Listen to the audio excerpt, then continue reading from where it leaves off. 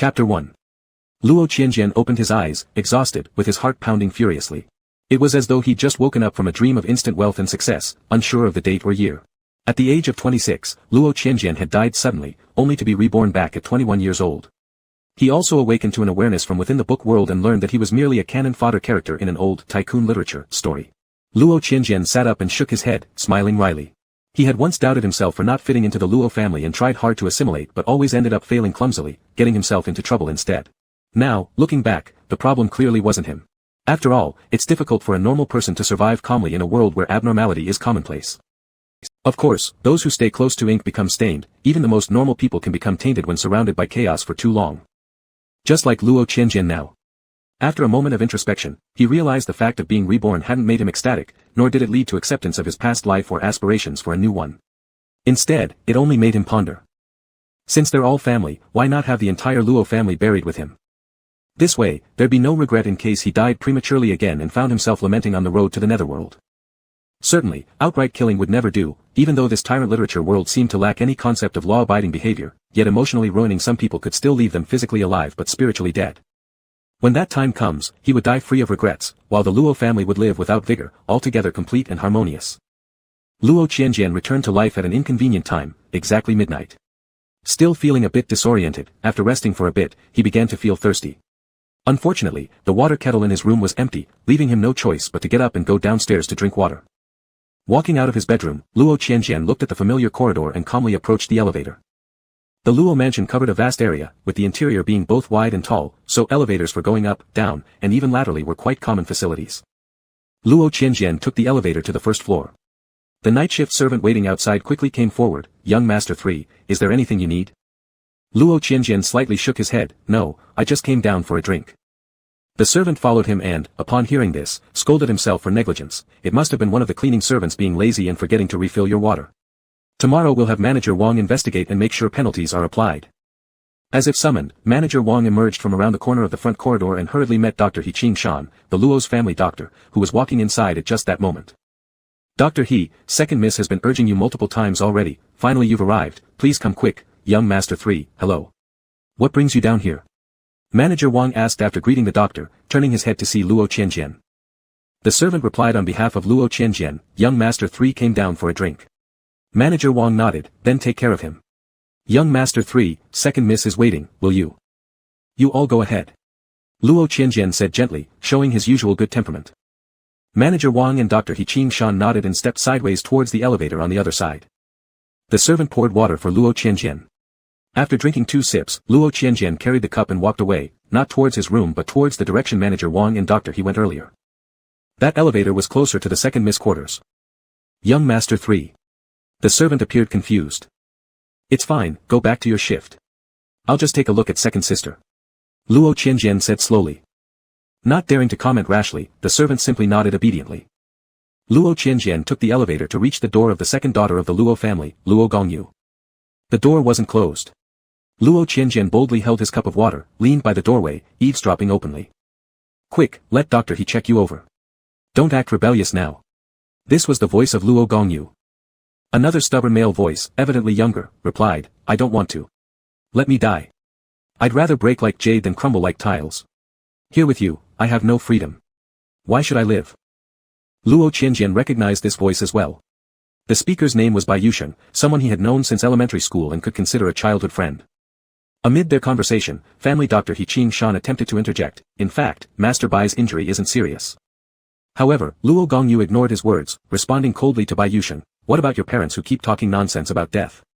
"Huh? Baiyushen, you. If you die, I'll make sure your parents join you in death." Luo Gongyu finished, then ordered He Shan, "Bandage him." He Shan glanced at the faint nail scratch on Baiyushen's wrist and said listlessly, "Yes, Miss 2. With bandages and gauze in hand, He Shan prepared to dress the wound. Though this time, despite red eyes full of, wrongfully accused tears, Baiyushen didn't struggle anymore. Luo Gongyu wasn't satisfied again. "You're just going to bandage him? You're not disinfecting the wound? Are you even a professional doctor?" He Shan, "Sorry, it was my oversight." He Shan silently endured treating the severe self-inflicted wounds of Miss 2's young lover deep into the night. The standing manager Wang felt deeply moved and interjected to comfort Baiyushen, "Young Master Bai, please don't quarrel with Miss 2. For all these years, I've never seen Miss Tu bring anyone home before. You mean something very different to her. Bai Yusheng choked back tears and replied, then I should feel honored, being one of who knows how many lovers of Miss Luo. Upon hearing this, Luo Gongyu made a sound of dissatisfaction. Can you understand anything? Always bringing up the past, what's the point? All those were old stories before I met you. Now I only like you. Who asked you to like me? If you didn't like me, I would be far away from here. Bai Yusheng retorted. Luo Qianjian observed this dramatic scene at the doorway and couldn't help but let out a soft chuckle. Everyone in the room paused simultaneously, fell silent, and looked towards the entrance. Luo Qianjian took 2 more steps inside so that he could exchange glances with those present. It's Qianjian, Luo Gongyu frowned, why are you here? Both Manager Wang and Dr. He opened their mouths to greet him, third young master. Luo Qianjian acknowledged them calmly, Sister Tu, Manager Wang, Dr. He, good evening. I heard some commotion and came to take a look. Is Yusheng all right? Sitting on the carpet, his clothes disheveled, his wrists stretched out for the dressing, Bai Yusheng looked at Luo Qianjian with pained helplessness, brimming with a sense of shatteredness. Seeing Bai Yusheng's reaction, Luo Gongyu immediately became indignant and demanded, Bai Yusheng. What kind of expression is that? Am I mistreating you here? Looking at Qianjian this way, do you want him to feel sorry for you? I knew there was something inappropriate between you and Qianjian. At this, Bai Yusheng grew instantly more aggrieved, glaring resentfully at Luo Gongyu, enough. What nonsense are you talking about? Yusheng and I are just good friends. And both Yusheng and I are men. Do you think everyone is as unprincipled as you? Luo Gongyu coldly laughed, what about me isn't proper? Bai Yusheng suffered silently, yes, fine, how would Miss Luo ever be improper, it's all my fault. I should have died already. Why did you stop me from dying? Luo Gongyu lost her patience entirely, raising her hand to slap Bai Yusheng across the face, turning half of his originally pale face red. Bai Yusheng's eyes brimmed with even more tears. He Qing Shan, who was dressing Bai Yusheng's wound, quietly avoided it, not wanting to get caught in the fallout of second Mrs. Slap. You actually think being gentle with you shows weakness? Remember your place. Do you really think you're that special? A worthless thing spreading legs around waiting to be played with. Luo Gongyu said straightforwardly without any shame. In front of everyone, Bai Yusheng's cheeks turned red on both sides now, so angry and humiliated that his neck flushed too. Luo Qianjian sighed softly and marveled, what a grand show indeed. In the previous life, why had he been so blind? Watching from the sidelines, enjoying the drama was entertaining enough. What made him foolishly interfere in this couple's antics and even helped Bai Yusheng escape, no wonder he ended up criticized and blamed. Manager Wang and Dr. He continued existing silently in the room, unfazed by Luo Gongyu's blunt comments.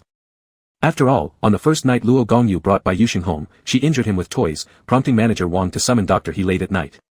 Dr. He still remembered when he arrived, intending to examine Bai Yusheng's injuries. But due to Miss Tu's jealous possessiveness, she refused to let him check, and Bai Yusheng also sobbed with indignation, refusing treatment.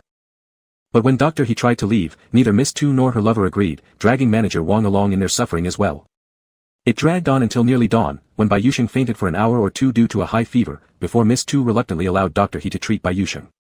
His medical practice experience that time was truly unforgettable. Alright, now that the bandage is done, all of you go. Qianjian, don't stand there either. Go back to your room and sleep. What are you wandering around for in the middle of the night? Luo Gongyu stated again. Manager Wang and Dr. He nodded without hesitation and left, alright, Miss Tu. However, Luo Qianjian held his cup of water, leisurely fanning the flames, Sister Tu, Yusheng has been my friend since childhood. I'm glad you two are together, but please treat him better. Seeing him like this truly breaks my heart, I can't bear to watch. Upon hearing this, Manager Wang and Dr. He quickened their steps, wanting to distance themselves from the room. However, their speed was no match for Miss Luo's sudden outburst. Luo Gongyu suddenly slammed her hand on the table beside her, her beautiful eyes glaring furiously, not at Luo Qianjian, who had started the conversation, but directly at Bai Yusheng. It was truly a case of justice seeking its rightful place. You still say there's nothing between you and Qianjian? Just friends? If you're just friends, why would he say such ambiguous things? What kind of relationship do you two have that needs him to feel sorry for you? Luo Gongyu interrogated sharply. Bai Yusheng, gripping his newly bandaged wrist, had red-rimmed eyes and a stubborn expression, utterly infuriated. Are you done yet? Why must you keep accusing me unjustly? You accused me before of luring others, forcing me to live under your thumb when no one else was around. And now you're accusing me of having something with Qianjian. If you distrust me so much, then let's break up. Let me go.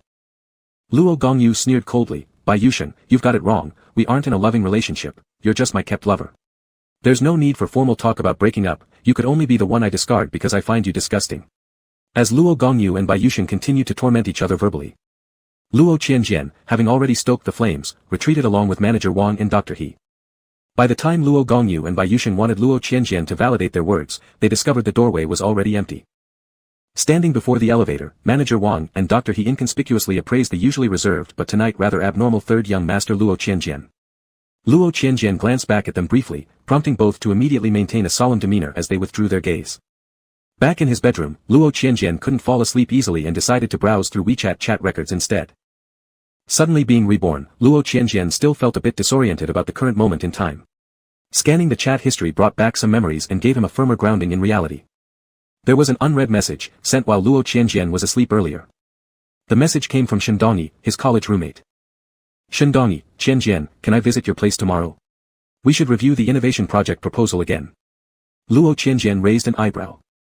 In the previous life, later on, Shendongyi had cried bitterly while accusing him, if I hadn't cared about your weak health and didn't want to trouble you, I wouldn't have gone to your house personally.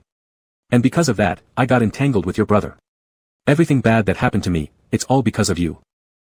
Since that was the case, how could he let history repeat itself and cause another tragedy? Luo Qianjian typed back swiftly, no need for such trouble, I'll head back to school to discuss it with you. Chapter 2. The next morning at breakfast time, all the Luo family members were in the dining room.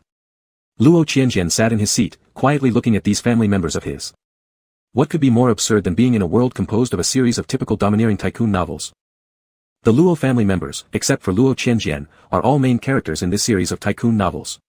Luo Chen, the father, and He Ruyan, the mother, are the protagonists of the first book in this series. Luo Chen and He Ruyan have 6 children in total. Among them, Luo Qianjian is their third child and also the only biological child of Luo Chen and He Ruyan. The other 5 children were adopted by the couple. In their younger years, the couple was overly dramatic, which led to difficulties conceiving after they finally married. Originally believing they would never have their own biological child, they first adopted an elder son and then a second daughter. Unexpectedly, He Ruyan later became pregnant with Luo Qianjian, but he was born weak. This caused another quarrel between the two, each blaming the other for their child's frail condition. Luo Chen said it was all He Ruyan's fault, she cried too much and threw tantrums during her pregnancy, even occasionally threatening to terminate the pregnancy, coupled with her selective eating habits, resulting in poor nourishment for the child. He Ruyan sobbed, bringing up old grievances, blaming Luo Chen for his past alcoholism that affected his health. She also mentioned that before they were married, she had been pregnant once but fell down the stairs pushed by Luo Chen's so-called white moonlight figure, referring to someone who represents an idealized or perfect love interest, causing her to miscarry and damage her health. Luo Chen snidely remarked that the miscarriage was actually intentional on He Ruyan's part, as she was still pining for her first love and hated Luo Chen for forcibly taking her, thus wanting to abort the child from the start and merely used the fall as an excuse. He Ruyan wept harder, saying it was because Luo Chen kept professing his love for her while simultaneously bringing his white moonlight back home to care for, leaving her heartbroken. After arguing and engaging in a cold war, they inexplicably reconciled through intimacy, promising never to mention Luo Chen's white moonlight or He Ruyan's first love again. This subplot happened in the extra chapter of the first book in the series and was considered a deepening of Luo Chen and He Ruyan's romance. Subsequently, through supplementary plots in the second and third books of the series, Luo Chen and He Ruyan went on to adopt 4 more children, a 4th daughter, a 5th daughter, and a 6th son, among whom the 5th and 6th are fraternal twins. Sitting by the breakfast table, Luo Qianjian looked at them and compared them against the stories he knew well. The first book of the series was about the romance of Luo Chen and He Ruyan, these days both no longer young. The second book in the series leaned toward male-male romantic tendencies, where the dominant tycoon character was Luo Hefeng, the eldest son of the Luo family, and the submissive protagonist was Shendongyi, a university roommate of Luo Qianjian. Their direction shared some resemblance with his parents' romance, beginning with substitute nurturing literature. However, according to the current timeline, this pair has yet to begin developing their relationship. The third book revolved around the Four Loves, featuring female tycoon Luo Gongyu and White Lotus male Shen Baiyusheng. Theirs had already stirred up drama at night, characterized by enforced amorous interests. The fourth book in the series was a school-based romance, starring Luo Suyan, the 4th daughter of the Luo family. During high school, she dated the campus bully Jiang Qingchen, but broke up during their senior year due to concerns about academic interference and fear of familial discovery. Years later, when Luo Suiyun re-encounters Jiang Qingchen, who has since built his empire from scratch and become a domineering tycoon, they go through mutual torment before ultimately reuniting. Based on the current timeline, Luo Suiyun and Jiang Qingchen are still in a relationship, though Luo Suiyun is contemplating breaking up. The 5th book was categorized as a high-class romance centered on Luo Wenwan, the 5th daughter of the Luo family. The 6th book in the series features gay themes, where Luo Shanting, the 6th son of the Luo family with extraordinary talent, sleeps with tycoon Li Zhijin and becomes unexpectedly pregnant, leading him to flee with the unborn child. Due to the fact that Luo Wenwan and Luo Shantang are fraternal twins, an unexpected mix-up occurs where Li Zhijin mistakenly believes he had the one-night stand with Luo Wenwan instead of Luo Shantang. To take responsibility, Li Zhijin proposes a marriage alliance with the Luo family. It is not until after the engagement that Luo Wenwan discovers the mistake, but Luo Shantain pleads with her not to reveal it. Consequently, Luo Wenwan painfully maintains the engagement for a period of time, during which she develops feelings for her male lead, Li Jifeng, the twin brother of Li Zhijin. Eventually, Li Zhijin realizes his mistake, but faced with the just graduated Luo Shantain returning from abroad with a child, he undergoes a phase of confusion, struggling with thoughts like, I'm straight, I don't like men. After spending a rather awkward period with Luo Shantain, Li Zhijin eventually realized his feelings for him after hearing from their child that, there's a wonderful uncle who's pursuing daddy. Filled with jealousy and regret, as well as Luo Shantain's decision to give up on him, Li Zhijin underwent another tumultuous chase filled with twists and escapes before they finally ended up together. In short, it was convoluted and intricate. And this sixth book in the series wasn't the end. The seventh volume started following the relational thread of the Luo family and initiated the storyline focused on characters from the Li family, further branching into other family stories. But those tales were somewhat distant from Luo Qianjian, so he didn't bother thinking too much about them. Luo Qianjian was actually a bit confused as to why the Luo family, every one of whom was the protagonist of their own story, had one extra member, himself. Was it just for convenience when crafting plots involving the Luo family, making him nothing more than a tool? When all the other members of the Luo family reached their happy endings, this tool character would simply step back and, tragically but gloriously, pass away from the stage. It did make sense. At the breakfast table, Luo Chen, as the father, expressed concern and care for each of his children as usual. He Ruyan, as the mother, watched over her children tenderly and lovingly. 2 years ago, Luo Chen had stepped down from the front lines of the Luo group, passing his position onto his eldest son, Luo Hefeng. Luo Chen was quite satisfied with his elder son, thus he only reminded him casually, Afeng, remember to balance work and rest. Don't always bury yourself in your tasks. You came home late last night, again at midnight. You still need to take good care of yourself. Luo Hefeng gave a bland nod, I know, Dad. Then it was the turn of their second daughter, Luo Gongyu, who hadn't worked at the Luo Group headquarters but instead leaned on the company to establish her own entertainment firm where she acted as CEO. For this daughter, Luo Chen sighed, Yu, if you like Bai Yusheng, we as parents won't stop you, but the housekeeper said that the doctor was called to your place again last night. You should be mindful of boundaries. Luo Gongyu smiled sweetly and nodded, all right, I understand. Luo Chen then turned his gaze toward Luo Qianjian, who was focused on eating breakfast. Luo Qianjian was the couple's only biological child, unfortunately also the one least resembling them, plagued by poor health since childhood. Qianjian, how's school going? Remember, your health comes first, don't exhaust yourself, Luo Chen said. Luo Qianjian raised his eyes, it's fine, I understand. Next were the fourth and fifth daughters, along with the sixth son. These three were roughly the same age, the fourth being only a few months older than the fifth and sixth. They were now in their final year of high school, and in 2 months, they would face their college entrance exams. Luo Chen cared as usual about their studies and reassured them not to worry about the exams. Breakfast could then come to an end, and anyone who wished could leave the table. The eldest son, Luo Hefeng, stood up, ready to bid farewell to his family and go to the company to start his workday. At this point, Manager Wang walked over and said to Luo Qianjian, who was still attentively eating, Third young master, someone has arrived at the front gate claiming to be your classmate. They've said that they had an appointment today to discuss academic matters with you, named Shindongi. Upon hearing Shindongi's name, Luo Hefeng paused slightly and then quietly sat back down. Luo Qianjian raised an eyebrow. Last night, he had replied to Shindongi's WeChat message telling him there was no need to come over. This morning, after getting up, Luo Qianjian checked his phone and found no further replies from Shindongi. Yet once again, just like in his previous life, Shindongi had already arrived at the gates of the Luo residence early in the morning. Luo Qianjian, currently a junior in university, originally stayed in the school dormitory when he first entered school. Shindongi was one of his roommates. However, because Luo Qianjian had been accustomed to having servants around and due to his fragile health, living in the dormitory long-term was uncomfortable for him. So not long after the beginning of freshman year, he moved back to the Luo residence. They didn't return the dormitory space either, which allowed them some flexibility to go back during classes for occasional rests without hassle. The school dorms were managed rather loosely, without strict curfews or bed checks, and even though his bed was often unoccupied at night, it posed no issues. Some courses at school required group assignments. Because they were roommates, Luo Qianjian and Shindongi naturally teamed up at the beginning. Since there were no conflicts and communication flowed smoothly, they continued partnering throughout subsequent semesters, gradually becoming familiar with each other through years of working together. Last month, while Luo Qianjian was bedridden due to illness at home, there were some physical documents that needed signing at school, and Shindongi collected them for him. Luo Qianjian decided to trouble the driver to pick up the papers for him.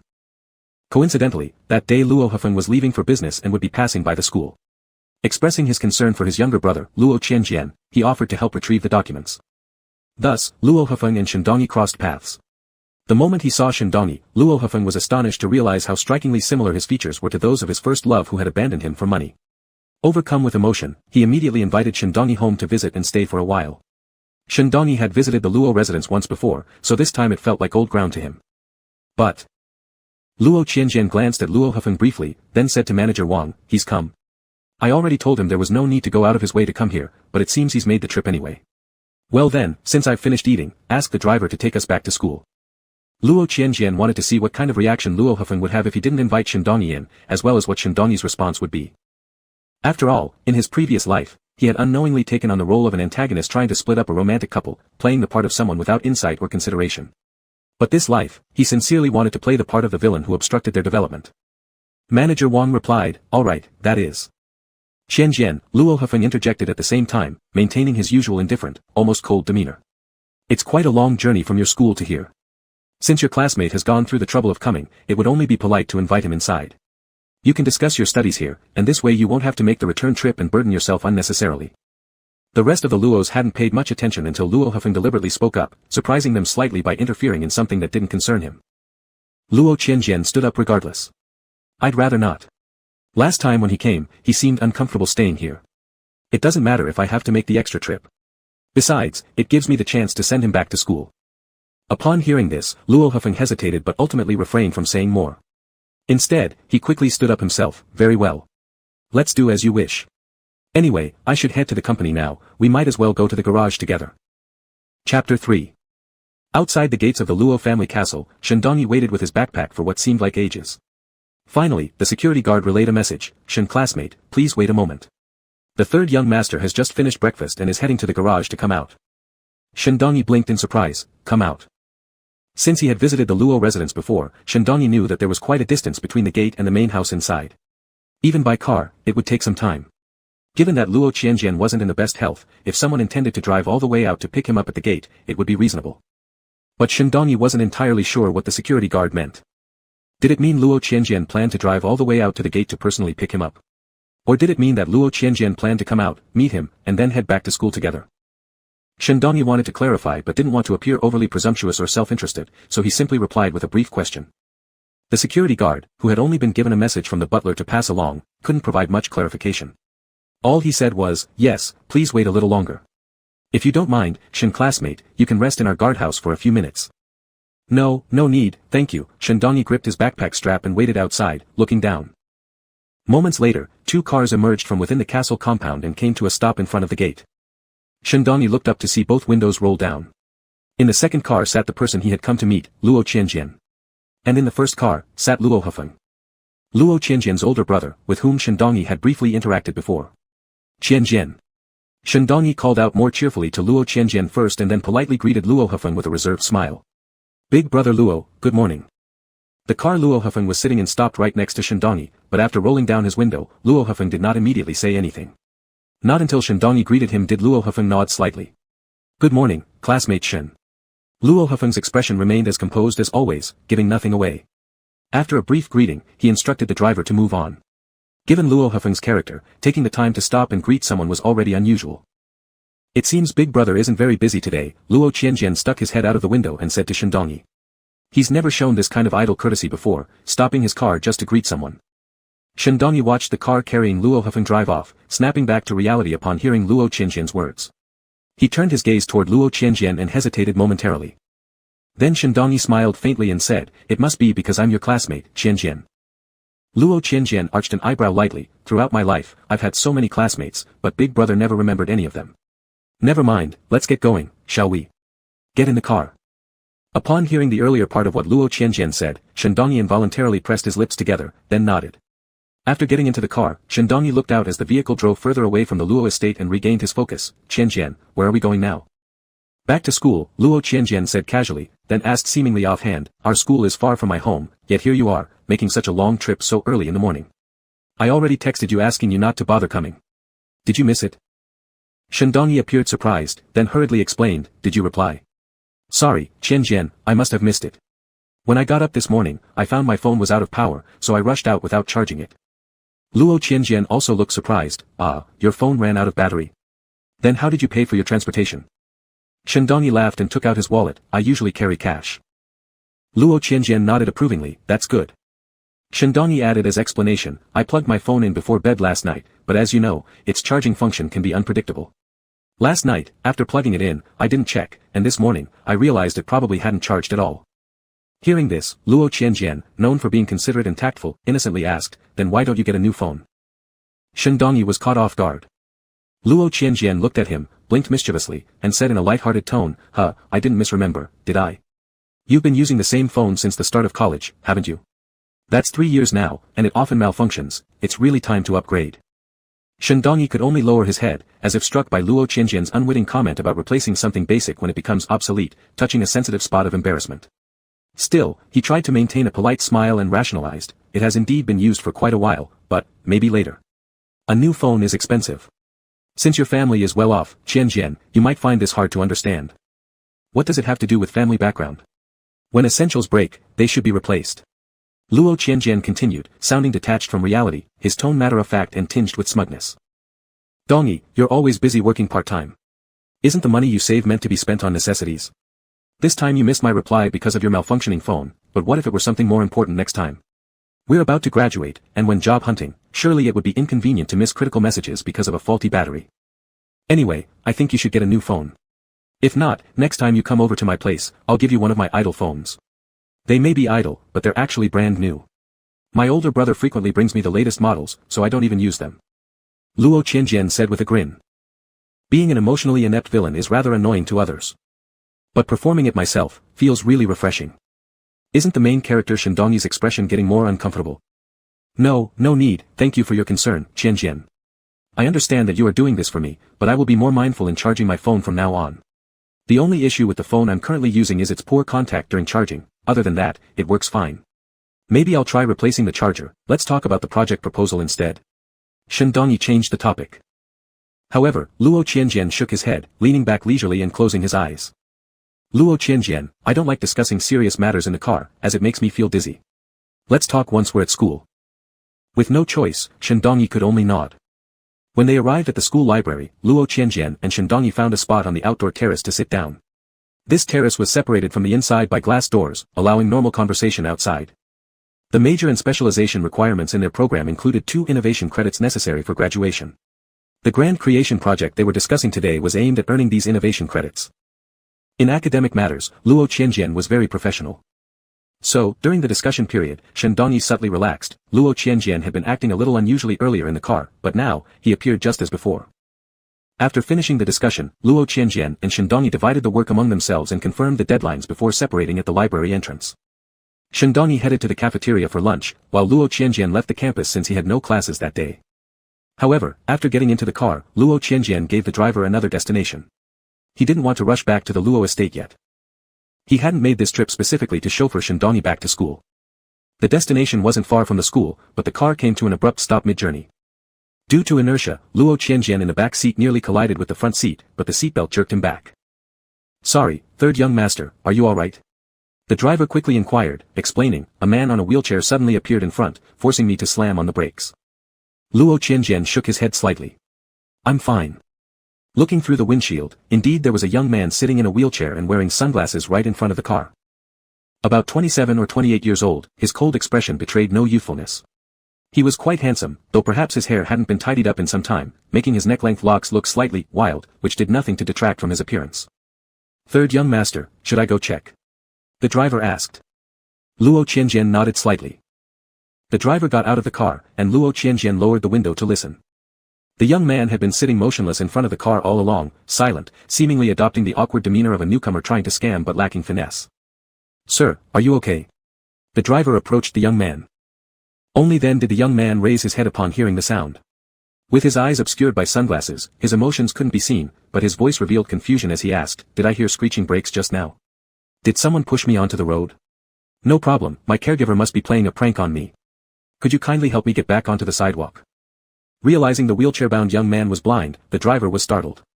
He thought, pushing a person onto the road was like attempted murder. Moreover, this so-called caregiver wasn't anywhere nearby, clearly having fled after committing a deliberate act of murder. Then, shall I call the police for you? The driver asked. The young man shook his head. No need. The caregiver was hired by my family, and given my current condition of being both lame and blind, it wouldn't be convenient to create conflicts within the family. The driver immediately looked sympathetic, imagining a complex and twisted household drama.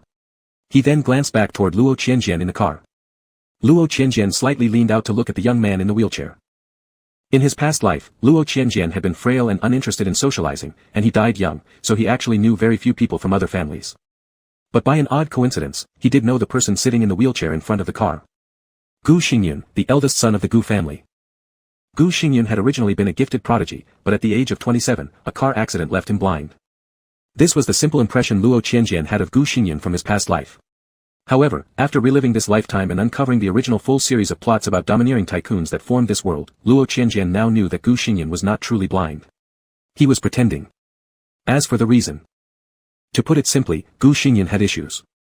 If Luo Qianjian's ailment was related to physical weakness, then Gu Xingyun's problem was intermittent mental dullness. Still, given the prevalence of eccentricities among people in this world, Gu Xingyun didn't even come close to achieving the main character's level of spiritual nobility. For effort, one could even consider him relatively normal. But Luo Qianjian felt little empathy toward this normal individual, only casually telling the driver, "Don't meddle in other people's affairs." The driver was startled. He felt that today's third young master seemed different from usual. First, there was the apparent intentional, showing off wealth and targeting someone's sore spots while on the way back to school with classmates. Now, showing complete indifference to a pitiable youth. Although this wasn't the third young master's duty, in the past, the third young master would have certainly intervened. However, since Luo Qianjian was the employer, and the driver lacked additional means to help, he could only nod and assist in pushing the youth back onto the sidewalk before getting back into the car to continue driving. Luo Qianjian's car passed by Gu Xingyun's wheelchair. Underneath his sunglasses, Gu Xingyun kept his gaze fixed straight ahead as he watched Luo Qianjian's car tail lights grow further and further away. A moment later, Gu Xingyun couldn't resist muttering, "So cold, I used to hold you when you were little. You should call me uncle according to seniority." The special assistant who had been working for Gu Xingyun ever since he went blind had stepped away briefly and returned just then, hearing his bosses mumbling and asking confusedly, "Mr. Gu, what did you say?" "Nothing, let's head back to the hospital." Gu Xingyun leaned back confidently in his wheelchair, waiting for the assistant to push him, appearing especially adept in displaying his supposed disability. On Luo Qianjian's side, they finally reached their destination, a leisure park below a high-end apartment building near the university district. "Just drive slowly along the road, I need to clear my mind," Luo Qianjian said to the driver as he lowered the car window. The driver thought, never heard of someone strolling in the park while staying inside the car. But considering the third young master's weak body, it made sense. The driver drove carefully. Luo Qianjian's gaze rested within the park.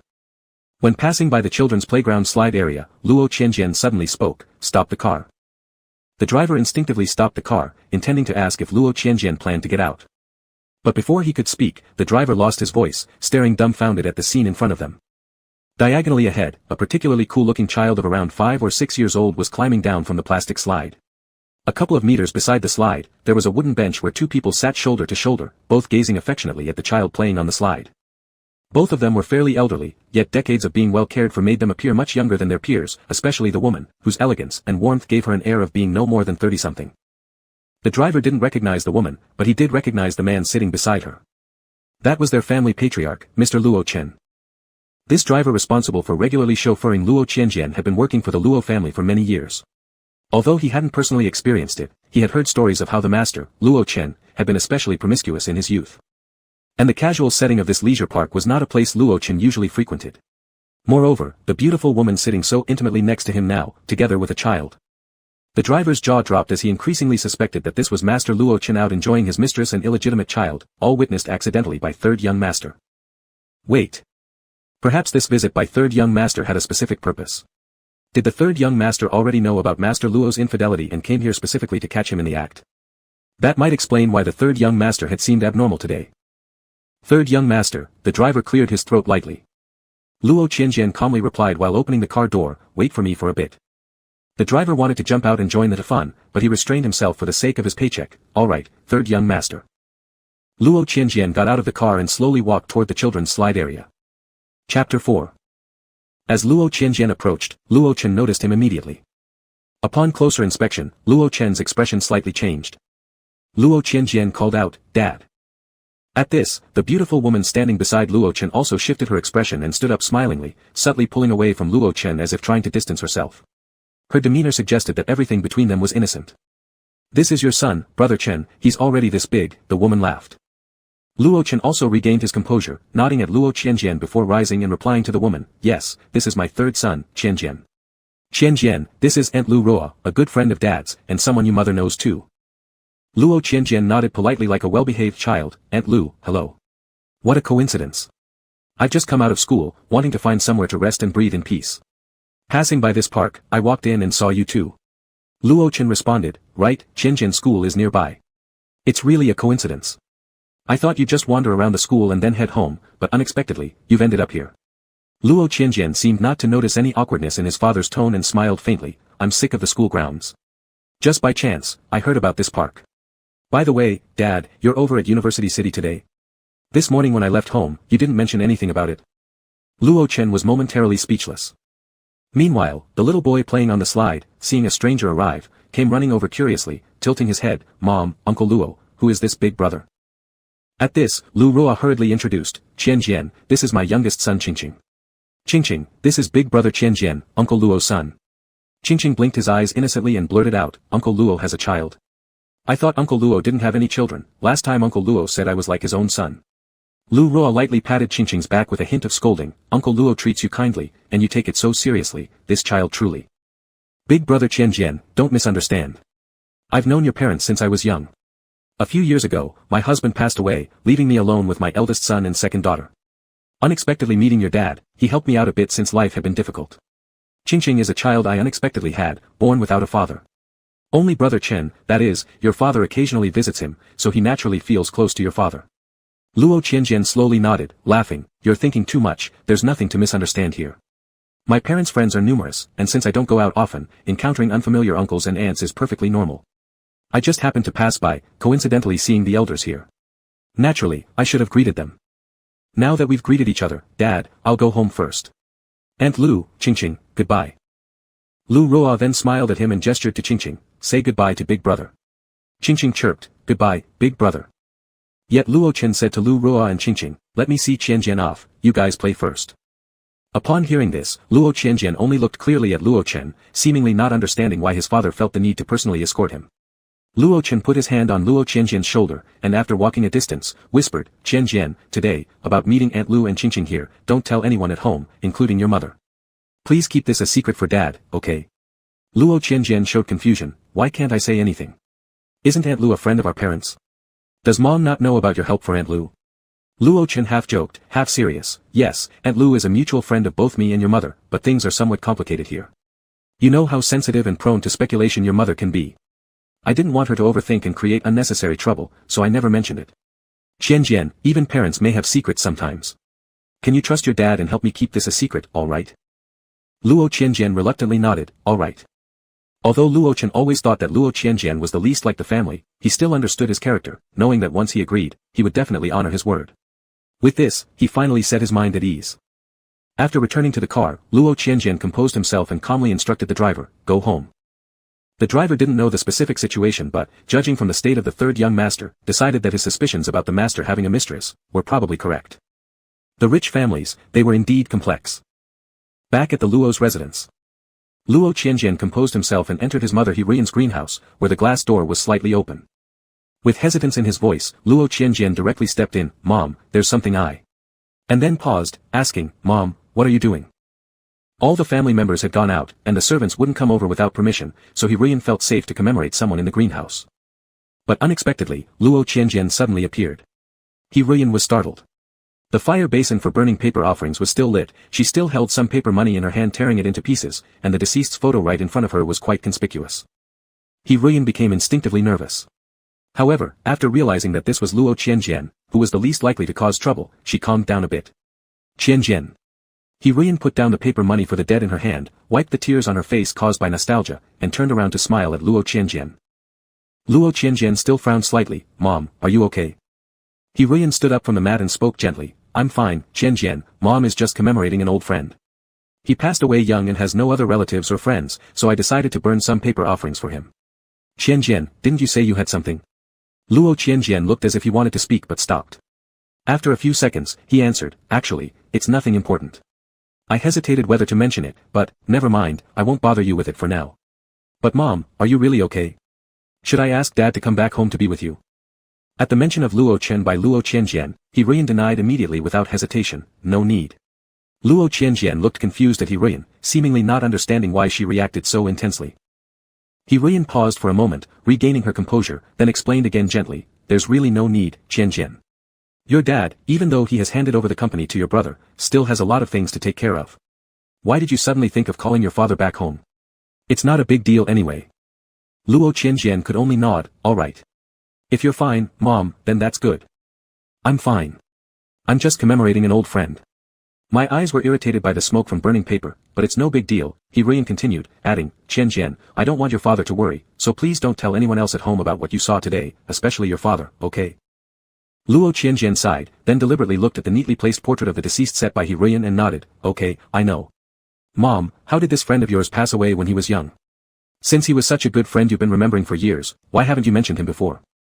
Having obtained Luo Qianjian's promise to keep it secret, He Ruian completely relaxed. When asked about the person in the portrait, He Ruian immediately fell into memories of her youth, momentarily becoming even more sorrowful. He was named Mu Qin, a friend I've known for many years.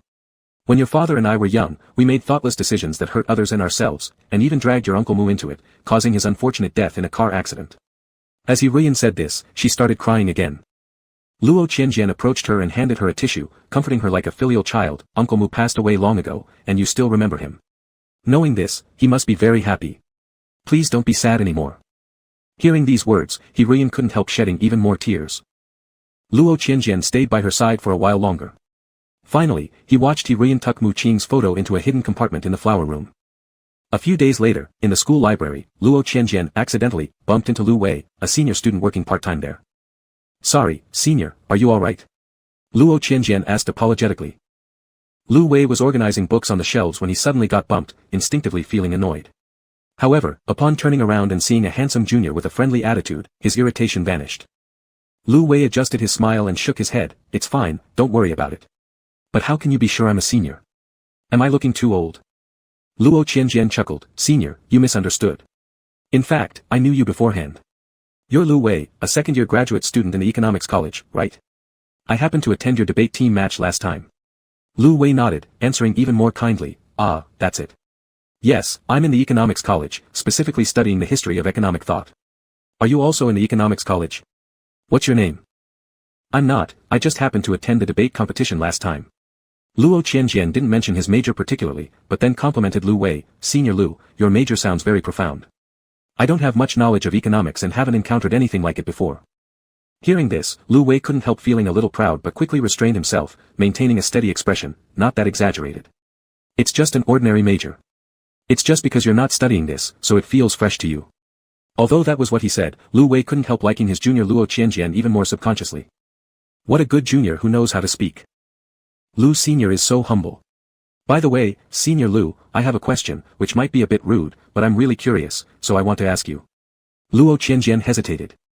Lu Wei replied without hesitation, no problem, just go ahead and ask. Luo Qianjian nodded and asked softly, it's like this.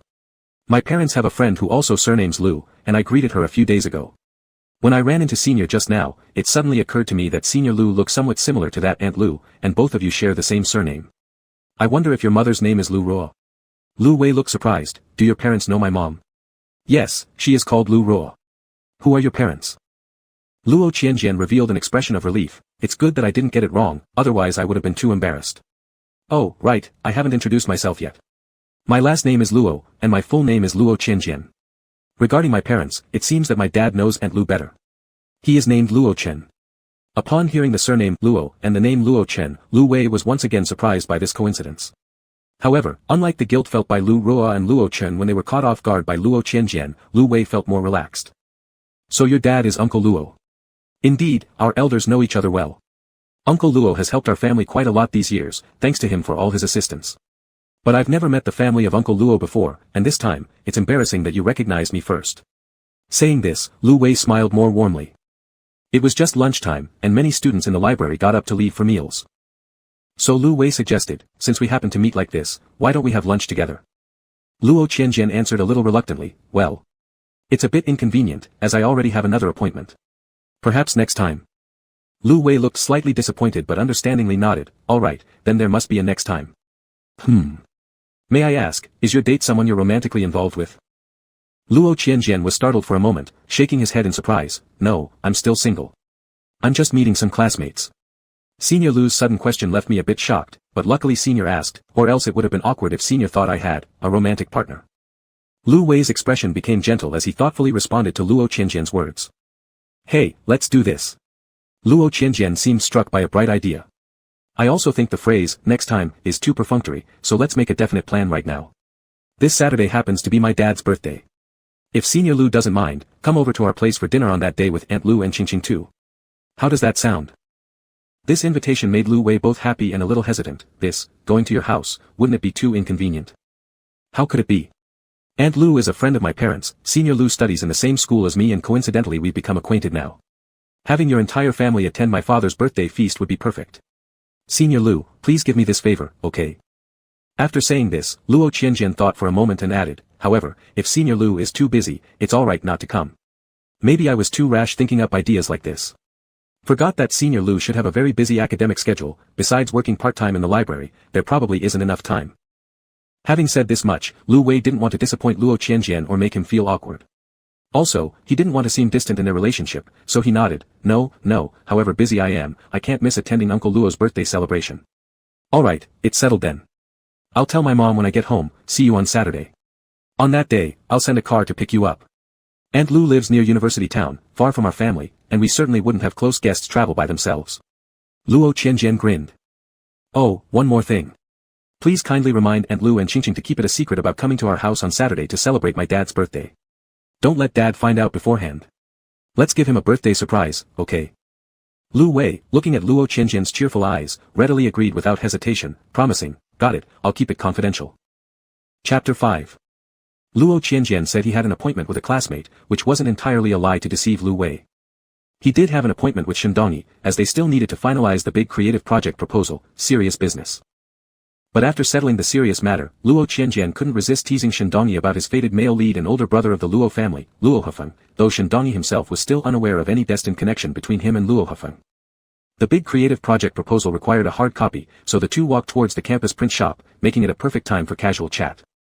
Shindongyi inquired what Luo Qianjian had been up to recently. After responding vaguely, Luo Qianjian asked back, and Shindongyi mentioned he was busy looking for an internship. Their department required internship credits, and students would enter internships during the summer vacation between their junior and senior years. Some departments would directly assign internship companies, while others required students to find their own opportunities. Shindongyi and Luo Qianjian's department fell into the latter category. To be honest, it hasn't gone smoothly, Shindongyi sighed with a bitter smile. I want to find an internship close by, ideally not too far from school, so I can stay on campus during the summer break, eat at the cafeteria, it's cheaper and more convenient. But, being local isn't the issue. However, all the companies I've interviewed at are far from school. Even the closest one has a one-way commute of 3 hours with multiple transfers, and it will surely take longer during peak hours. Renting a place, even just a single room, is too expensive, my internship salary wouldn't even cover the rent. Shindongyi let out a sigh, anyway, if I can't find anything better, I'll have to settle for this option. It's a large company after all, just that commuting will take more time. I'll focus on the internship and decline other part-time jobs, save on living expenses, and it should work out fine. You probably don't have these worries, Qianjian. Upon hearing this, Luo Qianjian smiled. In the previous life, a similar conversation also occurred, not exactly under the same circumstances, but anyway it came up during casual talk, and the content was about the same. At that time, considering Shindongyi's feelings, Luo Qianjian responded gently and kindly, then asked Shindongyi about the specific location of the internship. When discovering how close it was to the Luo family home, he offered for Shindongyi to stay at the Luo residence during the summer to make the commute easier. Back then, Luo Qianjian invited Shindongyi out of familiarity and a willingness to help where it was convenient, plus, Shindongyi had already visited the Luo household twice, so it wouldn't feel unfamiliar to him. However, mindful of hurting Shindongyi's pride or making him feel overshadowed, Luo Qianjian approached the offer carefully and thoughtfully. In the end, although Shindongyi hesitated a little, it seemed there wasn't a better alternative besides accepting Luo Qianjian's help, so he agreed. Seeing his acceptance, Luo Qianjian actually breathed a sigh of relief and sincerely felt no thanks were necessary when Shindongyi thanked him. Thus, during the last summer of the previous life, Shindongyi lived with the Luo family and subsequently interacted deeply with Master Luo Hefeng of the Luo household. After reliving a lifetime, now reflecting on it, Luo Qianjian thought perhaps he'd had too much free time back then. Did that strong, stubborn protagonist really need his assistance, the side character whose efforts went unnoticed? Luo Qianjian remembered clearly how, in the previous life, Shindongyi bitterly lamented to him, Qianjian, I knew you were kind-hearted and wanted to alleviate my burdens when you invited me to stay at your house. But now. I'm sorry. Now I regret it, even blaming you for being so good-natured and helping me back then. If given another chance, I would definitely not stay at your place, and I would definitely avoid having any contact with your brother, it's too painful. All Luo Qianjian could do afterward was persuade them apart, then convince both Shen Dongyi and Luo Hefeng individually, and even tried assisting Shen Dongyi use studying abroad as an opportunity to escape Luo Hefeng.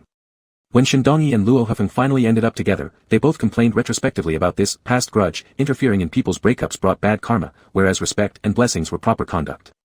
Looking back more and more, Luo Qianjian increasingly felt like his past self was nothing but a proactive tool person. In short, someone who overstepped bounds unnecessarily.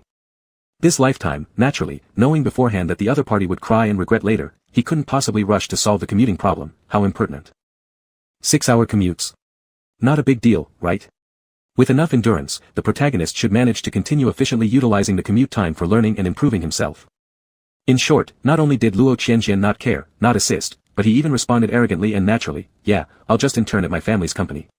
No worries about such things for me. After saying this, Luo Qianjian lightly sighed, no, I still have to worry. The surname Luo isn't that rare, but it's not too common either. Once I go to my family's company for the internship, there's no way I can hide my identity. Interning like this, other employees and leaders might feel forced to accommodate me. Then, I won't be able to learn practical skills. Upon hearing this, Shen Dongyi could only manage a faint smile. Luo Qianjian continued casually, also, I just remembered, when I go to intern at the company, my older brother also goes to the company daily. Hopefully, he won't suggest we take the same car, or I'll have to rack my brain for an excuse to reject him. At the mention of Luo Hefeng, Shen Dongyi seemed slightly moved. Your older brother looks quite gentle-tempered. Luo Qianjian acted as if he was just making casual conversation without thinking much about Shen Dongyi's attitude, not at all. He's icy cold. At home, he rarely shows any expression while talking with our parents. Though he greeted you kindly before, which appeared pretty friendly, I've already mentioned that it was a bit strange even for me, and I couldn't figure out why. Shen Dongyi replied gently, is that so? Yeah, Luo Qianjian nodded, lost in thought again, but, I suddenly remember, when I was little, Big Brother actually had a good personality. He'd even tease me around, but later. I was in primary school then, and Big Brother must have been in high school. He wanted to try living independently and test himself. Mom and Dad also intended to train him, plus our kind of family doesn't strictly require focusing on schooling, so they agreed that he could withdraw from school and make his own way outside. I don't know how Big Brother managed during that time, but it must have been tough. After all, he was still a high school student. He was over 16 years old but not yet an adult. Even with part-time work, it'd be hard to find a job. Everything, eating, dressing, accommodation, transportation, had to be figured out by himself. Anyway, in my memory, when Big Brother came back home later, he looked rather disheartened. At first, I didn't know what had happened until I accidentally overheard a conversation between Mom and Dad with Big Brother. Curious, Shen Dongyi listened attentively, unwilling to miss a single word. Recalling it, Luo Qianjian said, it seemed that, during his independent period outside, Big Brother met his first love. His first love was a boy from a poor family, around the same age as Big Brother, both still underage back then. At the mention of first love, Shen Dongyi lowered his head, unable to see his expression. Hearing that the first love was a boy, Shen Dongyi blinked. Luo Qianjian, Big Brother initially had no place to stay and would often sleep at internet cafes. After accidentally meeting his first love, despite the boy coming from a poor family, he was still kind-hearted enough to help Big Brother and even brought him home. The details I'm not sure of, but anyway, Big Brother and that boy began dating. Though our parents let Big Brother live alone freely, their fundamental purpose was to train him. In fact, they secretly always sent people to protect Big Brother. After discovering that Big Brother was in a relationship with the boy, they were dissatisfied with his choice of a male partner and tried to break them up. Big Brother refused, so the parents approached the boy instead. They offered to pay for treatment for his two severely ill grandparents, send him abroad for study covering all expenses, and give him 1,000,000 yuan additionally. Shen Dongyi widened his eyes, then. Luo Qianjian nodded, the boy agreed and broke up with Big Brother. Knowing that the boy abandoned their feelings for money, Big Brother was utterly devastated. That ended his journey of trying to make it outside, he returned home. I coincidentally caught my parents arguing with Big Brother. Big Brother was unhappy about their interference at that time, but the parents argued that they were just testing that boy back then. If the boy had insisted on sticking together, they would have accepted Big Brother's decision and helped his family out of poverty. After that, Big Brother became increasingly cold and aloof. Luo Qianjian concluded with a sigh, never expected that someone like Big Brother would suffer such a serious heartbreak. Shen Dongyi pressed his lips tightly, then hesitantly said, Qianjian, these are your brother's private matters. Is it really appropriate for you to tell me? Luo Qianjian blinked, but wouldn't you keep it to yourself, Winter-y? Shen Dongyi quickly shook his head, of course. That works then. Luo Qianjian smiled broadly. I'm telling you this because I noticed Big Brother has a more friendly attitude towards you, so I feel comfortable sharing these with you. Shen Dongyi was startled upon hearing this. Qianjian, what you're implying? I will overthink this. Luo Qianjian, however, maintained a pure face. Overthinking what? Shen Dongyi could only shake his head. Nothing. The two of them went to the print shop, printed out the project book, and checked all the documents. The digital copy was sent to the advisor teacher's email, and the hard copy was delivered to the teacher's office. Then they said their farewells. Shen Dongyi, as he walked, recalled the words that Luo Qianjian had said, lost in thought. Luo Qianjian calmly returned home. Parents first, let's get through Saturday before we worry about brother and sister-in-law's romantic life. That evening, Lu Wei came back home from school. Mom, I met Mr. Luo's son today at school. His name is Luo Qianjian, he's my junior. You know him too, right? Lu Wei asked. Mrs. Lu paused momentarily. Luo Qianjian, I did encounter him a few days ago. How did you meet? Did he say anything? Lu Wei smiled. Not much, just small talk. He was pretty amiable. Oh, Mom, this Saturday is Uncle Luo's birthday, right? Junior Luo invited me to give Uncle Luo a birthday surprise at his place this Saturday. Will you and Qingqing be able to come? Upon hearing Lu Wei already agreed to go to the Luo family, Mrs. Lu couldn't help but frown slightly. It's not very proper. Mom, Uncle Luo has helped our family so much for years. Junior Luo personally invited us to give Uncle Luo a surprise. How could I refuse? What do you find inappropriate? Lu Wei asked. Mrs. Lu furrowed her brows. Sudden visits are always impolite. Besides, if Uncle Luo's wife gets the wrong impression, wouldn't this create unnecessary trouble for Uncle Luo? Or, I could ask Uncle Luo, if he agrees. Mom, it's supposed to be a birthday surprise. Of course, we can't let Uncle Luo know beforehand. Lu Wei interrupted. I know, you mentioned once before that Uncle Luo liked you when he was younger, Aunt Luo therefore might still hold some grudge.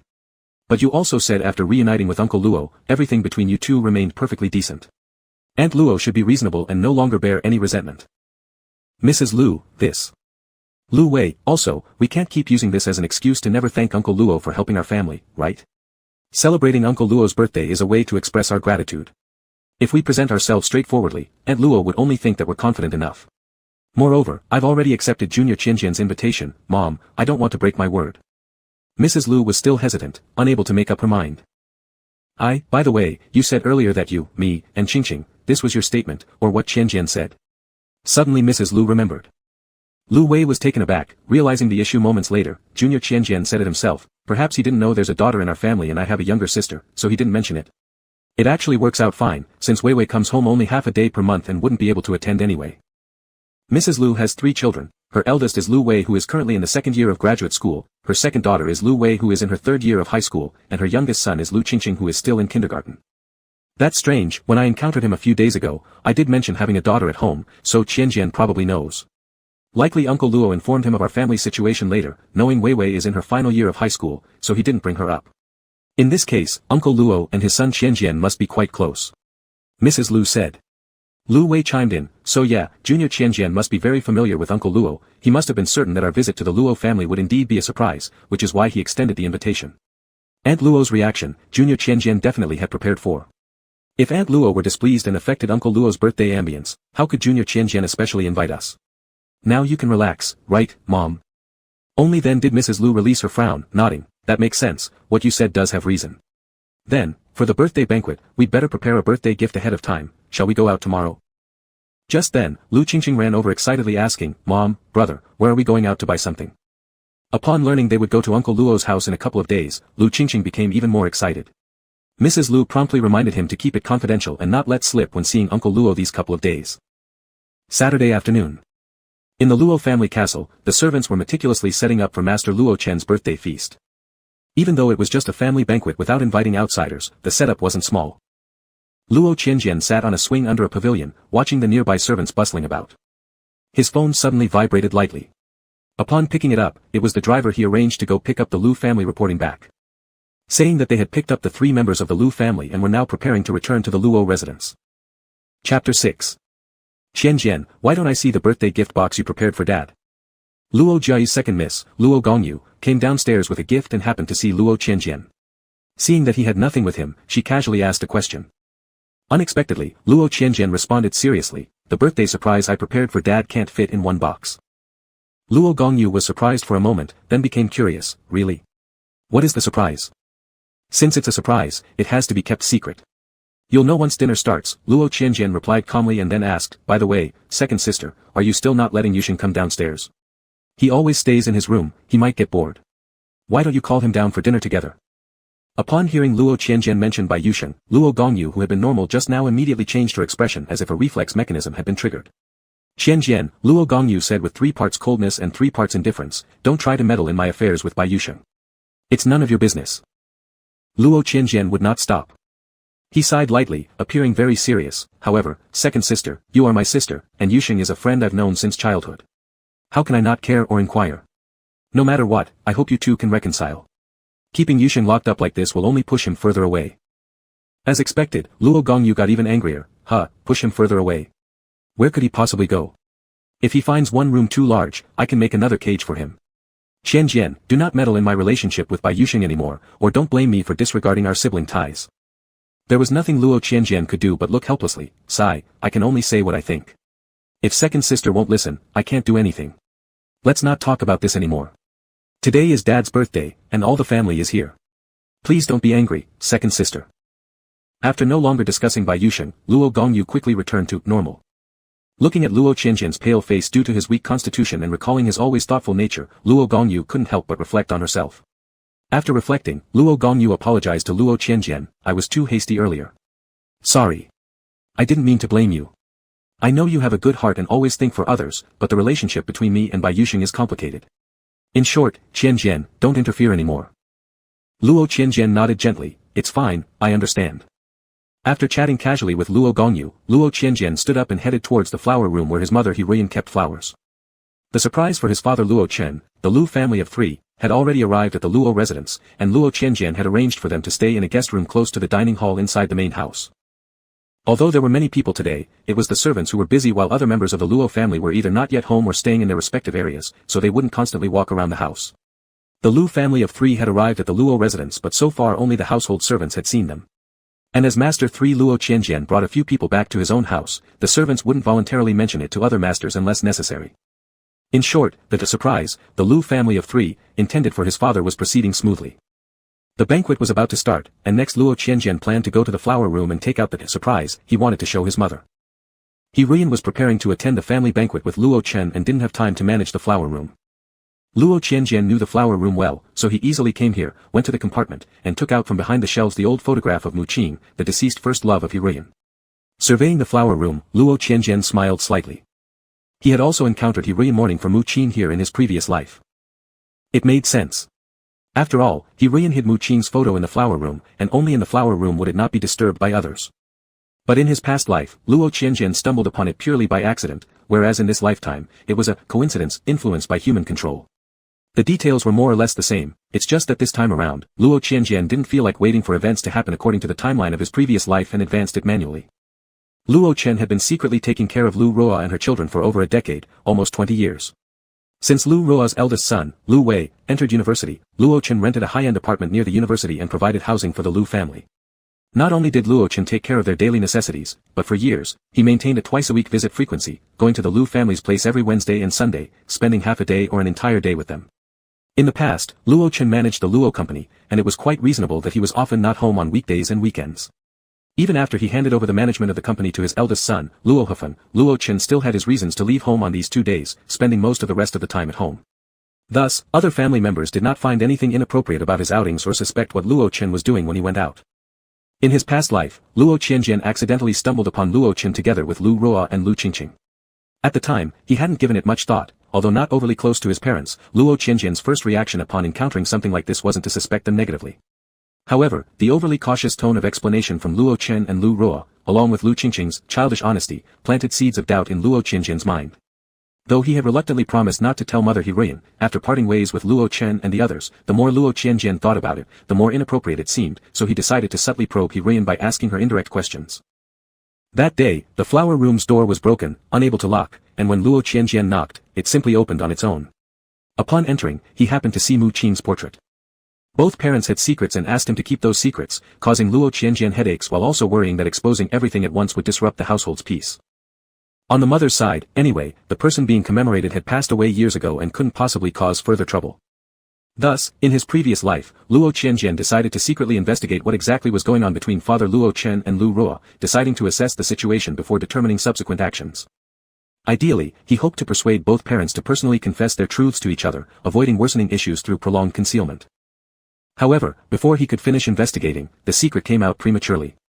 Luo Qianjian hadn't even figured out how both sides were simultaneously exposed when he faced a barrage of accusations first.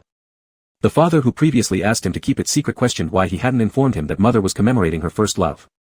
Likewise, the mother who previously requested secrecy demanded to know why, despite seeing father with his former love Lu Ruo, he hadn't told her. Even his siblings joined in. Though they didn't question as emotionally as his parents did, their reproach was clear enough. They all said that if only Luo Qianjian had exposed the truth as soon as he found out or discussed it with other siblings, things might not have escalated to the point where his parents wanted a divorce. Luo Qianjian was utterly astonished then, ignoring other considerations for now, just considering the timing of when he learned the information, the total duration from knowing to the incident breaking hadn't exceeded 1 week. Yet, he was reprimanded as though he had meticulously concealed it from everyone his entire life. It was as if his father had his dilemmas, his mother hers, but their son who was entrusted with secrecy experienced none of these difficulties, leading everyone to believe he deliberately hid the information out of selfish motives. Ridiculous. Having relived his life, Luo Qianjian learned from the past, determined not to repeat old mistakes, and instead decided to boldly go one step further. Bravely advancing the revelation of secrets. Arranging the exposure during a grander birthday banquet. Gathering all relevant parties together for the event. The main goal was surprise, leaving no time for contemplation or hesitation. Consider it. Genius. Luo Qianjian mused happily while holding the memorial photo he planned to use soon. The picture frame wasn't large, and Luo Qianjian directly placed it inside the dining hall. The seating arrangement at the table had been fixed for years, so Luo Qianjian simply placed the upside-down frame on the empty seat where no one usually sat. Seeing this, a servant nearby inquired, "Master 3, should we prepare an additional set of utensils for this seat?" Initially intending to decline, Luo Qianjian reconsidered and decided to show some respect for mother's lost love, similarly acknowledging father's white moonlight, the family he kept secret. Fairness, without double standards. Prepare 4 extra sets of cutlery, but don't rush it. When I call for the 3 guests in the reception room, you can bring out the cutlery then. This is my surprise for mom and dad, so please help keep it confidential. Thank you, Luo Qianjian smiled gently as he explained. The servant naturally became curious but refrained from asking further and proceeded to follow Luo Qianjian's instructions. At 6 in the evening, Luo Chen's birthday dinner commenced. Family members took their seats sequentially. Various sumptuous dishes adorned the table, with a birthday cake positioned ceremoniously in the middle, a symbolic presence though no one typically ate it. For birthdays within the Luo family, gift-giving was always the first agenda item at the family banquet. Aside from the birthday celebrant, Luo Chen, everyone else brought gifts to their seats. Luo Qianjian alone had come empty-handed. It was conspicuously obvious. By the way, Qianjian mentioned that his gift for dad was a birthday surprise too big to fit into a box. Luo Gongyu began the conversation, so perhaps today we should adjust the gift-giving order slightly, starting with Qianjian. Let's see Qianjian's surprise first, then the rest of us can follow slowly, so as not to overshadow the excitement. Luo Gongyu jokingly proposed, sparking genuine curiosity among everyone else regarding Luo Qianjian's preparations. After all, it was rare to see Luo Qianjian act so high-profile. Luo Qianjian nodded. If no one has any objections, then let's start with me, Li Butler. Would you please help me bring out the 3 guests waiting in the reception room? There were only 3 butlers in the Luo family's main residence, Wang Butler who had been busy even in the dead of night, Li Butler whom Luo Qianjian just summoned, and Zhao Butler. The 3 of them worked shifts. Although the Luo family, their employers, weren't very numerous, each member was more than capable of causing trouble. Moreover, the Luo estate was vast, one butler simply couldn't handle it all, even if they didn't sleep for 24 hours straight. Li Butler replied, "All right, Master 3. Although he vaguely felt that this surprise, prepared by Master 3 for Master Luo Chen seemed a bit strange, Li Butler chose to keep working without interfering in his employer's household affairs. At the dining table, the other members of the Luo family heard this and were momentarily stunned. Qianjian, are you saying the surprise involves inviting additional guests? Could it be performers? Have you arranged a show? Luo Qianjian hesitated slightly, standing up while answering, it's hard to define exactly, but it will certainly be a surprise. Then where are you going now, Brother 3, asked Luo Suiyun, seated next to Luo Qianjian. Luo Qianjian smiled, walking over to the empty seat where the picture frame lay before responding, I'm not going anywhere, I'll stay right here. Following Luo Qianjian's previous instructions, the servants brought 4 new sets of cutlery to the empty seat and began setting them up. Sitting at the head of the table, Luo Chen furrowed his brow upon noticing this, gradually losing interest in the surprise prepared by Luo Qianjian. Instead, an instinctive aversion arose.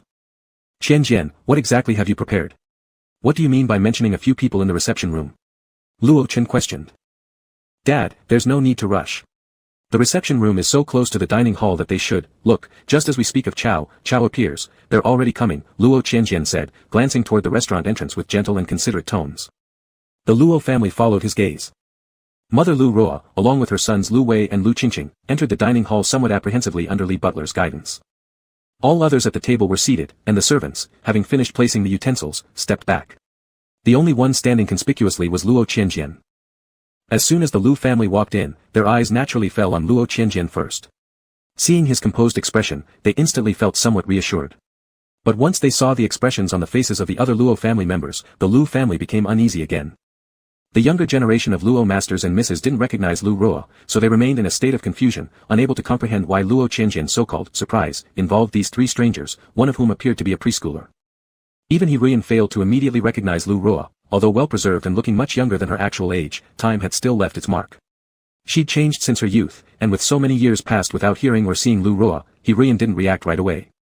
However, Lu Ruo was someone deeply imprinted in He Ruian's memory. Within 10 seconds, she recognized her. After so many years, Lu Ruo reappeared in the Luo family, seemingly accompanied by her son and grandson. He Ruian found it bewildering, subconsciously glancing at Luo Qianjian, who'd orchestrated this surprise. Seeing little emotion on Luo Qianjian's face, He Ruian regained her senses and looked at Luo Chen with some anger. One glance at Luo Chen made her even angrier. Luo Chen clearly hadn't anticipated the shock this surprise would bring, and his facial expression displayed a myriad of emotions, furrowed brows, astonishment, resistance, and most tellingly, guilt. The mood wasn't great for Lu Ruo and her two sons either, because they also noticed Luo Chen's expression. This reaction could hardly be considered a pleasant surprise. Moreover, He Ruian's expression suggested a powder keg ready to explode. This outcome diverged drastically from their expectations. Chenggu, we. Still about 4 meters away from the table, Lu Ruo hesitantly opened her mouth. That single call of Chenggu acted like a spark igniting the powder keg. In an instant, He Ruian exploded. She abruptly stood up, fiercely hurling the glass beside her hand, which shattered on the floor with a crisp sound. Luo Chen. Why is she here? Explain yourself. Chapter 7. He Ruian angrily questioned Luo Chen. Seeing this, Manager Li signaled the servants in the dining room to leave quickly. The employer's drama shouldn't be meddled with lightly. At least not right before their eyes. Otherwise, when the employers come back to their senses and feel embarrassed, they might fire all these hired help. Manager Li and the servants hid behind the large pillar that connected the dining room to the kitchen, keeping quiet and just listening intently. The servants responsible for cleaning the dining room couldn't help but hope inwardly that although the master and mistress were arguing, they wouldn't smash or overturn things recklessly. Otherwise, even if the dining table had been cleaned by them later, tidying up the floor could be quite troublesome. What do you mean? Are you accusing me of doing something dishonorable? Asked Luo Chen, furrowing his brows at He Ruian while restraining his anger as he glanced at Luo Qianjian, continuing, besides, it's clearly Qianjian who arranged for them to come over. Qianjian, do you even know what you're doing? All eyes turned towards Luo Qianjian. Standing under everyone's gaze, Luo Qianjian appeared innocent and confused. I was merely trying to give Dad a birthday surprise, never imagining it'd turn out like this. All of you are confusing me. Dad, didn't you say Aunt Lu is a friend from your youth with Mom? Taking care of a family of friends for so many years and inviting them to celebrate your birthday, isn't that a pleasant surprise? Luo Qianjian's words were infuriating yet impeccable and even considerate in tone and demeanor. This angered Luo Chen further. Almost short of breath, he glared at his son, you. What do you mean, taking care of her for so many years? When did she, Lu Ruo, become a friend from my youth? He Ruian frowned severely at Luo Chen, demanding an answer. Luo Chen. Don't try to divert blame here, explain yourself clearly. Luo Chen clenched his teeth tightly. Luo Qianjian feigned more innocence. Dad, I promised to keep your secret, but I truly thought helping your friend was a good deed, so I wanted the whole family to know how great you are, and make your birthday banquet livelier. But Mom is so angry, and I'm very surprised. Luo Chen. Speechless, Luo Chen could only take deep breaths continuously. The three members of the Lu family stood awkwardly in the dining room, unsure whether to step forward or retreat, and felt completely caught off guard by the current situation. A minute ago, they were eagerly looking forward to making an appearance. Now, it seemed they hadn't even formally stepped onto the stage when they already heard boos from the audience below. Right at this moment, Mr. Luo's sixth son, Luo Shantang chimed in, shocked as he examined, what do you mean, does that imply, Dad had an affair? Nonsense. Luo Chen slammed the table fiercely and stood up, idiot. How dare you think such thoughts about your father? Luo Shantang shrank slightly, but, then what is going on now? Why does third brother know these three people, why is mother so angry, and why have you been taking care of their family, Dad? With questions spilling from Luo Shantang's mouth, though childlike, Luo Chen felt blocked inside. Meanwhile, the other children were also puzzled and seeking answers, gazing at Luo Chen just like Luo Shantain.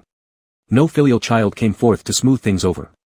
After another few deep breaths, Luo Chen looked toward He Ruyan, whose eyes were already red with anger, attempting to make his tone steady. Ruyan, listen to my explanation. He Ruyan, who had been questioning moments ago, emotionally retorted, explain. What's there to explain? I won't listen. If you've done such a thing, what else needs explaining? Luo Chen, Ruyan, it's not what you assume. Between me and Ruo. He Ruyan scoffed coldly, Ruo. You call each other so intimately. Don't you have any shame? If you didn't hook up enough when you were young, are you restarting old flames now in your twilight years? At an age where one is halfway buried in the ground, she already has grandchildren, and you're still calling her Ruo. Luo Chen. Have you forgotten what you once promised me? Initially, you assured me that you would no longer have any dealings with Lu Ruo, and you would never mention this name again. That sickens me. Miss He, you've misunderstood, Brother Chen merely. Lu Ruo's eyes watered, attempting a weak explanation. Luo Qianjian reflected, thankfully the three elders maintained good health, otherwise, for three individuals over 50 to delve into love-hate dramas. It could be somewhat too dramatic. Upon hearing Lu Ruo speak, He Ruyan picked up a dish and hurled it her way. The dish was intricately plated and served on a large plate which He Ruyan lifted with both hands to throw, making it quite a feat.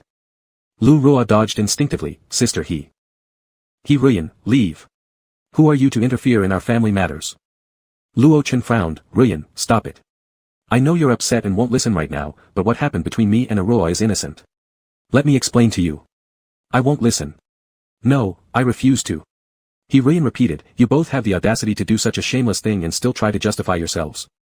Luo Chen, there's no need for you to say anything more. We should divorce, and I'll make room for your Ruo as Mrs. Luo. Let the two of you rekindle your past together. He Ruyan. Upon hearing divorce, Luo Chen immediately became furious, shouting loudly, can't you be reasonable? I've told you, it's innocent between Ruo and me. Must you make such a fuss and let the children laugh at us? Then, Lu Qingqing spoke up with a childish voice, my mom hasn't had a grandson yet, are you referring to me, Grandma? He Ruyan was enraged even further by Lu Qingqing's words and the mention of Grandma, grabbing another plate from the table and hurling it to the ground. This time she specially chose a plate that could easily be lifted by one hand. The porcelain plate shattered into pieces, and the crisp sound reached the ears of the servants hiding behind the nearby pillar. Thinking about the destined mess on the floor, the servants felt an intense sense of pain.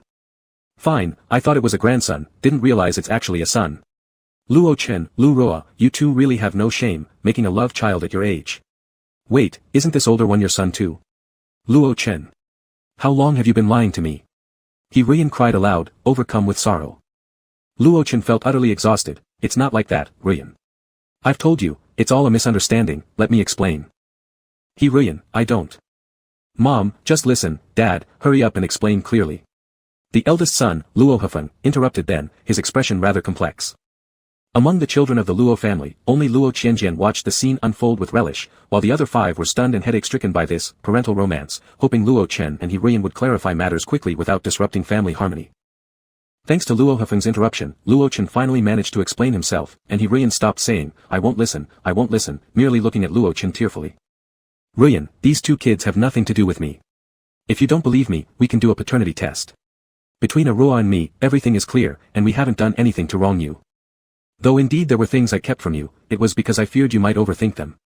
You know that Ruo got married when she was young and completely distanced herself from our circle afterward. Our meeting again was unexpected. Over a decade ago, Ruo divorced after having a son and a daughter. Her ex-husband left her empty-handed. She also had 2 children to take care of and fell into dire straits. We coincidentally met, and I couldn't possibly let them starve or freeze to death on the streets, could I? For the sake of the children, Ruo reluctantly accepted my help. Over the years, I've merely taken care of their material needs, there hasn't been any overstepping. Luo Chen finished explaining. Although somewhat guilty initially, explaining thus made Luo Chen suddenly feel he had no reason to feel guilty anymore, just as Luo Qianjian had earlier said to him, he was doing a good deed. He Ruyan is so kind-hearted, she would surely understand. In her younger days, He Ruyan had already welcomed Lu Ruo to stay in the Luo household. However, He Ruyan glared at him, is this your explanation? This righteous excuse of yours? Who exactly are you to her? Even if her entire family died on the streets, it wouldn't concern you. Luo Chen, have you forgotten your promise to me? Have you forgotten all the hardship I endured because of Lu Ruo back in the day? Do you even remember how it was you who personally drove her out of the Luo household because, shortly after my miscarriage, she spiked the soup with aphrodisiacs trying to tempt you? Although tears streamed down He Ruyan's face, it didn't stop her from speaking with firmness and clarity. She pronounced each word with determination, and silence filled the room. Luo Qianjian leisurely thought, elders truly have rich life experiences. Luo Chen and Lu Ruo's faces simultaneously flushed with embarrassment. So, you discarded her when you felt the illusion of the white moonlight image was shattered. Time went by, and you forgot the pain. The black moonlight transformed back into the white moonlight, so you're again, aren't you? He pointed at Lu Ruo and continued to Luo Chen, how could you cherish such a person secretly all these years, supporting her whole family for over a decade? Concealing it from me for over a decade. Luo Chen, we must divorce. I must divorce you. I refuse to live like this. Go ahead and live with whoever you want. Ruyan, don't be like this. I'm sorry, don't say things out of spite when the children are listening. I swear I won't see Aurora or her children again. Believe me. Luo Chen pulled Ruyan to stop her from saying the word divorce, as his reaction to those two words was quite intense. Lu Ruo also had tears in her eyes and choked out an apology. I'm sorry, Ruyan, for causing trouble between you and Brother Chen. I shouldn't have come to the Luo family today so brazenly. Please don't blame Brother Chen, he is too kind-hearted. You two shouldn't divorce because of me. I truly feel remorse. Sister Ruyan, rest assured, I won't accept Brother Chen's help anymore. Except Qingqing, my other children are already grown-ups. Brother Chen has indeed been considerate in the past. Lu Wei remained silent with a troubled expression, keeping his head down. But Lu Qingqing was innocent in her remarks, crying aloud, Wah wah, mommy, Uncle Luo. Can we not see Uncle Luo anymore? But I really love Uncle Luo. I don't have a dad. Uncle Luo is like a dad to me. I can't bear to lose Uncle Luo wah wah. The child wailed loudly, and Ruyan threw another dish at the wall coldly while glaring at Luo Chen, how touching. Just like father and son, aren't you, Luo Chen? By this point, all the dishes on Ruyan and Luo Chen's side were gone, the table needing a thorough cleanup. As for Luo Chen, feeling utterly helpless, smashed yet another cup near him, unable to let the dinnerware escape his wrath. Lu Ruo futilely comforted Lu Qingqing for a bit before saying, I'm sorry. Let's go now, Qingqing. Quickly say goodbye to Uncle Luo, and the brothers and sisters. Stop crying, Qingqing. Lu Qingqing continued sobbing uncontrollably, hiccuping pitifully. Luo Qianjian let out a disapproving humph, finding the noise disruptive. Why argue if it's just going to keep dragging? Kids are such nuisances, they're hindering adult arguments. Luo Qianjian harbored an indiscriminate distaste towards everyone present. It's my fault too. If I'd known Aunt Lu's connection to my parents was so complicated, I wouldn't have invited her family so presumptuously. Luo Qianjian calmly reflected, lacking any trace of sincerity and sounding as if he were deliberately stirring up trouble. Luo Chen was already mad at him for failing to keep things secret and bringing the Lu family into the scene, and this made him even more incensed. Luo Qianjian. So now you realize your mistake. You've ruined my entire birthday celebration. Ruined? What ruin? It's wrong not helping cover your disgraceful actions. Ruyan quickly cut in and yelled back, are you ashamed, Luo Chen? Doing something like that and trying to threaten a child to keep your secret. Fortunately, Qianjian doesn't know better and actually thought you were doing something good. Initially wanting to give you a surprise, letting the family know what good you've done, hence revealing the matter. Otherwise, how long did you plan to deceive me? How long did you plan to keep me in the dark like a fool? Ruyan defended Luo Qianjian, who felt deeply moved. Deciding it was time to return the favor. Luo Qianjian picked up a photo frame lying on the dining table. Actually, there was a frame on the empty spot which caught the attention of the Luo family earlier when Luo Qianjian first walked over there, but before they could ask, the Lu family appeared, and amidst the constant quarrels, they never found the chance to focus on the photo frame again. Thanks, Mom, for understanding me. Dad, I truly didn't expect the situation to be this complex. I ruined your birthday, and got you upset as well, making Mom angry too.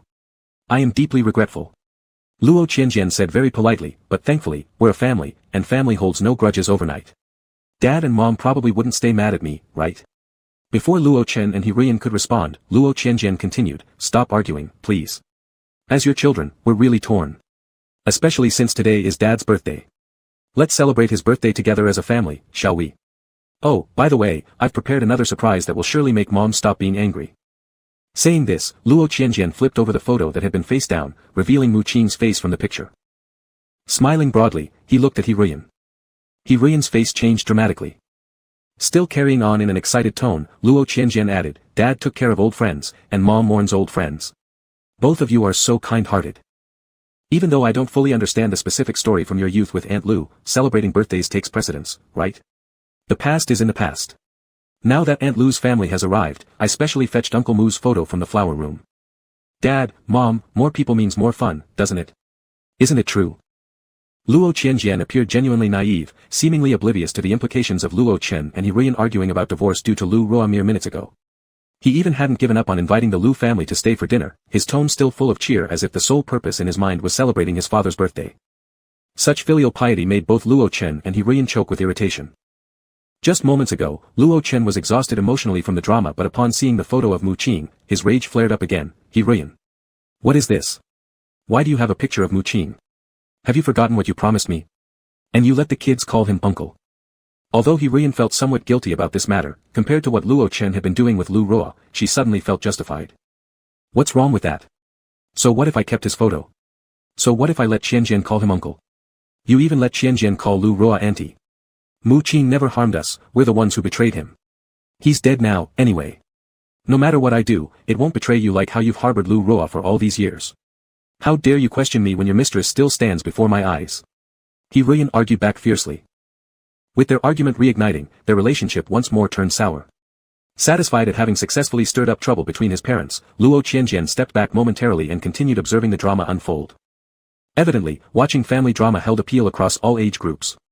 For instance, Lu Qingqing, who had been sobbing incessantly earlier, now sat dumbfounded, staring at He Ruian and Luo Chen, completely forgetting her tears. Infuriated and wanting to throw something, Luo Chen found other dishes too far away to be easily accessible. So, he angrily kicked the chair he had been sitting on. Then Luo Chen decisively said to He Ruian, "Alright, since you want it this way, then there's nothing left to say. Divorce it is. You've wanted this all along anyway. All your life, you've only loved Mu Qing. If it weren't for his death, you'd never have been with me. We're over, He Ruian." He Ruian's tears flowed like rain. "Luo Chen, you're always like this, always blaming me for not loving you enough when you're clearly the one who wronged me more. Did you ever love me? If you had, Lu Ruo wouldn't have been able to appear before my eyes. That woman destroyed Mu Qing because of your jealousy years ago, yet somehow she managed to make you so soft-hearted. No wonder, she's your white moonlight while I'm just a speck of mosquito blood to you." The other 5 children of the Luo family were utterly confused once again. Where did this Uncle Mu come from? And why was it only Luo Qianjian who knew so much about all this? Chapter 8. Mr. Li. Luo Hefeng suddenly called out. He thought that as the eldest son, it was his responsibility to do something when their parents had already reached a state of high tension and wouldn't give each other any room for compromise. For instance, have the butler first escort the Lu family who were still in the dining room to leave. The butler, hiding behind the pillar, quickly came out and walked briskly back to the dining table. "Young master." "Escort them away," said Luo Hefeng, pointing at Lu Ruo's group of 3. Then, he glanced with a headache towards the photo frame still held in Luo Qianjian's hand, and get rid of that picture frame immediately. Luo Chen and He Rusmok had just exchanged harsh words, but neither made any move to stop this at the moment. However, the prime instigator, their good son Luo Qianjian, was still restless. "Are we really leaving like this? I still think, since we've come, we might as well eat dinner first before it gets cold. Fortunately, the cake hasn't been damaged, it can still be used for celebrating Dad's birthday." Luo Qianjian smiled gently. A deathly silence fell over the others present. At this moment, Lu Ruo inexplicably felt a bit sympathetic towards Luo Chen and He Rusmok having such an oblivious son.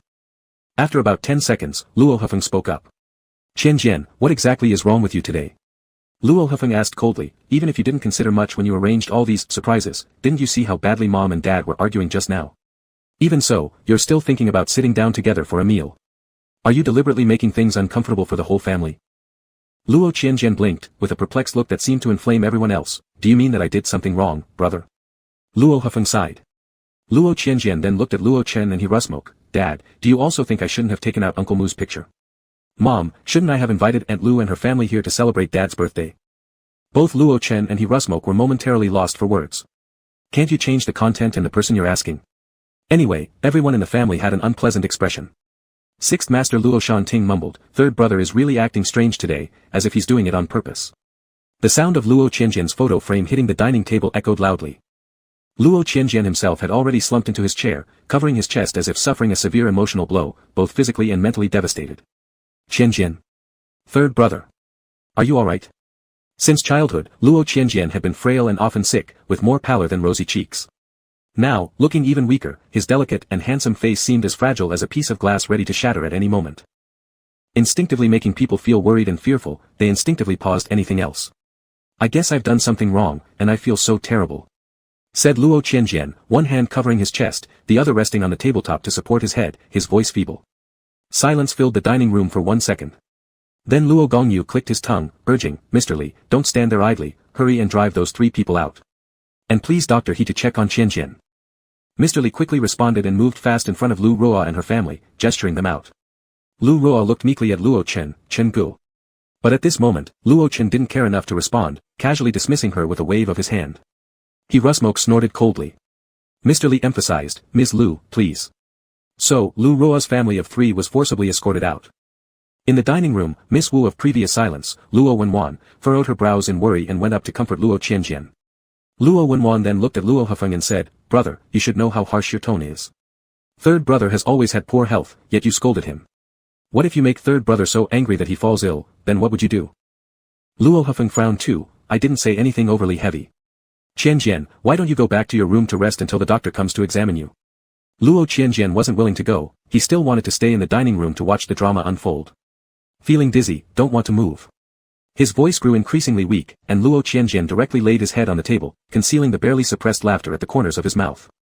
Seeing this, Luo Wenwan, who originally didn't like Luo Hufeng, continued to protest, Big brother, look what you've done to third brother. You even accused him of deliberately causing trouble for the entire family, how is that not saying something harsh? Luo Hufeng darkened his expression, disliking being pressed so aggressively by someone else. Are you saying that Qianjian was right today, Wenwan? When mom and dad have argued to the point of talking about divorce, doesn't Qianjian, as the person who caused this situation, deserve to be questioned clearly? Luo Hufeng replied coldly. Luo Wenwan wasn't afraid of her eldest brother at all. Brother, you have watched third brother grow up. What kind of person he is, don't you know clearly? Third brother could be said to be the least tempered and most considerate one in our family. Even if the results were indeed not good, his original intention was just to prepare surprises. Where's the wrong in that? Mom and dad, what do you think? Luo Chen and he Rusmok once again. How should they say this? They weren't happy their own secrets had been exposed, but finding out the other party's secrets were also revealed made them feel Luo Qianjian hadn't done anything entirely wrong. Luo Chen sighed, alright, what Wenwan says isn't incorrect either. Qianjian has always been a good child. Today, although indeed he acted rashly, lacking tact, Brother Feng, you shouldn't use the same attitude with subordinates at the company on your younger brother. This is our home. Luo Hufeng glanced at Luo Qianjian who was slumped over the table, looking lethargic and evidently weak, yet persisted with his viewpoint, precisely because I understand Qianjian, and know that he's neither foolish nor ignorant about human relations, that's why I feel even more today that Qianjian was deliberate. Luo Qianjian sniffled softly. Luo Hufeng paused for a moment, then continued, however, I'm not saying Qianjian was intentionally misbehaving. A normal person wanting to stir up trouble wouldn't dare to be so blatant. Besides, it would benefit Qianjian little to act like this today. My point is, has Qianjian reached the rebellious phase? Upon hearing this conclusion, after pondering, the rest of the Luo family felt it was quite reasonable. Although a rebellious phase at the age of 21 seemed a bit late, it wasn't entirely outlandish. For years, Luo Qianjian had been obedient and considerate.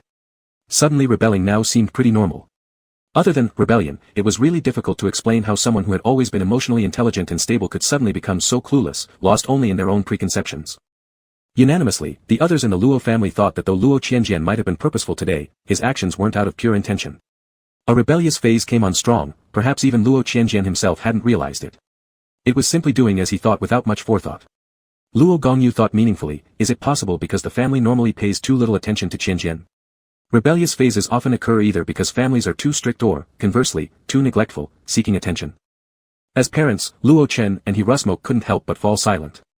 Indeed, they had invested very little effort into caring for Luo Qianjian. More accurately speaking, they didn't generally invest much effort into any of their children, with the least care given to Luo Qianjian since his calm and tranquil personality, along with his fragile health being adequately managed by maids and doctors, allowed him to be easily overlooked. Qianjian, is it like this? Are mommy and daddy giving you too little care? Asked he Rusmok. Still lying face down, Luo Qianjian. It was somewhat unexpected, yet not particularly surprising. Luo Qianjian hadn't worried that his sudden, troublemaking behavior today would bring trouble upon himself. After all, this was the Luo family. The Luo family was full of abnormal people and situations. Having one more abnormal member made everything oddly harmonious. However, Luo Hifeng's ability to come up with such a serious reason for explaining Luo Qianjian's odd behavior today was something Luo Qianjian hadn't anticipated. Thus, he no longer wanted to pretend he was unwell. Since his loving family had labeled him as rebellious, he must act even more rebelliously to live up to their expectations. Luo Qianjian sat upright, his expression returning to normal. He showed neither unusual weakness nor even a hint of sorrow. The rest of the Luo family all felt surprised. Luo Qianjian lightly raised an eyebrow, it's not the rebellious phase, and neither am I experiencing a sudden low point in emotional intelligence. I just want to invite Aunt Lu's family and Uncle Mu's picture to have dinner together. Isn't having more people lively and fun? By the way, there's no need to call a doctor. The discomfort I mentioned earlier was faked. I just wanted to see you guys panic, it was rather amusing. The rest of the Luo family. Late-stage rebellion confirmed. Luo Chen took a deep breath, slowly exhaling, it doesn't matter. All the other children in the family went through a rebellious phase. Feng suddenly dropped out of high school to explore independence. Yu Yu refused to join the family business after graduation and instead broke into the entertainment industry. Sui Yun, Wen Huan, and Shantang also had their teenage struggles. Though Qianjian started later, the family should embrace it. Qianjian, are you really not feeling uncomfortable? Don't push yourself in this matter. He Rusmok said again. Unable to suppress a chuckle, Luo Qianjian said, seeing everyone cares for me makes me so moved. The Luo family. There was no clear sign of being moved, but a touch of sarcasm did seem evident. The formerly most obedient child had now become the most rebellious one.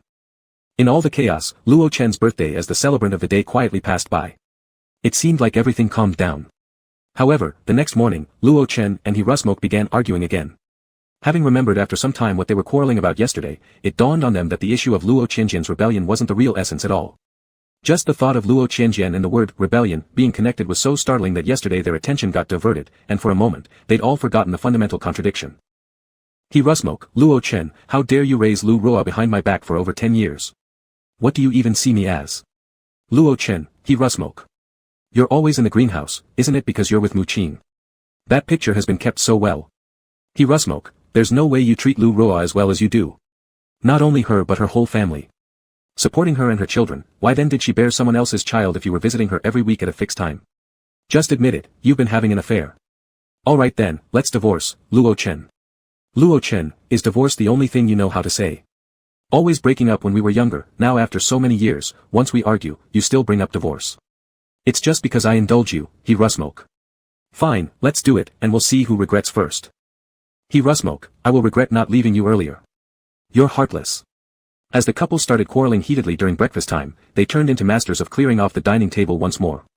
Fortunately, breakfast was eaten separately. As they threw things around, it didn't stop others from eating their own meals. Among their 6 children, only Luo Qianjian could truly eat without disturbance. Watching his parents' intense performance, Luo Qianjian finished his breakfast, then sighed, Dad, Mom. At once, both Luo Chen and he Rusmok stopped their argument, and instinctively, the other 5 sons and daughters also looked towards Luo Qianjian. Then they heard Luo Qianjian earnestly ask, if you two get divorced, how will you divide custody of us 6 siblings? Chapter 9. Qianjian, don't fan the flames here, Luo Hifeng said with a frown as he tried to stop her. Luo Qianjian blinked her eyes, Big brother, I just think that as children, we should respect our parents' wishes. Luo Hifeng. Luo Gongyu also spoke up, Qianjian, didn't you have class this morning? Now that breakfast is over, isn't it time for you to go to school? Luo Qianjian seemed to remember only then. She stood up and said, yes, if I'm late, that wouldn't be good. Thank you, second sister, for the reminder. I'll head to school first. Dad, Mom, after you decide on the custody arrangement, please let me know. I absolutely respect any arrangement you make for me. All the Luo family members in the restaurant were left speechless. Luo Chen snapped angrily, go. Go. Go. Hurry up and get out of here. Luo Qianjian sighed lightly, I understand, Dad. It seems like you won't want custody of me.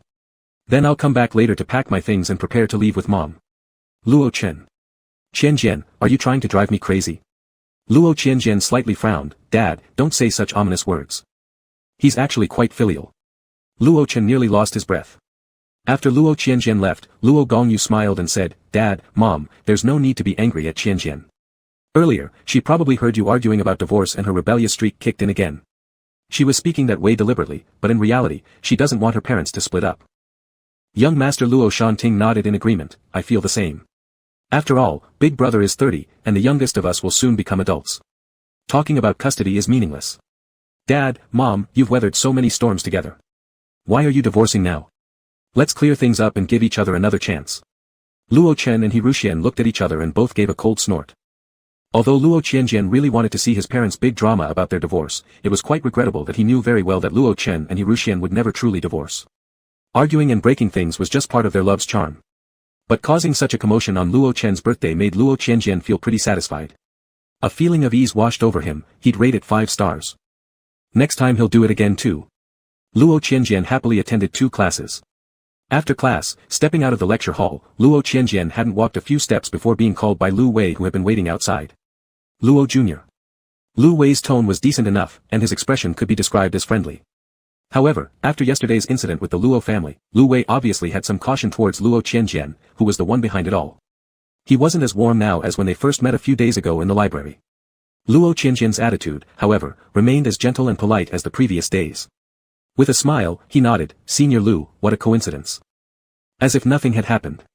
Not harboring trivial matters equals magnanimity. But Lu Wei's expression darkened slightly. "Do you think it's a coincidence that I show up here, Junior Luo?" Upon hearing this, Luo Qianjian's face showed surprise. "Isn't it? Then Senior Lu came specially for me. Is there something wrong?"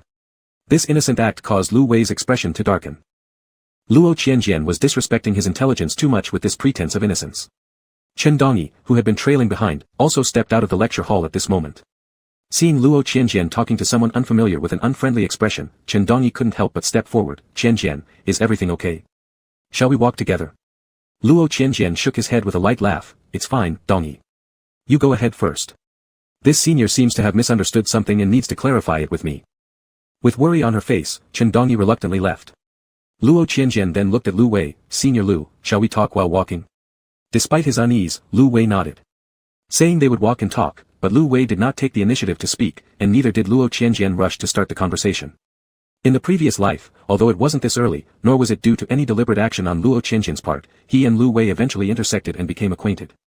This time around, knowing the original story of the series, Luo Qianjian had a clearer understanding of Lu Wei. In the last life, when it came to light that Luo Chen had secretly taken care of Lu Ruoyi's family for many years, he Ruxian had a major argument with him. The old protagonists of these early romantic dramas ended up having yet another soap opera-like reconciliation after resolving their differences. He Ruxian personally burned the last remaining photograph of her first love, Mu Qin, while Luo Chen reclaimed the assets he had given to the Lu family in front of them, declaring that from that point forward, they would cut all ties. That final picture of her first love turned to ash, and the moonlit memory finally became rancid rice gruel. Actually, when it came to the faults of Ruxian and Luo Chen, at first glance their natures seemed similar, but upon deeper analysis, they were fundamentally unequal. To balance the two was inherently flawed. But in those old-fashioned CEO romance stories, the male and female leads eventually end up together and grow old side by side, relying on the idea that love should not be overly judgmental. Anyway, as long as the key fits the lock and each side willingly accepts the other, there's no need to waste emotions. In the previous life, after losing Luo Chen's financial support, the Lu family's living situation became absolutely terrible. Lu Ruoyi had never worked for most of her life, her only job had been supervising the servants. After losing Luo Chen as a source of income and being unable to hire servants anymore, she could not even take care of herself, let alone care for her young son, console her daughter preparing for the college entrance exam, or calm her anxious eldest son. Thinking about finding a job and becoming self-sufficient wasn't even an option. Lu Ruoyi didn't have the awareness to look for a job, and her ID age being over 50 despite good maintenance made this path inherently narrow. Lu Ruoyi pinned all her hopes on her only adult child, her master's degree-seeking elder son, Lu Wei. However, despite Luo Chen's kindness toward the Lu family in the past, under the strain of limited resources, Lu Wei harbored resentment against Luo Chen, resenting how he simply abandoned them all without hesitation. Lu Wei vowed, 30 years here, 30 years there, don't underestimate a poor youth. Lu Wei chose to drop out of school and ambitiously sought employment, determined to build a career to show Luo Chen and He Ruxian what abandoning their family's dignity truly cost. Though dropping out midway through his master's degree, Lu Wei still had a solid undergraduate diploma, which after some packaging, helped him secure a decent starting job, but Lu Wei himself was unsatisfied. He felt undervalued by society, believing that a man of his caliber being confined to such a position represented a societal failure in talent management. Nevertheless, this arrogant self-perception quickly dissipated as Lu Wei was beaten down by reality, forced to accept it. Still, he hated the Luos with a deep, almost envy-laced hatred that left much unspeakable. So, when he accidentally got a bit of work-related interaction with the third young master of the Luo family, Luo Qianjian, who returned to work for the Luo company after graduating from university, the previous life's Lu Wei developed different thoughts. He pondered, instead of building something from scratch just to embarrass the Luo family later, why not directly find a way into the Luo family's inner circle, squander their capital, and claim it as his own, so that one day the Luo family would regret letting a wolf into their midst. The tool person Lu Wei selected to infiltrate the Luo family was none other than Luo Qianjian, mostly because he couldn't really reach anyone else in the Luo family, and even getting a word or two with Luo Qianjian required significant effort. On reflection, Luo Qianjian found it absurd how people always wanted to use him as a stepping stone. At the start, though they crossed paths due to work reasons, Luo Qianjian did not associate Lu Wei's surname with the White Moonlight and Lu Ruoyi whom Luo Chen had seemingly let go of. After all, several years had passed since the scandal broke, and Lu was not exactly a rare surname. Back then, Lu Wei had given Luo Qianjian the impression of being an employee of a partner company for one of the Luo family's projects, also coincidentally a fellow alumnus of their school, with nothing outstanding about him either way. But soon after, just as Luo Qianjian's car was pulling out of the underground parking lot of the Luo company building, it almost collided with the audacious Lu Wei. At the time, it didn't occur to Luo Qianjian that Lu Wei had been lurking for days, finally finding an opportunity to deliberately move in front of the car. Out of responsibility, Luo Qianjian had Lu Wei get into the car and redirected the driver to take him to the hospital for examination. Using this accident as an opportunity, Lu Wei tried every possible means to close the distance. He explained that he was actually looking to switch jobs and hoped to transfer to a better platform like the Luo family's company. He also shared his hard luck story, his difficult home circumstances, single-parent family, elderly mother, and younger siblings, forcing him to drop out of his master's program early and work to support the family. As Lu Wei poured out his sorrows, although Luo Qianjian realized it was calculated, he failed to grasp the critical motive. He assumed Lu Wei merely wanted help getting placed within the Luo company. The last life's Luo Qianjian tended to meddle and even contemplated whether helping Lu Wei wouldn't be a bad idea. Unexpectedly, Lu Wei grew impatient, fearing that this hardly gotten interaction chance might slip away. Right after the checkup at the hospital, he confessed his feelings to Luo Qianjian, claiming it was love at first sight that he had restrained inside his heart until that very moment. Surprised, Luo Qianjian immediately rejected him and dropped any thought of assisting Lu Wei's job hopping, avoiding misunderstandings. But Lu Wei wouldn't give up. Perhaps influenced by the family's ingrained thinking, he believed that once initiated, with added pity plays and persistent, tangling, success was assured. Suddenly having this suitor appear, though Lu Wei had no significant abilities and could be handled by just one bodyguard, still bothered Luo Qianjian greatly. Later, upon discovering Lu Wei's mother was Lu Ruo, the feeling turned from irritation into disgust. However, being reborn again made Luo Qianjian feel quite magnanimous about it all. Seeing a mangy dog didn't make him feel nauseated anymore, he only wanted to pick up a stone and throw it. At that moment. Only when they reached a relatively secluded square outside an experimental building with fewer students and teachers coming and going did Lu Wei finally stop, unable to hold back any longer. He directly confronted Luo Qianjian. The other day, you deliberately befriended me so that our family, especially my mom, could cooperate with your plan to create a supposed surprise at your house during your dad's birthday, right? Luo Qianjian feigned surprise. Yes, of course, it was for my father's birthday surprise. Didn't I tell Br Lu this on the day itself? Why is Br Lu so upset now? Pretending to be ignorant, he spoke with such straightforward confidence that there was no sign of his act. As if yesterday the Lu family had engaged in a very friendly dinner conversation at the Luo house without conflict, making Lu Wei seem to be the unreasonable one now. You. Lu Wei felt as if he might cough blood from being annoyed by Luo Qianjian's apparent naivete. You. Luo Qianjian, stop pretending to be innocent. He stopped calling him younger brother. At the library a few days ago, before you started talking to me, you already knew who my mother was. It was even deliberate that you bumped into me so we could start chatting. You planned to make us look bad, didn't you? Don't act like you didn't notice how we were treated yesterday at your house. With your smooth-talking skills at the library the other day, you can't possibly be dumb. Right now, you're treating me like a fool. Luo Qianjian's face showed only helplessness, yet his tone remained polite and courteous. Since you know what happened, why bother to come here and humiliate yourself?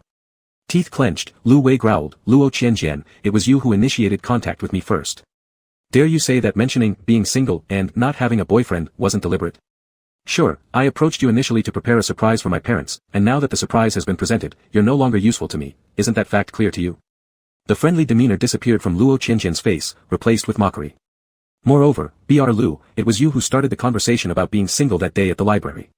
What thoughts crossed your mind then? You know well. Lu Wei's expression darkened.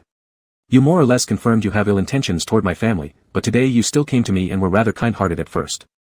Why? Luo Qianjian chuckled softly, because you still hoped I would keep up appearances with you, hoping for a justification for yesterday's event that could save you some face. Even if I am insincere, it wouldn't matter.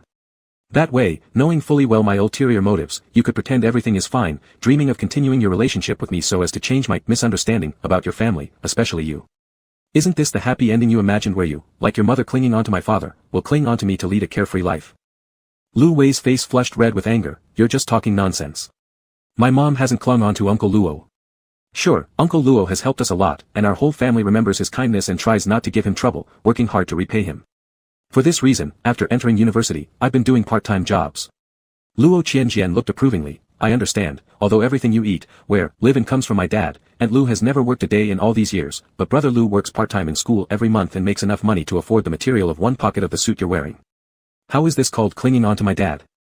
Lu Wei instinctively looked down at his clothes and quickly became more angry amidst his embarrassment. You.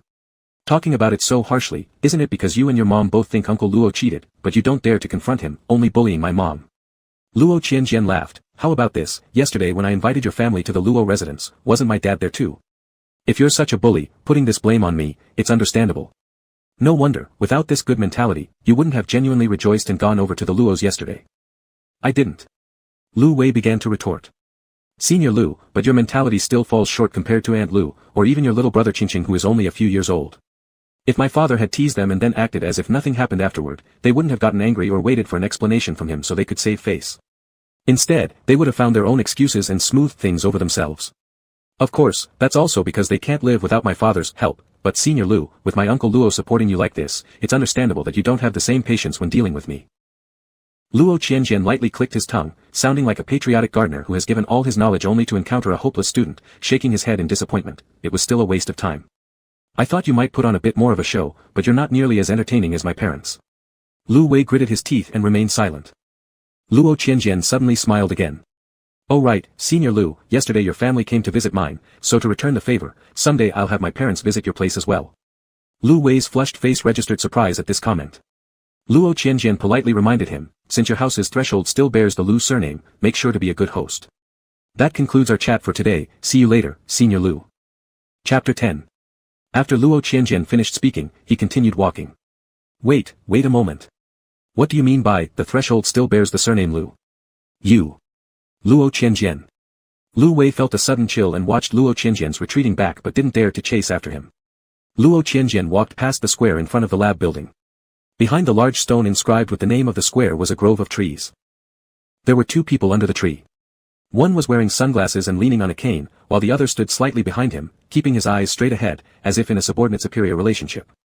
Luo Qianjian hesitated for a moment, then raised an eyebrow. It was quite coincidental. This man wearing sunglasses and using a cane was Gu Xingyun, the eldest son of the Gu family, whom he had met just a few days ago on the main road. Mr. Luo, what a coincidence, said Gu Xingyun's assistant first with a smile, introducing himself accordingly. You might not remember, since you keep to yourself. We are from the Gu family. This is the eldest son of the Gu family, Mr. Gu Xingyun, and I am his assistant. My last name is Chen Shu. Luo Qianjian listened calmly and nodded without any visible disturbance. Hello. After saying these three words, Luo Qianjian politely bid farewell, goodbye. Chen assistant was caught off guard by Third Master Luo's decisiveness. Third Master Luo, don't you feel curious about why you were recognized? Gu Xingyun smiled faintly while pretending to be mysterious. He turned his head and called out to stop Luo Qianjian who was about to pass by and leave. His tone was rather lighthearted. Isn't Third Master Luo being a little too cold? Luo Qianjian stopped and smiled. Oh, so Mr. Gu's voice is fine. I heard that you had a car accident and lost your sight along with a leg injury. Just now, when I saw you didn't speak, I thought maybe your throat was also injured. Not wanting to bring up painful memories, I plan to leave quickly. If there's nothing wrong with you, that's great, truly lucky. Gu Xingyun and Chen assistant. Third Master Luo knows how to talk, Gu Xingyun replied ambiguously, and then frankly questioned, have I offended you? You seem not very friendly towards me. Last time on the street almost got into a car crash, yet I never saw you extend kindness to help this blind and disabled person. Oh yes, my leg wasn't broken, it was only fractured, which will heal. Luo Qianjian congratulated first, is that so? That's good, indeed a stroke of luck and misfortune, otherwise being both blind and physically impaired would have been inconvenient for Mr. Gu to go out. Then, amidst the dumbfounded silence of Gu Xingyun and Chen assistant, Luo Qianjian seamlessly switched to feign surprise. Has Mr. Gu mistaken something? Why should I not like you without reason? By the way, did Mr. Gu mention last time about almost crashing on the street? When exactly did that happen? How could I not remember? Perhaps Mr. Gu mistook someone else due to your blindness. The corner of Gu Xingyun's lips twitched slightly, then curved even more noticeably. How could I mistake anyone? After going blind, my hearing improved significantly, especially sensitive to sounds. I particularly remembered last time when Third Master Luo instructed your driver not to meddle, with such a cold tone. Luo Qianjian recalled understandingly, it was that incident. Back then, it was you, Mr. Gu, wasn't it? Sorry for not helping then. Speaking of which, if I recall correctly, Mr. Gu became blind not long ago, right? Yet your hearing has improved so much, truly impressive. Gu Xingyun wasn't angry at all, instead, he became even more interested. Third Master Luo's straightforward attacks, do they specifically target me, or are they indiscriminately aimed at everyone? Luo Qianjian answered with a grin, seems like my style of speech makes Mr. Gu uncomfortable, apologies. However, our Luos are educated this way and after 20 years, it's pretty set. Cannot change. Please tolerate me. Gu Xingyun raised an eyebrow slightly, the conduct of your Luo family is indeed intriguing. By the way, isn't today Sunday? Why is Third Master Luo here at school? Luo Qianjian made a soft exclamation, isn't this holiday rescheduling? There's class today as well. In comparison, Mr. Gu being here with a cane is more puzzling. Speaking of which, shouldn't Mr. Gu use a white cane instead? Is a cane enough? Gu Xingyan laughed, thanks for your concern, Third Master Luo. The cane is quite useful. If not, I've got my assistant nearby anyway. After all, the blindness was fake, but the leg hadn't healed entirely, so the cane was actually necessary. As for why I came to school today. Being blind and unpopular at home, unable to attend the company, I must still consider livelihood issues. Hence, I'm thinking of returning to my alma mater to work. Being a university professor isn't bad. Gu Xingyan stated solemnly. Upon hearing this, Luo Qianjian was genuinely surprised. What is Mr. Gu going to teach? Gu Xingyan smiled and shook his head. I'm blind, how could I make lecture notes? What can I teach? A friend of mine is a professor at the school. I heard that the cafeteria is hiring people to serve dishes, so I plan to apply for this position. Luo Qianjian. One wrong move, and Luo Qianjian was deceived by Gu Xingyan. Gu Xingyan was still speaking seriously. Being a canteen chef doesn't count as a university teacher, but it doesn't matter. In the world, one's identity is defined by oneself. Once my serving window is decided, Lord Luo will often come to take care of me. Luo Qianjian politely shook his head. Still no, Mr. Gu is blind, and even without intentionally trembling, you might not give enough food. Also, since Mr. Gu has something to do, I won't disturb you. We'll chat again next time, goodbye. Luo Qianjian took a step to leave again. Gu Xingyan called him back. Lord Luo, I overheard your conversation with Brother Lu just now. It wasn't particularly surprising. Luo Qianjian was mainly a bit confused. So, is Mr. Gu deliberately mentioning this to threaten me? Of course not, Gu Xingyan chuckled. I am reminding you not to have loud conversations in such open places that are easy to spread sound next time. It's too revealing of privacy. If others hear and talk about it, Lord Luo might become famous. Luo Qianjian shrugged indifferently. I am already quite famous anyway. At least currently in the school, Luo Qianjian was indeed quite well known. Otherwise, Lu Wei wouldn't have been able to find Luo Qianjian's professional class place and wait outside the classroom so smoothly today based on just knowing his name. Aren't you afraid of having a bad reputation? Asked Gu Xingyan with interest. Luo Qianjian raised an eyebrow. Mr. Gu, don't let your curiosity get too heavy. I don't want to talk about myself with you. I'm leaving, goodbye. With that, he started walking again, determined not to stop no matter what Gu Xingyan said next. But Luo Qianjian had miscalculated this time. Because Gu Xingyan asked him while facing his back, is the reason you dislike me because you bear grudges? Although when you were little, I did drop you, it was after all just an accident. Would you tolerate your elder for that? Luo Qianjian stopped, furrowing his brows and turned around. What? Not a word made sense. Gu Xingyan stood casually supported by his cane, looking towards Luo Qianjian. You don't know. When you were just born, the relationship between the Gu family and the Luo family wasn't particularly distant yet. At least for your full moon banquet, my parents took me to attend together. I was only 6 or 7 years old back then. But, although I'm only a few years older than you, because of some relationships between our ancestors, anyway by seniority, I deserve to be called uncle. Luo Qianjian. Where does this unexpected uncle come from? This uncle was surprisingly familiar, and continued in a tone that made Luo Qianjian feel like reporting to the police. Your uncle at that time, out of curiosity, saw you sleeping so soundly, thought it was interesting, wanted to pick you up and play, but you suddenly cried, which scared me, and I didn't catch you. Luo Qianjian's teeth started to ache. Interesting. Play. But, Gu Xingyan quickly clarified, at that time, I just put you back in the crib, and didn't damage you. I've heard that you've always been weak since childhood, but that's none of my business, you were like that from birth. Luo Qianjian kept his peace, nodding, so there is this origin story, I didn't actually know. Gu Xingyan also nodded, sighing softly, I was thinking that maybe you remember the grudge, which is why you are so harsh to this blind man, but now it seems I thought too much. Lord Luo is just rude. Upon hearing this, Luo Qianjian couldn't help but laugh, sorry for making Mr. Gu uncomfortable. Another day, once Mr. Gu officially starts working in the cafeteria window, I will come to support your work and apologize. After saying that, this time Luo Qianjian didn't even say goodbye, he turned and left. Through those glasses allegedly blinded, Gu Xingyan's eyes followed Luo Qianjian's retreating figure. After a moment, he murmured to himself, I doubt if he recognizes me. Not just the kind of recognition that has been rumored. Gu Xingyan even suspected that the last time on the road, when Luo Qianjian sat in the car, he recognized him, deliberately ignoring him, and not purely wanting to ignore strangers. Thinking of this, Gu Xingyan sighed softly, look, what a normal child used to be, and now he's also crazy. Chen assistant. Who could possibly be crazier than the person pretending to be blind? Luo Qianjian indeed targeted Gu Xingyan deliberately. It wasn't that Gu Xingyan did anything wrong. Creating a car accident and pretending to be blind didn't harm him either.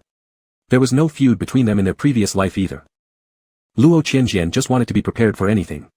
After all, in his previous life, around the time Luo Qianjian had died, there was a thought between the Gu family and the Luo family of arranging a marriage alliance. The head of the Gu family had unearthed an old engagement contract left by their ancestors and approached the Luo family, intending to formally transfer their eldest son, Gu Xingyun, who was somewhat a troublemaker, in a legitimate way.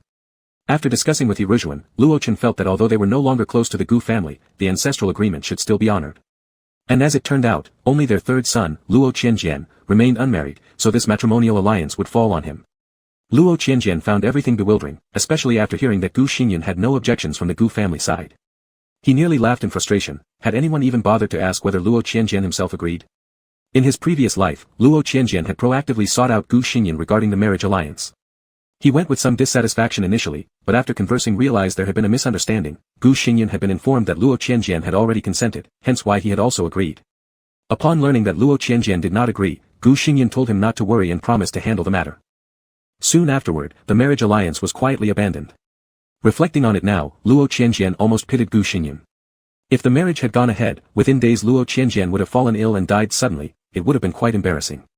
Beyond preventing future scenarios where Gu Xingyun might unknowingly agree to such alliances again, there was a more crucial reason. Luo Qianjian couldn't exactly explain it, but indeed felt that his energy didn't match with Gu Xingyun.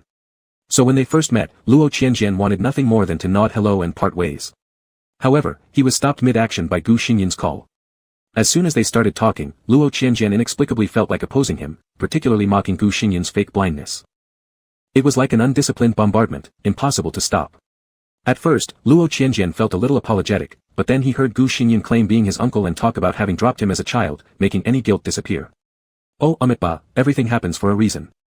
Back at the Luo residence, both Luo Chen and Yirujuan were home and had temporarily halted their arguments. However, they had transitioned from heated battles to cold wars, ignoring each other completely. Thankfully, both sat downstairs in the living room, sparing Luo Qianjian the effort of hunting them down or forcing them together. With the help of a servant, Luo Qianjian moved the urn that Yirujuan used to burn paper offerings for her first love Mu Qing, along with Mu Qing's photo and some lighter fluid and stacks of ghost money, into the living room. Both Luo Chen and Yirujuan were both angered and exhausted. Qianjian. What do you intend to do? And bringing over that portrait, are you trying to make me furious? Do you want to burn offerings right in front of me for your mother's former lover? Luo Qianjian, serious-faced, I'm not burning it, Dad, you will. Yirujuan, Qianjian. Luo Chen, what do you mean? I should burn it? Luo Qianjian, yes, Dad, you go ahead and burn Uncle Mu's picture right in front of Mom. Mom, we'll go visit Aunt Lu later to see how Dad takes back what assets he gave away and chases Aunt Lu out. Since you two don't plan to divorce anyway, let's end this drama and solve the problem. Or is it that Dad still can't let go of Aunt Lu, and Mom still has feelings for Uncle Mu? Luo Chen and Yirujuan. Chapter 11. Luo Chen, nonsense. Yirujuan, it's not like that. As much as Luo Chen and Yirujuan might argue and bicker, on principal issues they were in perfect unison. There was absolutely no sentimentality for the so-called white moonlight, and no hidden longing for a first love who had died young. Luo Qianjian nodded. Then let's go, Dad, hurry up with the burning, and then we'll head to Aunt Lu's place. Luo Chen considered Lu Roa, hesitating slightly at first, but then he heard Yirujuan uncertainly trying to stop them. This is the last picture of Mu Qing I have. It's not fair. Even if we take back everything given to Lu Roa and drive her away, she will still exist somewhere. I only have this one photo left, and if it's burned, then I'll have nothing. So I knew it, you're still thinking about Mu Qing. Luo Chen furiously leapt up from the couch. In a few large strides, he came before Luo Qianjian, snatching the memorial photo and lighter in one swift motion. Tears welled in Yirujuan's eyes as she stood up after taking a few steps. She paused 2 meters away, looking across what seemed like an impassable chasm to Mu Qing's memorial photo. No. Luo Chen's resolve only strengthened hearing this. First, he violently tore the photo out of its frame, smashed the frame into the fire basin, and ignited the photo with the lighter. The flames lapped at the photo paper, and as soon as Luo Chen loosened his grip, he threw it into the fire basin. The pain and reluctance on Yirujuan's face grew even more intense. Luo Chen watched the photo burn smaller and smaller, feeling increasingly pleased. Mom, is this really the only photo left of Uncle Mu? Do you possibly have others? Is there a digital version? Luo Qianjian asked attentively. Mom, now that we've come this far, don't leave any lingering issues that could hurt your and Dad's relationship. Luo Chen also fixed his gaze on Yirujuan. Yirujuan, tears streaming down her cheeks, said, there isn't another one, really not. When I was young, your father once threw away something that belonged to Mu Qing. I secretly kept this photo. There isn't even a digital copy. That's good. Luo Qianjian nodded and kindly suggested to Yirujuan, Mom, don't be sad. Come, burn paper for Uncle Mu one last time. This will also help you let him go completely. He Ruyan immediately moved forward to burn the funeral paper, but Luo Chen was quick and directly threw several unopened bundles of funeral paper prepared by Luo Qianjian into the fire basin. For a moment, the flames inside the fire basin were extinguished by the impact, but quickly reignited. He Ruyan broke down in tears. Luo Chen. Why are you doing this? How can you do this to me? You've already burned Mu Qing's photo, and you won't even let me burn funeral paper for him one last time. Don't you feel even a bit guilty towards him? Why should I feel guilty? Luo Chen sneered. If it weren't for you constantly with him and running away from me multiple times for his sake, would I have had to act against him? I only wanted to teach him a lesson, but he wasn't careful and got hit by a car and died. After all these years, now you dare to blame me, He Ruyan, you're just relying on my feelings for you. Feelings? What feelings? He Ruyan slapped Luo Chen's face. Luo Chen stared at her in disbelief. The Cold War crumbled, and a heated argument ensued. Luo Qianjian leisurely walked over to the sofa, sat down, and listened to their argument for a while. Although the arguments between Luo Chen and He Ruyan always revolved around the same points, there was no way to get tired of listening. Luo Qianjian indulgently played the role of spectator until everything in the fire basin was burned clean. Then he gestured to the servant from afar who dared not approach, signaling them to come and remove the fire basin. At the same time, he stood up and interrupted the hysterical Luo Chen and He Ruyan in a calm voice, as if simply going through the motions. Dad, Mom, Uncle Mu's photo has been burned. Next, let's head to Aunt Lu's place. Luo Chen paused for a moment. He Ruyan wiped away her tears, full of resentment. Let's go. Right now. Luo Chen's fiery tone weakened. We don't need to go. I'll just notify Aurora. Lu Roa, and have her whole family move out. What's there to notify? We can go directly right now, count everything that needs to be settled, and then drive them away. Are you planning to give her moving time? He Ruyan jeered sarcastically. I'm telling you, Luo Chen, I won't give you another chance to use our marital joint property to support your white moonlight anymore. Luo Qianjian interjected. Over all these years, hasn't Aunt Lu's family spent our family's money? Shouldn't they also write us an IOU and pay it back someday? Luo Chen couldn't help glaring at Luo Qianjian. Luo Qianjian feigned innocence. Yes. Everything should be returned. Give me the IOUs, I'll be in charge of collecting the debts, and from now on, Luo Chen, you are not allowed to have any contact with Lu Roa under any pretext. Why are you glaring at Qianjian? What's the matter? If Mu Qing's photo could be burned, why can't Lu Roa's family be touched? He Ruyan gritted her teeth. Mu Qing, Mu Qing, Mu Qing. You still care about him in your heart. Luo Chen was dissatisfied. He Ruyan, he is dead, he won't cost me a penny. Don't try to change the subject. I will go to Lu Roa's house right now to supervise the settlement. Are you coming or not? Do you plan to keep supporting her family? If you want a divorce, just say it outright. Luo Chen frowned and after a long while sighed. Enough already, what's all the fuss about, let's go if we must. Since you don't trust me, I will stop seeing Lu Roa from now on. Haven't I made sacrifices for our marriage as well? Even though they argued fiercely and resorted to violence, Luo Chen and He Ruyan had no real intention of getting divorced. Luo Qianjian thought that Luo Chen and He Ruyan were a match made in heaven, they're unparalleled. Qianjian shouldn't come along, just causing trouble, adding fuel to the fire. Luo Chen added again. How could Luo Qianjian miss out on such good entertainment? Dad, do you think I shouldn't let you burn Uncle Mu's memorial photo? Mom, don't you agree that we need to clarify relations with Aunt Lu's family too? How am I causing trouble when I'm merely helping resolve problems excellently? You. Luo Chen flung his hand in frustration, throwing caution to the wind. Whatever, do as you please. Luo Qianjian smirked. On the way to Lu Roa's place, Luo Chen calmed down a bit and then tried to reason with He Ruyan once more. Ruyan, from now on, I will no longer meet Lu Roa or anyone related to her, nor spend a penny on her. But asking back money already spent years ago would be disgraceful, wouldn't it? How about letting bygones be bygones and clearing all ties with Lu Roa from this point forward for peace? He Ruyan also cooled down significantly, ceasing her hysterical tantrum, but remained coldly detached. No problem, I'll take care of the accounts myself since I'm shameless. I don't mind meeting Lu Roa over this matter either. As for whether she repays me or not, that's her business. Why are you still concerned about her? Luo Qianjian smiled faintly while listening. Upon arrival at Lu's residence, another tumultuous drama unfolded. Lu Roa and Lu Qingqing were at home. Seeing Luo Chen come, they were delighted at first, but upon spotting He Ruyan and Luo Qianjian together with him, their smiles froze.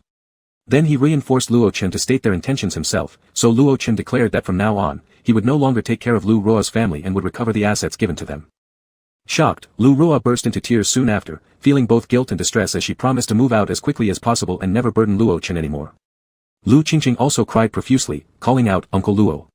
Amidst Lu Qingqing's sobs, Luo Chen continued to demand that Lu Roa repay the financial support he'd given her family over the past decades, although repayment could occur gradually, but Lu Roa must issue an IOU which would later be paid back to He Ruyan.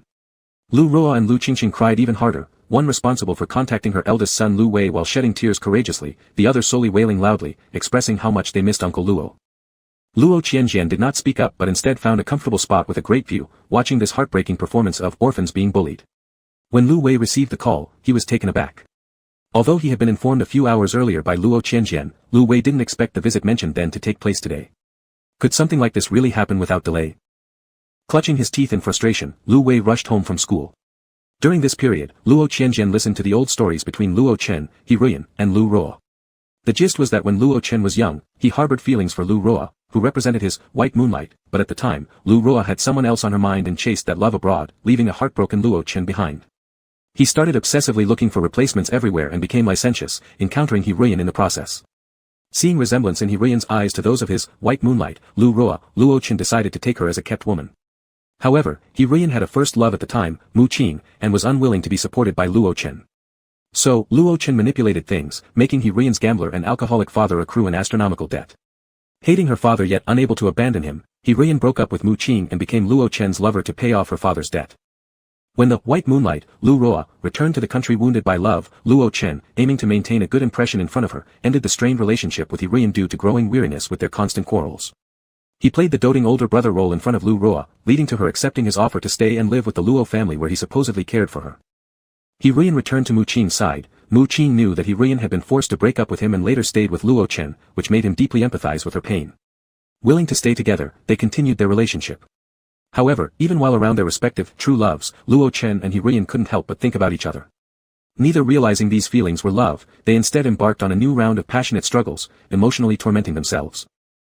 Later, He Ruiyan became pregnant but was pushed down the stairs by Lu Ruo, resulting in a miscarriage. When He Ruiyan planned to elope with her first love Mu Qing, Luo Chen found out, forcibly brought her back, and Mu Qing died in a car accident. With her heart broken, He Ruiyan no longer attempted to escape. Luo Chen grew gentle and understanding, showing his care for her as both softened toward each other and reconciled. Once more pregnant, He Ruiyan wanted Luo Chen to expel Lu Ruo, "She's just my younger sister," from the Luo family. Refusing, Luo Chen reignited an argument, leading to He Ruiyan suffering another miscarriage due to emotional turmoil. Taking advantage of He Ruiyan's rest period after the miscarriage, Lu Ruo drugged Luo Chen, but after being discovered, Lu Ruo was finally expelled from the Luo residence. Listening to the tumultuous past recounted by three elders over 50, Lu Qianjian chimed in enthusiastically, "If reminiscing is done, can we settle accounts and write IOUs now? It's still early, moving will be convenient for you, Auntie Lu." The three elders paused momentarily.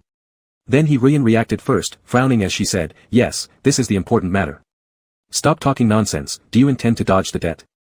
Lu Ruo hesitantly looked at Luo Chen, "Brother Chen." Luo Chen sighed, "Sorry, Ruiyan is my wife." He Ruiyan snorted coldly. Lu Qianjian showed little interest in the details of the ledger, glancing at his phone upon noticing a WeChat message notification. It happened to be from Shendongyi, his future sister-in-law. "Shendongyi, Qianjian, for the application of innovation credits for our grand project, a teacher mentioned there's some paper documentation needing completion. Are you still at school?" Lu Qianjian typed back promptly, "I'm already home. Would it be possible for you to make a trip and bring the documents to my place? If you have time, you can stay for dinner." After replying, Lu Qianjian glanced up, looking towards Luo Chen, He Ruiyan, and Lu Ruo standing not far away, chuckling faintly. Having burned Mu Qing's memorial photo and reclaimed assets given to the Lu family, this life seemed even harsher than the previous one, this time adding that Lu Ruo should also provide an IOU for everything she used. But appearances could be deceiving. In the previous life, Luo Chen and He Ruiyan had decided after heated arguments and mutually agreed to handle things this way. He Ruiyan herself had burned Mu Qing's memorial photo, while Luo Chen delegated an assistant to reclaim what was given to the Lu family, without seeing them again. After resolving everything, Luo Chen and He Ruiyan reconciled without any lingering resentment. But this time around, the two hadn't argued enough. Coerced into such an arrangement, they remained conflicted internally. Moreover, Mu Qing's photo was burned by Luo Chen, and the Lu family was expelled by He Ruiyan's presence accompanying Luo Chen, giving everything a sense of forcefulness, making it harder for either party to let go entirely. But if they couldn't fully move on, so what? The matters were resolved, and there was no other method left for further resolution. They could only brood inwardly, occasionally bringing it up again to bicker and stir up chaos. Lu Qianjian felt amused and would allow no peace for anyone. On WeChat, Shendongyi replied after a brief silence of several minutes, "All right, I'll make the trip then. See you later." Lu Qianjian smirked slightly. His parents' romantic saga was winding down, next was time to facilitate his elder brother and sister-in-law getting together. Chapter 12. Luo Chen had secretly taken care of Lu Ruo and her child for nearly 20 years, but it didn't take long to calculate the bill since Luo Chen merely gave instructions, then his assistant took care of sending money to Lu Ruo's family and handling properties. Although Luo Chen didn't care about how much he spent on Lu Ruo's family, as part of his work, the assistant had always been keeping track of the bills and reporting them regularly. Now that Luo Chen needed the detailed account statements, the assistant quickly organized them without knowing the reason behind it and sent them over. Apart from assets like houses, cars, jewelry, which could be returned directly, the amount of other monetary transactions added up to a staggering number. He Ruoyan blew up again, this time with a mix of sarcasm. So this isn't called keeping someone, what is it called? Oh, this is even less than keeping, right? Who takes care of their mistress's child's eating, wearing, housing, schooling, and gets nothing in return? Luo Chen. Luo Chen frowned, because he lacked justification and didn't lose his temper, but his tone was far from good. I just felt sorry for Lu Ruo and her family, and helped them out a bit. This amount of money isn't even enough for maintaining your garden, so exaggerated. Lu Qianjian, who hadn't interjected yet, suddenly spoke up, seeming quite confused why he Ruoyan believed so easily that there wasn't a more inappropriate relationship between Luo Chen and Lu Ruo. His tone was unusually sincere. Dad, besides the financial dealings and your regular visits, really, there is no other kind of relationship between you and Aunt Lu. The situation with Aunt Lu's family makes it seem like you're maintaining another family elsewhere. Now, you should tell Mom the truth. She has a good temper. If you confess and admit your mistake, Mom will forgive you, but if you keep hiding it, in the future. Luo Qianjian. Luo Chen was about to be driven mad by this son. Lu Qianjian blinked. Luo Chen gritted his teeth. Me and Aunt Lu are spotless. Why do you say these things? Is this all because you can't stand seeing me and your mother getting along? You truly are our great son. Lu Qianjian smiled faintly. I also think I am pretty good, thank you, Dad. You. Luo Chen instantly became furious, raising his hand to smash a vase. Lu Qianjian watched calmly, as Luo Chen threw things at the ground instead of towards him, not needing to dodge specially. Dad, why are you so angry? I treat you and Mom equally. When I burned Uncle Moo's photo at home earlier, I asked Mom if she had hidden anything from you. Mom wasn't angry back then. Dad, you thought nothing was wrong with my question back then. Why so excited now? Lu Qianjian grew increasingly suspicious as he spoke. Luo Chen glared at him, his gaze flickering toward He Ruoyan. Sure enough, He Ruoyan started to suspect. He Ruoyan frowned. That's right, why are you so agitated? Were you unintentionally exposed by Qianjian? What exactly is your relationship with Lu Ruo? I know well, there's no way anyone spends money and effort for decades without wanting anything in return, adulterer. Luo Chen, He Ruoyan. What nonsense are you talking?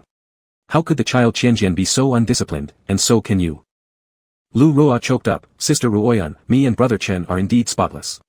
He Ruoyan mocked, and, brother Chen, still, people in their 50s and 60s shouldn't feel ashamed. Another argument ensued. Lu Qianjian, who stirred up trouble, leisurely continued to watch. Lu Wei happened to rush home just to encounter this scene. Luo Chen, enough. What will make you believe me? Even if Qingqing and I go for a paternity test, you refuse to trust, what else can I do? He Ruoyan, how should I trust you? Believe that you have concealed caring for Lu Ruo for 10 or 20 years without physical involvement. You were a playboy in your youth, but I always thought that was before we met, and I didn't want to count it, but now faced with facts, how can I believe you two are innocent? Luo Chen, it's your fault I can't trust you. Lu Ruo sobbed, Brother Chen, Sister Ruoyan, I'm sorry, I never thought I would cause this situation. Sister Ruoyan, can you believe me and Brother Chen? Surprisingly, Lu Qingqing didn't follow suit in crying, but stood a meter away from Lu Qianjian, glaring at him with an innocent look. Lu Qianjian replied smiling, poor thing, where will you stay tonight? Lu Qingqing paused in surprise. Lu Qianjian sighed lightly, shaking his head, kids your age, tender skin attracts mosquitoes, cockroaches, rats and such small creatures, probably staying one night on the street would leave only bones, thinking about it makes me hurt. Just moments ago, Lu Qingqing had been full of bravado, but now she burst into tears and joined the seniors who were still bickering uncontrollably. Lu Wei stepped into the room, the noise level reaching its peak immediately offending his ears. He cast a glance around the room, and the one person who stood out as unusually calm was Luo Qianjian. Mom. Uncle Luo. And he. No one noticed Lu Wei had returned, so he loudly announced his presence. The argument among the elderly group paused, with only young Lu Qingqing still sobbing while Lu Ruo hurried to console her, then smiled bitterly at Lu Wei and said, Wei Wei, you're back. It's just in time. We're moving out, so we need to pack our belongings quickly. He Ruoyan mockingly interjected, sign the IOU first, don't even think about dodging your debts. If you have issues with the accounts that were given by Uncle Luo's assistant, I wouldn't mind going over it with you, item by item. Lu Ruo let out a stifled cry before choking on her sobs. No need to go through the accounts, I will sign. Lu Wei turned his attention toward Luo Chen with a look of dependence. Uncle Luo, what exactly is going on? Are you asking us to leave? And what does this IOU mean? Luo Chen sighed, I'm sorry, Wei Wei, you need to understand me, I also have my own family. Lu Wei's expression distorted for a second, surprised by how resolute Luo Chen was. But he swiftly composed himself, nodded sadly, my whole family has received so much from Uncle Luo, and now you want to take it back, it is understandable. But can you give us some time? Moving out right away is too abrupt. Especially for Wei Wei, although she's not home often, her things are still here, and she has her college entrance exams in just over a month. Any troubles at home could seriously impact her state for the exam. Uncle Luo, and you both have younger siblings about to take their own exams, can you be lenient and give us until after Wei Wei's exams? Lu Wei thought silently, as long as they didn't have to move out right away, there was still room to maneuver. Lu Ruo quickly followed up, emphasizing that her daughter Lu Wei studied diligently, excelled in her grades, and was very stressed about her upcoming exams, thus only coming home every half-month since entering senior 3-year, which made disrupting her state something not to be risked just before her big exam day. This caused Luo Chen, who wasn't originally resolute, to naturally hesitate. He Ruoyan felt discontented, but found herself unable to say, what does the daughter of Ms. Lu have to do with us? She thought deeply, feeling that past grudges should not affect innocent children. However, Luo Qianjian clearly didn't mind being the bad guy. He smiled sweetly and responded, exactly, our family also has younger siblings taking their college entrance exams. Recently, because my parents keep fighting at home, it's been severely affecting their mood. Ms. Lu, Brother Lu, please understand our situation as well. We cannot sacrifice our children for someone else's. Once you move out, my parents will reconcile, and our siblings can focus on their exams again. Lu Ruo froze, never expecting such an answer from Luo Qianjian. Lu Wei clenched his fists involuntarily hanging by his side, realizing that Luo Qianjian's response hit the mark perfectly. There was no immediate retort. Only then did he Ruoyan regain her composure, feeling more justified and stronger, glad that she brought along the quick-witted Luo Qianjian today. That's correct, and we have 3 children taking their exams, which makes our situation more severe than yours. He Ruoyan declared. Luo Qianjian added casually, moreover, our 3 younger siblings return home every single day. There's no way to hide our parents' issues from them. On the other hand, your sister only comes home once a month. If you keep quiet, how would she know about any changes at home? Or are you actually trying to exploit our guilt and deliberately inform her despite risking her future, disregarding everything for our family's remorse? Lu Ruo glanced helplessly at Lu Wei. Lu Wei gritted his teeth and forced a smile. How could that be possible?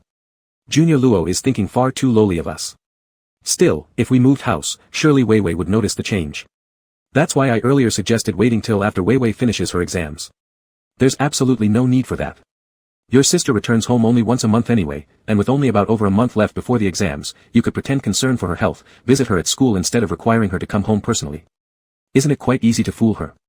Luo Qianjian blinked mischievously. Lu Wei became even more infuriated. He Ruoyan was undoubtedly supporting Luo Qianjian's stance. While Luo Chen remained silent, although he wasn't pleased internally, he essentially acknowledged Luo Qianjian's dominance, unwilling to provoke conflicts between the Lu family and his own. He Ruoyan urged Lu Ruo again to write down the IOU. Lu Ruo was reluctant, but being accustomed to standing on a moral high ground, she hesitated before reluctantly pulling out a pen and paper and slowly began to write. Seeing this, Lu Wei felt restless and in an impulse said, Younger brother Luo, aren't you very pleased with the chaos you've caused among these elders? Everyone paused for a moment. Sitting calmly, Luo Qianjian smiled gently and responded, Senior Lu is attempting to shift the blame and sow discord, are you not? Lu Wei looked solemn without answering Luo Qianjian but instead addressed Luo Chen saying, Uncle Luo, this morning at school I confronted younger brother Luo. He openly admitted that calling our family over yesterday to your house was his deliberate doing.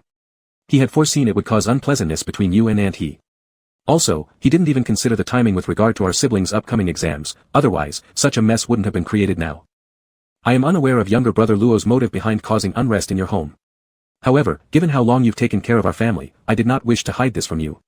Whether this constitutes sowing discord or not is something for you to decide. Upon hearing this, Luo Chen frowned deeply and turned toward Luo Qianjian asking, Is all this true, Qianjian? Indeed. Luo Qianjian answered casually, which took Lu Wei by surprise as he expected him to deny and continue playing dumb.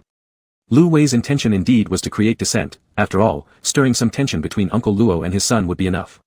He hadn't hoped for much beyond making Uncle Luo somewhat dissatisfied with his son since Luo Qianjian was his father's flesh and blood.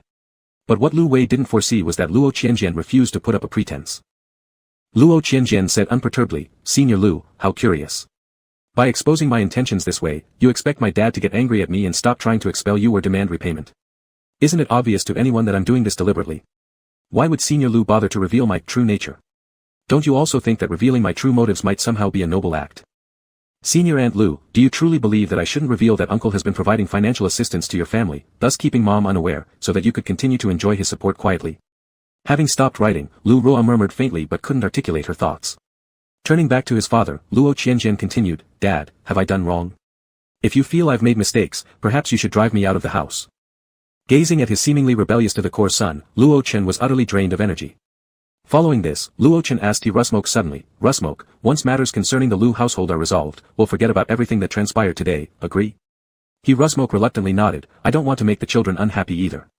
Relieved, Luo Chen then told Lu Wei, away, Uncle Luo knows you mean well, but this time, Qianjian hasn't done anything incorrect. His concerns were misplaced fears that I may have started another relationship outside the marriage. Qianjian, being the biological child of your aunt he and me, only sought for us parents not to conceal things from each other, fearing more serious conflicts later, it's quite normal. Tightly clenching his fists, Lu Wei chose not to reply anymore, inwardly ridiculing himself silently. The bond within their own family remained unshakable after all. Luo Qianjian grinned indifferently. Strangely enough, his father's defense of him demonstrated surprisingly coherent logic like that of a regular person. Luo Chen let out yet another sigh. Simultaneously, both Luo Chen and He Rusmoke shared the same suspicion, could their issues have unsettled Luo Qianjian? Had Qianjian first discovered his father potentially cheating with a mistress, followed by uncovering his mother still clinging nostalgically to her former first love, leading to a mental breakdown and thus his rebellious actions? Even though Luo Qianjian made plenty of infuriating comments, his intent always revolved around problem-solving and family harmony, such as the fact that settling the matter involving the Lu family would cease their constant bickering. Hurry up and finish the IOU, urged Luo Chen more decisively than ever. Hearing this, tears streamed down Lu Ruo's cheeks again. In the past, they never experienced monetary shortage. Thus, lacking a real sense of future hardship devoid of aid and burdened by debt, the Lu family internally resisted, yet none could bring themselves to break off ties completely or brazenly refuse repayment, resulting in the eventual signing of the IOU. Once He Rusmoke got hold of the IOU, she glanced disdainfully at her surroundings, then told Luo Chen, all right, summon your assistant to handle subsequent arrangements. They must vacate today, and I will personally inspect tomorrow. More than anyone, Luo Chen wished to quickly escape from the Lu family. Hence, he immediately agreed and called for Luo Qianjian to follow him promptly, cautioning him not to exacerbate the situation further. No amount of shouting succeeded in stopping them. Exhausted from the emotional turmoil, upon returning to their home, Luo Chen and He Rusmoke ascended upstairs to rest. Luo Qianjian leisurely strolled towards the kitchen. The chef was simmering soup and, upon seeing Luo Qianjian come in, greeted him and explained, this soup was ordered by Miss Bai before she went out this morning. The kitchen was asked to have it ready at this time so we can send it to her room shortly for Mr. Bai to drink. Miss Bai said that Mr. Bai usually wakes up at this hour, it will help replenish his vital energy. Luo Qianjian nodded, I'm here because tonight I'll have a classmate over for dinner. He likes scrambled eggs with tomatoes, so make a dish of it. Upon hearing this, the chef seemed a bit troubled, well. Scrambled eggs with tomatoes isn't a grand dish, and there's still time to prepare it. However, young Master Luo, you might not remember, but Elder Master Luo dislikes this dish, he gets angry whenever he sees it, so the family hasn't cooked it for years. Of course, Luo Qianjian remembered. He also remembered why Luo Hufeng didn't like this dish, his first love, someone whom Luo Hufeng both adored and resented, liked scrambled eggs with tomatoes. Thus, every time Luo Hufeng saw this dish, it reminded him of his first love and put him in a bad mood. In the previous life, Luo Hufeng had already thought Shindongi resembled his first love somewhat, then accidentally discovered that Shindongi also enjoyed scrambled eggs with tomatoes. This caused those mixed feelings of love and hate to rise again, leading to an endless entanglement. No problem. Luo Qianjian smiled at the chef, make a dish, later when my classmate arrives, I'll take him somewhere else to eat where elder brother won't see it. Chapter 13. This time when Shindongi came to the Luo family residence, he wasn't made to wait outside the gate for long.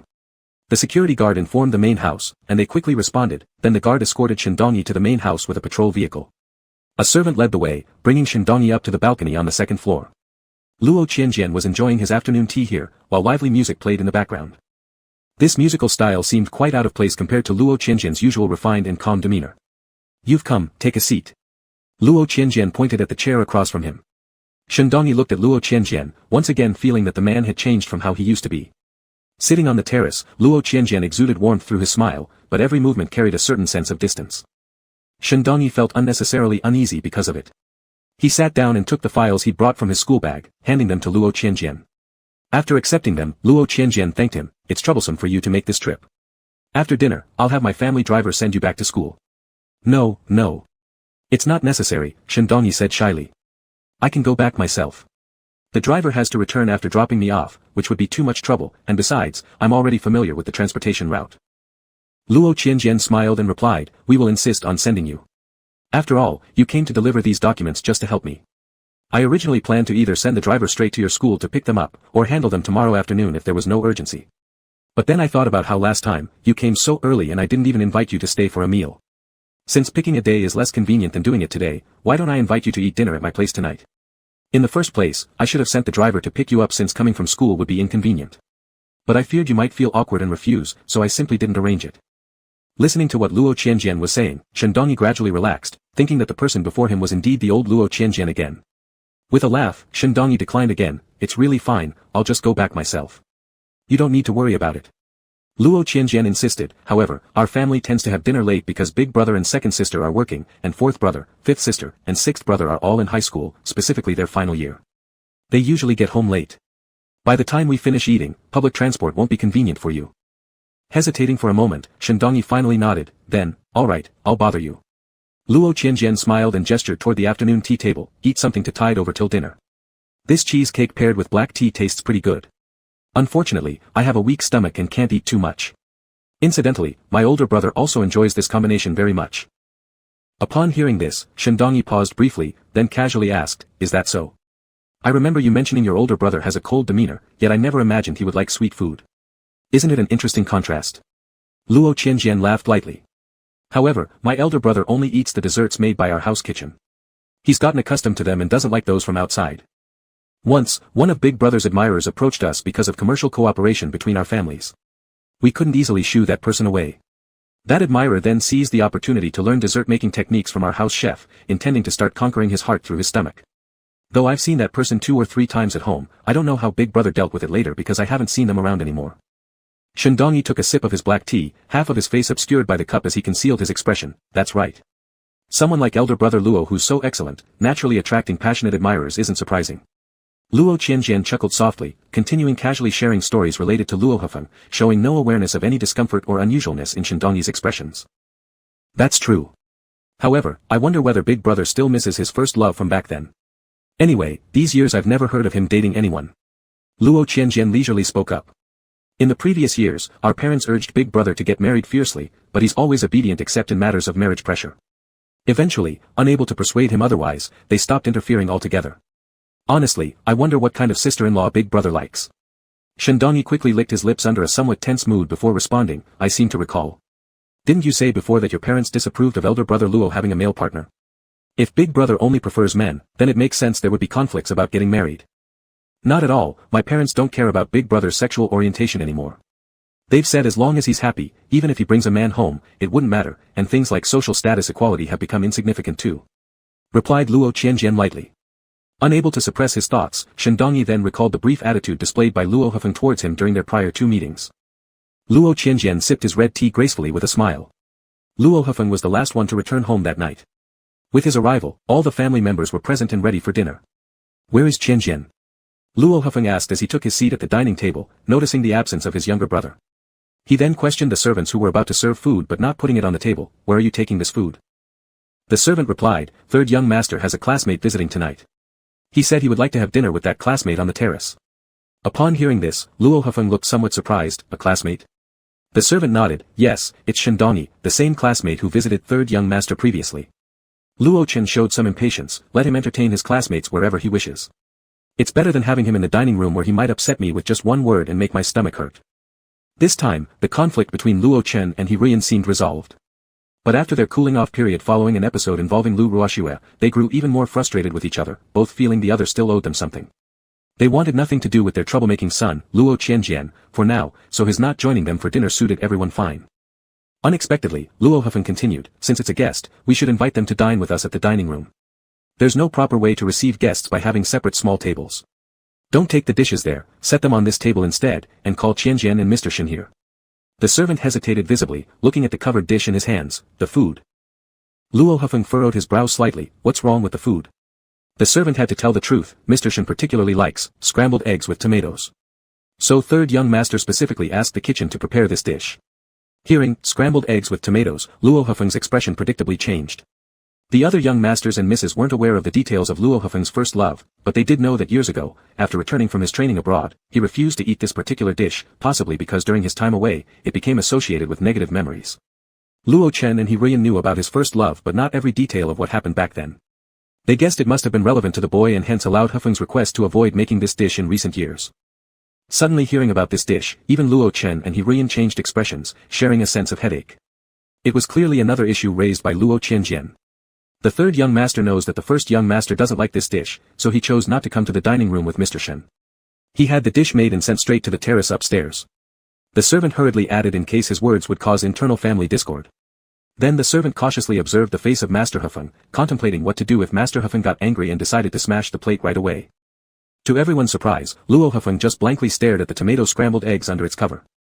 After quite a while, he spoke again. Does this Mr. Shen really like this dish? The servant immediately nodded. Third young master specially requested this, suggesting Mr. Shen must like it very much.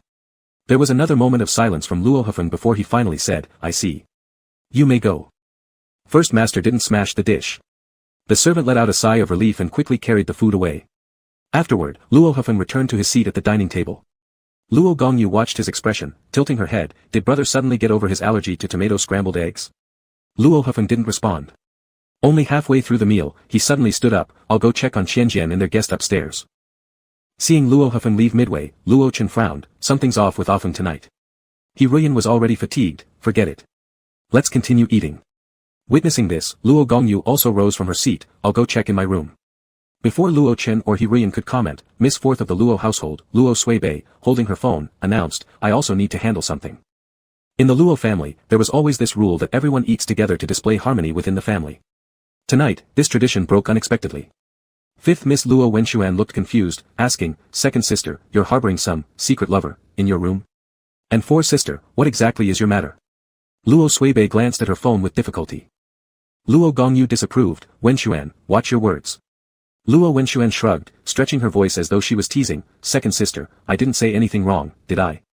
Bai Yuxing truly is treating you well yet making you constantly worry about him. I don't like how he treats you, second sister. When will you break up with him? Luo Gongyu helplessly said, you'd better focus on preparing for the college entrance exam. Children shouldn't pry into adults' affairs. The sixth young master, Luo Shantang, chimed in next, pretending to be mature as he muttered, after the college entrance exam is over, we'll also be of age, and then I'm going to start dating. Luo Chen and He Ruyan looked at their children gathered in the room, giving them a headache. Previously, there was still the mild-mannered Luo Qianjian, now even Luo Qianjian was messing around. When Luo Hufeng ascended to the terrace, he happened to see Shindongyi pick up a piece of scrambled eggs with tomatoes with his chopsticks. Long-suppressed memories from many years ago surfaced in Luo Hufeng's mind, and it was as if he could once again see that mischievous boy helping him pick up a piece of scrambled eggs with tomatoes, saying with an air of having struck gold, I think scrambled eggs with tomatoes is a meat dish, but the school cafeteria sells it as a vegetarian dish. Every time I get my meal and see this dish, I feel especially happy. Luo Hufeng slightly lowered his eyes. Eldest brother. Luo Qianjian noticed him first and called out loud. Shindongyi suddenly became somewhat nervous, although he himself couldn't quite explain what exactly made him so nervous. Luo Hufeng quickly recovered his unusual expression and approached without showing any sign. The servant said you were eating dinner here on the upper floor terrace, so I came to check. You should go eat in the dining room. Now that the weather isn't cold anymore, but it's still outdoors, and if you catch a cold, Qianjian, you'll suffer. Mr. Shen, does the food suit your taste? Shindongyi responded somewhat uncomfortably, it tastes great, thank you, elder brother Luo. Luo Qianjian sighed lightly, looking somewhat guilty at the meal in front of him. Sorry, elder brother, for you to see these scrambled eggs with tomatoes. I know you don't like this dish, but Dongyi really does. Back when we occasionally had meals in the school cafeteria together, I always saw him ordering this dish, so today since he's visiting, I asked the kitchen to prepare it. Elder brother, are you okay? Luo Hufeng nodded vaguely, unclear about his expression. No problem. Shindongyi was surprised and somewhat flustered. If elder brother Luo doesn't like this dish, I apologize for causing trouble. Qianjian, you didn't need to specially prepare anything for me. Besides, to be honest, I don't actually particularly enjoy scrambled eggs with tomatoes. It's just that our school cafeteria considers it a vegetarian dish, while I thought it should be considered a meat dish due to the eggs, making this dish seem cost-effective. Upon hearing Shindongyi say this, Luo Hufeng's pupils trembled slightly. However, he didn't dwell further on this topic, instead shifting to, it's fine, I didn't come upstairs because of this dish, but for something important I want to discuss with Qianjian. Do you have time tomorrow night? If so, please accompany me to attend a banquet. The guests there will all be famous figures from the business world. Your age suggests it's time for you to begin considering engaging with them. Aren't you supposed to start your internship soon? You can't keep refusing invitations as you used to do. Shindongyi gently bowed his head. Luo Qianjian chuckled lightly, then replied resolutely, all right. Actually, even if brother hadn't mentioned it, I was planning to ask proactively. By the way, will Dongyi have time tomorrow night? Brother, may I bring Dongyi along? Shindongyi was startled, then anxiously declined, no, why would I join? Don't bother yourselves. But Luo Qianjian insisted, brother, it's obvious that during the banquet tomorrow night, you won't be able to look after me the whole time, and I'll be there with none of my acquaintances, which might make me uncomfortable. Please let Dongyi accompany me. Also, Dongyi will return soon, and this could be a valuable experience. Mr. Dongyi, you would like to go, wouldn't you? Shen Dongyi glanced at Luo Hefeng nervously before hesitatingly biting his lip. It's fine, bring whomever you want, Luo Hefeng agreed. Luo Qianjian's lips curled slightly upward, then that's great. Tomorrow night's business banquet was sure to be interesting, as the previous life left a deep impression on Luo Qianjian regarding that very banquet. Ever since breaking up with his first love, Luo Hefeng had privately pursued several substitutes over the years, but never caused any big incidents. Many people assumed Master Luo stayed chaste. In his previous life, several of those substitutes Luo Hefeng pursued happened to appear coincidentally at the banquet tomorrow night, creating quite the commotion. Luo Qianjian definitely wanted to take the future Mrs. Lu to join in on this excitement. Chapter 14. After dinner ended, Luo Qianjian asked the driver to send Shen Dongyi back to school.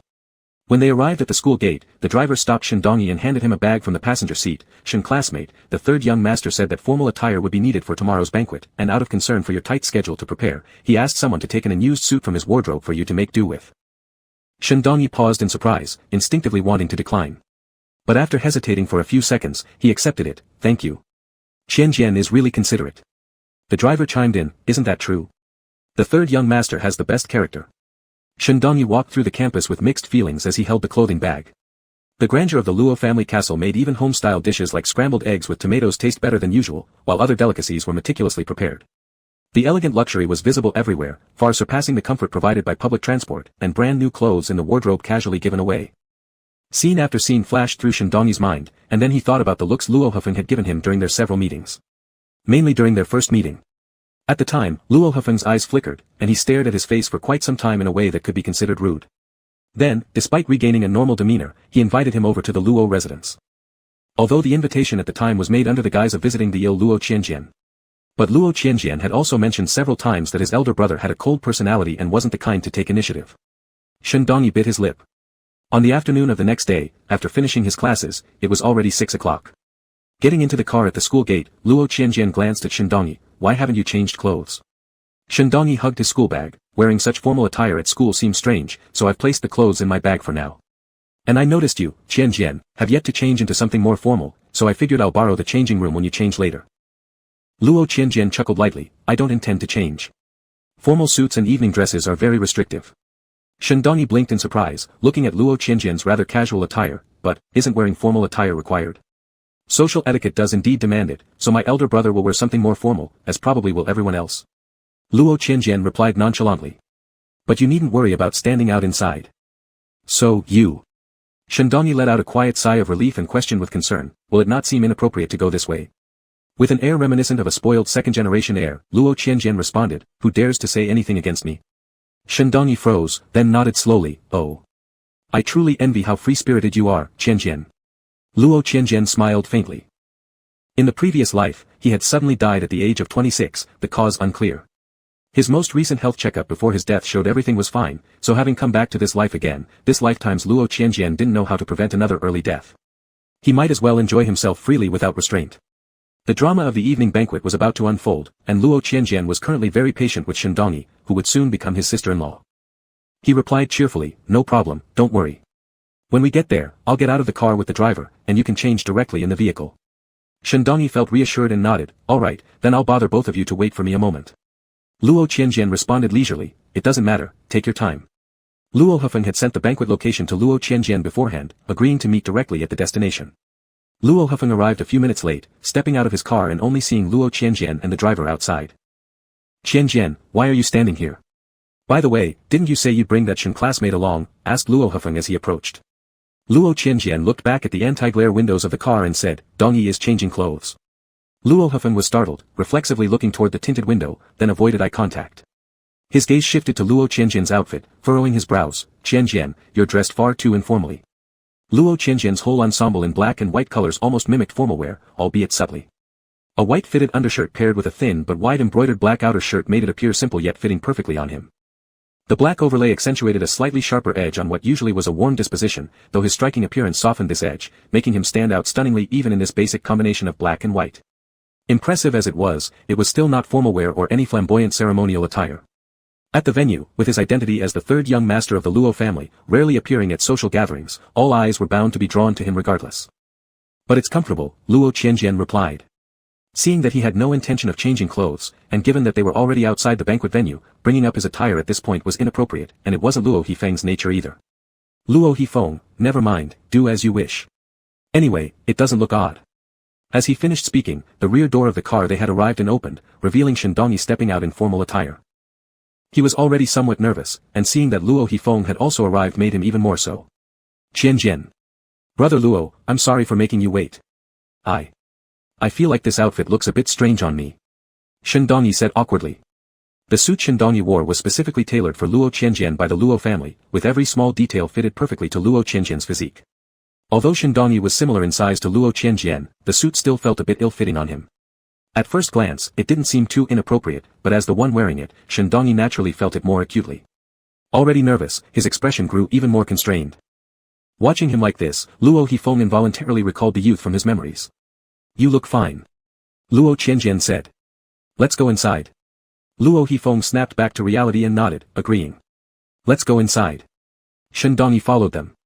Most guests were already present in the banquet hall. Walking ahead, Luo Hifeng led the group into the hall, where soon after the host of the gathering approached. Mr. Luo has arrived, it's an honor. These two gentlemen are. Luo Hifeng introduced them with a wave of his hand. This is my younger brother, Luo Qianjian, ranked third among us. He's no longer young, so I've decided to bring him along for some experience. And this is my younger brother's friend, Shindongyi, joining us to gain some understanding. It's a little embarrassing with so many people around. The words Mr. Luo speaks are truly too modest. The third young master and his friend coming to visit us is an immense honor, a great honor, the host smiled, then warmly exchanged pleasantries with Luo Qianjian. Luo Qianjian courteously responded, showing no flaws in social etiquette. After exchanging pleasantries with the host, Luo Hifeng continued introducing Luo Qianjian and Shindongyi to others, because the Luo family was influential, mainly others came over to greet them. Following his natural demeanor, Luo Hifeng responded coolly yet politely, while briefly introducing the accompanying Luo Qianjian and Shindongyi. Without exception, people would engage in more conversation with third young master Luo Qianjian, paying minimal attention to Shindongyi, even though Shindongyi looked more formally dressed and seemed closer in attire to Luo Hifeng. From being initially both nervous and eager to try new things, Shindongyi gradually became awkward and disheartened, barely maintaining a polite smile. I hear third young master Luo looks so suave in this attire. Personally, I dislike wearing suits, they're suffocating, but there's no way out, I can't disobey my parents. Haha. The speaker was the oldest son of the Qian family, Qian Ziyu, roughly the same age as Luo Qianjian.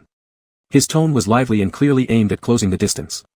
Qian Ziyu had come with his father, Qian Zong, along with another son from the Qian family, Qian Ziling. Qian Ziling was rather quiet and only spoke after being urged by Qian Zong, greeting Luo Hifeng and Luo Qianjian. I heard that the second son of the Qian family returned to the family not long ago. As expected today, second young master Qian is not as outgoing as elder brother Qian. It seems like he isn't very familiar with President Qian either, Luo Qianjian suddenly interjected. What had been flawless social etiquette until now was discarded by Luo Qianjian himself as he started mentioning sensitive issues. All three members of the Qian family fell silent instantly. Other guests who had been watching, ready to approach and greet the Luo family, were secretly amazed. They hadn't expected that the newly arrived third young master Luo would not only bring up something the Qian family was reluctant to talk about, but would also do so in such a pointed manner. Even Luo Hifeng and Shindongyi were surprised by Luo Qianjian's sudden lack of propriety. Before Luo Hifeng could speak, Qian Ziyu took the lead and answered effortlessly, indeed, my younger brother just returned home recently. Third young master Luo, although my twin brother and I don't look exactly alike, we were indeed born on the same day. Unfortunately, an accident occurred when we were born, and my younger brother was abducted by evildoers. It was only recently that we found him again. My younger brother suffered much hardship wandering outside all these years, and he's still adjusting after returning home, but slowly, everything will be fine. Thank you, third young master Luo, for your concern. With these words, unless intentionally picking a fight with the Qian family, one should say something to ease the situation at this point. Unfortunately, Luo Qianjian deliberately intended to make the Qian family uncomfortable. He raised an eyebrow, is that so, twins? These Una-like twins are not strange either. But I seem to have heard rumors saying that Master Qian and Second Master Qian are actually half-brothers with the same father but different mothers. Mr. Qian and Qian Ziyu changed their expressions again, whereas Qian Ziling had a rather calm reaction. Luo Hifeng attempted to stop him, Qianjian, it's not appropriate to. But Luo Qianjian ignored him and continued on his own accord, I've heard about Mr. Qian's affair when he was young, and how Mrs. Qian found out and fought for a divorce, only to discover she was pregnant. So she decided to give Mr. Qian another chance for the sake of the child but required him to break up with his lover. Before Mr. Qian and Qian Ziyu could interrupt, Luo Qianjian, determined to stir up trouble and warm up the atmosphere, kept going. The lover, after being dumped, also realized she was pregnant. She secretly gave birth to the baby and coincidentally delivered on the same day at the same hospital as Mrs. Qian. Driven by resentment and jealousy, she took advantage of the situation and swapped the two babies. The child from the affair is now the current eldest son, who has been pampered since childhood in the Qian household, while the child from Mrs. Qian and Mr. Qian was taken home by the lover and suffered abuse, leading a difficult life. Recently, the lover fell ill and started regretting her actions during her youth. Feeling remorseful towards Mrs. Qian's child and wanting to see her biological son, she revealed this matter to the Qian family. Even though the Qian family confirmed the true heir, they had developed feelings for the impostor and were reluctant to send him away, thus pretending they were twins, right? Luo Qianjian finished, feeling quite satisfied, and seeing the ashen faces of Mr. Qian and Qian Ziyu, lightly clicked his tongue. Look at me, gossipy as can be, and these rumors I remember so clearly. Mr. Qian, Elder Master Qian, and Second Master Qian, please don't take it to heart. Mr. Qian and Qian Ziyu gritted their teeth, but due to the Luo status, they didn't dare retort or cause a scene with the Luo family. They could only force a smile and hope that Luo Hifeng, the next generation leader of the Luo family, could discipline his younger brother. However, Luo Hifeng did not show any intention of publicly reprimanding Luo Qianjian. Although Luo Hifeng also felt that Luo Qianjian's outspokenness had gone too far, what kind of family was the Qian family to deserve such embarrassment for him to lose face in public and apologize? So Luo Hifeng just sighed helplessly. Qianjian, you're too gossipy. Luo Qianjian gave a light laugh. The silent second master Qian, Qian Ziling, also smiled slightly and suddenly spoke. Third young master Luo is quite interesting, listening to your words is like enjoying a fresh breeze. Luo Qianjian modestly curved his lips. Chapter 15. Not only does it feel refreshing, but also as if I'm standing at the edge of a precipice. Mr. Luo's words are truly humorous. Young Master Qian, Qian Ziyu, tried to suppress his feelings, remembering that he had just attempted to get closer moments ago. Yet, being young, he couldn't fully contain himself, and his tone ended up being somewhat sarcastic. Upon hearing this, Luo Qianjian slightly furrowed his brow the next moment, raising his hand to cover his chest with a feeble voice calling out to Luo Hifeng, Big brother, Mr. Qian speaks in such a way that it makes me feel breathless and uncomfortable. Qian Ziyu widened his eyes. The people around were quite astonished as well. After all, third young master Luo's move was overly straightforward and unrefined. Who in their right mind would willingly do such a thing in public? But Luo Qianjian had strong belief and determination, his acting conveyed a deceptive weakness that seemed intentional. I need to go out and get some fresh air. You guys continue your conversation. Dongyi, you stay with big brother. Mr. Qian's words have left me too uncomfortable. I want to be alone. Not like that. How dare you turn it around on me? Third young master Luo, is your behavior too inappropriate? You. Young master Qian didn't want to take the blame for this situation. However, after finishing his act, Luo Qianjian walked away without giving anyone else the chance to respond. Luo Hifeng sighed helplessly, stepping in to wrap things up.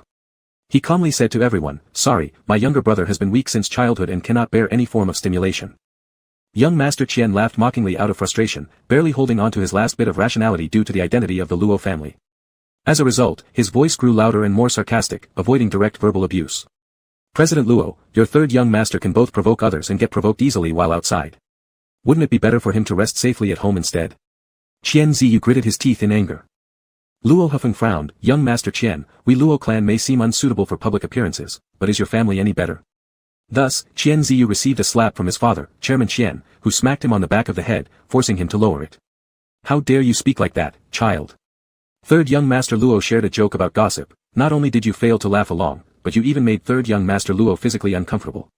Even President Luo didn't hold it against you, yet you remained disrespectful. Though Chairman Qian was one generation older, he still kept smiling politely before Luo Hifeng, choosing to embarrass his own son publicly rather than risk offending the Luo family, even though they had clearly started trouble by discussing taboo subjects first. Shendongyi quietly stood behind Luo Hifeng, lowering her eyes as if lost in thought. In front of others, Luo Qianjian acted overly exaggerated, and after walking just a few steps without noticing others' gazes, he let go of his chest and resumed his normal state as he continued, getting some fresh air. Seeing this, those around him marveled in amazement, never expecting the reclusive third young master Luo to actually behave like a frivolous aristocrat despite not appearing so. Since Luo Qianjian hadn't been to the venue of the banquet before, he simply picked a nearby corridor to walk down. As fate would have it, just like the time after talking with Lu Wei at school, he turned a corner and came across Gu Xingyan wearing sunglasses and leaning on a cane, accompanied by Assistant Chen. Third young master Luo, what a coincidence, Assistant Chen greeted calmly. Luo Qianjian lightly raised an eyebrow, it is indeed a coincidence. Did we accidentally let you eavesdrop on something bad? Assistant Chen stopped responding. Gu Xingyan smiled, slowly saying, eavesdropping isn't quite accurate, it's sneaky and uncouth. What we overheard was perfectly open. I apologize, but I do enjoy some uncouth forms of amusement, Luo Qianjian continued walking forward, with no intention to stop. Yet Gu Xingyun, leaning on his cane, persevered despite his disabilities and followed closely. Initially, I thought third young master Luo disliked me particularly, but after hearing your conversation earlier, I realized you treat all carbon-based life equally with disdain, which oddly calms me down, Gu Xingyun said while dragging his partially healed leg and pretending to be blind, yet his mouth remained busy. Luo Qianjian remained silent, finding this odd. Why are you following me? Gu Xingyun sighed dramatically, there's no other way. You're the only one in the whole banquet who doesn't view me either as pitiful or laughable because I'm blind. Talking with you, third young master, makes me feel at ease. Luo Qianjian, to be honest, I think you're both pitiful and laughable because of your blindness. Gu Xingyun smiled, third young master Luo deliberately says this to make me stop following you, right? But sorry, you walk too slowly, even when I'm both blind and lame, I can keep up. Luo Qianjian was speechless. Since he had always been frail, he got used to moving at a slow pace. This time, he didn't intend to change his lifestyle habits just to avoid Gu Xingyun.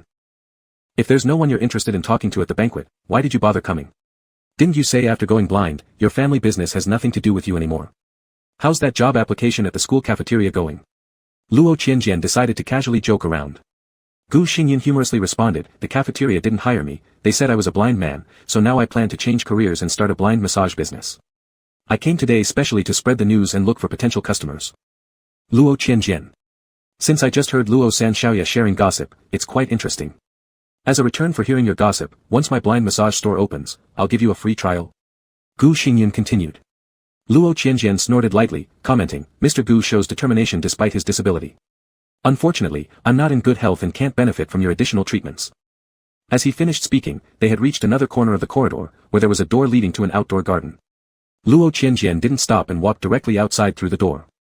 Gu Xingyun remained professional in his act of being blind and kept walking along the original path. Chen assistant sighed in exasperation, dutifully asking out loud, Mr. Gu, there's a door on the right side that leads outside, third young master Luo just went out. Shall we follow?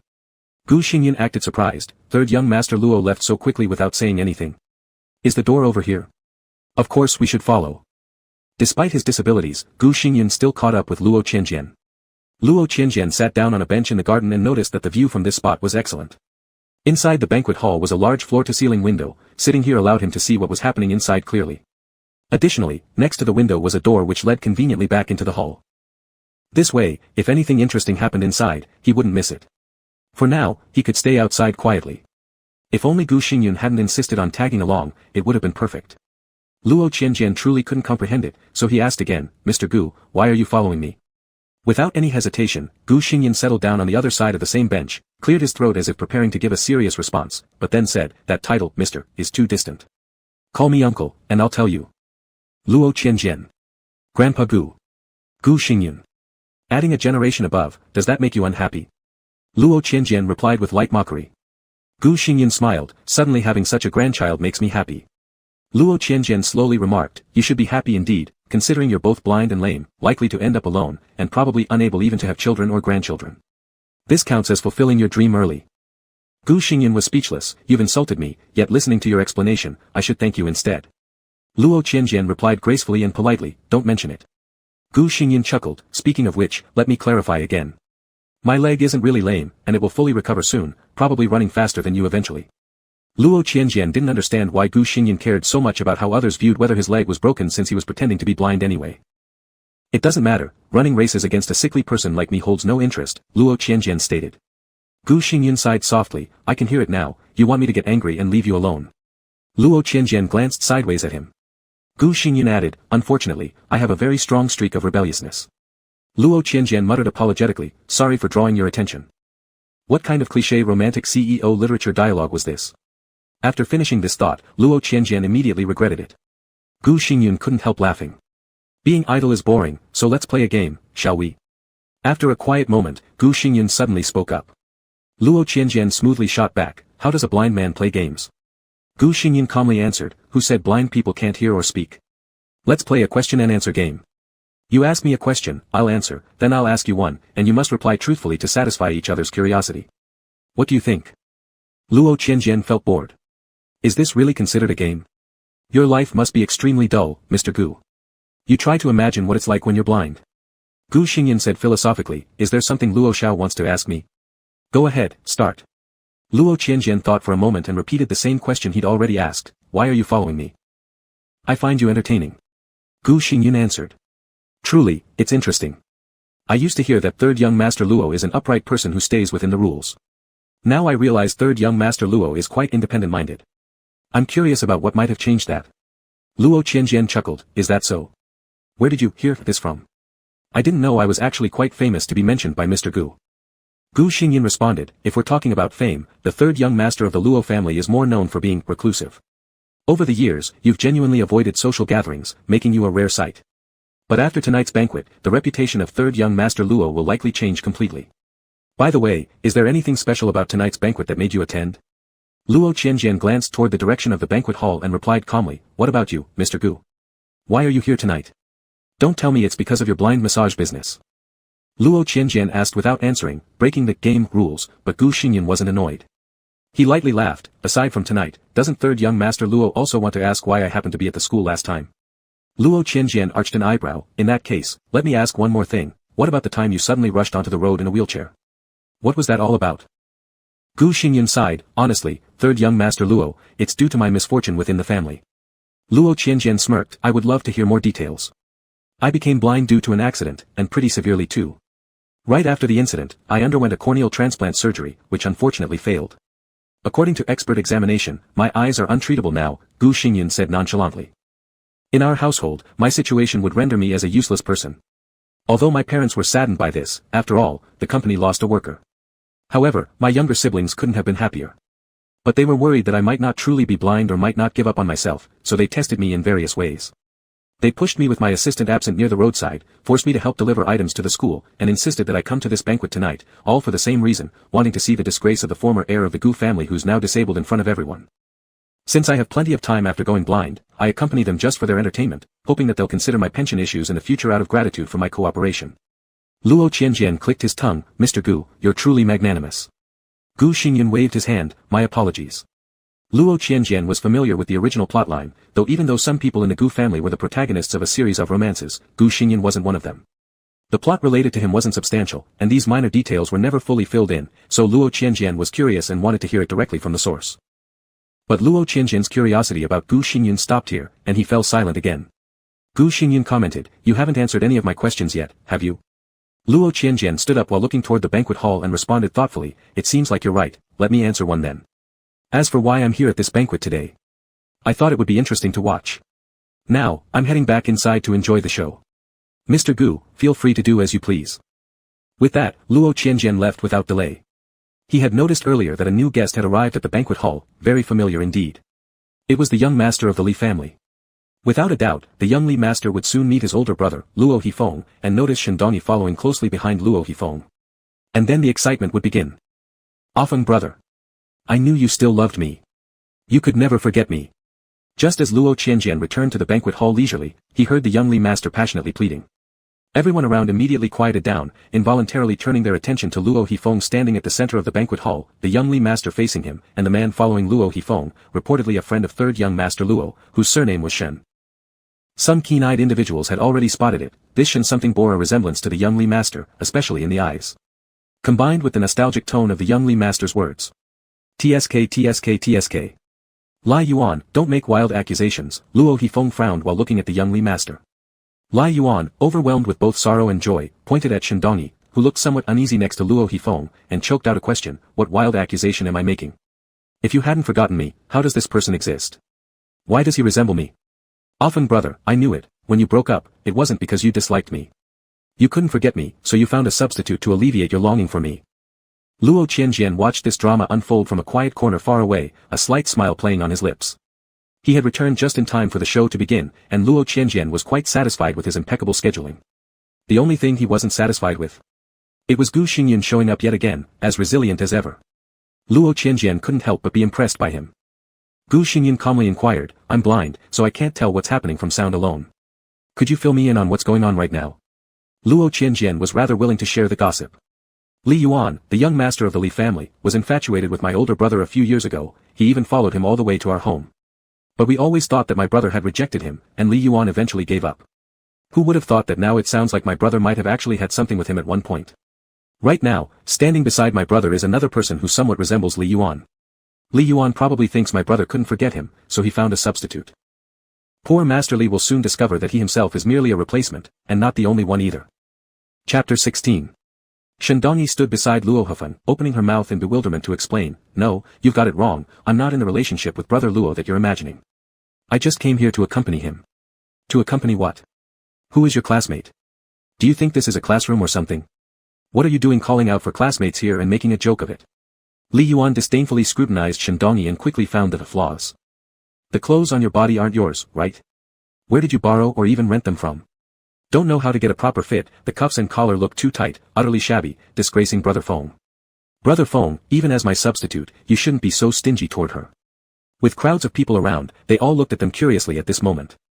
It was the first time Shendongyi had encountered such a situation, and she didn't know what to do with her hands or feet, feeling utterly humiliated.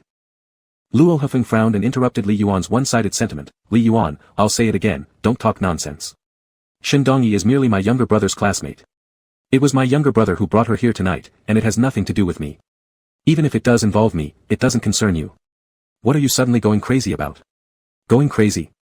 Brother Feng, I've been good enough for you."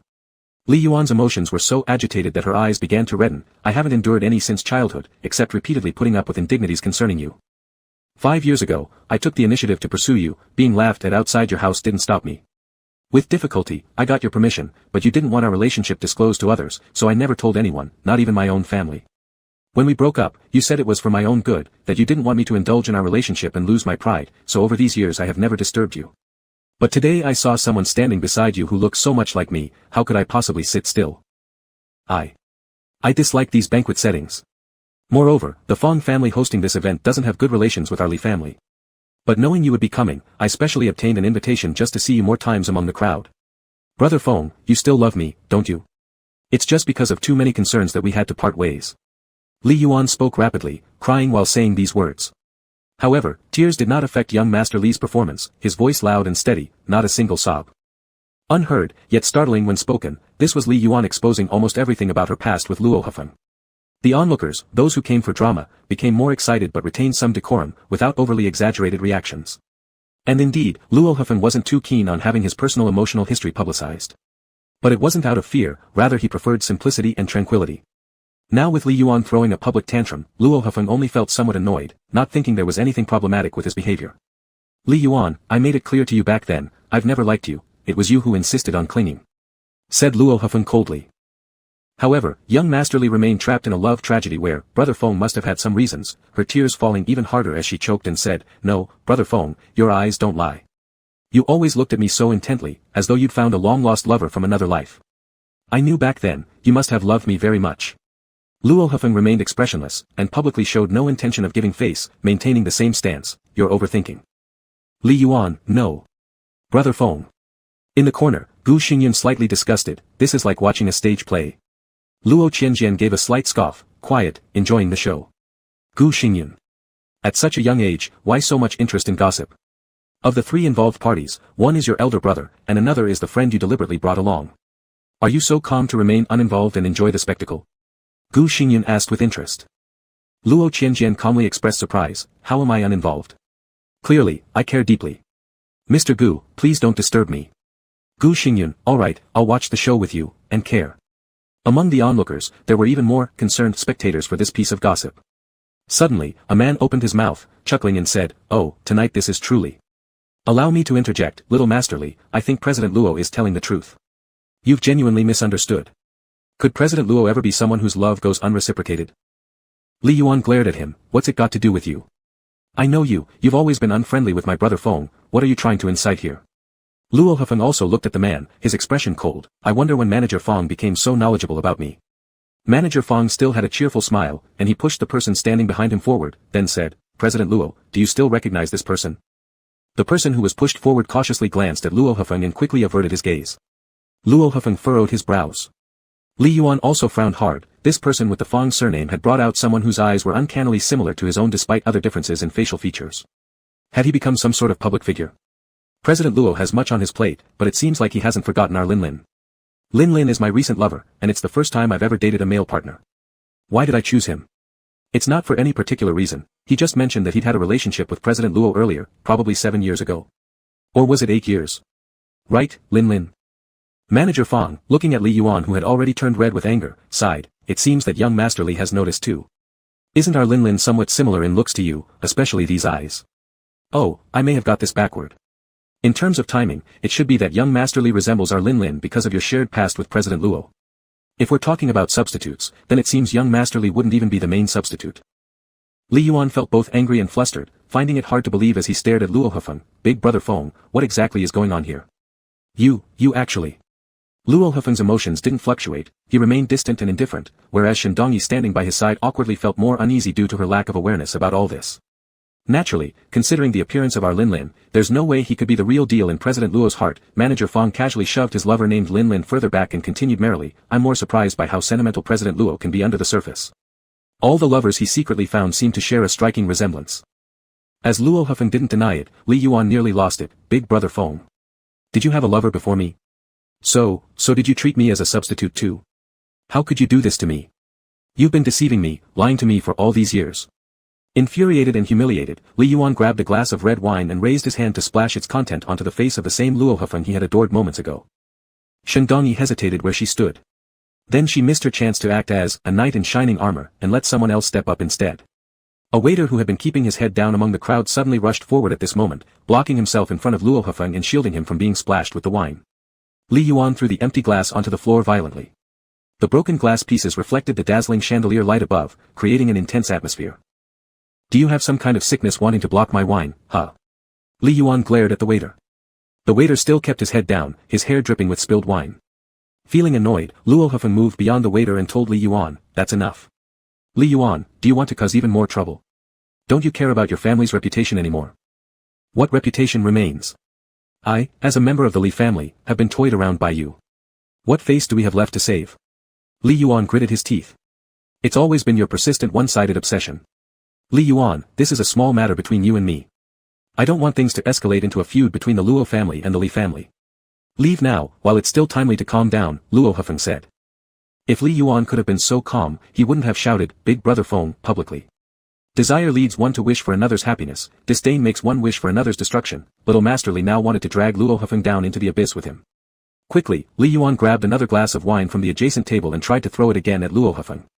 Luo Hufeng stepped aside this time, and simultaneously, the waiter who had shielded him once before made another move, stepping forward once more to receive Li Yuan's second cup of wine on his face. Li Yuan smashed another glass. What is wrong with you, this waiter? Is something wrong with this banquet, or why does a mere service boy act strangely? Do you like being showered with wine so much? Go ahead, block some more if you want. Picking up his third glass of wine, Li Yuan attempted to splash again, directly aiming at the waiter this time. Keeping his head bowed without moving, the waiter seemed indifferent as long as the wine wasn't intended for Luo Hufeng. Frowning slightly, Luo Hufeng gestured toward the banquet organizers, hiding among the guests, signaling them. The organizers couldn't pretend to be cowards anymore, they hurriedly called over other waiters to intervene with Li Yuan. Though unsuccessful in persuading him to leave, the larger group managed to stop young Master Li from continuing his spree of throwing and breaking wine glasses. Only after being drenched in multiple glasses of red wine did the waiter finally try to walk away cautiously. Luo Hufeng called him to a halt and handed the waiter a handkerchief, saying, even though you came on your own initiative, I still thank you. Later, I will have my assistant contact you and provide compensation for taking the wine splash meant for me just now. Although his tone remained as cold and ordinary as ever, Luo Hufeng was still polite enough in his etiquette. After he finished speaking, he watched the waiter take the handkerchief and then didn't pay any more attention. However, the waiter who had been so aware of propriety moments before now stood rooted to the spot with the handkerchief in hand and began to sob. Just as Luo Hufeng was about to ask the surrounding guests watching this drama to disperse, hearing the sound caused him to frown. What's wrong? The waiter held Luo Hufeng's handkerchief and used, lifting his face that still carried the traces of wine. A pair of familiar tear-filled eyes looked at Luo Hufeng. Mr. Luo, I don't want any compensation, Do you remember me? Luo Hufeng truly wished not to remember, but unfortunately, his memory was excellent. Earlier when the waiter hadn't looked up, he hadn't scrutinized closely either. Now seeing the other's face, especially those eyes which were necessary for finding a substitute lover resembling this person, Luo Hufeng immediately remembered. Luo He, Xiao Wen. Unexpectedly being recognized instantly by Luo Hufeng, Xiao Wen burst into tears uncontrollably. It's me. Mr. Luo, I'm sorry, 9 years ago it was because I wasn't mature enough. I thought Mr. Luo only treated me as a toy, so I left without notice. I never imagined. I learned tonight that you've actually always genuinely cared about me, is that true? So all the lovers after me, Manager Fong's Lin Lin, Little Masterly, and even the person currently beside you, all carry my shadow. Amidst the onlooking guests, there was an uproar. No one expected this same scene to be replayed again. It was unclear whether Xiao Wan, the waiter, was truly the main lover in Mr. Luo's heart. Feeling annoyed and speechless, Luo Hufeng replied curtly, "You're overthinking, it has nothing to do with you." Xiao Wan was taken aback. Masterly gave a cold laugh. From a corner behind the crowd, Gu Xingyan remarked once more with a sigh, "Your elder brother sure had a lucky night. 3 former lovers are gathered here. Was this arranged by you?" Feeling deeply aggrieved, Luo Qianjian expressed astonishment. How could Mr. Gu think such a thing? Regarding my elder brother's past lovers, where would I possibly know them from, let alone gather them one by one and place them into this banquet without disturbing my brother beforehand? Though his tone suggested genuine grievance, regardless of its authenticity, Gu Xingyan detected no difference and simply believed him anyway. Alright, Gu Xingyan nodded, so now, on your elder brother's side, we've got his lover from 9 years ago, 7 or 8 years ago, and 5 years ago all gathered together. Both the 9-year-old lover and Masterly previously assumed that the later lovers were substitutes for themselves in your brother's life. This certainly livens things up, worth your special visit today, young Lord Luo. Luo Qianjian nodded, exactly. However, it is my brother after all, standing here merely spectating isn't appropriate. Now that they are at an impasse, it's time for me to step in and resolve it. Mr. Gu, please go as you please. After finishing, Luo Qianjian stepped toward the middle of the crowd. Leaning against the wall, Gu Xingyan smirked lightly as he watched his enthusiastic back retreating. Chapter 17. Though everyone was watching the drama unfold, it was still a banquet, and all the guests, mindful of their status, did not huddle together. After excusing himself, Luo Qianjian easily made his way to Luo Hufeng's side.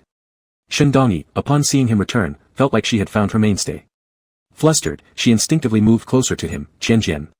Luo Qianjian gave Shen Dongyi a slight nod, looking extremely trustworthy. Then, Luo Qianjian turned his gaze towards Luo Hufeng, with an expression of surprise on his face. Big brother, I heard something earlier which wasn't entirely off base, but I'm still having a hard time believing. Were those people really involved in some emotional entanglements with you? Luo Hufeng remained silent, finding Luo Qianjian's question utterly meaningless. His previous reaction hadn't already implied that he wasn't denying it. Why bring up such unnecessary emphasis again? Li Yuan continued glaring at Luo Hufeng while Lin Lin, hiding behind the new benefactor Fong manager, kept her head down. Xiao Wan, drenched in red wine, looked at Luo Hufeng with deep melancholy.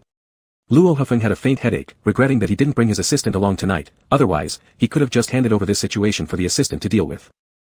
Alright, let's put this aside for now, please disperse and don't let my personal affairs affect the banquet tonight. Luo Hufeng attempted to call a halt forcibly. However, Lu Qianjian, the ever-supportive younger brother, wasn't willing to let big brother pass so easily. Once again with a look of surprise, Lu Qianjian spoke up, it suddenly came back to me, big brother's first love. The surrounding guests had initially intended to give the Luo family some face, despite wanting to watch the drama, and were planning to go along with Luo Hufeng's intentions and disperse.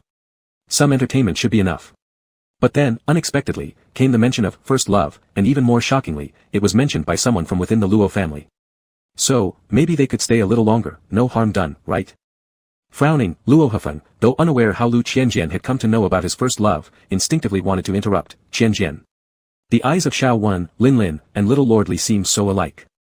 Lu Qianjian furrowed his eyebrows slightly, wearing an expression of deep concern for Luo Hufeng. Big brother, I heard from Mom and Dad that you cherished your feelings for your first love deeply, and you were also deeply hurt by them, but I never expected that you haven't forgotten him until now. Sorry, big brother, it's my preconception, assuming too quickly that it's related to your first love, but only realizing now that it might not necessarily be so. After all, I know little about your emotional life. Luo Hufeng began regretting bringing Luo Qianjian today. He knew very well that Lu Qianjian's behavior had been abnormal recently, and he had already exposed family secrets publicly from the get-go during the dinner. He shouldn't have given Lu Qianjian any opportunity to speak. Enough is enough, Lu Qianjian. Luo Hufeng's tone became much stricter. It had been many years since anyone had brought up his first love, and Luo Hufeng considered that the deepest thorn stuck into the softest part of his heart. Initially, he was merely annoyed, but now he truly started to feel angry. Lu Qianjian wisely decided to stop with a nod. Sorry, big brother, it's none of my business. I think maybe I'm not suitable for such occasions after all. I'm going to leave and head home.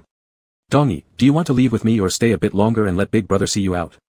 In public, Lu Qianjian asked Shen Dongyi this question, leaving her no choice but to answer despite any inner hesitation. I'll leave with you. Luo Hufeng did not stop them. If he allowed Luo Qianjian to stay here any longer, who knew what else he might blurt out. Lu Qianjian then said to Xiao Wan, who was still standing there, go wipe yourself off and change clothes. Xiao Wan snapped back to reality, glanced briefly at Luo Hufeng and, seeing no reaction from him, could only uncomfortably nod and leave. Little lordly, would you like to step outside together? Lu Qianjian turned to Li Yuan. Li Yuan sniffed, ignored him, and directly walked away. Upon observing this, Luo Hefeng once again believed that regardless of how rebellious Lu Qianjian had been recently, his essential nature was still considerate and empathetic. This wasn't helping clear the people around him under the pretext of leaving the banquet early. Luo Hefeng's expression softened. Qianjian, drive safely on the way home. Lu Qianjian nodded with a smile, got it, big brother. Then, Lu Qianjian left the banquet hall with Shindongyi. The banquet hall soon returned to its normal state, with some still smiling innocently and teasing Luo Hefeng. President Luo, your third young master seems a bit too outspoken, revealing everything he knows openly. Luo Hefeng didn't find this amusing at all. At the start of the banquet, President Qian and young master Qian were more at ease after being outed by Luo Qianjian. Take a look, even someone as close as Luo Qianjian wouldn't let any family gossip slip through. Luo Qianjian exited with Shindongyi from the banquet hall. Indeed, young Master Li who had left earlier was still waiting outside. Luo Qianjian, you owe me an explanation about your brother's so-called first love. Speak now. Li Yuan was brimming with fiery indignation. Luo Qianjian asked curiously, what does it have to do with Mr. Li? You've already broken up with my brother, yet why are you still so concerned? Could it be, you haven't moved on yet? With that, he added sarcastically, I imagine the reputation of the Li family is surely being trampled underfoot because of this. You. Li Yuan clenched her teeth, spitting furiously, how dare brother Luo treat me as his stand-in for entertainment, I could care less about him. But I am determined to uncover the truth. Then perhaps, we should investigate it themselves, Luo Qianjian replied smoothly as he walked towards his car, it seems inappropriate to seek details from one of the Luo clan. Shindongyi remained silent as she followed behind him.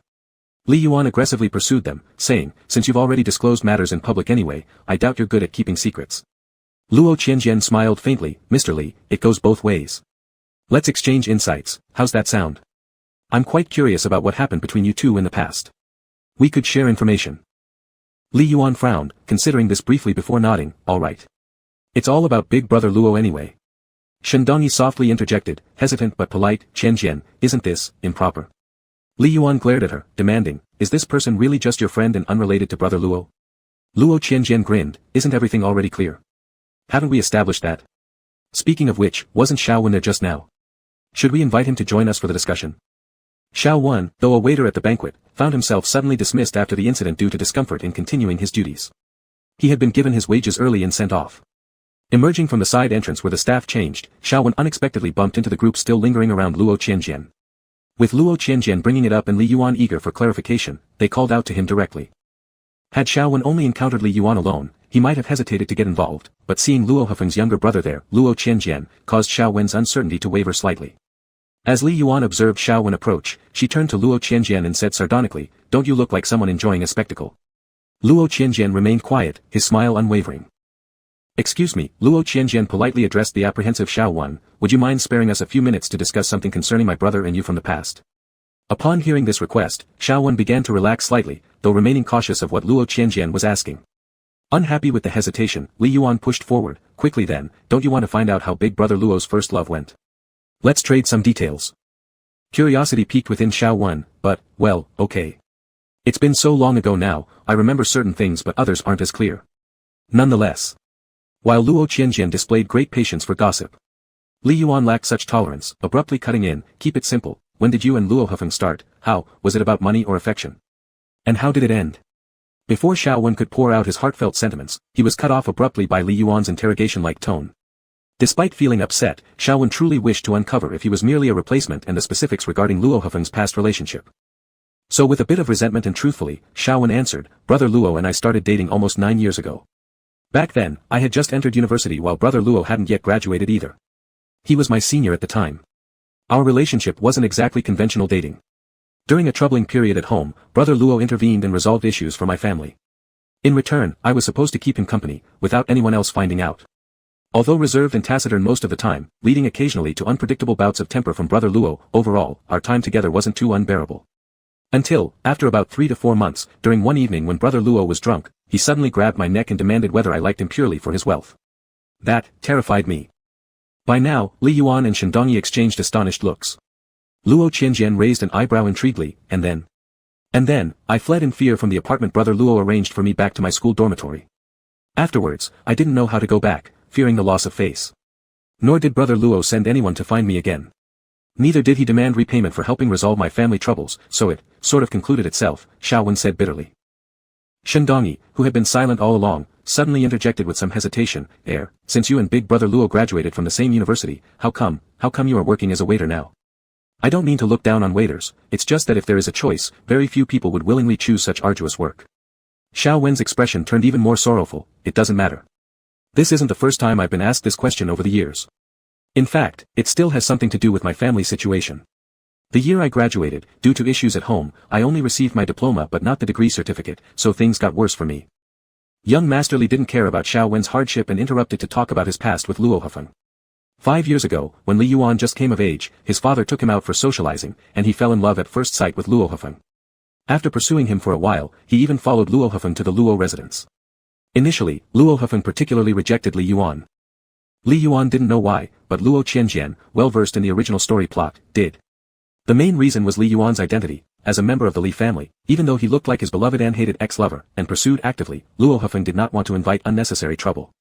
Unexpectedly, young Master Li pushed himself into it and became incredibly clingy, which led Luo Hufeng to let down his guard slightly. As for why Luo Hufeng and Li Yuan broke up, it was also because after drinking too much, Luo Hufeng lost control, grabbing Li Yuan by the neck and asking him why he betrayed their feelings. However, unlike Xiao Wen who ran away in fear, Li Yuan didn't realize the hidden issue at that moment, mistaking it as Luo Hufeng being so afraid of losing him. Luo Hufeng couldn't bear his loss of self-control and ended things with Li Yuan. Because he didn't want to cause a fuss, Luo Hufeng consoled Li Yuan a bit, leading Li Yuan to think it was due to fears of harming him that they parted painfully. Now reflecting on it, Li Yuan's expression contorted slightly. Lu Qianjian played along with feigned surprise. In that case, it seems I haven't guessed wrong. My brother's romantic history really does have something to do with his first love. But who would have thought my brother actually had violent tendencies? Stop talking nonsense. What exactly happened with that first love? Li Yuan said. Luo Qianjian sighed lightly. Actually, all the key information you guys have already mentioned earlier. My brother felt that his first love betrayed him for money and abandoned their feelings, but back then my brother loved his first love so much, maybe that's why he kept finding substitutes in you guys. Li Yuan was irritated at being called a substitute and angrily demanded, do you have a photo of his first love? I want to see how much we resemble. Luo Qianjian, having already shared the scoop of his elder brother's past loves right in front of Shindongi, his future sister-in-law, lost patience with his brother's previous lovers. He shook his head, why would I have photos? Anyway, everything worth saying has been said. It's getting late, let's go. Dongi, get in the car. Shindongi followed somewhat dazedly. Hey. Luo Qianjian. That's like not telling me anything at all. Li Yuan was clearly dissatisfied. Luo Qianjian ignored him and had the driver start the car. Inside the car, Luo Qianjian smiled brightly at Shindongi and said, tonight's banquet was supposed to be an opportunity for you to experience society, but I never expected you to witness matters concerning my elder brother. That was rather rude of me. Shindongi remained somewhat stunned, no. But now, Luo Qianjian continued, I finally understand why my elder brother behaves unusually around you. Your eyes resemble Xiao Wen and Little Master Li almost identically, besides your resemblance in other aspects to young Master Li, to be precise, you both look like the person my elder brother has long remembered and yearned for. Perhaps the symptoms of seeking substitutes have re-emerged again with my elder brother, truly disrespectful. Luo Qianjian then shook his head and added, I should go home and tell our parents, letting them pay more attention to my elder brother. Back then, the breakup between my elder brother and his first love was partially related to my parents. Dongi, why have you been so lost in thought? Are you shocked? Dongi, you needn't worry. Even if my elder brother has such ideas, I wouldn't allow him to harm you. After all, you're my classmate and friend, and it's because of me that you met my elder brother. How could I possibly let you end up in the same predicament as Xiao Wen and young Master Li? Upon hearing this, Shindongi pressed her lips tightly together and managed a forced smile. Luo Qianjian's smile grew even more sincere. Chapter 18. Luo Qianjian thoughtfully had the driver send Shindongi back to school first. After returning to the Luo residence, while eating dinner in the dining hall, Luo Qianjian casually instructed a servant to summon Luo Chen and He Rian over. Upon hearing the servant's message, both Luo Chen and He Rian wrinkled their brows simultaneously. Luo Chen, he really likes to act high and mighty. He Rian, wasn't Qianjian taken by a phone to the banquet? Why is he back so early? Where is a phone? The servant replied, the eldest master hasn't returned yet, only the third master has come back. The third master said that something important happened. If the master and mistress have time, it would be best for them to hear him out. This matter concerns the eldest master at tonight's banquet. Luo Chen and He Rian then proceeded to the dining hall anyway. Luo Qianjian ate slowly but did not have the habit of refraining from speaking during meals. Hence, after taking a few bites, he paused and recounted the grand spectacle of Luo Hufeng's substitute lover gathering at the banquet to Luo Chen and He Rian. Luo Chen and He Rian were astonished. Everyone in the family knew that their second daughter, Luo Gongyu, was flirtatious and unconventional. After all, Luo Gongyu never hid it and even brought home by Yushin, who was somewhat unique compared to others. However, about their eldest son Luo Hufeng's private life, Luo Chen and He had not deliberately investigated it, nor did Luo Hufeng himself divulge anything, so they actually didn't know much. Though unexpected, they didn't see any major issues with it. But there was one undesirable point. How could such a fuss erupt publicly at a formal banquet? It's extremely embarrassing. Luo Qianjian nodded, adding somewhat incongruously, exactly.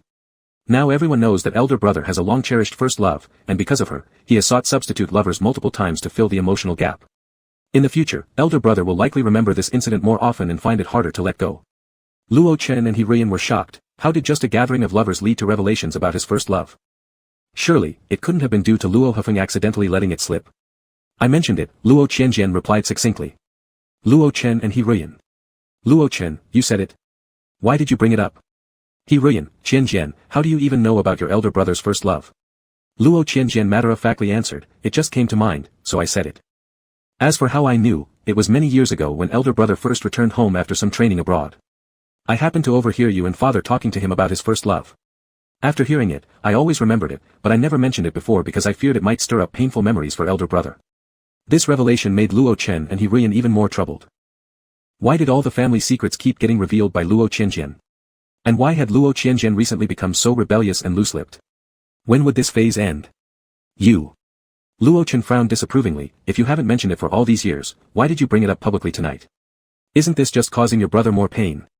Luo Qianjian sighed lightly, elder brother suddenly had so many past clandestine lovers appear around him. I was momentarily startled and blurted it out instinctively. It doesn't matter though, elder brother is composed and won't lose his cool over this. That's all Luo Chen and He could think too. After finishing dinner, Luo Qianjian went back to his room. However, Luo Chen and He remained concerned about what had transpired at the banquet and waited for Luo Hufeng to return to inquire further about the situation. Luo Hufeng responded irritably, if it spreads, let it spread. We don't need to care. This irritation lingered in his heart, making sleep elusive for him. Eventually, an idea that had been brewing inside his head took root, he decided to seek another substitute lover. There was no longer a need to keep it secret like those past underground affairs, being straightforward wouldn't hurt either since everyone in the circle already knew. Might as well be open about it and save oneself from more gossip.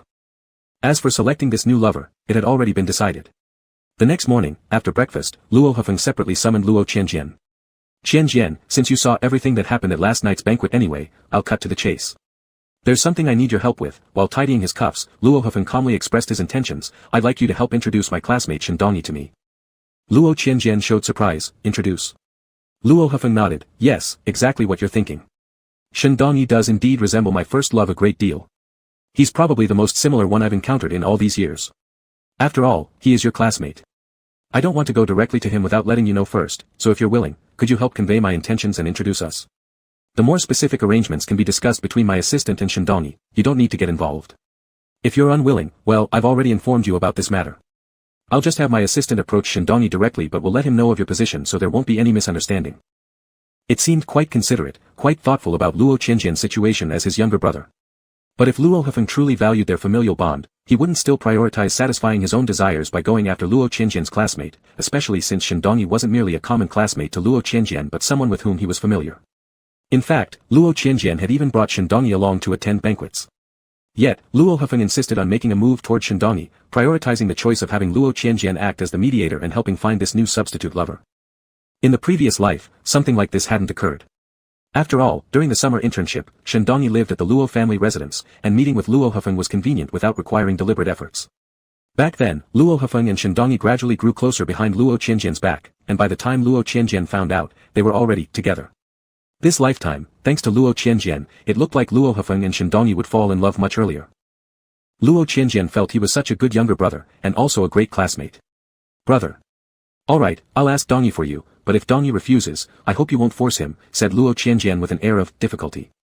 Whether or not there would actually be coercion was another issue, but Luo Hufeng immediately nodded in agreement. So upon arriving at school, Luo Qianjian relayed this matter to Shindongyi right before class, which left Shindongyi distracted and unable to focus during the entire lecture.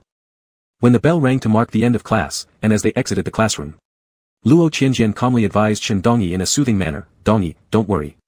Once I'm back home, I'll inform brother that you refuse, and brother has assured me he won't force you. Actually, I shouldn't have told you about this, it's disrespectful toward you. Shindong paused, startled, then began to feel a sudden sense of urgency. Truthfully, he was somewhat tempted. But seeing Luo Qianjian's face full of righteousness, assuming that Shindong naturally wouldn't want to be a substitute lover, made it hard for Shindong to express himself. Shindong indeed thought he shouldn't agree, but, for some reason he couldn't explain, he wanted to. Shindong hesitated about how to open his mouth in a way that could achieve his purpose while preserving his dignity. Naturally, Luo Qianjian understood his dilemma but wasn't in a hurry to offer empathetic understanding. In the past life, Shindong, after becoming Luo Hufeng's new secret lover, went through a mental journey. You think you're amazing because you have money, and I'm not with you because of your wealth. Eventually, he discovered by accident that he was merely a substitute. Devastated, Shindong confided his pain to Luo Qianjian, who thereby learned of Luo Hufeng's behavior of seeking substitutes. Luo Qianjian believed this action lacked respect and that Shindong continuously complained after being together with Luo Hufeng, so he straightforwardly suggested they break up. However, Shindong regretted the delay, stating that knowing beforehand would have saved him from this relationship. But now that they were already deeply intertwined, there was no way out, and Luo Hufeng wouldn't let him leave. After crying it out, Shindong further reproached Luo Qianjian, questioning why he didn't warn him about Luo Hufeng's history with his first love. Following that, Luo Qianjian attempted to intervene with Luo Hufeng, trying to persuade him to free Shindong and step out of the shadow of his past heartbreak, yet Luo Hufeng paid no heed. Ultimately, in the previous life, Shindong and Luo Hufeng indulged in their passionate yet torturous romance, chasing each other until reconciling completely, while Luo Qianjian ended up disliked by both parties. This time around, Luo Qianjian was rather curious. If Luo Hufeng and Shindong started this relationship so openly and mutually understood its foundation, how would the intense, heart-wrenching love drama from the original story manifest again? Qianjian. Shindong finally mustered the courage to speak decisively. I think your brother is pretty nice and quite pitiable. Luo Qianjian blinked. Shindong continued, you told me about his experience with his first love. I understand, while finding substitutes might not show respect, if brother Luo really needs one, I'd be willing to try and help him overcome this emotional knot. Luo Qianjian looked astonished as he reminded Shindong, but, Donnie, my brother has a cold personality, and you've also heard from his previous lover that when he gets drunk, he pinches people. Shindong showed the bravery of someone ready to face great challenges. It's fine, I believe that your brother is inherently good. As long as we spend more time together and have some patience, things will improve. Luo Qianjian sighed, speaking of which, my brother isn't entirely bad to his lovers either, at least he doesn't skimp on money. But Donnie, being a substitute lover has such a terrible connotation. Shindong bit her lip, I know. It's okay, as long as I'm clear in my own mind that I'm not doing this for the money. Luo Gu isn't the type who doesn't see people as equals, right? Luo Qianjian could only say helplessly, alright, as long as you've thought it through. After I go back home, I'll let my brother know. By the way, later I can start a group chat, so it'll be convenient for you two to exchange contact information, and as the introducer, I can give you an introduction. Shindong relaxed, good, then, thank you, Qianjian. Luo Qianjian chuckled softly. Back at the Luo residence, after Luo Hufeng returned home in the evening, Luo Qianjian relayed Shindong's intentions accurately. Luo Hufeng wasn't surprised. He wasn't blind, he could tell that Shindong had seemed somewhat unusual in his presence. Big brother, you will treat Donnie well, won't you? Although Donnie comes from a humble family background, he has always been hardworking and ambitious, Luo Qianjian added slowly. Luo Hufeng scoffed inwardly, wondering when did hardworking and ambitious individuals agree so easily to be substitute lovers. However, since Shindong was Luo Qianjian's classmate, Luo Hufeng didn't want to sound too harsh. He merely replied, don't worry, we'll each get what we need. As long as he doesn't misbehave, I won't treat him unfairly. Luo Qianjian nodded, that's good. Also, big brother, last night Donnie and I left the banquet earlier, and we encountered Li Yuan outside. He said, when the two of you were together, you used to physically harm him when you got drunk. Is that true? Luo Hufeng frowned slightly but didn't deny it, losing control due to drunkenness isn't usual behavior. Qianjian, you don't need to worry so much about Shindong. Since he already knows I'm looking for a substitute lover and has heard about the unexpected incidents during my drunken state, he must have prepared accordingly. He's just a lover, do you really expect me to cater to him specially just because he's your classmate? I won't indulge him or let him forget his place. Luo Qianjian sighed lightly, in any case, I hope you both can be happy. Big brother, shall I create the group chat for you guys now? Luo Hufeng found this arrangement overly formal, like an arranged meeting. His original intention was simply to hand over the subsequent steps to his assistant to negotiate. Nevertheless, given that Luo Qianjian had gone through trouble to make the introduction, and also because Shindong resembled his first love, the one whom he both adored and resented deeply, Luo Hufeng hesitated briefly and decided to offer Shindong this favor. He agreed with a nod to the plan for Luo Qianjian to create the group chat and introduce them. Perhaps because the ritualistic elements felt substantial, Luo Hufeng also unexpectedly harbored more anticipation. At school, Shindong anxiously kept checking his phone. Luo Qianjian sat on the swing in the courtyard, calmly tapping on his phone screen. Opening WeChat. Starting a group chat. Unfortunately, there was no option for full selection. Luo Qianjian had to take extra effort, selecting everyone in his contacts list one by one, whether they had notes, impressions, familiarity, or strangers, without leaving anyone out. After completion, the group chat was created. Then Luo Qianjian began typing. Gu Xingyan, who had been pretending to be blind, had just returned to his bedroom, took off his more dedicated prop sunglasses than himself, picked up the phone that served as decoration all day, and promptly received a new message. Upon discovering that it was a group chat initiated by Luo Qianjian with his first post in the chat, Gu Xingyan opened it out of curiosity. Then, Gu Xingyan. Luo Qianjian, Donnie, this is my older brother at Luohefeng. He likes to mix hot and cold violence together. His advantage is being generous with money towards substitutes. Brother, this is at Shindongi, the university classmate I introduced especially for you. He prefers to eat soft rice, but his advantage is having strong stress tolerance. Luo Qianjian, sorry, my words might sound harsh, but saying ugly things up front prevents future barriers. If you can reach an agreement and come together, I am genuinely pleased. You two are truly made for each other. Chapter 19. Luo Qianjian didn't have many friends on his contact list, and in general, unless absolutely unavoidable, he was too lazy to add people. But it wasn't extremely small either because once someone was added, regardless of whether they would ever interact again, Luo Qianjian was too lazy to delete them. Besides the people from the Luo family, there were also others from various families whom he had accidentally added as friends. This part actually made up a significant portion, one could even say this was the majority. Even though Luo Qianjian rarely socialized in the past, the Luo family did have several instances of inviting guests over, and when faced with requests to add each other as friends, Luo Qianjian wouldn't always refuse. Moreover, a few years ago, the Luo family held a coming-of-age ceremony for Luo Qianjian, where many guests attended. Most of the people on his contact list were added during that time. In addition, there were teachers and classmates from school.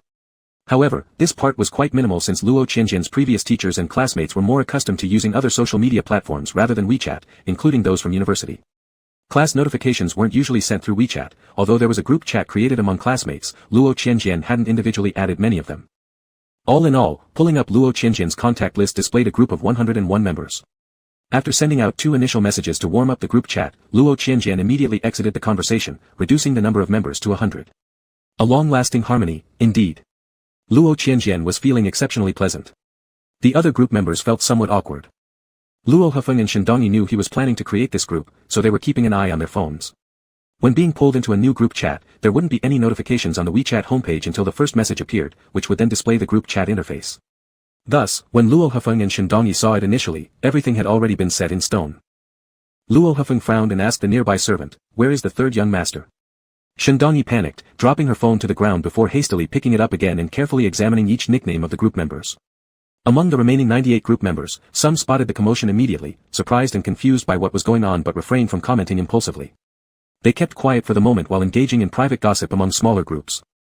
Some semi-acquaintances also privately messaged him with a joke-laden tone ending with "ha ha ha," questioning if Luo Qianjian had mistaken the group.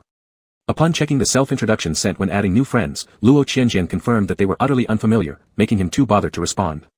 He continued to swing leisurely on the swing. After Shindongi finished confirming the group members, she sighed in relief. Thankfully, Luo Qianjian hadn't added many university classmates via WeChat. Aside from himself, only their counselor and the class leader from his major were in this group.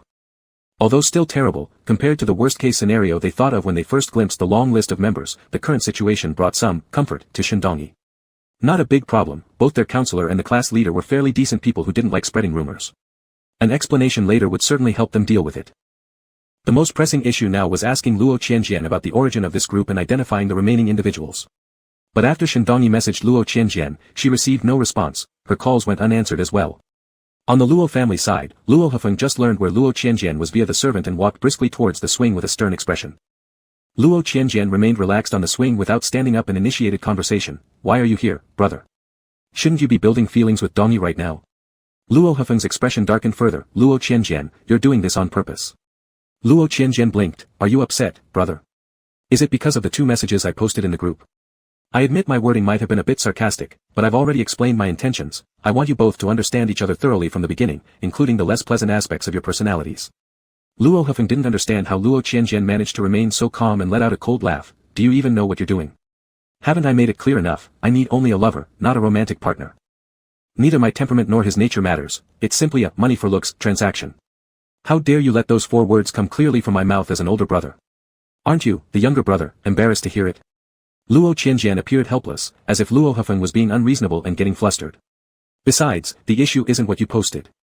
Luo Hufeng continued coldly, Luo Qianjian, if you were unhappy about this matter from the start, then you could have refused to help me in the beginning.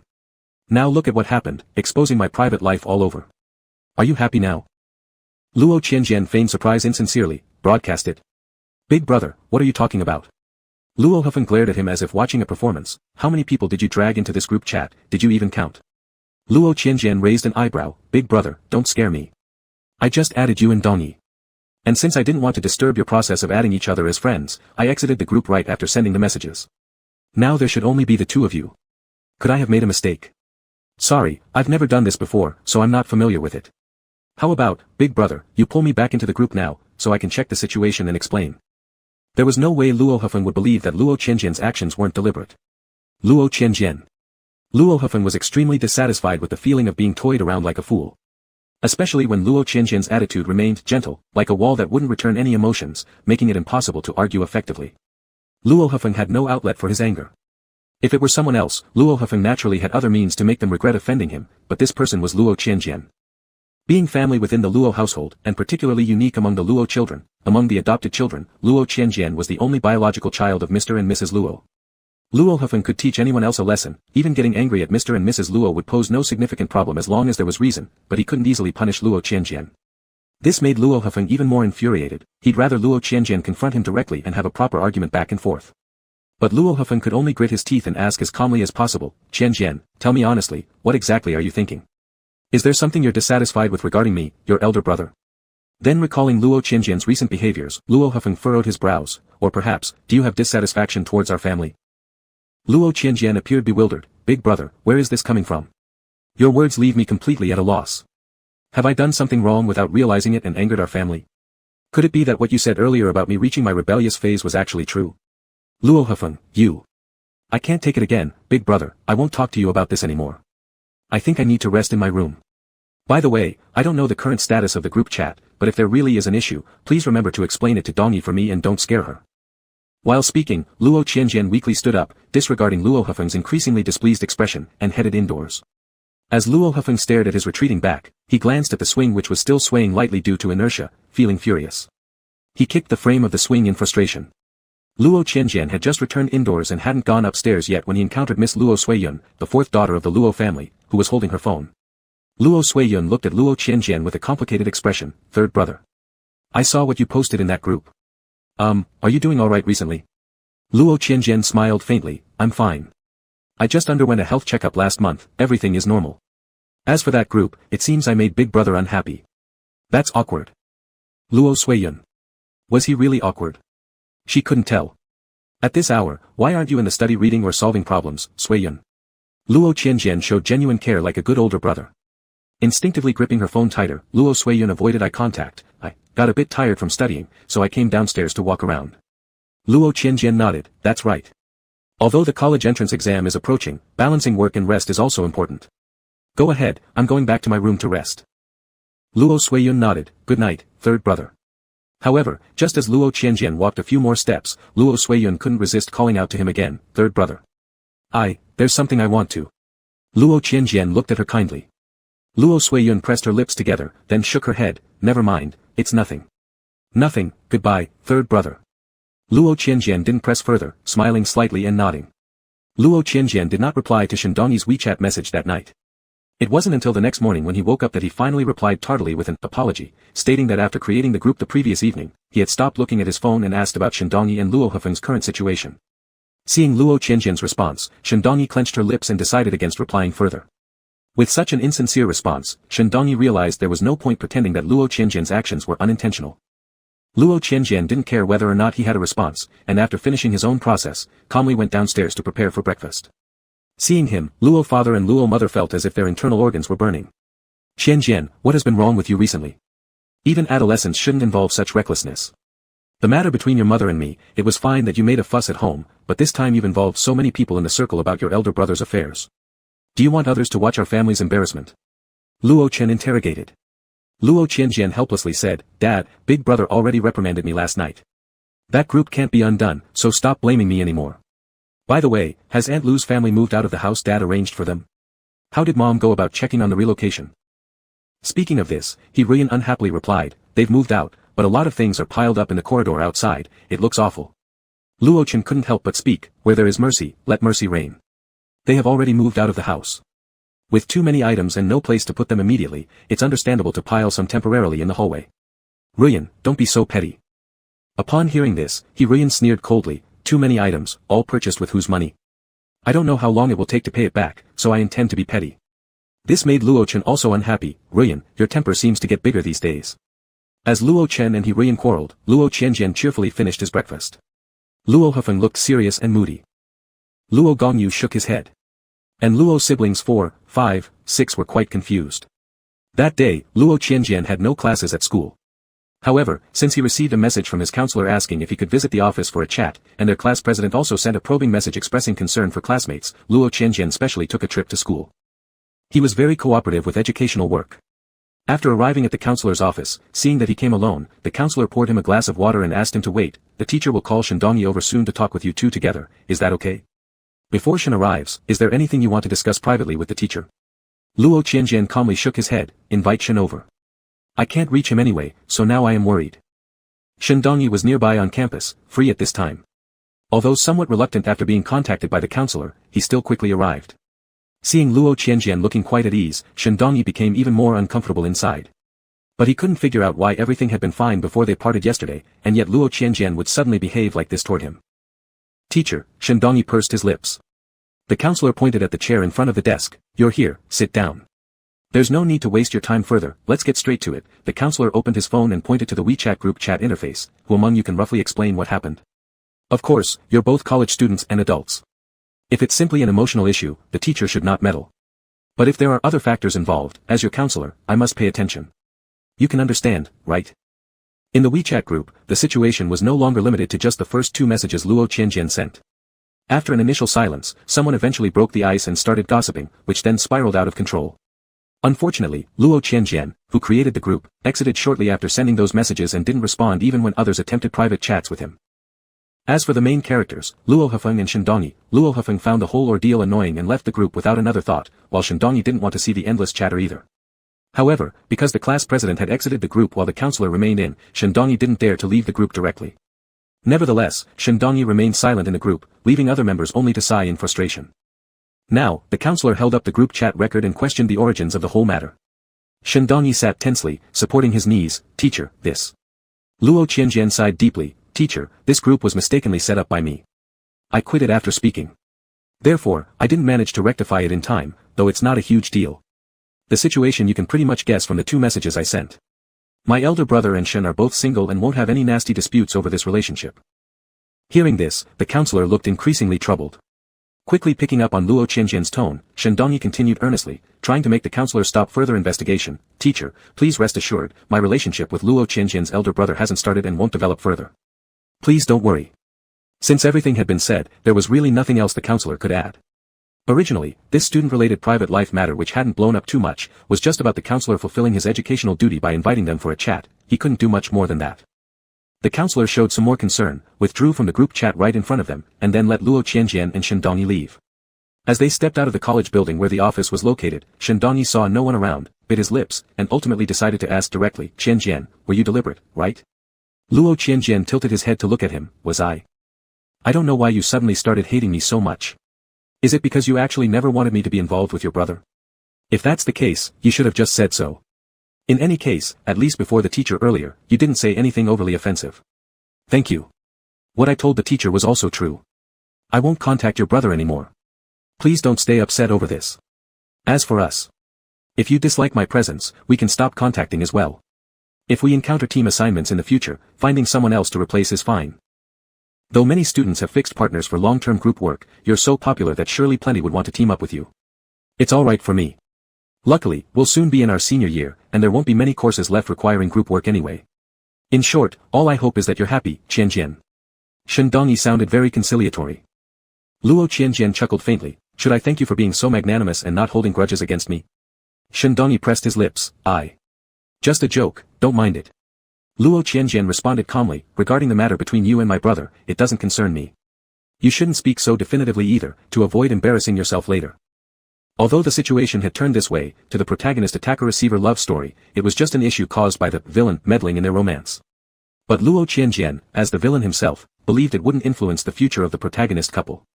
After all, both Luo Hifeng and Shen Dongyi lacked real integrity. Luo Hifeng already had his eyes on Shen Dongyi's face and knew that Shen Dongyi wasn't hard to deal with. Even if the gossipy incident in the group chat happened, while it might make him feel somewhat uneasy, he wouldn't choose to give up on Shen Dongyi. After all, it wasn't his first time looking for a surrogate lover, and Luo Hifeng didn't see anything wrong with doing so. As for Shen Dongyi's character, as long as Luo Hifeng took the initiative to come find him, giving him an excuse to step down gracefully, Shen Dongyi would easily find grand reasons to agree with Luo Hifeng. But there was a difference between this lifetime and the previous one. In the last life, Shen Dongyi lived temporarily at the Luo family residence during a summer internship, and his relationship with Luo Hifeng seemed to have developed naturally, albeit starting from a sponsor-lover dynamic, without too much forceful or possessive elements. They only began losing control after coming together and generally had decent impressions of each other before that. But in this life, Shen Dongyi knew from the start that he was just a substitute, and Luo Hifeng never hid from Shen Dongyi his deep love and hatred for his first love, nor his past search for multiple surrogate lovers. Therefore, when their mutual torment escalated again, they missed this crucial turning point. However, Luo Qianjian was still very excited. He believed his older brother and sister-in-law would definitely play out their incredibly dramatic love story with full gusto. Shen Dongyi wanted to say something more, but Luo Qianjian had already walked ahead. Back at the Luo household, dinner time arrived. Luo Qianjian leisurely reminded Luo Hifeng, "Big brother, today Dongyi was called by the counselor to the office regarding your matters, scaring him badly. You should remember to comfort him." Hearing this calm yet provocative tone from Luo Qianjian, Luo Hifeng felt his anger rise inexplicably. "Qianjian, you should stop meddles in my personal affairs." Luo Qianjian sighed innocently. "All right, understood." Then Luo Qianjian turned to Lu Gongyu, "Sister 2, can I intern at your company this summer?" The entire Luo family was surprised. Lu Gongyu was rather unexpected. "It's fine with me, I don't care, but why would you think of joining my entertainment company instead of working inside the family business under Big Brother's guidance?" Luo Qianjian replied calmly, "I just feel like an entertainment company might be more interesting, a fresh change." Lu Gongyu nodded, "Okay, come on then. Regardless, it's indeed filled with novelty." "Qianjian, I suddenly realized, don't you seem to enjoy seeking something fresh lately?" The rest of the Luo family looked toward Luo Qianjian. Luo Qianjian nonchalantly raised an eyebrow. "Do I?" "Oh right, Sister 2, how are things going with you and Yusheng?" "I still think keeping someone locked in a room isn't appropriate." At the mention of Bai Yusheng, Lu Gongyu's expression turned grim just like Luo Hifeng's earlier. She irritably reminded Luo Qianjian, "Qianjian, I've told you already, my relationship with Bai Yusheng is none of your business, so stop prying." Luo Qianjian shrugged, "All right then, I won't ask anymore." However, not a few days later, the drama between Lu Gongyu and Bai Yusheng escalated significantly. One afternoon, Luo Qianjian was the only one at home among the Luo family members, others were either working or in school. The retired Luo Chen and He Ruyan had also gone out. Luo Qianjian read a book for a while, but suddenly felt he'd been too well behaved these days. Then he remembered his childhood friend Bai Yusheng. Putting down the book, Luo Qianjian leisurely approached Lu Gongyo's door, intending to check on his friend. He directly pressed down the doorknob and smoothly pushed open the door. The room was quiet. After walking through the living area, Luo Qianjian glanced into the bedroom but didn't see anyone. Instead, there was some rustling coming from the balcony. Luo Qianjian slowly walked onto the balcony and looked at the trembling leaves of the monstera plant. "Yusheng." The leaves shook even more as Bai Yusheng peeked out from behind the potted plant, looking pitifully surprised at Luo Qianjian. "Qianjian? Why are you here? I thought it might be your sister suddenly coming back, sorry to have you see this, I." As Bai Yusheng spoke, tears started uncontrollably rolling down his face. Luo Qianjian sighed, "Why must you make things so difficult for yourself? If you're unhappy being with my second sister, why not separate?" Bai Yusheng wiped his tears. "Qianjian, you don't understand, it's not that simple. You've heard before, my parents are always used by your second sister to threaten me. I dare not go against her. Back then, when I refused to be with her, she actually hurt my parents. She would really do it, I couldn't take the risk." Sitting down on the balcony, Luo Qianjian coolly stared at Bai Yusheng, surprised, "Has my second sister ever hurt your parents? What did she do?" Bai Yusheng hesitated for a moment before bitterly answering, "She. As I complained to you before, you know, my dad is a compulsive gambler, alcoholic, and prone to domestic violence, while my mom suffers from overwork and anxiety. Beneath me, I also have younger siblings still in school." Nodding along as he listened, Luo Qianjian confirmed the typical setup: a problematic father, an exhausted mother, young siblings, and Bai Yusheng's broken self. Standard.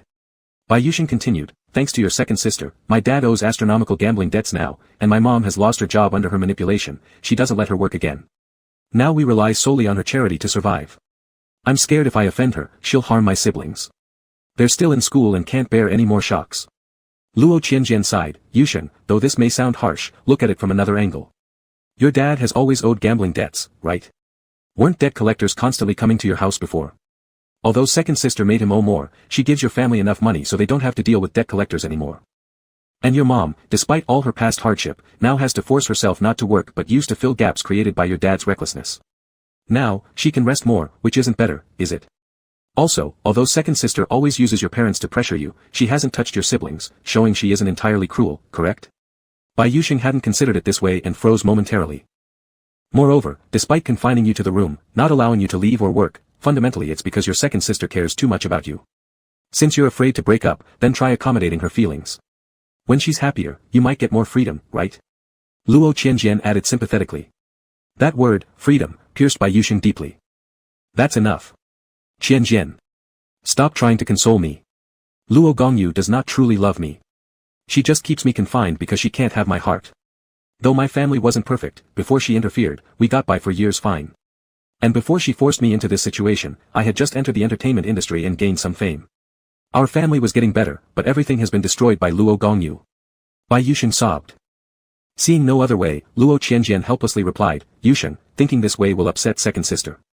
Bai Yusheng bit his lip and choked back a sob. Qianjian, although we've known each other since childhood, Luo Gongyu is your second sister, so I understand why you favor her more. But you don't need to say good things about her in front of me, I won't believe them. If she really cared for me, how could she have kept me locked up here all the time? I'm treated worse than a dog, because even dogs are taken out for walks. Luo Qianjian looked puzzled. Yusheng, about this, I actually wanted to mention it earlier. Although second sister makes you stay in the room, the door isn't locked from the outside. If you wanted to leave, it wouldn't be that hard. Bai Yusheng sniffled, even if I can walk out of this one door, could I really escape from the Luo's estate? And if I left the Luo's estate, could I truly get away from your second sister? Qianjian, you don't understand, you really don't. Alright, I guess I really don't understand much, Luo Qianjian said regretfully. Then I'll leave first. You, stop crying. Luo Qianjian stood up to go, but Bai Yusheng watched him, then suddenly reached out, trying to grab the hem of Luo Qianjian's clothes. Qianjian, don't go. Bai Yusheng missed grabbing him and fell to the ground, still keeping his trembling hand extended. Luo Qianjian looked down at him in surprise. Yusheng, what are you doing? Bai Yusheng's eyes brimmed with tears. I'm too lonely. This room imprisons me here, I'm always alone, and it's rare for you to come and talk to me. Qianjian, please help me. Please make Luo Gongyu let me go. I want to leave here, I don't want her to keep me locked up anymore. I beg you, I can only beg you. Luo Qianjian's face showed great difficulty upon hearing this. You're asking me, but it's tough on my end as well. But, alright, having second sister restrict someone's freedom like this really isn't right. As her family member, I shouldn't stand by and watch her dig herself deeper into wrongdoing. Bai Yusheng looked hopefully at Luo Qianjian. Luo Qianjian reassured him, don't worry, I'll figure out a way to let you leave here officially. Just wait a little longer. Bai Yusheng nodded eagerly, alright, thank you, Qianjian, thank you so much. Having received his gratitude, Luo Qianjian calmly left Luo Gongyu's room. As evening approached, members of the Luo family gradually returned home. After confirming that Luo Gongyu had also come back, Luo Qianjian took out his phone and started dialing. 110. Hello, I'd like to report an illegal detention, said Luo Qianjian innocently. Chapter 20. Not long after Luo Qianjian hung up the phone, Zhao the butler, who was on duty during this time slot today, received a notification from the front gate and hurriedly rushed into the dining room just as everyone was about to start dinner. Master, madam, young masters and misses, there are policemen at the front gate. They say someone from the family has reported an incident. This news caused quite a stir. Luo Qianjian calmly sipped his appetizer soup. Reported? Who did it? Why? Asked Luo Chen with a frown. Zhao the butler, the policemen haven't said anything yet. It was me, said Luo Qianjian lightly. Zhao the butler, please bring them in first. Everyone else from the Luo family was greatly surprised, feeling that Luo Qianjian was up to something again, but since the police were responding to a call, it was impossible to stop them from entering. So they could only allow Zhao the butler to follow Luo Qianjian's words. While waiting for the police to arrive, Luo Qianjian continued eating, which made Luo Chen very angry. Luo Qianjian, explain yourself, said Luo Chen coldly. Luo Qianjian sighed helplessly, Dad, don't be in such a rush. If the police are at the gate, they'll be here soon. Don't worry, it has nothing to do with you and Mom. Without further ado, after hearing this, Luo Chen and Hirian indeed relaxed a little. There were 4 policemen who responded to the report, since Luo Qianjian had claimed illegal confinement, and this was the Luo residence, they figured bringing too few people might make it difficult to handle the situation. Upon hearing the policemen solemnly declare illegal confinement, everyone present, except Luo Qianjian, was momentarily stunned, then simultaneously looked towards Luo Gongyu. After all, within this household, the one most obviously related to detention was Luo Gongyu. Her lover was still locked away in her room. Luo Gongyu couldn't help but laugh sarcastically and asked Luo Qianjian, are you referring to me when you talk about illegal detention? Luo Qianjian looked helpless. Sister, I didn't want to do it either, but Yusheng is truly pitiable. He kept begging me to help him, he wanted freedom. So you just called the police? Qianjian, do you even know what you're doing? Exclaimed Luo Gongyu incredulously. Others from the Luo family also chimed in, expressing shock and disagreement, saying that Luo Qianjian's rebellion this time was excessive, involving the police, an outsider, into their affairs. What would others think of their family when they hear about this? Luo Qianjian smirked. Isn't this always how those dominant tycoon literature stories go, no police, no laws? He couldn't resist trying it out once. And the results weren't bad. A few of the policemen interrupted the Luo family members sternly, when encountering criminal behavior, calling the police is absolutely the right choice. What are you guys doing? And by the sound of it, you're admitting to the crime of illegal confinement. Where is the victim now? It's not, just a misunderstanding, replied Luo Gongyu after regaining her composure. My lover and I had a small argument. My younger brother misunderstood and rashly filed a police report. If you don't believe me, I can take you upstairs and introduce you personally to my lover. You'll see whether or not I've confined him. Both the Luo family members and the policeman ascended the stairs together. Reaching the door to Luo Gongyu's room, the police carefully confirmed with the complainant, Luo Qianjian, is it here? Luo Qianjian nodded. Luo Gongyu opened the door without a word, see? I haven't even bothered locking the door. How could I have confined him? Hearing the sound of the door opening, Bai Yusheng instinctively hid behind the sofa in tension. But upon realizing there were quite a number of people who had entered, he cautiously poked his head out.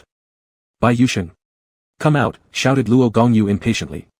Seeing the policeman in uniform, Bai Yusheng was momentarily stunned. Luo Gongyu was never fond of his mousy demeanor, dodging like a cat avoiding mice, and she grew even more irritated at this moment. She directly dragged him out from behind the sofa and pushed him towards the policeman. There you go. He's perfectly fine here, well fed and properly housed. I haven't locked the door, nor have I tied him to the room. How does that constitute illegal confinement? Ask him yourself, have I confined him? Asked Luo Gongyu irritably. Bai Yusheng was utterly baffled, instinctively turning back to look at Luo Gongyu, then straightening to face the policeman before him, and finally glancing towards Luo Qianjian in the crowd, the person who promised a few hours ago that he'd find a way to help him regain his freedom rightfully. What is this? Asked Bai Yusheng cautiously. The reliable policeman reassured him, Sir, don't be afraid. We are the police. Mr. Luo Qianjian reported that you've been illegally detained by Miss Luo Gongyu. Is this true? Bai Yusheng was shocked as he turned his gaze towards Luo Qianjian.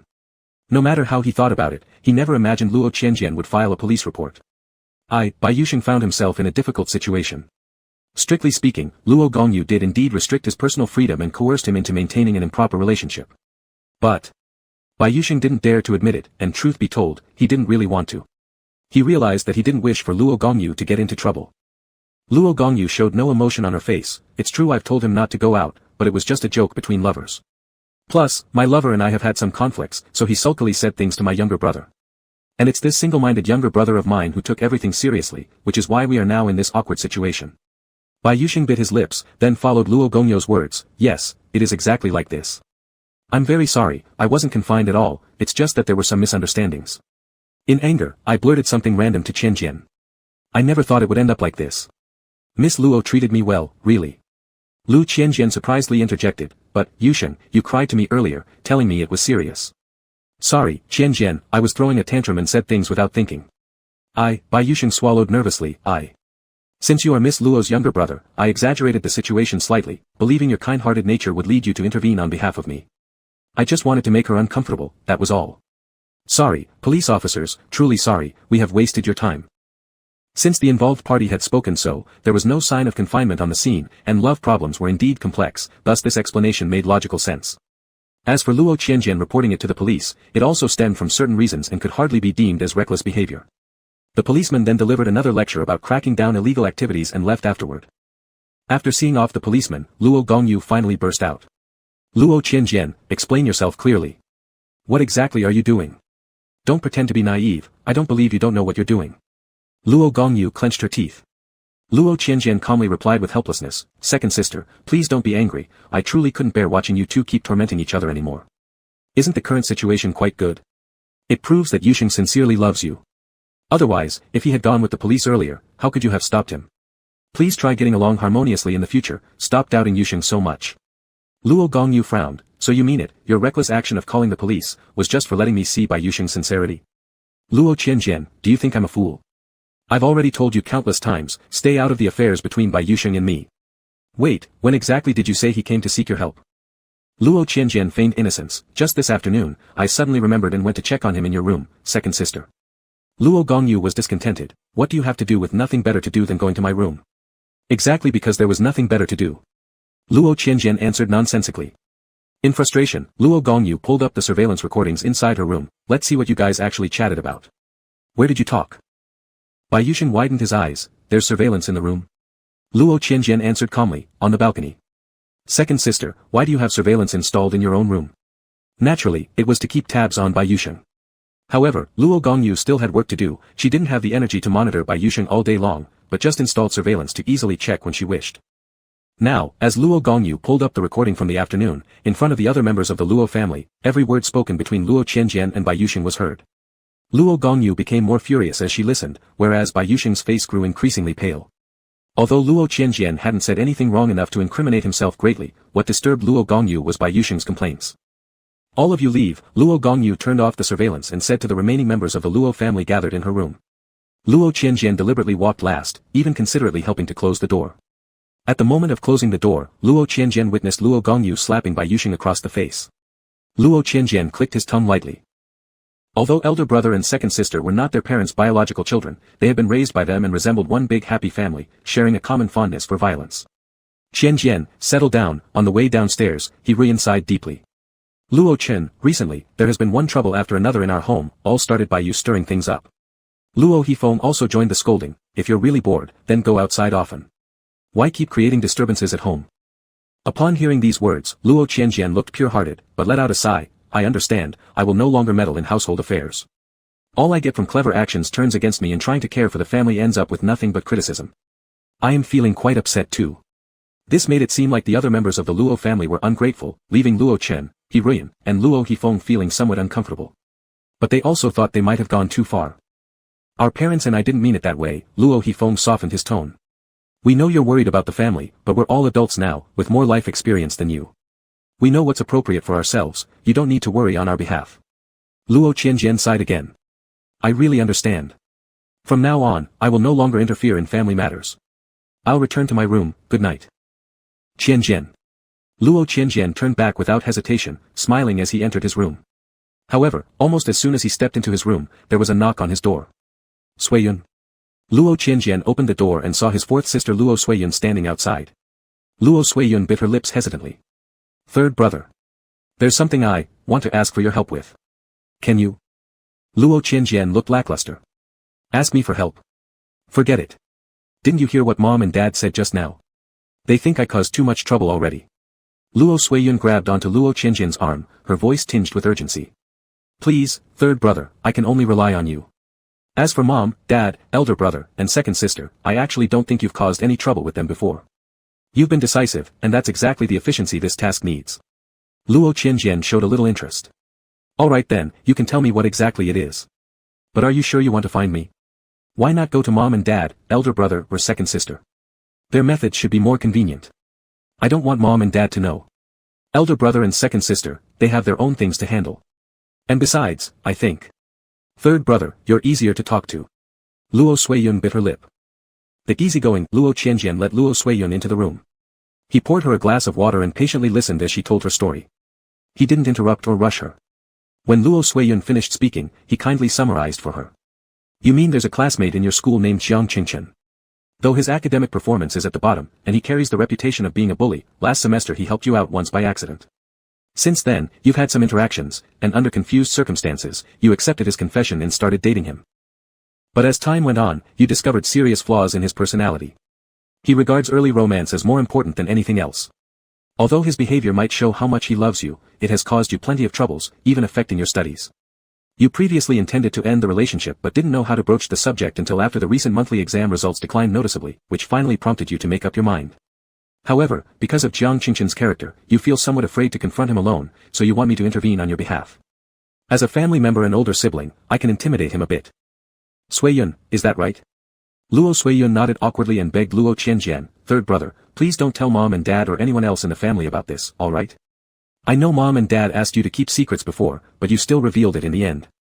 My situation here is different from theirs though. My early romance slightly impacted my grades, but I've already decided to end this relationship and catch up with my studies. Luo Qianjian nodded and reassured her, don't worry, Sui-yun. For Mom and Dad's issues, I disclosed it to prevent hidden dangers from building up between them. However, in your case, even if Mom and Dad found out, the solution would simply be to break up with him anyway, so there's no real need to tell them specially. I'll help you break up with Jiang Qingchen, and I won't disclose this matter to the family. Upon hearing Luo Qianjian's promise, Luo Sui-yun felt relieved. Chapter 21. The next morning, Luo Gongyu had the butler arrange for someone to go to her room and pack Bai Yusheng's luggage to send him away. The Luos were all somewhat surprised. Luo Qianjian laughed and said, Sister Tu has come around, she doesn't plan to keep Yusheng confined anymore.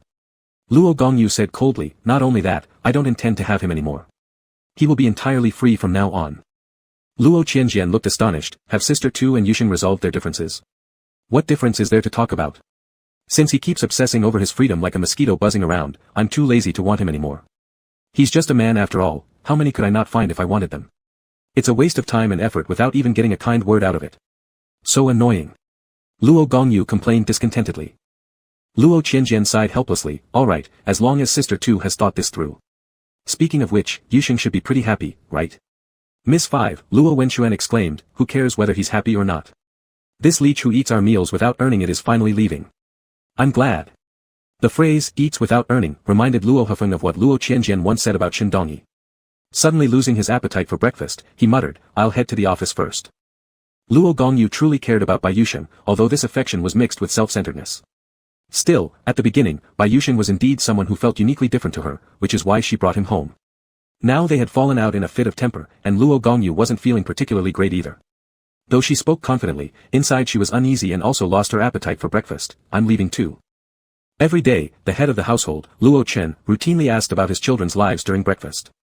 Only after he expressed his concern and his wife Wu Rian agreed with the older children, starting with Luo Hefeng, finish eating and leave. However, today before Luo Chen even got the chance to speak, the eldest son and second daughter had already left without looking back, much to Luo Chen's dissatisfaction. Qianjian, you. Never mind. Luo Chen wanted to scold someone but then remembered how infuriating Qianjian's response had been when criticized in the past, so he didn't continue. Luo Qianjian interrupted him with a light sigh, I know, Dad, there's no need to say more. If you say something, I'll end up unhappy again. Luo Chen. After breakfast, Luo Chen went out to play golf, Wu Rian arranged for mahjong, while Luo Suicloud, Luo Wenhuan, and Luo Shantang went to school. The house was left with only Luo Qianjian. The servants helped bring down Bai Yusheng's luggage. Bai Yusheng followed behind in a daze, his face still marked by a clear slap print. Yusheng, congratulations on your freedom, Luo Qianjian smiled brightly from the living room downstairs. Bai Yusheng choked for a moment, managing a weak smile, didn't expect Luo Gongyu to really let me go this time. Luo Qianjian said lightly, don't mention it, no need to thank me.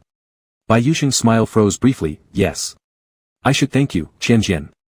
Luo Gongyu has thoroughly grown tired of me now and has finally set me free. She also said she wouldn't bother my parents anymore. I feel relieved. Luo Qianjian nodded affirmatively and said leisurely, that's good. Then you'd better leave quickly. Don't stay in a place where you're uncomfortable. We'll meet another day. Bai Yusheng pressed his lips together, nodded, and bid farewell. Luo Qianjian gave a sly smile.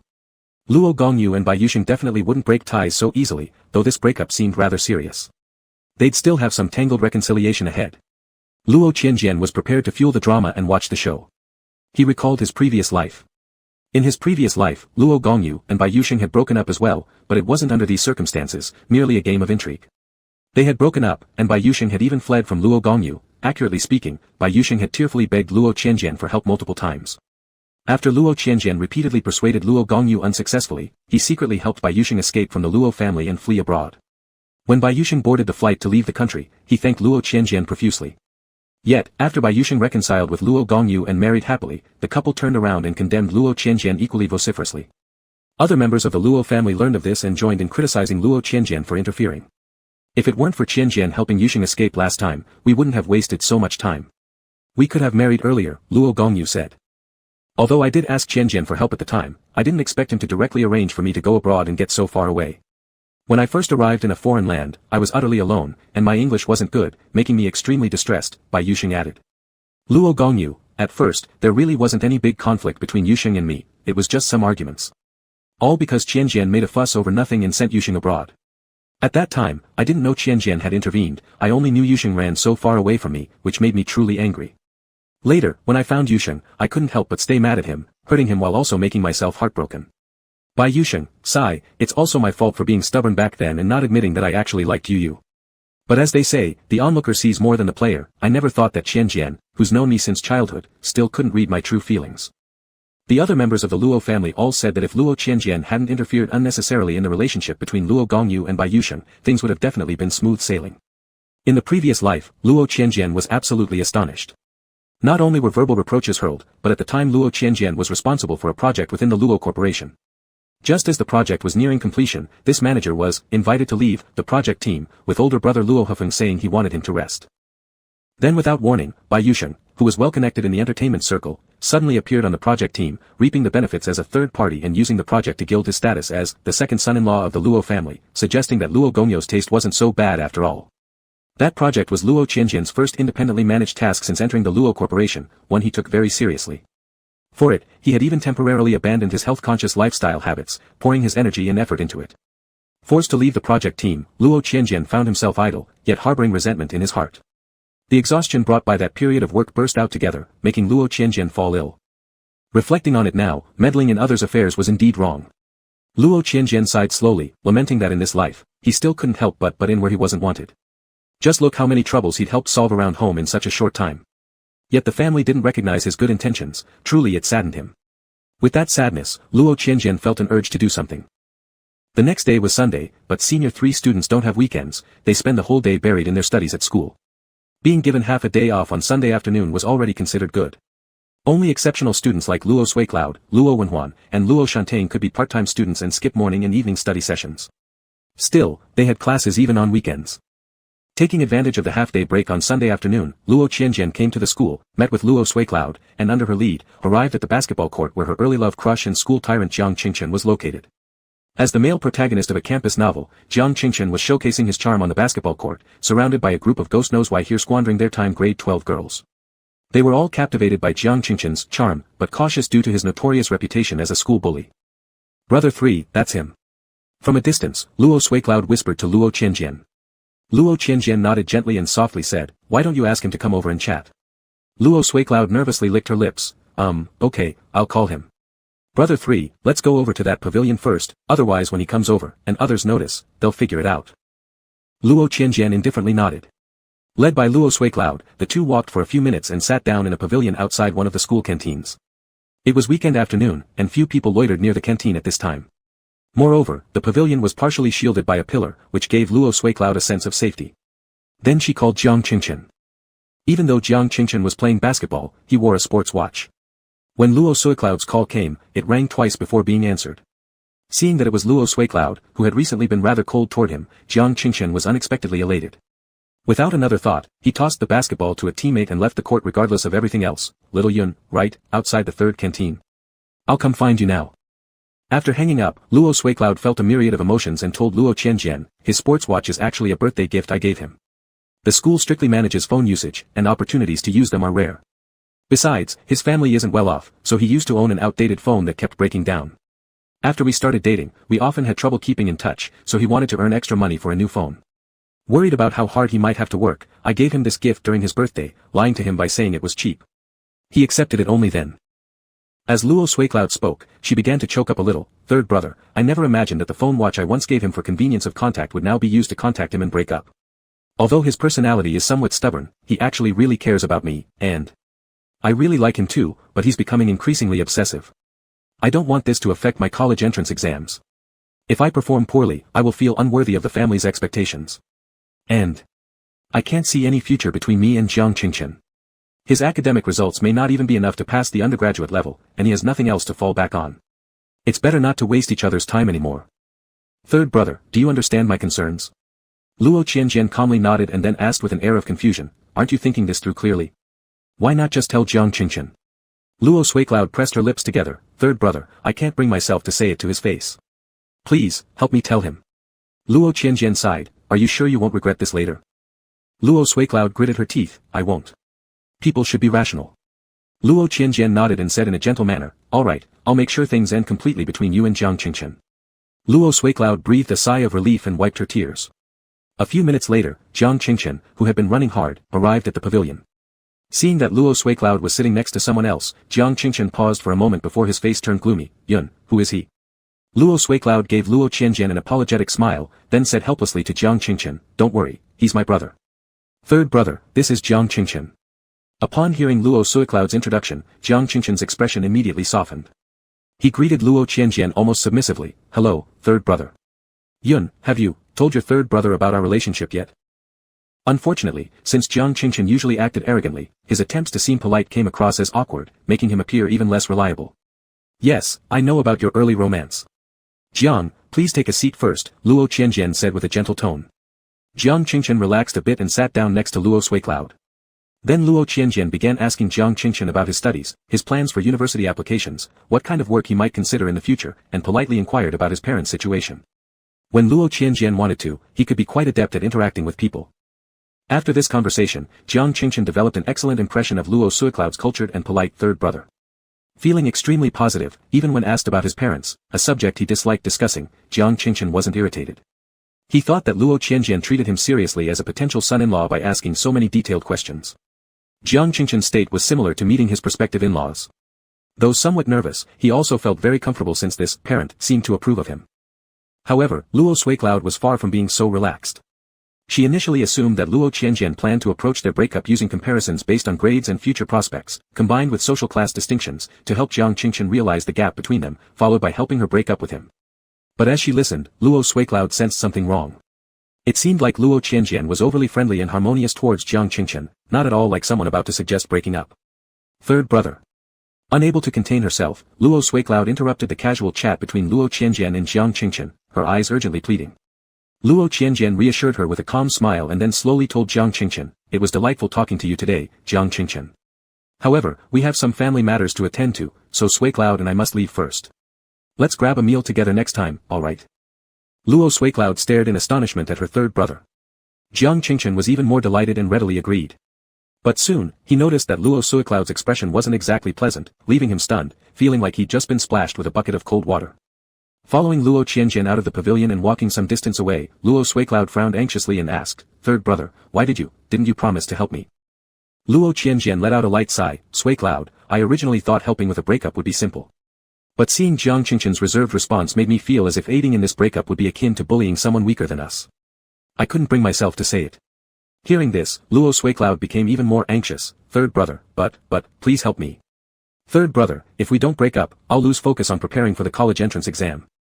Seeing Luo Suiyun on the verge of tears, Luo Qianjian still maintained a calm demeanor, even showing a look of confusion. Suiyun, if you regret it so much now, why did you agree to start an early romance with Jiang Qingchen last semester? It hasn't been that long, has it?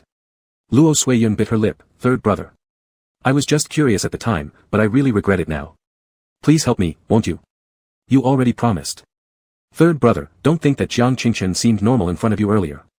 He's actually very obsessive, and he's been bothering me constantly. Last time, he even asked me if I could deliberately get into a terrible university for him because he doesn't want us to be separated for college. How could I possibly agree? That would shame our family. And I also plan to study abroad later. Jiang Qingchen might like me, but I'm afraid he'll act recklessly and even intentionally ruin my college entrance exam preparation. I also don't want our parents to find out about this. Third brother, please help me, alright? Luo Qianjian could only sigh, alright, don't worry. I'll go back to your school again tomorrow and make sure this issue is properly resolved. Hearing Luo Qianjian's words, Luo Suiyun felt relieved and wiped away her tears. Although today's attempt didn't work, Luo Suiyun reflected and decided that given Luo Qianjian's usual personality, it was natural that he couldn't say anything to Jiang Qingchen yet. But knowing Luo Qianjian's determined character, once he made a promise, he would definitely fulfill it. Moreover, Luo Qianjian had already given a guarantee on the timing, making Luo Suiyun feel even more reassured. Thank you, third brother, you're the best. Luo Suiyun said. Luo Qianjian modestly accepted this compliment without any guilt. After returning home to the Luo residence, Luo Qianjian once again consoled Luo Suiyun, encouraging her to return to her room to study, before taking action by calling a servant and asking for help to find a banner. The servant paused in confusion, a banner? Yes, any old one used for past events or celebrations would do, Luo Qianjian explained. For example, the banner from elder brother's birthday celebration a couple of months ago when he turned 30. That should work fine too. Also, I need a writing brush, ink, and if we have any glitter around. Though unsure what exactly Luo Qianjian planned to do, the servant, still puzzled but efficient, quickly rummaged through the storage room to bring out what Luo Qianjian had requested. Satisfied, Luo Qianjian dismissed the servant and set to work on the terrace. He flipped the red banner celebrating the 30th birthday of Lu Hifeng, revealing its blank reverse side. Then he poured the ink into a dish, adding some colorful glitter to it. Holding the writing brush dipped in ink, Luo Qianjian began writing on the banner. An anonymous report regarding improper behavior between two senior students Luo Gongyu and Jiang Qingchen at your school is being made. They engage in early romance, lack seriousness towards their studies, and fail to define their learning goals. Expulsion is recommended. Chapter 22. The next day, at high school, the 5 morning classes ended at 12:10. As soon as the bell rang, students from each teaching building rushed out of their classrooms like zombies escaping from a cage, running with their bowls toward the canteens. Within just a few minutes, the majority of the students in the school had gathered in the canteens. The fastest runners among the students had already finished getting their meals, some were carrying their bowls back to the classroom when they came out of the canteen and were drawn to the red banner hanging in the square. "Hey, was that banner here when we passed earlier?" one student asked another. The other student also looked puzzled. "I don't know. Why didn't I remember seeing it? It's so obvious. If it was there, I should have noticed it earlier, but not necessarily. Who cares about this when you're rushing for food? It's not surprising that we didn't notice." "True. But this banner is strange, 30 and standing on his own. Luo Hifeng happy birthday. Who is this? Is he a teacher? Is there such a teacher? I don't remember, though this name does seem pretty unique, like someone from a novel, haha. What kind of teacher can have a birthday banner hung by the school? This has never happened before. Could he be the principal's son? But the principal doesn't seem to have this surname. Hey, look. There are more words behind. Wow, reporting early romance. An anonymous report, ha ha ha, I've never heard of an anonymous report before. Generally, it's real name reporting, right? Anonymous report accuses senior high school student Luo Gongyu and Jiang Qingchen of engaging in early romance, improper learning attitudes, unclear study purposes, and suggests expulsion. Hey, these words flash, and without glasses, I can't see clearly. Isn't there an addition mark after Luo Gongyu followed by some small characters? Yes, when added together, it should read Luo Gongyu's younger sister Luo Sui Yun, enclosed in parentheses saying, sorry, it was a typo initially. So it means that Luo Sui Yun and Jiang Qingchen are involved in early romance. Heaven. Jiang Qingchen is the notorious school bully who likes playing basketball, right? I remember Luo Sui Yun. She always ranks high academically in our grade and is very beautiful too. Luo Sui Yun in early romance? Even if it happens, why choose someone like Jiang Qingchen? Although Jiang Qingchen is handsome too, I remember he got criticized for fighting. But frankly speaking, Jiang Qingchen and Luo Sui Yun, one handsome and one beautiful, do really match well. Now, isn't it a matter of whether they match or not? Someone reported them. It's just early romance, not serious enough to get expelled, especially since the college entrance examination is coming up. What's the purpose of this banner? Celebrating a birthday at first, then anonymous reporting, involving 4 names.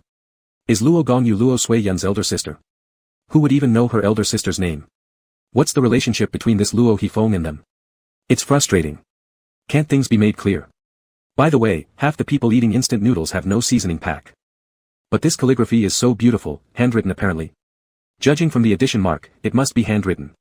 Did they deliberately add glitter powder? Very thoughtful. Such an elaborate anonymous report is weird. Not far away, Luo Qianjian was looking very satisfied at the red banner fluttering in the wind. Beside him stood a cheerful 17 or 18-year-old boy, also happy. This time, my mom will definitely worry herself sick. Let's see how smug Jiang Qingchen can be now. Luo Qianjian chuckled softly. This boy is named Jiang Shi, having no blood relationship with Jiang Qingchen but legally recognized as Jiang Qingchen's younger brother. As the male lead of the current campus backdrop, Jiang Qingchen had an overdramatic family background, similar to Bai Yusheng. His father is a disgraceful person who drinks excessively and commits domestic violence.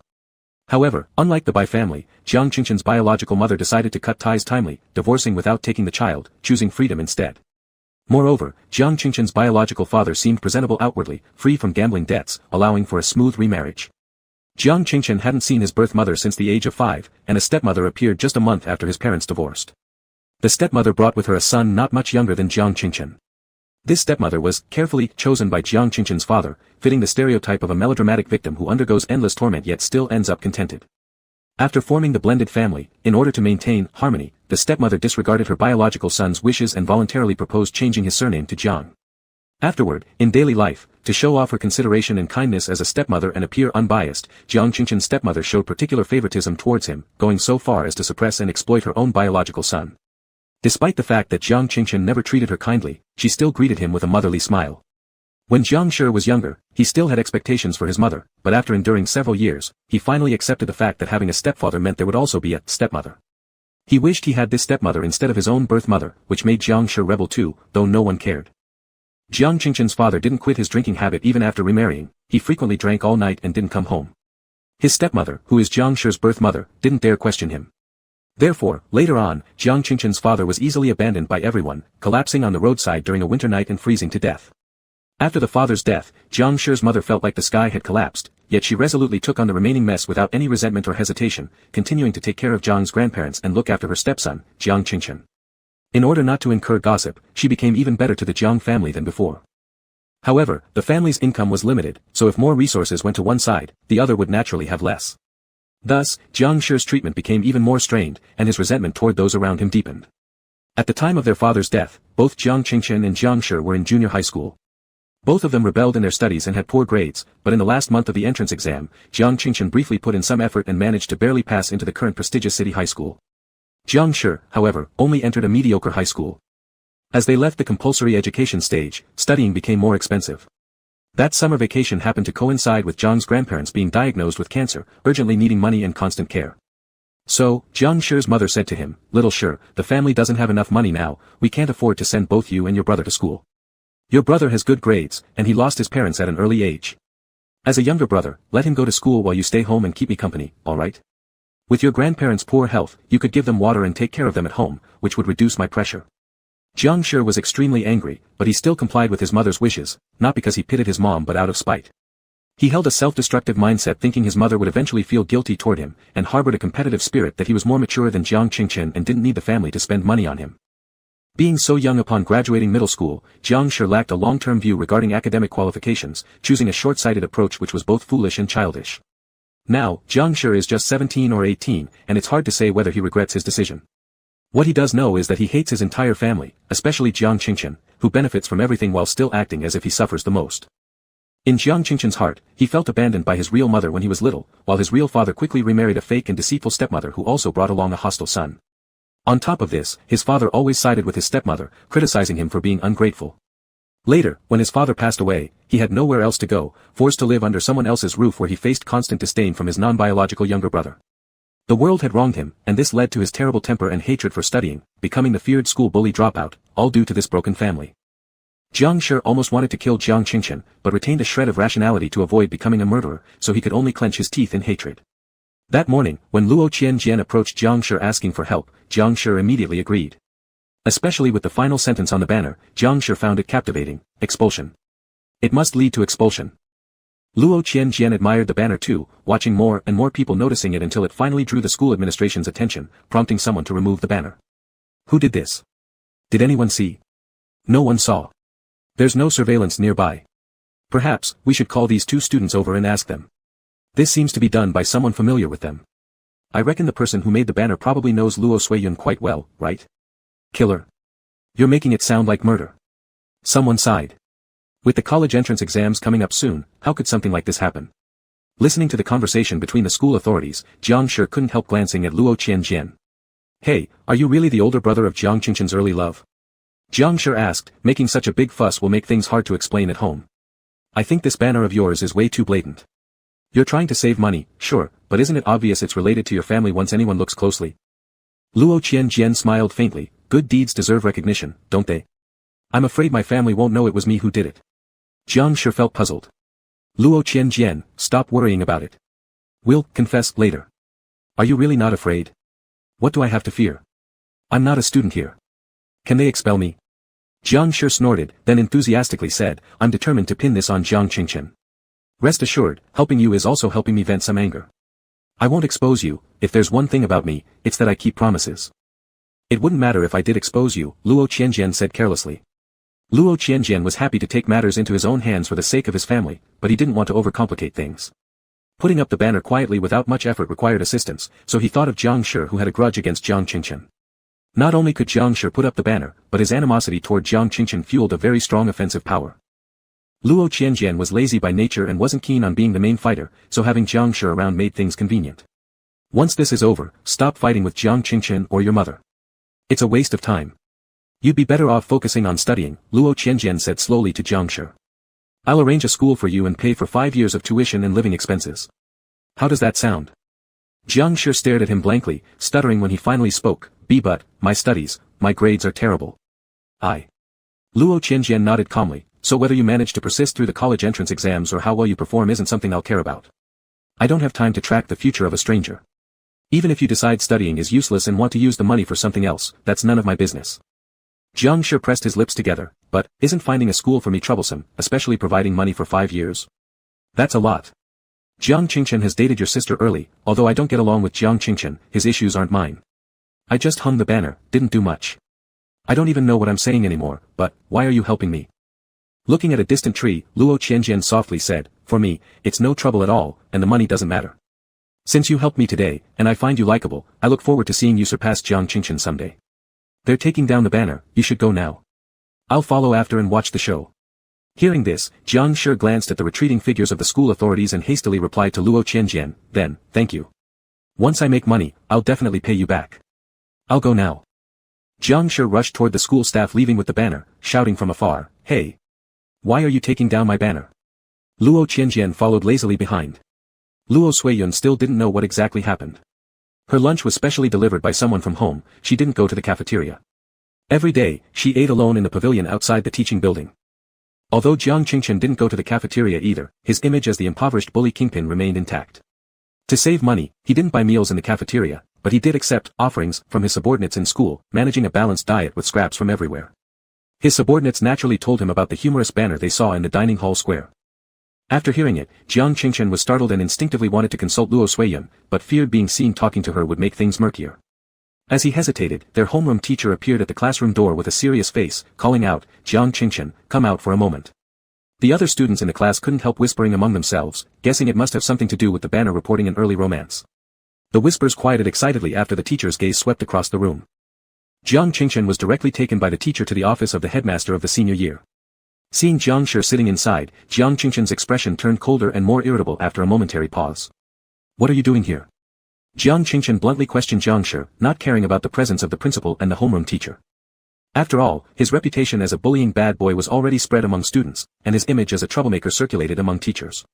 He didn't care about maintaining a good impression before them. Jiang Qingchen didn't care, and Jiang Shi cared even less. I came to hang the banner, promoting your illicit relationship. Aren't you shameless? My mom works hard to send you, her stepson, to school, and you're doing so poorly anyway. Early dating deserves expulsion. Jiang Shi spat angrily. Jiang Qingchen glared at him fiercely, so the banner was your doing. Jiang Shi glared right back, yes. I picked the location and hung it myself. Don't you want to see the banner?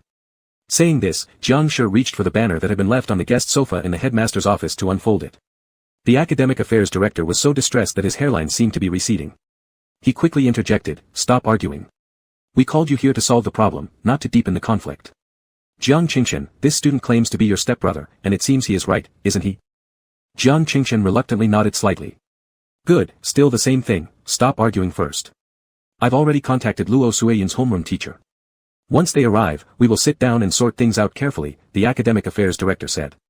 Upon hearing that Luo Suiyun had also been summoned, Jiang Qingchen started to feel genuinely worried. Seeing his reaction, the experienced academic affairs director and Jiang Qingchen's homeroom teacher Mr. Zhou wanted to sigh, clearly indicating there was no escape from the early romance issue. The teachers were quite helpless. Although they didn't approve of young love, especially between a model student like Luo Suiyun and a problematic student like Jiang Qingchen, if it had only been discovered privately by teachers, they would often choose to turn a blind, considering the college entrance exams were just around the corner in about a month, avoiding impacting students' test preparation. However, now with the incident blown wide open across the entire school due to one banner, ignoring it wasn't an option anymore. Luo Suiyun wasn't in the classroom, so her teacher took longer to bring her over. During the waiting period, the academic affairs director thought for a moment and then kindly asked Jiang Shi classmate, earlier you said you're not from our school, right? Then which school are you from? You should be in high school too. It's Monday today, why aren't you in class? And how did you even get past our school gate? The school wasn't open to anyone, and logically, Jiang Shi should have been stopped at the gatehouse by the security guard unless he had a valid reason. Jiang Shi didn't want to reveal Lu Qianjian, so he confidently bluffed, I snuck in with someone else. Before the academic affairs director could ask further, Jiang Shi continued, I dropped out after junior high. Today, I'm bored. He added mockingly, and do you know why I dropped out? All thanks to my brother, Jiang Qingchen.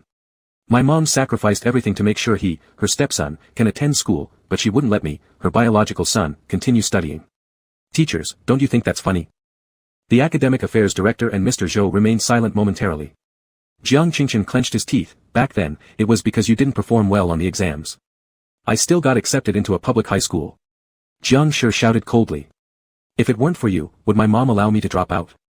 Would she say such nonsense about letting me take care of sick people instead of studying if your grandparents hadn't fallen ill? Jiang Qingchen tried to speak again, but the office door was knocked on. It was Luo Suiyun arriving with her homeroom teacher Ms. Qin. On the way, Luo Suiyun had already been informed by Ms. Qin of the latest developments, thus she felt rather annoyed.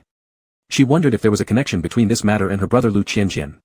Recalling her third brother's recent aggressive tactics, Luo Suiyun finally began to break away from her past impressions of him, becoming uneasy and short of breath. Could her third brother really have dealt with a situation like this when he promised yesterday to help her sever ties with Jiang Qingchen? Upon entering the academic affairs director's office, Luo Suiyun spotted the banner, and her heart sank immediately. It must have been done by Lu Qianjian, she confirmed without a doubt. Even though she didn't recognize his handwriting, she remembered that her third brother practiced calligraphy and wrote it pretty well. Despite Jiang Shi insisting it was his work, hiring someone on the street to write in brush strokes, he couldn't explain why the banner contained content referencing Lu Hifeng's 30th birthday wishes, or why there was a supposed slip of hand writing Lu Gongyu's name. Both the academic affairs director and the two homeroom teachers intended to trivialize the matter as much as possible, leaving unaddressed any doubts while not wishing to dig deeper. Similarly, Luo Suiyun didn't want to complicate the situation further at school, so she chose not to press on the issue. Jiang Qingchen didn't care either way but secretly planned to thoroughly investigate Jiang Shi. However, seeing Luo Suiyun's expression, he begrudgingly decided to hold back for the time being.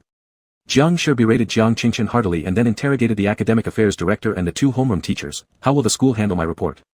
Can early romance lead to expulsion? He was focused entirely on the expulsion part. The academic affairs director sighed helplessly. Not likely. Jiang Shi frowned, but surely there'll be a public reprimand, right? Given the size of the commotion, you owe an explanation to the other students. Jiang Qingchen gritted his teeth, all because you caused the ruckus. Jiang Shi dismissed him with a scoff. The academic affairs director appeared troubled, and the two homeroom teachers also felt helpless. Ideally, they wanted to quietly resolve the matter to avoid affecting students' preparations for the Gaokao. However, Jiang Shi was overly serious, seemingly determined to demand a satisfying resolution from the school or else he'd continue sneaking into the campus to hang more banners. The first incident was already entertaining enough for other students as a quick amusement. Should it happen again, it would surely become even harder to forget given the monotony of student life outside class hours. Luo Suiyun hadn't expected things to escalate this far either. Had she known, it would have been better if she had just broken up with Jiang Qingchen herself. We're not in an early romance, Jiang Qingchen suddenly interjected. Everyone was momentarily taken aback, including Luo Suiyun. Jiang Qingchen then glanced at the tear-like glistening at the corner of her eyes and continued through gritted teeth. Who said we are in an early romance? Just because Jiang Shi put up a banner, his word is law now. He's my stepmom's child, and we've never had a good relationship since childhood. He's deliberately trying to frame me. The academic affairs director and the two homeroom teachers fell silent. Indeed, Jiang Shi hadn't produced any substantial evidence so far. But none of them were novice teachers. Judging by the earlier reactions and body language of Jiang Qingchen and Luo Suiyun, it was clear that they were definitely involved in something romantic. Especially since neither Jiang Qingchen nor Luo Suiyun denied their relationship just moments ago, that already spoke volumes. The teachers had refrained from directly asking, "Are you in an early romance?" to save them some face, but unexpectedly, Jiang Qingchen had now turned around and denied everything. Though lying isn't ideal, it must be admitted that such a claim made matters easier to handle. Is that right, Miss Luo Suiyun? The academic affairs director asked gently, looking straight at Luo Suiyun. Luo Suiyun glanced once at Jiang Qingchen and then nodded. Yes, teacher, I'm not in an early romance with him. I got caught off guard by the sudden situation earlier and forgot to refute it. I'm sorry, teacher. It's all right. Since both of you say there's no early romance, I believe you. School is a place for studying, and I'm sure learning is your top priority, especially with the college entrance exam approaching so soon. You wouldn't allow yourselves to be distracted, sighed the academic affairs director. She then directed her attention towards the complainant, Jiang Shi, still speaking amicably. So, Mr. Jiang Shi, what do you think about the current situation? Jiang Shi shrugged indifferently. If they won't admit it, then there's nothing I can do about it.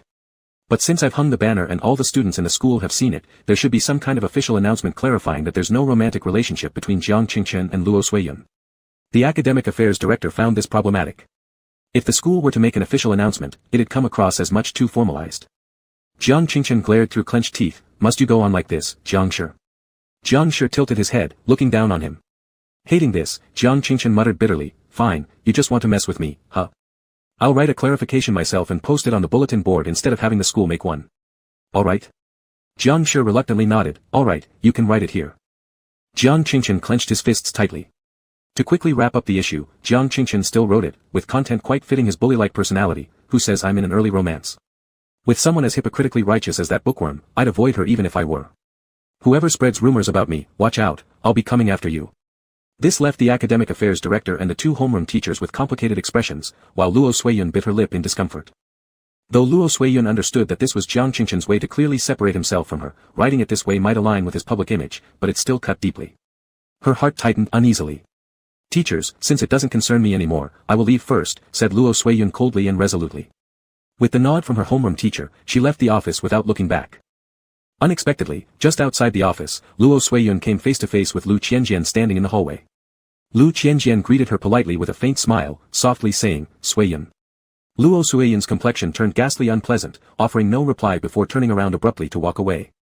Yet after walking several meters, Luo Suiyun realized Lu Qianjian showed no intention of following her to explain. Instead, he stood where he was, eavesdropping on the situation inside the office. Unable to suppress her frustration, Luo Suiyun stomped her foot lightly and quickly returned to urge in lowered voice, third brother, let's talk somewhere else. But Lu Qianjian only pointed toward the office, stating, Jiang Qingqian and Jiang Shi are still quarreling inside. Luo Suiyun almost burst into tears, third brother. Lu Qianjian sighed, alright, you lead the way. Luo Suiyun led Lu Qianjian to the pavilion where she ate lunch, and then sharply confronted him, third brother, why did you do this? Didn't you promise to help me properly resolve this matter? You guaranteed that you wouldn't tell anyone at home. Lu Qianjian calmly sat down, looking surprised as he said, I didn't tell the family. But you got someone to put up a banner. It's worse than directly telling them. You were deliberately making me look foolish. Third brother, how could you do this? If you have any opinions about me, can't you just say them plainly? If you disapproved of my early romance and refused to help resolve it, why didn't you say so from the start? You could have even reported it to the family directly, but why did you cause trouble at school? Luo Suiyun was on the verge of tears. That banner must be your doing, probably together with Jiang Shi. Even the calligraphy brush writing mentioned Sister Tu's name. Only you could have done that. Lu Qianjian looked at Luo Suiyun with a sense of resignation, seemingly not understanding why Luo Suiyun was so upset, yet he still answered her gently, isn't it good this way? Jiang Qingqian will publicly deny having an early romance for the entire school to hear, and thus you two can break up naturally. Luo Suiyun felt firsthand what their parents, elder brother, and second sister had been feeling recently when dealing with Lu Qianjian, a mix of frustration and exasperation. Third brother, stop pretending to be ignorant, alright? If you have any issues with me, can you just say it clearly? If you're unwilling to help or want to leave it alone, you should have said so in the first place. Why create such a ruckus at school? And don't try to deny it, that banner must have been created with Jiang Shi's cooperation. Luo Suiyun wanted to throw something in frustration but found nothing within reach. Lu Qianjian continued to feign ignorance, even appearing bewildered, I never refused to help you, nor would I report anything to the family. I promised you that I wouldn't tell anyone, and I kept my word. Did I make another mistake? Anyway, the process doesn't matter as long as we achieved our goal, you successfully broke up with Jiang Qingqian. Luo Suiyun shouted back, how does this count as breaking up? I wanted a real breakup. Yes, he denied the early romance now, but surely he believes this is just a temporary tactic. He'll definitely act like nothing happened once he sees me again. Third brother, do you understand this at all? Lu Qianjian innocently replied, sorry, I haven't dated before, so I really don't understand these nuances. Luo Suiyun. Still calm, Lu Qianjian added, but think about it from another perspective, Suiyun. Didn't you say earlier that you still have feelings for Jiang Qingqian, but you're worried about his obsessive tendencies disrupting your gaokao? Now, after all this, he'll definitely avoid seeking you out at school because of possible suspicions, this way, you can focus on your preparation. Once the gaokao is over and you leave school, if you don't wish to see him anymore, he won't be able to chase you. Even if I privately told him to break up according to our original plan, he would still persist. So, wasn't it better for it to escalate into a public matter? Plus, since you two didn't argue face to face, if you want to get back together later, there'd still be room. Lu Qianjian seemed satisfied with this explanation, which only made Luo Suiyun angrier. However, seeing Lu Qianjian remain composed throughout the conversation, Luo Suiyun eventually gave up and slumped onto a bench, I was wrong. I shouldn't have asked you for help, you just make things worse. Hearing this, Lu Qianjian showed disappointment, this time, I thought carefully about helping you, and I spent quite some effort on it. I didn't expect you to say such things. Initially, I warned you that I might not be of much help, but you insisted. Well, from now on, I'll let this family deal with its own affairs. With that, Lu Qianjian stood up to leave. Third brother. Luo Suiyun quickly stopped him. This isn't over yet, you can't just walk away. The family needs you to explain this to them. I'm incapable of helping, Lu Qianjian responded without turning around, waving his hand dismissively behind his back. Feeling utterly enraged, Luo Suiyun couldn't hold back her tears. She had no idea how she would face classmates and teachers or explain everything to the family next. What was she going to do the next time she encountered Jiang Qingchen? Surely Jiang Qingchen already linked the banner incident to the Luo family. Instead of solving the problem, Lu Qianjian only created more chaos. In the afternoon, while attending a meeting with business partners, Luo Hufeng noticed the topic veering into awkward territory during post-meeting small talk. Preparing for dinner together afterward, the partner jokingly brought up, "Kids these days sure know how to cause a fuss. There are many siblings in your family, Mr. Luo, so you must know what I mean, right?" Sensing the underlying hint, Luo Hufeng pressed further and got an honest response. The partner pulled out his phone, opening a chat record with his younger sister and laughing, "It's actually nothing serious, probably just kids playing pranks. I also have a younger sister who's very close to me, and she goes to the same high school as your sister." After seeing this, she couldn't help sharing it with me. There were 2 photos on the chat interface. Luo Hufeng took a closer look, and they turned out to be the front and back of a banner. On the banner, his name as the young master of the Luo family, along with the names of 2nd Miss Luo Gongyu and 4th Miss Luo Suiyun, were clearly printed, neatly arranged. Luo Hifeng. At the same time, Luo Gongyu also learned about the incident from her friends in their social circle. "Hey, Yu, did your younger sister Suiyun tell you? My brother goes to the same school as your juniors in the final year, right? He just sent me some pictures, there was a banner and an announcement board. I thought he was showing off about receiving some kind of honor at first. But then I realized it was all related to your family, damn. I just figured out that my good-for-nothing younger brother was playing with his phone in class. I have to extort some pocket money from him." As her friend joyfully described the situation, Luo Gongyu examined the photos and immediately grew grim-faced, feeling as if she had been unfairly dragged into something that originally had nothing to do with her. The Luo family once again became infamous within their social circles because of gossip. Early romance itself wasn't a big deal, but when it reached the point where someone suspected the romance was protested by family members through banners, it became quite amusing. One couldn't help but admit, family members knew each other best. After understanding the content on both sides of the banner, the Luo family immediately thought of Lu Qianjian. Upon further inquiry at home, they confirmed that Lu Qianjian had indeed requested the banner and calligraphy set from Luo Hifeng's birthday feast previously, which left no doubt about the matter. Luo Chen stormed in with anger while Rusmok frowned with worry, and despite their different schedules, both arrived at the Luo residence one after another to confront Lu Qianjian. Lu Qianjian was lounging on the balcony resting lazily. His replies were equally listless. He nodded indifferently, "I did it all because I felt like it." Enraged, Luo Chen shouted, "Lu Qianjian. What is this attitude of yours?" Lu Qianjian, eyes closed, remained calm, making Luo Chen seem like a clown. "Don't yell. It makes me unhappy," Lu Qianjian said slowly. "When I'm upset, I say things without thinking. That irritates me too since I don't enjoy talking much anyway." Luo Chen and Rusmok. Chapter 23. Luo Qianjian's attitude, refusing to comply with either hard or soft tactics, and being entirely reasonable, left Luo Chen and Ruyan without an outlet for their anger. In the end, all they could do was gesture at him from a distance, "Behave yourself." With his eyes closed, Luo Qianjian casually waved his hand. "Understood. I'll no longer meddle in family affairs. It's not like anyone cares about what's good for me anyway. Just don't blame him later for not caring about family matters." Luo Chen and Ruyan were left speechless. However, thanks to Luo Qianjian's antics, all the authoritative figures in the house, the parents, elder brother, and second sister, all focused their attention on him. Although Luo Qianjian refused to engage meaningfully with them, which frustrated them greatly, he effectively drew their attention away. They didn't even have the energy to seriously address the fact that Luo Suiyun had been dating someone prematurely. When Luo Suiyun said the issue had already been resolved, they stopped asking questions. Though the problem wasn't truly resolved and Luo Suiyun still felt uneasy inside, from then until the end of the college entrance exams, Jiang Qingchen indeed never contacted Luo Suiyun again. On June 7th and 8th, Luo Suiyun, Luo Wenhuan, and Luo Shantang took the formal exams, returning to school on the morning of the 9th for oral English testing. After that, they were officially free of high school responsibilities. On the same day, Luo Qianjian went out for a special purpose. Not to stir up trouble but to keep a promise. He had previously promised Jiang Shi that he would help find a school so that Jiang could continue studying. The school had already been confirmed. Today, he was taking Jiang there to complete the enrollment procedures and providing the promised funds. By September when school reopened, Jiang only needed to register himself. After leaving the school, Jiang Shi wanted to ask Luo Qianjian for a way to contact him. Up to now, they had only met twice, both times with Luo Qianjian sending his driver directly to pick up Jiang Shi. Jiang Shi didn't know how else to get in touch with Luo Qianjian. Luo Qianjian shook his head gently with a smile. "There's no need. I've told you before, I'm just helping you once in passing. Don't dwell on it. Your future is none of my business. If things go well for you, I won't ask for repayment. If they go poorly, I won't take responsibility for you either. Let's just be strangers." Jiang Shi hurriedly explained, fearing a misunderstanding, I'm not asking you to take responsibility for me. Though it might take me a long time to pay you back, I still want a way to contact you.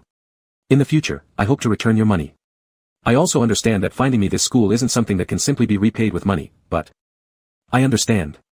Luo Qianjian cut in softly but firmly, leaving no room for discussion, but if I gave you my contact information, you'd keep thinking about wanting to repay me. That would serve no benefit for you, nor any meaning for me. I believe our interaction should come to an end here. Jiang Shi paused momentarily, then honestly nodded, all right, understood. But regardless, I will always thank you in my heart. When I had the chance to study properly in the past, I didn't take it seriously and made some mistakes by not continuing high school. But now, I'm very clear-minded. I won't waste this opportunity you specially found for me. I'll cherish the money you've given me.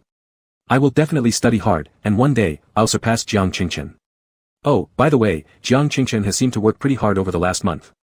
Jiang Shi couldn't help but mutter indignantly, who knows if he's going to perform well again during exams and scrape into a decent school like he did for the middle school entrance exam.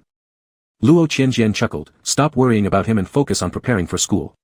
Although the situation between Jiang Qingchen and Luo Suiyun breaking up was vastly different between this life and the previous one, there was one similarity in these final months. Jiang Qingchen began studying hard in preparation for the Gaokao. In the previous life, Luo Suiyun also sought Luo Qianjian's help to break up with Jiang Qingchen. Back then, Luo Qianjian was quite empathetic. When Luo Suiyun hesitated to express her feelings to him initially, he proactively cared enough to question and guide her, enabling her to finally reveal everything. This time around, despite Luo Suiyun hovering around Luo Qianjian and hesitating multiple times, Luo Qianjian chose to ignore her, waiting until she couldn't bear it anymore and directly came knocking on his door to state her intentions. Wanting someone's help but expecting them to notice your hesitation and ask you what's wrong before stepping in to offer assistance, isn't that just being overly entitled? In this life, when Luo Suiyun talked about Jiang Qingchen, she said many of the same things as she did in the previous life, that Jiang Qingchen came from a poorer family, so she bought him a sports watch as a birthday gift to facilitate communication, that Jiang Qingchen was possessive and too preoccupied with their romantic relationship, affecting her studies, and that she believed they didn't have a future together. In the previous life, Luo Qianjian had agreed to help Luo Suiyun with this matter and, as promised, did not tell the family. After all, Luo Suiyun's thoughts on breaking up were quite organized. She herself knew that some of Jiang Qingchen's requests were inappropriate, such as his desire for her to accompany him to a lesser university just so they could date more conveniently. Since Luo Suiyun was so clear in her thinking, Luo Qianjian from the past life did not complicate matters. He simply accompanied her to meet Jiang Qingchen and conveyed the notice of their breakup on her behalf. Of course, Jiang Qingchen would ask for reasons, and Luo Qianjian summarized what Luo Suiyun had said about their breakup considerations, believing he had maintained a fairly gentle attitude and did not use abrupt wording. Nevertheless, it didn't stop Jiang Qingchen from flying into a rage. He shouted curses, claiming it was only because she looked down on his poor family and mediocre academic performance. In a fit of fury, while attempting to drag Luo Suiyun, who had already taken refuge behind Luo Qianjian, he caused a chaotic scene where Luo Qianjian was unexpectedly struck with a punch. Luo Qianjian had always been physically weak, and his way of doing things certainly did not include resolving issues with violence. Even though Luo Suiyun had warned him beforehand about Jiang Qingchen's reputation as a school bully, the sudden physical attack still caught him off guard. Struck in the abdomen without warning, Luo Qianjian immediately felt excruciating pain coupled with dizziness. However, Jiang Qingchen didn't see any problem with throwing punches. When he couldn't grab onto Luo Suiyun, he pointed at Luo Qianjian and hurled insults, even accusing this non-biological older brother of harboring improper intentions towards Luo Suiyun, who was also unrelated by blood. Despite his good temper, Luo Qianjian wasn't someone who would tolerate being hit and cursed with malicious accusations and still respond with courtesy. Moreover, Jiang Qingchen clearly lacked rationality and wasn't someone who could be convinced by reason. So for once, Luo Qianjian was truly provoked. While pressing the spot on his abdomen where he had been struck, he adjusted his breathing and responded sarcastically, "Isn't your irrational anger here exactly because you've been exposed with no defense? Were any of my words not true? If there was anything false, you should have refuted me. There is no absolute talent to match hard work, nor is there a family background that can compensate for your lack of effort. This isn't your fault. Asking everyone to be diligent and strive forward is indeed asking too much. But your issue doesn't lie in these aspects. It can't simply be summarized as lacking ambition. You willingly succumb to mediocrity, yet blame fate. Poor grades and short-sightedness aside, you are easily irritable, even showing tendencies of violence. Your father is reputedly the same type of person. With such an inherited disposition, let alone premature dating, why would any normal girl want to be with you?" Luo Qianjian's words extinguished whatever little reason remained within Jiang Qingchen. Blinded by anger, Jiang Qingchen impulsively tried to throw another punch. Fortunately, the conversation took place at school where patrolling security guards passing by noticed the commotion. Otherwise, Luo Qianjian might have been beaten severely enough to require hospitalization. Despite only taking one heavy blow at the beginning, the injury troubled Luo Qianjian for over 2 weeks before he regained his appetite. In the previous life, during this period, although Luo Qianjian had delivered Luo Suiyun's message to end the relationship, and Luo Suiyun confirmed on the spot that she wanted to break up, Jiang Qingchen still refused to accept it, believing that Luo Suiyun must have been coerced into ending their relationship due to their early romance being discovered. Thus, in the final month leading up to the Gaokao, Jiang Qingchen became even more persistent in harassing Luo Suiyun. And as the male protagonist with impeccable time management skills, he both stubbornly pursued Luo Suiyun and studied hard, vowing to achieve excellent results to show Luo Qianjian how wrong he was. Ultimately, when the Gaokao results came out, he managed to score high enough to qualify for a second-tier university, much to the chagrin of classmates who had worked hard for 3 years but failed to make the grade. In the previous life, Luo Qianjian cared about what happened to Luo Suiyun and Jiang Qingchen after the breakup. After receiving his diploma following the release of the Gaokao scores, Jiang Qingchen suddenly stopped Luo Suiyun. Although the reason wasn't known at the time, both Luo Suiyun and Luo Qianjian were relieved. Luo Qianjian ceased to pay attention to this individual. It wasn't until 4 years later when Luo Suiyun brought home a self-made young entrepreneur who was born poor but achieved great success through hard work as her new boyfriend that Luo Qianjian saw Jiang Qingchen again. Upon learning that Luo Suiyun's new boyfriend was actually Jiang Qingchen, Luo Qianjian was momentarily surprised, but he didn't harbor any hostility since the past event was long over, and the current Jiang Qingchen appeared more mature and steady. He believed that Jiang Qingchen and Luo Suiyun had likely cleared up misunderstandings regarding their past relationship. But what Luo Qianjian didn't foresee was that ultimately, it wasn't his place to approve or disapprove of Jiang Qingchen as his sister's husband, because the couple had their own disdain for him. Third brother. In the previous life, Jiang Qingchen addressed him sarcastically at the Luo family residence, do you still remember? Back then, you looked down on me because I was poor and insisted on stepping in to make Luo Yun break up with me. Now that I've achieved fame and success, suddenly you no longer look down on me. How practical of you. Luo Suiyun quickly pulled Jiang Qingchen aside, don't talk to my third brother like that. He didn't mean to say those words intentionally back then, though they did sound like disdain for poverty. Third brother had been worried about me. It was my decision to break up with you. Could I not know your character? You were just annoyed by how clingy I was, but those classist comments could never have come from you. Jiang Qingchen couldn't help flaunting their affection. Luo Suiyun sighed, third brother didn't mean to say it that way, he was just upset. But you should also reflect on yourself. Back then, you even hit third brother. No wonder his words weren't tactful. Jiang Qingchen snorted coldly, he unnecessarily interfered to make us break up, and I was simply agitated too. And you admitted his words were blunt, so when someone is anxious, what they say is probably true. Who would have thought our family has such a pretentious person? Luo Qianjian was utterly speechless. He forcefully interjected, cutting off these two people who seemed intent on criticizing him without giving him a chance to speak, explaining the original circumstances clearly to them. But it didn't work. With different mindsets, Luo Qianjian questioned whether they might as well be speaking different languages and didn't understand each other.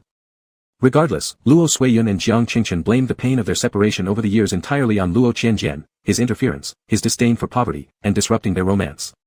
This time around, seeing as Luo Suiyun and Jiang Qingchen still had unresolved issues despite officially stating they hadn't dated early in this life, it seemed that not only did they not break up in this timeline, but their feelings might have grown deeper, leaving Luo Suiyun with more headaches. On the contrary, Luo Qianjian was quite looking forward to seeing if and how Luo Suiyun and Jiang Qingchen would break up this time around, whether Jiang Qingchen would succeed in entrepreneurship this lifetime, and if the couple would eventually reunite through mutual suffering and reconciliation before finally forgiving one another and marrying. What a grand drama, it was already amusing just imagining it. Having arranged Jiang Shi's matters, Luo Qianjian returned home and saw the steward directing servants decorating inside and out. What's all this for? Luo Qianjian asked knowingly. Mr. Wang replied, young master 3, 4th miss, 5th miss, and 6th master celebrated their 18th birthdays one after another in the month before the Gaokao, but because the exam was approaching and distractions were discouraged, there wasn't any special celebration held. Now that the Gaokao is over, the master and mistress thought it best to hold a belated coming-of-age ceremony for the young ones. Moreover, it's been a while since the house last held a banquet, so this will also be an occasion to invite guests over for socializing. Luo Qianjian nodded, when is it scheduled? The coming-of-age ceremony won't be complicated since the household is experienced, so it's set for tomorrow evening, Mr. Wang said.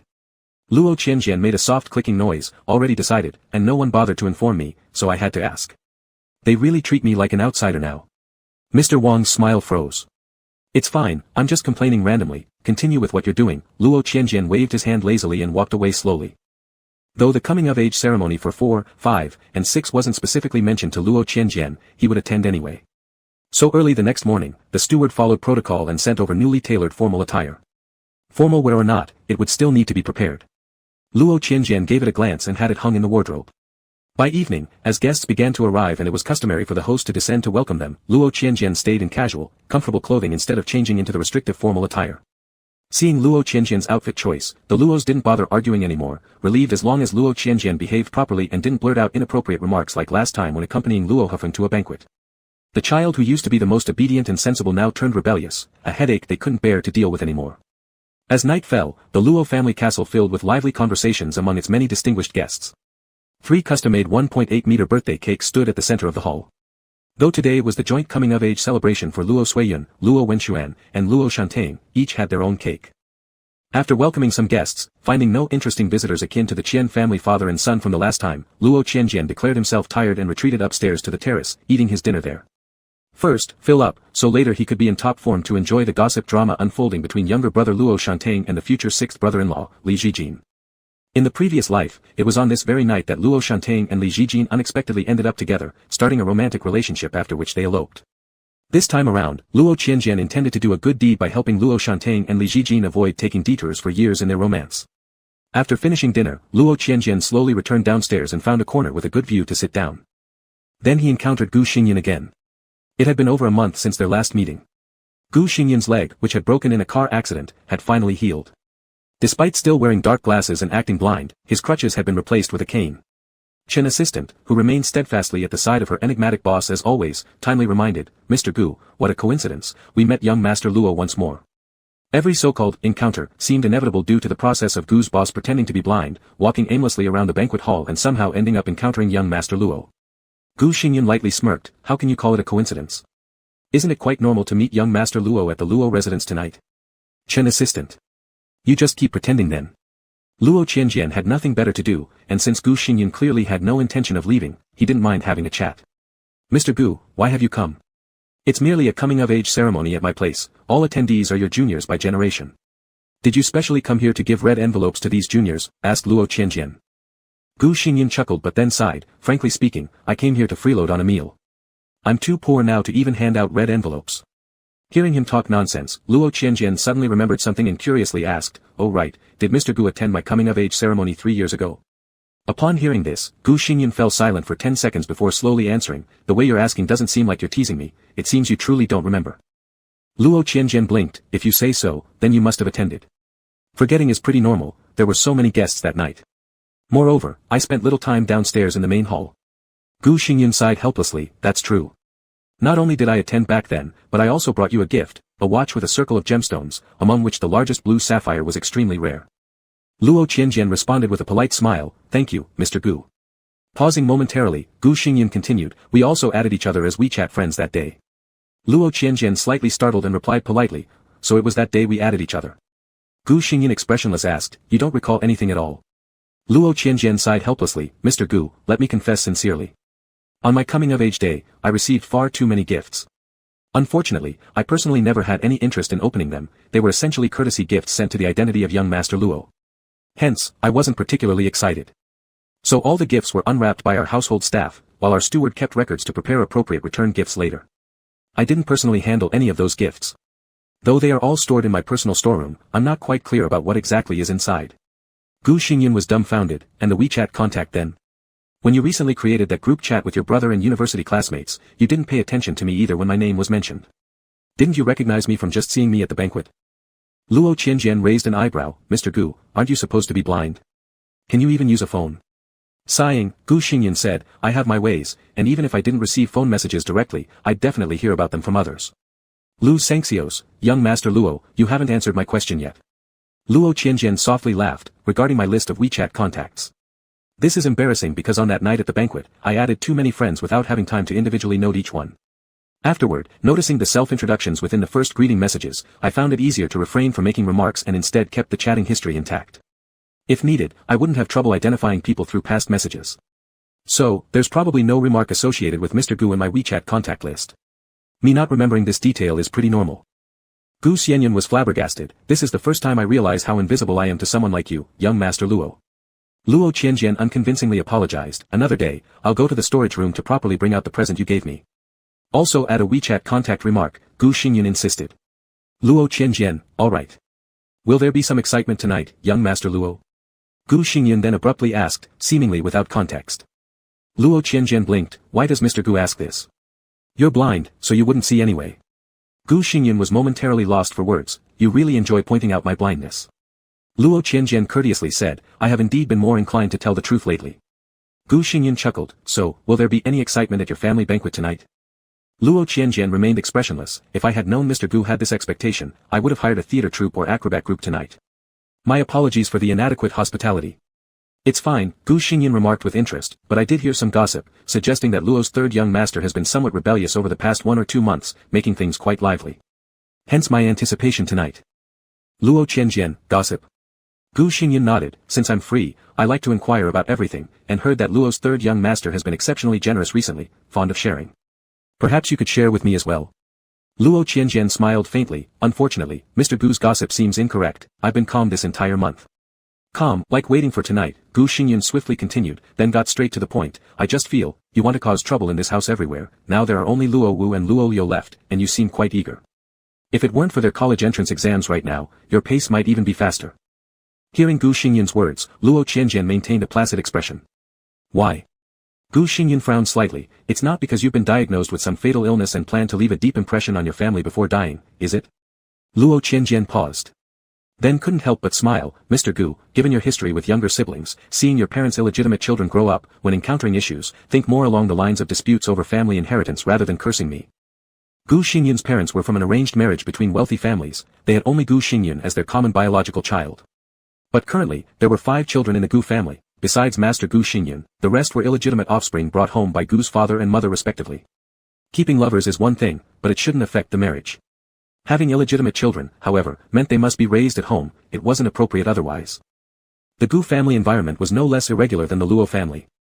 Gu Xingyan calmly said, fights over inheritance, these tactics are trivial nowadays, and you don't need to incite discord between your parents so that they turn against you, which wouldn't benefit inheriting property. Right, young Master Luo? Although Luo Chen and He Rian's previous divorce drama hadn't been publicly exaggerated by Luo Qianjian, their bold actions in driving out the Lu family ensured it wouldn't stay a secret within their circles. Luo Qianjian slowly smiled. Rebellion stage, just understand it. Why does Mr. Gu seem to have come specially to say all these tonight? Gu Xingyan also spoke lightly. Idle boredom, just understand it.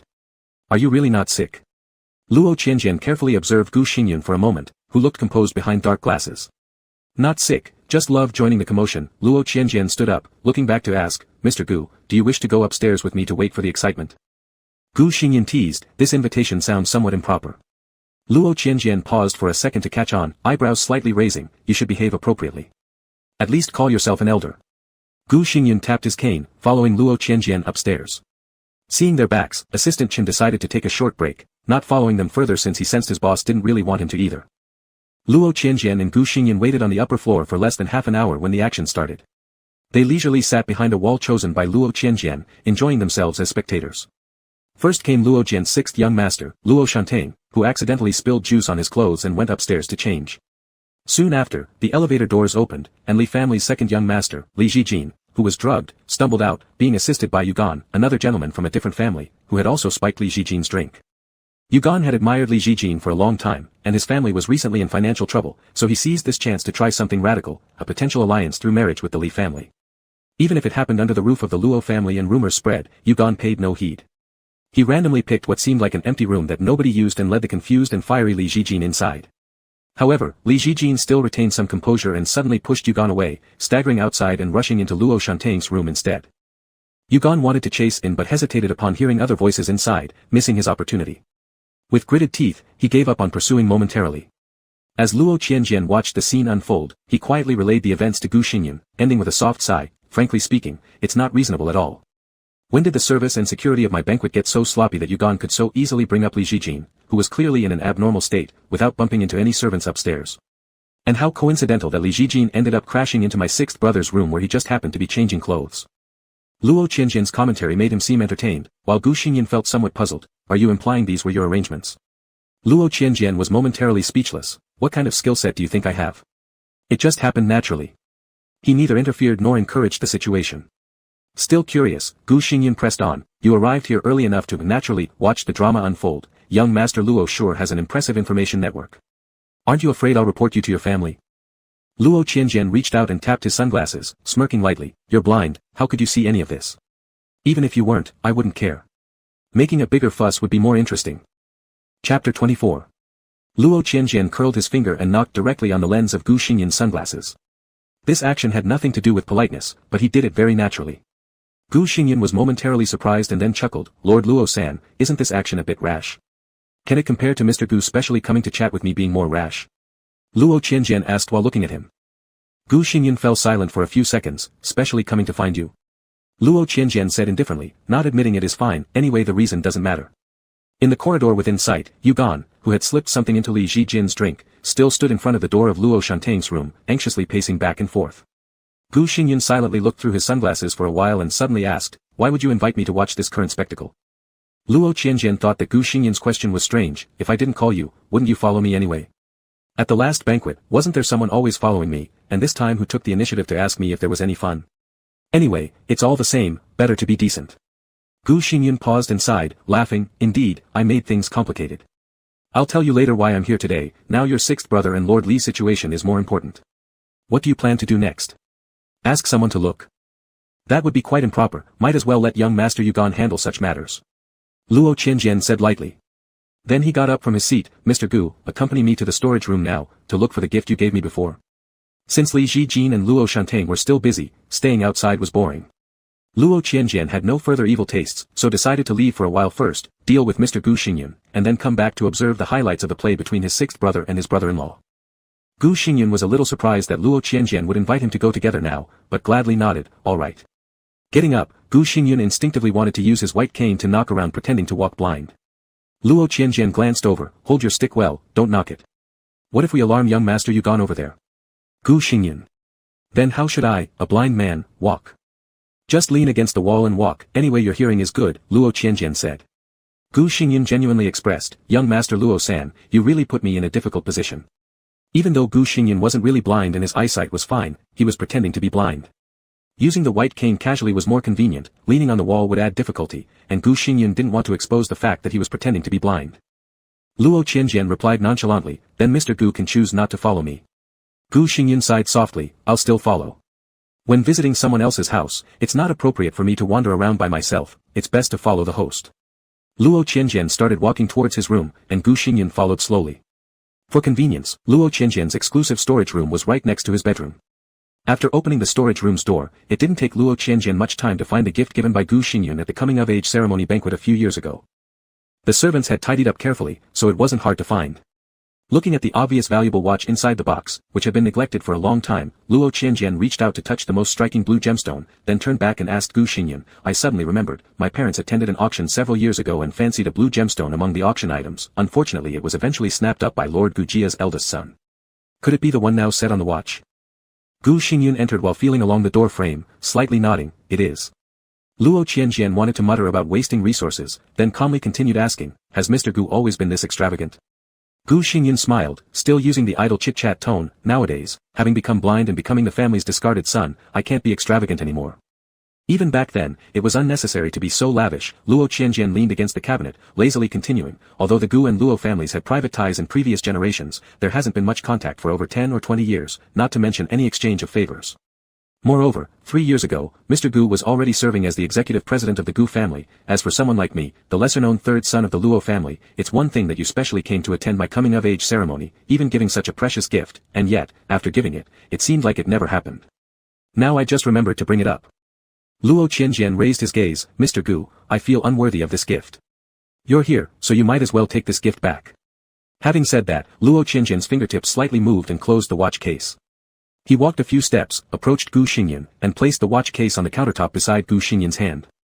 Gu Xingyan effortlessly reached for the watch case, stroking the velvet texture. He said helplessly, "Master Luo-san, are you overly sensitive, leading to some misunderstanding?"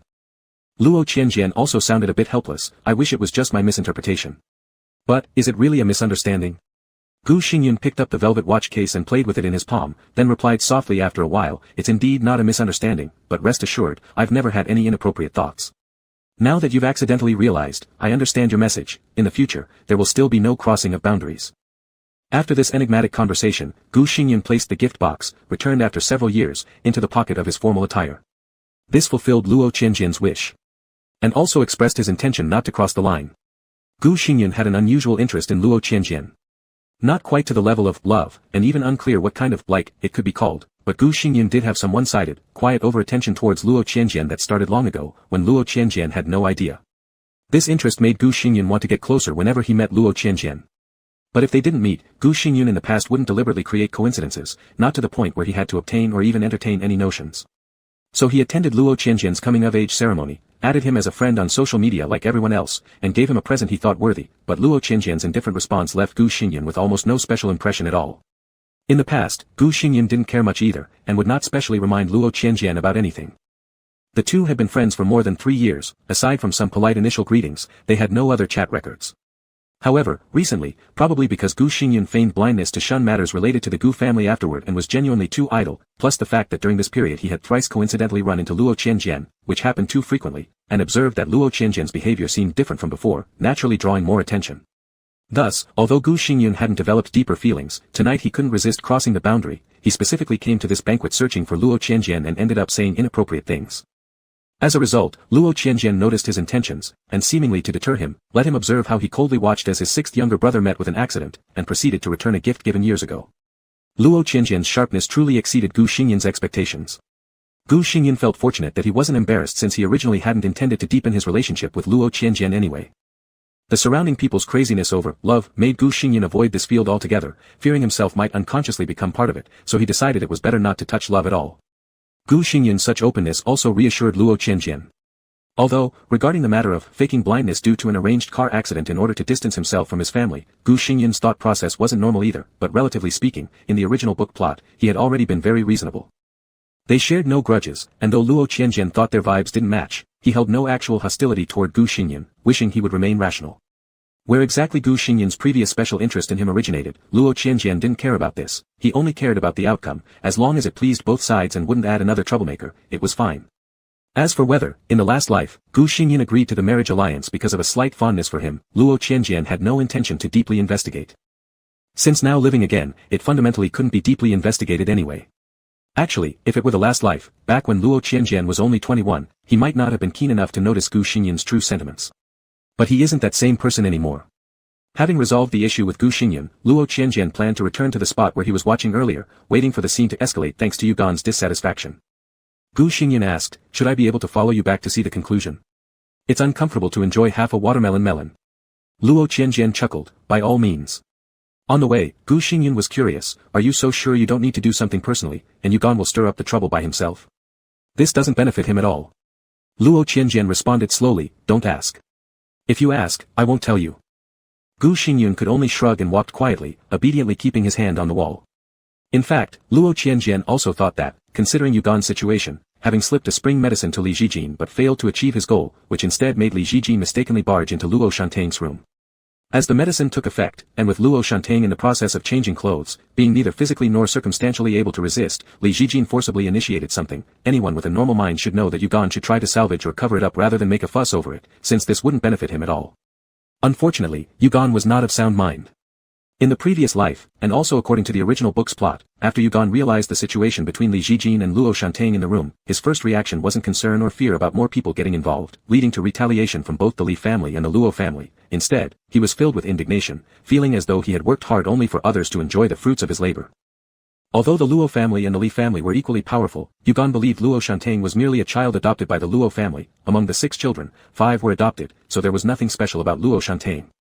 Hadn't it been thanks to his plan to slip the drug to Li Zhijin that Luo Shantang wouldn't have even stood a chance to be together with Master Second of the Li family? Yugan guessed that if they left Li Zhijin and Luo Shantang alone tonight, then afterwards, for the matter to be resolved and for the two families to continue their harmonious relationship, the Laos and the Lis would arrange a marriage alliance between them, this common practice within the circles, he absolutely could not accept it. Since things were already this way, Yugan decided to stir things up a bit, possibly creating enmity between the two families, and at the very least making the relationship between Luo Shantang and Li Zhijin begin with scandal. Anyway, once Yugan made up his mind, that's what he intended to do. Unfortunately, last life coincidentally, Yugan had just gone down the stairs when he bumped into Luo Qianjian. This bump was literally physical. Luo Qianjian was shoved against the wall, hitting the back of his head, while Yugan, startled, took several steps back and crashed into a decorative vase hanging midair. His head also ached before passing out, it was just that coincidental. Luo Qianjian couldn't help but feel exasperated as he recalled the events, estimating that he might just be the optimal tool man used for deus ex machina in dominant president novels.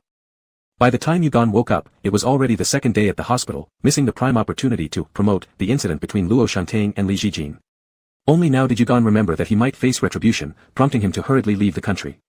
Before leaving, Yugon tried to learn the latest news, finding out for no apparent reason that although there were indeed whispers of a marital alliance between the Li family and the Luo family, it wasn't Li's second master marrying Miss 6th Luo Shantain but Miss 5th Luo Wenwan instead.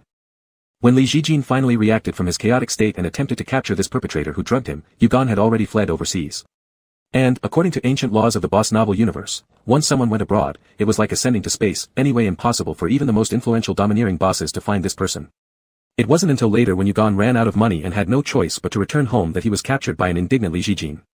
It was only after being captured that Yugon learned that Li Zijin had mistaken the identity of the person who enjoyed a fleeting intimacy that night.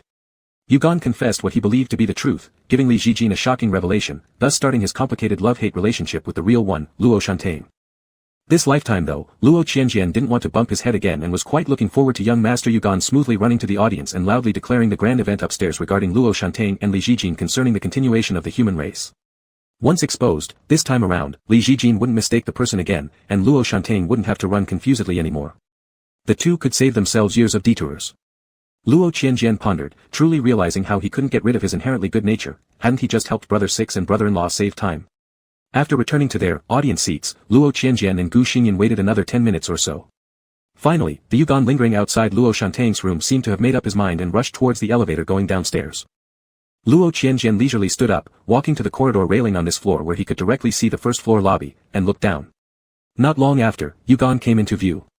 Pretending as though he accidentally saw and was shocked, Yugon intentionally drew the attention of guests farther away, seizing the moment during a music intermission, and shouted toward Lu Chen and He Ruyan who were talking with guests not too far away. Uncle Luo, and he. Something seems to have happened to your Shantain. I saw a man forcefully pulling Shantain into a room, and then I heard struggling sounds inside. But the door is locked from the inside, and I can't save him. Hurry and use the key to open the door. Yugon deliberately spoke vaguely, ensuring that anyone who saw his expression and heard his words would first think that Luo Shantain had been subjected to a violent attack by an unknown person, rather than anything related to romance or scandal. Thus, considering safety in numbers, the Luos called their home security team and several guests who were eager to show concern, and they all ascended to follow Yugon, who appeared extremely anxious, arriving at the door of Luo Shantain's room. The lock, opened smoothly with the key, gave way to the powerful security officer kicking the door open with great force. He shouted cautiously into the room, "Who dares to kidnap the 6th young master?" In response to everyone present, there was a heavy groan followed by sweet, sultry moans. Chapter 25. Among the Luo family members and guests present, few were innocent of worldly affairs. Even if some hadn't experienced such matters themselves, they had at least heard about them. The lewd sounds coming from the room made it obvious that the 6th young master of the Luo family was probably not kidnapped, after all. The security guards in front awkwardly looked back at their employer. The Luo family hadn't expected to bring so many people only to witness such a scene. Luo Chen furrowed his brow severely. "My apologies, everyone, please head downstairs." As he spoke, the commotion inside the room didn't cease, instead, the sounds grew louder. Followed by Luo Shantain sobbing as though welcoming yet resisting, "No, don't, my stomach feels like it's bloating." This banquet was meant to be formal, with everyone presenting themselves decently. Suddenly being caught in such an incident made even those who privately indulged feel awkward for the Luo family. Someone quickly chimed in agreeing with Luo Chen, "Let's go downstairs, this is truly." Yugon, who led everyone here and discovered the scene, also wore a distressed expression. "Sorry, I just saw a man drag the 6th young master in there, never expecting. If I had known it was just about the 6th young master and his lover having fun, I wouldn't have interfered." "But isn't it necessary to confirm no one goes in? Although we can hear the sounds at the door, we can't see the 6th young master or know who the other person in the room is. What if the 6th young master is being forced?" Just as Yugon finished speaking, another moan sounded from within the room, along with remarks that would make any proper person blush. Evidently, there wasn't much sign of force. Upon hearing Yugon's explanation that only fanned the flames, the Luo family could barely suppress their urge to glare at him. But the priority was getting everyone away from outside Luo Shantain's bedroom door. Standing here listening to live Spring Palace performances, what sense did that make? As for why exactly Luo Shantain acted this way, and who this lover of his was, these weren't urgent issues right now, nor could they be clarified immediately. Surely, it couldn't be appropriate for someone to barge in and interrupt. Actually, some present wondered how come the noise of opening the door, or even the steps of so many people crowding at the entrance, although quiet, wasn't loud enough since the security guard just yelled that sentence when the door opened, with quite a significant volume. Why hadn't the people inside reacted at all, so engrossed? "Stop talking already, let's go," He Ruyan urged, uncomfortably reminding the security guard, "Close the door for them first. This child, Shantain, wasn't always like this, something must be wrong today. The child has grown up. They are already adults." "It's nothing actually," a guest consoled. As the security tried to close the door and leave, they were interrupted mid-motion by a calm voice. "What exactly are all of you doing? Intentionally opening the door to spy on the sixth brother and the second young master of the Li family doing that. Isn't that somewhat rude? Saying so, Luo Qianjian calmly joined the spectators at the door. Yugan had already served his purpose, but Luo Qianjian didn't wish for this drama to end so simply. His words caused quite a stir.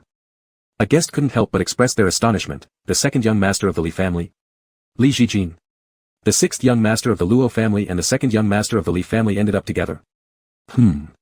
How does the third young master of the Luo family know his younger brother and Li Zhijin are in the room? There were 3 Luo family members present, Luo Chen, He Ruyan, and Luo Hefeng.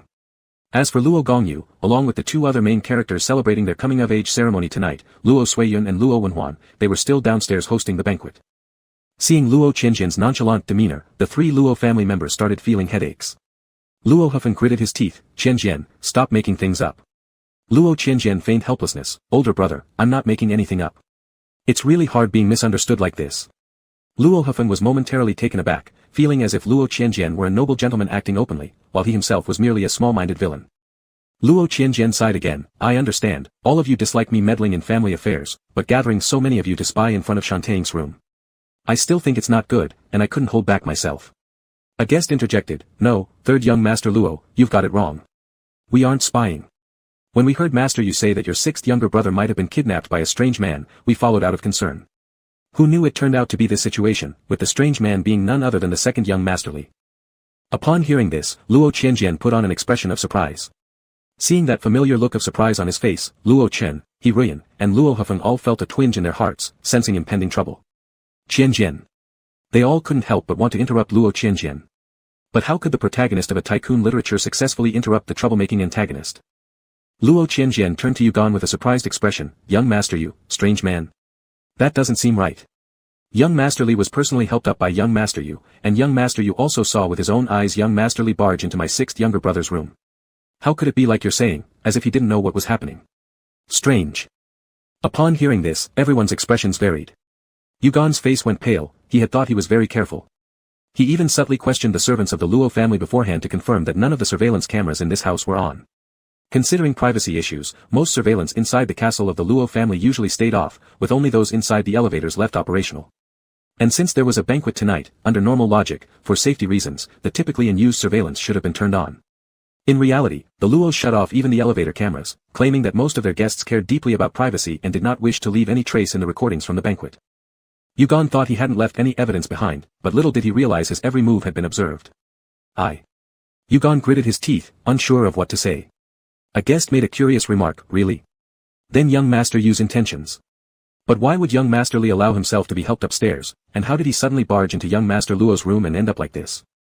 Everyone except the fiery-tempered Luo family members and Yugan, who was belatedly beginning to feel afraid, looked subtly and expectantly at Luo Qianjian, waiting for him, this eyewitness, to reveal more details. Luo Qianjian was, of course, eager to satisfy them. After some thought, he said, I'm not quite sure of the specific situation, young Master Yu needs to explain that. All I know is that I just happened to see young Master Li seemed somewhat disoriented. Young Master Yu probably wanted to find him a room to rest in, but the first randomly chosen room seemed unsatisfactory to young Master Li, which led to a bit of conflict between them. The crowd gradually caught on, helping him find a room to rest. The randomly picked room was disliked by young Master Li. Quite noble and beautiful. Luo Qianjian continued, I was just thinking I should go greet them since I'm the host, when I saw young Master Li push past young Master Yu and rush into my sixth younger brother's room, with young Master Yu following afterward but being locked outside. That's all there is to it. Someone quickly reacted, so young Master Yu has told no small amount of lies. He claimed that young Master Luo was forcibly dragged inside, but now after listening to young Master Luo's third brother, isn't this proof that young Master Yu had sinister intentions toward young Master Li but failed to succeed? And if young Master Li was disoriented, could it be because he was drugged? Hearing this conjecture, although the Luo family was still headache-ridden, they couldn't help but strangely sigh in relief. This way, it wasn't their luoshanting being uncontrollable regardless of time and place but rather an accident. Surely, young Master Li Zhijin must have been drugged and forced upon luoshanting. Luo Hefeng took 2 steps forward, bypassed the still bewildered security guard, and fully closed the partially shut door, blocking out the ongoing sounds inside. Yugan, panicking, kept retreating as if to deny his nervousness. I haven't. I'll take my leave first, there are matters at home. Without hesitation, Yugan ran off. Although someone vocally stopped him twice, no one actually moved to physically restrain this prime culprit. The Luo family was preoccupied with how to handle the current situation and completely ignored Yugan. Luo Qianjian still stood in the same spot, looking utterly innocent. Why did young Master Yu just run away like that? So irresponsible. Luo Chen, grimacing with frustration, rebuked, you dare to criticize others. If you had seen young Master Li barging into your younger brother's room, why didn't you stop it? Look at the mess now. Why didn't you quietly notify someone else in the family? Did you just watch idly while it happened? That's your younger brother. Upon hearing this, Luo Qianjian slightly furrowed his brow, but weren't you all the ones telling me not to meddle in the affairs of this household? You. Can't you tell what's important and what's not? Luo Chen glared at his own son. Luo Qianjian still maintained the look of helplessness, seeming unable to do anything but watch his family act unreasonably, sighing lightly, Dad, if I could distinguish what's urgent, then how would all of you force me not to get involved in the family's affairs? The onlooking guests felt. This reasoning was sound. However, was the relationship between young Master Luo's third son and his family so tense? That shouldn't be the case, isn't this third young master the only biological child of the Luo family? To tell you the truth, I have this meddlesome personality that's hard to change, so when I first saw it, I indeed thought about interfering because Shantang is my brother and I care about him. Luo Qianjian continued in a slow and deliberate manner, but then I remembered how often I end up doing more harm than good with my good intentions. I was afraid of being scolded again by the family, so I decided to observe the situation first. Luo Qianjian took a breath and said cheerfully, luckily I observed. Though it wasn't very polite, I eavesdropped through the door. I originally thought Shantang and the second young master from the Li family would quarrel terribly, but unexpectedly. Shantang sounded rather willing. Everyone. There was no way to argue against that. Rusmoke's face looked sorrowful, Qianjian, you, taking another step back, even if you didn't interfere with Shantang and young Master Li, since you already knew the situation inside the room, why didn't you stop us earlier when we came upstairs? Luo Qianjian exclaimed in surprise, because I don't have the habit of eavesdropping. Knowing that my younger brother is having intimate moments with others nearby while I'm still loitering around nearby. That wouldn't be appropriate. The Luo family. If only Luo Qianjian knew what was appropriate or inappropriate, the entire Luo family could burn incense and worship. Luo Hifeng wiped his face and attempted to maintain an air of indifference. An accident has happened, all of you witnessed something embarrassing. We thank everyone for your concern, but the banquet isn't over yet, so let's head downstairs. Luo Qianjian stopped talking and blocking anyone, instead sighing slowly, Big Brother once had a relationship with the young master of the Li family. Now our young master Shantang is getting involved with the second young master of the Li family. What a connection. Luo Hifeng's face darkened. The guests recalled, oh right, the eldest son of the Luo family had a habit of finding look-alike lovers. It wasn't uncommon in high society to hear stories of messy relationships and frequent changes in lovers, but people who valued their reputation wouldn't let such scandals reach public ears. Those who allowed scandals to be exposed were usually reckless young nobles who enjoyed living life to the fullest without restraint. And these playboys considered faithfulness as shameful. They kept lovers merely for fun and certainly wouldn't talk openly about lingering feelings for lost first loves or constantly seeking substitutes. It would be embarrassing for them. But the eldest son of the Luo family was truly extraordinary. When these guests returned downstairs, news about Luo Shanting, the sixth young master of the Luo family, and Li Jijin, the second young master of the Li family, indulging in passionate acts upstairs predictably spread across the entire banquet and soon reached outside of the venue, bringing more gossip about the Luo family into high society. Since there had been unexpected incidents, this coming-of-age banquet ended sooner than planned. After all the other guests, except Li Jijin upstairs, had departed, the Luo family sat down with exhausted minds and bodies, except for Luo Qianjian who appeared quite pleased. He broached the pressing matter that the Luos did not want to mention but could not avoid. What should we do with Shantang and Mr. Li from the Li family? Should we wait for them to finish? I think waiting like this is weird, plus I'm sleepy. Luo Chen couldn't stand seeing him now, waving a hand, if you want to go, go. Luo Qianjian sighed elegantly, Dad, your temper is becoming increasingly irritable. Has something happened recently? Oh, I almost forgot, you and Mom chased the Lu family away. Is it because you haven't seen Aunt Lu that makes you feel uncomfortable? Such obvious sowing discord, but with remarkable effectiveness. Rusmoke rose in fury and slammed the table, Luo Chen. How dare you still miss Lu Ruo? Luo Chen was burning with anger, I am not. You always bring this matter up, will it ever end? Luo Qianjian interjected calmly, that's right, Mom, don't blame Dad. After all, he's taken care of Aunt Lu's family for so many years. It's normal for him to feel awkward suddenly not meeting Aunt Lu every week anymore, but Dad expelled the Lu family for your sake, Mom. You should trust that Dad's feelings for you are deeper. Rusmoke grew even angrier, what do you mean deeper? How deep exactly? Are you comparing the depth of his feelings? Luo Chen, explain to me clearly, how deep are your feelings for Lu Ruo? Luo Chen grabbed a vase and smashed it, Rusmoke. Haven't you had enough yet? The other children of the Luo family watched Luo Chen and Rusmoke complexly, also glancing at Luo Qianjian who sparked this conversation. Though Luo Hifeng wanted to reprimand Luo Qianjian a bit, he remembered past experiences before speaking and feared that Luo Qianjian might shift his attention to him, probing into his private life. Luo Hifeng simply didn't want to experience any shocking words from Luo Qianjian again, so he closed his mouth and listened silently as Luo Chen and he Rusmok argued on and on about their usual grievances. After a moment, Luo Qianjian blinked and said, "Dad, Mom, stop arguing. The most important thing now is Shantang. I'm really sleepy, but until Shantang's matter is resolved, as his elder brother, I can't just go to sleep either. And why should our sixth young master be bullied by someone from the Li family all night? Now that there's no one else around, we might as well send someone upstairs to interrupt them and bring them down." Even though the other members of the Luo family now dreaded Luo Qianjian's suggestions, fearing they'd create new problems. There was no denying that continuing to leave Luo Shantang and Li Jijin unattended felt uneasy, so Luo Chen agreed with Luo Qianjian's suggestion and sent 2 servants upstairs.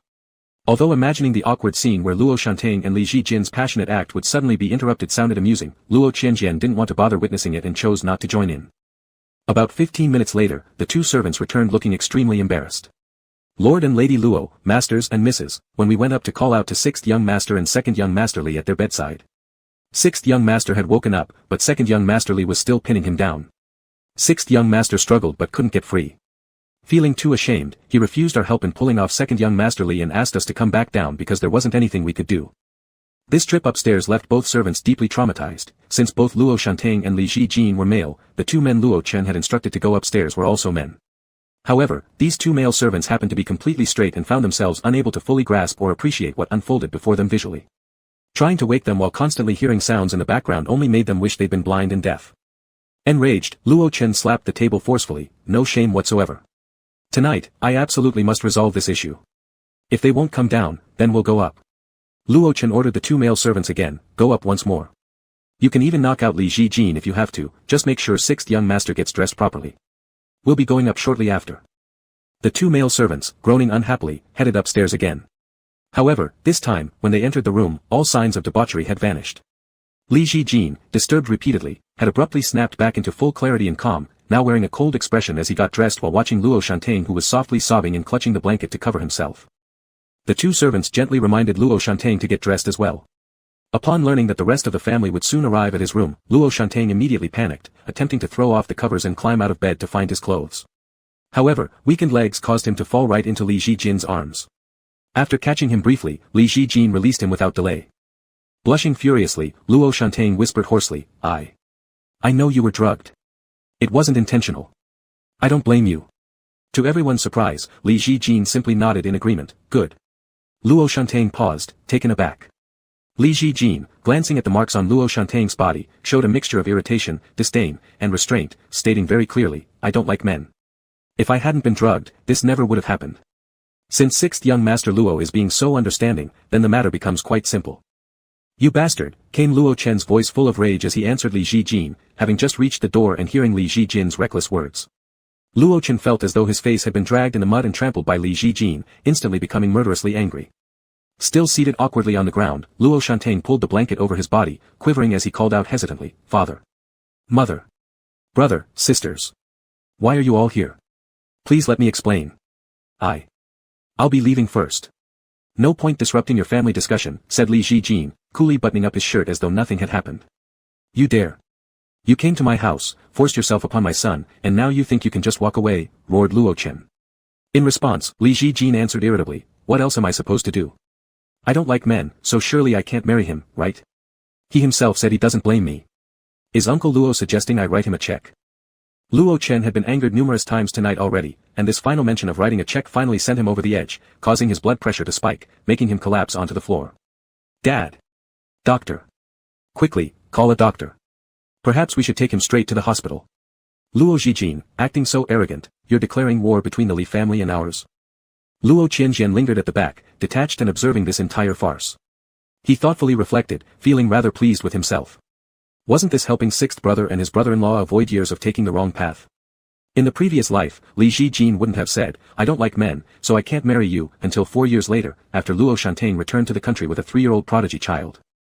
That night, Luo Chen stayed at the hospital, accompanied by Hiruyan and a guilt-ridden, weeping Luo Shantang. Luo Qianjian was somewhat inclined to remind him that he hadn't taken a shower yet, however, he found himself oddly admiring the physical stamina of this typical dominant literary protagonist who could engage in intense activity without needing any rest afterward. What impressed him even more was the mental resilience of Li Jijin, the dominant literary antagonist. Although it was Luo Chen's fury that sent him fainting into the hospital, Li Jijin walked away as if unfazed, leaving faster than the servants taking Luo Chen to the hospital. After such an eventful evening, the time was already getting late, and Luo Qianjian went back to his room unhurriedly to sleep. The next morning, neither Luo Chen nor He Ruian had returned yet, but Luo Shantain came back briefly. His plan was to take a bath, change clothes, and then return to the hospital. From He Ruian, he'd learned more about what happened the previous night. Seeing Luo Qianjian first thing in the morning, Luo Shantain couldn't help but say reproachfully, "Third brother. Why didn't you come save me when Li Jijin first burst into my room last night? If only you hadn't stood by idly, things wouldn't have turned out this way. Dad is still in the hospital." Luo Qianjian, eating breakfast, responded by grabbing a glass of milk and throwing it straight onto Luo Shantain's face. Everyone else at the dining table, including Luo Hefeng, Luo Gongyu, Luo Suiyun, and Luo Wenhuan, were stunned. This was their first time seeing Luo Qianjian act physically. With a head full of milk, Luo Shantain froze, confused. "Third brother." Luo Qianjian put the empty milk glass down forcefully on the table, glaring icily. "The ones who complained about me sticking my nose into family matters are from within our household," he said coolly, "and now those same people are upset that I don't interfere. You're never satisfied with anything I do or don't do, so tell me, what exactly is it you want?" Luo Shantain dared not retort but mumbled, I didn't mean that." Luo Qianjian snorted coldly. "Go ahead and direct your anger toward Li Jijin, not me. What kind of sickness is this, forgiving the rapist turned accomplice while branding me, your brother who heard the sounds but assumed you consented and thus refrained from interfering, as some kind of irredeemable villain? Don't make me warn you, you better not sneak around in your room doing unsavory things in the future. If I mistake something for a crime and call the police, ruining your little, romantic interludes, don't blame me." His words left the dining hall in a stunned silence, then Luo Shantain, overwhelmed with humiliation and crying amidst the lingering smell of milk, fled back to his own room. Calmly returning to his meal, Luo Qianjian picked up his cutlery again, maintaining his composure. He even asked the servant for another cup of milk. As a fresh glass of milk was placed beside him, Luo Qianjian took a sip before turning to Luo Gongyu and saying, "Second sister, I'm set to start my internship at your company next week. Are you going to pull out at the last moment?" Startled, Luo Gongyu shook her head. "Of course not, you're welcome to start whenever. But, Qianjian, you know it's an entertainment company, so secrets might leak. Just promise not to talk loosely." Luo Qianjian smiled lightly. "Relax, second sister. I have a tight lip." At that, everyone fell quiet once more. In a leisurely manner, Luo Qianjian continued enjoying his breakfast. In traditional literature, villains, no matter how much havoc they caused, were always indulged until the very end. The protagonist seldom recognized the need to address issues earlier and often even provided them with opportunities to stir up trouble. Positioning himself as the villain gave him the distinct advantage of having a certain friendliness towards him within the world of this boss literature universe. Luo Qianjian smirked softly, amused by the thought. Chapter 26. Although Luo Chen had fainted due to temporary rage and rising blood pressure, he decided to stay in the hospital for a few more days out of caution. On the second day of his hospitalization, the current head of Li family, also the fraternal twin brother of Li Jijin who looked exactly the same but had an entirely different temperament, Mr. Li Jifeng, came to the ward with Li Jijin to apologize and inquire about Luo Chen's health. Luo Shantain happened to be in the ward too. Seeing the two Li Zijins, she was shocked at first, then realizing they were twins, she remembered her shyness and quickly made up an excuse to leave the ward. "Uncle Luo, and today we specifically came here not only to apologize for Jijin's previous attitude at your home but also to discuss Jijin's relationship with your sixth young master," said Li Jifeng politely, although it was unexpected, since it did happen and unfortunately caused quite a fuss. If there is no public statement, things might turn into unpleasant rumors. The parents of the Li family passed away early, but their grandparents are still alive. However, compared to Uncle Luo Chen and Aunt He Ruian, the elders are of a higher generation, and it would disrupt the decorum if they personally discussed this issue concerning their grandchildren. Thus, it's better for them not to go through the trouble. Now that the Li family is under Li Jifeng's management, his personal visit, though still not fully equal in terms of generations, doesn't pose much of a problem. Li Jifeng's social grace made Luo Chen and He Ruian feel much more comfortable. On the other hand, Li Jijin, contrasting sharply with his fraternal twin brother, even on a visit to apologize, had a sullen expression on his face, evidently extremely dissatisfied. If the news of him being in bed with Luo Shantain wasn't spread so widely as to create an uproar, based on Li Jijin's own intention, he would absolutely refuse to come and negotiate matters regarding his relationship with Luo Shantain with the Luo family. Currently, Li Jifeng was discussing with Luo Chen, suggesting that Li Jijin and Luo Shantain get engaged first. Thoughtfully, they considered that at least for a while maintaining appearances properly could silence the gossips.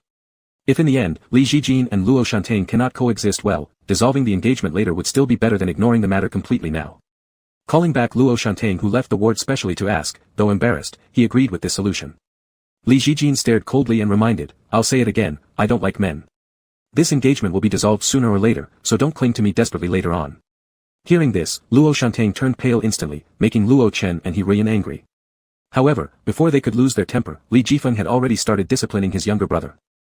Jifeng stood up immediately, kicking Jijin at the back of his knees while pressing his shoulders, forcing him down on one knee, then addressed the humiliated Jijin, "If you can't apologize properly, then remain kneeling." "Apologize." Clenching his teeth, Jijin forced out words against his wish, "Sorry, my frank talk was too harsh."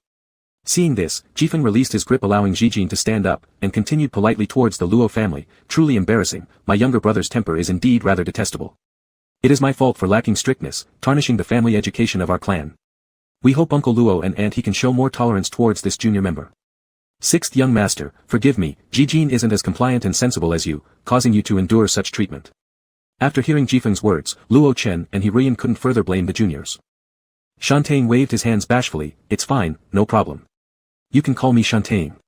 In short, the plan of Shantain and Jijin getting engaged was settled, and the news quickly spread within the circle.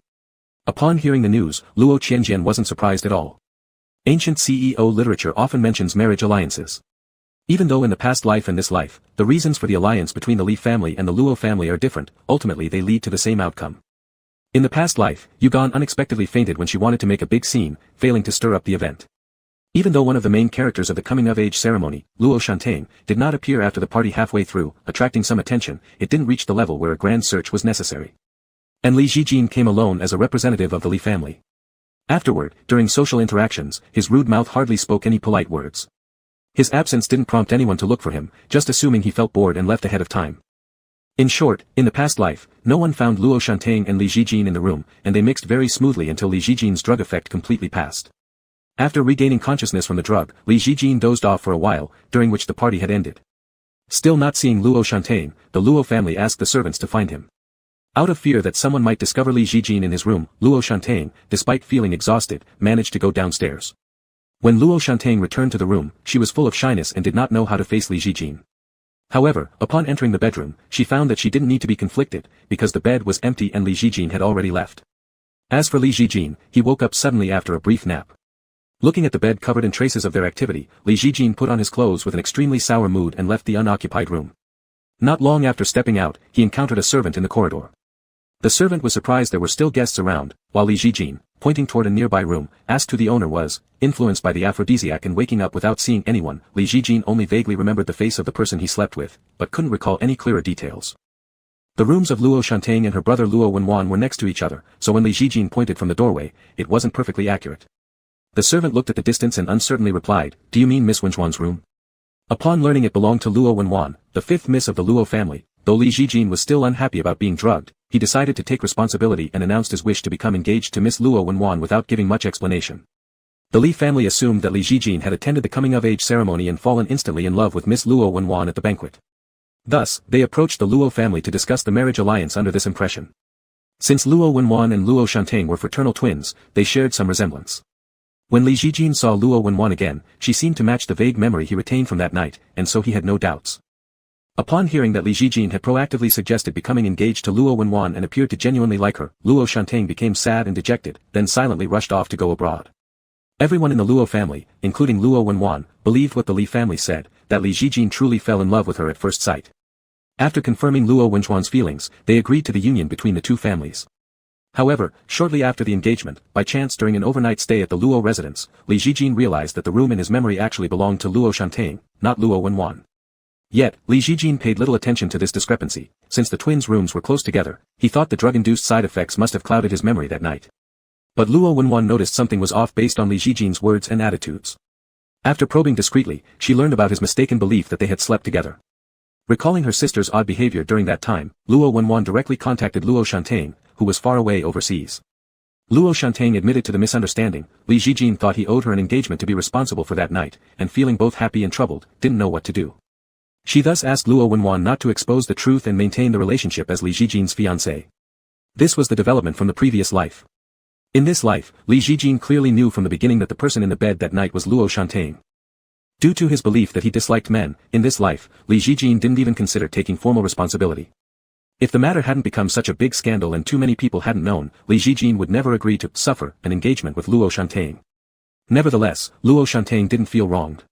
Despite knowing clearly that Li Jijin treated him poorly, he still eagerly anticipated the engagement. This mentality involved another trope in CEO literature. Luo Shanting had met Li Zhijin as a child and had been unable to forget this big brother. When Luo Shanting and her twin sister Luo Wenwan were in the orphanage before being adopted by the Luo family, adults from the Li family took Li Jifeng and Li Zhijin to the orphanage for charity work. Li Jifeng was always seen as a dependable good child in the eyes of elders, while Li Zhijin was often unfavorably compared. That day in the orphanage, after being scolded once more for lacking seriousness, Li Zhijin ran away by himself and met Luo Shanting, who had just had his snacks snatched by other children. Although Li Zhijin's attitude back then wasn't kind, Luo Shanting still vividly remembered the chocolate bar he gave him, along with his complaint about having a universally loved fraternal twin brother. He also clearly remembered the mole near Li Zhijin's eye corner. So, when Luo Shanting was changing clothes in her room and Li Zhijin stumbled in unexpectedly grabbing her, Luo Shanting recognized Li Zhijin and chose to accommodate his needs. As for Luo Wenwan, the heroine of the 5th book in this series of dominant CEO literature, her initial agreement to the arranged marriage in the original storyline, or in the previous life, also related to an experience from childhood. Still in the orphanage, on the same day the Li brothers were brought there, a memorable encounter occurred that lingered in her mind. Though the one she met then was actually Li Jifeng, at the time she didn't realize he had a twin brother identical in looks, including the mole on his eye corner. Years later, when Luo Wenhuan met Li Zhijin, unfamiliar with the affairs of other clans, she had no idea about the existence of Li Jifeng. She merely thought that she and the big brother from her childhood were very destined to meet again. Although his temper now seemed a bit irritable, Luo Wenhuan still agreed to the arranged marriage. After agreeing, Luo Wenhuan learned about the existence of Li Jifeng and realized that she had mistaken someone else for him, but by then, the engagement banquet was already well prepared.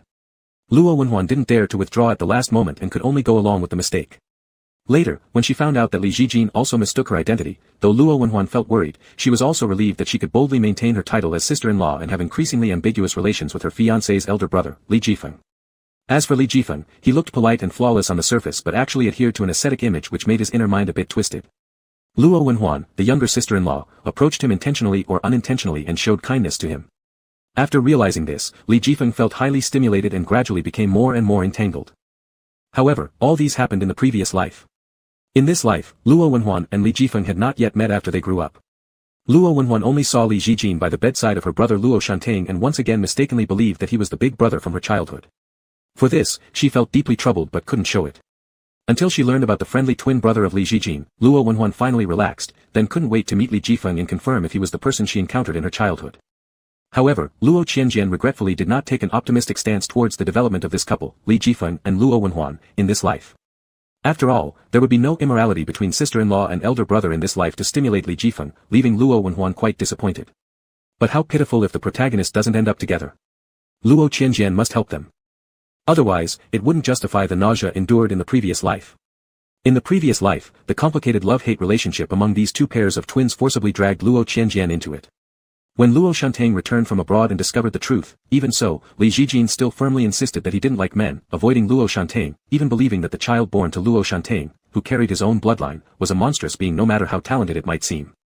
But talent babies are always strong assistants in such literature. Soon Li Zhijin began doting on this child endlessly and, during their interactions, found many shining points in Luo Shanting. Yet Li Zhijin remained conflicted about how to accept Luo Shanting as a man. Thus, Li Zhijin decided to try another man first. Once he can accept other men, he would then reconcile with Luo Shanting, ensuring that Luo Shanting doesn't bear the risk or pain of disliking men anymore. With this peculiar reasoning, Li Zhijin turned his attention toward Luo Qianjian. Luo Qianjian was utterly perplexed by this person's thoughts. Despite feeling disgusted enough in the previous life, he couldn't help but again advise splitting up, thinking that his sixth brother didn't need to stay tied to such a person. In this life, however, Luo Qianjian harbored an additional suspicion. He reasonably guessed that Li Zhijin, just like his older brother Li Jifeng, shared a penchant for immoral relationships. Continuing with the story from the previous life, dissuasion proved useless. Luo Shanting firmly stated that his baby needed a biological father and believed that Li Zhijin's approach toward Luo Qianjian was without ill intention, accusing Luo Qianjian of overthinking things. Besides, Luo Shanting truly deserved to be paired with the protagonist Li Zhijin. He understood why Li Zhijin needed to test himself with another man. And considered this behavior as evidence of Li Zhijin's attraction toward him. It was only because Li Zhijin hadn't completely figured everything out that he sought validation with other men. Moreover, neither Luo Wenhuan nor Li Jifeng, the eldest siblings of these two pairs of twins, left Luo Qianjian alone. Amidst an atmosphere filled with moral transgression and adultery, the climax occurred when their affair was exposed. Subsequently, following Luo Wenhuan's termination of her engagement with Li Zhijin and Li Zhijin's involvement with Luo Shanting, various conflicts arose between Li Jifeng and Luo Wenhuan, who should have been able to come together honorably. Luo Wenhuan felt wronged and excessively drank alcohol at home. When Luo Qianjian learned of this, he showed concern and asked her some questions. Luo Wenhuan then sobbed loudly while clinging to him. This scene was witnessed exactly by Li Jifeng, who came looking for Luo Wenhuan. Li Jifeng asked Luo Wenhuan to follow him, but she refused and said things like, "Luo Qianjian is much better than you."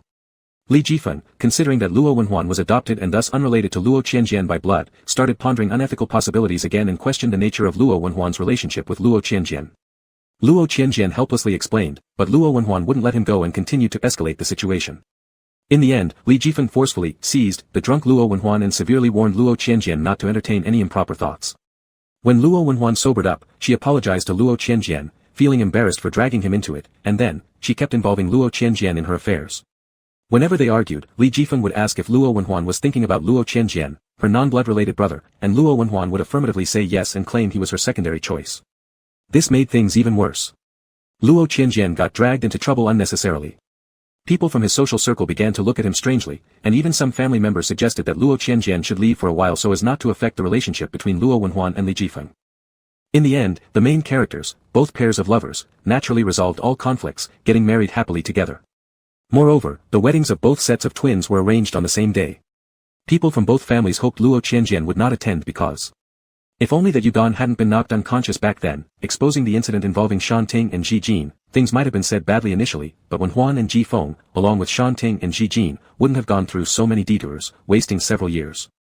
It would have been better if that Yugan had never crashed into you, said the elders of both families. Luo Shanting said, though Big Brother wasn't intentionally, probably not intentional, after I came back with my baby, Big Brother still advised me not to be with Ji Jin. But forget it, now Shanting and Ji Jin are happy together, and my baby also has a complete and perfect family. There's no need to bring up the past anymore. Big Brother, on our wedding day, I want to be happy. Could you? Luo Wenhuan said, Big Brother, please don't show up that day, okay? I know you're a Luo family member, but if you aren't present at your younger siblings' weddings, it won't sound good when others talk about it. But isn't your family's happiness more important than what other people think? Big Brother, although I've already explained everything clearly to Ji Feng, he knows I was just being petulant and using you as a shield, it's just that Ji Feng doesn't tolerate anything fishy in his eyes. You even persuaded me to break up with him before, naturally, he's unhappy. Li Jifeng appeared polite and gentlemanly but added coldly, young Master Luo, Happy has a broad mind and thinks she used you as a shield, feeling rather guilty toward you. However, we're all smart people. Whether Happy acted impulsively or was guided by you to provoke me, we know the truth inside and out. Now, considering you're the biological son of Happy's adoptive parents, I'm willing to give you some face. Li Jijin looked down at him with succinct disdain, you can stop dreaming about me. I approached you just to test my feelings for Shantain. Be clear-minded, don't try to ruin our wedding. Recalling all this from the previous life still made Luo Qianjian feel nauseated. The asylum couldn't contain such insane lunatics. When is the engagement banquet scheduled? Luo Qianjian shook off his reminiscence and asked amiably. Luo Shantain blushed and answered, Mom and Dad discussed it with elder brother from the Li family. They plan to hold it soon, on the 20th day, which is 10 days away. Luo Qianjian nodded and congratulated sincerely, wish you and Li Jijin happiness. Luo Shantaing's face turned redder, it's only the engagement. He actually can hardly accept me. You can go find Yugan, get that drug he gave to Li Jijin that night. Then, even if you can't win Li Jijin's heart, you can have his body. Anyway, Li Jijin only distinguishes gender when fully awake. Luo Qianjian lightly suggested with a carefree tone. The flush on Luo Shantaing's face subsided somewhat, leaving him pale. A few days later, on Monday of the new week, Luo Qianjian reported to Luo Gongyo's entertainment company. During the time waiting for the engagement banquet of Luo Shantain and Li Jijin, Luo Qianjian had numerous plans to keep himself entertained. Luo Gongyu, along with her new lover, personally greeted Luo Qianjian upstairs. After breaking up with Bai Yushen, Luo Gongyu did experience a phase of sorrow, it had been true love after all. However, she quickly pulled herself together and selected her new lover, Zhou Qi, from the batch of newly hired artists within the company. Compared to the rather die than bend Bai Yushen, this new lover Zhou Qi was obedient, doted on her, and always made Luo Gongyu happy. He readily accepted any resources Luo Gongyu arranged for him. If there were resources he wanted, he'd sweet-talk his way to get them. If he succeeded, he'd be overjoyed, if not, he'd gently express his acceptance of reality. What a good lover, yet despite being satisfied, Luo Gongyu was still not entirely content. After dismissing Zhou Qi, Luo Gongyu sat in her office and said to Luo Qianjian, Zhou Qi is obedient, yes, but too obedient. It gets boring after a while. Then she continued on her own, but he's much better than Bai Yushen. Everyone else knows how to be well behaved, except for Bai Yushen who always goes against me. So many people want to move into the Luo family home, yet he calls it a prison. Luo Qianjian chuckled lightly, speaking of Yushen, isn't he still one of your company's artists? How is he doing now? Luo Gongyu scoffed, what can he do without me as his backing? I'll see when he comes crawling back to beg for my help. Luo Qianjian expressed regret. It sounds like, second sister, you still have feelings for Yusheng. Why did you two break up then? Luo Gongyu refused to admit it. Who has feelings for him? He was just some toy. That's enough about him.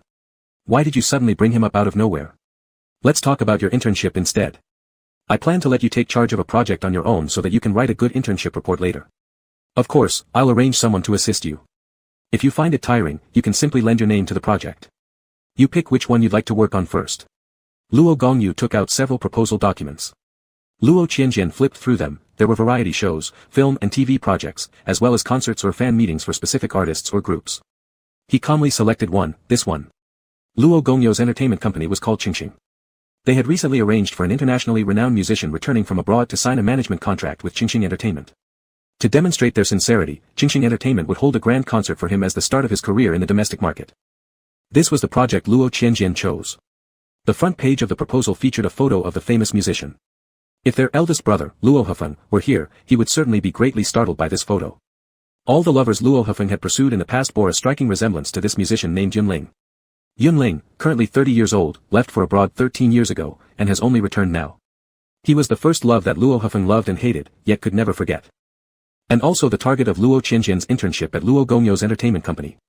Luo Qianjian happily looked at the proposal, thinking how considerate his second sister was to directly present Yunling to him, saving him the trouble of looking further. Chapter 27. As the person in charge of the Yunling concert project, Luo Qianjian arrived at the airport 2 days later to pick up Yunling, who was returning to the country today. One of the company's managers and the manager's assistant came together. Actually, Luo Qianjian didn't have to come, but he wanted to see this returned, white moonlight. The reason why Luo Hefeng had his eye on Shindongyi was largely due to the fact that she looked most like Yunling among all the people he'd met over the years. Luo Qianjian looked at Yunling walking out from the terminal and wondered what high school-era Yunling looked like. But today's Yunling wasn't very similar to Shindongyi. Primarily, their aura was different, as were their dressing habits. Even if their facial features were somewhat alike, it would be hard to immediately associate them with each other. But the main character is still the main character. In the previous life, after Yunling returned to the country and met Luo Hefeng, the standard for how he viewed substitute lovers changed into being benchmarked against the present-day Yunling. Because of this, Luo Hefeng thought Shindongyi no longer resembled Yunling enough and began a cliched, melodramatic transformation. Changing her attire was basic operation, forbidding her from doing certain things lest she become unlike him, or demanding Shindongyi do something to resemble Yunling. Although Luo Hefeng and Shindongyi were a sickeningly perfect match, Luo Qianjian had no particular feeling towards this first love of his elder brother. Mainly because they had little contact in the previous life. According to the original book storyline, Yunling's fate wasn't good. He lost his parents before he was even born, grew up with his poor grandparents, and when he was around 10 years old, both of his grandparents were diagnosed with diseases and became more seriously ill without money for treatment. It wasn't until after breaking up with Luo Hefeng that Luo Chen and he Rian fulfilled their promise, sending his family of 3 abroad to treat his grandparents' illnesses and covering his tuition fees. Yunling had considered only accepting the money needed for treating his grandparents and rejecting the rest, but then he was afraid that Luo Chen and he Rian might think he still harbored feelings for Luo Hefeng.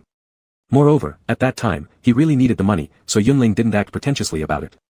With the funds, Yunling chose to study music, a major he liked, and never returned to the country after graduation, not until recently when both his grandparents passed away, hoping that Yunling would bring their ashes back to the domestic land for burial before they died. Yunling actually wanted to return to the country, it was where he grew up, but he was worried in the past that if the Luo family knew, they might mistakenly assume he had ulterior motives, thus involving his grandparents. So, he never returned. Now with no lingering ties, Yunling finally decided to come home willingly. In these old-style domineering CEO stories, it seems like there is only one city in the country where you can return to as a destination. Therefore, Yunling changed his plans and decided to develop here. Although this city has the Luos he was wary of, he still set his sights on it. Naturally, since the first love White Moonlight was returning, Yunling would interact with both Luo Hefeng and Shindongyi. Within less than half a year of their reunion, Yunling suddenly developed a severe illness requiring a kidney transplant, another trope from the old plot lines. Since Yunling needed it, Luo Hefeng required Shindongyi to donate a kidney to Yunling. It wasn't just about taking out a kidney, Yunling's illness also affected his vision, so corneal transplants were necessary too. And Luo Hefeng kept targeting Shindongyi alone, asking her to donate a kidney and corneas. Whether the match would work or not isn't something considered beforehand or worried about afterward in these boss novels. It was already pretty reliable that they weren't dragging a panda over to donate panda blood. But since Yunling wasn't the protagonist, not even close, he was an obstacle between the protagonists, and in the end, he still passed away prematurely. However, upon calculating, Luo Qianjian realized that Yunling had lived into his 30s, which was several more years compared to his own demise at 26. Hello, Teacher Yun. Your journey must have been tiring. We are Qingxing Entertainment sent to greet you. The manager greeted Yunling and Yunling's assistant. Qingxing Entertainment took Yunling very seriously and showed ample sincerity in many ways. They were aware that Yunling, after many years abroad, might not have a proper place to settle down domestically after returning, so they covered accommodations and transportation. Yunling had a great reputation. Don't ask why Luo Hefeng hadn't noticed this internationally renowned musician with such a significant reputation over the years being his unforgettable first love. The answer is simply that the domineering CEO doesn't care about these matters, but he wasn't aloof or arrogant. On the contrary, he was very humble and gentle, making him easy to get along with. Since Luo Qianjian didn't appear like someone immersed in society for long, Yunling's assistant asked a few more questions. Upon learning that Luo Qianjian, as the project leader, was merely a summer intern, Yunling was slightly surprised but didn't show any displeasure. The manager from Qingxing Entertainment quickly supplemented the explanation, stating that although Luo Qianjian had shallow experience, he was the younger brother of the company's boss, indicating that the company valued Yunling. Born into a business family, Luo Qianjian, influenced by his surroundings, possessed considerable ability. Besides, it wasn't just him assigned to take responsibility. There were many seasoned veterans within the entire team as well. In fact, it simply means that I am just here to gain some internship experience, so you don't have to worry about me messing things up. Qingxing doesn't mean any disrespect either, Luo Qianjian chuckled lightly. Yunling and his assistant were a little surprised by how straightforward Luo Qianjian was. However, the manager and the manager's assistant from Qingxing still relaxed and smiled without becoming nervous or feeling any other emotions because of what Luo Qianjian said. Even though Luo Qianjian had only been at the company for 2 days, the team initially worried about accommodating this heaven-sent crown prince, but his social skills were sufficient enough to ease everyone's concerns. In no time, they could all get along comfortably, even teasing each other. The hotel where Yunling was staying was personally chosen by Luo Qianjian, and it was of high specification. After bringing Yunling and his entourage to the hotel to drop off their luggage, the group then headed towards Qingxing Entertainment. Unfortunately, they happened to encounter an unpleasant scene.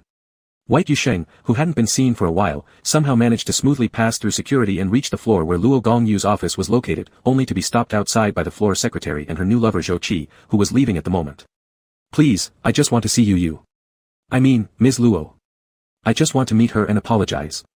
As long as I see she's doing well, I'll leave immediately. Please let me in." White Yusheng pleaded pathetically.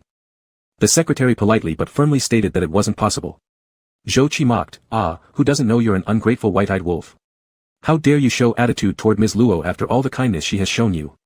Now you regret being dumped, do you? Trying to seduce her again? Humph. Letting Teacher Yun see this scene is truly embarrassing," Luo Qianjian chuckled lightly. Yunling courteously shook his head. The accompanying manager quickly raised his voice to interrupt, "What are you arguing about here?" Seeing Luo Qianjian and his group, the secretary maintained her formulaic smile, and Zhou Qi immediately reined in her arrogance, becoming obedient. "Young Master 3, you've brought back Teacher Yunling, truly hard work." White Yusheng stood dumbfounded looking at Luo Qianjian, a tear slipped down his eye corner. He hastily wiped it away before shouting, "Qianjian."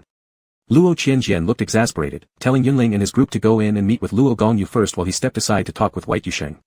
White Yusheng obediently followed him to a secluded spot in the corridor. "Qianjian, thank you for still wanting to speak with me." Luo Qianjian looked at him kindly. "Yusheng, aren't you and elder sister already broken up? You used to want to leave her so badly. Why are you coming back now?" White Yusheng choked, "Qianjian, it may sound ridiculous to you, but, to be honest, only after leaving your elder sister did I realize how good she was to me and how much she had done for me. Though she can be forceful, no one has ever been that good to me. When we were together, I was too dull-witted to notice that I actually loved her. I know it's too late to regret now, but, at least let me say sorry to you and thank her. Please help me, let me see your elder sister once more, alright?" Luo Qianjian looked astonished. "How can this be? What a pity if you and elder sister miss each other like this. We all saw how much elder sister liked you. You are the only person she ever brought home.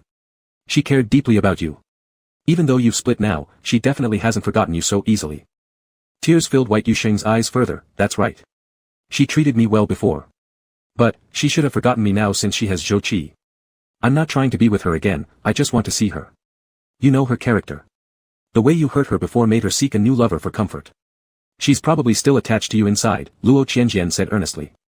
White Yusheng believed him. "Is it, really? But she won't even see me now." Luo Qianjian sighed. "Alright, we've known each other for so many years. I don't want to see you and elder sister miss each other with such regret. I will help you." White Yusheng thanked him repeatedly, looking at Luo Qianjian expectantly. Luo Qianjian calmly suggested, "Here's what we'll do. In a few days, there will be our 6th brother's engagement banquet. I'll bring you to attend and arrange a meeting between you and elder sister. There will be joyous occasions at home, and on that day, her mood will be especially good. Even if she is still upset with you, on that day, she would be easier to convince. If both of you love each other, a conversation might help." White Yusheng nodded happily. "Thank you, Qianjian. I'm so glad you're helping me. Luo Qianjian smiled faintly. Later, Luo Gongyu learned about Bai Yusheng's visit earlier that day. She quickly summoned Luo Qianjian and asked casually, what did Bai Yusheng come for today? I heard you spoke with him.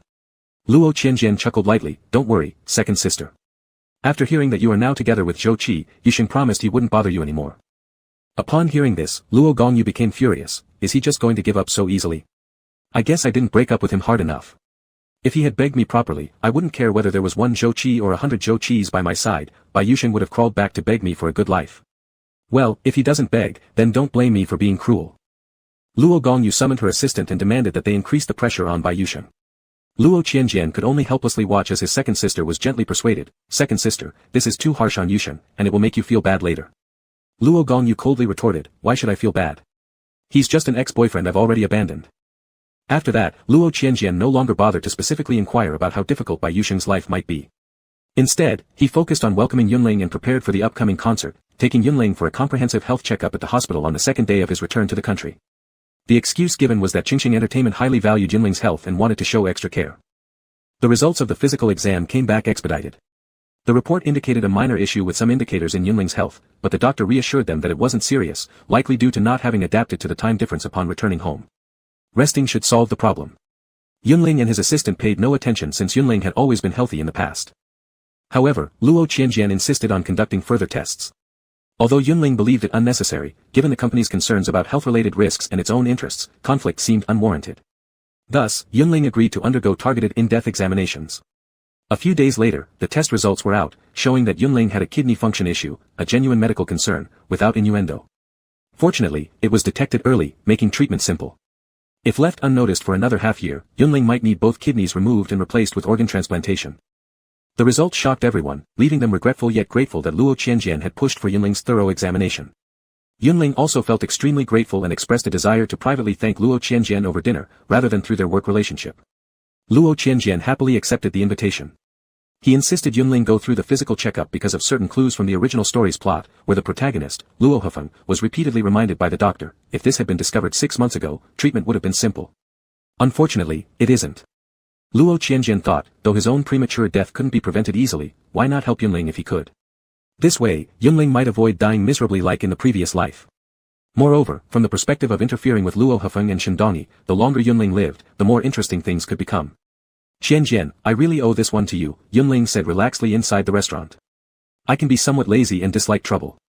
If it weren't for your insistence, I probably wouldn't have cared about that slightly irregular indicator on my physical examination report. I used to think living with no regrets made death meaningless, but after finding out that I might not have been saved if it were delayed by half a year, I realized that I actually do want to live.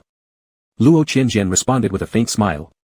Yunling added, you basically saved my life, but I found myself unable to think of a proper way to repay you. After all, the things I have, you have plenty of, and what I can do for you should also not be much of a difficulty for you. However, whatever you need me to do for you, I'll willingly put forth my best effort in return.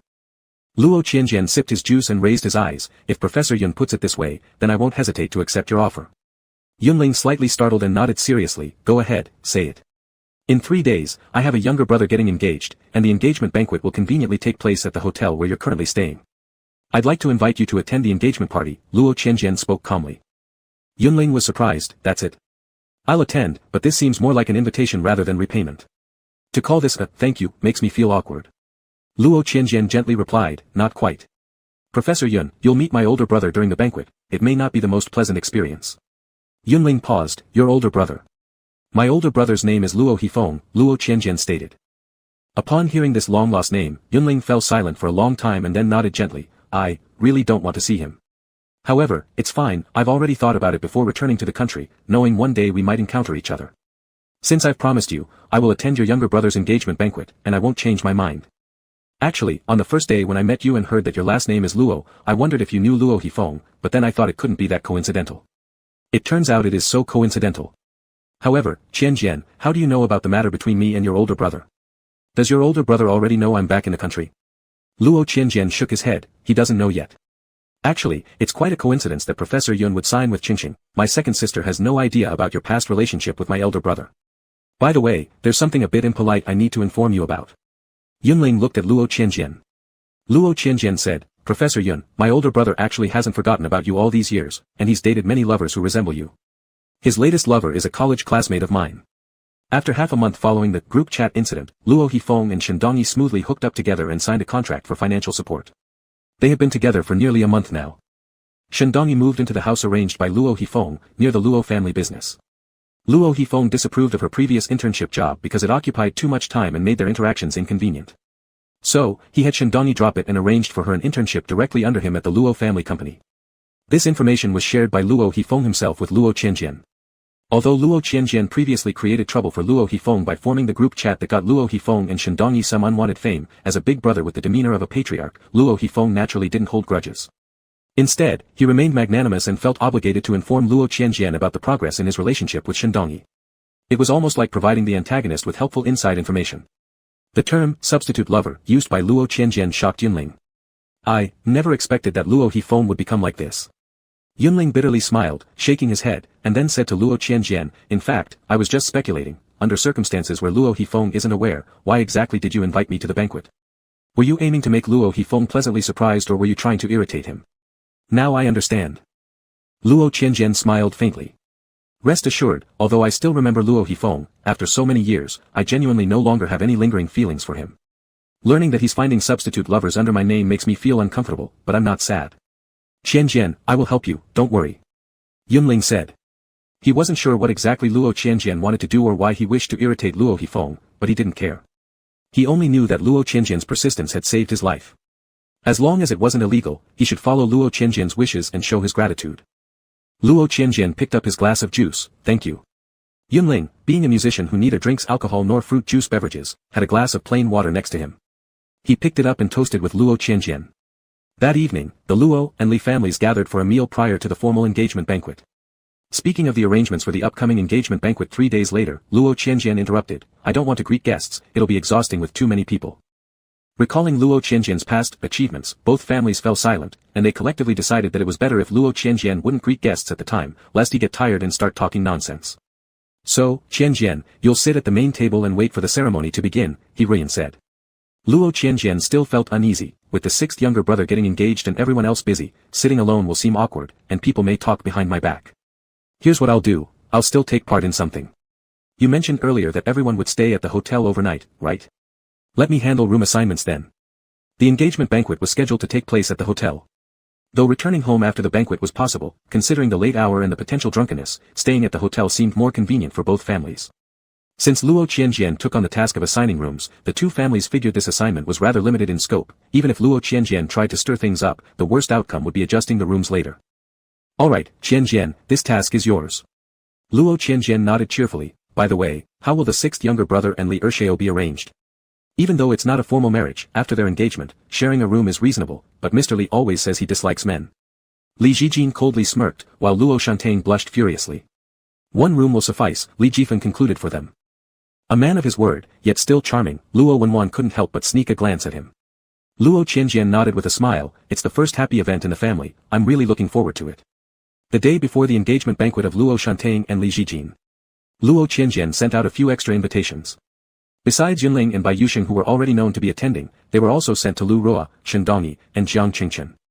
Lu Ruo had been relentlessly chased by He Russian for the repayment of money over the past 2 months, causing her much distress. Shandongyi is currently Luo Hifeng's lover, but Luo Hifeng didn't want Shandongyi present at his younger brother's banquet for fear of being publicly talked about, so he wouldn't bring her along. Jiang Qingchen has been trying every method since the end of the college entrance exam to get in touch with Luo Suiyun but hasn't succeeded yet, leaving him extremely anxious. Ordinary people, after knowing their own identity and situation, would naturally hesitate upon receiving an invitation at such short notice.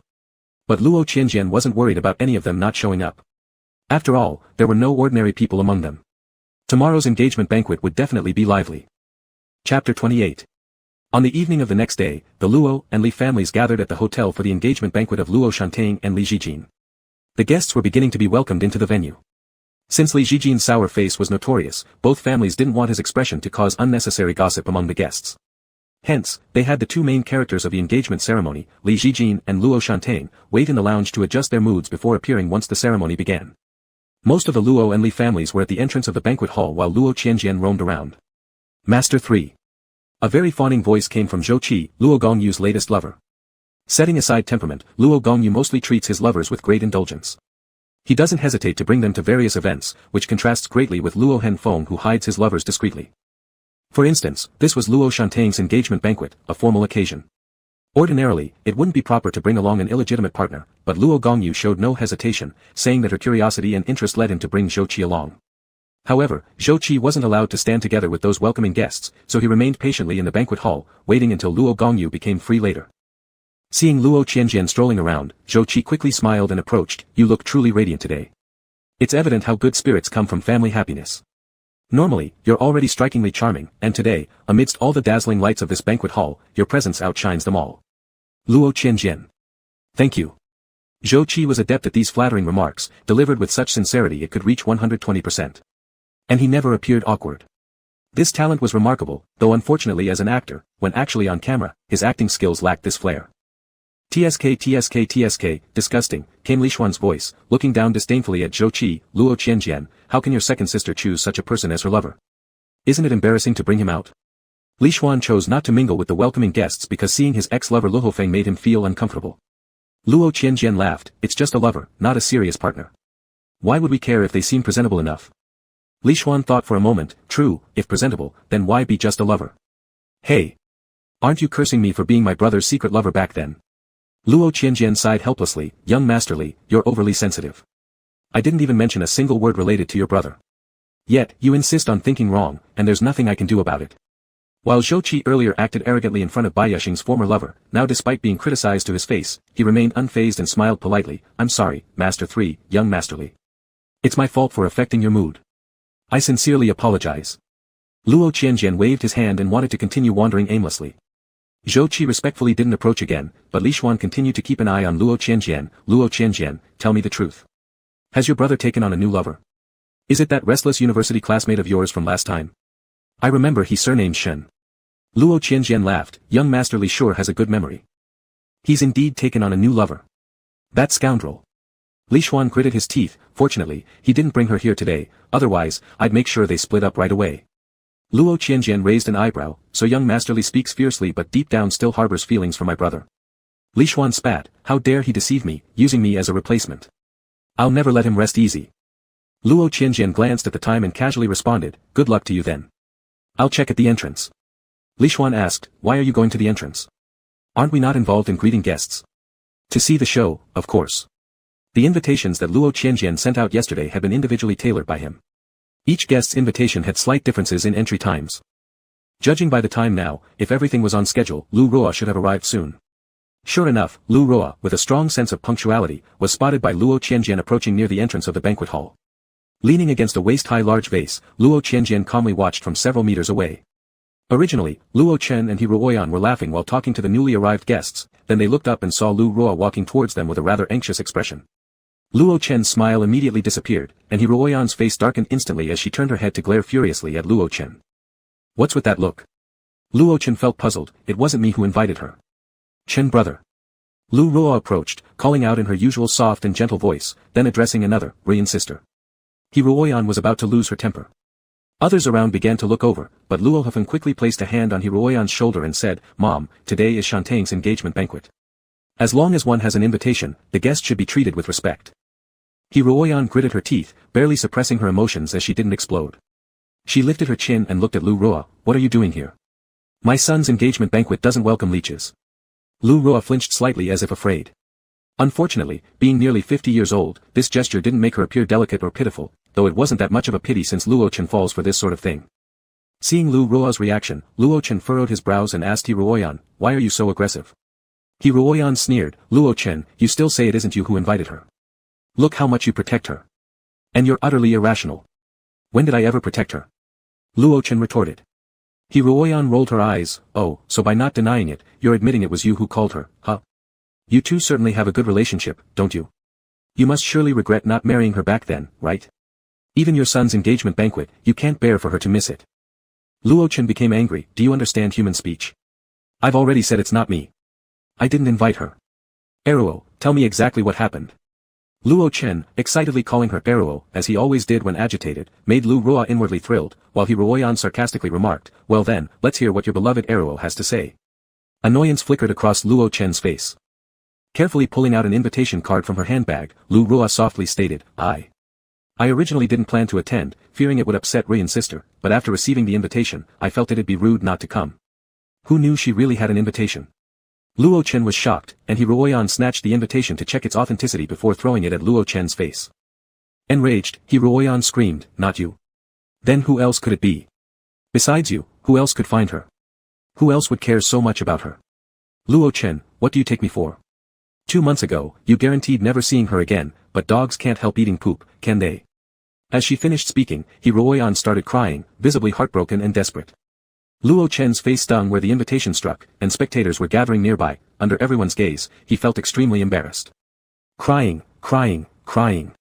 You always know how to cry. So what if it was me who invited Errol? Why can't I invite a friend to my son's engagement banquet? Luo Chen admitted angrily. Lu Ruo sighed in relief upon confirming Luo Chen indeed invited her. Rian's sister, please stop crying.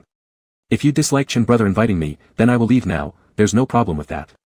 He Ruoyan mocked her sarcastically, leave. Don't leave. You two belong together anyway, you're such a perfect match. This position as Mrs. Luo should be yours, you go welcome guests, come on hurry. Some nearby whispered their observations, old Mr. Luo is truly disrespectful. How dare he bring his mistress so openly today? This isn't just any mistress. She's been around 20 years, simply being maintained won't suffice. It's likely true love, or why would Mrs. He lose her composure like this, arguing so loudly in public? There were rumors earlier in our circle that Mrs. He demanded Mr. Luo expel his longtime mistress of 20 years, it seems this is her. And they've gotten together again. Not surprising considering ordinary maintenance wouldn't satisfy someone like him. How unwise to stir trouble at such a moment. Look at the Luos and Lise, none of their faces aren't darkened. Lucky that the elders of the Li family aren't present, otherwise seeing the embarrassment caused by their relatives might result in fainting from humiliation. Whispering murmurs swirled around them. Li Jifeng, observing the commotion caused by the Luos, normally presenting himself as refined and elegant, showed a colder expression, Uncle Luo, and he, I'm unclear about the history between you two and this guest, but today is my younger brother's and your son's engagement banquet. Please remember the occasion and act accordingly. If she is a guest, then please enter and take your seat. Otherwise, have her escorted away. This farce needs to end. Neither Luo Chen nor He Ruoyan responded, merely glaring daggers at each other. Lu Ruo stammered, It's indeed embarrassing, interjected Luo Hefeng, taking charge of the situation. Miss Lu Ruo, please leave. You've already caused significant distress to our family. With pleading eyes, Lu Ruo looked toward Luo Chen, who turned away. There was nothing left for Lu Ruo except to pathetically nod her head, I understand. Sorry. Some people around muttered in confusion, this Mr. Luo, the young master of the Luo family, actually knows the full name of his father's concubine, TSK. The Luo's expressions became even more sullen. Lu Ruo slowly walked toward the exit while He Rian's gaze stared daggers into her back as if trying to burn a hole through it. Then suddenly He Rian widened her eyes, wait, Lu Ruo, you're wearing this month's new release. How did you afford this dress? Luo Chen, I'll kill you. The anger she had tried to suppress surged again due to this discovery. He Rian started attacking Luo Chen with her handbag without reservation. Enraged beyond reason, Luo Chen retaliated with a slap, causing He Rian to cry and hit him back before continuing to attack with her bag. Li Jifeng frowned, observing this farce along with the other guests.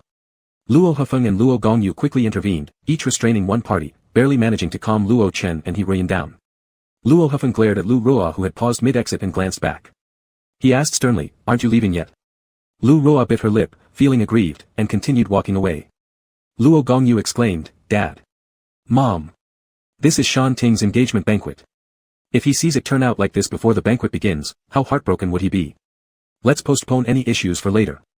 Out of consideration for their youngest son's engagement banquet, seeing that Lu Ruo had already left and there were so many guests present, Luo Chen and He Rian finally managed to calm themselves, putting on unpleasant smiles to greet their guests. The spectators also greeted them with fake smiles, continuing their gossip with their own small groups once inside the banquet hall. Now about Lu Ruo. Lu Ruo stood sniffling in front of the elevator when suddenly a waiter approached, handing her a tissue and a room key.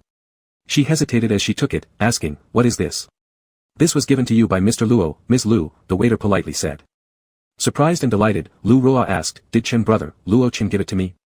The waiter smiled. Mr. Luo mentioned that the matter with Qingqing still needed to be discussed, and after the engagement banquet concludes, Mr. Luo Chen will come to this room where you'll see him. Of course, if you don't wish to wait, you can return the key card at the reception. Do as you please. As the waiter left, Lu Ruo couldn't hide her excitement. She knew, Chen brother specifically called her here, and surely wouldn't let her just leave. Surely there was something he wanted to discuss with her. Qingqing. Lu Roa bit her lip, perhaps Brother Chen had found out about Qingqing's origins. Lu Roa cancelled the downward elevator button and instead pressed the upward one. The elevator arrived, and she stepped inside. The waiter who handed Lu Roa the room key observed as the elevator stopped at the 30th floor, then sent a message quietly. Shortly, Luo Qianjian's phone softly vibrated, receiving a new message. Ms. Lu Roa has taken the 3001 room key and is heading to the 30th floor. Luo Qianjian's lips curved faintly as he leaned against the grand vase, keeping an eye on the entrance to the banquet hall. After Lu Roa, Shen Dongyi arrived next. He came forward with the invitation letter, standing anxiously at the door of the banquet hall. Seeing him arrive, Luo Hufeng furrowed his brow. Why have you come? Shen Dongyi paused for a moment, then lifted the invitation. Ah, Dongyi, you've arrived. Luo Qianjian stepped forward. He indeed needed Shen Dongyi to stay within the banquet hall rather than directly giving him a key card like he did with Lu Roa earlier. Standing at the banquet hall entrance, Luo Qianjian cheerfully said, "Older brother, it was me who sent Dongyi the invitation. I got bored, thinking since I've known Dongyi for such a long time and you two are together now, we're all familiar with each other. Alright, Dongyi, come inside." Shen Dongyi hesitantly looked at Luo Hufeng before quickly moving closer to Luo Qianjian. Though Luo Hufeng intended for Shen Dongyi to leave, having witnessed the argument between Luo Chen and He Ruyan over Lu Roa earlier, he felt irritable. To avoid further attention-grabbing drama, he let Shen Dongyi go in with Luo Qianjian without objection. Upon entering the banquet hall, Shen Dongyi spoke hesitantly. "Qianjian, I didn't expect it to be you who invited me. When I received the invitation, I thought maybe your elder brother had changed his mind and allowed me to attend." Luo Qianjian gave him a half-amused look. Shen Dongyi pursed her lips and continued, "I'm sorry. After I started dating your elder brother, I never told you. I was afraid you wouldn't want to see me, and, well, I felt embarrassed too because I promised you that nothing would happen between me and your brother, but I couldn't help falling for him. Even if he just saw me as a substitute, I believed that over time, he would forget about his first love." Upon hearing this, Luo Qianjian sincerely wished them well, saying, "Wishing you two 100 years of happiness. By the way, I didn't invite you today, I did it on someone else's behalf. To be honest, I don't really like you." Seeing Luo Qianjian's calm expression, Shen Dongyi was momentarily confused. Then she guessed, "So, it was still your elder brother who invited me? But since he doesn't want anyone knowing our relationship, he pretended to be surprised when I showed up. I get it now. Regardless, thank you very much, Qianjian." "You're welcome," said Luo Qianjian with interest, gesturing towards someone in the distance. "Mr. Li, my elder brother's new lover has arrived. Didn't you say earlier that you'd make them break up and give them something to remember? Come on."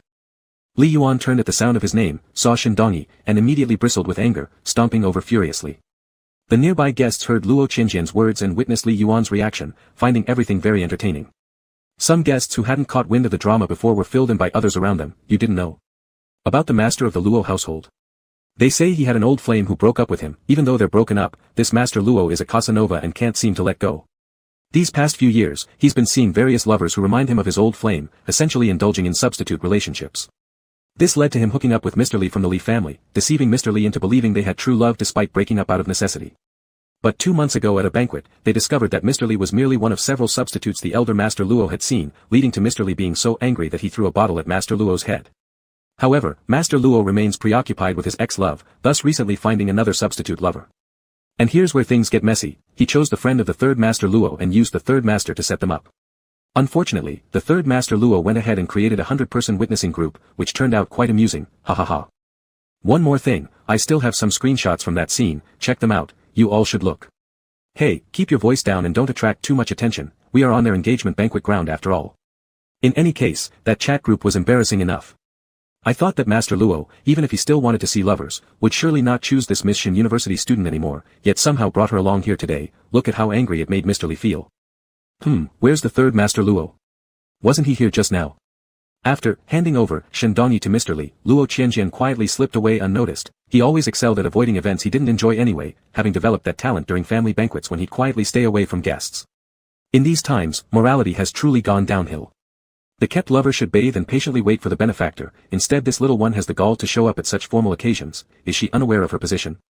Or does she think that Luo Hufeng fails to satisfy her sexually and she's looking for other prospects? Is Luo Hufeng aware that he's been rejected? Mr. Li gripped Shen Dongyi tightly, his venomous words spilling forth. Afraid of escalating the situation, Shen Dongyi, feeling flustered and disadvantaged, her face turning red, protested weakly, "Young Mr. Li, please stop speaking nonsense." Before the engagement ceremony began, the guests mingled, lacking anything better to do. When there was drama unfolding, almost none were inclined to miss it. Unbothered by their watching eyes, Mr. Li continued berating Shen Dongyi loudly. As more people watched, Master Luo's scandal spread further among the crowd, evolving into additional rumors. One popular rumor claimed that the reason for Mr. Li and Luo Hefeng's breakup lay solely with Master Luo's sexual inadequacies. At the entrance to the banquet hall, important guests had mostly arrived. As the Luo family and Mr. Li returned to the banquet, the sound of Mr. Li scolding Shindongyi reached their ears, precisely the moment they overheard doubts questioning whether Master Luo harbored certain kinks in bed. Luo Hefeng. Right at this awkward juncture, Shindongyi ran toward him. She had been watching the banquet hall entrance, hoping Master Luo would arrive to save her. Approaching with tears streaming, she cried out, "Big brother Luo." Tears in her eyes, Shindongyi collided with Luo Hefeng, sobbing uncontrollably. Li Yuan's words were truly harsh, and Shindongyi had never been humiliated like this before. Now filled with, she expected Luo Hefeng to stand up for her and seek justice. Even a mere scolding of Li Yuan for making the scene so awkward would suffice. However, unfortunately, Luo Hefeng had no such intention. He pushed Shindongyi aside gently and kept his composure while suppressing his anger, forcing himself to handle the situation politely so as not to attract more onlookers. "There's been a misunderstanding between youngsters, please forgive us all," he said through gritted teeth. "Please take your seats everyone, the engagement ceremony will begin shortly." As he spoke the words, "forgive us," Luo Hefeng felt utterly exhausted, realizing how often he'd recently uttered these powerless words. On the Li family's side, after glancing at the still estranged duo, Luo Chen and He Ruyan, and the unpleasant spectacle of Luo Hefeng and Shindongyi, Li Jifeng's mood darkened too. He gave a symbolic rebuke to Li Yuan, "Don't make trouble at your second brother's engagement banquet, it's improper behavior." Li Yuan retorted defiantly, "Anyway, second brother doesn't even like their family's Luo Shanting. Forget it, you do what you want, I don't intend to stay here for a second longer, I'm leaving." After saying this, Li Yuan truly left, deciding not to attend his second brother's engagement ceremony. Li Jifeng didn't stop him but apologized to the surrounding guests, "Our younger family member has been spoiled since childhood, please forgive him." Here they barely managed to calm down the farce caused by Luo Hefeng's substitute lover, while over there, Luo Qianjian cheerfully called over his second sister's lover, Zhou Qi. "Do you remember Bai Yusheng?" Luo Qianjian asked. "I promised to let him attend tonight's banquet, go and bring him in for me." Zhou Qi hesitated briefly, then complied outwardly, but turned around with a gloomy expression. Bai Yusheng arrived at the banquet hall at the entry time specified on the invitation, seeing only security personnel and waitstaff at the door, unaware that he had arrived a little late and thus missed the host's welcome protocol. When he handed over the invitation to the waiter and was about to enter, Zhou Qi rushed over and pushed him into a corner of the banquet hall. "You're shameless, plotting to get close to Mr. Luo." Zhou Qi gnashed his teeth. Naturally, the Mr. Luo he referred to was Luo Gongyu. "I don't concern myself with you. You have no right to stop me." Bai Yusheng frowned deeply, not expecting to encounter Zhou Qi upon arrival. "I am personally brought by Mr. Luo himself. Third young master explicitly instructed me to come fetch you, so I absolutely have the authority." Zhou Qi threatened him. "Let me tell you, you won't dare try to compete with me for Mr. Luo, and I won't give you any chance to see Mr. Luo." Bai Yusheng pressed his lips tightly. "I've never thought of reuniting with Yu, I just want to see her one last time." Zhou Qi spat at him, "Is that true? Now you're pretending to be noble. You know yourself well, ever since you were abandoned by Mr. Luo and lost those privileges, you simply wanted Mr. Luo to forgive you and favor you again. Never. The status I've worked so hard for, I can't let you destroy it." Zhou Qi struggled to pull Bai Yusheng back, determined to prevent him from showing his face. He thought, anyway, the third young master only instructed him to fetch Bai Yusheng, without specifying anything else. In other parts of the banquet hall where most guests had taken their seats, full of gossip-fueled satisfaction, the engagement ceremony was about to start. First, the two main protagonists in the rest room needed to appear. The inner layer of the banquet hall was tall, designed over 2 floors. Lu Shanting and Li Jijin would descend from the upstairs rest room under the spotlight of the whole banquet hall, walking down the red carpet toward the master of ceremonies, or at least, according to the plan. Luo Shanting had already stepped out of the rest room, shy yet happily ready to descend, but Li Jijin continued to remain locked inside without any response. Upon opening the door with a key, it was discovered that Li Jijin was drunk inside, stumbling badly. Upon receiving the message, Li Jifeng furrowed his brow. Who put alcohol in the rest room? Anyway, this isn't important now. As for Jin, even if he's drunk, he must finish the ceremony, find 2 people to support him. The Luo family was dissatisfied, knowing that Li Jin wasn't happy about the engagement. Though ignoring them might have been tolerable, now getting thoroughly drunk and humiliating them publicly like this, was simply unacceptable. But things had come to this, they couldn't cancel the engagement ceremony temporarily, though irritated, the Luo family still accepted Li Jifeng's arrangement. Luo Wenhuan stood by Li Jifeng, compliantly saying, "Brother Jifeng is truly calm and decisive as the head of the Li family." Li Jifeng glanced at this 10 years younger Miss Luo No. 5, giving an enigmatic smile. "You flatter me." Upstairs, Luo Shanting looked at Li Jijin who was reeking of alcohol. The joy he had just felt was once again dampened by Li Jijin's attitude. He called out somewhatly, "Brother Zijin, how can you treat our engagement ceremony like this?" Li Zijin responded with annoyance as he yanked off his tie, "Where are you taking me?" Still, the engagement ceremony had to continue. Luo Shantang helped support Li Zijin, who was barely aware of his own surname, and they slowly descended the stairs under the watchful eyes of the guests. During the banquet, someone whispered, "He's drunk like that." Luckily it's not a wedding, otherwise, there wouldn't be any legal validity. I feel like today's engagement banquet is all over the place, like a marketplace. There's no sense of solemnity for such a union between two powerful families. Isn't that right? Look at the stage, only those few Luo family misses are smiling. Everyone else looks glum, including the two main characters in this drama. Hey, isn't there 6 Luo siblings? Isn't someone missing? Third young master. Where did he go? Who knows? Maybe he left early like young master from the Li family. This marriage alliance truly isn't working out well if even their own family doesn't care much about it. Ouch. What was that sound?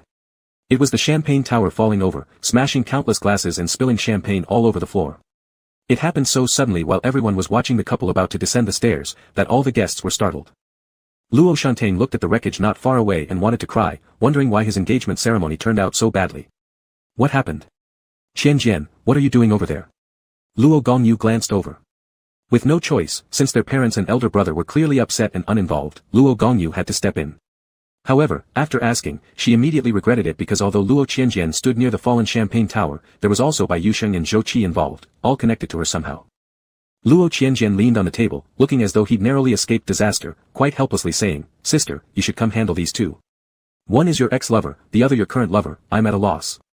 Just before, I saw them arguing here and started tussling, fearing a negative impact. I tried to mediate but got pushed by one of them, I don't know who, and directly crashed into the champagne tower. Thankfully, I reacted fast or else we'd have bloodshed at Brother Shantang's engagement party, and you'd have to rush me to the hospital." Upon hearing Luo Qianjian's words, both Bai Yusheng and Zhou Qi still seemed confused. They had indeed been grappling but tried to keep it discreet to avoid drawing attention. Thus, neither knew how they had pushed Luo Qianjian so hard. Still, they both determined they hadn't done it and couldn't admit it if they did.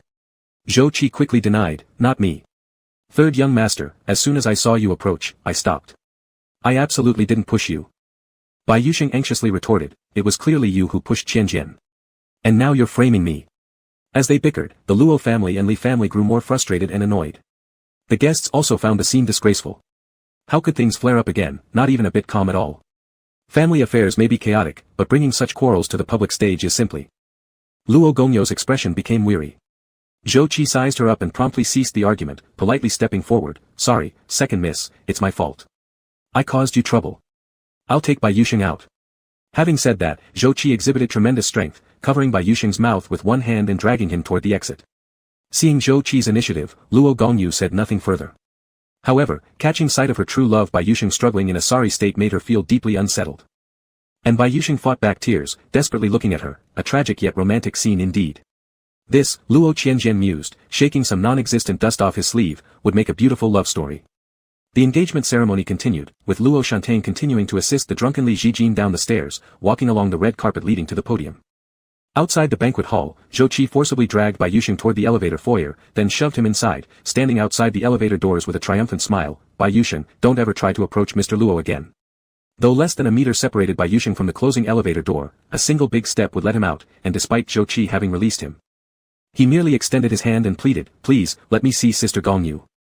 The elevator doors closed mercilessly, reflecting Zhou Qi's satisfied grin. Zhou Qi turned around, intending to go back to the banquet hall. But at this moment, a waiter approached and gave him a formal smile. "Mr. Zhou Qi, right? A guest surnamed Luo asked me to give you this room card. You don't need to return to the banquet hall. Please go directly to this room." Zhou Qi was momentarily stunned. "Did Miss Luo Gongyu ask you to find me?" The waiter was very honest. "Miss Luo Gongyu will not be going to this room later. However, the guest in this room is extremely important to Miss Luo Gongyu. If you can serve her well, Miss Luo Gongyu will be very happy." Upon hearing this, Zhou Qi clenched his hand tightly, letting the room card sink into his palm. He nodded, "All right, I understand. I'll do it. As long as Miss Luo is happy, I'll follow the arrangements." The waiter smiled broadly. "There's no need to feel troubled. This guest surnamed Luo said that if you are unwilling, you can return the room card to the front desk." Zhou Qi shook his head. "I am willing." As Zhou Qi also stepped into the elevator which stopped on the 30th floor, the waiter took another elevator down to the ground floor. Just as Miss Luo Qianjian had anticipated earlier, Mr. Bai Yusheng was still downstairs, squatting and crying. The waiter approached and handed over a tissue, then repeated the familiar spiel with the familiar room card, successfully leading Bai Yuxing to imagine that Miss Luo Gongyu couldn't bear to part with him, so she sent the waiter to deliver the room card asking him to wait for her in the room.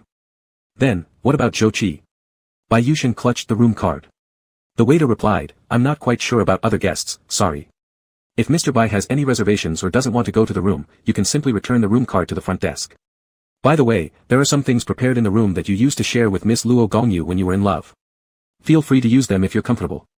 I'll leave now, please take your time. A few minutes later, in the upstairs banquet hall, Luo Qianjian received new updates. Mr. Zhou Qi has taken room 3002 card, Mr. Bai Yuxing has taken room 3003 card. They will head separately to the 30th floor. Luo Qianjian was very satisfied with the efficiency of the waiter, who was actually an assistant of Yunling in disguise. Yunling had been abroad for many years, but this assistant had been by his side since he started his career. Now, Yunling wanted to develop his career in China, and the assistant resolutely followed him, always able to meet Yunling's needs thoughtfully. With too many matters during tonight's engagement ceremony, Luo Qianjian didn't want to exhaust himself but also worried that any helper he chose might not be reliable. Fortunately, Yunling was willing to lend out his assistant for the evening. Inside the banquet hall, after considerable effort, Luo Shantang and Li Zhijin finally made their way to the host.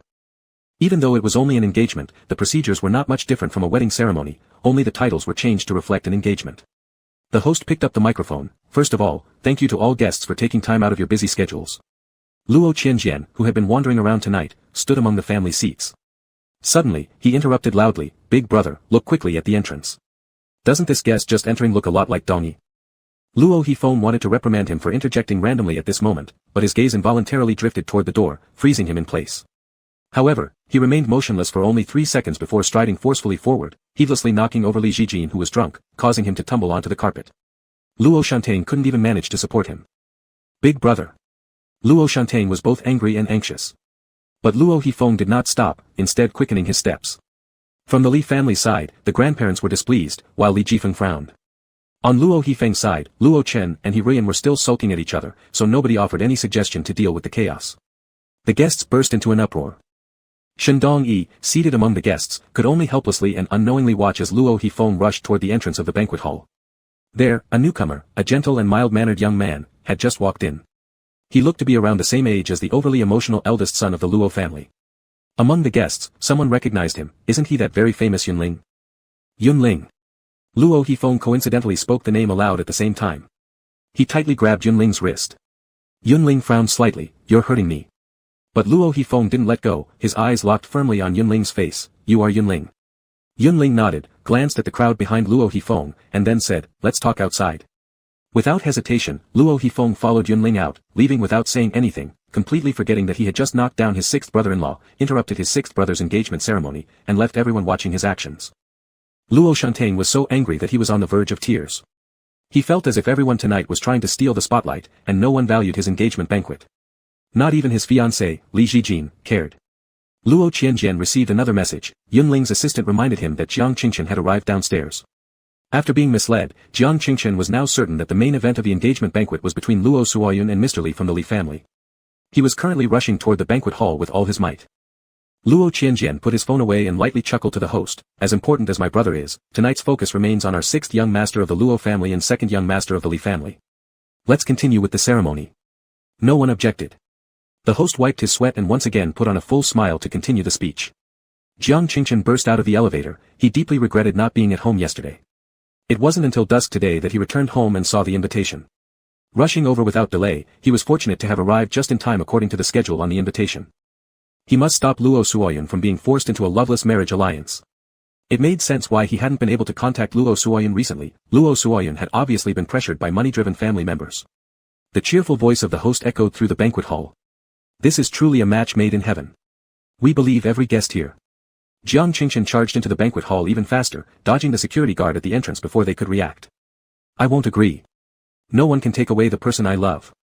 Jiang Qingchen roared furiously. Once again, the engagement ceremony was interrupted forcefully. Chapter 29. One wave has not yet subsided, and another one arises. This engagement banquet is filled with non-stop excitement. The guests are once again in an uproar, a wedding hijacking. Are people these days so advanced in marriage snatching that they start from the engagement? To whom does this newcomer intend to snatch, the Luo families or the Li families? Judging by age, this person seems closer to Lord Luo's sixth son, whispered one guest. Another guest at the same table scoffed indifferently. It's obvious to those with clear eyes that Lord Luo's sixth son is quite happy about this engagement. Otherwise, why would someone earlier say that Yugon from the Yu family made wedding clothes for Lady Luo Shanting of the Luo family? Yugon drugged Mr. Li Jijin, which resulted in their relationship that many people witnessed. Thus, the engagement came about. However, the attitude of Mr. Li Jijin, look, if he wasn't particularly unwilling, how could he drink himself like this? Unexpectedly by the guests, the person who just burst in breathlessly yelling, I disagree, wasn't here for either Lord Luo's sixth son or Mr. Li's second son. After shouting, Jiang Qingshan's gaze landed on the central stage in the banquet hall. Then, he rushed towards Lady Luo Suiyun, who was shocked, stepped onto the stage, and grabbed her hand. Yun, don't get engaged to anyone else. You obviously love me. The guests tried hard to remain seated in order not to seem too curious. Even when watching the drama, one should stay graceful and not lose composure. Lady Luo Suiyun still looked completely stunned, even slightly horrified. She didn't let Jiang Qingshan pull her away but instead harshly slapped his hand away. How dare you come here? Jiang Qingshan looked somewhat disheartened at his hand being rejected, yet unwavering and resolute as he said, of course I am here to take you away.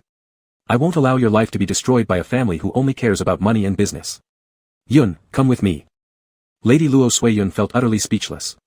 Sensing the gazes of those around her, she wished she could bury herself alive. What are you doing? This isn't even my engagement. Besides, what gives you the right to badmouth my family? Why should I go with you? Are you insane? Lady Luo Suiyun had always treated Jiang Qingshan gently and tactfully, and this was the first time she had so straightforwardly and firmly expressed her disdain. Jiang Qingshan was dumbfounded. He stammered, no. Isn't it your engagement? But the waiter earlier said today's engaged member of the Luo family has just finished high school exams. Apart from you, who could it be? When I asked if the person was called Luo Suiyun, the waiter. Why does my family have to have only one person taking the college entrance exam? Lady Luo Suiyun exclaimed, feeling mortified. And why do you bother checking with the waiters? Do you want me to make a fool out of myself? Jiang Qingshan glanced around. The MC in the middle of the stage looked indifferent, beside whom stood a young man who looked barely adult and an unsteady man swaying drunkenly. That young man was glaring at him. Finally, he realized that today's protagonist of the engagement ceremony wasn't actually Lady Luo Suiyun, but probably her brother of the same age. Sorry, I was just too hasty before. Seeing you standing here dressed formally, I didn't think much beyond that. Moreover, there was someone wobbling nearby, and I never realized he was the one getting engaged. Jiang Qingshan attempted to explain. Lady Luo Shanting became extremely furious. What do you mean? Who doesn't look like they're getting engaged? The elders of the Li family were fed up with the show. This elderly couple, who still smiled amiably upon arrival at the hotel where the engagement banquet was held, now barely maintained their decorum due to lifelong cultivation but remained expressionless. Mr. Li Jifeng spoke with elegant diction, yet his words were laced with sarcasm. You people from the Luo family, do you intend to perform every act before allowing your youngest son, younger brother, to proceed with the engagement ceremony? Lost in thought previously, Luo Chen and He finally realized their urgent necessity to step in. Luo Chen quickly interjected, it's truly embarrassing. Suiyun. Quickly escort this person out. Lady Luo Suiyun also urgently urged Jiang Qingshan, hurry up and leave. What do you really want to do? Hurry up and leave, okay. However, despite deeply apologizing for misunderstanding the main actor of the engagement ceremony, Jiang Qingshan remained extraordinarily insistent on taking Luo Suiyun away. Yun, come with me. Even though today isn't your engagement, your family allowing a younger brother than you to get engaged to a drunkard means you will eventually be sold off. For several days, I've been unable to reach you. Aren't you under house arrest? Come with me. You've become an adult, we can. Who are you? Bursting in suddenly and interrupting our son's engagement, ruining our family reputation in front of so many people, and attempting to abduct our daughter. He stepped forward, pulling Jiang Qingshan's hand away from Lady Luo Suiyun. Jiang Qingshan wore an expression full of cynicism. My name is Jiang Qingshan. I'm Luo Suiyun's boyfriend. You have no right to imprison your own daughter.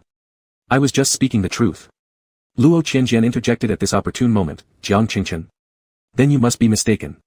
Previously, someone at your school put up a banner accusing you of having an early romance with my fourth sister, but at that time, you denied it yourself and belittled my fourth sister to nothing.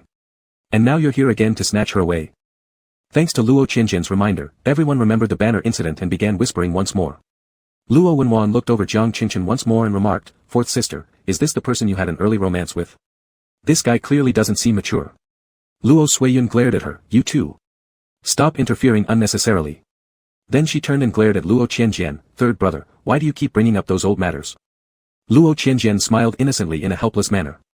Luo Suiyun again urged Jiang Qingshan to leave, hurry up and go. Can't you understand human language?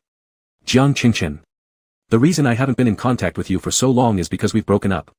Broken up, do you understand? Why did you have to come here today and make me lose face and embarrass my entire family? Jiang Qingchen felt as if struck by lightning, greatly devastated. Then he looked around at the luxurious surroundings, gritting his teeth. I understand now. I thought you were a good girl, but in reality, you also despise poverty and adore wealth. When you found me novel, you toyed with me, and when you grew tired of me, you didn't leave even a word before disappearing. In your eyes, Miss Rich Girl, what am I worth? Luo Suiyun couldn't believe her ears. What nonsense are you spouting? Yes, whatever I say is all nonsense compared to the weighty words of people like you.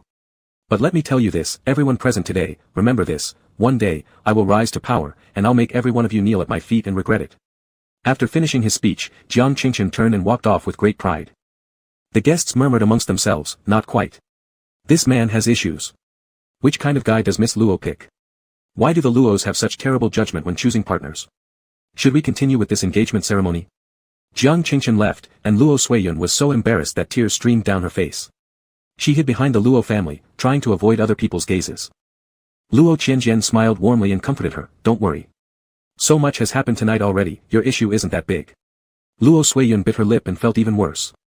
The master of ceremonies on stage also felt rather awkward. Despite how entertaining the drama was, there was still work to be done.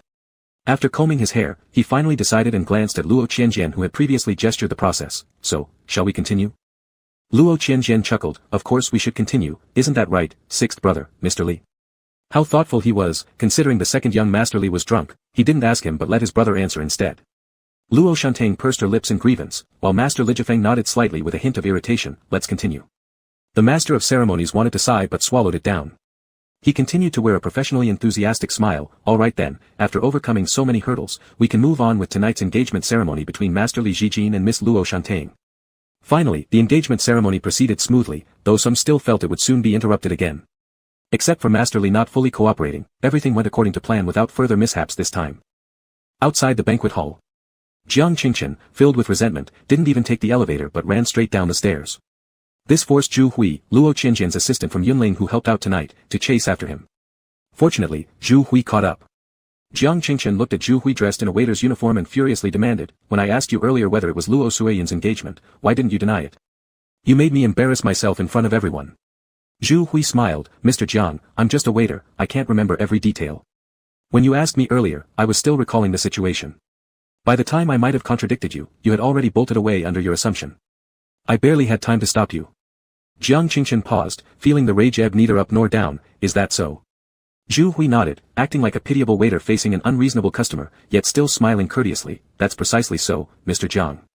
By the way, Mr. Jiang, I called you back not for this matter, but on behalf of a certain guest surnamed Luo. He wishes to retain your presence and hopes you would later visit room 2901. Zhu Hui courteously stated, I'm not entirely sure. Just now, I chased after you upstairs, Mr. Jiang. I heard what you said in the banquet hall, then you ran out, and then this guest surnamed Luo also came out. There are so many guests surnamed Luo tonight that I can't quite tell them apart. In short, this guest was very anxious, begging me to keep you here. He wishes to speak with you again. Jiang Qingchen thought that the waiter's explanation was clear and logical, so he no longer doubted it. Still, he coldly snorted, is it Luo Suiyun? Did she regret it so quickly? Zhu Hui politely smiled, I truly don't know much. But judging by the guest's expression, I guess it might be because of your powerful final speech earlier. Jiang Qingchen barely contained his smugness, pretending as if he cared nothing, but humphed once more, alright, I'll give her another chance to explain. Zhu Hui led him into the elevator, but pressed for the 10th floor first. He explained to Jiang Qingchen, you just left the engagement ceremony. You should know the engagement ceremony is still ongoing in the banquet hall. The guest from room 2901 can't leave yet until the ceremony ends. The 10th floor is our hotel's bar. You can have a couple of drinks while waiting there. Later, I will remind you to go upstairs. Do you drink alcohol? Would it make you uncomfortable? Jiang Qingchen didn't want to appear weak, feigning experience, of course I can drink. Zhu Hui seated Jiang Qingchen in the bar on the 10th floor, ordered the first drink for him, and then sent a message to Luo Qianjian. In the upstairs banquet hall, the engagement ceremony had just ended. The grandparents from the Li family were feeling rather exhausted and expressed their desire to return home. They handed over the rest of the responsibilities of the engagement banquet to the Luo family, saying that Li Jifeng would stay to oversee things. Given all the dramas happening in the Luo family today, Luo Hifeng left the banquet table without any prior notice and hasn't returned yet. Luo Chen and Hirian didn't feel comfortable retaining the elders. They weren't really in the mood for socializing tonight, so they forced smiles to bid farewell to the two elderly guests. Li Jifeng said, I'll see my grandfather and grandmother off and then return. Luo Wenwan watched Li Jifeng closely until he went back inside the banquet hall. After the engagement ceremony ended, came the toasting ritual. However, Lijizen seemed like he had already been through 10 rounds of drinking. It wouldn't be worth asking him to walk through this routine together. Everyone in the Luo family felt irritated, and Luo Shanting was still feeling wronged and upset. Luo Qianjian suggested, why don't we let the server escort Master Lijizen back to his room first, and then let Shantae offer toasts alone. After all, with Master Lijizen looking like this, others will only gossip. At present, everyone else in the Luo family was chaotic and feeling annoyed, so anyone who stepped up to manage the situation would be fine with them. Though Luo Wenwan seemed relaxed, she did not have the awareness to take charge in front of her parents and older siblings, and her focus wasn't even on the engagement banquet. Thus, following Luo Qianjian's suggestion, Lijizen was helped upstairs by the servers and taken to the room 2901 arranged by Luo Qianjian. After returning from sending off his grandparents, Lijifeng learned that Lijizen had already been sent back to his room. Nodding, he said, that's good. Then Uncle Luo, and he, let us begin the toasting process. Lijifeng also wanted to finish all the procedures quickly. Tonight's engagement feast was a complete disgrace for both families. As the main character, Luo Shanting naturally had to join the toasting process. Luo Ganjiu, in an unpleasant mood, looked at the champagne tower far away and said, I'm a little hungry. I'll go drink some wine. I won't participate in offering toasts. Luo Suiyun also didn't want to be a spectacle anymore, so she followed along, me too. I'll join my second sister. Luo Qianjian had already slipped away quietly during the ceremony. Thus, apart from the protagonist of tonight's engagement Luo Shanting, only Luo Chen, He Ruyan, Lijifeng, and Luo Wenwan were left to go through the toasting procedure. While the guests might enjoy gossiping, they weren't impolite enough to mention everything that happened during the engagement banquet. Most asked whether the eldest son of the Luo family, Luo Hifeng, would return. Luo Chen and He Ruyan did not know either. They hadn't even recalled Yunling at this point, so neither of them understood why Luo Hifeng had suddenly rushed out earlier. During the toasting session, Luo Qianjian still loitered around in the banquet hall, instructing the servers to deliver more drinks to Luo Ganjiu and Luo Suiyun. They indeed weren't in the best moods right now. Although they didn't have a history of excessive drinking, when the server offered the drinks at hand, they downed them almost immediately. Just as the toasting was about to end, Luo Hifeng returned looking lost. The moment he returned, he began interrogating furiously. Just as Luo Chen began to say, you were so rude to run out just now. Luo Hifeng interrupted him impatiently, his tone aggressively pressing, Dad, Mom, why didn't you tell me that Yunling had no choice but to accept your threats and take the money to break up with me because he needed it for his grandparents' medical treatment? Luo Chen and He Ruyan were stunned. The others were also shocked. The guests never expected that tonight's excitement wasn't over yet. It was really a pity there were no sunflower seeds on the banquet table. As the only person from the Li family still present, Li Jifeng held his wine glass with a cold demeanor and observed these Luos, who were now his in-laws, to see what other antics they could come up with. Yunling. Who are you talking about breaking up? Oh, your impoverished first love from years ago. Wasn't the person who came earlier him? And you ran off just because of him, completely ignoring your brother's engagement banquet? Luo Chen glared angrily. Luo Hifeng. What kind of tone is this? Do you know who you're speaking to, and what the occasion is? Luo Hifeng was full of sorrow, his mind foggy, I don't know. All I know is that Yunling has come back. For years I've hated him, thinking he abandoned me for money and gave up our relationship, but after all these years, today when he found me, do you know why he came to me? He brought a check. He said he wants to return the money from back then to the Luo family. At this moment, the surrounding guests finally understood, oh, the first love of Lord Luo, the real person behind all those substitutes he'd pursued. Some guests looked over at Shendongyi. Shendongyi looked deathly pale, not expecting that Luo Hifeng would meet his first love again on such an occasion today, and it seemed he still deeply loved him. In fact, within moments, he even stopped hating him. He Ruyan frowned, Afeng, what are you venting about now?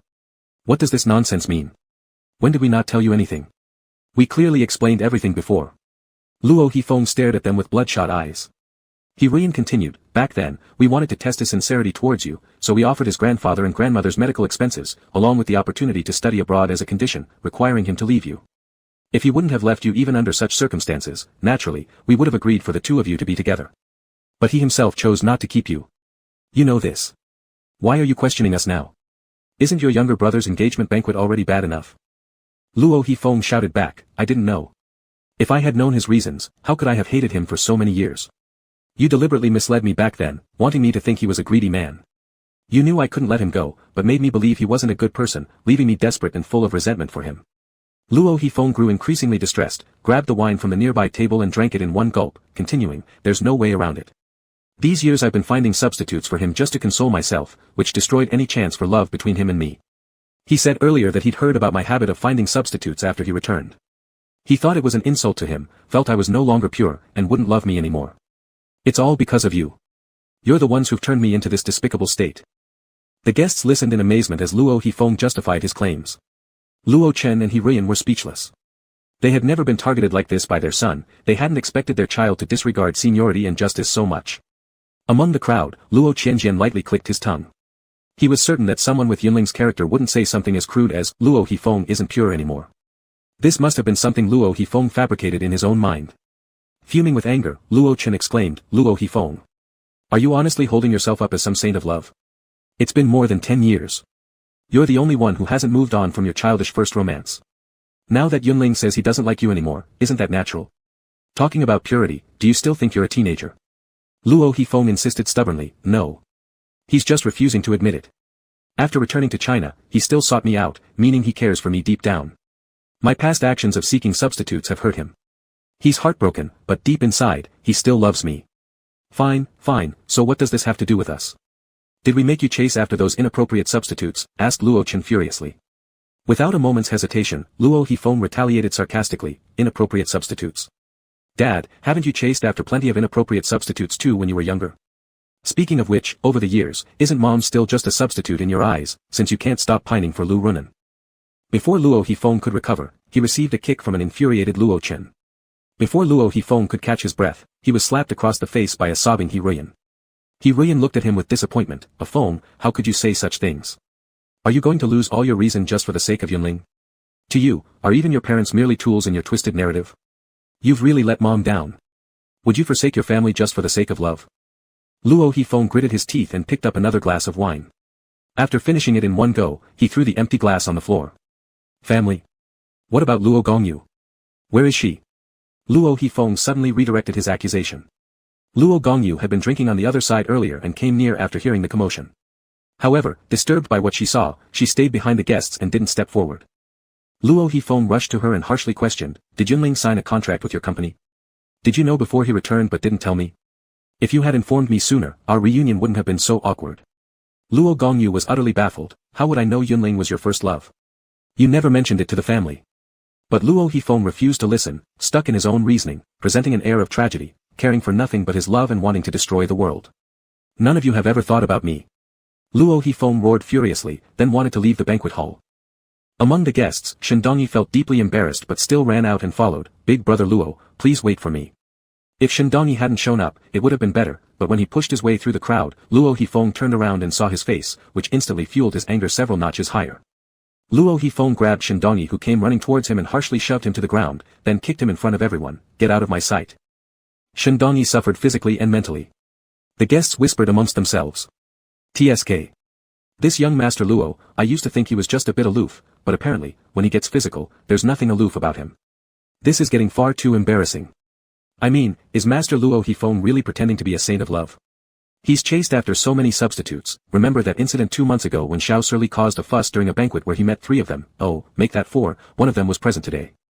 Even if he has true love on one hand, being with others on the other doesn't seem right, but that's normal. This Luo family is really in a mess. After venting his anger, Luo Hifeng left the banquet hall again. He reached the elevator intending to go downstairs, but Zhu Hui, the fake waiter, appeared with a full smile. Young Master Luo, are you heading back to your room now? The third young master instructed us, your room is 3003. Here's the room card. You look like your mood isn't very good. Would you like some wine delivered to your room? With his thoughts chaotic and nowhere else to go, Luo Hifeng seized the room card offered by the attendant, bring something strong. Zhu Hui smiled, got it, young Master Luo. As Luo Hifeng entered the elevator, Zhu Hui's smile faded. He thought to himself how well this third young master understood his bizarre relatives who were easily sent off to their rooms. And then, what was Yunling thinking picking such a person as his first love? Just a joke. Zhu Hui muttered as he reached the 10th floor, handing the room card of 2901 to Jiang Qingchen, who was already drunk and dazed. He helped him into the elevator. Back in the engagement banquet hall after Luo Hifeng's departure. Shindongyi rose from the ground while covering his stomach, feeling humiliated. He didn't dare to look back at the gazes of others, only wanting to leave immediately. People's attention didn't linger long on Shindongyi and instead was drawn back to the Luo family by a sarcastic comment from Li Jifeng, tonight has truly opened my eyes. Luo Chen and He Ruiyan already had grim expressions, and now their faces seemed to darken further, both somber and filled with anger. Luo Shantang had already started crying, feeling humiliated and angry. Luo Wenhuan also remained silent, lowering his head in embarrassment. Luo Gongyu continued to drink wine, looking extremely irritated. Even Luo Suiyun, who had been staying away, kept accepting drinks from the waiters to cover up. Someone noticed Luo Qianjian, the third young master of the Luo family, walking towards Shindongi, who was leaving in disgrace after being insulted earlier. This third young master Luo seems quiet and actually quite kind-hearted, some guests murmured softly. Meanwhile, Luo Qianjian, facing away from the banquet hall, handed over the room card to Shindongi. Dongi, my older brother's temper might be bad, making you lose face in public, but didn't you know that before dating him? When he drank and got angry, he behaves this way. So, don't take it too hard. My older brother needs comfort right now, and if you insist on staying by his side at this moment, it will definitely move him. Here's the room card to his room, consider this my final help for you since we've been classmates for years. It wasn't pleasant watching you get beaten up earlier. Shindongi took the room card for 3004, pressed his lips together, and said hesitantly, thank you, Qianjian. Luo Qianjian smiled faintly. After seeing Shindongi off, Luo Qianjian calmly retrieved a folded piece of paper from his coat pocket. He unfolded it, and then approached Luo Chen and he ran with an expression of surprise, saying, Dad, Mom, take a look at this. Luo Chen and He-Rian were planning to end the banquet early and dismiss the guests, it was improper etiquette-wise, but they had already lost enough face tonight, another little incident wouldn't matter much anymore. Just as they were about to speak, they were interrupted by Luo Qianjian's words. He-Rian sighed, Qianjian, are you planning to stir things up too? Luo Qianjian appeared perplexed, Mom, how could you say that? Honestly, I've been the most well-behaved one tonight, I didn't make any trouble. Oh, neither did Wen Huan, though she kept staring at Masterly, but she didn't cause chaos. Li Jilin flicked his eyelid upward slightly. The guests all widened their eyes in shock. What? There's more gossip to be heard. Is the Luo family being too generous with scandals? Luo Wen Huan looked startled and hurriedly denied, third brother. What nonsense are you saying? I did not. Don't rush, Luo Qianjian continued teasingly, you and Shantang are twins. If you encounter another pair of identical twins, one of whom is about to be engaged to Shantang, wouldn't you feel curious and want to take a closer look? Your denial just makes it seem like you're guilty. Luo Qianjian stopped mid-sentence, appearing confused himself. Luo Wen Huan bit her lip, you. I'm not going to argue with you anymore. Luo Qianjian shrugged helplessly, Wen Huan, I wasn't even here to talk to you. Mom, take a look at this. Dad, I think you need to explain why this says that Lu Qingqing is your biological son. He-Rian widened her eyes in shock, snatching the report from Luo Qianjian's hand. Before she could read it, Luo Chen immediately denied without hesitation, Luo Qianjian. You're trying to drive a wedge between your mother and me again. Qingqing can't possibly be my son. You. While denying furiously, he peeked over to see the paper held by He-Rian and froze abruptly. He-Rian finished reading, furious to the point of shaking all over, and threw the paper at Luo Chen's face. Luo Chen. You beast. You lied to me. And you had the nerve before to say you only gave money to the Lu family. I knew it couldn't just be giving away money without expecting something in return. You're such a hypocrite. Lu Qingqing is your son, and you dared to lie to me about it. I'll kill you. He-Rian grabbed a nearby bottle of wine and prepared to throw it at Luo Chen's head. Both Luo Shantang and Luo Wen Huan were stunned, frozen in place, while Luo Qianjian stepped back instinctively, and it was the guests who feared for their lives and rushed forward to stop her. Mrs. He. Mrs. He. Please calm down. Speak slowly. Let's handle this rationally. He-Rian's tears streamed uncontrollably. Luo Chen was so angry he felt as if his scalp would burst. I said it. Qingqing cannot be my son. Lu Ruo stated clearly before. This parentage test report. Luo Qianjian. Where did you find this fake document? What do you actually plan to accomplish? Luo Qianjian sighed, Dad, rather than pin the blame on me, won't you admit to the mistakes you made? I am your and Mom's real son. I found this DNA report when I went out to see Dongyi off. When I came back, I picked it up outside the door. Aunt Lu Ruo was here today, wasn't she? I'm wondering if she accidentally left it behind. Perhaps she also came today to discuss this matter with you. This. Luo Chen couldn't refute it immediately. He-Rian completely disregarded her dignity, bursting into loud sobs as she accused, Luo Chen, how could you treat me like this? You're over 50, yet you go around having an illegitimate child and is few years old, aren't you ashamed? Sure, some men have affairs, fathering illegitimate children even in their 70s or 80s, but didn't you promise me you'd only love me? Didn't you claim we were destined for each other? I shouldn't have believed you. You've never changed, no different from those shameless old men. No, you're worse than them. Not only do you cheat, you don't even choose someone new to betray with.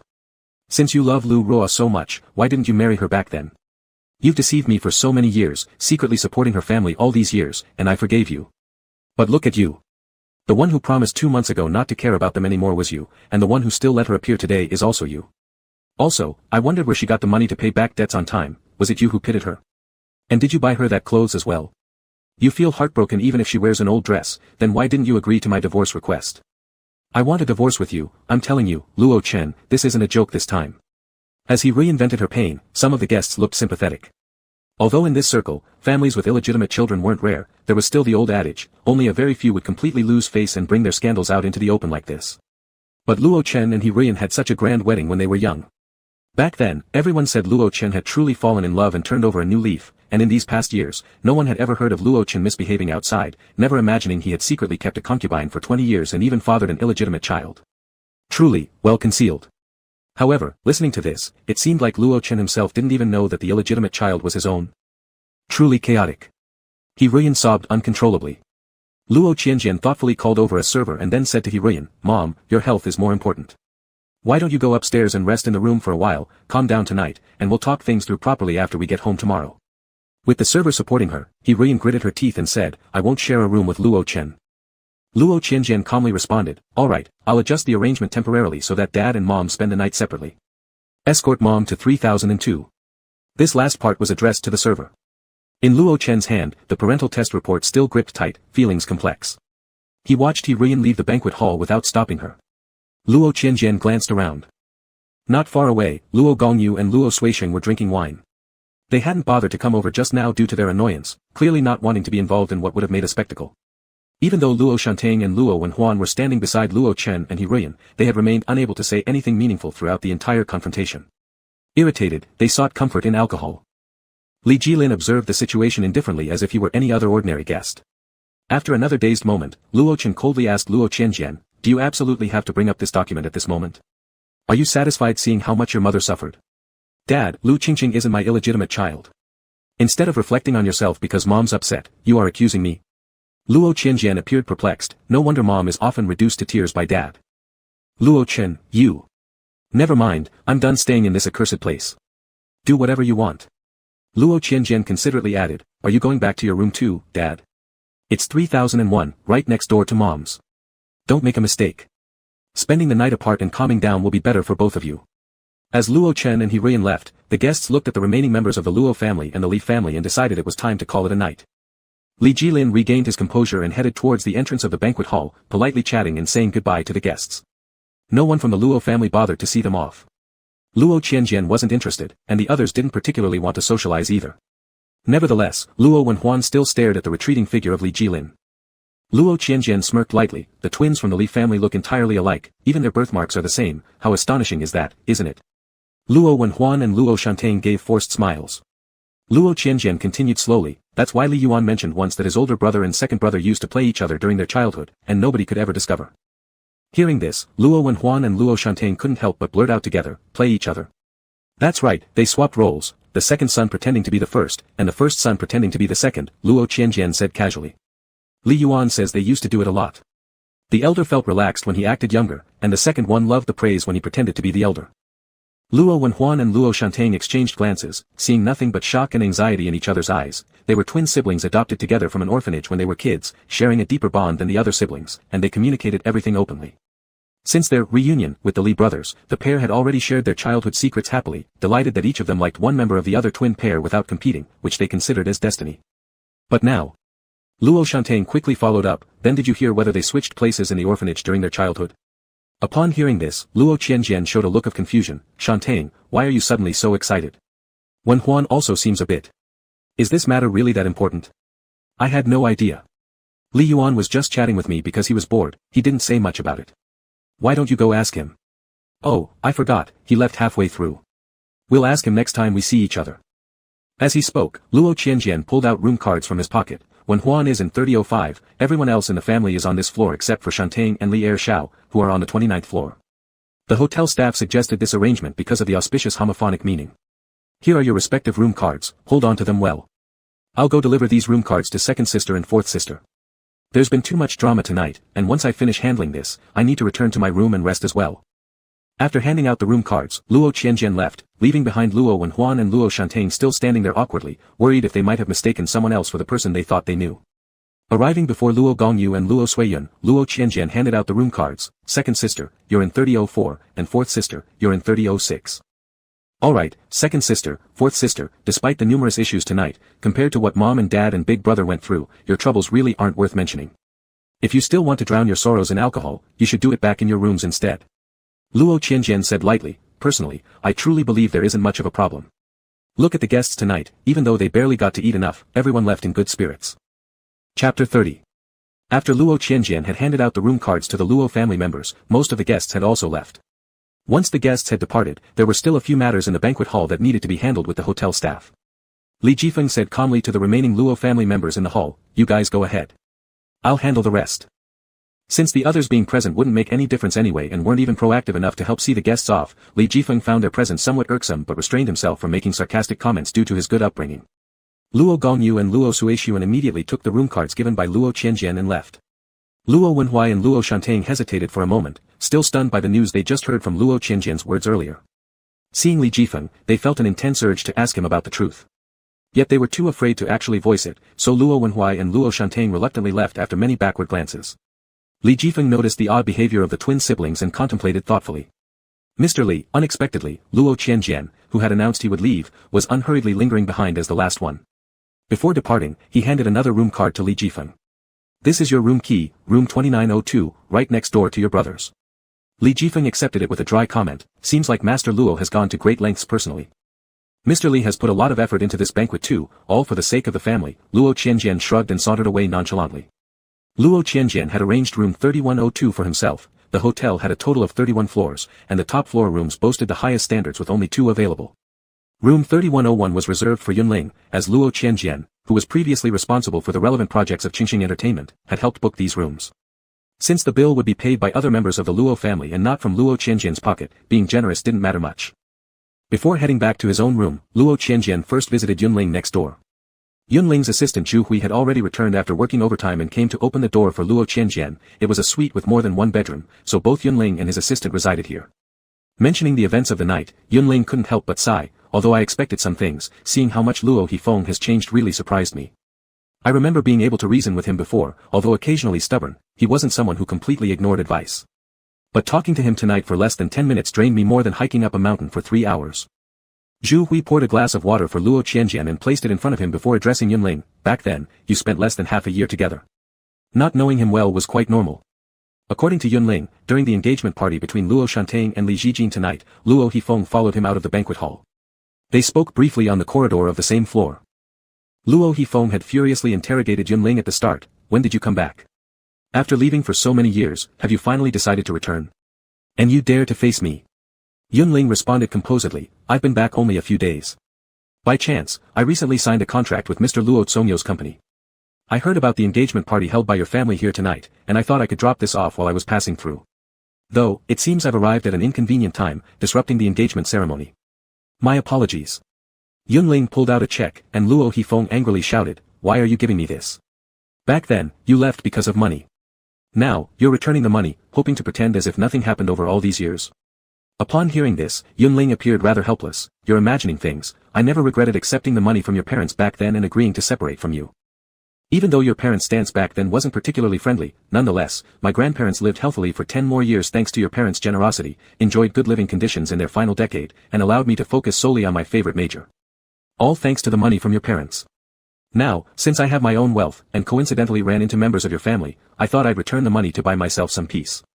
Luo Hifeng, we only dated for a short period in high school. Over these many years, I no longer harbor any feelings towards you, and today I'm definitely not here under any illusion of wanting to reconcile. In response, Luo Hifeng answered through gritted teeth with 3 words, I don't believe you. It's your choice whether to believe or not. Yunling directly placed the check into Luo Hifeng's hand. By the way, there's something else. I've heard over the years you've taken several lovers similar to me, labeling them as my substitutes. Your private life has nothing to do with me, but please stop using my name. It feels bizarre and disgusting. At this, Luo Hifeng seemed to have finally found his breakthrough. Is it because of this matter? You're upset because I sought lovers in the past, so you said in anger that you no longer liked me, right? Yunling frowned. Luo Hifeng, don't confuse different matters. I've long stopped liking you, and your finding substitute lovers under my name is an insult to me. There's absolutely no connection between these two things. I've said all I need to say, no need to see me off. But Luo Hifeng held on to Yunling, preventing him from leaving, and crumpled the check with one hand before blurting out a great many words. Yunling coldly watched him for a while before letting this grand romantic release his grip with a face full of sorrow. Upon hearing Yunling recount that Luo Hifeng had ruined the check, meaning this money hadn't yet been returned to the Luo family from Yunling's account, Luo Qianjian felt relieved. Don't think about returning the money anymore, Luo Qianjian said cheerfully, it doesn't matter why they gave it to you, now that it's yours, just keep it. Don't miss out on free money from the Luos. Yunling chuckled and nodded, to be honest, since I didn't manage to return the money tonight, I indeed no longer intend to continue with Luo Hifeng over this sum. I'll simply donate it. As for donations, Luo Qianjian wouldn't interfere. He got up to take his leave. Luo Qianjian's visit to Yunling was mainly driven by curiosity about what was said between them tonight. Having satisfied that curiosity, Luo Qianjian was ready to sleep. Back in his room, after washing up, Luo Qianjian set an alarm for 3 o'clock in the morning before going to bed. Closing his eyes, Luo Qianjian indulged himself in self-admiration. For the sake of the family, he truly sacrificed too much, even having to get up in the middle of the night. Luo Qianjian slept soundly and peacefully. However, in other rooms arranged by Luo Qianjian downstairs, there was no peace. Room 3101. About 2 hours ago, Lu Roa came to this room, her heart filled with anxiety and anticipation. During the wait, Lu Roa, feeling hungry, noticed the food on the coffee table and wine whose cork had already been opened. She relaxed and began eating and drinking, deliberately downing several more cups. She thought, if the conversation with Luo Chen wasn't pleasant later, at least having consumed alcohol would give her an excuse and provide some form of retreat. Finally, she heard the door unlock. Gently swaying like a willow in the breeze, she moved to the entrance and indeed saw Luo Chen. Despite the irritability evident on Luo Chen's face, Lu Roa softly called out, "Chen Gu, you're back." Luo Chen was still pondering over the paternity test. After entering the room, he didn't notice anything else, not even realizing the light was on until Lu Roa called his name, which startled him. In this moment, Luo Chen had countless questions for Lu Roa. How did she end up here when she was supposed to have left the hotel? How did she know he'd be in this room? How did she gain access? And most importantly, is Lu Qingqing really his son? And if so, why does he have no memory? Ultimately, Luo Chen decided to ask the critical question first and handed over the paternity test report he had carried all the way. "Eruo, what exactly is going on?" Thinking that Lu Qingqing might indeed be his biological child, Luo Chen felt immense sympathy for the mother and child who had suffered through the years, hence his tone was relatively calm despite being unhappy about Lu Roa creating trouble during such an event. "Sister Roa."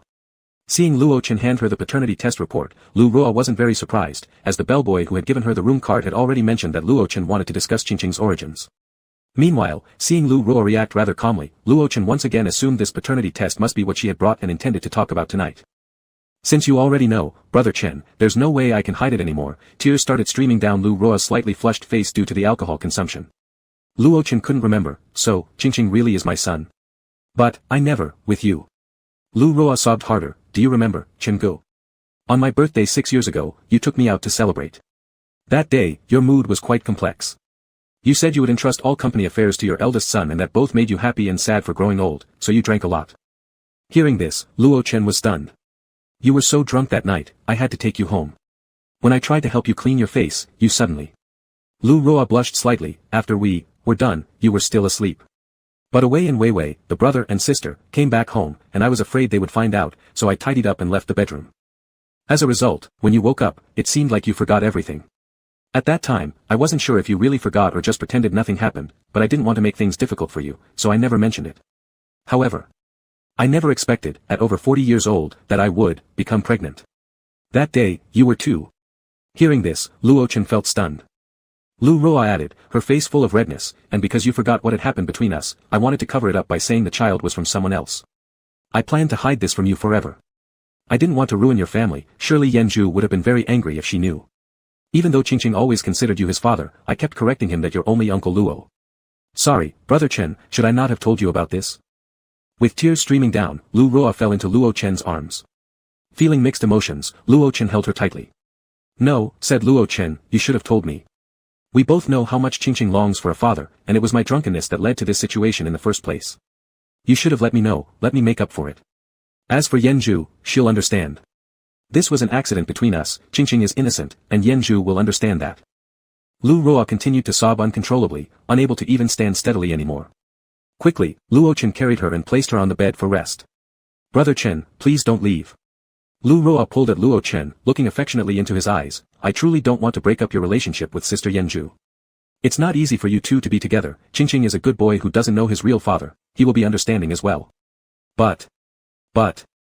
Luo Chen gripped her hand firmly and sat down by the bedside. "But what, Eruo? Lu Ruo threw herself into Luo Chen's embrace again. Chen Gu, maybe because I was drunk, I couldn't help myself. You mentioned wanting to make up for it, right? Then can you do it again here on this bed? Just one last time, brother Chen. Tomorrow, I'll leave with Qingqing and never bother you or sister Yanzhu again. I just want to keep this beautiful memory of our final night together. Luo Chen appeared somewhat hesitant. Wiping away her tears, Lu Ruo said softly, if brother Chen refuses, I won't force anything. I know. I'm no longer young or pretty, perhaps in your heart, you dislike me already. Not at all, Eruo, you will always be the beautiful young girl in my eyes. Replied Luo Chen with deep affection toward Lu Ruo. As the Twilight Romance tragedy unfolded in room 3001, a similar scene was happening next door in room 3002. An hour earlier, Zhou Qi, the lover of Luocha's second daughter Luo Gongyu, took the room card and arrived here. During the waiting period, he also drank quite a lot, unsure exactly whom Miss Luo wanted him to entertain tonight. He feared seeing the person would turn his stomach, hence needing alcohol to perform properly. When the sound of the door opening and footsteps approaching caught his ear, Zhou Qi quickly composed himself, unbuttoned 2 more buttons on his shirt, and greeted with a bright smile. To his surprise, the visitor turned out to be Hiruyan, mother of Luo Gongyu. Seeing Zhou Qi's suggestive demeanor and remembering he was her second daughter's lover, Hiruyan paused briefly. What are you doing here? Moments before, Hiruyan had quarreled fiercely with Luo Chen in the banquet hall and was still sniffling, her voice filled with sobs and her eyes bloodshot from crying. She looked very distraught. Zhou Qi instantly adapted, transforming from a passive little boyfriend to a mature, reliable gentleman. He smiled warmly, approached, and held on to Hiruyan's arm. Madam, second miss cares deeply for you and sent me here to console you. Come sit, let me get you some water and warm towels for your eyes, okay? Although Hiruyan faintly felt something odd, she also found Zhou Qi's care and consideration far more comforting than the cold-heartedness of her husband, Luo Chen. So, Hiruyan nodded gently, thank you. Zhou Qi hurriedly said in a deep, soothing voice, Madam, I should thank you. Thank you for giving me the opportunity to do something for such an elegant and beautiful lady like you. Hiruyan's mood improved slightly. Zhou Qi brought warm water, washed a towel, and then sat on the sofa, positioning himself extremely close to Hiruyan. She felt somewhat uneasy and subconsciously wanted to move away a little. Zhou Qi gently dabbed under Hiruyan's eyes with the towel. Madam, please don't move. I'm afraid I might accidentally touch your eyes. Or is it that you are rejecting me? Did I upset you? Tell me what I did wrong, and I will change it, just as long as you're happy. Hiruyan stopped moving, her mood improving just a bit more but still complaining about Luo Chen. Someone has indeed upset me, but it's not you, it's an ungrateful old dog. Zhou Qi looked surprised. Good heavens, who could possibly bear letting someone like you be sad? When I saw you come in crying earlier, my heart broke into pieces. If only I had the power, I would place all the most beautiful treasures in the world before you just so you could smile again. Hiruyan was flattered by his coaxing but couldn't help laughing. You young people are all talk. Flattering words, madam, Zhou Qi softly murmured, then sighed regrettably, if only I were born 10 years earlier, it would mean you wouldn't think I'm too young, and maybe I'd have the courage to chase after someone like you. Hiruyan paused, startled by Zhou Qi's straightforwardness. You're Gongyo's. Yes, madam, Zhou Qi replied with complete gentleness, his eyes seemingly fixed entirely on Hiruyan. He continued, I am with Miss Tu, it's true. But, you see, she doesn't really love me, we're merely playing around. And well, I'm also no good person, drawn to Miss Tu's influence. But you. Madam, the moment I met you today, my thoughts became so bold they'd be disrespectful if spoken aloud. He paused, but perhaps Miss Tu noticed how much I care for you, which is why she sent me here to comfort you. Madam, if I had met you earlier, I would give up all my prosperity from the first half of my life just for the chance to meet someone like you once. Madam. It was undeniable, Hiruyan was moved but still felt somewhat uneasy, but, you just said you were born 10 years late, even if you were, I'd still be 20 years older than you. Yet, madam, you look as though you're barely over 30. Zhou Qi appeared genuinely earnest. This must be heaven's favor, it treats you especially kindly, refusing to allow any flaw to mar your beauty. At this point, Hiruyan completely forgot about Luo Chen, and couldn't help but laugh, you just know how to charm me. Zhou Qi grasped Hiruyan's hand with urgency, madam, believe me, every word comes straight from my heart, it's no mere empty flattery. Still, madam, I know I'm unworthy of mentioning anything about love, I wouldn't dare to seek such a precious fate. All I wish is, if you'd agree tonight, to let me accompany you, would you? Looking at her hand held tightly by Zhou Qi, Hiruyan hesitated, This isn't proper, I'm married, and you've been with Gongyu. Speaking of Gongyu, she seems unconventional. When you two were together, did you? Madam, I have no intention of disrupting your marriage, Zhou Qi stated firmly. So I beg for this one night only. Believe me, I won't do anything to hurt you, I'll keep tonight's encounter strictly confidential. Your husband, who let you cry alone without hesitation, won't ever find out. Zhou Qi declared passionately, as for Miss Tu, since she sent me, it means she doesn't mind. As long as you aren't repulsed by me. Madam, I confess that while being with Miss Tu, performing those acts often meant following her lead, but as a man. Madam, truthfully speaking, I can definitely bring you joy, if you'd only try, alright? He shyly averted her gaze, It's still early actually. Time flies during spring nights, madam, Zhou Qi insisted. For me, it isn't early, I only hope this night passes slower. I don't want to part from you. Are you perhaps rejecting me, madam? If only I'd known I'd meet you one day, I'd have kept myself pure. Zhou Qi expressed sadness. He hurriedly responded, No, I don't reject you. Zhou Qi was ecstatic, then. Madam, may I carry you inside? Compared to the subtle flirtations between room 3001 and room 3002, what happened in rooms 3003 and 3004 was far more direct and aggressive. In room 3003, Bai Yusheng, and in room 3004, Shen Dongyi, both found props placed by the bedsides after entering their respective rooms. They both thought Luo Gongyu or Luo Hefeng had arranged them, so they chose to take showers, then used the props naked, lying obediently on the beds awaiting what would happen. Based on the suggestions written on bedside table cards, they adjusted the room lighting to a romantic mood setting. Luo Hefeng opened the door to room 3003 with irritation and alcohol on his breath. He noticed the normal lighting in the sitting area but saw dim, colorful light coming from the open bedroom door, prompting him to instinctively walk over for a look. There was a shadow lying face down on the bed inside.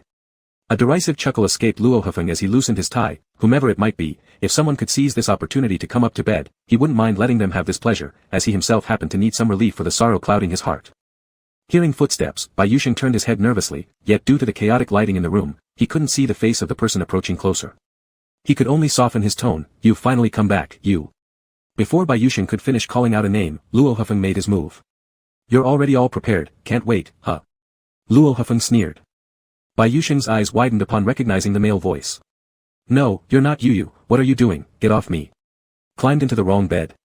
Doesn't matter, it's all the same. Luo Hefeng, priding himself as a gentleman who didn't force things, always respected mutual consent. So, releasing Bai Yusheng, he asked confidently, Isn't it all about money? Whose bed does it really matter if it's just for cash? How much do you want? Bai Yusheng clutched at the blanket. Don't insult me with your money. Luo Hefeng called out figures, how much for one night? 100,000. 500,000. 1 million. 2 million. My patience is limited, and I don't necessarily need you either. Either lie back down, or leave. Startled for a moment, 2 million. Luo Gongyu favored giving resources directly or handing over pocket money, but never anything close to this sum. Bai Yusheng had never handled such an amount before. Now someone offered him 2 million for one night. No, he couldn't sell himself, it wouldn't be fair to Yu. But would Yu still want him? Wasn't this room arranged for him by Yu?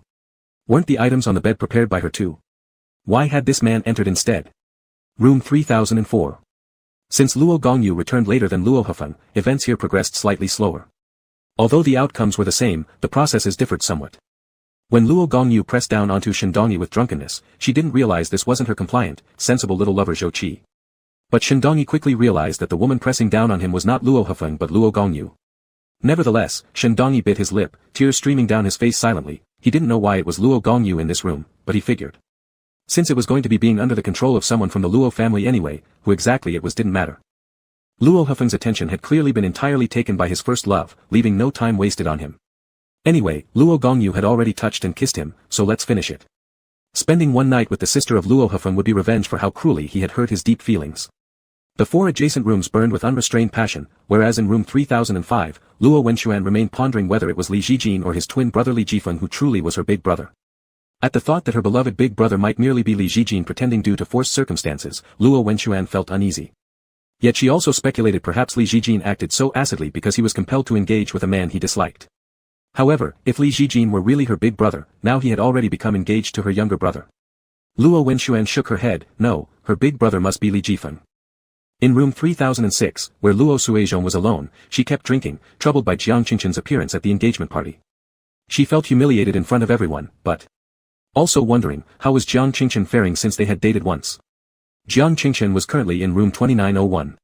The moment he walked in, he realized the person inside wasn't Luo Suizhong, who he had expected to talk to, but the drunk man seen at the engagement banquet. Li Zhijin was brimming with fury. Just earlier, while being helped back to the room, a bold waiter had splashed water on his face, cold water. And had done it 3 times in succession. This splash woke Li Zhijin quite significantly, though the waiter fled fast enough to evade capture. Teeth gritted with anger, Li Zhijin vowed to have the hotel staff locate this particular server tomorrow. At the same time, Li Zhijin suspected that the waiter had been sent by the Luo family. They were unhappy about him getting thoroughly drunk at the engagement banquet and had deliberately humiliated him. Li Jijin angrily waited for Luo Shantang to come to this room so he could confront him with accusations. Unexpectedly, the person who entered was someone unfamiliar. Who are you? What brings you here?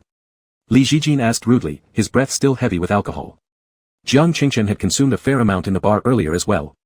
Since he'd never drank before, the effects hit hard once they set in, forcing him to lean on the wall and squint just to make out faces. Luo Suiyun sent me. How come you're here? Where's she? What does Luo Suiyun have to do with anything? Li Jijin scrutinized Jiang Qingchen's face and suddenly sneered, I get it now. The Luos think I was lying when I said I don't like men, so they sent one to test me.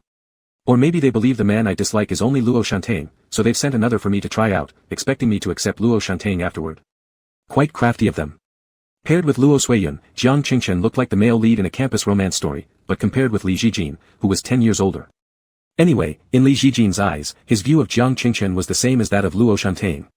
With his mind moving slowly due to the alcohol, Jiang Qingchen took a while to realize what Li Jijin was insinuating. Enraged, he threw a punch, I'll kill you. Bring it on. Let's see who kills who. Li Jijin snorted coldly, how much did the Luos pay you? Dare you come mocking me? Want to sell yourself, huh? Lord will oblige you. Li Jijin didn't take Jiang Qingchen seriously, but bullies earned their reputation for a reason, their fists had some power. Though impaired slightly by drunkenness, Li Jijin remained under the influence, cancelling out some side effects. Still, Li Jijin unexpectedly received a couple of punches and became even angrier, so, the Luos not only send you to sell yourself but also to discipline me, huh? Let's see who handles whom today. Next door was room 2902. Luo Shantang unlocked the door with his room card. Despite being a little worried about coming into the wrong room, he instinctively felt glad anyway. No matter how you look at it, he had become engaged with the person who should have been his big brother from childhood today. Room number 2902, such a nice one too, just as elder brother 3 said, its pronunciation meant good things, love that would last forever. But, why was there no one in the room? Puzzled, Luo Shantang searched the entire room but found that Li Jijin, who had been sent back earlier, wasn't here. Immediately, Luo Shantang assumed that after waking up from the alcohol, Li Jijin must have left or possibly never gotten drunk in the first place. Sitting on the floor, Luo Shantang started sobbing and saw an opened bottle of liquor on the coffee table. He grabbed it and started gulping down straight from the bottle. Suddenly, he heard the sound of the door opening and immediately let go of the bottle and ran to the entrance hall. Without hesitation, he rushed to hug the person who walked in, Brother Jichin. I knew you wouldn't abandon me. It doesn't matter, it's fine as long as you've come back. I won't ask where you've been.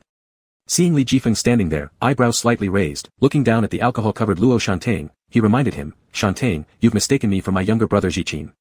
I am Jifeng. Luo Shantang froze, looking up at Li Jifeng with wide eyes and then cried again, Jichin brother, stop teasing me.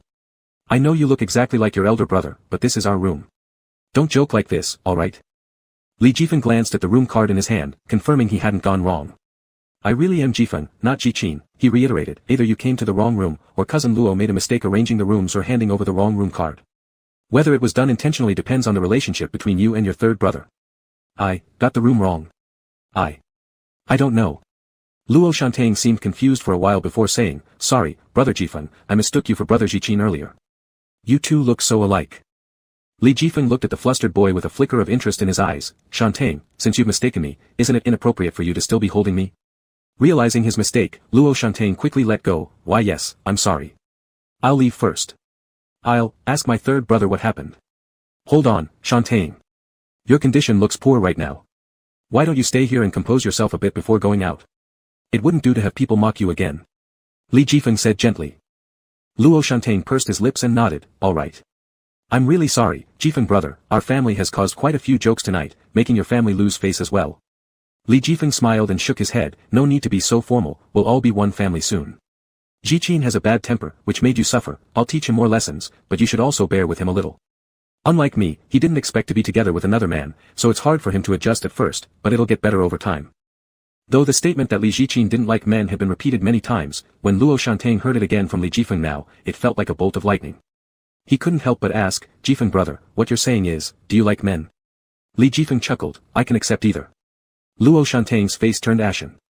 He thought, if he and Luo Wenhan were mistaken in their identities back then and the boys truly swapped places in the orphanage years ago, then, it was supposed to be him and Li Jifeng who accepts men, while Luo Wenhan was with Li Jichin who dislikes men, there wouldn't be any conflict in sexual orientation. Shantang, are you okay? Li Jifeng asked with concern. Luo Shantang pressed his lips, speaking through tears, Jifeng brother, may I ask you something? Li Jifeng sighed, handing him a tissue and answering kindly, of course you can. Stop crying and ask away. Clutching the tissue, Luo Shantain wiped his tears haphazardly. When I hadn't been adopted by my parents as a child, I lived in an orphanage. At that time, there was a wealthy family whose last name started with Pli. They went to the orphanage to donate money along with their child. That child even gave me chocolate once, and I've always thought the big brother who gave it to me was brother Jichin, but, could it have been you, Jifeng brother? Upon hearing this, Li Jifeng slightly furrowed his brows, responding with some regret, such a trivial matter, I really can't recall. But, perhaps it was me. You know Jichin's personality, he disliked everyone from a young age. How could he ever think about giving someone chocolate? Luo Shantaing's complexion became even paler, that's right. Then haven't I? Alright, Shantaing, don't think too much about it. You and Jichin are already engaged, this means the bond between you two runs deeper than ours. Stay with Jichin and focus on your relationship. Tonight is still your engagement night, you should go back to your room. Li Jifeng consoled softly. Luo Shantaing started tearing up again. Ignoring everything, he lunged into Li Jifeng's embrace once more. No, I don't want to accept this reality. I mistook you for my real person, and I want to be with Jifeng brother. I thought your younger brother was you, so I endured his bad temper. Jifeng brother, please don't drive me away, I beg you. Li Jifeng sighed, alright, Shantaing, I think you're drunk. Don't talk nonsense. However, if you really don't want to go back to face Jichin, I won't force you. You can stay here to rest. Luo Shantaing thought Li Jifeng's gentleness was simply perfect, this was truly the big brother he wanted. Biting his lips, he asked, then, Jifeng brother, can I sleep in your bed? Li Jifeng hesitated for a moment before nodding, alright, I'll take the sofa. Luo Shantaing hugged Li Jifeng's neck, can Jifeng brother carry me inside? I'm drunk, I can't walk anymore. Even after being placed on the bed, Luo Shantaing still wouldn't let go of Li Jifeng. Throughout the entire process, Li Jifeng remained tender and patient.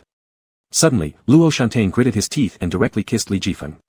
At 3 a.m., Luo Qianjian was woken up by the alarm clock. He glanced at the notification bar on his phone, finding it completely clean, without any messages or calls.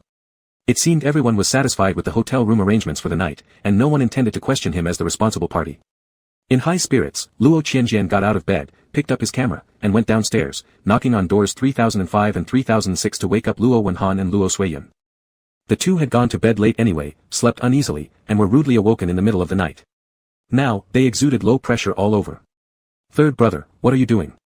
You're such a morning person, but isn't it way too early even for you? I'm so sleepy. Luo Qianjian grinned, waving his camera, Shantaing's engagement is a great event, I want to surprise him with a random attack. Let's start from Shantaing and Master Li's room 2901, filming a family joy documentary. What do you think? Luo Wenhan and Luo Suiyun didn't think much of it. Third brother, go yourself. Why drag us along? It's not appropriate for me to open the door alone, Luo Qianjian said matter-of-factly. Besides, we're the only three singles in the family. Isn't it better if we act together? Luo Qianjian's attitude was resolute, leaving Luo Suiyun and Luo Wenhan no choice but to nod listlessly, alright, just hurry up and finish filming so we can go back to sleep. Trust me, you'll stop feeling sleepy in a bit, Luo Qianjian grinned mischievously. This is going to be interesting. Luo Suiyun and Luo Wenhan didn't buy it, replying dismissively, fine. The trio arrived at the 29th floor, standing in front of room 2901. Luo Qianjian handed the universal room card to Luo Suiyun and leisurely opened his camera, switching it to video mode. A grand romantic drama featuring the enthusiastic participation of the Luo family and related individuals was about to start recording. Chapter 31. Luo Suiyun opened the door of room 2901 with a universal keycard listlessly and without much interest, then froze together with Luo Wenxuan. The lights in the living room were on, and from not far away from the entrance, there were traces of smashing everywhere. The flowers and water from the vase had spilled onto the carpet, wine bottles were lying on the ground as if they had been thrown against the walls. The walls and corners were covered in alcohol. Some chairs were toppled over, and many ornaments were crooked and obviously out of place. Luo Qianjian stood at the back holding a camera, and raised an eyebrow at the scene. Fortunately, the room was big enough and soundproof enough. Also, the two guests in the adjacent room 2902 were probably too busy to care, otherwise with this ruckus, the hotel would likely receive a complaint. Worthy protagonists, they sure are bold. Is this Shantaing and Li Jijin fighting, or is it just Li Jijin throwing a tantrum? Is Shantaing alright? Luo Wenxuan, being the biological older sister, immediately became worried at the sight of the mess inside. She walked past the dispirited Luo Suiyun and headed inside first. Hearing some faint sounds coming from the bedroom direction, she instinctively went in. Only to find Li Jijin doing a workout on top of someone. Luo Wenxuan froze for a moment, then tried to retreat awkwardly. However, a quick glance revealed that the person under Li Jijin wasn't Luo Shantaing. It looked somewhat familiar, but she couldn't quite place it. Wait, it's the early love interest of her fourth sister. The one who crashed the engagement banquet tonight. Luo Wenchuan's steps faltered, unable to move forward or backward. Although Luo Suiyun also entered the suite, he wasn't as anxious as Luo Wenchuan, so after hearing the strange noises from the bedroom, he stopped outside the door. Wenchuan. Luo Suiyun called out to the stunned Luo Wenchuan, curious, what's wrong? Why aren't you coming out? This time, Luo Suiyun's voice was closer. Although the two people on the bed were confused, they hadn't lost consciousness yet. Even if they didn't immediately recognize the voice, they at least knew that other people had entered the room. Jiang Qingchen, who had already given up struggling, began resisting once more and was firmly held down by Li Zhijin, who showed no signs of stopping, even lowering his head further to continue his efforts. Luo Wenchuan's face contorted into an unreadable expression. Luo Suiyun, Wenchuan. Luo Qianjian was actually quite curious about what was going on in the bedroom. After all, he hadn't installed cameras in the rooms, so he wasn't aware of how things had developed tonight. However, Luo Qianjian wasn't in a rush. He leisurely followed behind, first using the camera to capture the expressions of Luo Suiyun and Luo Wenchuan. On the camera screen, Luo Wenchuan standing inside the bedroom door wore an odd expression and hesitated to reply to Luo Suiyun, "Sister, why don't you go in and see yourself?" After hesitating for a second, Luo Suiyun's curiosity got the better of him, and he finally entered the bedroom. Luo Qianjian also followed with the camera. He captured the entire process of Luo Suiyun's changing complexion and the reason behind it. Jiang. Ah. What are you doing? Luo Suiyun cried out in despair. Although the scene was graphic, no one had the leisure to feel embarrassed. Li Zhijin and Jiang Qingchen only just realized that the visitors to the room were the Luo family. Hearing Luo Suiyun's voice, Jiang Qingchen turned his head in shame and despair while Li Zhijin finished, pulling away with a sarcastic remark to the Luo family, "Didn't you arrange for him to come here? Why does it now feel like catching someone in the act?" Our family. Luo Suiyun exhaled in shock, looking like he might pass out, unable to speak a complete sentence. Luo Wenchuan was still confused. She felt a bit sad since Li Zhijin could have been the big brother she yearned for, but seeing him like this made her hope it wasn't him. In light of this wish, her sadness was insignificant compared to the shock of realizing that her younger brother's fiancé would be involved with her fourth sister's boyfriend. Swallowed. Jiang Qingchen lay motionless. Li Zhijin gritted his teeth and endured the unbearable pain, covering himself with the blanket. Then Li Zhijin noticed, "Damn it. Luo Qianjian, what the hell are you doing filming? You're sick. Go away." Luo Wenchuan and Luo Suiyun also reacted to the situation. Luo Wenchuan, brother Qianjian. What are you filming for? This. Luo Suiyun attempted to directly grab the camera. Luo Qianjian had already prepared himself and avoided the scene, consoling Luo Suiyun with steady emotions. "Suiyun, don't be upset. Though you saw your boyfriend doing it with another person, but think positively, he is actually your ex-boyfriend." Luo Suiyun became even more distraught. "Big brother Qianjian. Don't talk anymore. I'm not the zero." Jiang Qingchen, who had been trying to pretend he was dead, finally moved and sat up suddenly, wincing in pain as he gritted his teeth. "It was me who went on him first. Li Zhijin flipped over to hit him. I returned and got on top again. You cried out for mercy when I finished." Jiang Qingchen retaliated. "That's because you took advantage of me after I fell asleep from exhaustion." With his reputation as a school tyrant and his young vigor, Jiang Qingchen was different from Li Zhijin, the debauched young master. So at the beginning, he did indeed defeat Li Zhijin and, driven by a fierce desire for revenge, forgot his own sexual orientation and delivered the toughest blow to Li Zhijin in the latter's 28-year life. After that, Jiang Qingchen was content and fell asleep. Unexpectedly, Li Zhijin had a burst of energy and took his revenge back within seconds, leaving Jiang Qingchen too late to react. Luo Wenchuan's face was awkward, while Luo Suiyun no longer wanted to listen or watch. However, since Jiang Qingchen had some connection with her, she wanted to clarify the situation, thus finding herself in a dilemma. Neither leaving nor staying seemed right. In the midst of the graphic images and hurtful words, Luo Qianjian calmly summed up their situation. "Oh, both are tops. Great, one strong protagonist and the male lead, a powerful duo." Luo Suiyun gave up on him. "Big brother Qianjian. Aren't you sickened by this?" "What makes me feel sick? These two have nothing to do with me. Jiang Qingchen is your ex-boyfriend, and Li Zhijin is Shan Ting's fiancé." "Hey, where is Shan Ting?" Luo Qianjian said with a smile. Hearing this, Luo Wenchuan subconsciously became worried but then thought of a possibility, and her face turned pale quickly. "Big brother Qianjian. Which room does big brother Jifeng stay in?" Luo Qianjian leisurely looked at his camera. "Master Li. I can't quite remember, so many people to arrange rooms for. I'm too busy to keep track of such details. But you were the one who handed out the room cards to us." Luo Wenchuan, anxious, said, "Big brother Qianjian, stop playing around, please tell us where big brother Jifeng is." Shan Ting might have come back to this room after realizing something was wrong, and just went to find big brother Jifeng instead. Luo Qianjian, "Oh, right. Now I remember. The room card given to Shan Ting might have been wrong. Did I give it as 2902? Without thinking twice, Luo Wenchuan rushed out, running back after some distance to snatch the universal keycard from Luo Suiyun's hand. Luo Qianjian held the camera, serving diligently as the photographer for the evening's changing love affairs, and followed closely behind.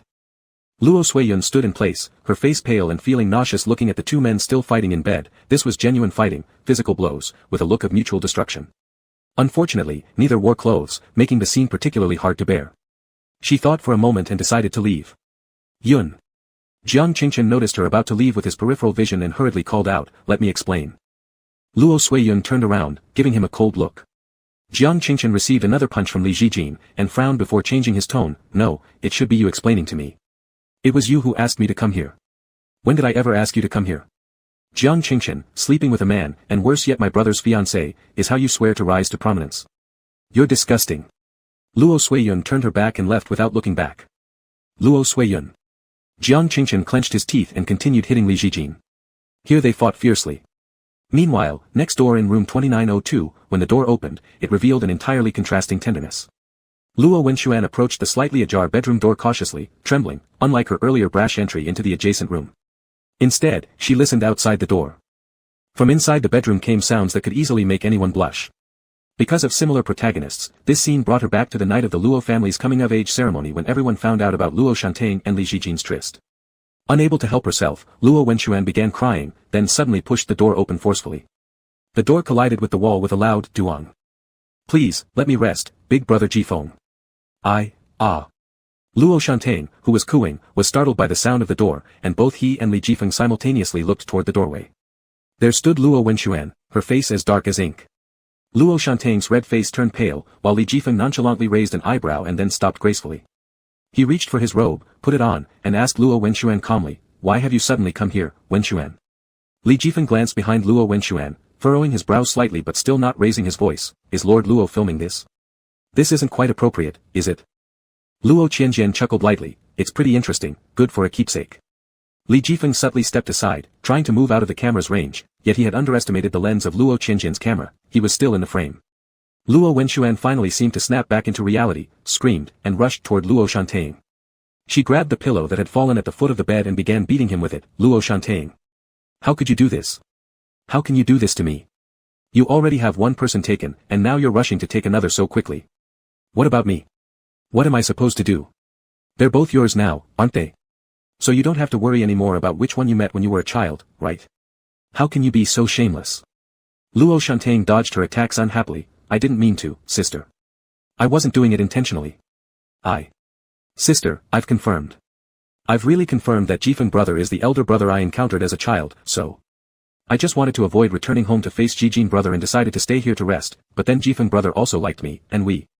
Yes, liking you, all like you. Liking you means everyone wants you." Luo Wenxuan became even more furious.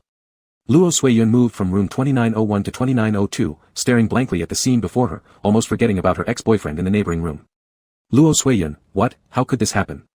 How could Shantang end up with Mr. Li? And what is Wenxuan talking about? As Luo Qianjian had mentioned earlier, now Luo Suiyun and Luo Wenxuan were both fully awake, no longer drowsy, but much more confused than ever. Luo Qianjian smirked lightly. Affairs of the heart can be complicated.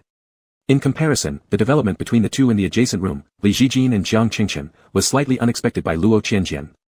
However, the degree to which things progressed between Li Jifeng and Luo Shantang did not surprise him at all. After all, according to the original plot of the book, the rapid progression between Li Jifeng and his then unmarried sister-in-law, Luo Wenxuan, was similarly swift.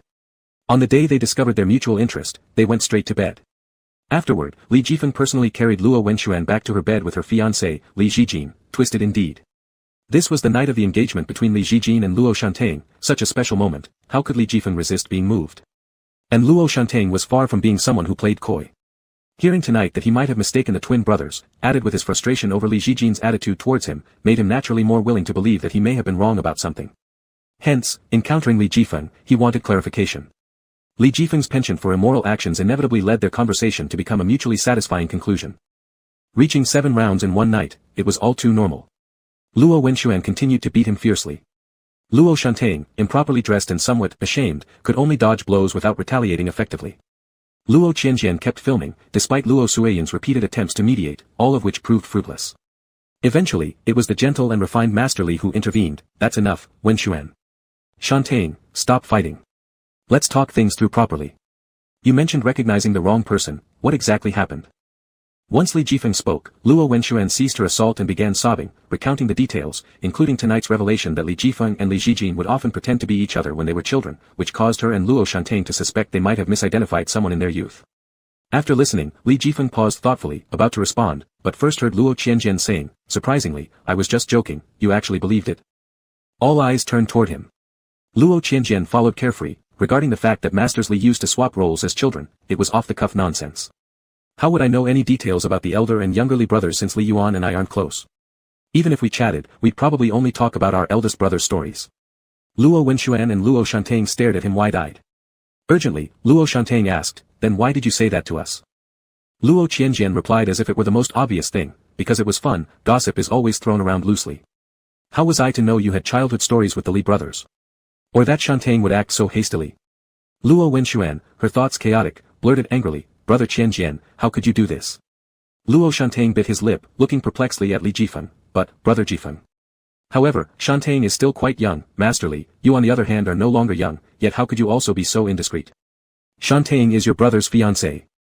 Luo Qianjian leisurely added, Shantain merely asked if I had given anyone chocolates in the orphanage when I was a child. He didn't bring up anything about me and Jijin pretending to be each other. And when I responded, I did say that such trivial matters I don't remember. So it can't possibly be considered intentional misguidance on my part. As for tonight. Shantain was too eager, and I just followed along. It was indeed improper, but I think Jijin wouldn't fuss with his elder brother about this matter. Luo Shantain's face turned even paler, not expecting such an unfeeling response from Li Jifeng. Master Li's brotherly affection is truly touching, Luo Qianjian remarked sarcastically, switching hands holding the camera as his wrist ached. Li Jifeng coldly shot back, your family has much better sibling relations judging by how easily you know to find your brother in my room at this late hour. Third Master Luo, surely that isn't tiring. Actually, we first visited the adjacent room and were surprised to find second Master Li enjoying himself with our fourth Mrs. ex-boyfriend before deciding to come here to find first Master Li and sixth young lord, Luo Qianjian grinned. Hearing ex-boyfriend, Luo Suiyun maintained a stoic expression, feeling almost relieved at the current scene, any scandal between Luo Shantain and Li Jifeng pales compared to Jiang Qingchen sleeping with Li Jijin. Besides, although Jiang Qingchen was her ex-boyfriend, he wasn't her, and their public breakup means others knowing about this won't overly affect her anymore. Li Jifeng frowned slightly, what about Jijin? If Master Li wishes to know more, perhaps you should personally go check in the neighboring room, Luo Qianjian said politely. We have to notify our parents now so we're busy. Furrowing his brow, Li Jifeng stepped out wearing a dressing gown.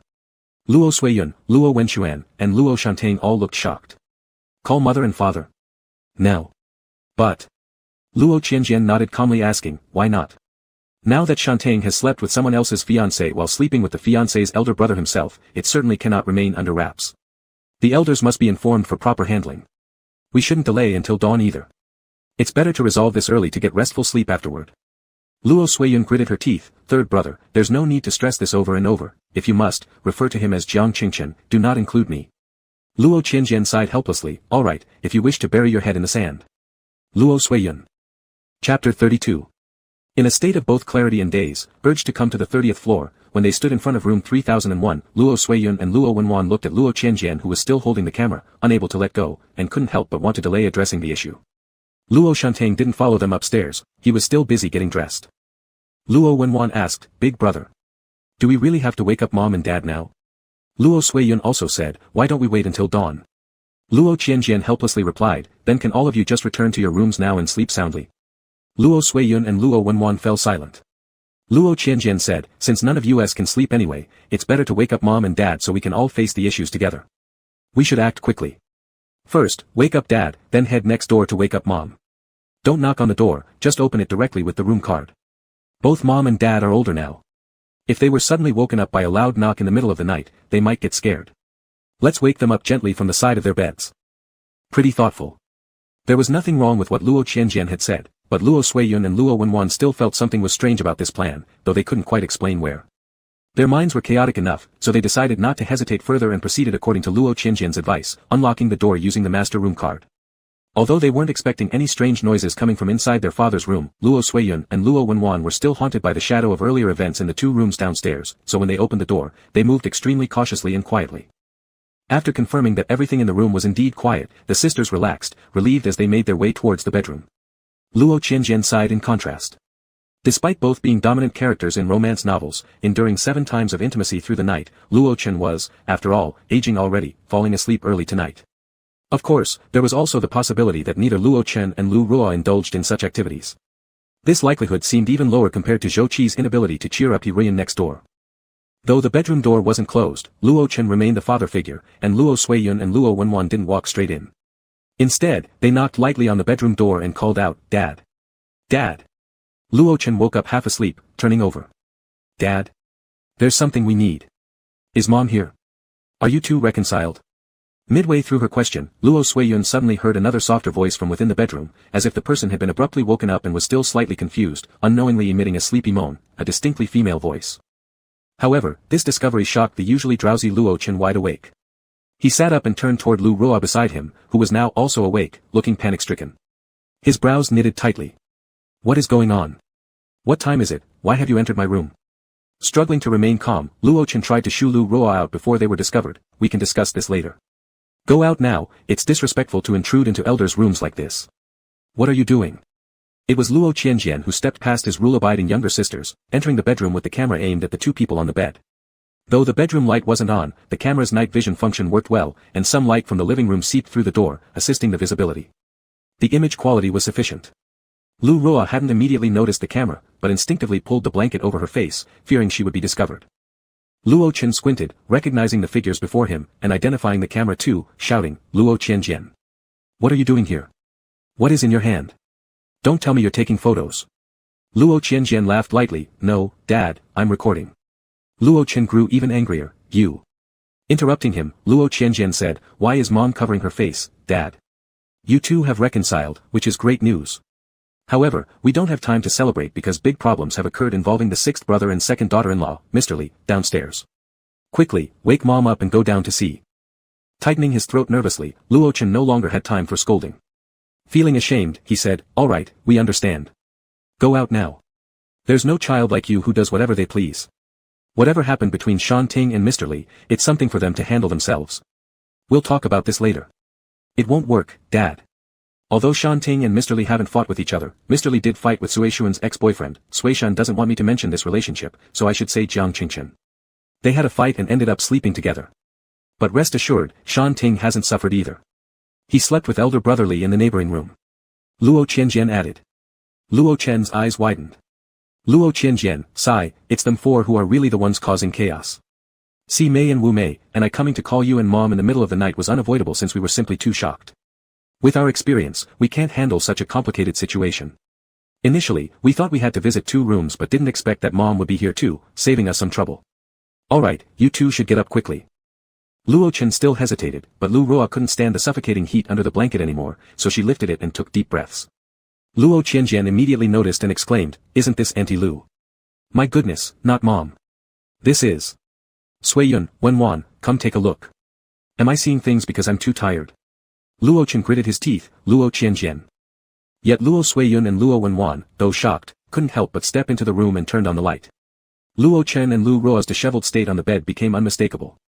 "Dad," exclaimed Luo Suiyun wide-eyed, how could this woman be here? Do you deserve Mom? Dad, you're too much. Mom was already heartbroken tonight due to the issues with you and this woman.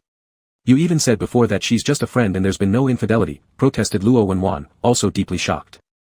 Under ordinary circumstances, Luo Suiyun and Luo Wenwan wouldn't have reprimanded their father so loudly right away, but tonight they've been repeatedly stunned in the dead of night, exhausted mentally and in need of a release channel. Still sobbing, Lu Ruo tried to explain, "It's not what you think, this incident, please don't misunderstand your father, Brother Chen never intended for this. It's merely an accident. Please don't tell Sister Ru Yen." Ashamed and angry at being exposed by his children, Luo Chen barked, "This is my own matter, do you really think you have the right to question me? Get out." "Alright, Dad, I'll go check on Mom next door," promptly replied Luo Qianjian, then turned around with his camera still in hand. Wanting to get out of bed to stop him, Luo Chen was restricted by his lack of clothing and became frustrated, yelling, "Luo Qianjian! You dare!" Without turning back, Luo Qianjian marched forward resolutely. Luo Suiyun and Luo Wenwan exchanged glances and hurried after their elder brother in a somewhat aimless chase. Anyway, we had planned to wake up Mom. Now, there's just one more thing. What a night this has been. However, upon entering Ruyan's room in the same way as before, using the master room key card and stepping into the bedroom, Luo Suiyun and Luo Wenwan were once again astonished, despite the multiple shocks they had already endured this evening. The sight on the bed before them shocked them anew. He Ruyan and the new lover of their second sister, the young starlet Zhou Qi, were sleeping together. Sleeping together. Mom, gasped Luo Suiyun, almost losing her voice. Waking up suddenly, He Ruyan and Zhou Qi both froze when they saw the extra people standing in the room. What did our parents do tonight? Murmured Luo Wenwan. And Shantang too. Looking over and noticing the enthusiastic Luo Qianjian holding the camera, Luo Wenwan realized belatedly the connection. Big brother. Are all these situations related to you somehow? You arranged all the rooms, and suddenly wanting to shoot a documentary in the middle of the night, hinting beforehand that it'd be interesting. After seeing what's happening in each room, you didn't seem surprised. Luo Qianjian wore an expression of utmost indifference. Wenwan, if composure and stability are faults, make sure to add that to my list.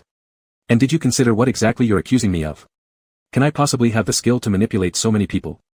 Taken aback, Luo Wenwan couldn't find any counterarguments. Luo Suiyun had initially suspected too, but was left speechless from Luo Qianjian's retort. Biting her lip, Luo Suiyun decided to cut to the chase and urged the bewildered He Ruyan, Mom. You must see, everything's in chaos now. Dad is with Auntie Lu. Dad cheated on you. She's that Lu he kept denying. Hearing the name of Lu Ruo, He Ruyan snapped to her senses completely, disregarding even the embarrassment of her own predicament with Zhou Qi. She wanted to rush to the neighboring room, only realizing mid-step that she still needed to dress appropriately. Thus, He Ruyan awkwardly asked her children to step out first. As Luo Suiyun and Luo Wenwan exited, they heard Zhou Qi gently comforting their mother, Don't worry, Mrs. He, you haven't done anything wrong. You were just trying to be happy. Their skin crawled with discomfort. Standing outside room 3002 on the corridor and pausing briefly, the pair felt a sense of numbness creeping over them. Luo Qianjian was still enthusiastically tinkering with his camera, asking them, We've filmed 4 rooms and none disappointed. There's only big brother and second sister's room left, shall we go? Luo Suiyun and Luo Wenwan, resigning themselves to the chaos, figured that since everyone was awake, they might as well call up their elder brother and second sister as well, to avoid any suspicion of them being excluded when daylight came. They simply couldn't believe what more surprises He Feng and Gong Yu could pull. Even if there were other people in their beds, it would probably just be their lovers, nothing too shocking anymore. However, upon truly seeing the individuals sharing the bed with Luo He Feng and Luo Gongyu, both Luo Suiyun and Luo Wenwan experienced yet another double dose of shock. What's going on with big brother and second sister? Swapping lovers? No, it seems second sister merely traded a new lover for an old one. But her previous lover was actually sleeping with mom. It's really, beyond words. Luo He Feng didn't seem to care much about being caught in bed with Bai Yusheng. After learning about the incidents in the other rooms, he announced calmly that he would get up right away. Bai Yusheng, however, hung his head low next to Luo He Feng without uttering a word. After being woken up, Luo Gongyu discovered Shen Dongyi beside her. Since sleep had already occurred, and considering that her elder brother wasn't truly fond of this lover anyway, the situation seemed trivial. Upon hearing that Zhou Qi was in He Ruyan's bed, Luo Gongyu showed no concern and suggested she gift the person to her mother, only cautioning her to be more discreet given dad's tendencies. In fact, father's infidelity lasted longer than mother's. Even worse, he had an illegitimate child he refused to acknowledge. It made him equally disqualified to comment on anything mother did. Luo Gongyu lazily listened to the scorching developments in other rooms. Initially, she decided not to intervene, it wasn't her problem after all, and she wanted to continue sleeping, but then learned about Bai Yusheng sleeping with her beloved elder brother. Luo Gongyu, incredulous, abruptly sat up. How is that possible? Big brother and Bai Yusheng. She hastily grabbed a robe and rushed out. Shen Dongyi remained awkwardly in bed, evading Luo Qianjian's gaze and his camera. Qianjian, I don't expect you to understand me or this unexpected situation between me and your second sister. Still, please, put down the camera. Luo Qianjian smiled faintly as he exited, reminding him, You'd better also hurry and get dressed, or you'll miss many interesting moments ahead, it would be such a pity. Thanks to Luo Qianjian and the girls calling everyone room by room, everyone was now up. With nowhere else to go after walking into the hallway, all of them unconsciously congregated at room 2901, the scene originally destined for the engagement night between Luo Shanting and Li Jijin. Li Jijin and Jiang Qingshan had stopped fighting after Li Jifeng arrived and forcibly separated them despite feeling nauseous. By now, these two were fully clothed and sitting in the living room with Luo Shanting from the adjacent 2902 room, where they sarcastically accused each other. Seeing the Luo family approach, although Luo Shanting felt somewhat uncomfortable, she gained confidence, until shortly afterward, Luo Qianjian's group arrived. Then Luo Shanting learned that their parents, big brother, and second sister's respective room affairs weren't exactly quiet, putting everyone in a precarious position. Both Luo Chen and Lu Ruo received slaps from He Ruyan, who recalled their illegitimate child Lu Qingqing, transforming her sorrow into anger amid the ensuing commotion. Amidst all the chaos, Luo Qianjian casually mentioned He Ruyan's affair with Zhou Qi. Luo Chen became furious but unusually self-righteous. He Ruyan, how dare you have an affair? If Lu Ruo weren't present, He Ruyan might have felt guilty, but at the moment, she could only sneer, you're much worse, your illegitimate child has already grown so big. Luo Gongyu was questioning why Luo Hifeng ended up with Bai Yusheng. Luo Hifeng explained it was voluntary on Bai Yusheng's part, adding that Luo Gongyu also slept with her lover, and pointed out that he didn't criticize her. Luo Gongyu retorted angrily that it was fundamentally different, asking whether Luo Hifeng would be as nonchalant if she had chosen someone like Yunling instead. This ignited Luo Hifeng instantly as he rose, starting a major quarrel over something that hadn't and couldn't possibly happen. During the argument, realizing that Luo Gongyu still harbored feelings for him, Bai Yusheng's face turned pale with regret. He reflected on the evening's decision swayed by Hifeng's promise of 2 million yuan, which might have now lost him any chance to further develop his relationship with Luo Gongyu. Yet, with what had already happened, all Bai Yusheng could do was look pitifully and resentfully at Luo Gongyu without saying a word, uncertain of what to say. Shen Dongyi also hurriedly joined, believing the act to be a revenge against Luo Hifeng. Once off the bed, however, reality struck, and she realized she must keep her connection with Luo Gongyu a secret at all costs.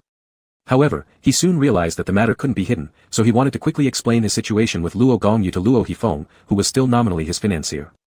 But Luo Hifeng turned away disdainfully. "Don't face me with a face resembling Yunling, you don't deserve it." Shen Dongyi began sobbing miserably. Amid all the commotion, someone finally remembered to ask about Li Zhijin and Jiang Qingchen, as well as Li Jifeng and Luo Shanting, leading to another round of mutual sarcasm, insults, and beatings. To shift blame, everyone in room 2901 instinctively sought excuses for themselves and questioned others, even resorting to physical violence. Although they were dressed now, there wasn't much dignity left at this point. Luo Qianjian had finished taking pictures of the family scene, then quietly slipped back to his room 3102 without drawing attention. It wasn't until the crowd in room 2901 grew exhausted from arguing that Li Jifeng finally, calmly, pieced together all the doubts he'd heard earlier, such as who said they were called into which room by whom, or whether someone claimed they hadn't been called at all, repeated topics. After thinking for a while, Li Jifeng smiled intriguingly and said, "It seems third young master Luo played quite a role in arranging the rooms. Accusing each other like this only makes us look worse. Since dawn is approaching, why not call third young master Luo over to enlighten us? Let him clarify things." The group considered it, seemingly finding a common breakthrough. Despite their ugly expressions, they all subconsciously started searching for Luo Qianjian. Only then did they realize he had already left unnoticed, despite his striking features. Li Zhijin couldn't contain his rage. He must have returned to his room. Find out which room he's staying in. With his camera in hand, heaven knows how many photos he's taken, I'll smash that camera no matter what. Luo Qianjian was enjoying breakfast in his room. Although it was early, Luo Qianjian guessed that the group in room 2901 would eventually think of him when seeking a solution acceptable to all. Not wanting to be woken up mid-nap, he ordered breakfast from room service, eating leisurely as he waited. Sure enough, once Luo Qianjian calmly finished eating and put down his utensils, there was a knock at the door. Since the universal key card was still in Luo Suiyun or Luo Wenjuan's possession, the hotel staff couldn't grant too many privileges. The universal card could only unlock the rooms booked under Luo Qianjian's name, but he deliberately excluded the permission to open his own room 3102. Unable to unlock the door with the universal key, those outside resorted to forcefully knocking. Luo Qianjian didn't keep the guests waiting long. Calmly walking to the entrance, he opened the door to meet several angry faces, identical as if copied and pasted. Luo Qianjian chuckled lightly and politely greeted them one by one: Dad, Aunt Lu, Mom, Zhou Qi, elder brother, Yusheng, second sister, Dong Yi, fourth sister, fifth sister, sixth brother, Mr. Li Sr., Mr. Li Jr., and Mr. Jiang. Have you finally stopped arguing? But why are all of you here? At first glance, I thought you were gangsters seeking revenge. A bit scary. Luo Chen sneered coldly. Are you aware of fear? I see your audacity knows no bounds. You dare ruin everything. Luo Qianjian feigned confusion. What exactly have I ruined? I haven't committed adultery nor slept with any of our siblings' old or new lovers. You, disgraceful. Unable to respond, Luo Chen became furious. Li Zhijin cut straight to the chase, rushing inside, his gaze scanning everywhere. Unbothered, Luo Qianjian stepped aside to let the rest come in. Walking into the living room, he asked Li Zhijin, who had already started rummaging through things, what's Mr. Li Jr. looking for? The camera. The one you were constantly holding and shooting with. Li Zhijin growled fiercely. Luo Qianjian feigned puzzlement. Why does Mr. Li Jr. care so much about that camera? Aren't some romantic indiscretions nothing more than getting caught on camera? Even elder Mr. Li being photographed with his younger brother's fiancée and my parents cheating aren't making you this anxious. Listening to Luo Qianjian's calm tone, everyone showed complex expressions. Oh, is it because the camera also captured Mr. Li Jr. admitting certain actions with Mr. Jiang? Luo Qianjian pretended to understand fully. Infuriated with shame, Li Zhijin almost lost control. Luo Qianjian. Don't push me to hit you. Please don't, I'm weak and don't know how to fight, Luo Qianjian said affably, then took out the familiar camera from the cabinet. Li Zhijin snatched the camera and slammed it against the wall, causing the unsuspecting device to shatter into pieces. The wall, too, suffered an unfortunate dent. Luo Qianjian clicked his tongue lightly. At this moment, Li Jifeng appeared to pacify the situation with an unexpectedly gentle demeanor. Ji Jin has a straightforward temper, third young master Luo, please don't take it personally. As for any damage to the hotel, I'll have my assistant handle the compensation. Regarding your camera, our family will also make reparations. Luo Qianjian waved a hand graciously, no need. The camera originally belonged to your younger brother Li Yuan. I don't care about it. Li Jifeng was momentarily taken aback. Luo Qianjian explained thoughtfully, wasn't today's event the betrothal of my sixth brother and second young master Li? Although little master Li isn't pleased with the arrangement, he still brought a camera for photos. He left abruptly, leaving behind the camera. I'm not very familiar with young master Li, but we exchanged a few words at the banquet. I noticed the camera belonged to him and thought he might regret leaving so early later, so I took the initiative to keep the camera and intended to snap some keepsakes on his behalf. It turned out I captured far more than expected, what a surprise. To capture footage of the night's rearranged romance, Luo Qianjian had already prepared his own camera. But since young master Li's one was conveniently abandoned, why not use it?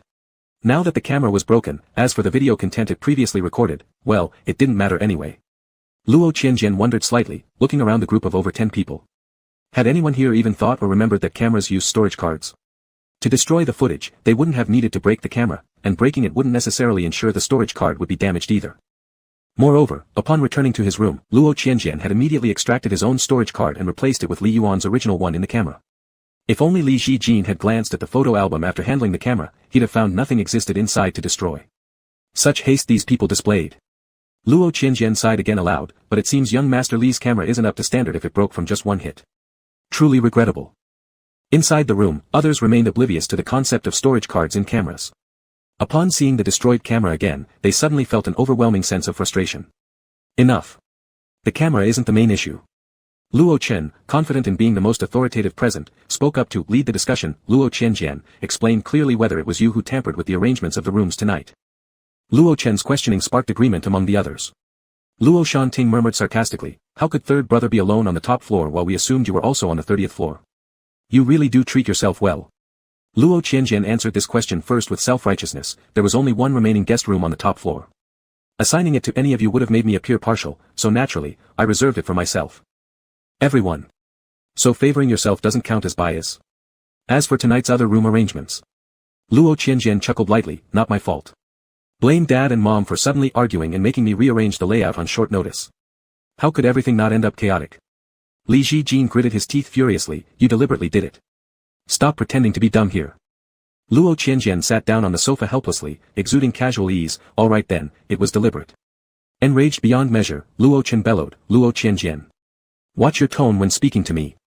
Jiang Qingchen kicked the standing flower vase nearby, almost knocking it over, but fortunately his injuries prevented him from unleashing full force.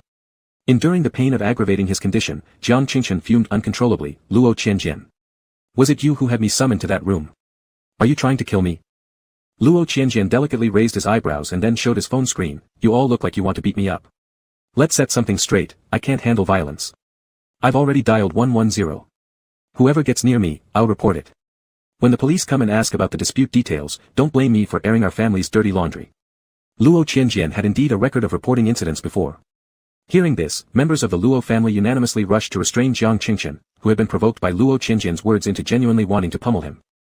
Amidst this chaotic scene, Luo Qianjian silently reflected, finding it fascinating how he seemed to be the only one mindful enough to consider calling the police within this peculiar social circle.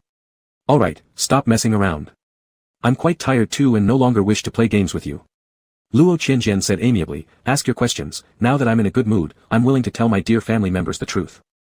However, before anyone else could ask, Luo Qianjian continued on his own, for example, the room arrangements for all the elders and siblings tonight were indeed deliberately made by me. Also, Aunt Lu, Yushen, Dongyi, and Mr. Jiang who weren't originally invited, they were all personally invited by me and directed to various rooms. Surprising, isn't it? He Ruiyan's face was full of anguish, Qianjian, why did you do this? For fun, replied Luo Qianjian lightly. Thanks to me, how lively was tonight's engagement banquet, wasn't it? Lively? Your kind of lively is treating us all as your toys and making us lose face in front of each other, right? Asked Luo Hufeng coldly. Luo Qianjian smiled faintly, brother, this statement sounds a little strange. I just invited a few guests, it's not like I made you go crazy and lose your dignity. Did you arrange that Jiang guy to be in my room? Li Jijin gritted his teeth. Luo Qianjian calmly countered, so what if I did? Mr. Li Ershao, was it me who told you both to destroy the room and end up in bed? You. Li Jijin was left speechless. Luo Qianjian continued composedly, also, Shanting and Mr. Li, yes, I arranged for you two to share the same room, but did I tell you both to sleep together? Father, did you and Aunt Lu clarify Qingqing's background properly or how did you end up talking about it in bed? Oh, right, the paternity test report wasn't brought by Aunt Lu. Don't blame her for that.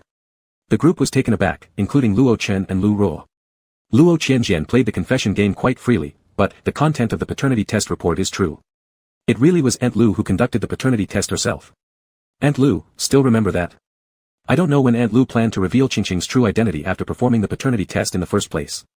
I'm more impatient, so I had someone look up the testing agency and print another copy of the same report, which I helped bring out today for Aunt Lu. No need to thank me. Seeing He Ruian getting upset again, Luo Qianjian quickly interjected with care, Mom, did Shouqi make you happy? He Ruian suddenly looked embarrassed. Luo Qianjian said leisurely, indeed, he wasn't arranged by second sister for you. It was me who acted generous with second sister's expense and arranged it, obviously she didn't mind. However, I never arranged for either of you to end up sleeping together.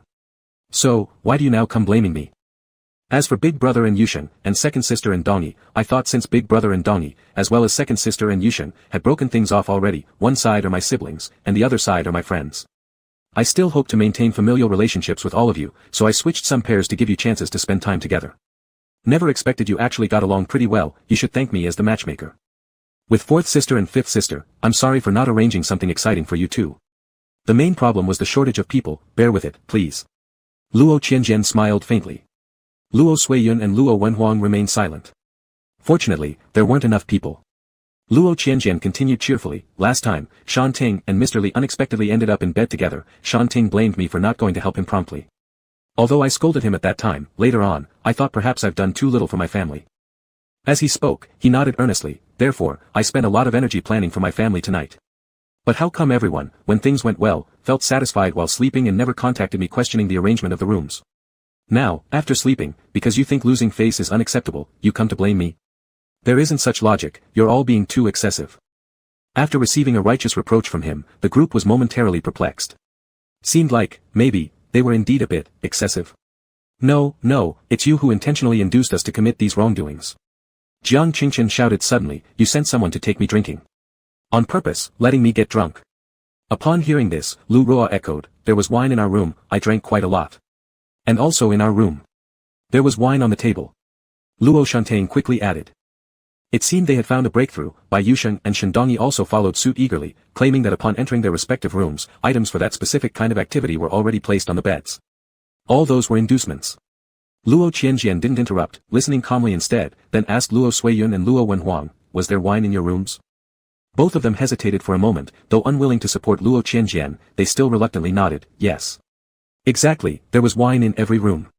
The only difference was that Big Brother and second sister's rooms had a few extra useful tools since they both had their lovers around. Isn't it considerate of me?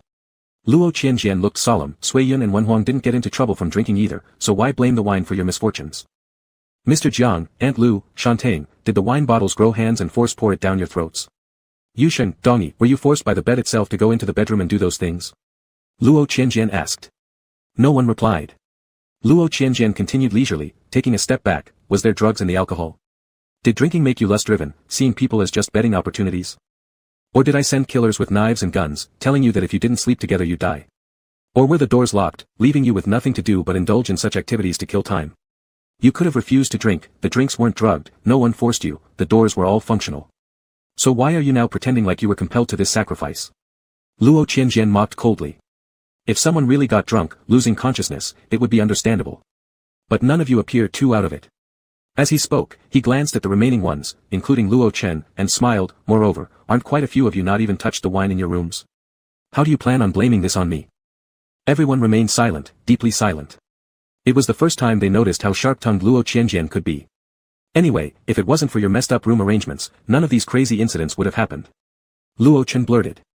Luo Qianjian raised an eyebrow, Dad, if you want to say that, then how about we make these incidents public and see what others think? You dare. Luo Qianjian, don't overstep your bounds. Luo Chen immediately said weakly.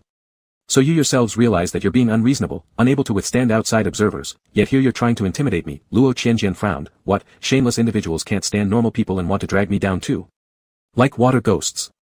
Luo Chen trembled, pointing at Luo Qianjian, you. Wretch. Disobedient son. I understand, someone like me who refuses to follow the flow is indeed prone to slander and rejection, Luo Qianjian sighed, it can't be helped. Enough. Qianjian. Don't be excessive. He Ruyan shouted. Luo Qianjian arched an eyebrow, Mom, isn't your statement a bit too much? Wasn't it you all coming to pick a fight with me? Now that you can't counter my debate, you start accusing me of going too far. Relax, Dad hasn't passed out yet. These words of mine weren't as impactful as what Mr. Li Ershao said during the coming-of-age ceremony about giving Shantang a check. Oh, right, did Mr. Li Ershao give Mr. Jiang a check? Never mind, mutual accusations aren't good anyway. Even if it's not tit for tat, after sex, issuing checks doesn't sound very decent either, seems a little illegal too. By the way, what about the betrothal between Shantang and Mr. Li Ershao? Cheating on each other on the engagement night, it's pretty ugly. But fortunately, they haven't married yet. There's still flexibility unlike you two parents. You've cheated already, and as a son, I'm deeply hurt. I'm curious, will you forgive each other or divorce? If you choose forgiveness, Mom, you're still short of one illegitimate child to match Dad. After speaking so much, Luo Qianjian praised himself for worrying so much about the family, then stood up to pour himself a glass of water. He sipped the water slowly, observing his relatives and friends with interest. The relatives and friends were silent as death. Chapter 33. Not until Luo Qianjian finished drinking his water slowly and deliberately did anyone in the living room finally respond, except perhaps for the heavy breathing of an indignant Luo Chen. So no one wants to talk. Luo Qianjian put down his cup with feigned interest, didn't you come to me specifically to solve problems? I'm willing to help by pointing out key issues and asking for your thoughts so we can resolve things. Why aren't you cooperating? It must be that he wasn't specific enough. Classmate Jiang Qingchen, do you need young Master Li to take responsibility for you? Luo Qianjian started with a gentle smile from apartment 2901. Just as over a month ago when Luo Qianjian accompanied Luo Suichun to school, and Jiang Qingchen saw him for the first time, Jiang Qingchen had thought then that Luo Qianjian was particularly pleased with him. But now seeing Luo Qianjian's smiling face, anger surged within Jiang Qingchen alongside a sudden unease. I don't need anything from you. Jiang Qingchen shouted. Just then, Li Zhijin also chimed in with full disdain, why should I take responsibility? Luo Qianjian maintained a calm, impartial demeanor and asked Li Zhijin again, then does young Master Li need Jiang Qingchen to take responsibility? Li Zhijin almost threw up at the mere suggestion, never. Jiang Qingchen also expressed full aversion on his face like just before, I definitely won't. Alright, it seems young Master Li and classmate Jiang have reached a consensus, finalizing how they plan to handle tonight's incident, nodded Luo Qianjian. Jiang Qingchen gritted his teeth and growled, that's enough. Luo Qianjian, what exactly have I done to offend you? Isn't it just because I dated Luo Suichun? Wasn't that banner at the school earlier also your doing? Is that not enough for you? And you still humiliate me this way. You didn't forget me in today's spectacle, truly thank you. Luo Qianjian smirked gently, you're welcome. Jiang Qingchen nearly exploded in fury, Luo Qianjian you. How is it starting to anger again, Jiang classmate? Your emotions are so unstable, no wonder Suichun previously cried and begged me to help her break up with you, Luo Qianjian sighed lightly. Luo Suichun bit her lip, although she resented Luo Qianjian unnecessarily dragging her into this, but she truly feared his eloquent mouth. Moreover, Luo Qianjian was speaking the truth, so she decided not to argue and instead looked away, avoiding Jiang Qingchen's glaring eyes. Jiang Qingchen's brows furrowed with rage, feeling ready to vomit blood, turned and walked away, slamming the door loudly. Luo Qianjian slightly raised an eyebrow, it turns out I misjudged you, Jiang classmate. You're quite angry, yet you still remember to close the door, what a good boy. The others. How can you even say that? Let's get back to the matter at hand. Next would be Shan Ting and the senior Master Li, which is indeed somewhat troublesome. Shan Ting, do you wish to continue maintaining your marital contract relationship with young Master Li? Luo Qianjian remembered the main issue very reliably. Luo Shantang bit her lips, glancing at Li Zhijin, then at Li Jifeng, feeling extremely torn and distressed. Luo Wenwan observed his reaction and snorted coldly.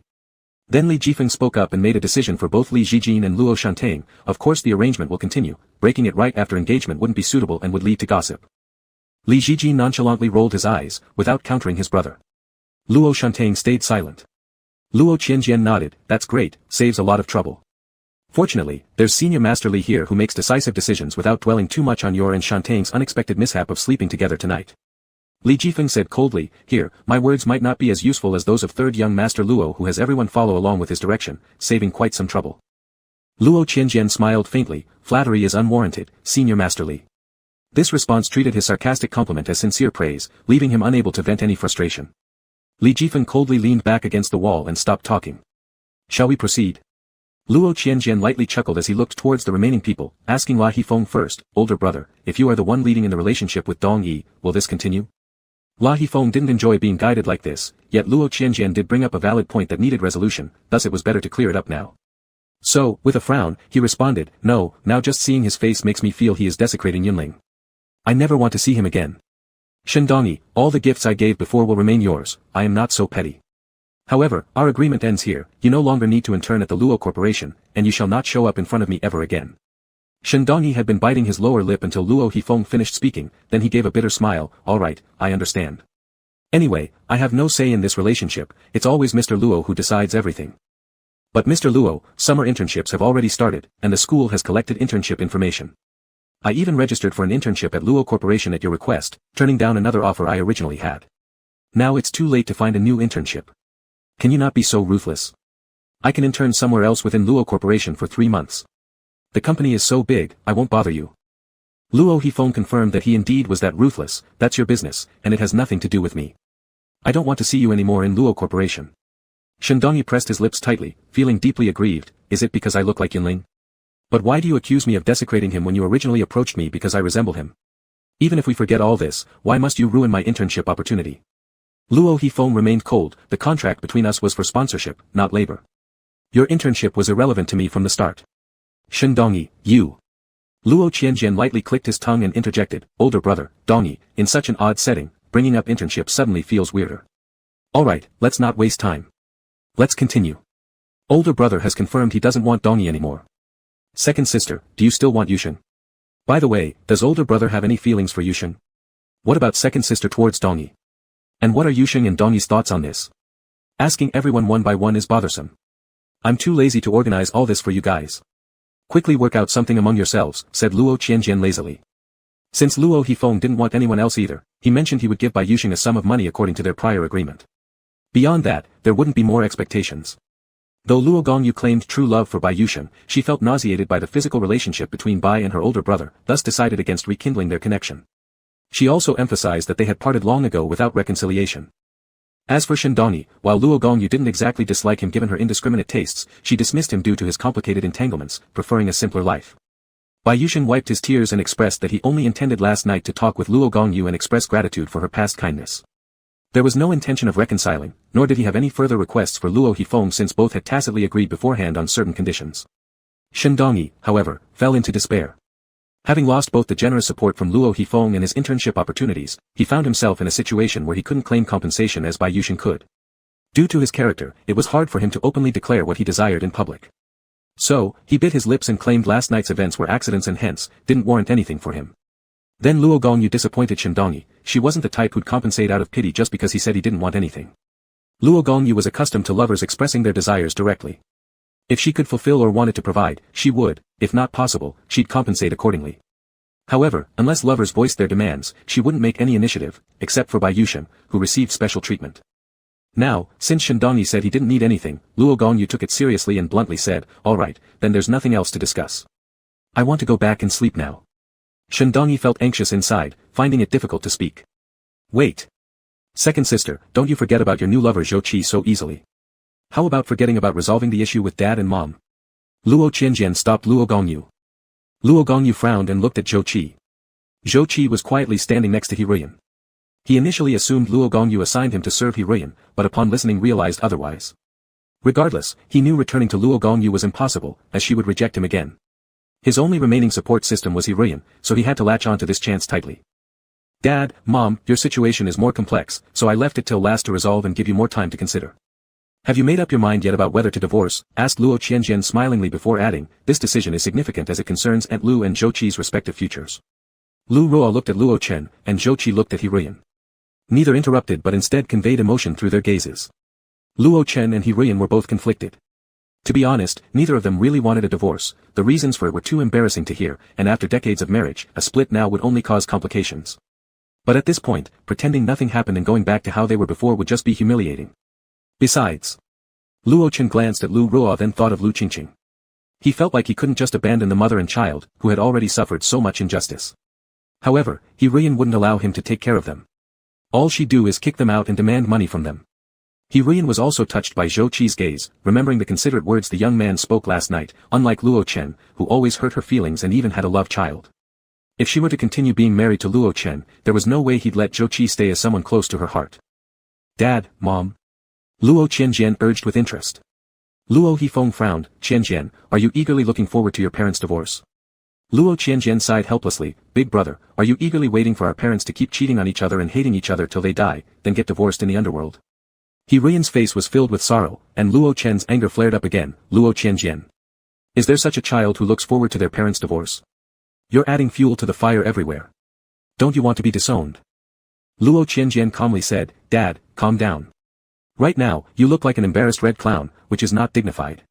The veins on Luo Chen's forehead bulged. Damn brat. Looks like I must disown you to stop your insolence. Not possible, Dad, Luo Qianjian said composedly. Letting other families mock us is one thing, but the key is that if you disown me, it will go against the family tradition. I haven't done anything disrespectful to our ancestors, so for you to make such an anti-ancestral decision, I don't know if your conscience allows it, but definitely not grandfather and grandmother's will. Luo Chen was about to curse when he suddenly remembered the will he never cared about before. At once, it was as if his throat was gripped. Luo Chen's parents, that is, Luo Qianjian's grandparents, left a will before they passed away stating that Luo Qianjian would inherit the family mansion and the 10% shares of Luo Corporation still in their possession at the time. Over the years, although Luo Chen and He Ruiyan have redecorated the old house into a castle-like style, fundamentally it is still the old mansion and hasn't lost its original status. As for the 10% stake, although it might seem significant but not overwhelming, within the complex board structure of the large Luo Corporation, these stakes held a very important position. When Luo Qianjian's grandparents were still alive, although they handed over the control of Luo Corporation to their only son, Luo Chen, they did not hand over all their shares. Instead, they retained 10%, just in case. Later, the will selected their only blood-related grandson, Luo Qianjian, as the inheritor. At that time, since Luo Qianjian was still too young, the shares and the family mansion were temporarily managed by Luo Chen until Luo Qianjian turned 18 and became legally an adult to reclaim them. At the time, Luo Chen was furious about the will. He could not understand why his parents weren't completely trusting him with everything. But as time went by, he forgot about the existence of the will and continued to manage it, making all the decisions. When Luo Qianjian turned 18, although the lawyer reminded him, Luo Chen still didn't return the shares or the mansion, claiming that his son was young and frail and wasn't suitable to take on such a heavy responsibility yet. Besides, shouldn't the family head be the one to inherit the mansion? How could Luo Qianjian become the heir?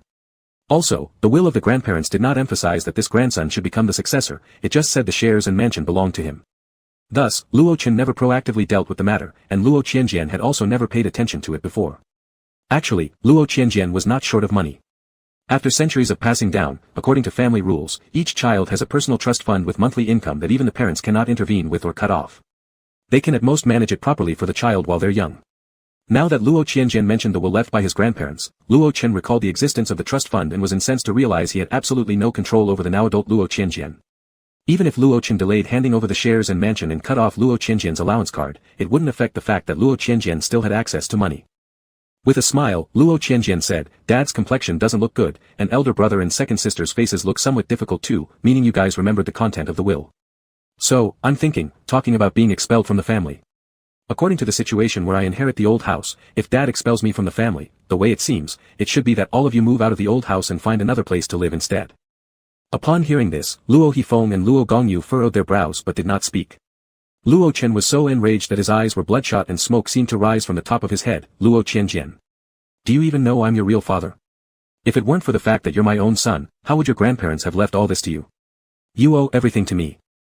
Dad, you shouldn't say things like that, Luo Qianjian said helplessly. By your logic, why didn't grandfather and grandmother leave everything directly to you instead of bypassing you and leaving it to their grandson who was just a few years old at the time? Of course, there is the factor of blood relation. But even though grandfather and grandmother weren't satisfied with you as their son, they still let you inherit the Luo family because of blood ties, which you accepted without hesitation. Then why can't I be justified in receiving something they also left for me out of blood relation? Isn't that what you've always taught me through example? You, Luo Chen's blood pressure surged, and he fainted again from anger. Everyone rushed forward. Dad. Li Jifeng also showed polite concern. Is Uncle Luo alright? Standing outside the crowd, Luo Qianjian sighed. Dad really can't handle things these days. Luo Hifeng glared at him. Qianjian, is property your ultimate goal? Even seeing Dad faint didn't make you back down a bit. Luo Qianjian raised an eyebrow and replied calmly, Big brother, saying that really hurts me. It was Dad who first mentioned kicking me out of the family, so I had to bring up the will to protect myself. My ultimate purpose is simply to gather our loved ones together. How am I wrong? Of course, gather together, but not like a funeral hall. But I'm worried that if you don't send Dad to the hospital now, it might really end. Ah, go on, I need to catch some sleep. Hirian was shocked. Qianjian, you made your dad this way, and you're not going to the hospital with us. What about your conscience? Mom, think rationally for a moment. What if dad wakes up suddenly and sees me, gets angry again, and passes out once more? I'm actually considering dad's well-being. Turning towards the bedroom, Luo Qianjian continued, besides, everyone has slept soundly except me. I haven't slept enough yet. Also, Mom, since dad is unconscious and we've got some time, why don't you consider whether you want a divorce? If not, we should find a time to bring Qingqing home, after all, dad's biological son. I'm very generous, I don't mind having a half-brother. Hirian felt like she could pass out too from frustration. Chapter 34. Although it was a make-up sleep, Luo Qianjian's years-long habit of going to bed early and waking up early still prevailed, so he didn't sleep for long in his room. He woke up again around 10 o'clock. After calling the driver responsible for picking him up, when the driver arrived, Luo Qianjian went downstairs and left the hotel. He then visited a law firm before returning to the old Luo family residence for lunch. After lunch, he took a walk, returned to the room for a half-hour nap, and after waking up, Luo Qianjian called the housekeeper to give some instructions. Then he set off for the hospital where Luo Chen was staying. He calmly made his way to the hospital and passed by the nurses' station where he overheard some nurses complaining. Do you know what the patient's relative from that ward just said to me?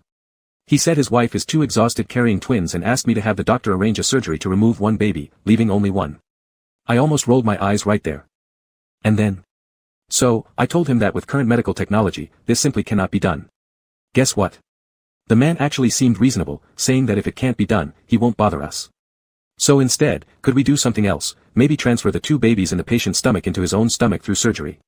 True love, haha. Isn't that true love? It's like making a pair. I reckon any normal person would find how ridiculous that sounds. I even suspect this family member is deliberately babbling nonsense, just saying things everyone knows are impossible, just to make the patient feel cared about somehow. But believe it or not, the patient was deeply touched, expressing that she'd want to give birth to 8 more babies, enough for the whole family, a dozen altogether. The family member assured her that all pregnancies would be handled by him. Oh, they were embracing like a handsome couple, it was impressive. Sigh, nothing can be done. These days, rich people seem to have strange minds. I once met a case where the patient had panda blood, rare Rh-negative blood, and the family member, who happened to be a CEO, insisted on immediately arranging for a panda to be brought over to wait outside the operating room as backup, even bringing an extra strong panda in case the blood wasn't enough. Nothing could stop him, a simple appendectomy turned into something like a funeral ritual. Don't get me started.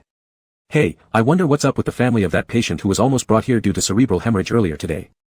I heard them pass by, first the patient having an affair, then the patient's wife also having one. Apparently, both their lovers have come along. They've been in the ward all day and haven't left yet, it's chaos. Luo Qianjian slowed down and listened for a moment, then smiled faintly. Last night, after being rushed to the hospital due to fainting, Luo Chen was taken there. Except Shen Dongyi and Bai Yuxing who stayed behind at the hotel and did not follow, the others all came along. Brothers Li Jifeng and Li Jijin stayed for a while, meeting social obligations, then left. After ensuring Luo Chen was fine, Luo Hefeng and Luo Gongyo returned to the Luo family home and then went to work during business hours. None of them were currently in the ward. As for the others, Hirian and her 3 children who had just finished the college entrance exam and had free time remained in the ward. Also present was Lu Ruo, Luo Chen's lover, and Zhou Qi, who pleased Hirian immensely. It just so happened that when Luo Qianjian arrived at the ward, Luo Chen had awakened. Lu Ruo hurried forward anxiously, asking, Chen Gu, are you alright? Luo Suiyun, Luo Wenwan, and Luo Shantang pushed her aside and sarcastically said, does it matter whether you care about dad? Lu Ruo looked helplessly and pitifully at Luo Chen lying on the bed. Hirian watched coldly, neither stepping forward to express concern nor losing control to curse or throw things anymore. Zhou Qi remained beside her gently, speaking affectionately, that's right.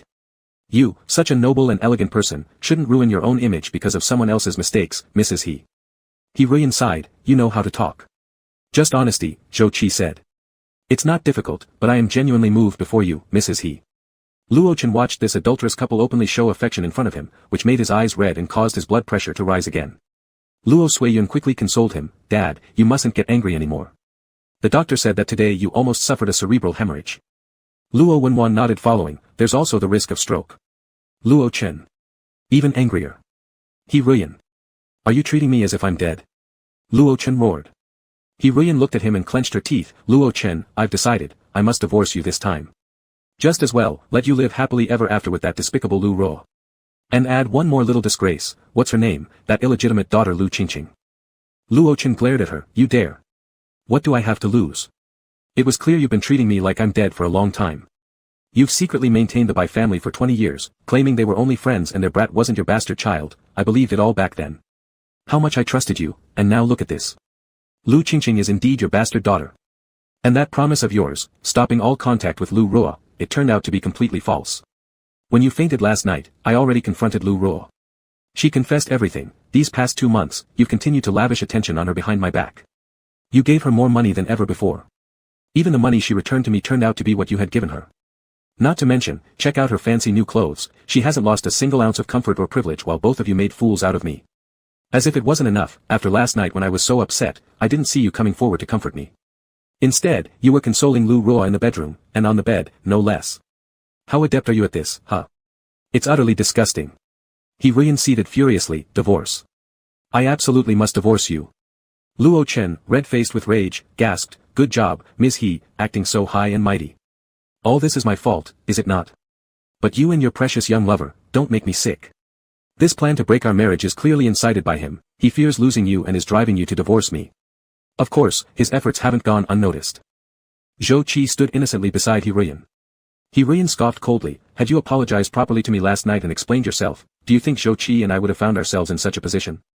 Luo Chen, how disgraceful can you get? Do you really think I'll keep enduring a cheating man who fathered illegitimate children, a walking corpse almost buried in its grave? Don't even try to say you still love me despite your infidelity, that's too ridiculous. Enraged and breathless, Luo Chen snapped, He Ruyan. How dare you? Fine, let's go ahead with the divorce if that's what you want. Do you think someone like me cannot find any woman I desire? Why should I hang on to an old bent tree like you? And let me tell you one thing, you will not take a single cent from me. The wealth belongs to the Luo family, it has nothing to do with you. And why should I? He Ruyan retorted fiercely, I've been married to you for decades, there's ample joint marital property that's rightfully mine. Do you think I'm still the naive girl who'd be swayed by mere words and walk away empty-handed like in the past? Luo Chen pounded the bed fiercely, so you're planning to split my fortune and live happily ever after with your toy boy? Not a chance unless I'm dead. Father, please don't work yourself up so much, what if something happens? At this moment, Luo Qianjian pushed open the door, having watched the scene silently from outside. With a bright smile, he entered the room. Breathless, Luo Chen couldn't respond immediately. Big brother, said Luo Suiyun anxiously, you're here. Please stop fanning the flames. Mom and Dad are about to divorce, you need to mediate quickly. Luo Wenwan muttered under her breath, Big brother isn't going to help at all, he's actually hoping the whole family disbands sooner rather than later. Back at the hotel, he already criticized everyone present, showing no concern even as father collapsed. He just slept through it, coming here only now. Echoing her, Luo Shantang chimed in, that's true. Big brother seems to harbor resentment against our family, he appears content seeing mom and dad divorced. If anything, he'll likely ruin things further instead of helping reconcile them. Before this, Luo Wenwan and Luo Shantang, twin brother and sister, always had the closest relationship within the Luo family. Thanks to what happened at the hotel the night before, Luo Wenwan now constantly thought about how her brother, without hesitation, sought pleasure with 2 men, completely disregarding her feelings. She felt extremely irked by this. Don't talk like me. Luo Wenwan glared at Luo Shantang. Feeling wronged, Luo Shantang lowered his head, sister, are you still mad at me because of what happened between me and Ji Feng? But, it was his own choice. This response deepened Luo Wenjuan's anger. With cutting sarcasm, she shot back, his choice didn't stop him from giving way to Li Jijin, did it? Looking dejected, Luo Shantang whispered, sis. Putting him down firmly, Luo Wenwan declared disdainfully, you don't understand, unlike you, I hate filth. From now on, both Li Jifeng and Li Jijin belong to you, I won't even cast a glance their way again. Have fun playing around with them, see which of them eventually wants you. Luo Shantang murmured brokenly, sister. He Ruyan frowned slightly, children, you shouldn't speak to each other like that. From his hospital bed, enraged once more, Luo Chen slammed his fists again. Shut up. Stop making noise, it's unbearable how restless you all are. Nodding seriously, Luo Qianjian echoed solemnly, exactly. Stop making noise, don't you see that mom and dad are discussing important matters right now? Luo Chen and He Ruyan choked on their rebuttals. Continuing calmly, Luo Qianjian added, speaking of which, since both of you plan to get divorced and involve the division of assets, I'd like to inform you of something. Earlier this morning, I visited the law firm and spoke with the lawyer in charge of executing grandfather and grandmother's will. Without a hitch, Attorney Qin should finish organizing the materials and reach out to father at the latest by tomorrow for the handover. Furious, Luo Chen snarled, Luo Qianjian, you've truly grown wings. Luo Qianjian smirked, Dad, it's originally mine. I'm just taking back what belongs to me, so I hope you can cooperate a little. Otherwise, when the will is made public and executed by force, it'll be awkward for everyone. Luo Chen, furious, leaned back. Since he was already sitting on the hospital bed, leaning back only meant sinking further into his pillow. The three younger siblings Luo Suiyun, Luo Wenwan, and Luo Shantang, who were standing around the bedside, initially thought that Luo Chen had fainted from anger again. But upon closer inspection, they saw that he hadn't. Instead, his face was red with fury, veins popping as he struggled to sit up once more. Luo Qianjian. You're my wonderful son. Luo Qianjian chuckled lightly, I think so too. In fact, when Luo Qianjian turned of age, Attorney Qin not only contacted Luo Chen but also reached out to Luo Qianjian himself. However, Luo Chen acted as though there was no will, and at that time, Luo Qianjian didn't want to cause trouble with the family either, so nothing was said. But now, Luo Qianjian considered that regardless of whether it was necessary or if he cared, his possessions should be in his own hands. There's no reason for someone else to benefit from them. By the way, Dad, Luo Qianjian added casually, I've asked Attorney Qin. Over these years, the dividends from my 10% stake in Luo Group have never been given to me. That will also need to be settled during the handover. Even father and son need clear financial transactions. Luo Chen shouted angrily, you've become a money-obsessed fiend. Luo Qianjian, did our family ever withhold any expenses for you? Are you trying to make us settle every cent just to ruin our family? Dad, Luo Qianjian sighed helplessly but remained calm, that's totally unreasonable. It's not like I forced you to cheat. Besides, how much of what I spent actually came from you? Definitely less than what you gave Aunt Lu and her family. Since He Ruiyan and Luo Chen mentioned divorce earlier, Lu Ruo had quietly stood next to the bedside table without uttering a word. When mentioned again, she merely glanced at Luo Chen, unable to say anything.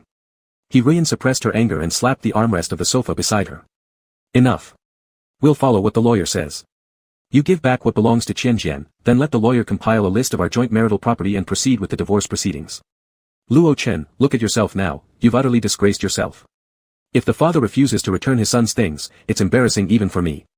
He Ruiyan reflected that since she would be divorcing Luo Chen, even if she managed to get her share of their joint marital assets, the portions under Luo Chen's control that rightfully belonged to Luo Qianjian wouldn't fall into her hands anyway. Moreover, given Luo Qianjian's current temperament, obtaining those belongings might lead to endless troubles. In short, it was better to help Luo Qianjian reclaim what was his rather than let Luo Chen take advantage of the situation. After all, Luo Qianjian was her biological son, it wasn't letting valuable resources flow outside the family. Through gritted teeth, Luo Chen snapped, what do you mean, He Ruiyan? And what about all of you looking at me like this? When did I ever say I wouldn't return what belongs to Luo Qianjian? I was just talking nonsense out of anger. Enough. All of you get out of here. You seem happy enough for me to die from anger. Now that mom and dad are divorcing, and the will's execution has been notified, it's time to leave. Luo Qianjian nodded slightly and turned to walk away without hesitation. It wasn't exactly visiting the sick, investigating whether the old man was dead seemed a better description. If he weren't dead yet, saying some blood pressure-raising words could perhaps finish him off. Luo Chen coughed in rage. He Ruiyan furrowed her brows slightly, feeling both disdain and annoyance. Just then, Zhou Qi interjected gently, Madam, since Mr. Luo has already woken up, and you've stayed here for so long, it seems your duties are fulfilled. Now that Mr. Luo has ordered us to leave, we might as well go too. There are many germs in hospitals, and staying longer is unnecessary. He Ruiyan nodded and left with Zhou Qi. Zhou Qi's sweet talk cheered her up so much that she lost interest in minding Luo Chen and Lu Ruo altogether. They were getting divorced after all. Luo Suiyun, Luo Wenwan, and Luo Shantang looked alternately at Luo Chen lying in the hospital bed and at the retreating back of He Ruiyan. Finally, Luo Suiyun broke the silence, Dad, rest well. We'll go home for a bit. We didn't sleep well last night and could use some rest before coming back to see you. Luo Wenwan and Luo Shantang quickly chimed in agreement. Luo Chen clearly saw through their reluctance to stay and bellowed with righteous fury, get out. All of you, get out. And so, Luo Suiyun, Luo Wenwan, and Luo Shantang scampered off. Now, only Lu Ruo was left in the ward. She called softly, Chen Gu. Unexpectedly, Luo Chen shouted at her too, you get out too. Tears immediately fell from Lu Ruo's eyes as she choked on her words, Chen Gu, scold me if you want. It's all my fault. Otherwise, Sister Ruiyan wouldn't have gotten so angry and insisted on divorcing you. I know you're upset now, and whatever you say, I'll bear it willingly. Seeing Lu Ruo like this, Luo Chen softened a bit and said, it's not entirely your fault either, I was just too angry earlier. He Ruiyan, with the mindset that she would soon be divorced anyway and only cared about being happy herself, directly took Zhou Qi back to the old Luo family residence, interrupting the servants who were still moving items. What exactly are you moving? He Ruiyan asked Manager Wang as she naturally prepared to enter the main house. Manager Wang reluctantly stopped her, Madam, according to the will left by the late Sir and Madam, the old Luo family estate belongs solely to Master 3. He wants to live in the main residence alone, so he has instructed us to move you, Sir, and the other 5 young masters and miss to other houses. The trio of Luo Suiyun, slightly lagging behind and just returned to the Luo estate, reacted just as shockingly as He Ruiyan when they heard this, unable to believe it. Luo Shantain questioned in shock, Big Brother 3 is forcing us out. Manager Wang, no, young Master 3 said since we're still family here with the surname Luo, he wouldn't kick his own parents or siblings out of the house. He just wants everyone to move to the auxiliary residences. Luo Wenwan couldn't believe it, how could Big Brother 3 do such a thing? If our grandparents knew what he did, they would definitely never leave him the old estate. And all of you, why are you just following Big Brother 3's words? He's merely one of the sons, not the head of the Luo family. Manager Wang also sighed helplessly, but Miss 5, Master 3 is indeed the rightful owner of the old estate. We are merely its servants. Of course, our employer has always been the Luo family, specifically through the Luo Family Foundation that covers our salaries. The person who can decide whether to hire, fire, adjust wages, or bonuses is the actual owner of the Luo home, which now follows Master 3's arrangements. We sincerely apologize, but please understand, all we do is follow orders. Manager Wang extended his arm to guide them, if you don't mind, I can take you to your new auxiliary residences. Everything belonging to Mr. Luo, Mrs. Luo, and all the young masters and misses has already been moved there, kept as intact as possible. Should anything be missing, you may inform the servants.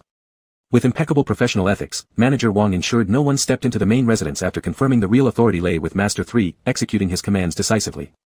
He Ruiyan and the 4th, 5th, and 6th lords of the Luo family had no recourse. With Luo Qianjian not present to argue with, they could only follow Manager Wang to see their new auxiliary residence.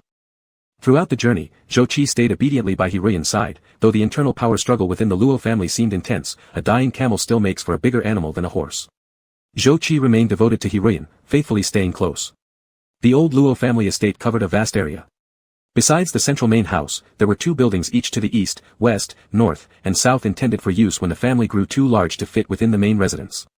These 8 buildings surrounded the guest quarters.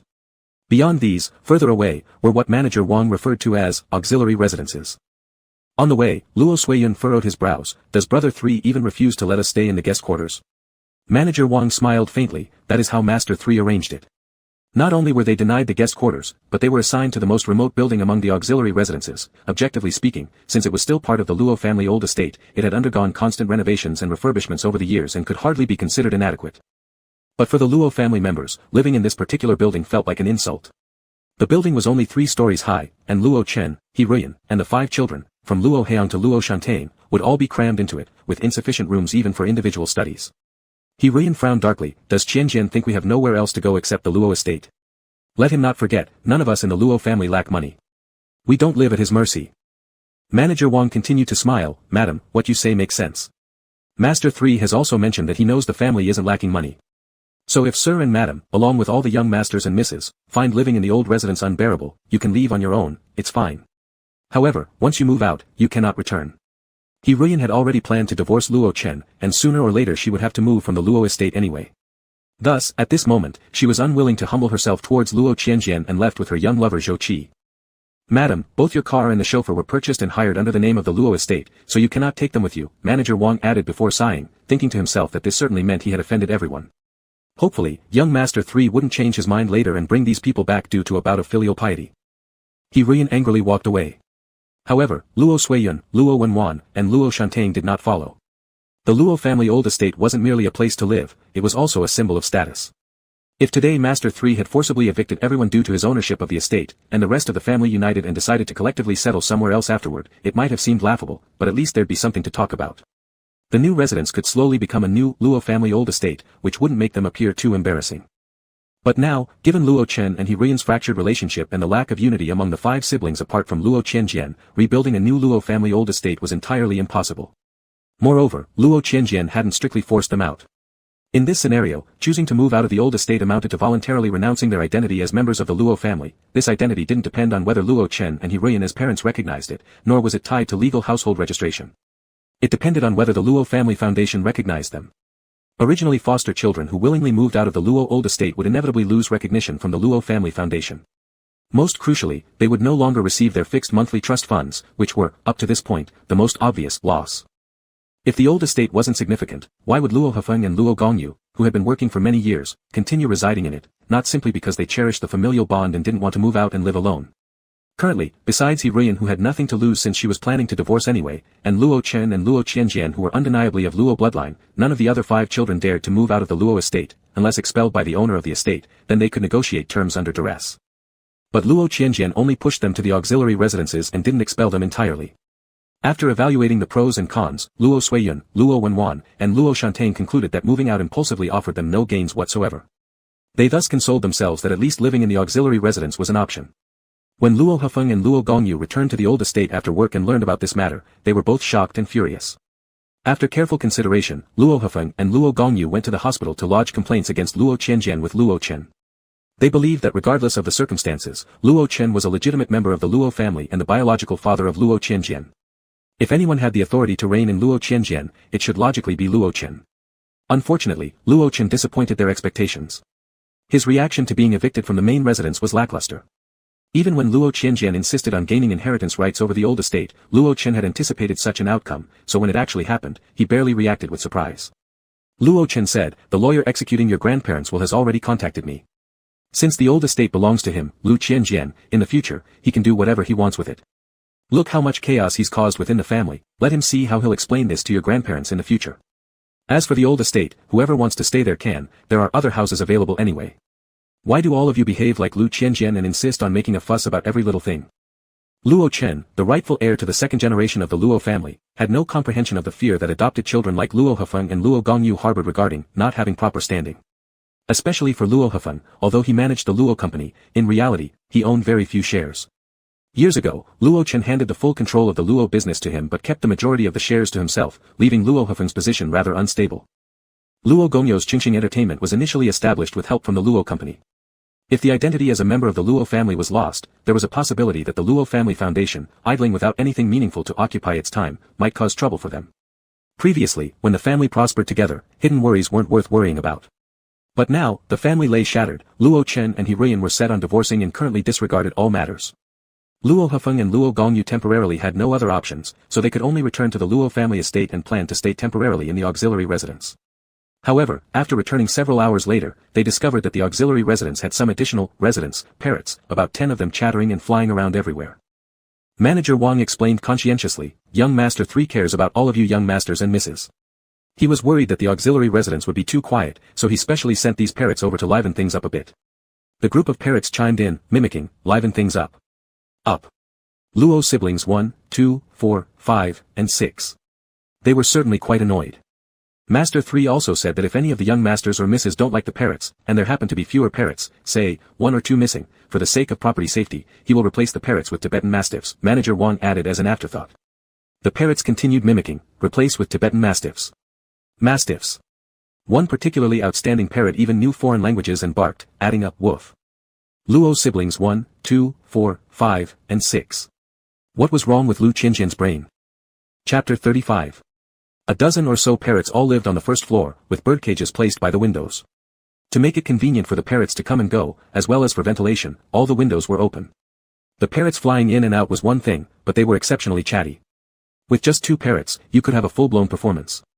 Now with over 10 of them together, the noise was enough to drive someone crazy. Luo Hefeng and the others wanted to eat dinner and then retreat to their rooms, better to avoid what they couldn't resist. However, during the meal, the parrots came to interfere, flapping their wings, sometimes flying onto the dining table, other times straight to people's heads. Eat.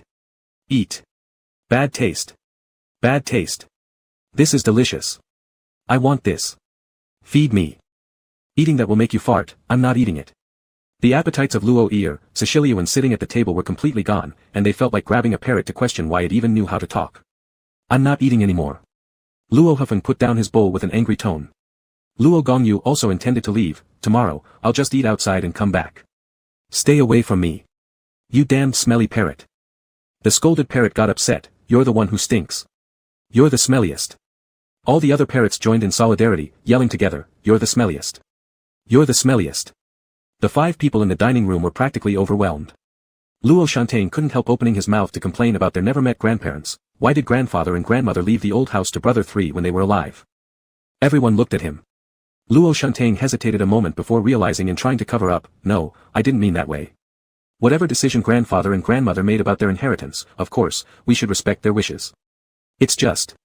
I can't quite figure it out, because brother 3 was only a few years old back then. Why did grandfather and grandmother choose to bypass dad and give the old house, a place so significant, and the company shares to brother 3? When brother 3 mentioned the will, wasn't there also something about how grandfather and grandmother weren't too satisfied with dad? I'm just curious because although sister and I hadn't been adopted yet, at home we had elder brother, second sister, third brother, and fourth sister, for children. Yet, grandfather and grandmother only left everything to brother 3. Luo Wenhuan and Luo Shantain were adopted after the death of the old couple and had never interacted with them, so they were unclear about the past events. Luo Hufeng looked somewhat solemn, the attitude of our grandfather and grandmother towards dad as their only son. Although grandfather and grandmother were married through a business arrangement, they did not act irresponsibly, reportedly treating their marriage and business respectfully and properly managing both. However, when dad was young, he was overly womanizing, which made grandfather and grandmother somewhat disappointed in his behavior. But since he was their only son, they still handed over the company to dad. Luo Gongyu chuckled lightly and followed up with his answer, Shantain, no matter how many grandchildren there are, only Qianjian is the true member of the Luo family. Grandfather and grandmother left only Qianjian the inheritance, including the ancestral home traditionally meant for the family head, all given to Qianjian. Don't you get it? Why would they do this? Luo Shantain turned pale, that's right. They must have hoped that the old house of the Luo family wouldn't fall into outsiders' hands, because if they had given it to dad, he wouldn't be as committed to preserving the Luo family bloodline as they were. He might not necessarily pass it on to brother 3, much like how dad chose to let elder brother take charge of the company instead. It's been so long I've gotten used to thinking of everyone as part of the Luo family, and mom and dad have never mentioned any difference between adopted and biological kids. I forgot earlier. Luo Suishuan mused, now that you mention this, it makes me wonder. Was brother 3 dissatisfied when mom and dad adopted us? That's why he targeted them too. The group wanted to continue the discussion, but the parrots had heard so much already and couldn't wait to mimic again.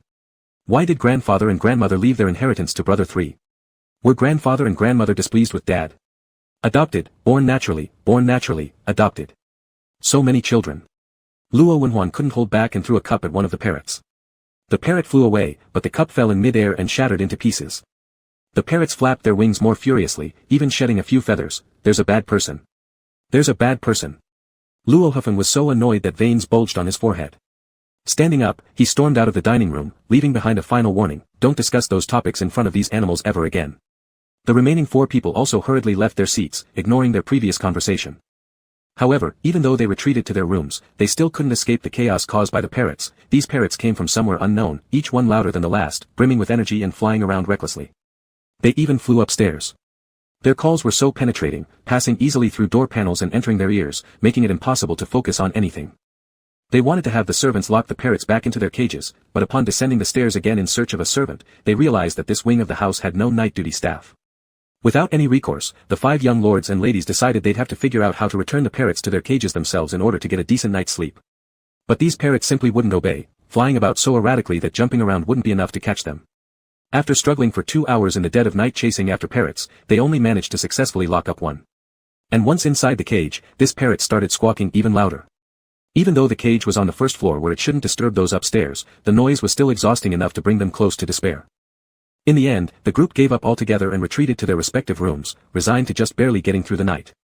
The next morning, Luo He and Luo Gong left the old family residence early. That day, they each selected assignments from their companies that required relocations or even international postings, officially leaving the city and suspending their stay at the old residence. But Luo Sui, Luo Wen, and Luo Shen couldn't do that. They had just finished their college entrance exams not long ago, and the results hadn't even come out yet. There wasn't much legitimate excuse they could make. Even traveling somewhere might be considered reasonable, but with Luo Chen still in the hospital and Hiro filing for divorce, with uncertainties remaining at home, although they all felt suffocated living together with the parrots in the side residence, they also felt unable to leave too far away without ease. And what good would temporarily stepping out and hiding for a few days do anyway?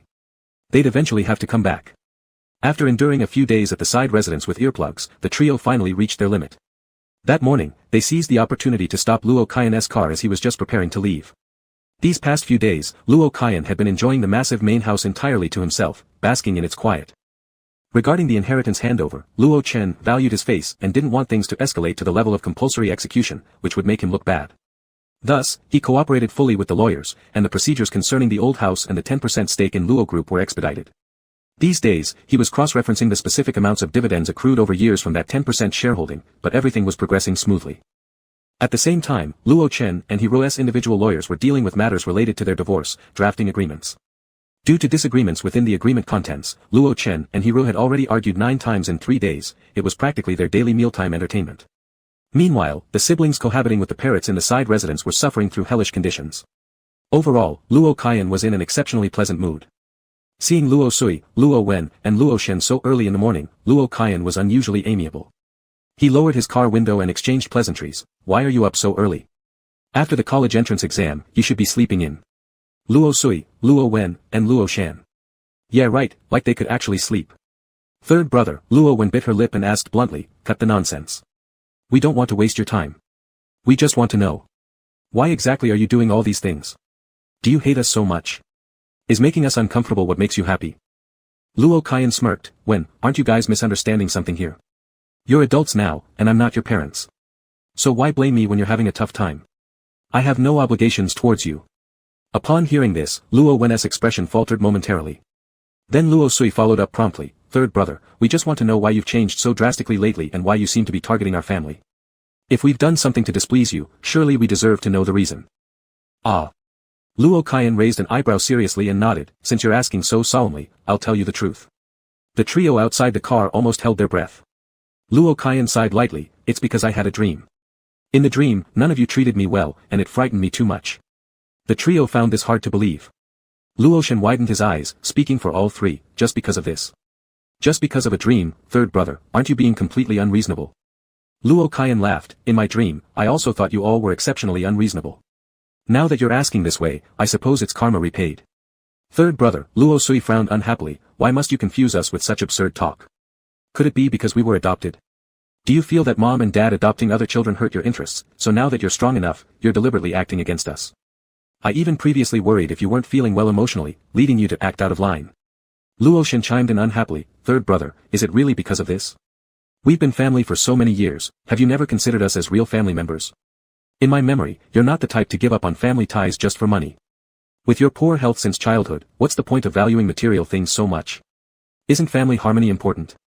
Luo Kaiyan raised an eyebrow, so, what you're saying is, since I'm in poor health and might die early, I shouldn't bother about accumulating wealth, right? Shouldn't I just hand over everything to you guys without a fuss and sacrifice my well-being for your family harmony? The three turned pale, looking increasingly miserable. Luo Shan quickly tried to explain, I didn't mean that. Third brother, how could you misunderstand me like this? Luo Kaiyan ignored his defense and continued calmly, you say I value material wealth too much and disregard family ties. If you are so unmaterialistic, why would you rather stay at the old house and suffer instead of moving out? The trio fell silent before Luo Wen quietly responded, our parents will come back eventually. If we move out, this family would fall apart. Mom and dad are getting divorced already. A few days ago, mom moved out with her lover. Dad has also said he doesn't want to return after being discharged from the hospital, unwilling to endure humiliation any longer. So, what family tie are you still trying to preserve here? How often have you visited dad in the hospital these past days? Luo Kaiyan smiled mockingly, you're reluctant to move because you can't let go of your identity as Luo family members and the regular funds arriving each month. The three outside the car instinctively wanted to object, no. I am not like that. As long as mom and dad recognize us, we are Luo family members, our household registration is all under the Luo family. Luo Kaiyan chuckled softly, if all you need is mom and dad's acknowledgement, then why don't you leave the house where you feel belittled and go live with them? It's clear, isn't it? You think having the Luo family trust fund regularly credited to your account is more reliable than relying on mom and dad. Luo Sui, Luo Wen, and Luo Shan fell silent. You guys truly are quite materialistic, Luo Kaiyan sighed lightly and shook his head. Your parents are getting divorced, and you don't even try to stop them. You'd rather stay with the parrots in the side residence than spend time with the parents who adopted you and gave you a better life, which is heartbreaking indeed. Though, it seems karma has its way, doesn't it? Your parents weren't entirely genuine to you, so you repay them with superficial affections. Quite normal, isn't it? Hearing Luo Kaiyan's cutting words, the three immediately denied, no. Our parents were good to us. Our parents always claimed equal treatment, they've never favored anyone just because we were adopted. We didn't act insincerely towards them either, it's just that, we're still too young, unable to handle such major upheavals in the family. Besides, big brother and second sister are busy with work. Luo Kaiyan nodded leisurely, good. You're right, no need to get upset. Talking of which, do you know why your parents adopted so many children? The trio turned even paler, ghostly white. What do you mean? Third brother. Luo Kaiyan shrugged indifferently, just making small talk, nothing serious. The reason big brother and second sister were adopted was because our parents thought they couldn't have biological children when they first got married. Adopting them made their family complete with both a son and a daughter, reasonable enough. Later, I came along as a biological child. Now that there was a biological son and with 3 children in the family already, if our parents had planned on having more children naturally, it would still be understandable. But they stopped trying themselves yet kept adopting more children sequentially, don't you find that a bit excessive? Have you never wondered why your parents wanted so many children? Luo Qian's tone remained lighthearted but pierced their hearts like countless daggers. Luo Sui gritted her teeth. Third brother, are you sowing discord again? Are you trying to make us doubt unnecessarily? Our parents adopted us simply because they love children. Your birth as a biological son was coincidental, not something one could decide easily. Having biological children takes too much effort anyway. What's wrong with direct adoption? Luo Wen added, even if there was a little consideration for reputation, so what? They adopted us, giving us a good life and doing good deeds. Having a little reputation from kindness isn't bad, is it? Third brother, we won't distrust our parents based on your provocations. That's right. Before we were adopted, we were orphans. Our parents gained nothing from us. They've treated us well for all these years. Luo Shen joined in. Luo Qianjian laughed, successfully making all three of them fall silent. No profits in it for them. Luo Qianjian lightly clicked his tongue. When did your trust fund start being managed by yourselves? Luo Suiyun didn't want to comply with Luo Qianjian's intentions, but she still couldn't help but think about it and blurted out unconsciously, at 16. Right, at 16, I was the same. Luo Qianjian nodded. Weren't you all very happy back then? You thought how good our parents were, trusting us so much that they granted us financial independence. The trio remained silent. And yet, said Luo Qianjian, did they give you the portions of your trust fund that belonged to you from those previous years, the ones they managed on your behalf but never handed over? After becoming part of the Luo family, you began receiving 300,000 monthly right away, making 3.6 million yearly, which doesn't seem much per person, but consider it split among the 6 of you. Our parents pocketed an additional 20-something million every year, without needing to do much work. All they had to do was instruct the maids, their wages and household expenses came straight out of the family fund. Such a profitable business, allowing them to maintain their reputation as loving and generous benefactors, could they really resist such temptation? Luo Suiyun, Luo Wenwan, and Luo Shantang felt as if their brains were full of glue, completely disoriented and weighed down by ominous thoughts. Luo Qianjian chuckled again, of course, I'm not here to sow discord, I merely speak the truth. Why would you consider this sowing discord? How can the initial motives of our parents adopting you, even if tainted with base material considerations, erase the fact that they did adopt you, bringing you into the Luo family and providing you a luxurious life level? If they hadn't adopted you, let me tell you, you wouldn't even be able to dream of that monthly 300,000. Likely, you'd have trouble eating well. How kind they've been to you, not caring one bit about bloodlines. Otherwise, would they really let Big Brother manage the company? I trust in you, Sister 4, Sister 5, and Brother 6 aren't ungrateful. There's no reason for you to bear grudges over trivial matters like these. After finishing his words, the three stood there, dazed. While closing the car window, Luo Qianjian added one final comment, I've heard you're annoyed by the parrot's noise. Rest assured, being family, I've already arranged new pets to be sent to the side residence, ones that don't make much noise. Hope you like them this time. Then, Luo Qianjian instructed the driver to leave. As they watched Luo Qianjian's car drive far away, Luo Suiyun and the other two were still lost in thought. Much later, Luo Shantang stomped his foot and declared, this is third brother trying to create division. But what he said last does make sense, how can we possibly drift apart from mom and dad just because of such minor issues? Luo Wenwan managed a forced smile, exactly, after all, only because mom and dad adopted us and turned us into Luos did we get the chance to receive the trust fund, we shouldn't be too greedy. Moreover, after the age of 16, our parents never interfered with the trust fund, Luo Suiyun echoed. But judging by their expressions and tones, they were clearly off, although they knew they shouldn't, they couldn't help but wonder if their parents had truly adopted them out of genuine affection. If not, then maybe, it wasn't abnormal for them to stay at the old house instead of moving out with their parents, right? In the car, Luo Qianjian felt exceptionally cheerful. Manipulating situations, being the villainous manipulator, he found himself growing increasingly adept at it. Most of what he'd just told Luo Suiyun and the others was fabricated. Luo Qianjian wasn't sure why Luo Chen and Hirian decided to adopt so many children. Anyway, according to the original book's plot, it was simply mentioned in passing that they both liked large families.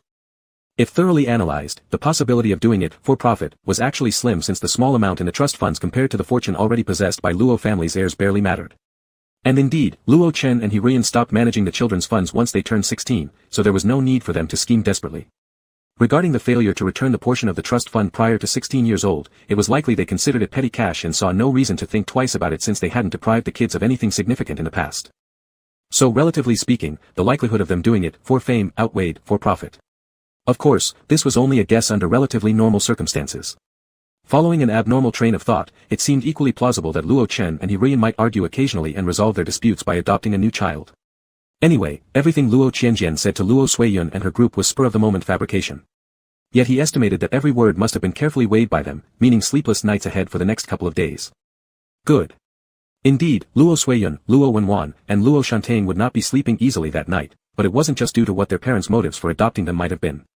It was also because of the non-noisy pets Luo Qianjian had mentioned were sent to the side residence. One word introduced these new companions, snakes. The three screamed in terror when they saw them slithering about, then noticed that all the windows and doors were tightly shut, with fine nets enclosing the entire area outside. What are you doing? What is this?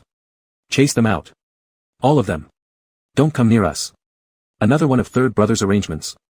How could he do this? Luo Qianjian. What are these nets for?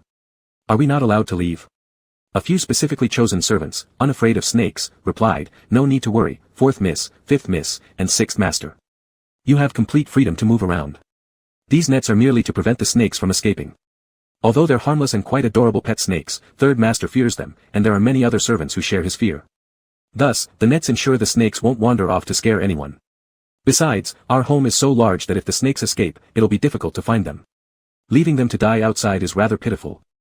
Luo Suiyun exclaimed in disbelief, pitiful. Pitiable for those terrifying things. Luo Shantang sat on a chair, tears streaming down his face. Third brother fears snakes himself, how could he possibly have the heart to use them against us like this? Luo Wenwan shrieked, what about the parrots? Bring back the parrots. After one glance at the winding movements of the snakes, even the chattering parrots now seemed graceful and endearing, evoking deep longing. Chapter 36. Luo Qianjian left home early in the morning to continue his internship at Qingxing Entertainment. Even though he had essentially torn his face with the rest of the Luo family, including Luo Gongyu, she could have easily kicked Luo Qianjian out of her company. But thanks to the lingering, family affection from this second sister, she never caused trouble for Luo Qianjian's internship. This was a characteristic mindset often seen in old school, tycoon, literature, letting villains bounce around or even creating conditions to make it convenient for them to cause trouble. Although Luo Qianjian didn't care if she caused trouble or not, after all, he held 10% of Luo Corporation's shares and could simply transfer his internship to Luo Corporation. However, since Luo Gongyu hadn't created any problems, Luo Qianjian was too lazy to bother. Besides, the Yunling concert project wasn't finished yet, and he didn't want to leave it halfway. Letting you take advantage of your second sister's company like this, she'll be angry when she finds out, right? Yunling suddenly laughed while flipping through pictures of the venue for the concert. Luo Qianjian glanced at the computer screen, is this venue that extravagant? Yunling shook his head, I'm not talking about the venue. I'm referring to my previous agreement with Qingxing Entertainment, which involved me signing an agent contract with the company. As a gesture of sincerity, the company prepared this concert as the beginning of my domestic career development. But the contract you gave me earlier, honestly, when I signed it, I even thought we were both pulling off some kind of scam. Luo Qianjian chuckled, relax, I've consulted my lawyer, it's legal and there's no problem. Regarding taking advantage, well, who made my second sister trust me so much and let me handle all of your projects? If I didn't take a bit, I'd feel bad. By the way, are you really planning to stay at Qingxing Entertainment? Yunling sighed helplessly, before knowing that Lu Hifeng is your older brother, I actually thought highly of Qingxing Entertainment. But after finding out, if I still intended to stay here, I wouldn't have signed the contract you brought. Speaking of which, has my older brother bothered you recently? Asked Luo Qianjian. Yunling shook his head, don't worry, he hasn't come. But speaking of Lu Hifeng, he showed up as predicted. After reuniting with Yunling on the night of the engagement party, Lu Hifeng had been busy ever since. First came the grand adultery busting assembly at the hotel that evening, followed by Luo Chen being hospitalized.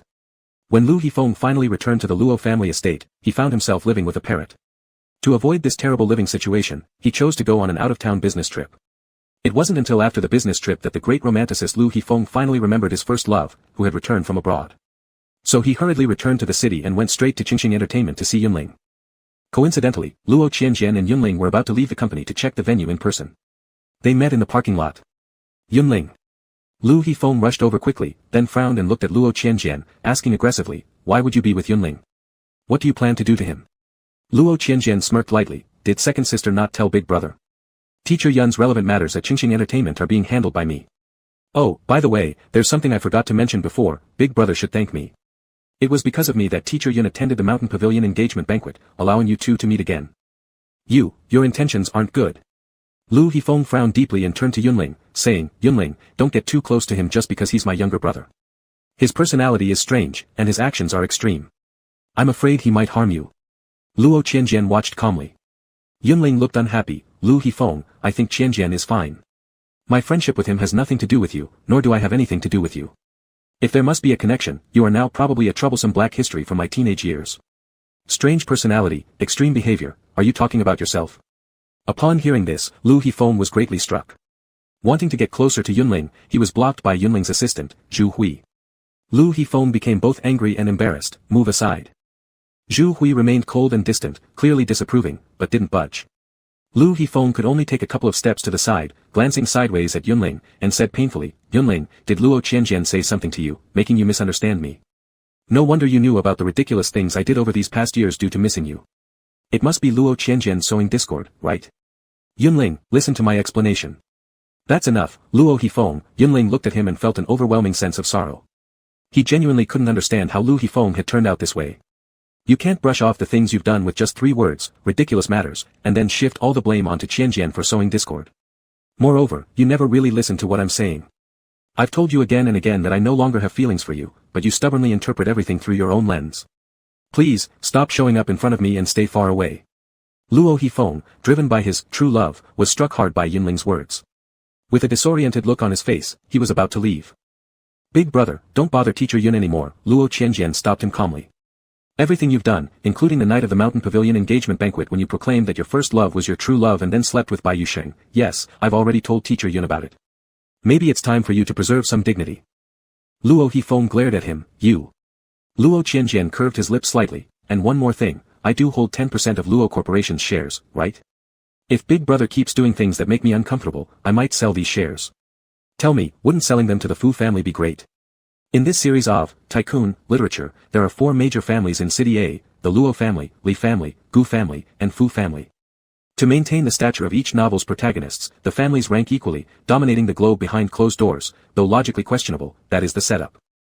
Among them, the Luo family has a decent relationship with the Li family and counts the Gu family as old acquaintances despite less interaction. However, there is a grudge between their ancestors and the Fu family. Additionally, Lu Yifeng and the current head of the Fu family are business rivals who view each other like sworn enemies. Luo Qianjian. Do you even realize what you're threatening? Selling Luo Corporation's shares to the Fu family? Are you trying to make our ancestors turn over in their graves again? Luo Yifeng shouted furiously. Luo Qianjian replied nonchalantly, Big brother, I'm a materialist. I believe we die only once. Furious but unable to respond, Lu Yifeng left looking even more disheveled than before. With no heart to return to the company to continue working, Lu Yifeng instructed the driver to drive back to the Luo estate. Upon entering the property, he realized he now lived in the annex rather than the main house, which reminded him of the noisy parrots. That made his headache worse. But since he had come back, Luo Yifeng decided not to trouble himself further and headed directly to the annex. The entire building was surrounded by netting with tiny gaps, and without any knowledge, Luo Yifeng asked while walking in, what are these nets outside for? It's strange. I haven't heard the parrots chirping. Lu Yifeng suddenly stopped mid-sentence because he saw 2 snakes, one leisurely sliding past his feet and another pausing as if inspecting him. Lifting his eyes further, he noticed yet another snake coiled around the nearby stairs. Where are the people? Someone, get here. Luo Yifeng stood rooted to the spot, too scared to move, though his voice dared not rise for fear of alarming the snake near his foot. Servants quickly rushed over, casually driving the snake away from Luo Yifeng's side, and then smiled, young master has returned. These pet snakes aren't venomous, so there's no need to worry. The outer nets were set up for them. However, the 4th miss, 5th miss, and 6th young master seem quite terrified and have stayed inside all day without coming down. Through gritted teeth, Luo Yifeng questioned, why didn't anyone tell me beforehand that we got snakes? They were only introduced this morning, your timing returning coincided with it, said the servant. Without hesitation, Luo Yifeng turned and started heading back out. The servants called out anxiously, young master. Aren't you just back? Are you leaving again? When will you be returning? Company issues demand I continue my business trip. Luo Yifeng sped away. 2 days later, after Luo Gongyu returned from her business trip to the annex, she faced the pet snakes she'd spent more time living with than herself, but being unfazed by them, thought they were at least better than the parrots that disturbed her dreams.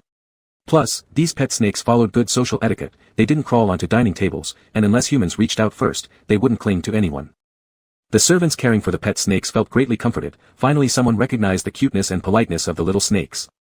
On the contrary, Luo Suiyun, Luo Wenhuan, and Luo Shanting were utterly devastated. The eldest brother fled after getting scared stiff by the snakes, and just as they finally waited for the second sister to return, she willingly chose to coexist with these terrifying creatures.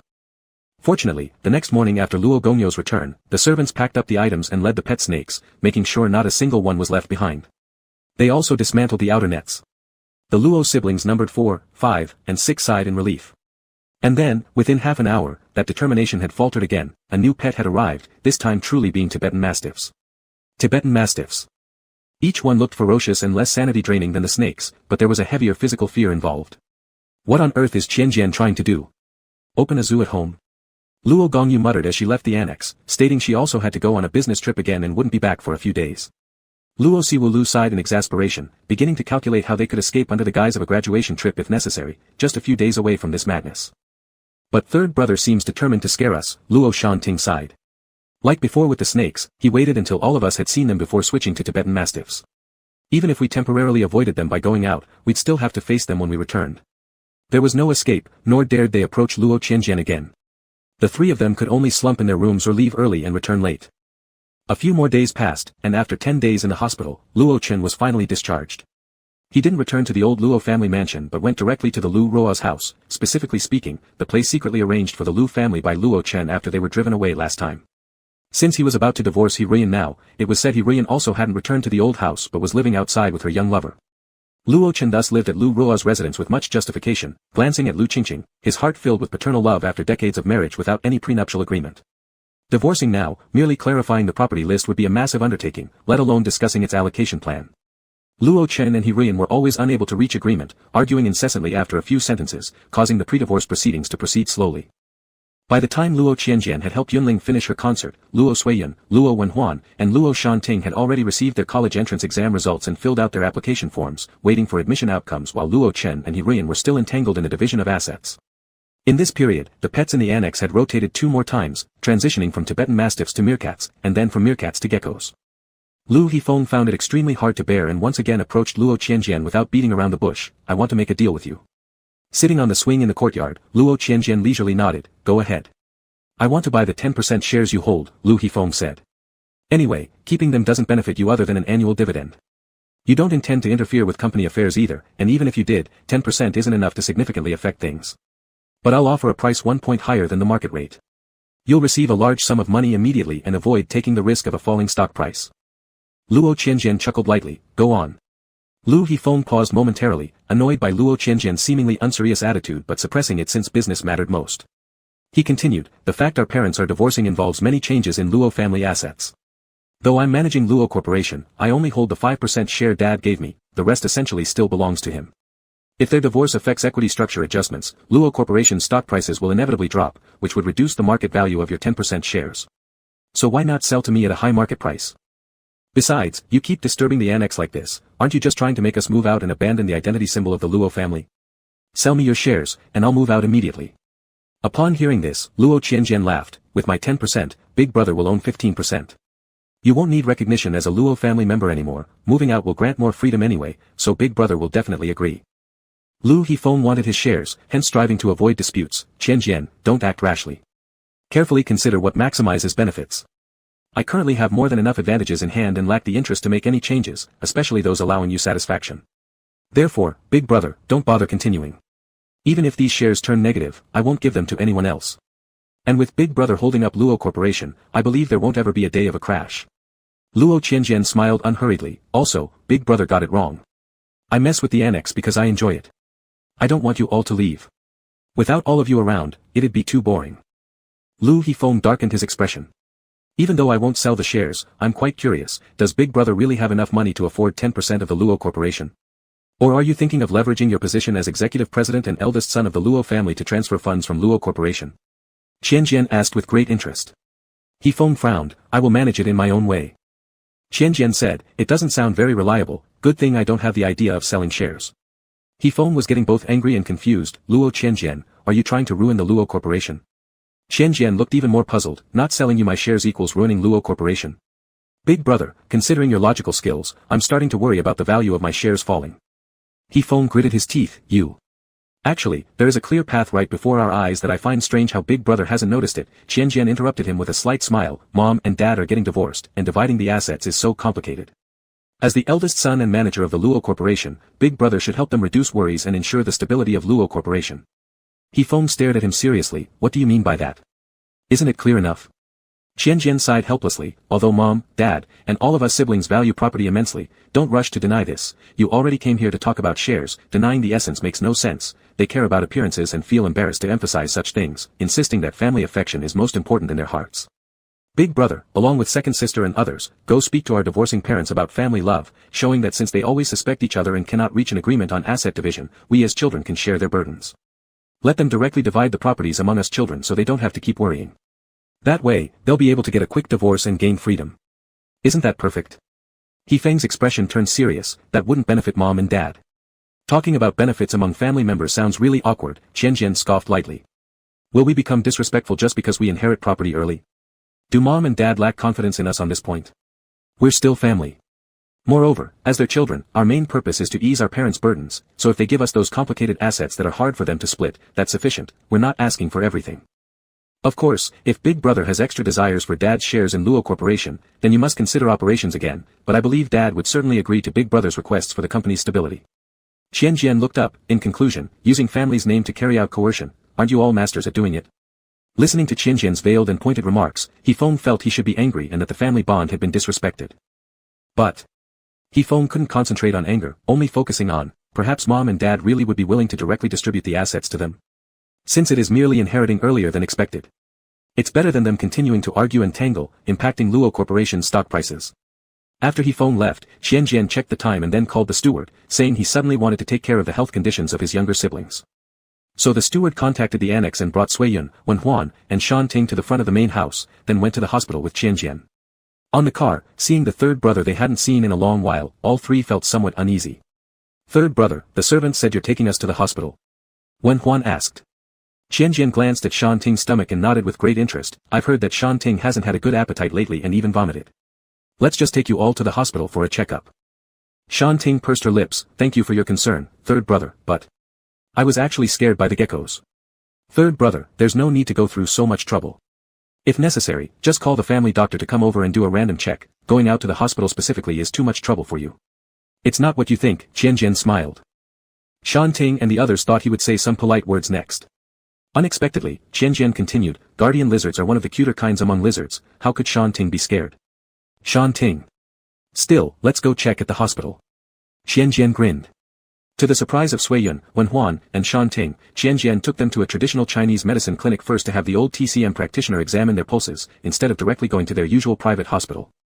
Though perplexed, none of the three had any resistance spirit. Since they were already here, they might as well follow the arrangements. Luo Suiyun and Luo Wenhuan's pulse readings didn't reveal any serious issues, merely suggesting they should take better care to rest and ease their fears. Both Luo Suiyun and Luo Wenhuan thought, wouldn't it be great if they could just stop being constantly startled? But they couldn't control it, could they? Next was Luo Shan Ting's turn. The old TCM doctor examined his pulse for a moment, then couldn't help but stroke his beard as he examined more carefully. He then furrowed his brows deeply. It seems like a slippery pulse, also known as a joyful pulse, which usually indicates pregnancy in women. At this, Luo Suiyun and Luo Wenhuan were shocked again, both of them wide-eyed. Luo Shan Ting also froze momentarily, before feeling both angry and embarrassed. He pulled his hand back and stood up. That's enough. Third brother, how can you joke with an outsider like this? I actually thought you were genuinely concerned about my health. Earlier on the car ride, I was so happy, thinking maybe our old third brother was coming back, that perhaps our family could reconcile. And now? Third brother, did you really need to go through such lengths just to mock me? Luo Qianjian smirked lightly. Shan Ting, you should be glad. A man getting pregnant will leave its mark on medical history. Third brother. Luo Shan Ting gritted her teeth in anger but still called him third brother without using his name outright, already quite polite. Luo Qianjian raised his eyebrows slightly. Want to get an x-ray at the hospital? They went to the private hospital next, had the x-rays taken, and Luo Shan Ting was officially diagnosed as about 1 month into pregnancy. Finding it hard to believe, Luo Shan Ting, accompanied by the equally shocked Luo Suiyun and Luo Wenhuan, kept confirming with the doctor whether this was some kind of prank. The doctor almost wanted to throw in the towel. If you all don't trust this hospital or myself, feel free to check at another hospital. But truthfully, I was just as surprised when I saw the test results. That's why I confirmed them multiple times before telling you all. Mr. Luo Shan Ting is indeed pregnant. Luo Shan Ting's face was complex as he touched his stomach. Though astonished, he also felt a little bit of joy. After the engagement banquet, no matter how much he tried, he couldn't contact either Li Jijin or Li Jifeng. But if he was pregnant? Doctor, since my sixth brother had relationships with twin brothers around the same time, isn't it hard to determine who the father of the child is? Luo Qianjian suddenly interjected with a sly grin. The flicker of happiness on Luo Shan Ting's face immediately faded, his complexion turning pale. Luo Suiyun and Luo Wenhuan also looked awkward. The doctor too. Never having encountered a male pregnancy in his career before, and never imagining it would be so complicated. In the case of identical twins, theoretically, their DNA is the same, so, are we talking about events happening within roughly the same time frame? The doctor looked at Luo Shan Ting to confirm. With flushed cheeks, Luo Shanting nodded. The doctor sighed helplessly. Well, there's truly nothing we can do for now. Perhaps you could have those twin brothers undergo a DNA test. If they are actually fraternal twins, maybe differences can be found. But if they look completely identical, the likelihood of them being fraternal twins is indeed not high. Luo Shanting touched his stomach, tears welling up in his eyes as he appeared lost and confused. What should I do? Is the child Dad Li Jijin's or Uncle Li Jifeng's? If we can't tell apart, does this mean the child won't have a father from birth? Hearing these two mentions of brother, the doctor winced internally, struggling to keep his facial expression composed, while maintaining professional ethics and humanistic concern. In reality, you're only 18 years old. Have you considered discussing this with your parents and elders? Are you sure about going through with the pregnancy? You still need to attend school, right? Instinctively, Luo Shanting glanced at Luo Qianjian. Luo Qianjian shrugged. Why look at me? I'm not your elder, am I? Moreover, weren't you just accusing me of colluding with the doctor to fool you? Now you're acting so dependent, your mood swings sure are quick. Luo Shanting's complexion grew even paler. Once done speaking, Luo Qianjian sat down on a chair inside the examination room and watched the scene unfold calmly. Actually, the real biological father of the child in Luo Shanting's belly could be identified, regardless of knowing the original story's details. Because after Luo Shanting had relations with Li Jijin, there was approximately a 2-week gap before he became intimate with Li Jifeng. Considering this timeline combined with the weeks of pregnancy, it's possible to identify whose child it is. Especially since Luo Shanting has just started his pregnancy, early fetal development changes weekly, making it easy to determine the gestational period. Even later in the pregnancy, relatively accurate gestational weeks can still be determined, though testing might become more complicated. Luo Qianjian had deliberately said earlier that Luo Shanting's relationships with the twin brothers happened at nearly the same time, intentionally misleading the doctor to give such answers. However, whether doctor reaffirmed with Luo Shanting or not, and whether Luo Shanting was insensitive to the time gap or just went along with it giving an answer like, the relationships did indeed happen around the same time, only Luo Shanting himself knew for sure. But knowing or not seemed to make little difference. Neither Luo Suiyun nor Luo Wenhuan, who were present, remembered this point. Nor did anyone bother to take a look at the examination report the doctor had given, on which the pregnancy weeks were clearly written. Considering the level of medical knowledge possessed by the protagonists of style literature, without someone pointing it out, they could endlessly dwell on the question of whether the child in Luo Shanting's belly is Li Jifeng's or Li Jijin's, until the end of time. Even if they did see the specific weeks noted in the checkup report, none of them would have the awareness to count backwards to figure out the timing. Mathematics was certainly too challenging for them. With great anticipation for the ensuing commotion, while Luo Shanting was still asking questions to the doctor, Luo Qianjian pulled out his phone and sent a message in the group chat, a family group chat comprising members from both the Luo and the Li families that was created during the preparations for Luo Shanting and Li Jijin's engagement banquet. Luo Qianjian, good afternoon everyone. How about we all have dinner together? Let's celebrate Shanting overcoming physiological limits to become pregnant, grieve over the fact that Shanting isn't sure who the other father is, whether it's the eldest Master Li or the second Master Li, and then console ourselves with the thought that since the eldest and second masters are such brotherly comrades, sharing the same roots, there probably won't be much of an issue. Chapter 37. After leaving the hospital, Luo Shanting suddenly said pitifully, third brother, fourth sister, could you please help me with one thing? The news about me, having a baby, could you keep it secret for now and not tell anyone else in the family, okay? I want to think through what I should do. Luo Suiyun and Luo Wenhuan seemed somewhat troubled. Luo Qianjian chuckled lightly, well, this might be a bit difficult. Luo Shanting was surprised, third brother, are you unwilling to help me keep the secret? You're too late. I've already sent the message to the group chat, now our family and the Li family all know it. Li Yuan has almost gone crazy in the group chat, seemingly overwhelmed by surprise, said Luo Qianjian calmly. Luo Shanting, along with the others, were momentarily stunned and then surprisingly took out their phones to check messages. They were too preoccupied processing the news of Luo Shanting's pregnancy from the doctor that they didn't notice their phones. Upon seeing the content Luo Qianjian had posted in the group chat, the expressions on Luo Suiyun and Luo Wenhuan's faces were indescribable, while Luo Shanting was directly angered and saddened to the point of crying again. In the group chat, no one else responded except Li Yuan, who kept replying enthusiastically. Li Yuan, is it real or fake? You're playing such a big joke, right? Li Yuan, is it true, Luo Qianjian? Li Yuan, ha ha ha ha, so impressive, man getting pregnant, you're amazing, Luo 6. Li Yuan, elder brother.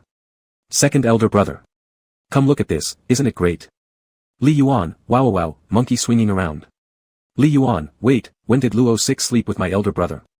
How many things have you hidden from me? Damn.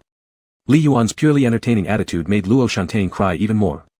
He couldn't help but get worried about how the others, especially Li Jijin and Li Jifeng, would react after reading it. Everyone was quite shocked. The first reaction was that Luo Qianjian, someone who likes drama, was making trouble again. However, since Luo Shanting hadn't denied it in the group yet, And pregnancy is something that can be checked and see results. It doesn't make sense to make up such an easy-to-expose lie unnecessarily. Therefore, everyone in the group fell silent. But silence couldn't solve the problem. If Luo Shanting really was pregnant, it wasn't something that could be left ignored forever. No matter what. Anyway, tonight, we'd better arrange a meeting between the two families to talk first.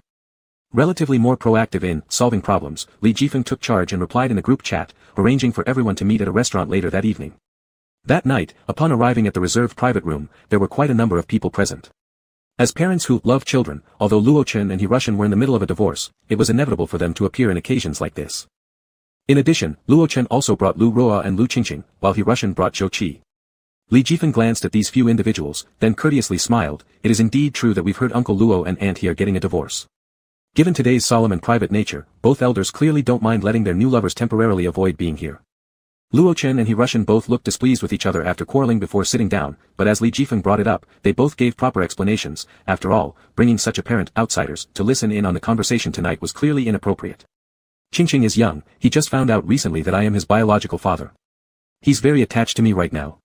Wherever I go, he follows, worrying that I will abandon him again. Tonight's matter is impossible for me to ignore, but I can't bear to let the child suffer. So, I brought him along, his mother as well, this way the child is reassured and taken care of. I'll be able to focus fully on dealing with the issues at hand, Luo Chen explained. Hirushin coldly laughed at Luo Chen and his trio, then said, Xiaoqi is my person, I don't treat him as an outsider. He knew about the earlier chaos at the hotel, and it's not going to matter with today's incident either. Ignoring the tension between Luo Chen and Hirushin, Li Jifeng remained polite. Since Uncle Luo and Aunt He have their own considerations, I won't say more. Should we eat first or talk business? Luo Shanting subconsciously touched her belly, her expression complicated, filled with shyness and nervous anxiety. Everyone from the Luo family was present since Luo Shanting, who is pregnant, is family, and naturally, everyone wanted to show concern. From the Li side, only Li Jifeng, Li Zhijin, and Li Yuan came, the latter because he enjoys causing trouble. Li Yuan wasn't aware of the grand, changing lovers scene that happened in the hotel the day of Luo Shanting and Li Zhijin's engagement banquet since he left early, but now he knows. As for the others, Li Jifeng explained right after entering the private room that their grandparents back at home still did not know about Luo Shanting's pregnancy. They were afraid of startling the elderly and thus planned to deliberate with the Luo family tonight before deciding whether or not, and how, they should inform their elders. After all, Li Jifeng as the actual head of the Li family was different from Luo Hifeng who was merely a surface-level manager. Li Jifeng genuinely inherited full authority over the Li household, having the final say on both big and small matters within the family. Let's get down to business first. Anyway, we're not here tonight just to eat, Luo Qianjian smiled faintly. Whenever the crowd now heard Luo Qianjian speak, it gave them headaches, causing them to involuntarily think, if only Luo Qianjian hadn't misarranged the rooms for everyone the night of Luo Shanting and Li Zhijin's engagement banquet, preventing Luo Shanting and Li Jifeng from ending up together, there wouldn't be so much trouble and distress tonight.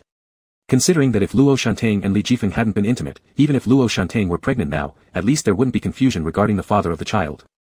However, indeed, as Luo Qianjian said, everyone had gathered here not for the meal but to sort out the situation surrounding Luo Shanting's pregnancy. If they didn't figure this out clearly, no one would have the appetite to eat. Thus, following Luo Qianjian's suggestion, they all echoed in agreement, let's discuss business first. Luo Shanting lowered her head, her face flushed red. Luo Chen spoke up first to confirm, Shanting. Are you really pregnant? Physical examinations in the past never indicated any difference in body structure from males. As one of the witnesses, Luo Suiyun couldn't help but pipe in, cutting straight to the chase, she is truly pregnant. A few days ago, she started feeling nauseous and vomiting. First, the traditional Chinese medicine practitioner felt a happy pulse, then an ultrasound confirmed it at the hospital, she's already more than a month along. All of us got quite a shock. Upon hearing this, Hirushin sighed emotionally, I never imagined I'd become a grandmother so soon, and it will be my youngest son giving birth personally. As for this child. Li Jifeng continued, still speaking in his usual polite tone, what does Shanting and the Luo family plan to do you intend to keep the baby? Luo Shanting and others were momentarily taken aback. Li Jifeng smiled gently, don't misunderstand me, our Li family has no intention of shirking responsibility. However, I simply feel two things. First, Shanting is still young, having just graduated high school, giving birth at such an early age could harm both her body and future plans. Secondly, Li Jifeng went on without beating around the bush, although it might sound somewhat harsh, even Luo's third young master admitted this earlier, and since Shanting herself cannot confirm the father of the child, and as twins, neither myself nor Li Zhijin can verify paternity through DNA testing. Bringing a child like this into the world would also be cruel to the child itself. What do you think? Hearing this, Luo Shanting's eyes widened in shock as tears began to stream down her face. But she remained silent, touching her stomach tenderly. Luo Chen jumped up angrily, slamming the table. So, your Li family means to suggest that our Luo family's son should have an abortion? Is this not called evading responsibility? Do you aim to trample on our Luo family's dignity? Seeing Luo Chen's anger, Lu Qingqing beside him moved closer to Lu Ruo's arms, asking anxiously, Mommy, Daddy is so mad. Was it me who made Daddy unhappy? Lu Ruo softly patted Lu Qingqing's back. No dear, don't speak, the adults are talking. Realizing he might scare Lu Qingqing, Luo Chen sat back down, patting Lu Qingqing's back gently to soothe her. This harmonious image of the three brought forth a cold snort from He-Russian. Continuing his calm demeanor, Li Jifeng stated, Uncle Luo, please don't be upset. I understand my previous words may have sounded cruel, but logically consider, letting Shan Ting go through with this pregnancy has no benefits, and only increases gossip and controversy surrounding a man becoming pregnant. This situation reflects poorly on the Luo family as well, does it not? On the Luo family side, no one spoke up immediately. Feeling wronged, Luo Shanting eventually spoke out herself stubbornly, No, I love this child, I want to give birth to it. If you all believe my decision would embarrass you, I'll go far away. I'll take care of it alone, without burdening you. But you cannot force me to abandon this child. It's my baby. Li Jifeng frowned slightly, Shan Ting. Jifeng brother, I originally thought that even if you found the situation complicated, you'd be happy for the arrival of a baby. But I was wrong, I didn't expect you could be so cruel. This is a living life. Luo Shanting sobbed. Li Jijin watched with irritation, unable to hold back, pushing the meal plate in front of him aside and said full of distaste, Originally, before coming, my elder brother advised me not to talk, fearing that I might say something unpleasant that could hurt harmony between our two families. But, Luo Shanting, don't you have any shame? Luo Shanting sobs hiccuped as she called out, Jijin brother. If you can't understand polite words, then let me be direct. We from the Li family will not accept the child in your belly. Isn't it embarrassing for a man to give birth? If you lack shame, we still do. Besides, who knows with whom else you've been intimate? Now you just try to pin this child on our family, what a well-calculated plan. Li Jijin said irritably. Luo Shanting stared at him in disbelief, then burst into even more intense sobbing. Luo Hifeng interjected coldly and seriously, if your Li family doesn't want to take responsibility, then just say so. There's no need to smear Shanting. Second Master Li, that time was due to your own carelessness being drugged. It was Shanting who was dragged into it by you. Because Shanting did not blame you, does that give you the right to accuse him? The time between Shanting and Elder Master Li, both were at fault, why lay all the blame on our family now? We cannot bear the weight of such slander. Without thinking, Li Jijin retorted, then you should really see how cooperative your brother is in bed, if only he hadn't been drugged. Jijin. Li Jifeng interrupted him, then apologized to the Luo family, my apologies, my younger brother has a poor way with words.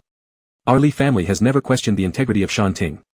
Furthermore, although paternity testing cannot determine whether the child is mine or Jijin's, it can at least confirm if it belongs to our Li family, so we have never suspected Shanting of using someone else's child to frame us. Please don't misunderstand. Luo Gongyu laughed sarcastically, still, President Li knows how to speak skillfully.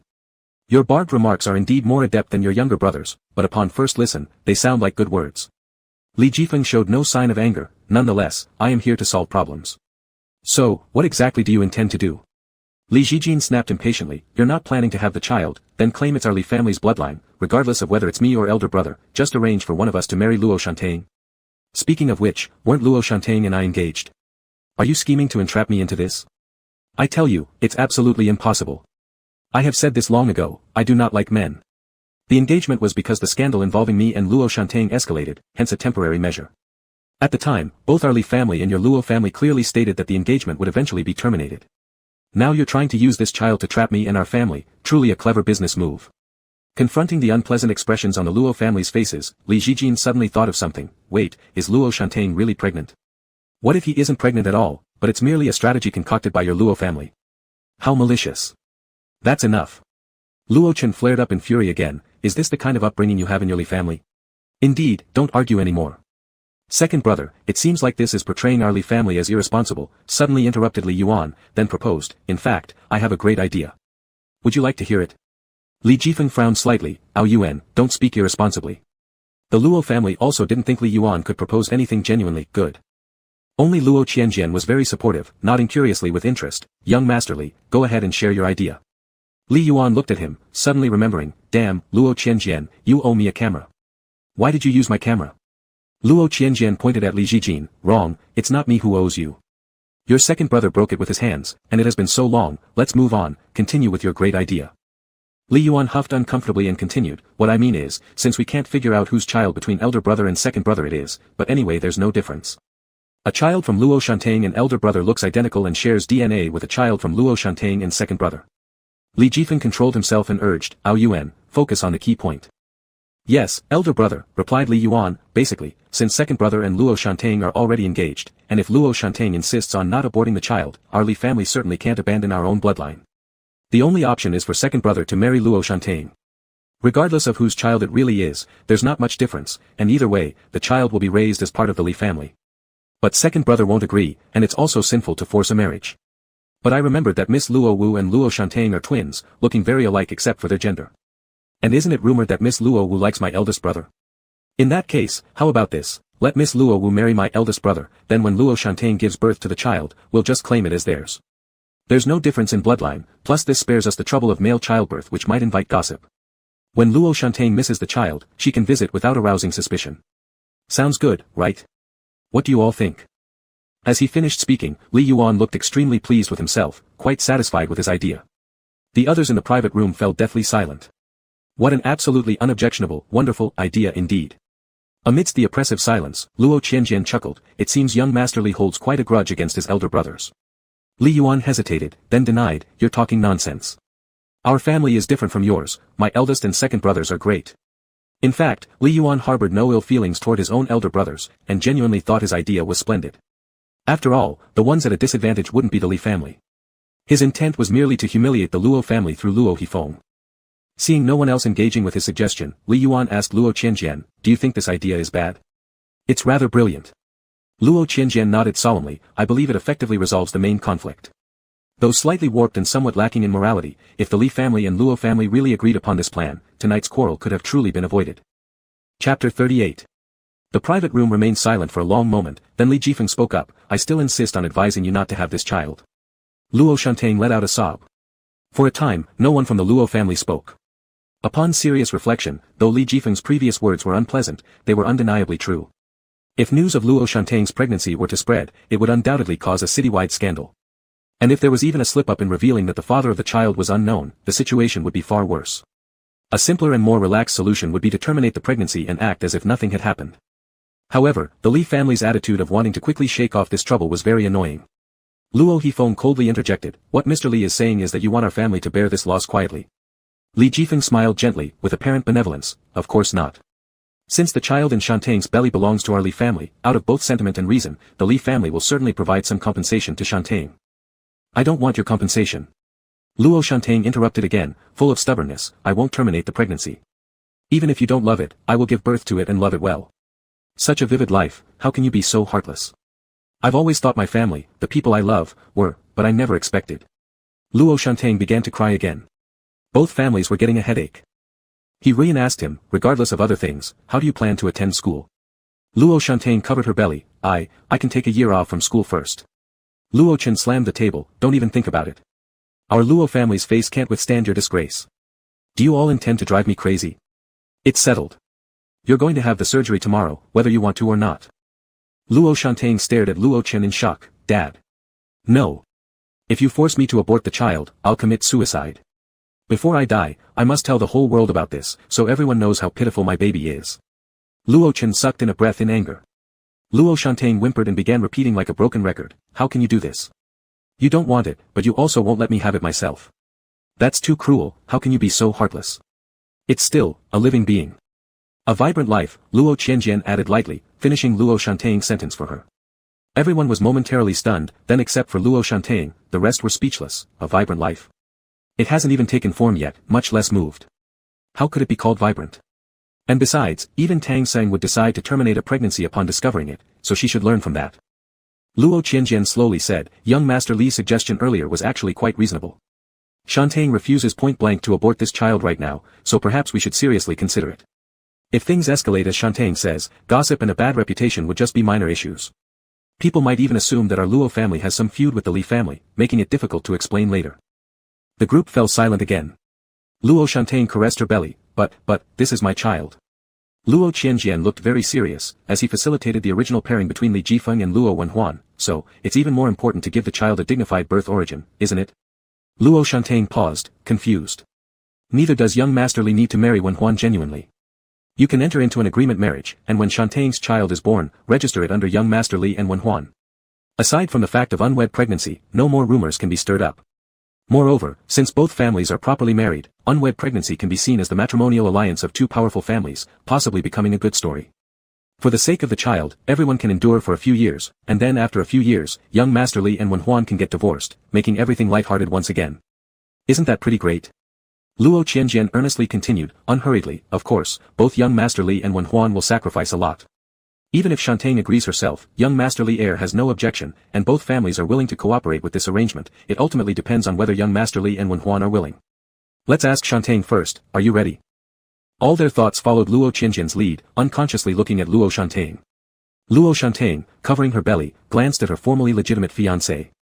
If Li Zhijin was willing to fulfill his marital vows and marry her officially, compared to Li Jifeng and Luo Wenhuan marrying, the only difference in terms of the child's birth would be that the child is born by a man, and it would seem more natural for her to marry Li Zhijin. But as soon as Li Zhijin caught her eye, he distastefully turned away. Luo Shantae bit her lip in resentment, thinking that what Luo Qianjian said was correct. Regardless, the first priority should be ensuring the child is smoothly born, which is better than having everyone currently forcing her to abort the child. As for what happens after the birth, well, at least now the child can be born first. As long as the baby has a chance to see this world, I'm fine, I don't care. Luo Shantae replied bitterly. Luo Qianjian didn't reciprocate his sentiment, just nodding as if going through the motions. Then he turned to ask Li Jifeng, Mr. Li, your family should also take a stance, right? Li Jifeng furrowed his brows but seemed emotionally stable overall. I still think it's better for Shantae to be more rational and not have this child, but if Shantae insists and your Luo family agrees with him, then our Li family really can't neglect our own lineage. So, I don't mind the idea of a contractual marriage to give the child a respectable origin. But I hope you can think it over again carefully. Luo Qianjian guessed that he wouldn't mind. For Li Zhijin, Luo Wenhuan was the twin sister of his fiancée who had already slept with someone else. Now, it wasn't clear whether she was carrying his or Li Zhijin's baby, making things very complicated, stimulating, and morally ambiguous. If married to Luo Wenhuan, in the future, they would have to raise a child whose DNA couldn't be distinguished from either his or his twin brothers. And Luo Shantae, who had slept with both him and his brother, might show up from time to time to see her child. How harmonious would their family of five be? Of course, Li Jifeng wouldn't refuse this opportunity easily. The current formal proposal was mainly for appearances. Otherwise, if it were only about saving face and maintaining harmony between the two families, when Luo Chen had just proposed forcing Luo Shantae to have an abortion, the rule-abiding and cunningly persuasive Li Jifeng would definitely have thought of other ways to solve this issue rather than agreeing so easily to marry Luo Wenhuan, which was absurd and strange. Luo Qianjian curved his lips slightly, cheerfully saying, since Mr. Li agrees, things will be easier now. It only leaves Wenhuan. What do you think, Wenhuan? Ever since Li Yuan first suggested this great idea, Luo Wenhuan had remained silent without expressing any opinion. Now pushed into the spotlight, she was still hesitating. Due to Luo Shantae's previous relations with both Li Zhijin and Li Jifeng while pretending innocence afterward, Luo Wenhuan harbored quite a bit of resentment toward her twin brother, who was once her closest confidant. She also truly felt ashamed about being reunited with her childhood elder brother, Li Jifeng, as though she were picking up where Luo Shantae had left off. So ever since then, the previously proactive and intimate Luo Wenhuan had stopped taking initiative. And today, if she were merely asked to lend a hand to resolve Luo Shantae's troubles, she certainly wouldn't bother and would enjoy watching Luo Shantae reap what he had sown. After all, if Luo Shantae hadn't gone after everyone, the paternity of the child wouldn't be in question. Given clearer circumstances, demanding acceptance and responsibility from the Li family would have been straightforward. However, the suggestion of marrying Li Jifeng wasn't merely asking for her effort. She could agree formally and confidently, no longer feeling embarrassed in front of those in the know within her family and the Lis, since she wasn't stepping into the shoes of her reckless brother's ex. Instead, she'd be sacrificing herself for the good of her brother, and for peace between the two families. She could move from the poor branch of the Luo residence to the Li family estate, where she would officially become the principal wife of the house.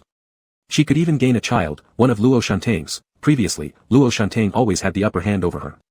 But if this went through, she would finally have her revenge. She wouldn't have to worry about Luo Shantae trying to snatch the child in the future. Firstly, a paternity test wouldn't reveal any issues, and secondly, the Luos and Lis would undoubtedly help her maintain stability. After thinking it over, Luo Wenhuan decided.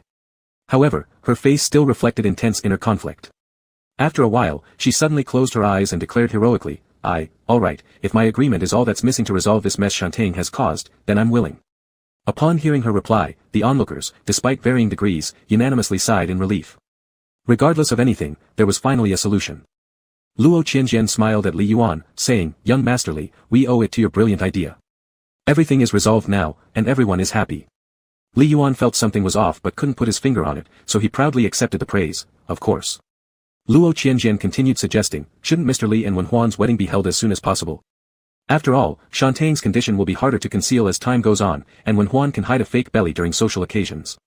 However, if the wedding is too rushed, it might hurt our reputations. How about we first leak some news? We could say that Elder Master Li and Huan developed feelings for each other during the time when Second Master Li and Shantane were preparing for their engagement, and when Huan unexpectedly got pregnant. So, you two decided to skip the engagement and get married as soon as possible. This way, outsiders can accept this information first, so when we directly invite them to the wedding banquet later, it won't seem too sudden and raise suspicions. After Lu Qianjian finished speaking, he asked Li Yuan, "Young Master Li, what do you think?" Li Yuan enjoyed being consulted. "I think it's great." Anyway, the news would be spread sooner or later, so neither Li Jifeng nor Li Jijin contradicted Li Yuan's idea. Everyone from the Luo family was also happy to see things resolved quickly. With the main matter settled, it was time to eat. But seeing Luo Shantane covering her belly made Li Jijin feel nauseous, with a look on his face like he had swallowed gunpowder and was ready to explode any time, hesitating to speak. Seeing this, Li Jifeng, not wanting to cause any more conflicts with the Luo family, spoke up, "This is a very important matter, and I plan to inform my grandfather and grandmother of this situation as soon as possible. The elderly ones sleep early, and I don't want to disturb their rest tonight. It's getting late now, so we will leave first. We won't join Uncle Luo and Aunt He for dinner tonight, perhaps we can gather again another day." Actually, the rest of the Luo family wasn't in high spirits either to continue eating together with the Lis after that conversation. With these words, Luo Chen offered a few polite remarks, and then the three brothers of the Li family left the private room. Only the Luo family remained in the room, along with the people Luo Chen and He Rush brought along. "Mommy, did Daddy finish talking with the grown-ups? Can we go home now?" Little Lu Qingqing finally broke the silence, her voice soft but clear. Lu Ruo gave Luo Chen an apologetic glance. "Chen, this child is always afraid that you won't come back home with us, so she talks a lot. Please don't blame her." Without hesitation, Luo Chen replied, "How could I blame Qingqing? She has been very obedient tonight. Then, let's go. Father, let's all stay and finish this meal together. Our family hasn't gathered so completely for a meal in a long time." Luo Heguang interrupted, stopping Luo Chen who was about to leave, and added, "There is also something important I want to discuss with you and mother." Upon hearing this, Luo Chen sat back down. "All right then." Lu Qingqing tilted her head. "Daddy, since this uncle calls you father, should I call him brother?" Luo Chen smiled. "Yes, he is your elder brother, and this is your second sister, third. A bastard unworthy of acknowledgement. How can you let him address legitimate children born within marriage as brother and sister? Don't you have any shame?" He Rush said with disdain. Little Lu Qingqing seemed frightened by her, shivering slightly before retreating and whispering, "I'm sorry." Luo Chen and He Rush started arguing again. Luo Heguang watched coldly, giving Lu Qingqing more than one glance. Originally, Luo Heguang was somewhat hesitant about whether to mention the inheritance matter to Luo Chen and He Rush, worried they would be upset. But looking at today's situation, with Luo Chen bringing Lu Ruo and Lu Qingqing along, and showing excessive indulgence toward the crafty child, Lu Qingqing, Luo Heguang couldn't help but worry that one day he might hear that Luo Chen had left all his properties to his mistress and illegitimate child. Thus, Luo Heguang decided to bring it up. "Father, mother, please stop quarreling for outsiders' sake. There is something else I think Brother Qianjian's idea makes sense about. We should take the chance while you are still negotiating the division of marital property and discuss it today." Hearing this, both Luo Chen and He Rush stopped arguing and looked at Luo Heguang and Luo Qianjian along with others in surprise. Luo Qianjian raised an eyebrow. "Big brother, don't drag me into this. I merely questioned your source of funds, which is why I didn't sell my shares in Luo Enterprises to you."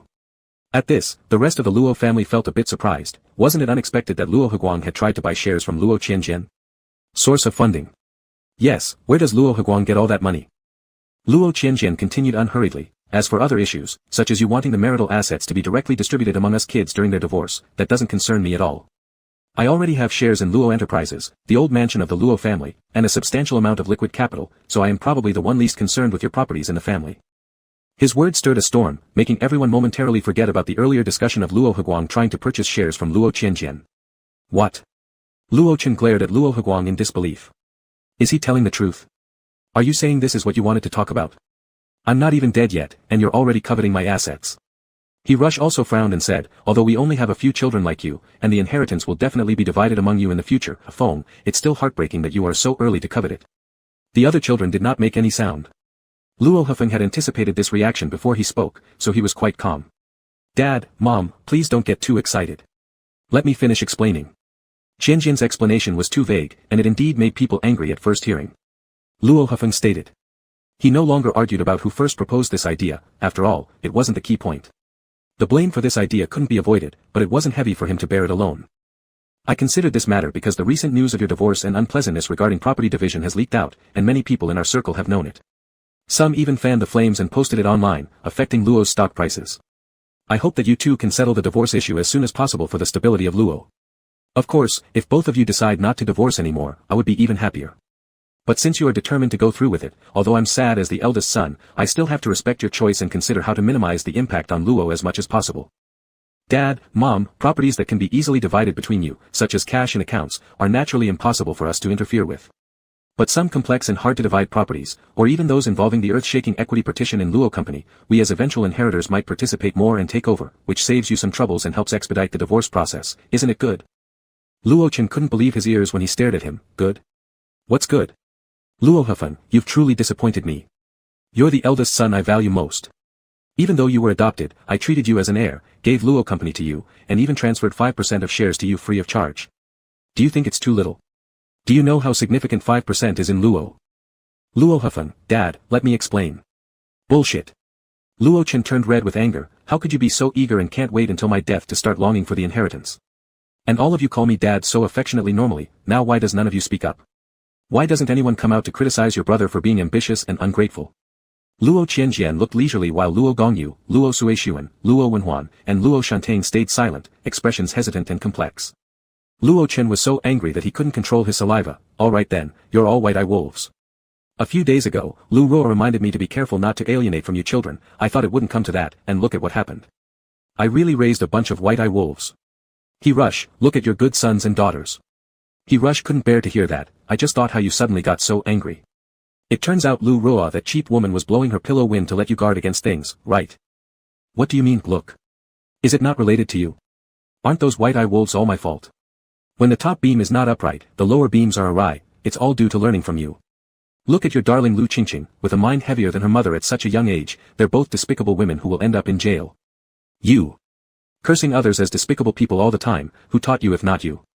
Luo Chen roared. He Rush retorted without yielding, when I encounter despicable people, I'll shout. You've nauseated me for decades, and now you still expect me to endure. Go away. Luo Chen responded, then why don't you go away? If you weren't clinging to the shares of my family Luos unwillingly, we would have divorced long ago. He Rush replied, why shouldn't I share?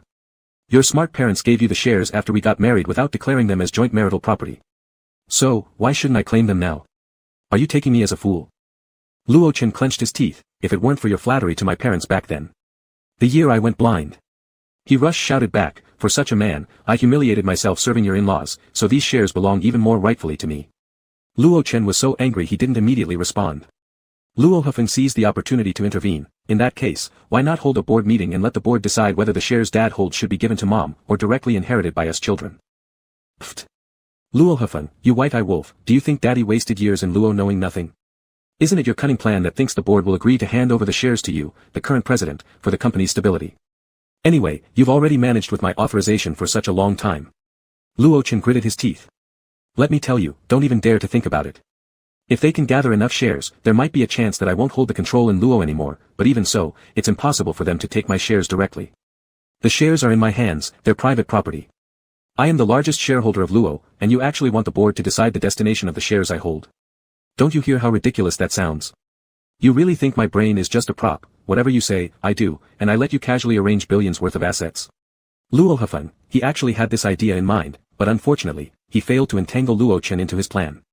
Fuming with anger, Luo Chen cursed at Luo Hefeng, spitting all over his face, then sat down and drank several cups of water to calm himself, but he just couldn't settle his anger.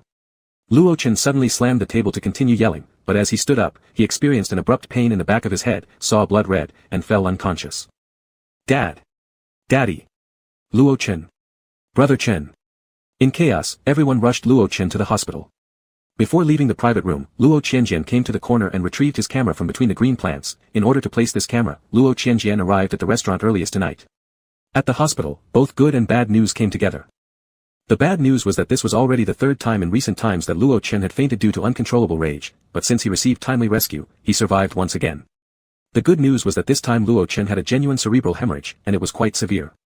After waking up, the aftereffects wouldn't be mild either. Facial paralysis and limited movement in the limbs would be considered minor. There was also a high probability that he would suffer from hemiplegia or even total paralysis. Hearing what the doctor said, Lu Ruo immediately collapsed onto the ground, and her daughter Lu Qingqing started crying. However, He Rush and the other children of the Luo family exhibited very interesting expressions.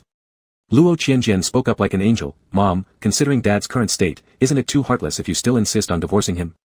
He Rush hadn't fully reacted yet, but the other children, especially Luo Hefeng, acted incredibly fast. Since Luo Chen and He Rush were still legally married before their divorce, if Luo Chen lost his ability to act autonomously, He Rush would have the authority to manage the assets under Luo Chen's name. Without discussion, they all thought that Luo Qianjian recently said something unusually pleasing. Chapter 39. Though relatively slow to react, He Ruyan finally came to her senses after being preoccupied with Luo Chen over the division of assets. Yes, if Luo Chen were truly unable to take care of himself anymore, why would she bother with divorce? In that case, Luo Chen's property would be managed by her as his legal spouse. Lu Roa, waiting in the wings for a handover, wouldn't get a single benefit. Not only would the dreams of this adulterous pair of Luo Chen and Lu Roa for a shared life shatter, but Luo Chen would no longer have any control over He Ruyan. She could then parade around with her lover openly, infuriating Luo Chen. Additionally, as his legal spouse, He Ruyan had the authority to decide on Luo Chen's treatment. If your father really has some aftermath. He Ruyan couldn't help but laugh. It seems I shouldn't be so heartless after all these decades of marriage. Upon hearing this, Lu Roa, sitting on the ground crying, found it hard to accept. Standing up, she still feigned delicacy. What, Sister Ruyan, haven't you already decided to divorce Brother Chen? But given how much time you've spent on this divorce, since fate is done between you two, Sister Ruyan, please don't force yourself into unhappiness. Besides, I think Brother Chen wouldn't want to see you by his bedside either. Recently, he kept telling me he regrets it and didn't realize your true nature earlier. He wants a divorce from you, wishing to build a happy family of 3 with me and Qingqing. I'm sorry, Sister Ruyan, I know what I said is harsh, but Qingqing really needs her dad. Everyone looked coldly at Lu Roa's performance except for Lu Qingqing, who cried along enthusiastically, wah wah wah dad, I want dad. Alright, if he's like this, why are you still pretending? He Ruyan remarked without emotion. Lu Roa choked slightly and then weakly replied, Sister Ruyan, the doctor just said there might be unavoidable aftermaths, but it isn't necessarily the end of walking abilities. Shouldn't you wait before making this decision? What if Brother Chen wakes up and still insists on divorce? This matter can't be decided by one person alone. He Ruyan scoffed coldly, then let's wait until he wakes up and sees if he can even say a complete sentence. The doctor mentioned possible consequences which included facial paralysis and slurred speech, relatively mild among aftereffects, but also quite common. Given the severity of Luo Chen's cerebral hemorrhage, escaping was impossible. Considering the bleeding area and volume in the brain, it was highly likely Luo Chen would wake up partially paralyzed. Otherwise, none present besides the stubborn mother-son duo of the Lu family had assumed Luo Chen would lose his ability to care for himself. All He Ruyan hoped for was total paralysis. Unfortunately, the probability of full-body paralysis was a bit low. The next morning, upon Luo Chen waking, the doctors examined him and confirmed that he suffered from facial paralysis, slurred speech, and hemiplegia, manifesting in paralysis of the left side of his body and signs of right leg paralysis. Even though it wasn't total paralysis, everyone seemed fairly satisfied, except for Lu Roa and Lu Qingqing. The mother-son pair who hadn't dared leave the night before rushed to the bedside and, looking at Luo Chen who struggled to open his eyes, wailed loudly, Brother Chen. Brother Chen. Dad. Dad. Wah. Luo Chen, whose hearing was fine, had already heard the doctor's verdict. Feeling both angry and utterly hopeless, he was now powerless to care for Lu Roa and Lu Qingqing. Lu Roa, Brother Chen, what should we do? How will Qingqing and I cope? You must get better. Doctor. Doctor, Brother Chen has always been healthy, with just a few aftermaths, he'll surely recover. The doctor turned to He Ruyan, Luo Chen's proper family member, and said, actually, Mr. Luo hasn't had great health throughout. Being indulgent in alcohol and debauchery during his younger years, without maintaining good habits, and having a bad temper. But having such a smooth life for many years past, without enduring any stress or getting sick, gave people the illusion that Luo Chen seemed pretty healthy. The doctor continued, especially in the last 2 months, Mr. Luo fainted twice before this incident. The last time, he almost had a cerebral hemorrhage. We repeatedly warned Mr. Luo about needing rest and avoiding anger, but clearly, Mr. Luo didn't listen. He Ruyan covered her reaction with a cough, thinking not only did Luo Chen not avoid anger recently, due to their frequent arguments over the impending divorce, their meetings often led to mutual insults, increasing the frequency of Luo Chen's outbursts dramatically. Looking at it this way, the fact that Luo Chen managed to hold out until tonight before suffering a cerebral hemorrhage was impressive indeed. Doctor, in terms of the aftermath of cerebral hemorrhage, with rehabilitation training and Mr. Luo's cooperation, there's hope for recovery of speech function. Even if he can't be as fluent as before, there's still a big chance he could speak complete sentences, just slower. But regarding the cure probability for bodily paralysis, to be honest, considering Mr. Luo's condition, the possibility of full recovery is extremely low. However, through treatment, some functions might be restored and Mr. Luo's self-care abilities improved. He Ruyan didn't think twice and said, it doesn't matter, if he can't take care of himself, our family will support him for life. What treatment? Was she the type of person who would abandon her husband because of partial paralysis? The doctor, having seen many disputes in wealthy families, was momentarily stunned but quickly understood Hee-Ryeon's tendency toward passive treatment, and seeing no objection from the children either. Considering that the Luo family was their hospital's largest investor and long-term client, the doctor chose to stay out of it, avoiding guesses and respecting the family. Alright, then I'll draft a preliminary treatment plan back in my office and discuss specifics with all of you later. Is that okay? Hee-Ryeon nodded. Lu Ruo widened her eyes. Wait. Doctor, what do you mean, you're not allowed to leave? The doctor walked away even faster. The bedridden Luochen also murmured incoherently, struggling to speak, at #U% and. Dad, stop talking, we can't understand, Luo Qianjian said smilingly while sitting on the couch opposite the hospital bed. Luochen glared at him furiously. Luo Qianjian sighed lightly, glaring at me won't help, it's not like I made you this way or I alone feel Dad this way suits perfectly fine. Dad, don't get angry anymore, if you have another stroke, not even celestial beings could save you. By the way, there's good news you don't know since waking up, Mom no longer plans to divorce you. Luochen's only somewhat mobile right hand slapped the bed hard, making muffled sounds but no coherent words came out, instead dribbling saliva uncontrollably. Ms. Lu, shouldn't you wipe Dad's face? Luo Qianjian smirked. Lu Ruo, accustomed to pretending gentleness and kindness, instinctively reached out to wipe Luochen's saliva, but seeing his slanted mouth and grimacing expression combined with the dribbling, Lu Ruo hesitated. Seeing Lu Ruo's hesitation, Luochen tried glaring at her more fiercely, further twisting his facial expression. Lu Ruo pulled her hand back. She thought, since Luochen was already in this state, unable to recover through treatment anyway, and given Hee-Ryeon and Luochen's children had no intention to proceed with treatment. Yet Lu Ruo's years of ingrained habits wouldn't let her bluntly say cold-hearted things like, I can't benefit from Luochen anymore, so I'm not going to flatter him, opting for a softer tone instead. I am sorry, Brother Chen. I've enjoyed being with you these past times and looked forward to building a family with you and giving Qingqing a complete one. But now that Sister Ryeon has decided against a divorce, it's too shameless for me to hang around anymore, and inappropriate to show intimacy towards you. Under the scornful looks from Hee-Ryeon and the glaring eyes of Luochen, Lu Ruo held Lu Qingqing's hand. Lu Qingqing had stopped crying, now quiet and well-behaved, and added, Brother Chen, Sister Ryeon, the two of you are genuinely destined for each other, while between me and Brother Chen, it seems we lack fate. Nonetheless, I'm quite content having Qingqing, this child. But, with my limited ability, Qingqing depended on Brother Chen's support to grow up until now, and now. Sister Ryeon, neither we will disturb your life again, but Qingqing is Brother Chen's blood offspring. Can you consider, out of kinship, to allocate a portion of Brother Chen's assets to ensure Qingqing's happy upbringing? Lu Ruo figured that Hee-Ryeon, eager to rid herself of her and the child, would likely offer some money as a dismissal fee, seeking peace through financial loss, since Lu Qingqing was indeed Luochen's biological son, so Hee-Ryeon probably wouldn't mind spending a little money to resolve the issue. Regrettably, if this were an earlier version of Hee-Ryeon reluctant to part ways, perhaps she'd agree for Luochen to give the illegitimate son some money and send them far away. However, now. What did it matter if Lu Qingqing shared Luochen's blood when Luochen himself couldn't even take care of himself anymore? Hee-Ryeon scoffed coldly, Lu Ruo, you're still such a faker. If you want money, just ask for it. Why pretend now? Lu Ruo, Hee-Ryeon interrupted, even if you asked, I won't give you anything. Not a single cent. Lu Ruo wiped away her tears. Although her tone didn't change much, her words became much stronger. Sister Ryeon, that's not how it should be said. Qingqing may be an illegitimate child born out of wedlock, but he truly is Brother Chen's son. We've all seen the paternity test report, and if you doubt it, we can redo the test anytime. If the paternity test confirms Qingqing as Brother Chen's child, then Qingqing has a rightful claim to inherit part of Brother Chen's assets. During this time, I've accompanied Brother Chen to meet with lawyers, and I know he never made a will, so now we should follow the legal inheritance division, right? Upon hearing Lu Ruo's words, Luochen on the hospital bed went berserk, frantically slapping the bed, but unfortunately, no one paid him any attention. Hee-Ryeon spat in contempt, dream on. What paternity test report? Who has seen it? You say it's between Luochen and Lu Qingqing. Do you have any evidence? Can anyone vouch for it? Just because you say so doesn't make it true. Lu Ruo hadn't anticipated Hee-Ryeon being so brazenly confrontational. Biting her teeth, she retorted, I already said, we can do another test right now. Let's not bother, Luo Hufeng interrupted coldly. We trust our father's integrity. There is absolutely no way he could have cheated.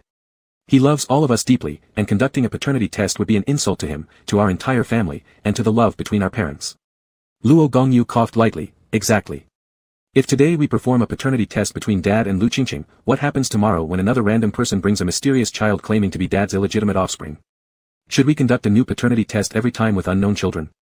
Luo Suiyun, Luo Wenhuan, and Luo Shantang were somewhat surprised by this shameless rhetoric, but instinctively followed and echoed their agreement. Lu Ruo grew so furious that she couldn't maintain her usual gentle demeanor anymore. Lu Qingqing burst into tears again, shouting, I am Dad's child. I really am. Alright, stop arguing, Luo Qianjian interjected calmly but with a hint of exasperation. It's disgraceful like this, and as always, I'm the one who needs to clean up the mess. Everyone. Luo Qianjian turned his gaze toward Lu Ruo and Lu Qingqing and said, for some time now, Dad has been acting as Qingqing's biological father, something quite a few people have witnessed. Denying this fact forcefully, Mom and Big Brother, makes no sense. Qingqing is indeed Dad's illegitimate child and should get his fair share through legal inheritance, which is undeniable. Qianjian. Are you even aware which side you're on? At this moment, causing internal disputes within the family, does it benefit you at all? He Ruyan asked incredulously. Neither Lu Ruo nor Lu Qingqing had expected Luo Qianjian to take their side. Luo Qianjian smiled faintly, don't rush. Let's talk about it properly. By the way, Aunt Lu, shouldn't you tell Dad the truth about Qingqing's birth now? And also, over all these years, why haven't you disclosed that Qingqing is his child? With Dad's condition now, and considering there's no chance you'll see each other again in the future, shouldn't he at least know the truth clearly? He Ruyan, as well as Luo Chen lying on the hospital bed, were both startled. Did Lu Qingqing's origins hide more secrets? Lu Ruo bit her lip. Indeed, there was no longer any point in hiding it now. Besides, given Luo Qianjian's apparent enjoyment of chaos, going along with his line of questioning might actually please him and lead to her receiving some financial support. So Lu Ruo nodded, alright, since Qianjian has asked this directly, it means whether I speak or stay silent, the truth cannot be concealed anymore. Telling everything clearly to Chen brother and sister Ruyan will also relieve some weight off my shoulders. Chen brother, I told you before that Qingqing happened accidentally when you got drunk. But actually, during that dinner, I drugged your wine. Luo Chen glared fiercely at her, wishing to curse and swear but feeling utterly powerless. This only made him feel worse, trapped in frustration. Lu Ruo moved further away from the bedside while holding Lu Qingqing and continued, back then, I really had no choice. As I aged, I started fearing the day you might suddenly abandon me. I wanted our relationship to grow closer. But even when I pretended to be drunk and asked you to help me change clothes, all you did was grope me for a little longer while doing it, unwilling to engage in any real intimacy. Luo Qianjian felt his ears were under attack. He had no idea Lu Ruo could honestly reveal such explicit details without hesitation. Lu Ruo said, so I drugged you. But Brother Chen, you don't need to glare at me like that. The drug merely increased your desire. Even if you weren't fully awake, there's no way I could have coerced you into having intercourse, ultimately, you must have consented on some level too. Back then, I didn't think much beyond wanting a deeper connection with you, so that you would take more responsibility for me. But I didn't expect the drug to have side effects. The next day, you forgot everything. At first, I thought you were pretending, but after testing, I realized you had genuinely forgotten. I had almost lost hope when unexpectedly, fate allowed me to become pregnant and gave me Qingqing. I didn't tell you right away that Qingqing was your child because I didn't know how to explain drugging you. I lied out of fear of being found out. Besides, at that time, you still treated me well. I thought as long as Qingqing was born, she would be leverage, I didn't need to rush telling you. Luochen's emotions surged upon realizing Lu Ruo had always manipulated him, their relationship wasn't built on deep affection as he had imagined. However, despite his vigorous protests, mumbling nonsense, all that came out in the end was saliva dribbling down from the corner of his mouth, leaving him looking disheveled. Yet, the more Lu Ruo spoke, the more she felt relieved, gaining an odd sense of honor as though her hidden tactics were finally recognized. She continued, but I also feared not having evidence in dire situations later on, so shortly after Qingqing was born, I secretly arranged for a paternity test between Brother Chen and Qingqing, keeping the report hidden. Previously, when Brother Chen and Sister Rian expelled my entire family, demanding I write IOUs to repay debts, I thought it was the end.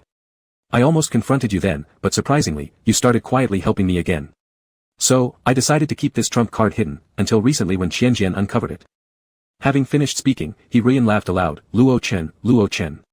I once thought this woman cherished you deeply, thought the two of you shared profound feelings. Turns out, it's all just this.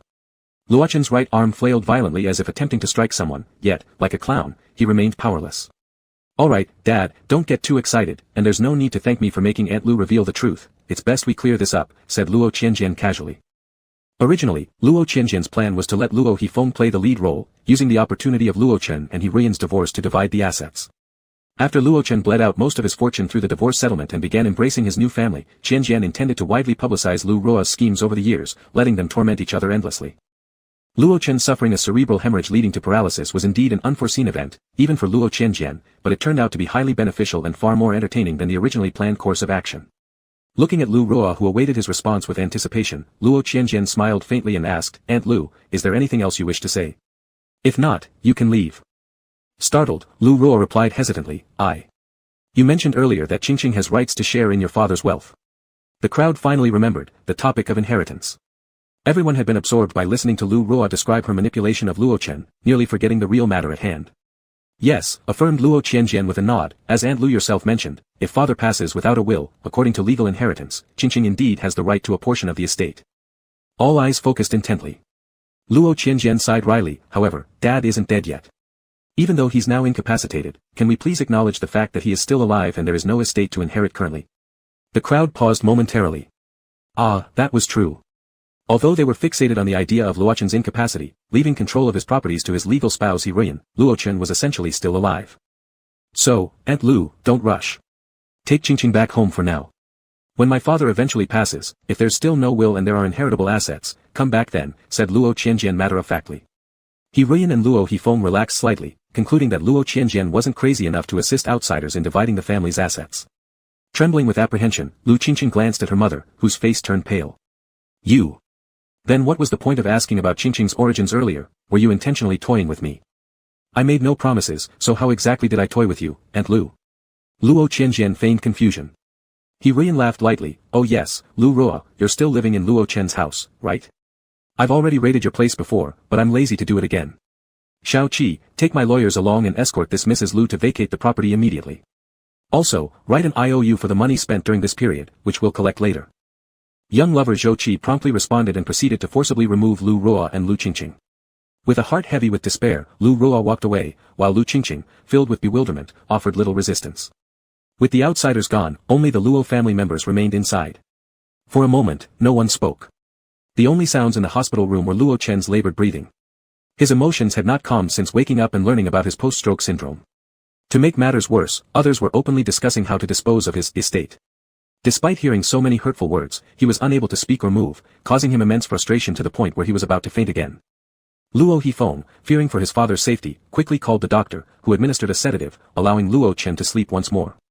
Next, with a cold expression, Luo Hifeng turned to He Ruiyan and said, Mom, you've seen Dad's unstable condition. If anything should happen.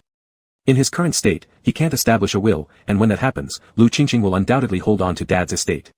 You wouldn't want outsiders benefiting from this, would you? He Ruiyan frowned. Feng, just tell me what you're planning to do. If Mom trusts us as her children, I still stand by what I told Dad last night, Luo Hifeng stated.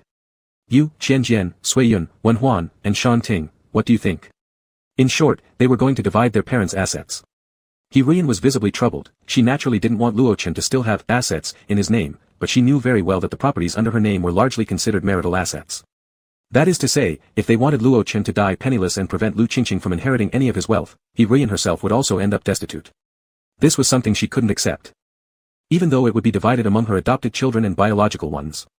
Luo Gongyu interjected, Big brother, are you simply aiming for father's shares? Though the division includes all of us, aren't you secretly hoping to inherit them all yourself? Isn't that too greedy? Unperturbed, Luo Hifeng replied, with Dad in his current state, if the board finds out, they would surely prefer a stable resolution rather than splitting everything into pieces, which would harm our company. Moreover, Dad has always intended to groom me as his successor.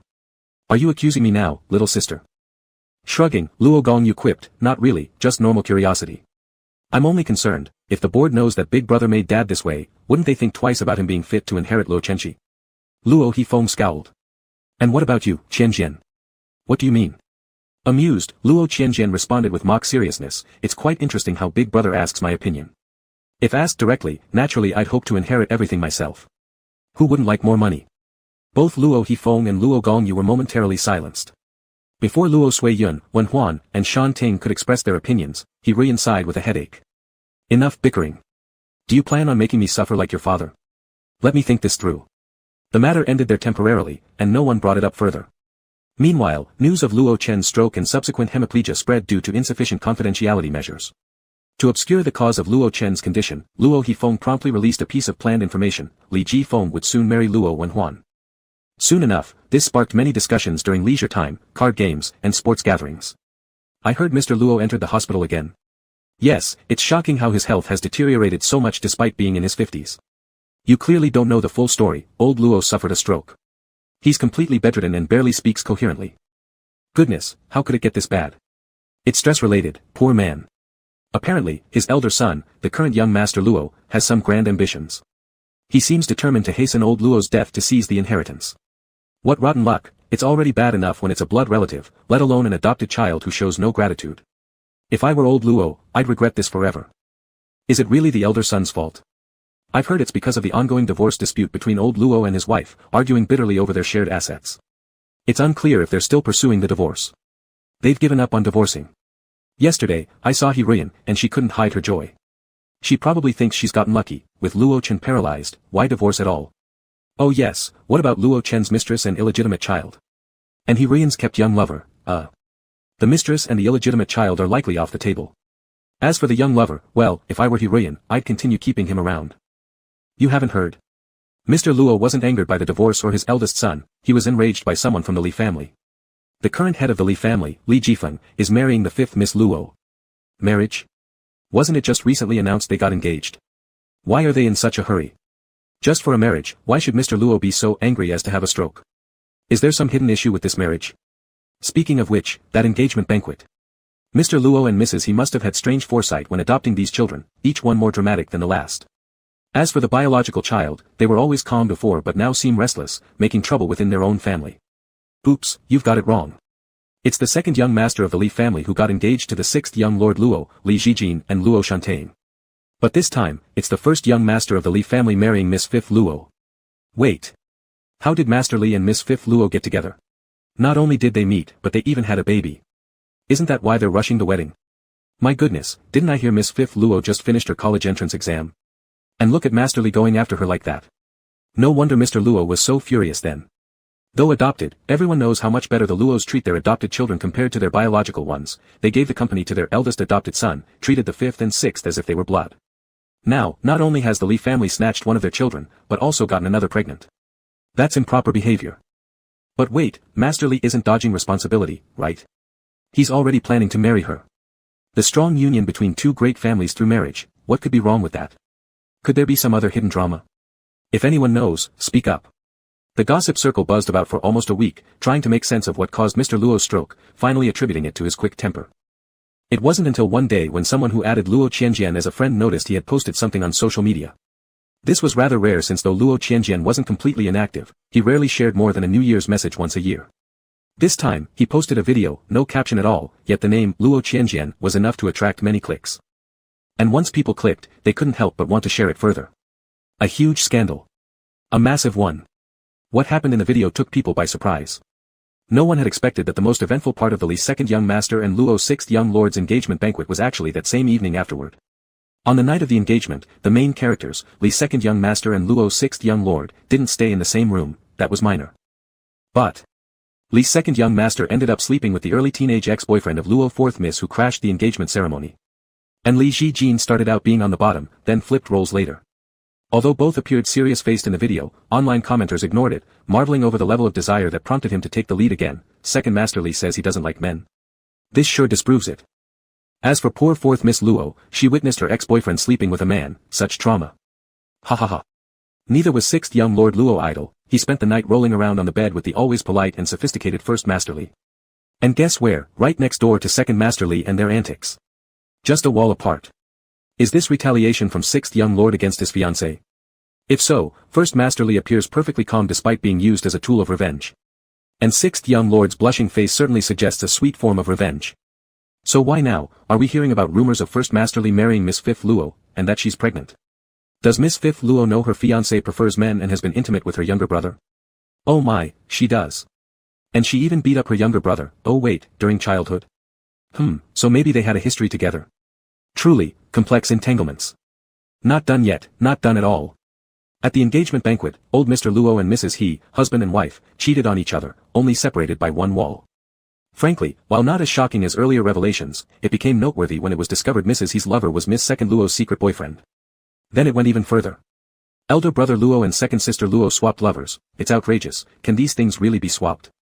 So the rumors about second Miss Luo liking unorthodox encounters in the bedroom are true. And these intertwined tales of love and hatred have all been captured on film, an invaluable record indeed. The most critical part was the final scene of the video, showing the Li family and the Luo family sitting in a private room confronting each other. It turned out that Miss Luo 5 wasn't pregnant. It was actually Lord Luo 6. Young master. And they couldn't even determine whether the child belonged to Mr. Li 1 or Mr. Li 2. So, the two families ultimately decided that Mr. Li 1 and Miss Luo 5 would take responsibility for everything. That's the truth. This video, shared from Luo Qianjian's social media circle, edited to only show key moments yet still lasting 5 minutes, was quickly deleted by both the Luo and Li families through combined efforts. Even those who saved it to their local photo albums couldn't successfully send it to others, but the gossip continued spreading by word of mouth. The public was overwhelmed by all these dramatic revelations. It almost felt as though these events weren't happening within the same world context. However, one thing became certain within gossip circles: it made perfect sense why old Luo had repeatedly suffered strokes. His sixth son carried an uncertain child he refused to abort, his fifth daughter happily accepted being a mother, while the lease, though willing to marry for responsibility, remained lukewarm toward the whole situation. With old Luo's temperament, how could he not explode? Now it made sense. Chapter 40.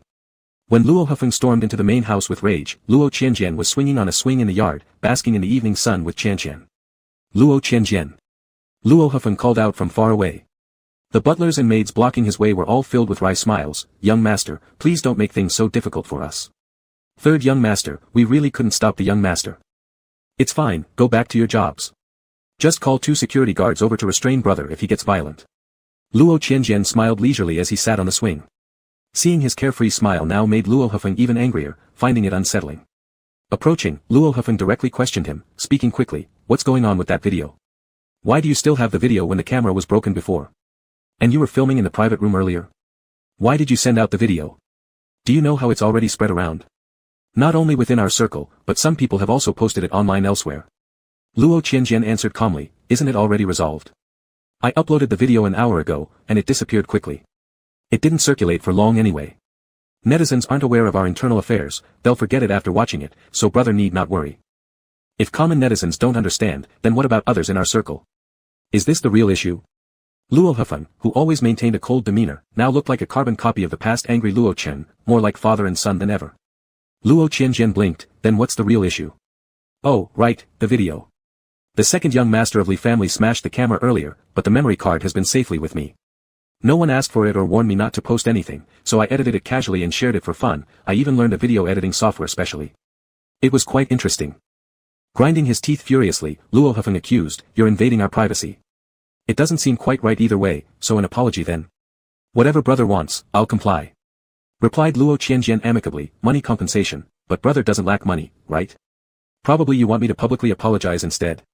So, I'll just post another WeChat status saying my previous post was sent by mistake, apologizing for wasting public resources and causing troubles. Luo Qianjian.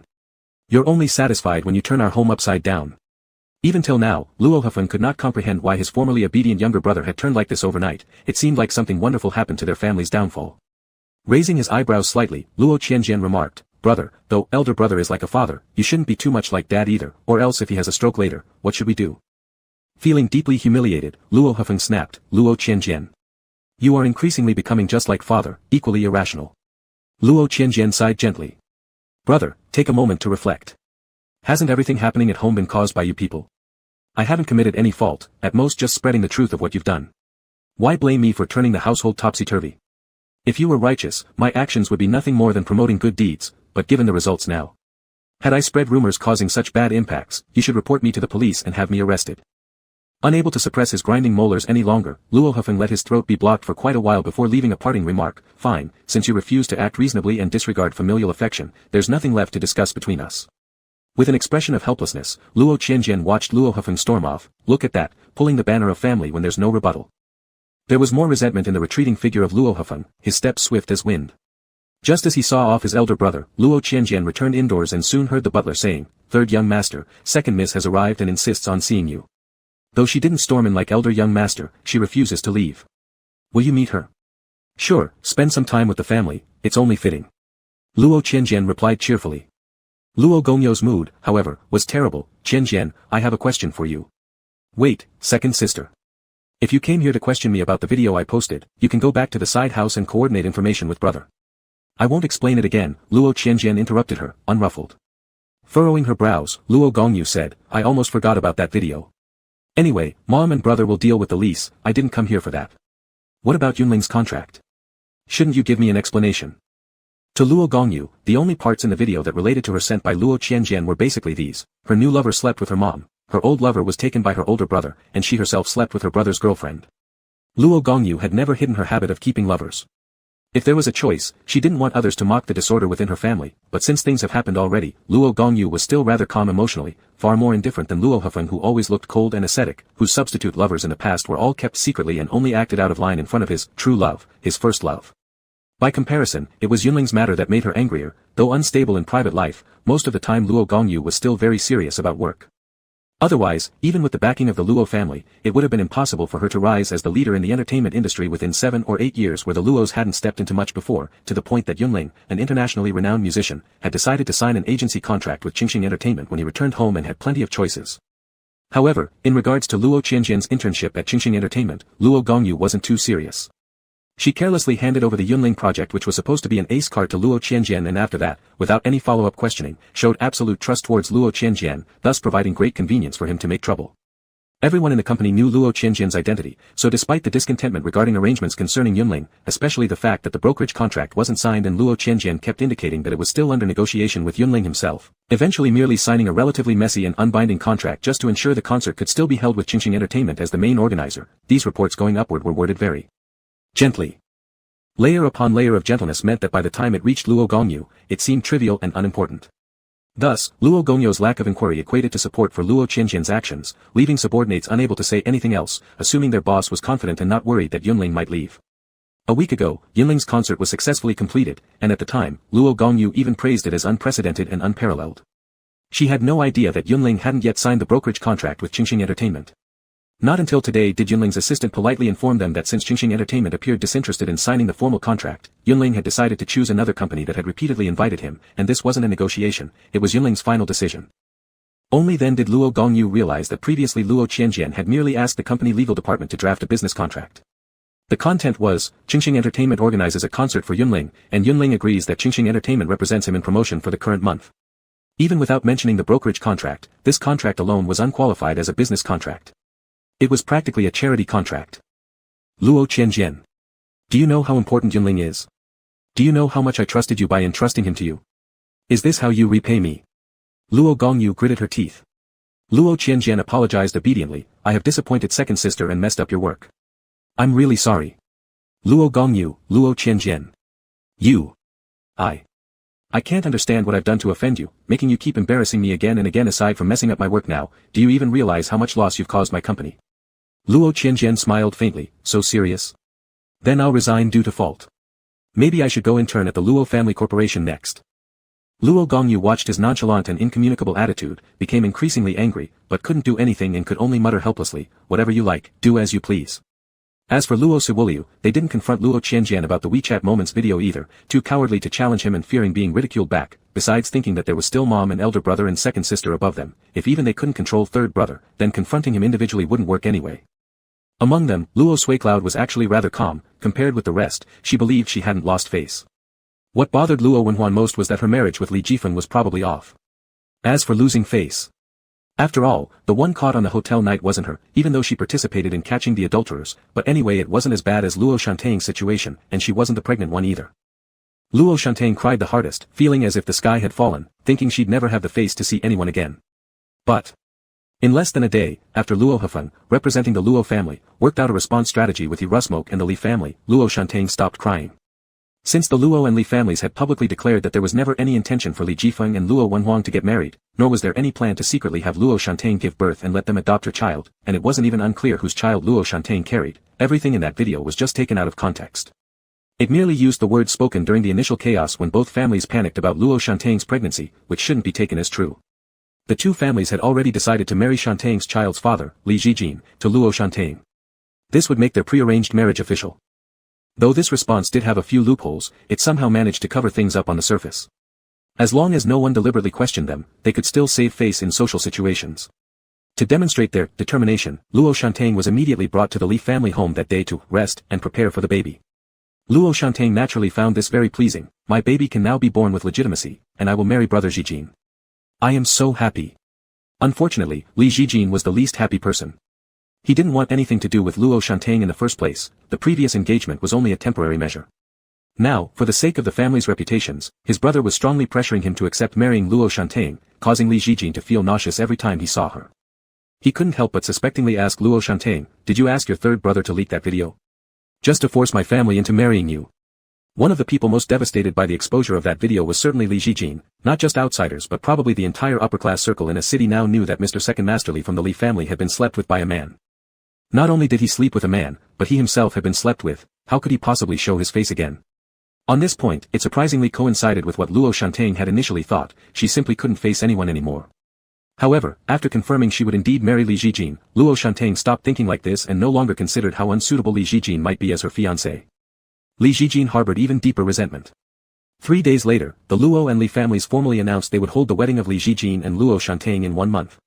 This announcement was much more official than the prior rumors regarding the marriage between Li Jifeng and Luo Wenhuang, which left room for denial afterward. Luo Wenhuang was quite upset. Whenever she thought about Luo Shantain getting what she wanted while she herself remained trapped in the branch residence of the Luo family, her uncertain future making her irritable, she lost all fear of the pet snakes she usually avoided. She grabbed one carelessly and began twirling it around her fingers like a piece of string until the poor snake slithered away in terror.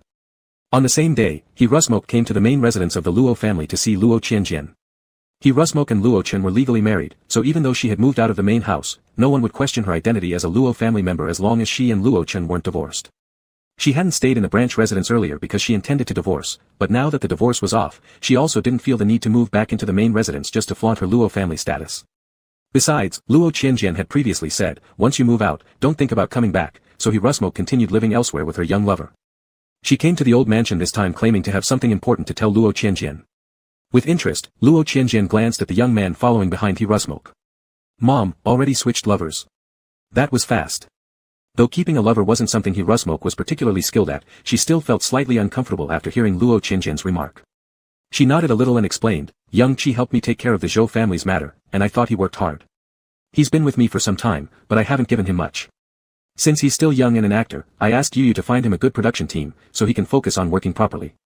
Actually, after a month together, her initial infatuation had worn off, especially since the revelation of Luo's long-term manipulation of Luo Chen made He Rusmok realize that Zhou Qi's so-called sincerity was just polite talk. Therefore, she didn't indulge in those feelings as much anymore. Yet since Zhou Qi truly made her happy in the past, and she didn't lose anything, He Rusmok didn't feel deceived.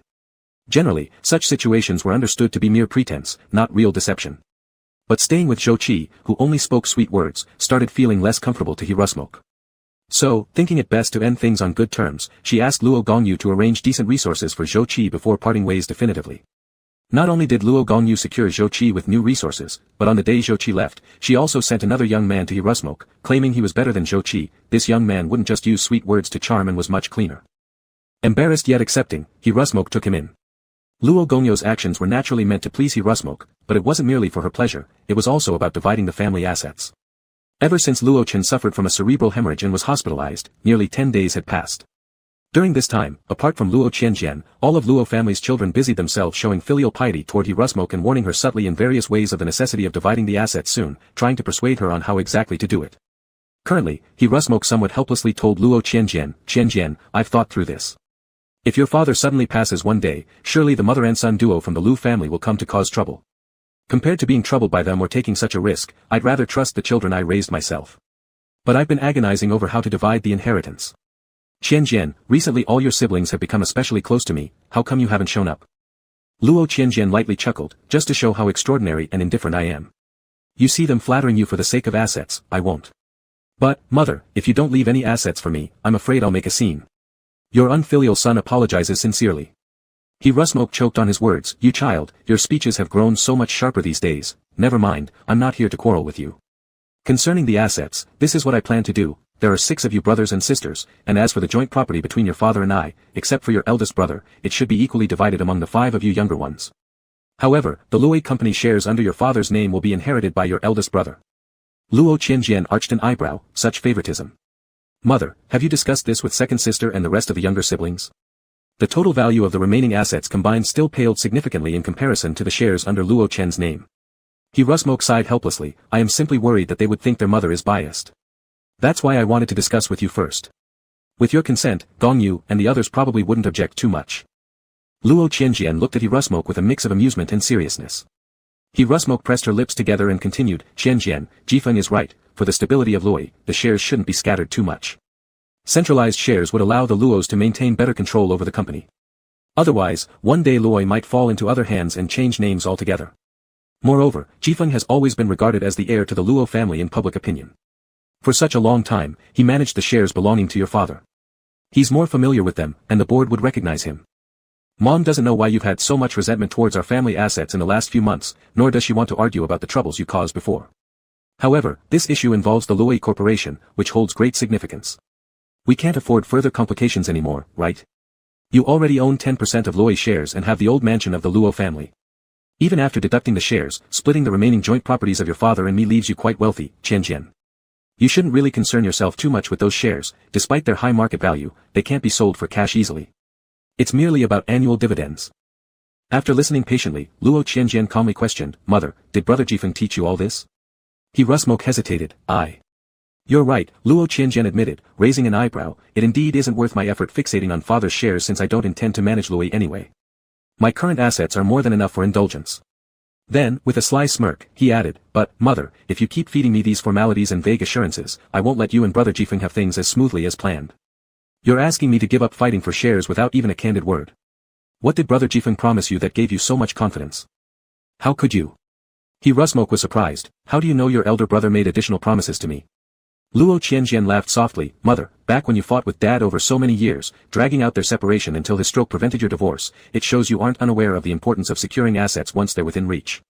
Yet, only after a short while, you agreed without hesitation to split the assets, casually handing over so many shares. Do you blame me for suspecting something? He Rusmok paused in silence for a while, then said, All right. I'll tell you the truth. Of course, I believe my children won't turn against me just because they inherit the assets. Even if you did, as a member of the Luo family, I have the foundation that provides me financial security. I won't be left completely destitute. But Qianjian, after decades of our relationship reaching this state, Mom can't help but hesitate whether I can trust you children entirely. You can understand that, right? Even though the foundation secures my basic needs, to hand everything over like that. He understands this too. So he signed another contract with me secretly, an agreement where, after gaining all of your father's Louis shares, he promised to gift them to me unconditionally, all the shares, including the 5% he currently owns along with the newly acquired shares. This is a private agreement, temporarily not to be disclosed. Your elder brother said that after acquiring the shares, he would ensure I have complete freedom to spend as I wish. Otherwise, I could activate the gift agreement and leave him with nothing. Luo Qianjian nodded understandingly, then no wonder you chose to trust brother. It's equivalent to transferring the risk, you don't have to worry about losing anything, while Brother Jifeng has to be cautious about your potential turnaround and taking all the shares back, right? He Rusmok replied, Of course, I wouldn't do such a thing. This also shows the trust my eldest son has in me as his mother. But, Mom, are you sure you can outplay brother? You know next to nothing about business matters, Luo Qianjian asked softly. He Rusmok frowned, I've had lawyers review it. The gift contract is valid, and I consulted several lawyers. Luo Qianjian responded indifferently, Good, as long as you're happy, Mom. Though feeling somewhat blocked inside, he Rusmok sighed with relief at her son's agreeableness, then. Qianjian, there will be a board meeting held at Luo Corporation in 2 days. I plan to transfer the shares to Jifeng at the scene. Some senior members of the board requested all children witness the event and hope you, as our biological child, sign on the document since your father is incapacitated and cannot attend. Will you be present? Luo Qianjian nodded, Certainly, such an important moment in brother's life, I wouldn't miss it for anything. He Rusmok added that after the board meeting concluded, with everyone gathered, she would summon the lawyer to distribute the remaining family assets among the 5 other children except Luo Jifeng. At that time, Luo Qianjian would be allowed to prioritize choosing which assets he desired. Still smiling faintly, Luo Qianjian again nodded affirmatively. During this period, he hadn't been idle at all, continuously caring about his brother while secretly collecting quite a bit of interesting information. He was contemplating the perfect timing and setting to expose these revelations, and the upcoming board meeting seemed to align perfectly like a pillow meeting a sleepy head. An economic criminal was about to emerge, and Luo Qianjian silently mourned for the Luo family name. Chapter 41. Early the next morning, when Luo Qianjian was heading to Qingxing Entertainment to continue his internship, Luo Gongyu came to find him. Yes, Luo Qianjian was still interning at Qingxing Entertainment. Previously, after being questioned by Luo Gongyu over the Yunling incident, Luo Qianjian had expressed his intention to resign out of guilt and was preparing to hand over his work to a colleague. However, Luo Gongyu made it clear that he did not intend to let him leave. Luo Gongyu was busy courting He Ruyan for the family assets and did not want any more trouble during this period. Sending Luo Qianjian back to the Luo family business would not look good, especially since the Yunling matter had already occurred and could not be undone. Therefore, Luo Gongyu decided to keep Luo Qianjian but gave him no more work to do. Luo Qianjian didn't mind and complied obediently. With nothing to do, he spent his days browsing internal networks and wandering around various floors and departments in the company. His access level on the internet was quite high, and all departments welcomed him warmly. That day, as soon as he arrived at the company and was turning on his computer at his desk, Luo Gongyu appeared out of nowhere. Qianjian, let's talk. Luo Qianjian nodded calmly. Sure, where shall we talk? The two went to Luo Gongyu's office. Luo Qianjian remarked with a sigh, second sister, there was no need for you to come in person. You could have just sent your secretary to call me. Who dares? I feared it wouldn't be enough to get your attention. Luo Gongyu's tone was strained as she cut straight to the chase. Qianjian, mother told me that you've agreed to hand over all of the Luo family shares to elder brother. Luo Qianjian sighed helplessly. Second sister, those shares are under father's name, and they've always been managed by elder brother. Now that mother has the right to act on father's behalf, if she wants to give the shares to elder brother, what can I say? It doesn't matter whether I agree or not. Luo Gongyu frowned. You know very well that there are a few old members of the board who are dissatisfied with elder brother as the heir, believing that you're the rightful successor. In the current situation, if you don't agree, there will naturally be people who will obstruct elder brother from obtaining the shares. It's true that some people aren't happy about elder brother, but others don't care. Parents have always treated elder brother as the successor. As for me, I'm neither the eldest son nor am I in good health, and my ambitions are insufficient. I'm truly unsuited to inherit the Luo family business. I have no objection. Luo Qianjian replied with apparent patience. Luo Gongyu laughed in exasperation. Qianjian, saying these things now makes no sense. If you were so indifferent about inheriting the Luo family business, then what have you been up to these past few days? When you asked father for 10% of the Luo family shares before, you weren't acting this way. Luo Qianjian raised an eyebrow. What is rightfully mine in black and white, I naturally have to claim. But I am someone who's detached and magnanimous. If others don't give me, I won't fight for it either. Sorry about that. Luo Qianjian. Luo Gongyu was almost frantic. Can you be honest and let us have a proper conversation? Do you really want father's shares to all go to elder brother? We're supposed to be on the same team. Luo Qianjian looked somewhat puzzled. In the past years, the family has tacitly acknowledged elder brother as the successor, and you haven't contested it before. Why are you so fixated now?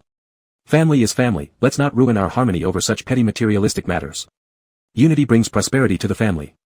If elder brother wants it, give it to him. Let's not be so materialistic. What do you think, second sister? Luo Gongyu. She tried to stay calm, because the situation now is different from before. In the past, the family was indeed harmonious. Our parents loved each other, elder brother played his role well, and they both considered him the heir, giving him resources. Meanwhile, I also leaned on the Luo family to found Qingxing Entertainment, so our family didn't have much to quarrel about, and I didn't want to compete with elder brother for the Luo family business. But now, setting aside everything else, elder brother made father so upset over wanting the shares that father suffered a cerebral hemorrhage, resulting in him now unable to speak clearly or walk. What qualifies elder brother to continue as the heir? Father may just be unable to speak now, but otherwise, he'd surely say that elder brother had changed his mind.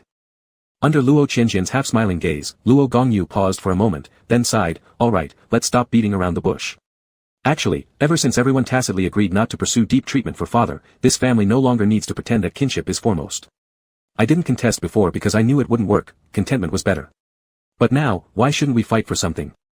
Qianjian, you may not know this, but long ago, our Luo family and the Gu family ancestors established a marriage agreement, though it wasn't made with particular ceremony, and few outside knew about it. Over the years, the Luo and Gu families grew distant, as if everyone forgot about this marriage contract, and no one brought it up again.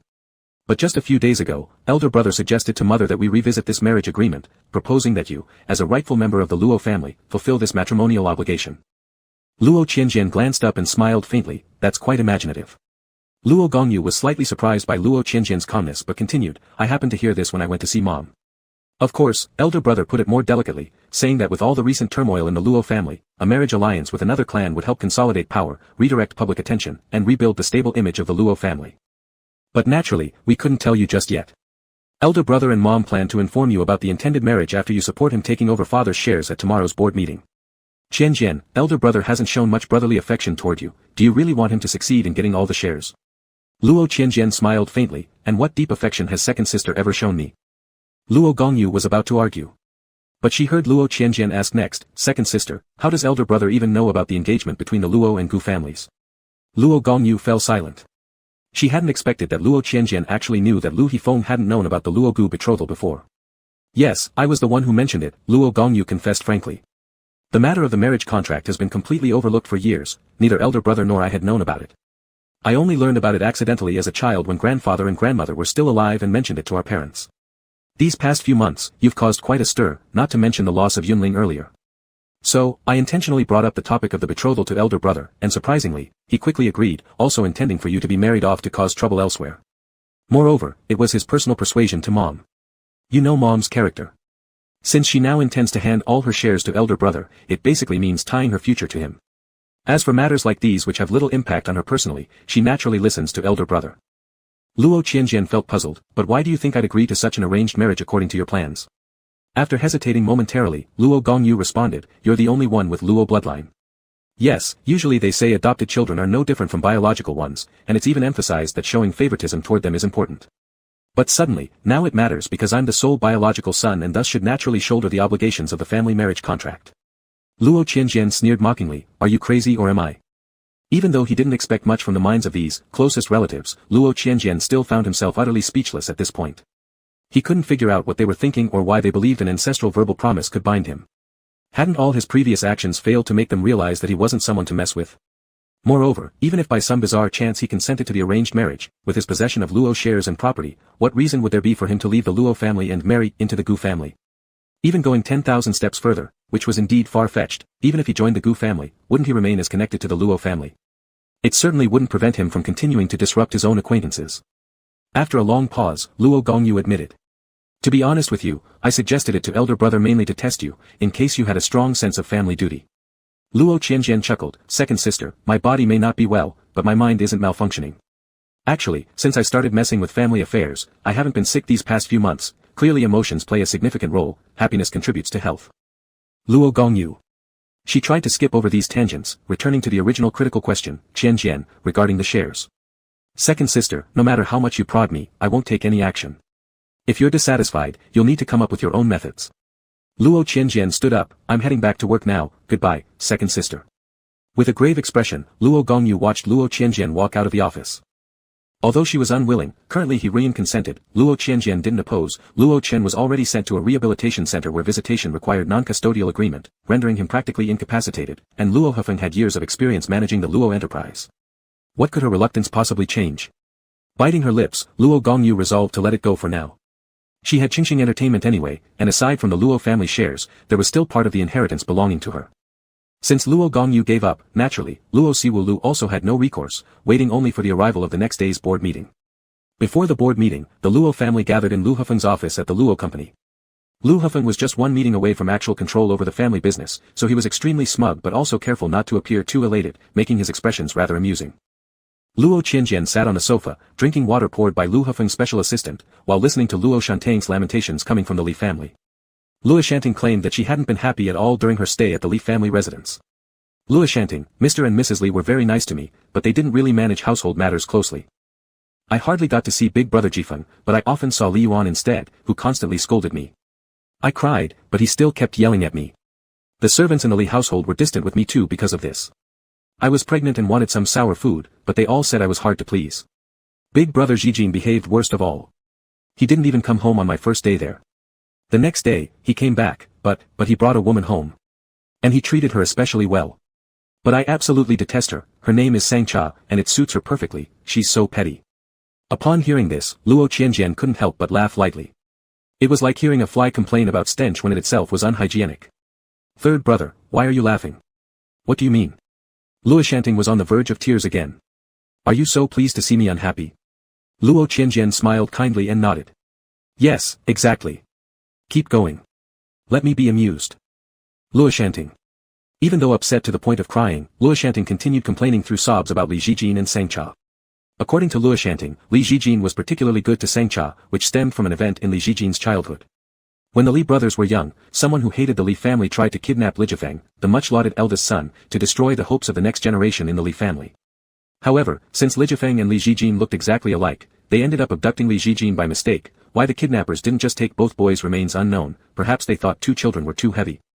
After being abducted, Li Zijin suffered abuse from the kidnappers until he was rescued by a little girl who had also likely been kidnapped. This girl untied him, found him water and food, and helped him escape the abduction location stealthily.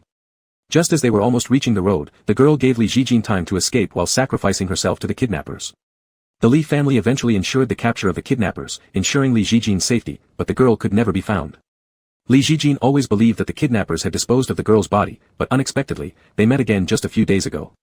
By identifying scars on Sangcha's hands and a mole on her face, Li Zijin suspected she was the little girl from his childhood. Likewise, Sangcha recognized Li Zijin via the mole on his face. They exchanged memories from their childhood, and then Li Jijin took the homeless Sangcha back to his family home. As Luo Shanting put it, Sangcha was highly skilled in tea ceremony arts. When she learned that there was an expectant fiancé staying at Li Jijin's home, she quickly expressed that it would be inappropriate for her to stay there, fearing Luo Shanting might misinterpret her intentions. As a result, Li Jijin blamed Luo Shanting for giving Sangcha a disapproving glare upon their first meeting, which apparently frightened her. Sangcha insisted that she couldn't freeload indefinitely but had nowhere else to go. If Luo Shanting didn't mind, she offered to stay and work as a servant. When Sangcha was sweeping the stairs one day, Li Jijin happened to witness Luo Shanting watching her work and promptly yelled at Luo Shanting for allegedly overworking Sangcha. Sangcha hastily defended Luo Shanting, saying it wasn't his fault, she simply wished to work in exchange for her room and board, but the more she explained, the angrier Li Jijin became with Luo Shanting. To make amends, Sangcha later prepared chicken soup for Luo Shanting and spoke kind words, such as how Luo Shanting and Li Jijin made a perfect pair and how their baby together was clearly destined by heaven. Luo Shanting accepted this flattery and drank the soup.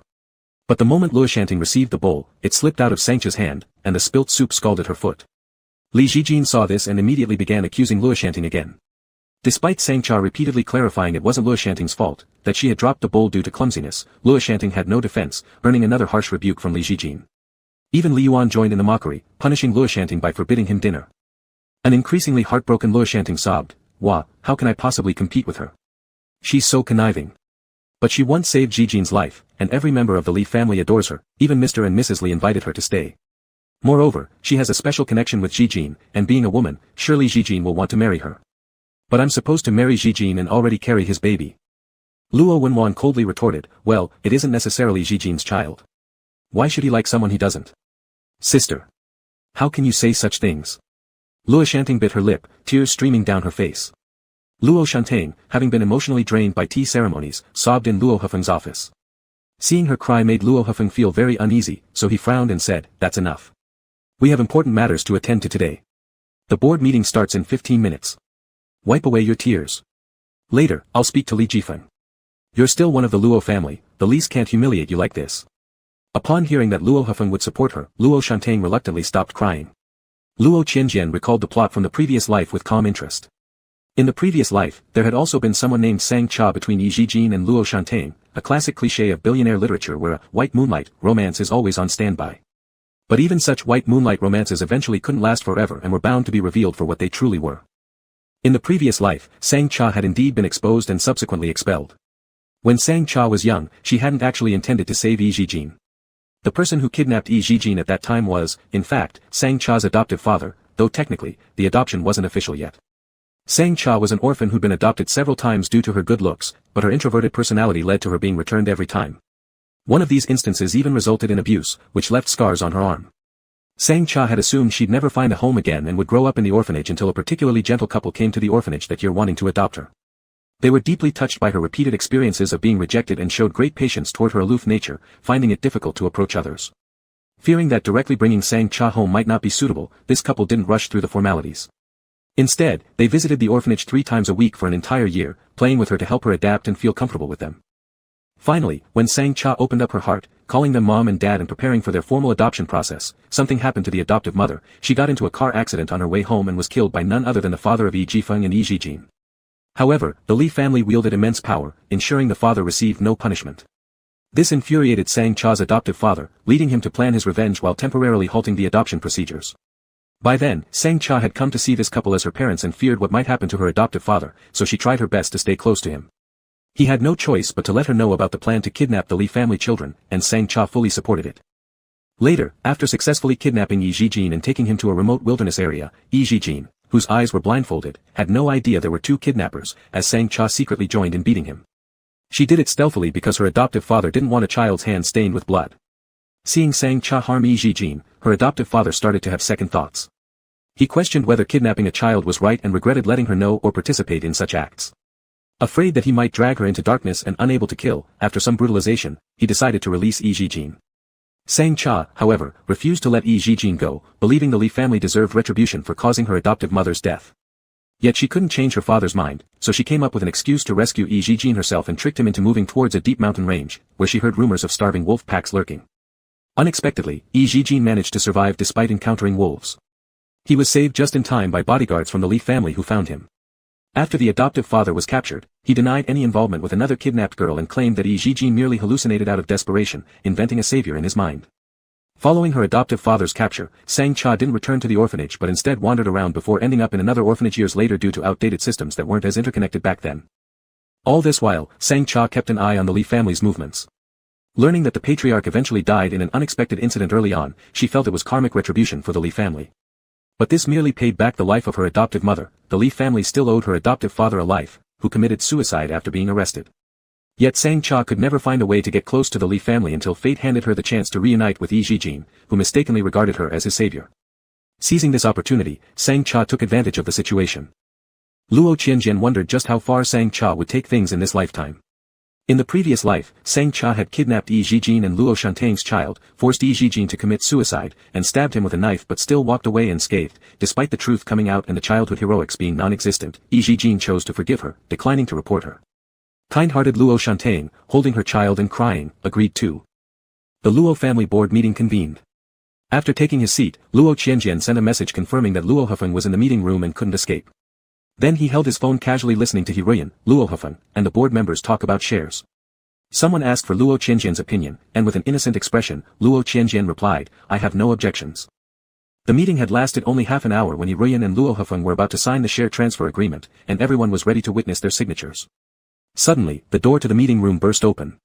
The secretaries and assistants who had to open the door gave awkward smiles as several people dressed in uniforms walked in, displaying credentials. Mr. Luo Hefeng. We are from the A City Economic Investigation Corps. You are suspected of being involved in an international financial case. Please accompany us back for investigation. An uproar broke out in the meeting room.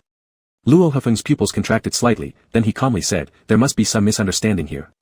As the head of the Luo family, I cannot leave with you without evidence or with insufficient evidence.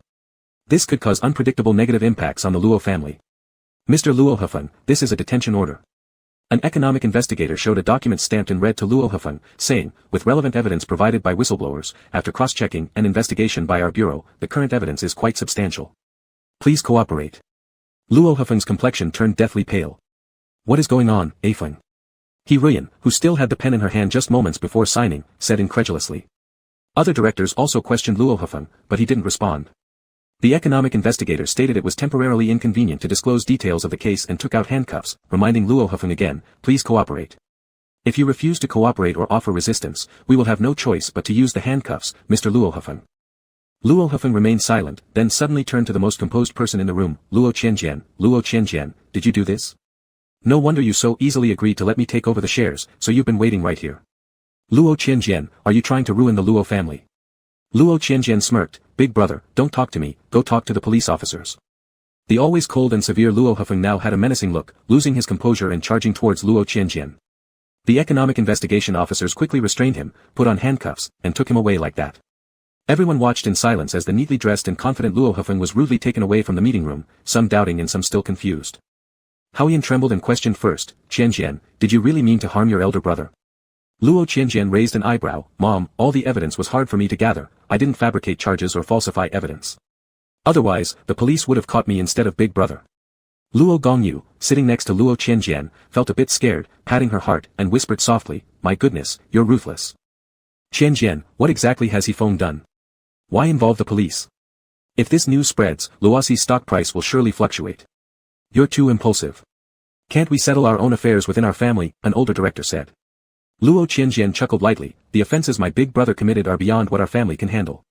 Not long ago, big brother wanted to buy the shares of Luosi I own, which made me curious where he got so much money, it didn't feel right.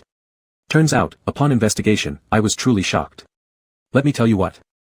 My big brother, Luo Hefeng, used the company's business dealings abroad to set up a shell company overseas and formed a whole industrial chain, leeching off the blood of Luosi, involving amounts of money reaching hundreds of billions. The crowd was stunned, and there was a lot of murmuring. Is this real? Why would Hefeng do such a thing? Isn't it because Luo Chen never handed over his shares to him, making him worry he wouldn't inherit Luosi later, so he prepared accordingly? With him already arrested, how could it possibly be false? What an ingrate, indeed. Thankfully for Qianjian. After all, one's own children are more reliable, quickly getting hold of the evidence. Earlier, who said Qianjian was incapable? Look at him, capable and efficient. Send any of you to investigate, and none of you might have uncovered what Hefeng had been doing. I had mentioned before, surely he intentionally hospitalized Chen out of spite. He wasn't good from the start. Fortunately, the police arrived on time, otherwise, Ruyan would have almost signed her shares over to that ingrate Hufeng. The reason Luo Qianjian could obtain the evidence so quickly was due to his intimate knowledge of the original plot from the book. However, in the book, as the dominant male lead, Luo Hufeng secretly prepared this second plan to prevent himself from being kicked out of the Luo family business in the future. That wasn't considered a crime, it was called forward-thinking strategic planning with courage and wisdom. If one day Luo Hufeng was kicked out of Luosi, he could go overseas and take advantage while Luosi hasn't reacted, causing significant damage. It would indeed prove his capability. But last life, Luo Hufeng smoothly inherited Luosi and didn't need this contingency plan. In this life, he didn't expect to be exposed so quickly, just when he thought he'd be close to obtaining Luosi's shares with only a signature away. Now that Luo Hufeng has been arrested, judging by the case's scale, it seems unlikely he'll get out anytime soon. The board members sighed for a moment before hesitantly looking at Ruyan, who remained pale-faced. Ruyan, should we still discuss the share transfer today? Ruyan was somewhat dazed and did not respond. Luo Qianjian laughed. We should continue discussing, I'm quite interested. To see someone openly declare their desire for the inheritance with such calmness and humility is truly rare. Silence fell over the meeting room. By the way, didn't Mom say Big Brother signed another contract, gifting all his shares to you for disposal? If that contract is valid, then the 5% of shares originally belonging to Big Brother are now under Mom's control. I think they should all come to me. Luo Qianjian smirked faintly. With the most righteous tone, he made the most ambitious declaration. Ruyan was still numb, never expecting her eldest son, raised carefully as the successor, had secretly siphoned off Luosi's resources for himself and was now imprisoned. She felt deeply disappointed and exhausted. Hearing Luo Qianjian's words, she lacked the willpower to argue anymore. Whether given to anyone or originally intended for Luo Hufeng, now giving them to Luo Qianjian, her own son, couldn't possibly bring worse consequences than before. If no one objects, let the secretary redraft the contract and change Feng's name to Qianjian's. Ruyan said weakly. The board members exchanged glances, with some raising their hands. I support it. I originally thought Qianjian was the rightful heir for Luosi. Others hesitated. Qianjian is young, and now that Hufeng has gotten into trouble, Luosi will face some disorder. Qianjian lacks experience. It's not just about experience, which can be accumulated slowly over time, but with everyone's support. However, Qianjian's health isn't good, we know that. Arkan has already fallen ill, Hufeng is on the verge of imprisonment. If the new inheritor collapses because of health issues too, it will create constant changes for Luosi. This is undesirable. Luo Suoyan, Luo Wenhuan, and Luo Shantang listened helplessly. Though they were enticed by the value represented by those shares, they dared not speak up due to the sense of immense responsibility. Only Luo Gongyu jumped in to recommend herself, asking Ruyan whether she would consider her fit for the position. Ruyan, sitting at the front of the meeting room, did not voice any objection. In reality, the authority to decide how to distribute the shares lay solely in Ruyan's hands. She merely sought opinions from other board members out of unity and respect, but if she was determined, she could entirely disregard the disagreements within the board and make the decision herself. Unfortunately, Ruyan wasn't decisive. The quiet meeting room became noisy again as the directors started voicing their opinions one after another. Some believed Luo Qianjian wouldn't be able to sustain Luosi, yet others found Luo Gongyu unsuitable as well, leading to a standoff. Nevertheless, there was no time to delay matters regarding the shares since Luo Hufeng had already run into trouble. Had it not been for his troubles, even managing Luo Chen's shares temporarily, Luosi could have maintained its operations according to its previous pace without worrying too much about where these shares would eventually end up. Gentlemen, Luo Qianjian interrupted calmly once more, and the room quieted down as everyone turned to look at him. I do admit my health is not great, and I lack the energy to devote myself fully to Luosi. Moreover, my personal interests don't lie in these corporate affairs, but I insist on obtaining these shares, for reasons of either sentimentality or pragmatism, which can both be explained, but I won't waste your time with unnecessary chatter. In short, after I become the largest shareholder of Luosi, I won't spend much time dealing directly with company affairs. Instead, I prefer to form a team of professional managers to handle them on my behalf. As for the selection of the team members, given my limited experience, I fear I might pick incapable individuals or those lacking loyalty to Luosi. Therefore, I intend to select suitable candidates from the families represented by our esteemed board members to work together in supporting Luosi while also ensuring mutual supervision and checks on each other. The board members reflected thoughtfully, then heard Luo Qianjian effortlessly reel off 7 names.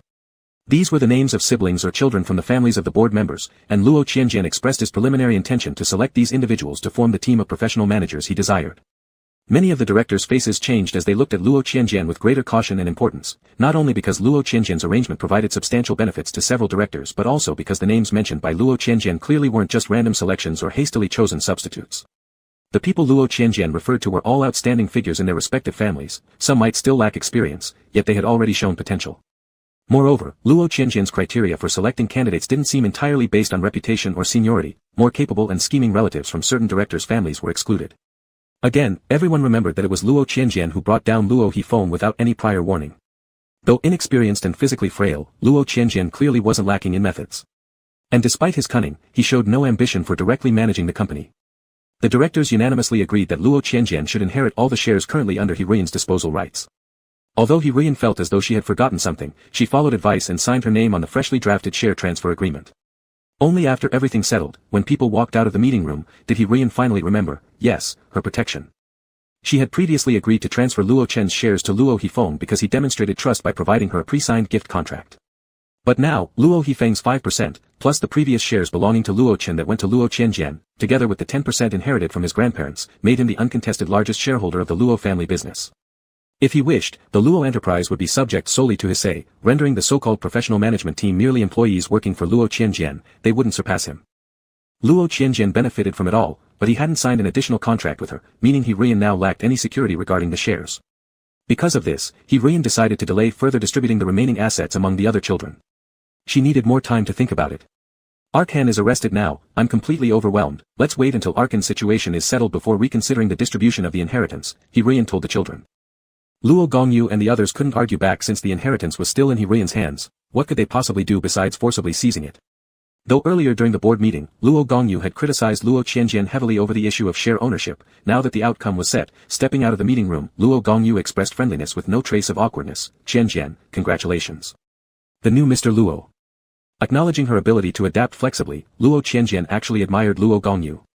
He smiled, thank you, second sister. By the way, why don't you check online? I'm afraid the situation has gone berserk there. Luo Gongyu paused, then chuckled, with eldest brother being captured as the former heir of the Luo family business and the change in share ownership. Yes, it's a significant event, but since it's within the commercial world, it shouldn't escalate into such a huge frenzy online quite so fast. Besides, Qianjian exaggerates too much. Even if someone must look, it's your responsibility as the inheritor now, not mine. What use does it serve me to see? I wasn't talking about eldest brother, but about Qingxing Entertainment. Second sister, haven't you checked your phone? Luo Qianjian asked gently. Luo Gongyu frowned, suddenly recalling that in the meeting room, Luo Qianjian kept taking out his phone occasionally. If Luo Qianjian was leaking information before Luo Hifeng was arrested, what was he doing on his phone while everyone discussed the share ownership after Luo Hifeng was taken away? Wouldn't it reflect poorly on him as being uncommitted to the task at hand? Anyway, Luo Gongyu silenced her phone upon entering the meeting room and never took it out during the whole process. Now. As soon as Luo Gongyu picked up her phone, she noticed several missed calls and unread messages even before unlocking it. Then came the surprise from Luo Suiyun, good heavens, second sister, what exactly is your company doing? Since Luo Suiyun and the others didn't look at their phones either before this moment, they immediately retrieved them upon hearing Luo Qianjian's words and checked the trending topics. They were shocked speechless. Not right, this should concern third brother. What did you do with the official account of second sister's company? Luo Suiyun corrected herself realizing the mistake. Luo Gongyu opened the trending topic with a grim expression. The board meeting had lasted for more than 2 hours, and within those 2 hours, Qingxing Entertainment's official Weibo account had consecutively posted multiple picture and text blogs. Though they were quickly deleted, over 50 Weibo posts had been published one after another. Now, the trending topics on Hot Search are almost all related to Qingxing Entertainment. Because the official Weibo account of Qingxing Entertainment exposed numerous bombshell scandals in the entertainment circle. A famous idol XXX claimed to have independently created a new song, but in reality, it was purchased from a ghostwriter. An idol XXX who has maintained a clean bachelor image actually got married and had children before their debut. After debuting, they also engaged in sexual relations with fans.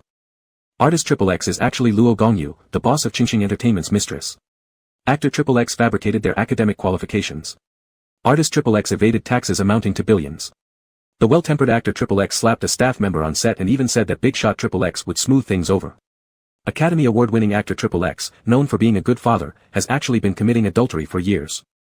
Innocent Boy Next Door XXX organized group indecency activities involving several other famous artists. The artist XXX claiming to be in seclusion reading books was actually arrested for soliciting prostitutes and sentenced to administrative detention. Morally upright star XXX privately worships small demons. Every scandal imaginable has now come to light, the only limit is your imagination. The entertainment industry seems capable of anything. Luo Gongyu stared at the screenshots of the gossips revealed by Qingxing Entertainment's official Weibo account, her face contorted with fury. Not only did these posts expose Qingxing's own talents, but they also implicated celebrities from other companies in the industry. This was going to make her an enemy of the entire entertainment world. In an era where scandals abound, being loose-lipped was unforgivable. Who would dare to associate with her or Qingxing Entertainment after this? Luo Gongyu's eyes were bloodshot, and she nearly crushed her phone in anger. Upon catching the murderous look Luo Gongyu gave him, Luo Qianjian smiled faintly and replied, I must thank second sister for granting me such extensive authority during my internship. This act was merely a token of gratitude for being forced into a marriage alliance arrangement by second sister. Chapter 42. Though Luo Gongyu was so angry that her teeth almost ground to pieces, the top priority was not to confront Luo Qianjian. And from experience, confrontation would be useless, which would only make herself more frustrated. So after glaring at Luo Qianjian a few times, Luo Gongyu hurriedly went to deal with Qingxing Entertainment. She first returned the secretary's call and questioned as soon as the call was connected, why didn't you change the password in time? I didn't answer the phone, so you didn't know how to deal with it in an emergency, just let the account keep sending Weibos. The secretary expressed, Ms. Luo, we have been trying to contact you because we want to change the password. At first, although we were not sure who was operating the account, the people in the publicity department and the public relations department thought of logging out all devices online at the first moment.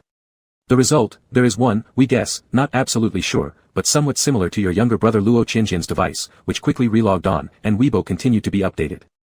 Although every time he posted a message about the company, we immediately deleted it, you know how fast netizens screenshot. Then the PR department wanted to change the password, but the publicity department said that our company's official Weibo is bound to a work mobile phone which yesterday Third Young Master said you were using, so he took it away and never returned it. They didn't find the phone at Third Young Master's workstation. I couldn't contact you, but due to the urgency, I entered your office without permission and searched, yet still didn't find the phone. When everyone remembered they could get a new card immediately, the Weibo had already sent out many messages. By the time the card was processed and used, it was already this situation, Ms. Luo. Luo Gongyu lost control of her emotions, he says something and you just follow his orders. Why don't you confirm with me? The secretary answered, people from the publicity department said that when Third Young Master was in charge of the Yunling project, he also once took the phone in your name and returned it the next day, and nothing wrong happened during that time. And afterward, the publicity department told you about it, and you didn't give any opinions at that time. So yesterday when Third Young Master asked for that phone again, the publicity department people didn't think too much. As for the account password authority of the company's Weibo, it was also approved by you before being given to the Third Young Master. Luo Gongyu couldn't help but throw her phone against the wall. Luo Qianjian. Just because she mentioned the possibility of a marriage alliance between Luo and he phoned to him, did she deserve such a big retribution? Almost grinding her teeth into powder, Luo Gongyu picked up her phone, its quality good enough to withstand and the call still hadn't disconnected. As a precaution, Luo Gongyu first stated that Luo Qianjian was no longer an intern at Qingxing Entertainment and would no longer have any authority. Then, she instructed the secretary to gather the senior executives and department managers of the company to discuss how to solve the current predicament. After leaving the Luo's family mansion, He-Rian was picked up by her new lover. Luo Shantang returned to the Li family where she lived now, while Luo Suiyun and Luo Wenwan, unaware of what else to do, could only take the same car as Luo Qianjian back to the Luo family residence. After getting on the car, the two of them remembered that actually they should have other things to do and shouldn't return home right away, thus not having to ride in the same car as their third elder brother. Previously, they thought the third elder brother had the best temper in the family and was most uncontentious, but now, the third elder brother still looked like the one with the best temper, but no one dared to truly believe anymore that he wouldn't get mad like before. The changes in the Luo family also shocked the outside world. The eldest son, Luo Hifeng, who had always been seen as the successor, was arrested. The second daughter, Luo Gongyu, created earthquakes in her entertainment company in the entertainment circle, guessing this dynasty was going to collapse, and the previously quiet third young master took over the Luo family enterprise. TSK, I wonder how long Luo Hifeng will be sentenced to. This third young master of the Luo family is ruthless too, sending someone straight to prison. To me, it's just that Luo Hifeng is useless. How long has he been in the Luo family business? And who doesn't know that although he's an adopted son, he's always been trained as the successor. However, he didn't even stand a chance against Luo Qianjian. Isn't Luo Qianjian supposed to be sickly? Not only did Luo Hifeng not win, but also the second miss of the Luo family, Luo Gongyo's entertainment company had issues as well. I heard rumors that it was also this third young master's doing. That shows some serious skills. Before, I thought that the third young master was just throwing a tantrum like a kid, exposing ugly family matters for fun, at most just having bad relations with the family.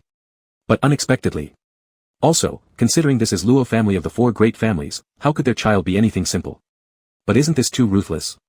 Dealing with Luo Hifeng could be justified as a competition for control over the Luo family, but now that the Luo family is already under control, why would this third young master still need to go after Miss Luo Gongyu? Who knows? Maybe he just can't stand her. It's understandable. If I were in his position, I wouldn't like it either. Think about it, Luo Qianjian is the only biological child of the Luo family, while all the others are adopted. It's not like I'm saying the adopted ones don't deserve equal treatment, but the Luos have never been fair in treating them equally. The biological son always seemed like an outsider. That's right. In the past, whenever old Mr. Luo and Mrs. He talked about their children outside, they generally referred to the adopted children.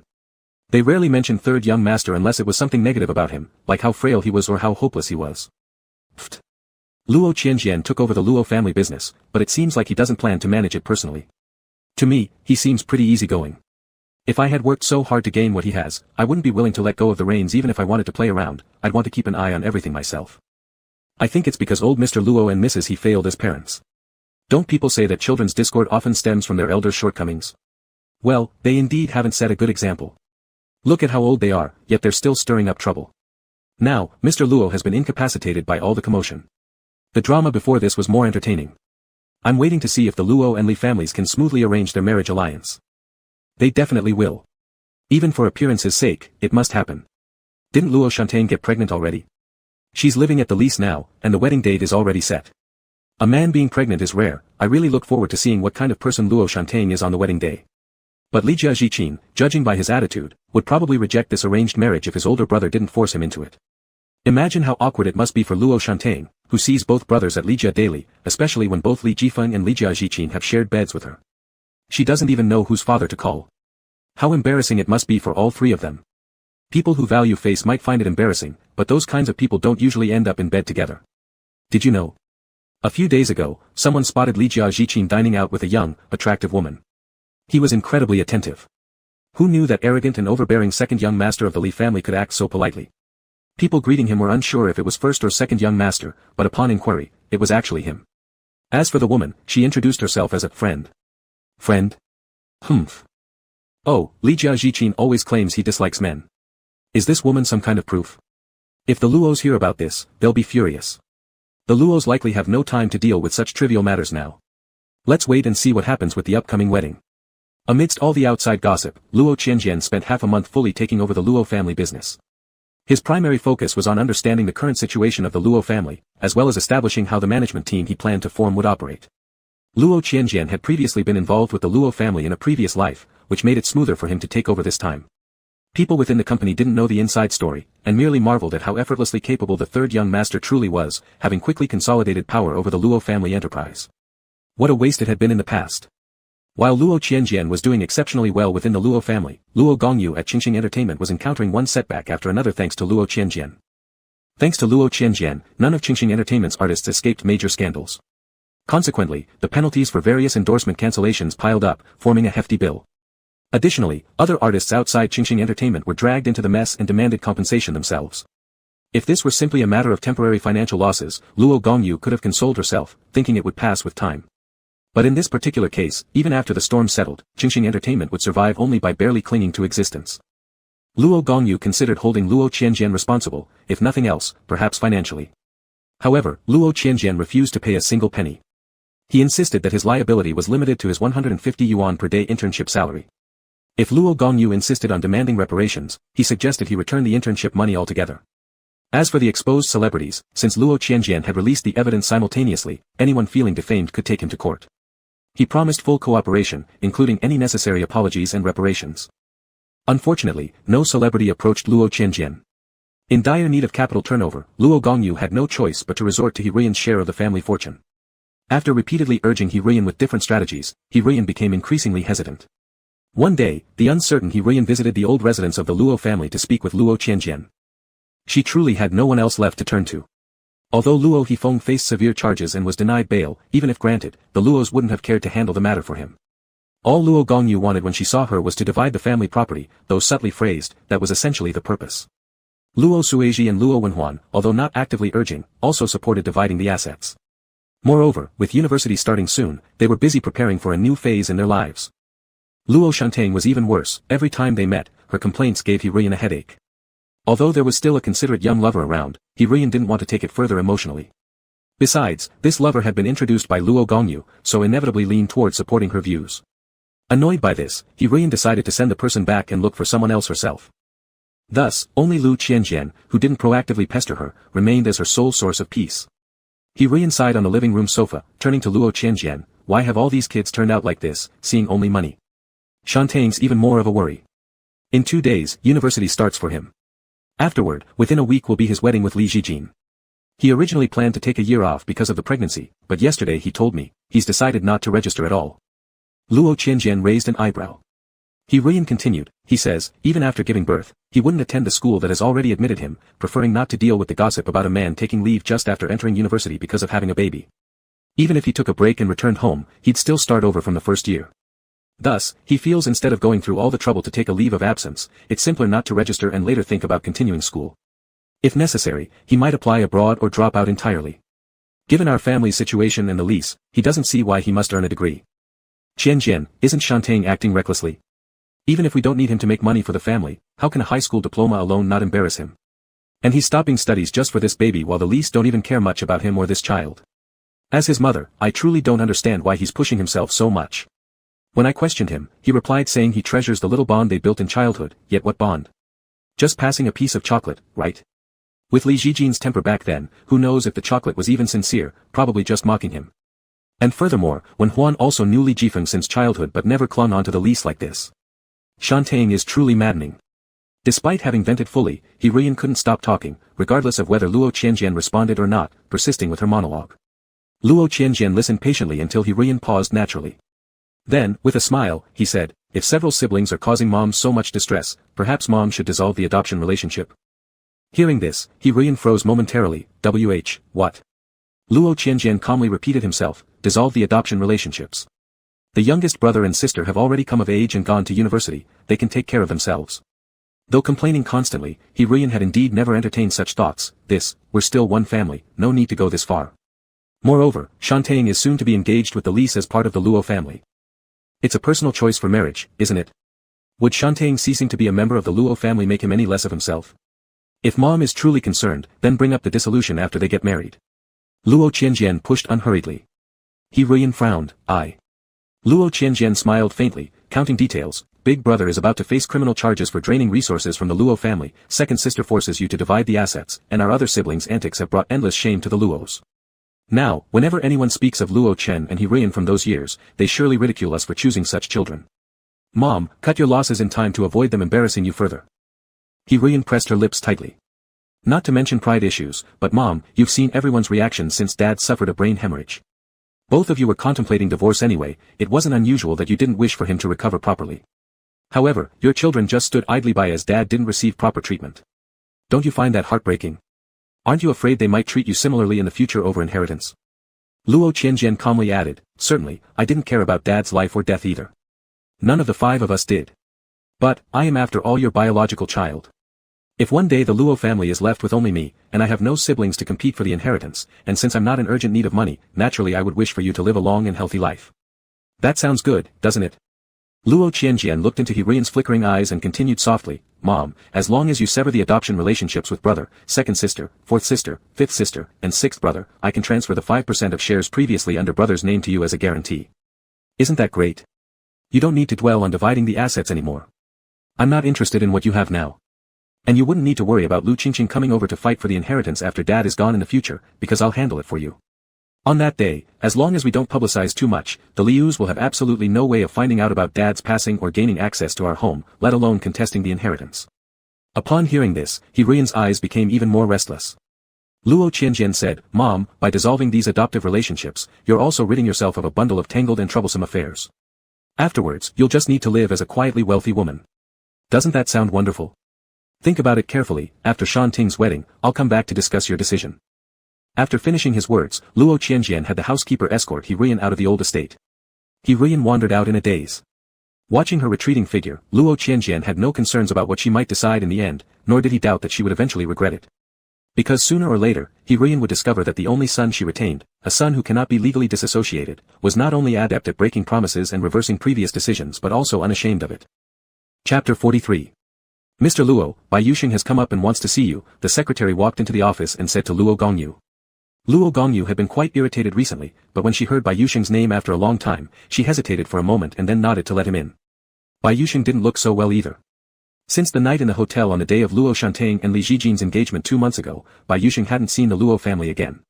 However, later Luo Hufeng fulfilled his promise and sent him a check for 2 million yuan, which Bai Yuxing accepted.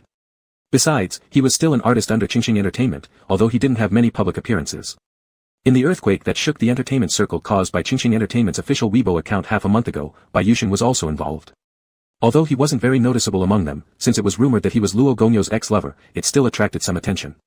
But it wasn't positive traffic, so affected by this, Bai Yusheng had fewer opportunities for publicity as well.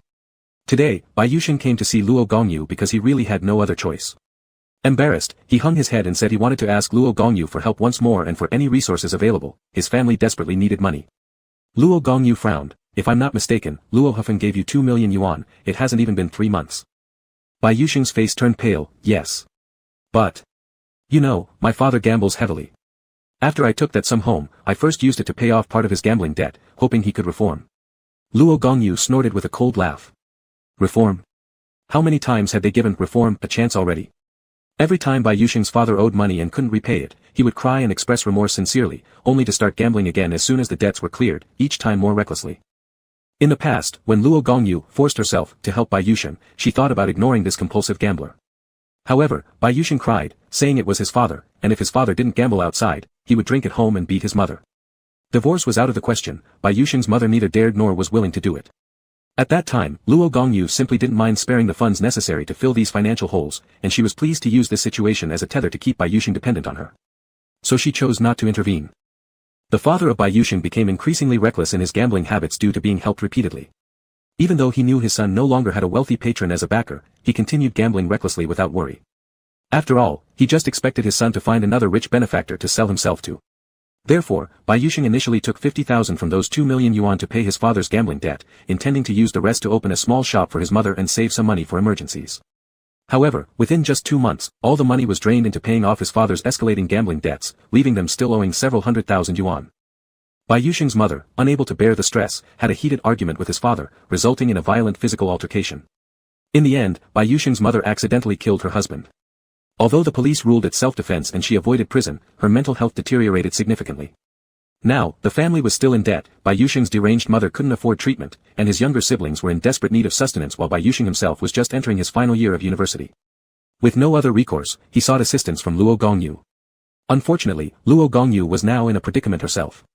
She was now quite attached to those hundreds of thousands of yuan she wouldn't have previously cared much about, and she no longer had any true feelings for Bai Yusheng. It was already an exception for her to meet with him, and she didn't intend to help. After a few perfunctory words, she dismissed Bai Yusheng. Bai Yusheng returned empty-handed, and had no choice but to wipe away his tears and try contacting Luo Qianjian, his former playmate, but failed again since Luo Qianjian had already blocked his contact details. With no other options, Bai Yusheng decided he had no choice but to drop out of school and take up odd jobs to support his family and repay their debts. On the third day of the new school semester, Luo Hufeng's verdict came down. Given the case involved a huge amount of money, but the evidence was particularly strong, the trial progressed quickly. Luo Hufeng was sentenced to life imprisonment. Furthermore, other individuals involved in the case were also handed down various sentences. After the verdict went online, Shen Dongyi was frightened out of his wits, filled with regret over having left Luo Hufeng's side so easily before, but now was relieved he had done so early. Otherwise, what if he had gotten implicated in the case? Despite the trouble of finding a new internship afterward, it was fortunately. Although it was already his final year, with an open schedule, there were still mandatory classes. Taking advantage of a mandatory class encounter, Shen Dongyi hastily assured Luo Qianjian that he absolutely wouldn't mess with the Luo family anymore, and would pretend not to know Luo Qianjian whenever he saw him. He also hoped that Luo Qianjian would forget about him. Luo Qianjian replied calmly, "It's just as well. I've already blocked all your contact information." Shen Dongyi sighed in relief. If Luo Qianjian had blocked his contact, it meant he no longer intended to deliberately target him. For the first time, he felt the word blocked sounded like a heavenly blessing. There was one thing though that Shen Dongyi didn't quite understand. He suspected it might have something to do with Luo Qianjian but dared not ask him. So, he could only wonder silently. This semester, when he encountered the class monitor and counselor again, their gazes on him were strange. It was even more awkward than last semester after Luo Qianjian created that group chat introducing him to Luo Hufeng, and the monitor and counselor were pulled into the group. Their looks at him during campus encounters remained difficult to explain. But logically, it shouldn't be this way. Months had passed since then, there hadn't been such a strong reaction back then, so things should have eased this semester. If Shen Dongyi had been brave enough to ask Luo Qianjian, the latter would have answered generously. The reaction from the class monitor and counselor might very well be because of the video Luo Qianjian had posted on his friend's circle before. Since Shen Dongyi had already been blocked by Luo Qianjian, he hadn't seen that video. However, as Luo Qianjian didn't have any issues with the class monitor or the counselor, they hadn't been blocked either, and he had shared it openly without shielding them. Though the video was taken down within an hour through the joint efforts of both Luo Hufeng and Li Jifeng, forbidding its spread, an hour was plenty of time for smartphone users to notice such news. Still, neither the class monitor nor the counselor specifically approached Luo Qianjian for details, and based on Shindongyi's reaction, they seemed not to have found him either. Luo Qianjian was actually looking forward to meeting Shindongyi, Bai Yusheng, Jiang Qingchen, and a few others again a few years later, curious how they develop naturally following the current trajectory. A week later came the wedding of Luo Shantang and Li Zhijin. From the Li family side, Grandpa and Grandma Li found the situation too embarrassing for their pride, so under the pretense that their bodies couldn't handle the emotional disturbance, they skipped the wedding feast. As usual, only Li Jifeng, Li Yuan, and the protagonist Li Zhijin attended, along with another guest currently staying at the Li household, Sang Cha. From the Luo family side, with Luo Chen lying in the sanatorium and Luo Hefeng having been moved to prison, those two wouldn't attend. The rest, including the bride and groom Luo Shantang, He Ruyan, Luo Gongyu, Luo Suoxian, Luo Wenhuang, and Luo Qianjian, were present, filling the main table and leaving no sense of emptiness. However, there wasn't a trace of joy in the atmosphere. Neither Luo Shantang nor Li Zhijin, the protagonists, showed a smile. It felt bizarre, as if they were celebrating a ghost marriage instead of their own wedding. Luo Shantang not only couldn't smile, he actually wanted to cry. In the waiting room, Luo Shantang grumbled in distress, "Today is our wedding day, yet Brother Zhijin invited Sang Cha along. Did you see her? She wore a full red dress today, making everyone think she's the bride standing beside him, as if they're getting married instead of us. How outrageous." And when I complained, neither Zhijin nor anyone else thought there was a problem, calling me petty. That Sang Cha said something about weddings being festive occasions, guests wearing red symbolizes celebration, and why she chose not to wear white as it reminded her of a wedding dress, portraying herself as a victim and saying she would change clothes. But even Li Xuang defended her saying there was no need to. How can they treat me like this? Upon hearing this, the Luo family members were all somewhat annoyed, tired of hearing Luo Shantang's constant complaints these days, always blaming Sang Cha for bewitching the Li's family. "That does make sense," said Luo Gongyu helplessly, "if she liked white normally, avoiding it especially for your Western-style wedding seems pretty considerate. And wearing red is a traditional way to celebrate, isn't it? Can you stop being overly sensitive, please?" Stunned, Luo Shantang looked at her, "Second sister, even you're defending Sang Cha. You are my sister. You haven't even met that Sang Cha." Luo Gongyu retorted, "Didn't you say we've met earlier? Besides, listening to you describe her makes it feel like we know her anyway." He Ruyan grew tired of hearing Luo Shantang wailing about his complaints. Plus, she had something she wanted to say to Luo Qianjian. It had been 10 days since her last visit to the old Luo residence, during which they hadn't seen each other. "Qianjian, come take a walk with Mom," He Ruyan said. Luo Qianjian appeared as the model child, replying obediently, "All right." Luo Shantang called to her, "Mom." He Ruyan didn't even turn back, she had made her decision. Anyway, they would sooner or later part ways from the heart despite the formalities of marriage. Her cooperation to allow Luo Shantang's wedding with Li Zhijin was already the limit of her goodwill. More mental exertion and consoling seemed fruitless. When He Ruyan and Luo Qianjian walked out of the waiting room, Luo Gongyu muttered thoughtfully, "When did Mom and Qianjian suddenly become so close?" One wall in the banquet hall had several 2-meter-high floor-to-ceiling windows that led out to small balconies. He Ruyan and Luo Qianjian stepped onto one of these balconies. "Qianjian, Mom has thought it through, let's go ahead as you suggested earlier. Today is Shantang and Li Zhijin's wedding day, tomorrow morning, they will register their marriage, after they finish registering, at noon we'll have a family lunch together with both families. After this noon meal, I will inform Yu, Suiyun, Wenhuan, and Shantang. As for Feng, I will let the lawyer notify him accordingly, it shouldn't be very troublesome." He Ruyan indeed gave this deep thought and did not hesitate. Luo Qianjian nodded, "All right. Then after the adoption dissolution process is completed, Mom, you can move back to the old house." Upon hearing this, He Ruyan relaxed slightly but couldn't help doubting again, then. "Qianjian, according to logic, the assets currently held by Yu and the others are also inseparable from the Luo family connection. What do you think we should do about it?" Luo Qianjian chuckled lightly, "Since Mom asked, it means Mom must have already thought it over a little. What are you planning to do?" He Ruyan responded, "Regarding this. Here's what I'm thinking. Even though Yu's company was founded using money from our home and relies on the Luo Corporation, she invested such tremendous effort into it.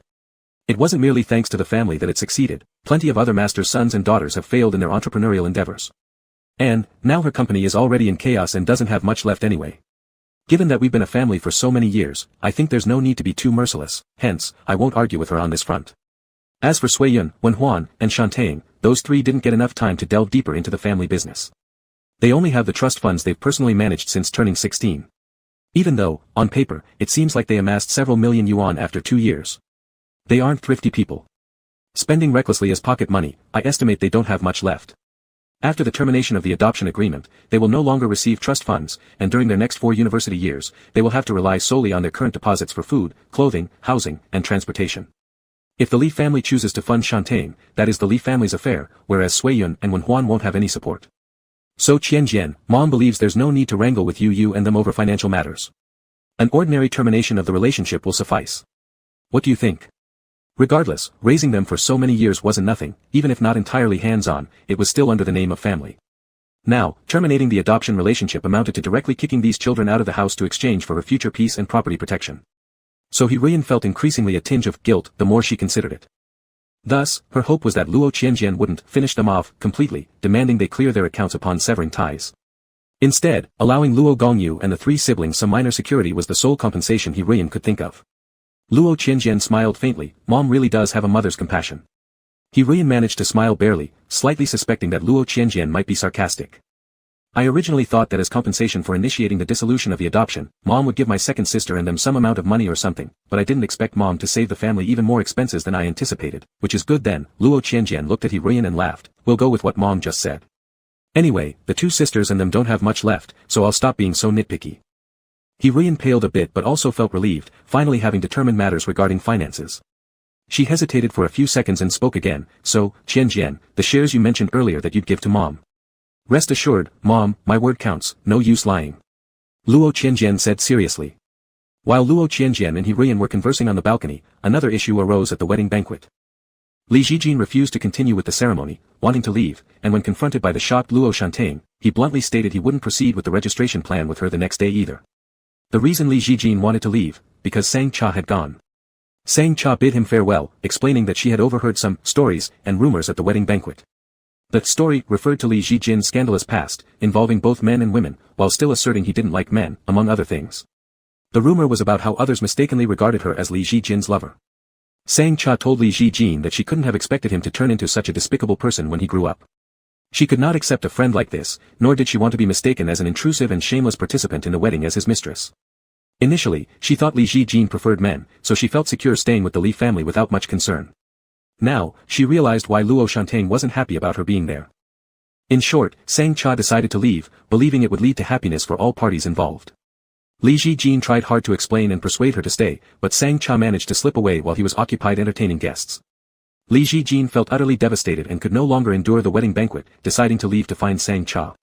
As a result, Li Zhijin publicly berated Luo Shantang. It's all your fault. If not for you, how could Titi have felt so wrong that she would leave? She doesn't even have anywhere to go. Are you trying to make her die? Luo Shantang was deeply upset too, replying, Zhijin brother. What are you talking about? Since I came here, I haven't said a single word to her. How would I know why she suddenly wants to leave? Besides, how can she have nowhere to go? She's not disabled, she should know how to look for a job. I get it now, she must have done it on purpose, knowing you care for her, she intentionally aimed to destroy our wedding. Brother Zhijin, don't let yourself be deceived. Li Zhijin was extremely annoyed, determined only to leave quickly to find Sang Cha. He mercilessly shoved aside Luo Shantang, who was obstructing him, and unexpectedly lost his balance standing at the stairwell, falling down the steps. That moment truly turned the wedding bloody. The guests stared open-mouthed at what unfolded.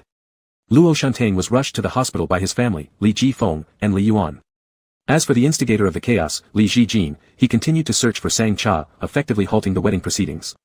After Luo Shantang was placed in the operating room and doctors emerged regretfully stating they hadn't been able to save the child in her belly, Li Jifeng politely apologized to the Luo family, saying, by now, it's evident that Shantang and Zhijin's marriage will have to be cancelled. Our Li family will take responsibility for the aftermath of the wedding. Rest assured. Ms. He, our Li family has no intention to become enemies with the Luo family, but after this incident, if the Luo family blames us, we also have nothing to say. Once again, on behalf of Zhijin, I apologize to Shantang. Then, Li Jifeng took Li Yuan and left the hospital just like that. He Yen lacked the strength to express anger towards this and sighed, the child is gone. It might as well be for the best. Shantang herself is still just a child, and hadn't thought through her decisions carefully. From now on, perhaps she can return to school. Luo Wenhuan sighed as well, school already started more than a week ago. Before this, the teacher contacted Shantang, and Shantang firmly refused to enroll. I wonder if she can re-enroll now. Luo Shantang woke up soon after surgery, cried profusely upon learning her baby was gone, and asked, where's brother Zhijin? Luo Wenhuan was exasperated, what's in your mind, Luo Shantang? At a time like this, and you're still thinking of brother Zhijin. Your brother Zhijin has abandoned you, and your brother Jifeng announced the cancellation of the marriage. Do you hear me clearly? Luo Shantang sobbed uncontrollably, wah wah wah. Alright, stop crying. What's the point in being so heartbroken over such a minor thing? Lu Qianjian interjected heartlessly. Mom, bring up something worth crying about, to help Shantae forget the pain of being abandoned by the lease. He Ru Yan was momentarily taken aback, as were Luo Shantae and the others. You mean? He Ru Yan caught onto Luo Qianjian's meaning, now. But shouldn't we wait until Shantae gets better before we discuss? Luo Qianjian smiled faintly. It's bound to come out eventually anyway, originally planning to tell after Shantae marries Ji Jin. Now that the marriage is cancelled and the whole family's here, we don't need to delay any further. Luo Gongyu furrowed his brow. Mom, what exactly is going on? He Ru Yan glanced at Luo Gongyu, then at the pale and frail Luo Shantae lying in the bed, Luo Wenhuan by her side, and Luo Sui Yun in the room, finally looking at the composed Luo Qianjian. Sighing once again, He Ru Yan said, Gongyu, Sui Yun, Wenhuan, Shantae, there's something important I must tell you. You've been adopted into this family for many years now, and the youngest of you have already reached adulthood. Mom plans to dissolve the adoption with all of you. From now on, the family will no longer provide for you, and when I grow old, you won't be expected to take care of me. The four of them, Luo Gongyu included, could hardly believe their ears, and without exception, they were shocked beyond measure. Chapter 44. Mom. Mother? How could? Is it Big Brother San who forced you to do this? Mother, are you really going to drive us out of the house? Qianjian, can't you stand us that much? Could it be, what happened earlier at the wedding banquet when Mother suddenly called Big Brother San aside to talk about this matter? Mother, you cannot do this. Shantae just lost her child and she is so weak, how could she possibly endure being driven out of the house? Mother, over these many years of affection, aren't we a family? I don't want to leave you, please don't abandon us, alright? Big Brother San, are you afraid that we will compete with you in the future? As for me, I can guarantee that I won't. The four people spoke all at once. Luo Qianjian sighed lightly. Mom has already thought it through, what's the use of trying to persuade me? However, judging from your quick blame on me without hearing my side, no wonder Mom disapproves of you guys messing up the home. The four people were silenced. He Ruoyan also hesitated but did not say anything contradictory in response. She didn't want to stay here any longer, so she hastily said, I've made my decision. We've been mother and children for many years, let's part ways amicably. I'm leaving first. The remaining procedures will be handled by the lawyer. Shantae, feel free to stay until you fully recover. During this time, the medical expenses will still be covered by the family. Is that fine, Qianjian? Of course. Luo Qianjian smiled faintly. They'll have to be self-reliant in the future, and it wouldn't be heartless for the family to cover their last bit of medical expenses. The faces of Luo Gongyu and the others turned unbearably pale. But since Luo Chen currently lacked the ability to take care of himself, if he really insists on dissolving the adoption relationship, there's nothing the four could do. Even if they stubbornly refuse to cooperate or even drag things out to the point of legal action, ultimately, it would be futile resistance. Moreover, even if the legal ties hadn't yet been formally severed, whether outsiders and the Inheritance Foundation recognize them as part of the Luo family would depend on the attitude and actions taken by the Luo family. With neither He Ruiyan nor Luo Chen supporting them now, persisting in non-cooperation would only further drain what little familial bonds remained. Oh yes, second sisters, Suo Yun's, and Wenhuan's luggage are still at the old residence. Shantae, although you moved to the Li family before, not everything from the Luo side was taken. You should find the time before the formal termination of the adoption relationship to move your belongings out. Otherwise, later I'll have the servants clear them out, and it might result in some important things being lost. Luo Qianjian glanced at the time and then said, it's not early anymore. It's time to prepare for bed. I'll go first then. In the future, probably we won't see each other again. Take care. He Ruoyan, who had mentioned wanting to leave beforehand, left the hospital room along with Luo Qianjian, pretending not to hear the pleas of the adopted children. On the way back to the old Luo residence, Luo Qianjian reviewed what had happened tonight. Sang Cha would not just sit idly by while the Li family smoothly held its wedding ceremony. Thus, an incident during the banquet was expected, and Yi Jin's intent to flee the wedding on-site wasn't surprising either. However, the loss of Luo Shantae's baby was something that caught even Luo Qianjian off guard. In the previous life, though not 3 years old and the world's top hacker, this child was undoubtedly a genius baby. Even at such a young age, his personality showcased a powerful inherited trait, perfectly blending the two almost opposite characteristics of Luo Shantae and Yi Jin, making one marvel at how robust this vitality truly was. In this life, whether it was due to the emotional turmoil affecting Luo Shantae's physical condition during her pregnancy, the baby who was originally supposed to be very strong, perished from Yi Jin's push. Truly, O Lord. After praying a solemn, O Lord, Luo Qianjian fulfilled his meager obligation as an uncle and anticipated with interest the future development between Luo Shantae and Yi Jin. At present, Yi Jin certainly doesn't want any development with Luo Shantae, but Luo Shantae wouldn't see it that way, especially after being expelled from the Luo family. The only option left for her to cling on to would be the Yi family. Yi Jin publicly fled his own wedding to chase another woman, pushing Luo Shantae down and causing her miscarriage. This led to the cancellation of the wedding banquet, and subsequently, the alliance between the Luo and Yi families fell through. It seemed like a grudge would ensue. Not long after this news spread, word came from He Ruoyan representing the incapacitated Luo Chen that he decided to dissolve the adoption relationship with all the adopted children, a piece of information confirmed by the Luo family. Speculations and gossip raged anew within the social circles. No wonder, the adopted children of the Luo family are truly too troublesome, each one has been trampling on the face of the Luo family. Isn't that true? Just take the imprisonment of the eldest child for example, this alone is enough reason for even a biological child to be driven out of the house, let alone someone who was halfway adopted. The company of the second child is also in utter chaos. The third is now the head of the Luo family. The fourth and fifth, compared to the others, seem not as problematic though they've embarrassed the family before. And the sixth, there's no saying, I heard this person has lost their child and is unwanted by both families, yet he still pines for Li Jin. Still pining? Li Jin harmed his child already, so what exactly is he pining for? To cling on to the Li family. Clearly, going back to the Luo family isn't possible, so naturally, he's trying to stay attached to the Li family at all costs. Unless it really is love. If it were love, shouldn't it be worn away by now? Let's just say it, Lord Lisha isn't a good man, whoever marries him would have terrible luck. Not necessarily. The wealth of the Li family remains solid. If one doesn't aim for true love and stays calm, there could be some benefits. Besides, didn't Lord Lisha actually have a true love? He publicly fled his wedding because of her, if she agrees to marry him, he'll surely be thrilled. How could he possibly cause her hardship? You're mistaken there. In the manner of the Li family, true love can only come from unattainability. This, I only say privately, you mustn't tell others, but as far as I see, the elder Lord Lishan is crueler and more ruthless than the younger. However, he pretends well, appearing polite on the surface, but regarding Luo Shantang's pregnancy, how could this be unrelated to Lord Lishan? And yet, he cleanly washed his hands of it. And more, I suspect the Lis were secretly happy about Luo Shantang's miscarriage. With the Luos driving the adopted children out of the family, will there be animosity between the two families? Naturally.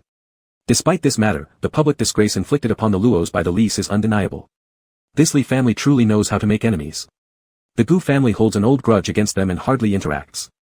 As Fu family is related to Gu, their interactions with the Lis are also limited. Originally among the four great families, only the Luos had a decent relationship with the Lis. Now, even that connection is broken.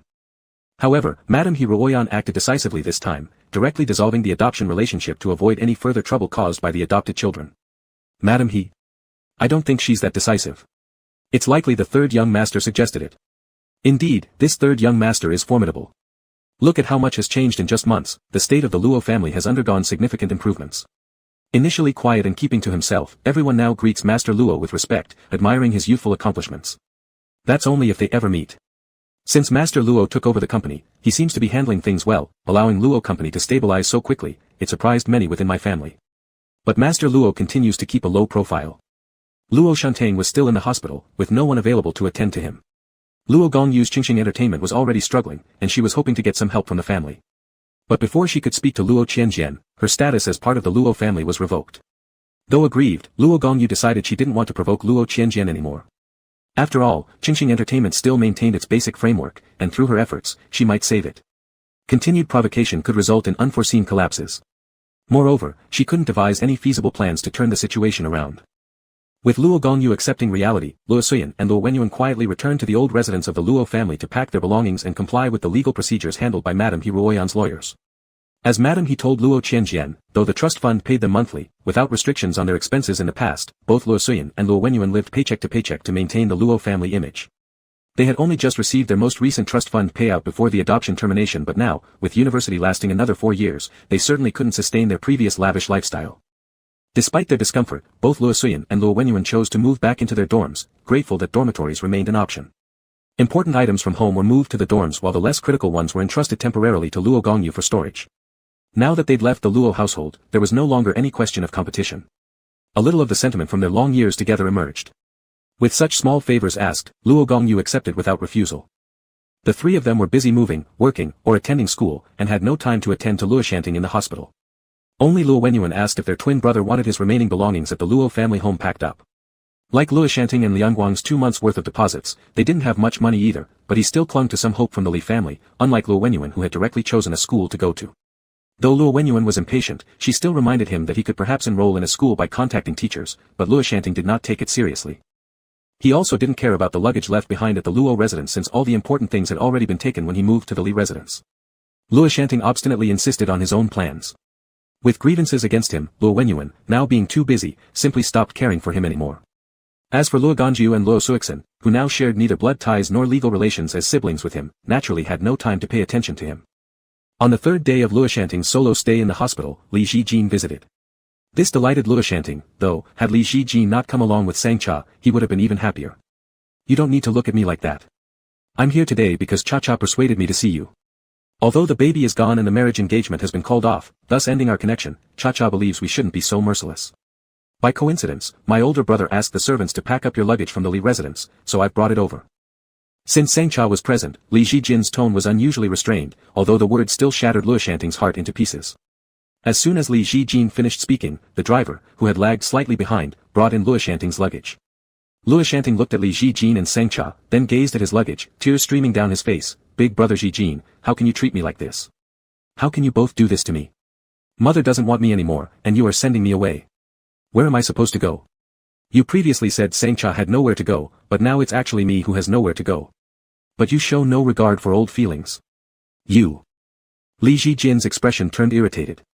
Luo Shanting paused for a moment, then humbly and submissively suggested, Big brother Zhijin, if I agree to let you arrange a place for Sangcha. Can we reconcile? Can we marry according to our original plan? Hearing this, Li Zhijin's eyebrows almost knitted together. His face showed nothing but aversion, and he finally couldn't help but lash out verbally at Luo Shanting in front of Sangcha. Are you insane? Does it depend on your consent? Are you really incapable of understanding what people say? Our engagement has already been terminated. Cha-Cha, how can you still ask me to be polite with him? This person just fundamentally does not understand human speech. Fine, we've seen each other, the luggage is delivered, Cha-Cha, let's go back, don't waste time on him. Li Zhijin was about to leave with Sangcha, leaving Luo Shanting desperately begging, Big brother Zhijin. Sangcha looked at him compassionately, then gently said to Li Zhijin, is this alright? Let me talk to him alone. After all, Shantang's grudge originated from me, and I would feel uncomfortable walking away like this. Li Zhijin frowned deeply, this is his nature, how does it relate to you?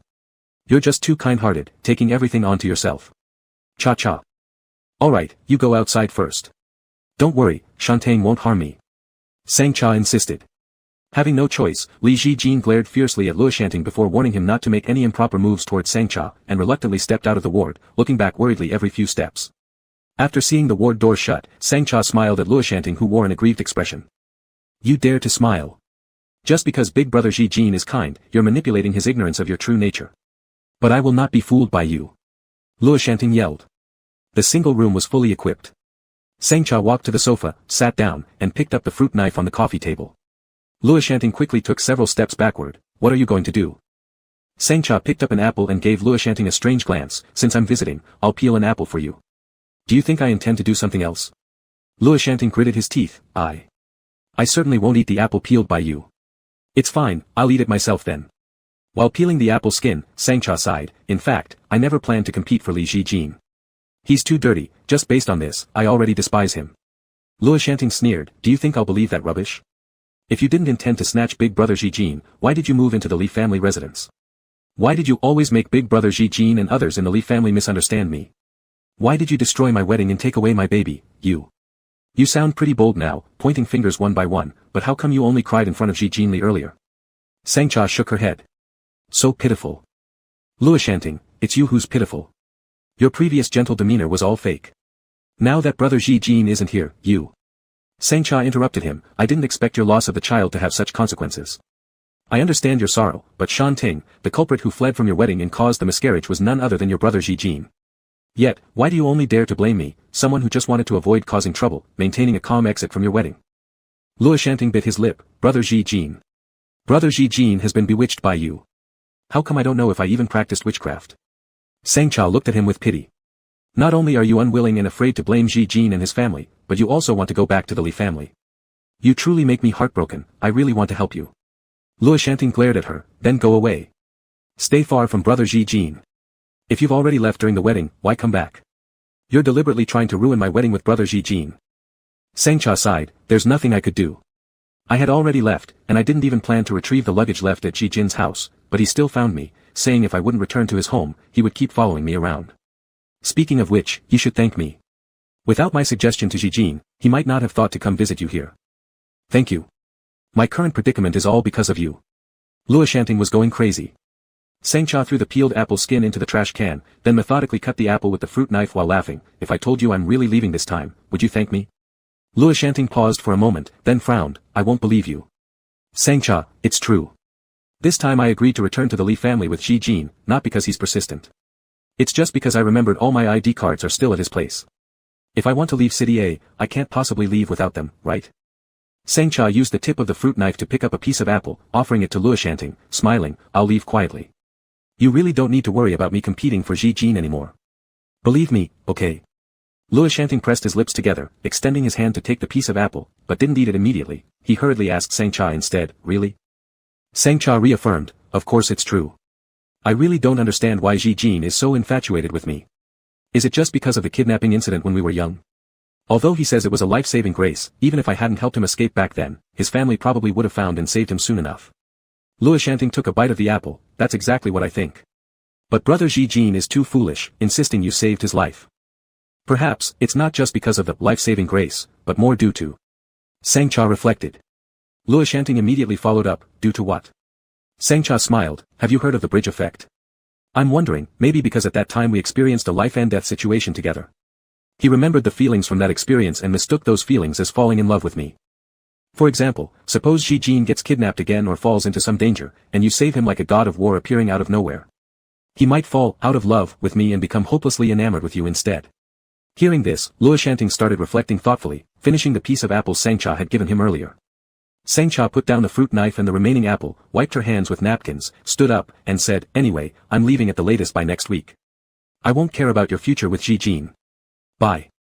As Luoshanting watched Sangcha leave, thoughts of the bridge effect and infatuation transfer she mentioned earlier filled his mind.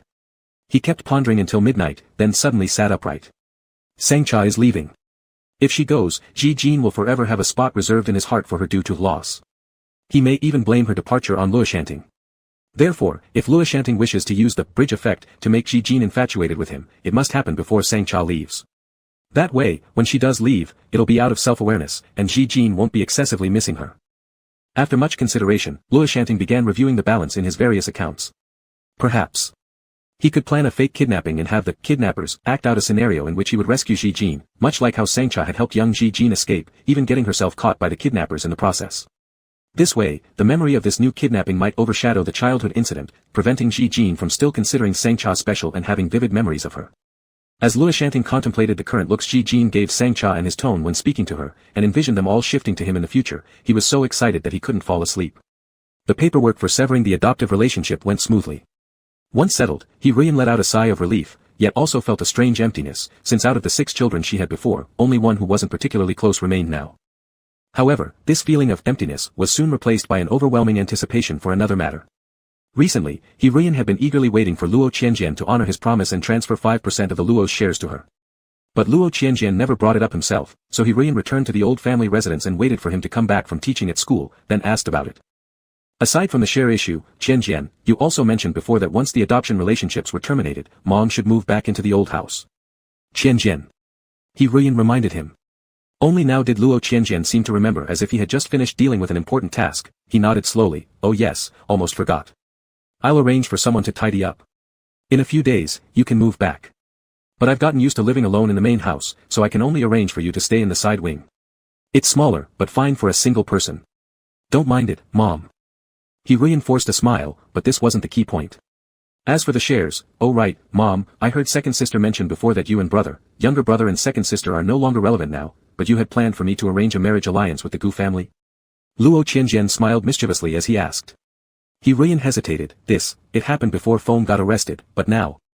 Luo Qianjian leisurely looked at her while she hesitantly paused, not offering any words himself. After a moment, Hee-Ryan sighed. It's been such a long time ago, before things got complicated. At that time, your brother suddenly mentioned an early engagement contract with the Gu family, and I originally opposed it. But your brother was very persuasive, and as you know, Mom has always been easily swayed by sweet talkers. I also couldn't figure out 2 complicated matters clearly, so I ended up believing what he said, that marrying you into the Gu family would be good both for you personally and for our family Luo. But, she hastily added, even so, I was merely humoring your brother and didn't tell you anything about it because, in reality, Mom didn't want to see you being arranged for an early marriage. Upon hearing this, Luo Qianjian chuckled lightly. Who says Mom doesn't have skills anymore? You explained yourself perfectly well, didn't you? In fact, it was just that at the time, you were counting on my cooperation during the board meeting to support Luo Hufeng's stock plans, so you didn't want to risk me changing my mind by informing me beforehand. Now you're trying to cover it up with this excuse of being indecisive. He Ruiyan's complexion turned unpleasant. A moment later, she pursed her lips and blurted out directly, Qianjian, be honest with Mom, when you bring this up now, is it an excuse for not wanting to hand over the shares you promised earlier? Luo Qianjian feigned surprise, of course not. How could you think that? Do you really believe the child you raised could be so dishonest? His reaction appeared genuinely hurt, making He Ruiyan relax slightly and shake her head quickly. Mom didn't mean that, Qianjian. Nevertheless, Luo Qianjian continued smoothly, since we've reached this point, I do indeed want Mom to give me some form of compensation, to restore my trust that you still care for me as your son. He Ruiyan was stunned. What? Luo Qianjian smiled, isn't it obvious? Mom still holds some assets, originally intended to be evenly distributed among the children who don't get Luo family shares. He Ruiyan interjected, but. Actually, Luo Qianjian admitted calmly, I didn't originally intend to take those assets, since the wealth I already possess far exceeds their value. However, after hearing from second sister about how you and brother originally planned my marriage alliance, I was truly hurt, deeply hoping Mom would do something to comfort me. What do you think, Mom? Luo Qianjian nodded, it's not particularly useful to me, but those assets are registered under Mom's name. If you give them all to me, I'll feel that Mom still has feelings for me and I would be much happier. Besides, Dad and Mom now only have me as a child. In the future, if the inheritance doesn't go to me, would Mom leave it to support my former brothers and sisters? He Ruiyan, of course not. Then give it to me. Luo Qianjian appeared shamelessly unfilial, but then quickly softened his tone, speaking politely, in return, I will give you the 5% of Luo's shares that I previously promised. Although I can't completely prevent Mom from using the dividend to help your previous adoptive children, I can at least rest easier since shares like these, Mom simply couldn't just quietly hand over. He Ruiyan fell silent. Luo Qianjian remarked calmly, Mom, consider it. If you agree, we can sign the contract simultaneously, hand over your existing assets to me, and I'll transfer 5% of the shares to you. If you don't agree and prefer keeping the current assets, then I have no choice. But if Mom is even unwilling to give me this small amount of assets, I naturally wouldn't dare to give you the shares either. I'd have to shamelessly renege on my words. After finishing his speech, Luo Qianjian called for the butler to see the guest out. He Ruiyan stood up and followed him for a bit before suddenly turning back, stopping Luo Qianjian who was about to leave the living room and go upstairs. Qianjian, Mom has made up her mind. After reflecting on Luo Qianjian's previous words, He Ruiyan felt that what he truly cared about wasn't wealth. It was all about fearing she might still show weakness toward the other adopted children, even without formal adoption ties anymore. After all, Luo Qianjian was willing to exchange 5% of Luo's shares, which clearly showed that what he valued most was their mother-son relationship. He Ruiyan decided to accept Luo Qianjian's proposal. Now that she only had one child left, she needed to depend on him in the future, so there was no need to quarrel because of property matters. Moreover, the assets in her hands were scattered and disorganized, while possessing a tidy 5% of the stock value was both easier to manage and far more valuable than what she held currently. Let's do it as you suggested, and we will sign the contract simultaneously. He Ruiyan said, the family assets in my possession were already organized for distribution among you siblings, so adjusting to a new contract won't be difficult. Just let me know when it's convenient for you. This decision by He Ruiyan was expected by Luo Qianjian. He smiled, then let's make it tomorrow. Mom can pack your luggage today and move back into the side wing tomorrow. Bring the lawyer with you, and we'll sign the contract at home tomorrow morning. How does that sound? He Ruiyan took a deep breath and nodded, all right. Time passed quickly. The next morning, He Ruiyan returned to the old house with her lawyer. On Luo Qianjian's side, lawyer Qin was also present. Both sides examined the exchanged contracts. It was only at this point that He Ruiyan finally felt reassured. Since the contracts were drafted, and both witness lawyers were present, there was only the final step of signing, it could hardly slip away. Lawyer Qin finished reading through the contract in which He Ruiyan gifted her assets to Luo Qianjian, and after cross-referencing the asset list with He Ruiyan's lawyer, he nodded, there are no issues, we can sign. But He Ruiyan's lawyer pointed out a writing error in the share transfer document provided by Luo Qianjian's side. There are no problems elsewhere, but the 5% is mistakenly written as 5 per thousand. Fortunately, I noticed it carefully, otherwise, once signed, it would be troublesome. Lawyer Qin checked the contract again upon taking it back and apologized promptly, it was my mistake, I apologize, third young master. The law firm brought in a new intern recently, and I intentionally gave the intern a chance to practice by having him draft this contract. Unfortunately, lacking experience, the intern made numerous errors. I revised it entirely from start to finish, but this part must have been overlooked. He Ruiyan frowned slightly, a contract this important, and you let an intern handle it? Are you deliberately trying to mess things up? Hearing this, Luo Qianjian also frowned, is Mom criticizing indirectly here? If you believe that I instructed lawyer Qin to trick you with the contract, hoping you wouldn't notice, then just say so directly. Feeling choked, He Ruiyan died down somewhat, that's not what I mean. Regardless, we won't be able to sign the contract today anyway. Luo Qianjian said very casually. This response startled He, causing her to speak hurriedly. Why can't we sign? Isn't Lawyer Qin carrying a laptop? It's merely a punctuation issue, revise it, print the contract again, there isn't a lack of printers in the house. Qianjian, are you trying to renege? Lawyer Qin also spoke up, helping to mediate. Madam, please don't worry. However, third young master, what madam said is correct, it's no trouble to just change this one part, so why not finalize everything while we're all gathered here? I need to go on a business trip later today and I'm concerned about delaying your matters. It was only after much reluctance that Luo Qianjian nodded, though his expression still showed little patience. He once again felt as if Luo Qianjian had cooled down the night before and now believed exchanging 5% of the shares for her current assets was too great a loss, hence the potential intention to renege. Lawyer Qin then opened his laptop and took advantage of the boot-up time by grabbing the contract of He gifting assets to Luo Qianjian and started signing it. There were 4 copies of the contract, one each for the 2 contracting parties and their respective witnessing lawyers. Without hesitation, Lawyer Qin signed his name and promptly pushed the documents over to the lawyer representing He. Don't delay the matter further, you sign first while I adjust the contract and head to the study to print it, conveniently avoiding any confusion when 8 contracts in total end up on the table. Lawyer Qin said, picking up his laptop and beginning operations. He-Rian's lawyer preferred both sides' contracts to be signed simultaneously because there was no clause indicating that the asset transfer depended on the share gift, they hadn't included it in the contract for fear of future complications. If they signed the asset gift contract first and Luo Qianjian decided against transferring the shares immediately afterward, then He-Rian would end up with nothing but an empty effort. Since Luo Qianjian was currently the head of the Luo family and bore a mother-son relationship with He-Rian, the lawyer hesitated, wanting to word his suggestion carefully before speaking directly about the issue. But He-Rian noticed the lawyer hadn't begun writing yet and urged him quickly, sign it fast. To avoid the possibility of Luo Qianjian retracting entirely from this transaction, which he'd already shown some signs of earlier, thanks to Qin lawyer who'd helped negotiate based on his years of service to the Luo family, it was best to sign her part first. Midway through the deal, could Luo Qianjian really deny her in front of both sets of witnesses? As the present head of the Luo family, it wouldn't make sense for him to risk losing face over such an amount of money. With that understanding, He-Rian's lawyer assumed he underestimated the trust between mother and son, nor did he wish to upset anyone, so he picked up the pen and began signing. Once both witness lawyers finished signing, He-Rian and Luo Qianjian followed suit. All 4 copies were signed, making the contract official. The assets under He-Rian's name had now been gifted freely to Luo Qianjian. Lawyer Qin reviewed the contract once more and, composedly nodding, proceeded to close his laptop in front of He-Rian. He regretfully apologized. I apologize, third young master, madam, but there doesn't seem to be an electronic version of the share contract on my computer, thus, it appears I won't be able to amend it now. Both He-Rian and her lawyer were startled momentarily. They watched as Lawyer Qin began packing his things, placing his laptop back into its bag, the freshly signed contracts into file folders, and finally into his briefcase. Seeing this scene unfold, He-Rian's eyes widened as she recovered from the shock. She abruptly stood up and questioned, her voice rising, what does this mean? Wait, what do you mean by this, Luo Qianjian?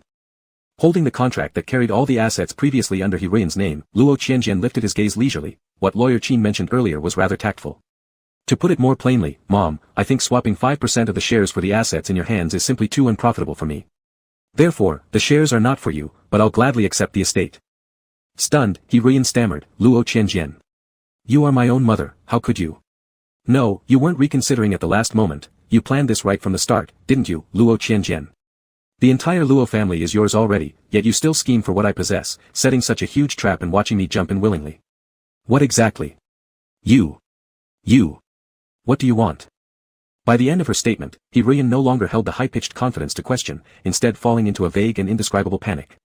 She finally understood the feeling that Luo He experienced upon being handcuffed and the collapse of Luo Gongyo's company.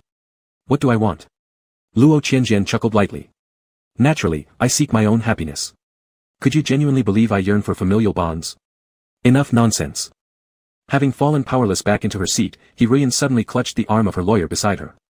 With wide eyes, she asked urgently, almost desperately, can we revoke the gift contract, can we? Isn't that right? I want to revoke it, I refuse to give these to him anymore. I've also changed my mind. This issue was addressed by Lawyer Qin on Luo Qianjian's side. Prior to the completion of the property transfer, the donor does indeed have the right to revoke the gift arbitrarily, meaning it can be cancelled at any time. Upon hearing this, He-Rian couldn't find happiness in the statement either. Because she then recalled, after skimming through the contract initially, Lawyer Qin had requested her lawyer to manually add a clause for the waiver of arbitrary revocation right. They had even pressed their fingerprints on that handwritten addition when they signed and sealed the documents, it had legal force now. The reason she had agreed earlier was because Lawyer Qin mentioned that once the gift contract became effective, some procedures would take time to complete the asset transfer into Luo Qianjian's name. There were concerns during that period about He-Rian reneging after obtaining Luo Corporation shares. At the time, He-Ruyan thought it impossible for her to do something so disgraceful, so she carelessly let her lawyer add the clause without paying much attention. Who could have guessed that while she wouldn't stoop that low, Luo Qianjian would act with far more brazen shamelessness. Does this count as fraud? He-Ruyan murmured, is there any other way to make the contract invalid? How can he treat me like this? I'm his own mother. The lawyer replied sympathetically, Mr. Luo is your son and has an obligation to support you. If he fails in this duty, you could attempt a lawsuit to revoke the gift contract. Luo Qianjian smirked lightly, don't worry, I've already arranged for Mom to move back home, and I'll even manage her monthly trust fund. As long as Mom is content, naturally, I'll be the perfect filial son. He-Ruyan and the lawyers looked on silently. Chapter 45. He-Ruyan compared the outcomes of others, especially Luo Chen's. Although the brain hemorrhage should not be something Luo Qianjian could control, those tempers that led to Luo Chen being paralyzed in bed were certainly fueled by Luo Qianjian. After making the comparison, He-Ruyan felt she should indeed be more content. Thus, for 3 consecutive days, she obediently stayed in the annex, and it was only on the 4th day that she cautiously attempted to leave. Once outside, she merely wandered aimlessly, causing no trouble at all. By this time, Luo Qianjian felt as if things around him had finally become peaceful. Though there were still 2 brothers from the Li family who hadn't been dealt with, since these 2 people, one had been his 5th brother-in-law in the previous life, and the other his 6th, they were all family members, so he could hardly neglect them or treat them differently this time around. Luo Qianjian believed Sang Cha and Luo Shantang would not let them go. But what Sang Cha's not letting go meant, and what Luo Shantang's not letting go implied, had significant differences in substance. Anyway, at least Li Ziqin would certainly have a hard time, and considering Li Jifeng's apparent permissiveness yet actual control over Li Ziqin's actions, if anything happened to Li Ziqin, Li Jifeng would likely also have to pay a price. In summary, based on Luo Qianjian's understanding of them, for now, he planned to remain an observer. If nothing happened after some time passed, then he would personally intervene again. Meanwhile, during this period, Luo Qianjian intended to relax and rest properly. Being in the 4th year of university with fewer classes, and the undergraduate thesis requirement not being particularly strict, there wasn't any urgency yet regarding writing the thesis, even halfway through the first semester of his senior year. Luo Qianjian leisurely cultivated a botanical garden at home, going to school only when there were classes. Such days continued for about 3 or 4 days, then suddenly, visitors arrived. Upon hearing the butler deliver the message, Luo Qianjian, who was tinkering in the flower field at the time, momentarily doubted if he'd heard correctly. Who came? The duty rotation butler Mr. Wang repeated, members of the Gu family, the entire family is here. Old Gu general manager, Mrs. Fu, along with all 5 children of the Gu family are present, including the previously injured Mr. Gu who went blind, the elder son of the Gu family, because he took over Gu Enterprises beforehand, even though an accident occurred afterward, the public outside till today habitually addresses him as Gu general manager. Holding a pair of scissors while trimming a jasmine plant, Luo Qianjian slightly furrowed his brows. Did they say why they came? Mr. Wang replied, we asked. The Gu family said they just came for a visit. Since they've already arrived at the gate, there's no reason not to receive guests. Let them in, said Luo Qianjian in a gentle tone, offer them tea to keep them company, and I'll come over after I finish trimming these few potted flowers. Although this was against proper etiquette for hosting, Mr. Wang dared not add anything, merely nodding in compliance. Luo Qianjian resumed trimming the jasmine flowers. Previously, He-Ruyan had her own conservatory in this house, but though it belonged to her, she didn't actually like growing flowers. Its main purpose was to provide a secluded place for secretly commemorating her deceased first love. After Mu Qing's photo was burned by Luo Chen, He-Ruyan never came back to the conservatory, leaving it solely managed by the housemaids. Luo Qianjian wanted to create a botanical garden at home, and since the conservatory was well positioned, he ordered it to be demolished and rebuilt with an expanded area to make more space available. Now, there were not only blooming plants surrounding the area but non-blooming greenery planted during recent days too, separated by grapevines hanging in between.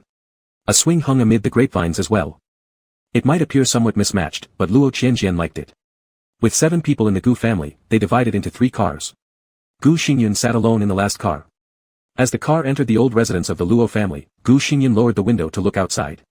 After a moment, he suddenly spotted Luo Qianjian through his sunglasses from a distance. Dressed in white shirt and black pants, Luo Qianjian sat amidst a cluster of flowers, carefully focusing on trimming a pot of white jasmine. The mild sunlight today softly fell upon his figure, almost like a divine filter favorably given by heaven. Even though Gu Xingyun was blind, his eyesight was excellent, noticing a small jasmine petal falling onto Luo Qianjian's hand. Ignoring it, Luo Qianjian kept cutting, allowing the petal to naturally slip off his fingers and merge with the petals and soil in the flower bed. Not only was the man handsome, but the hands were quite aesthetically pleasing too. Holding the sharp scissors, deftly clipping the seemingly harmless branches, it was truly beautiful. Gu Xingyun thought with great interest until the car turned a corner and lost sight of Luo Qianjian in the flower fields. He then regained his senses, deeply feeling how inappropriate he had been. A guest ought to be checking out whether the host looked good, coming to visit. The Gu family was welcomed into the living room of the main house, where servants served them tea. Mr. Wang, the butler, smiled and said apologetically, the third young master is busy with something important right now, so he has to ask all of you to wait a moment.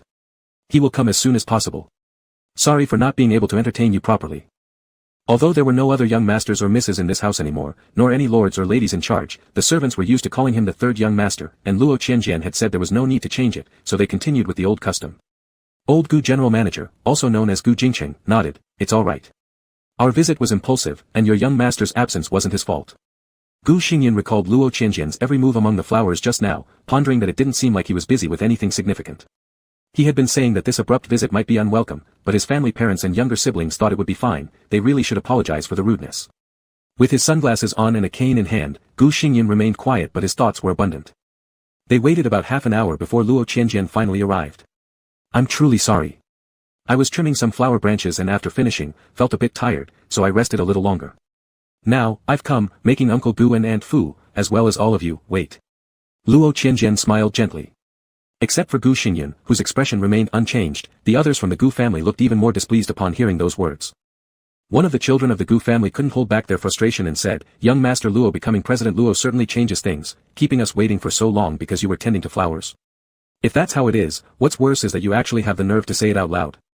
Luo Qianjian chuckled lightly and looked at old Gu general manager, Uncle Gu, your family is growing strong while my home doesn't often interact with yours. As I cannot recognize people clearly, may I ask who among you just spoke? Like the Luo family, the Gu family also had many children, but the Gu family was still one fewer than the Luos. Altogether, there were 5 children, only the eldest son, Gu Xingyan, being the biological child of both Gu Jingqing and Fu Wan. The rest were illegitimate children, differing from the case of the Luo family which raised several adopted children.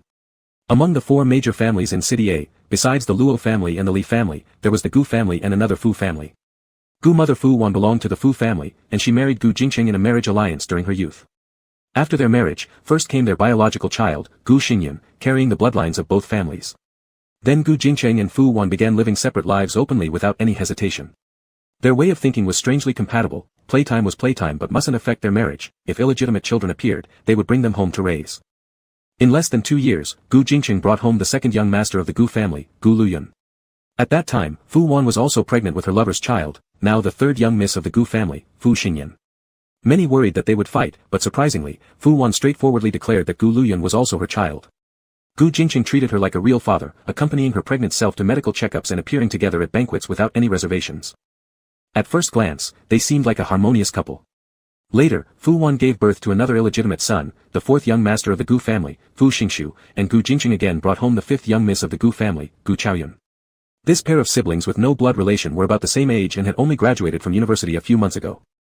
Too many children, adding any more wouldn't be appropriate, so Gu Jingqing and Fu Wan decided then that they wouldn't have any more children, sticking strictly to this rule ever since. However, despite the seemingly harmonious relationship between Gu Jingqing and Fu Wan, their 5 children were in constant open conflict, which stood in stark contrast to the thick appearance of familial ties among the 6 siblings of the Luo family. None of the 5 siblings of the Gu family liked each other. During the years when Gu Xingyun managed the Gu Corporation, his younger brothers and sisters wanted desperately to overthrow him but failed repeatedly until Gu Xingyun himself didn't want to continue anymore and went blind, much to the delight of his siblings. In short, no one in the Gu family was normal either, although Gu Xingyun could be seen as an exception. Luo Qianjian, however, didn't wish to have any interaction with them anyway and didn't care whether his lack of hospitality offended anyone, leading to enmity with the Gu family. After all, there wasn't much business exchange between the Luo and Gu families, nothing impactful would happen. Today, allowing the Gu family members to enter was simply for Luo Qianjian to understand why they suddenly visited. Once he knew what they wanted, he planned to resolve the matter and avoid further disturbances. Upon hearing Luo Qianjian's claim that he did not recognize them, Gu Jingqing introduced the speaker reluctantly. The one speaking earlier was the youngest of our family, Fu Xingshu, following his mother's surname. He is younger and not as steady as you, please don't take it to heart. Fu Xingshu turned away unhappily. Luo Qianjian chuckled lightly.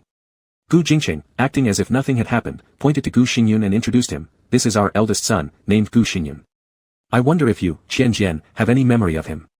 Gu Xingyun sat on the sofa with his sunglasses still firmly in place, having not taken them off even once. He nodded briefly into the air, acknowledging their presence, his expression otherwise cold and detached. Luo Qianjian also gave a composed nod in response but chose not to answer Gu Jingqing. Thinking he didn't recognize anyone either, Gu Jingqing continued with introductions, our second child, Gu Luyun, the third, Fu Xingyan, and the fifth, Gu Chaoyun. In our family, they belong to the Yun generation, while in Fu's family it's the Xing generation, named accordingly.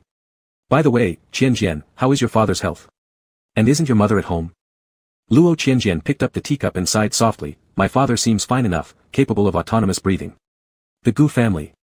Luo Qianjian, my mother should be at home, but the side residence is far from the main house, so there's no need to disturb her specially.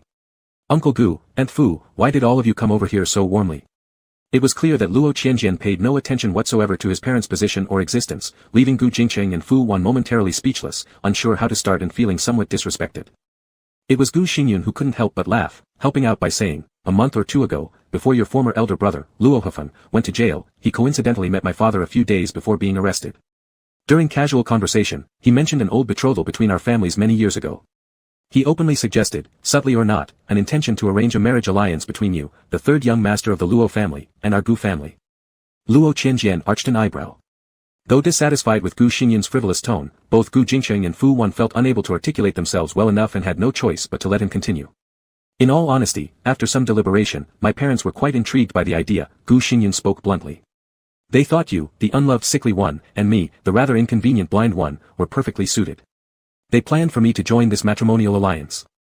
Upon hearing these words undermining his own family's face, Luo Qianjian curiously chimed in, such a thing actually happened. Gu Jingcheng attempted to interrupt, there's been some misunderstanding here. Xingyun, stop talking nonsense. Gu Xingyun sighed earnestly, and that's not all.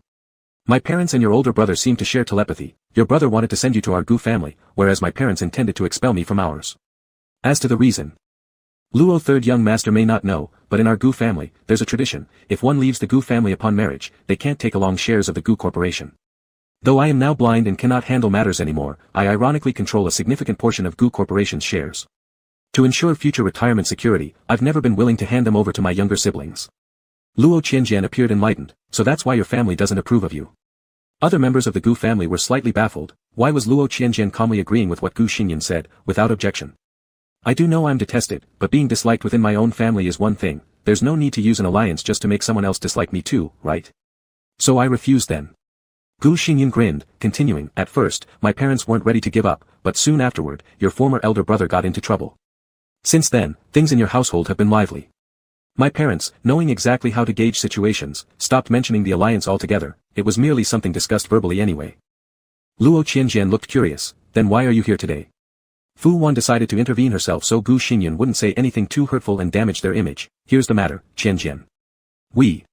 However, Gu Xingyun smoothly interrupted, this is how it is, at home, I eat their food without paying, and my lack of eloquence frequently irritates everyone in the household. So, my siblings decided we should kick me out of the house and reclaim the shares I hold. Hence, they brought up the topic of the previous matrimonial proposal we discussed within the family. But when they realized that you, the third young master of the Luo family, are now in charge of Luo Corporation, they deemed an alliance with you beneficial. They thought arranging it for me would be too much of a waste, so they proposed selecting another sibling from our family to re-establish the marital alliance. My father naturally favored our second son and the fifth daughter, as they're his illegitimate children. My mother preferred the third daughter and fourth son for the same reasons. Then ensued their argument because, at different times, my siblings either believed you, the third young master, to be unhealthy, deeming the marriage unfair, or considered the large scale of the Luo Corporation, imagining potential advantages if you passed away early. So they kept arguing at home. As Gu Xingyun continued, Luo Qianjian's smile became increasingly pleasant and genial. On the contrary, other members of the Gu family appeared awkward, some were clearly grinding their teeth in irritation. The Gus also wanted to interrupt Gu Xingyun, but none of them were quite willing to step forward themselves, hoping someone else in the family would do so. Besides, since Gu Xingyun was speaking so fluently without any pause, it left no room for interruption. Thus, they could only listen as Gu Xingyun became more animated. And thus, all of us came here, Luo third young master. Have a look at these brothers and sisters of mine, who do you like? Gu Xingyun asked with a casual tone. After addressing Luo Qianjian, Gu Xingyun turned his head toward a vase nearby and shouted, Dad, Mom, Luo third young master is an open-minded person. I think it's better to be straightforward. Now I've said all the difficult things on your behalf, no need to praise me.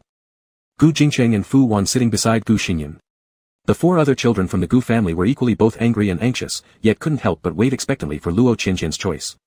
This reaction made Luo Qianjian chuckle. It doesn't seem very appropriate, does it? If this gets out, people will assume the Gus are in such dire straits that they're pushing their children out for our Lus to pick like brides. How embarrassing. Gu Jingcheng and Fu Wan's faces darkened considerably now, regret setting in, they had come to the Luo residence today because they were irritated by internal squabbles back home. Unfortunately, with no elders present in the Luo family, they had no choice but to deal directly with the younger Luo Qianjian, which was a major loss of face. Today we rushed here without thinking. We'll just leave. Gu Jingqing quickly tried to make his escape before further embarrassment could occur. But Gu Xingyan interrupted him again, laughing, "What's embarrassing about it? Just let Luo third young master choose." Luo Qianjian acted as if he hadn't heard Gu Jingqing's prior statement and responded directly to Gu Xingyan. "But there's a problem with generational hierarchy. Although I addressed your parents as uncle and aunt earlier based on age, if we're discussing the ancient betrothal between our ancestors, the generational hierarchy shouldn't be ignored. Most of you here belong either to my grandparents' generation or my uncles and aunts' generation. To say I'm comfortable marrying one of you is laughable, don't you think?" Before Gu Xingyan could reply, Fu Wan quickly jumped in, "That's enough, Luo third young master. It was entirely our fault today for being impulsive and unreasonable. There's no need for you to waste your energy aligning with our disobedient son. We'll take our leave." "Don't go just yet, let's make things clear." Luo Qianjian calmly set down his teacup and looked up at the already standing members of the Gu family. "Although the Lu family's doorsteps aren't too high, there's still some principle involved. People can't just come and go as they please, right?" Gu Jingqing and Fu Wan frowned.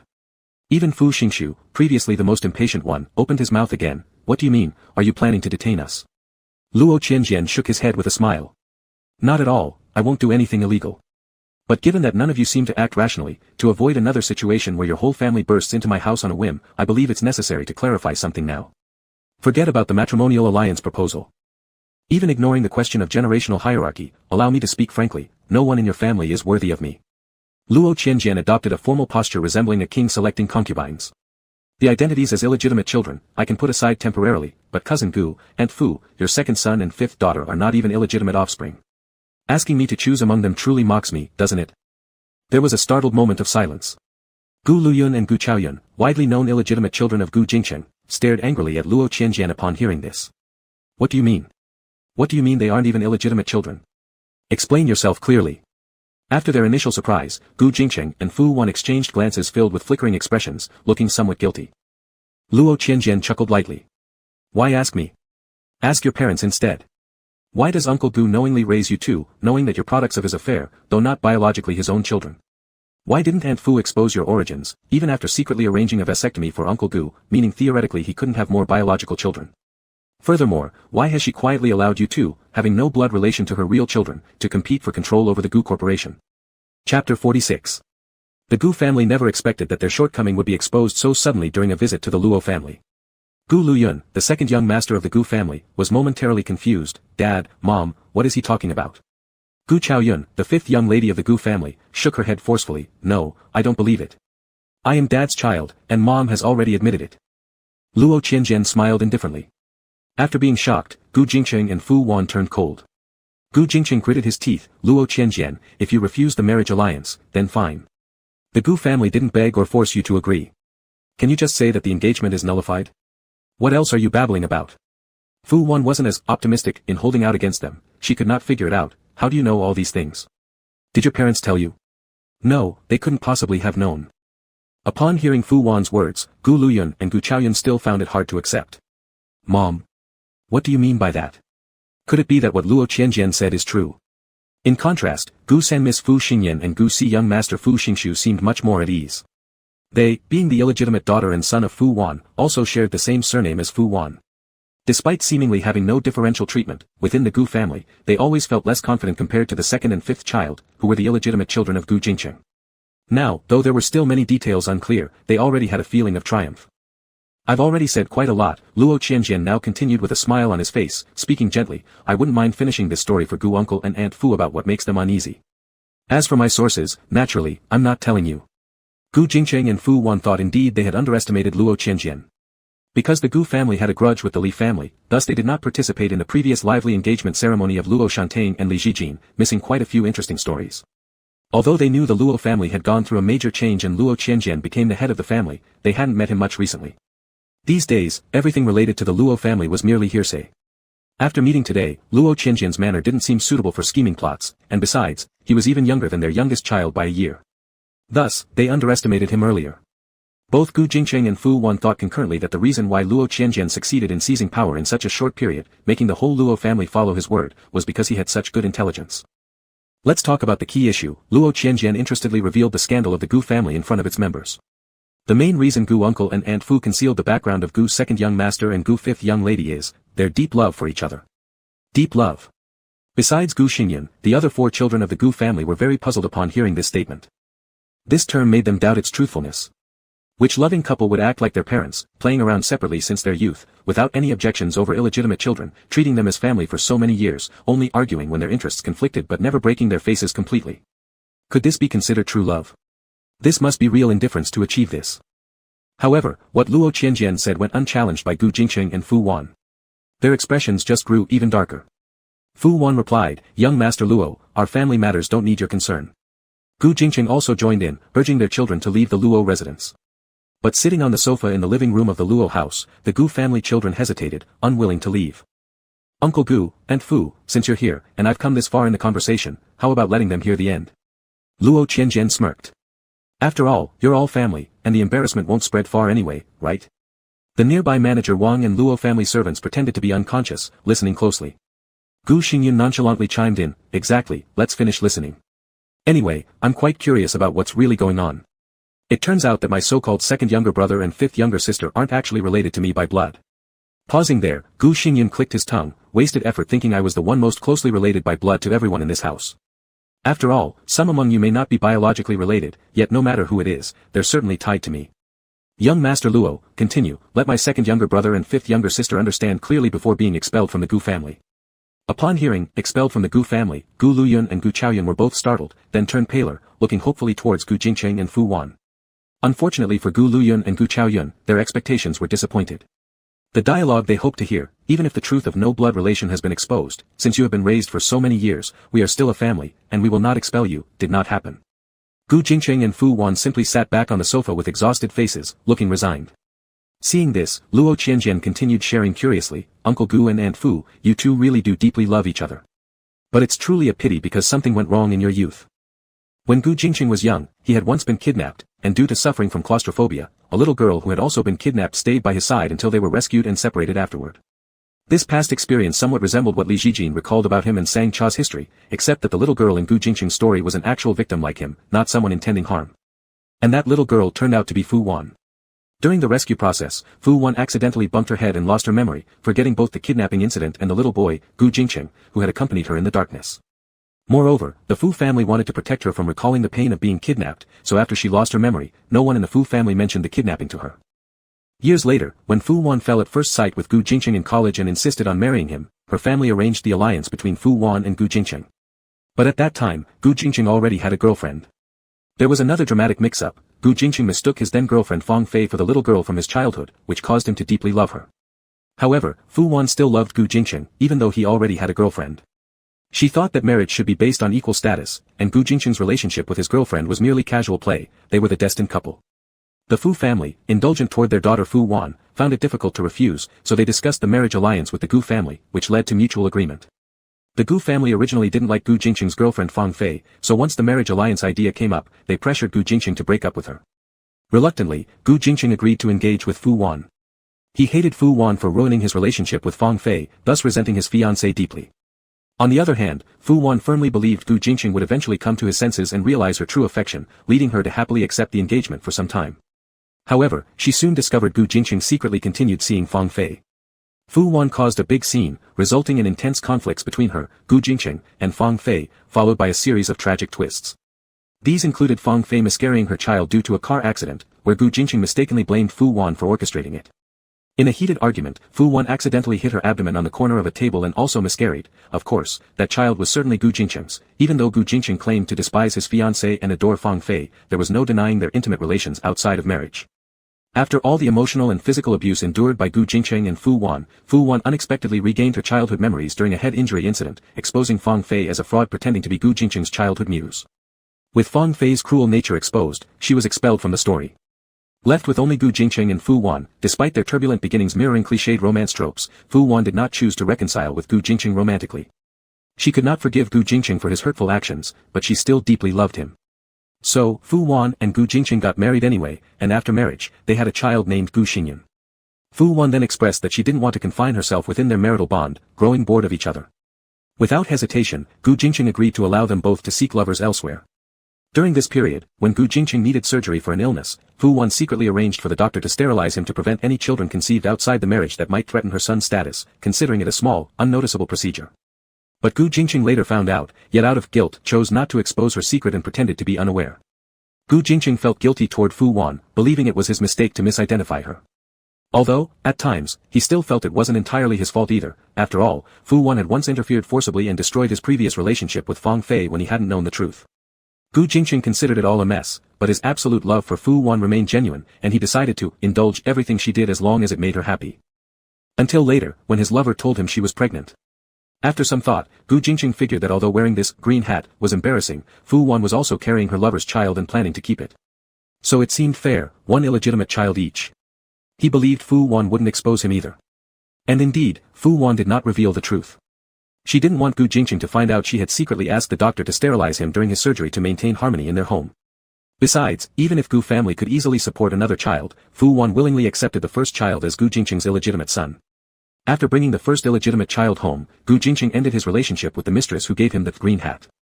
However, his second mistress learned from the experience of her predecessor and desperately wanted a child too. Even though she knew Gu Jingqing would take the child back to raise in the Gu family without counting it as hers, he'd still leave her a significant sum before they parted ways. Furthermore, having a child linked forever with the Gu family was for her, a safety net. But she couldn't get pregnant either, so like her predecessor, she chose to put the green hat on Gu Jingqing again. After both Gu Jingqing and Fu Wan had 2 illegitimate children each, they made an agreement: no more children. The main reason wasn't because there were already too many children. Fu Wan didn't plan to give birth anymore since her own illegitimate children were born through natural means, and Gu Jingqing didn't wish to keep recognizing children he knowingly fathered under the green hat situation. As the Gu children grew up, Gu Xingyun, as the legitimate son of Gu Jingqing and Fu Wan, followed the rules of the Gu family and took over the company and shares of the Gu family at an early age, urged by the Fu family. Gu Jingqing and Fu Wan actually liked their biological son quite a lot, satisfied with both his background and abilities.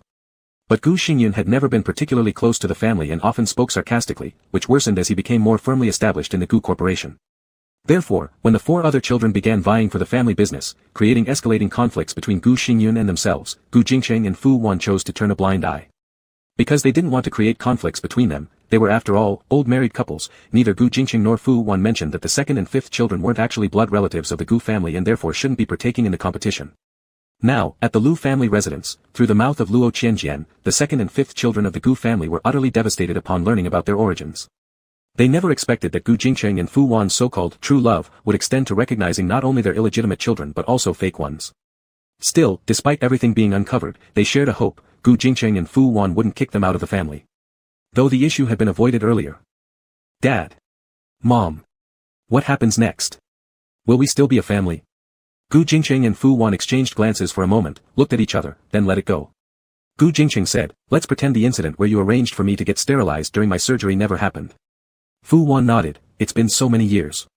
Arguing now serves no purpose." Gu Jingqing asked further, "Then what about Lu Yun and Chao Yun?" Fu Wan replied, "I think that since the truth has come to light and everyone knows now, it isn't proper for these 2 children to remain in the Gu family. Don't you agree?" Gu Jingqing sighed. "Lu Yun, Chao Yun, the family will give you one final sum of money as closure for the years we've shared. You should leave the Gu family from now on." Gu Lu Yun and Gu Chao Yun were left speechless, and even Fu Xingyan and Fu Xingshu were shocked. Just decided like that? No arguments at all? Even if it's true love, wasn't this strange? "No, Dad, Mom, we've been part of the Gu family for so long." The second master Gu Lu Yun was unwilling to let go and shot Luo Qianjian a cold glare. "Master Luo, did our family offend you? Why do you have to tear us apart?" Luo Qianjian raised an eyebrow and without wasting time arguing, calmly continued, "Then, let's stop talking about your backgrounds. Instead, shall we talk about Master Gu's amusing stories?" Gu Lu Yun froze. Luo Qianjian went on, "I heard that Master Gu, you enjoy pretending to be a pitiful person of humble origins. You use your good looks and smooth talk to trick women into spending money on you. You exploit their funds through various tricks, vanish when they're financially ruined, enjoy watching them suffer for a while, then reappear dramatically as a wealthy young gentleman. As a result, these women either beg you to repay the debts or hit you in anger. And I hear you prefer getting beaten, right?" Just moments ago, Gu Lu Yun's aggressive momentum had completely deflated. Embarrassed under everyone's gaze, he forced a laugh and retorted, "All the money they spent on me, I eventually paid back. Yeah, recently you gathered all your victims at once, not only repaying the money but also condescendingly apologizing." Luo Qianjian clicked his tongue lightly. "Do you all guess why Master Gu's second son did this? To be honest, he met a girl he truly loved." The audience remained silent. Gu Lu Yun was both furious with embarrassment and astonished, unable to figure out how Luo Qianjian knew so clearly. How could you possibly? Master Gu's second plan backfired this time, as he failed to deceive the girl into spending money on him. Instead, she uncovered and exposed his scheme right from the start. Unable to resist his attraction to her, Master Gu deliberately called all previous victims in front of this girl to repay the money and apologize. After finishing his recounting of Master Gu's second son, Luo Qianjian didn't even give anyone time to breathe before enthusiastically continuing with Gu's third daughter. The third young lady is no less remarkable either. It's rumored that she likes pretending to be a man and engaging in online romances with girls, then showing up in real life as this man's girlfriend or fiancée, conspiring together against the girls she romanced, manipulating them to pity her, turning straight women gay within a short time frame, only for her true love to last less than a month before moving on, spending even less time interacting with these women after revealing herself than during their online chats. Young Lady 3, Fu Xingyan, muttered, "It's just a little hobby." Luo Qianjian didn't respond, instead swiftly shifting his focus onto Master Gu's fourth son, Fu Xingshu. Upon receiving his stare, Fu Xingshu immediately felt unwell. Although he thought Luo Qianjian shouldn't be so perceptive, he couldn't help but soften first. "Wait, my attitude towards you was indeed poor just now, and I can apologize, but you." Compared to the second son and third daughter, the fourth son excels beyond them. Luo Qianjian continued unabated, sighing lightly. The fourth son enjoys dressing as a woman and has feelings for his legally recognized older brother who isn't related by blood. Afraid of being cast out, he dare only hide it inside, resorting instead to finding successive substitute lovers to act out role-playing fantasies, truly exhausting. Fu Xingxiu stiffened completely, without blinking. Other members of the Gu family were struck as if by lightning. The Lu household servants playing along similarly faltered, shocked enough to almost drop their pretense of, "I'm working," hearing nothing. Gu Luyun happened to be seated next to Fu Xingxiu. Realizing the situation, he quickly leaped away, distancing himself 3 yards from Fu Xingxiu. "Damn. Is this true? That's disgusting." Fu Xingxiu's expression darkened further. At this moment, Luo Qianjian let out a soft chuckle, intending to leave no one untouched as he moved on to Gu's fifth daughter. However, Gu Xingyan intervened at precisely this moment, consoling Fu Xingxiu like an older brother. "Xingxiu, Lu Yun won't be part of the Gu family soon, then there will be neither blood nor legal ties between you two, and he'll lose his family background. At that point, you can take what's yours forcefully." Fu Xingxiu contemplated this deeply. Gu Luyun's eyes widened in disbelief. "Gu Xingyun, are you insane? What look is that, Fu Xingxiu? Damn it." Luo Qianjian couldn't help laughing. "Your whole family is so entertaining." Their weary father, Gu Jingcheng, and mother, Fu Wan, didn't find any humor in it. "Alright, it's time to talk about the fifth daughter of the Gu family." Luo Qianjian stayed focused on his initial goal and turned to Gu Chaoyun. Gu Chaoyun clenched her teeth and hastily took the initiative to speak for herself. "Am I alright? I just pretend to be infatuated easily, luring men with ill intentions, brainwashing them into becoming overly sentimental before dumping them. It's like doing the world a favor." Luo Qianjian nodded approvingly. "That's true, but aren't you recently targeting your uncle by marriage, brother Fu from Aunt Fu's side, President Fu Lu?"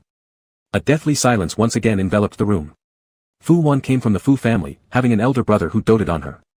This elder brother was none other than the current head of the Fu family, Fu Lu. Fu Lu had married in his youth, but his wife passed away shortly thereafter. These many years, he hadn't remarried and remained childless. Though well-preserved and looking younger than his age, he was indeed 55, far from young. Previously, as Gu Jingcheng's illegitimate daughter, Gu Chaoyun addressed Fu Wan as mom, thus making Fu Lu her uncle. My goodness, Fu Wan massaged her temple, feeling a headache coming on. Gu Jingcheng was incredulous. "Chaoyun. You, is this really true? How could you possibly?" Gu Chaoyun pouted. I was just thinking casually. Nothing actually happened. Who knows where Luo Qianjian got this information? Anyway, watching too many scumbags, I suddenly thought that Uncle Fu Lu, who pines for his deceased wife endlessly, was something rare and precious. I mean, wouldn't this be better than Brother 4 obsessing over Brother 2, even doing those ridiculous substitute character roleplay things? The others mulled over the fact that Master Gu's fourth son pined for the second son, while the fifth daughter yearned for uncle from Aunt Fu's family. When compared, one wasn't necessarily better than the other. As for Miss Gu Chaoyun, she grew increasingly puzzled and turned to Luo Qianjian, "But I really didn't get a chance to do anything. I didn't deny it because I thought you were quite well informed, and everything up to this point has been spot on. But how do you know all of this?" Luo Qianjian gave a small smile but didn't answer, remaining mysterious. Of course, he knew through the original book's plot.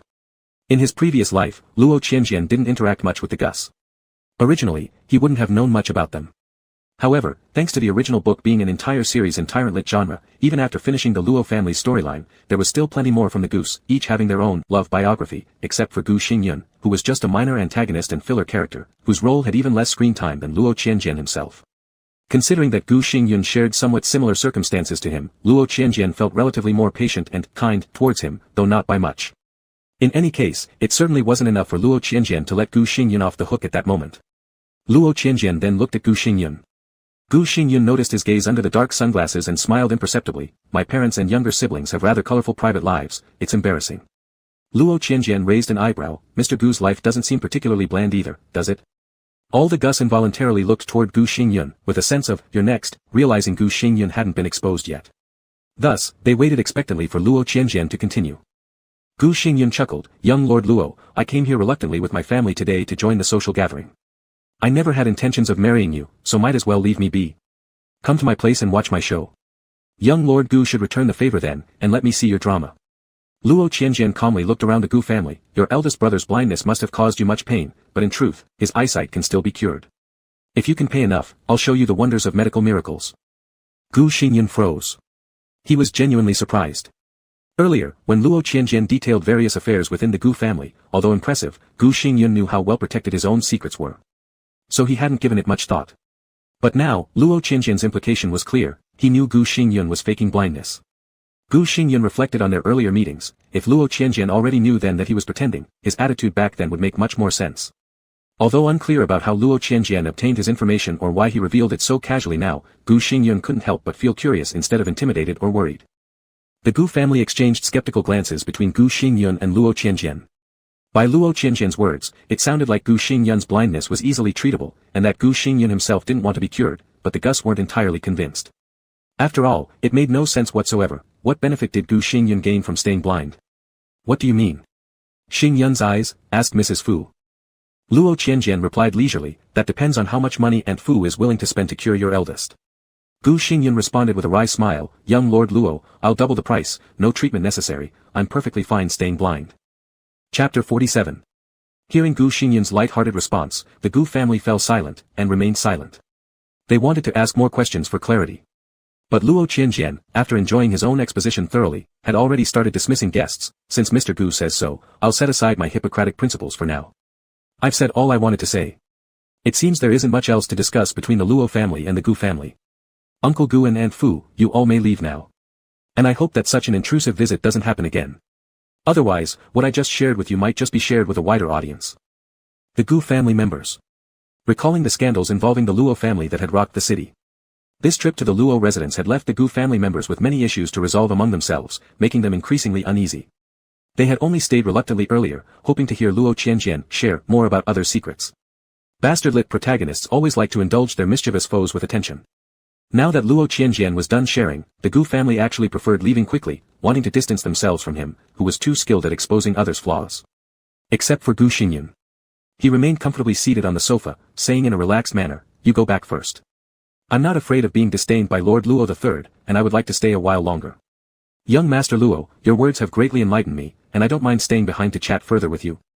Luo Qianjian raised an eyebrow indifferently. It's clear Mr. Gu has become very idle since losing his sight. Gu Xingyun smiled calmly, and I can see that Lord Luo is truly tired of me. Well then, let's see how much more annoyance I can cause you. The Gu family couldn't understand what Gu Xingyun was up to, but they didn't have the time or patience to figure it out right now. Seeing that Gu Xingyun insisted on staying, Gu Jingcheng and Fu Wan instructed him to return home early and explain his eyesight situation clearly later. After the rest of the Gu family left, Gu Xingyun stood up and asked Luo Qianjian with a smile, young Master Luo, would you mind showing me around your house? Luo Qianjian didn't understand what more there was to talk about between him and Gu Xingyun, but in order to avoid future complications, he didn't mind expending a bit more effort today. Please, said Luo Qianjian. Still holding his guide cane as merely an accessory rather than using it practically, Gu Xingyun walked steadily alongside Luo Qianjian.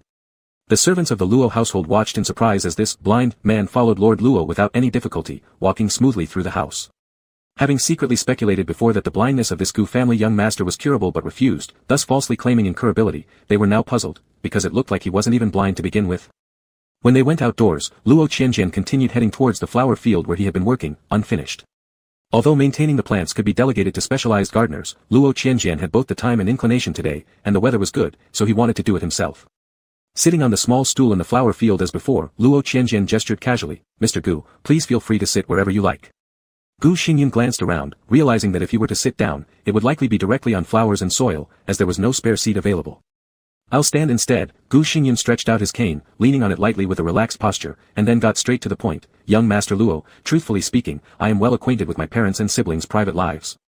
However, this visit has revealed that you, who supposedly haven't had much contact with the Gu family, are actually much better informed than me. Impressive indeed. Luo Qianjian smirked slightly. Your flattery is unwarranted, Mr. Gu. Gu Xingyun, highly curious, inquired, can't you share even one source of information? I think you're a generous person who loves to share. Unfortunately, that's really impossible, replied Luo Qianjian as he picked up a pair of scissors and deftly cut off a section of a branch. Gu Xinyan's gaze landed on his long fingers, blinking before continuing. Then could you at least satisfy my curiosity by explaining how you figured out I wasn't really blind? Luo Qianjian glanced at him, observing his sunglasses, then lowered his head back to tending the flowers, responding nonchalantly, I guessed. Finding nothing scandalous enough to accuse you of, I just made something up, and unexpectedly guessed correctly. And you admitted without defending yourself at all. Gu Xingyan chuckled, young Master Luo, isn't that answer a bit too insincere? Luo Qianjian stared intently at the flowers in front of him, seemingly sincere. Gu Xingyan thought for a moment, suddenly raising his hand to remove the sunglasses that had seemed permanently attached to his face, squatting halfway down, squeezing through a cluster of flowers, and looking at Luo Qianjian eye to eye. Can't you gratify my curiosity at least once? I used to carry you when you were little, you know. Luo Qianjian. He turned his head to look at Gu Xingyan, only then realizing that Gu Xingyan had already taken off his sunglasses, causing him a moment of pause. To be fair, Gu Xingyan looked particularly handsome. How many ugly people appear in the world of dominant boss literature? Luo Qianjian smiled faintly, Mr. Gu's eyes aren't ugly either. So why did you pretend to be blind before? Just not ugly. I thought you'd compliment me on my striking good looks. Gu Xingyan sighed lightly, speaking of pretending to be blind. You've gotten to know my family pretty well too. The longer I stay with them, the more I feel like I'm the head servant of the Gu family. I'm always busy here and there for the Gu Corporation while they take their money and live freely and leisurely.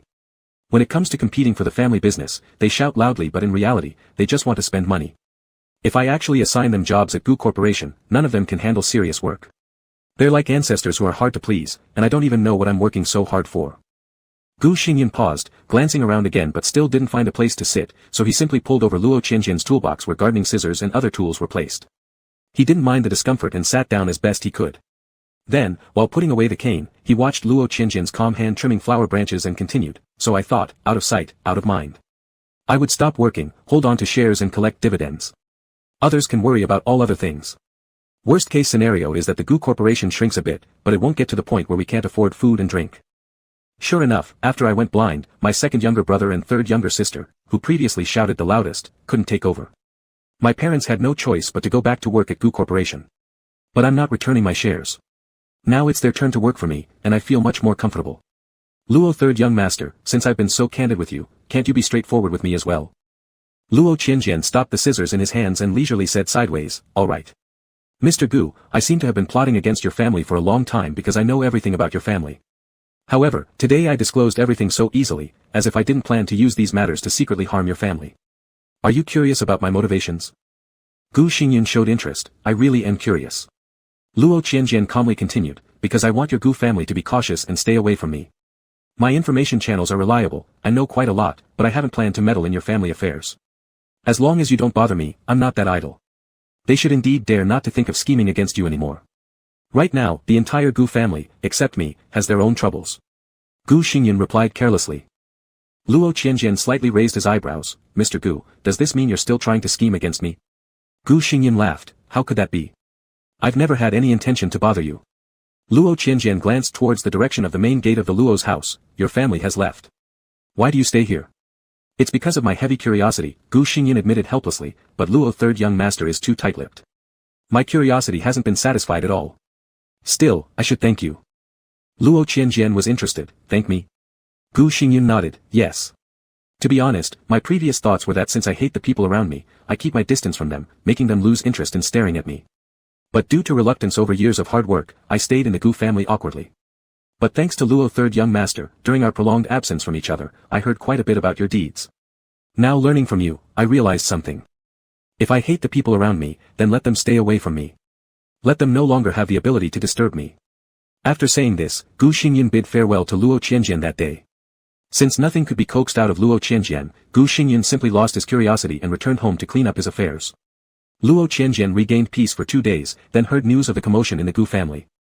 It was rumored that the eldest master of the Gu family, whose blindness was supposedly incurable, regained his sight after being shocked. As for what exactly shocked the elder Gu master, it turns out the illegitimate second younger brother and fifth younger sister he had tolerated for so many years weren't biologically related to him. And his real father and mother, old Master Gu and Lady Fu, had known from the beginning.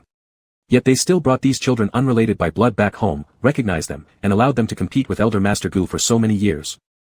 The past between Master Gu and Lady Fu was difficult to sum up in a word. Their previous behavior had been hard to judge, but no one could have expected them to reveal that Lady Fu secretly arranged for Master Gu to undergo a vasectomy without his knowledge, and that Master Gu knowingly let it slide. Truly skilled in their antics, no wonder the two of them kept having affairs over all these years. But that wasn't all. The matters within the Gu family were far from over. The second young master of the Gu family, just exposed as unrelated by blood and expelled from the household, liked pretending to be poor in order to scam money from girls. The fifth young miss enjoyed playing love games, feigning affection only to trick men, and she recently set her sights on her non-biological uncle, Master Fu of the Fu family. Additionally, the third young miss of the Gu family indulged in online dating, pretending to be a man while also portraying herself as a woman betrayed by a man, all to swindle straight women. The fourth young master harbored a penchant for forbidden loves but dared not make his moves, instead opting to find substitutes for role-playing escapades. These scandals reveal that Luo Manor by Luo Qianjian didn't even need help spreading beyond the Gu household. The family itself made sure the news spread like wildfire throughout the city. Naturally, this family insider referred to none other than Gu Xinyan, who equally showed no fear of airing the dirty laundry of the family. Previously, at the Luo residence, there was real, undeniable evidence behind all the incidents, leaving those involved unable to refute the charges. Those scandals unfolded layer by layer, becoming more and more gripping until they reached their conclusion, leaving everyone with a lingering sense of intrigue, revisiting them at every chance. In contrast, what was currently circulating about the Gu family were unverified rumors, so Mr. Gu Jingcheng and Mrs. Fu Wan simply denied everything except for admitting that the second son, Gu Luyun, and the fifth daughter, Gu Chaoyun, were not biologically related to Gu Jingcheng and henceforth had no ties to the Gu family. Mr. Gu was merely cheated on by his lover. Claims of Lady Fu arranging the vasectomy never happened. As for the private lives of the other children of the Gu family and the ensuing web of love and hatred, all rumors. Though the second son and fifth daughter are not biological offspring, the Gu siblings remained pure-hearted, loving each other with simple familial affection. Any talk of longing for an older brother or an uncle is false. The recovery of eyesight by their eldest son, Gu Xinyan, was purely natural. It had nothing to do with any external stimulation.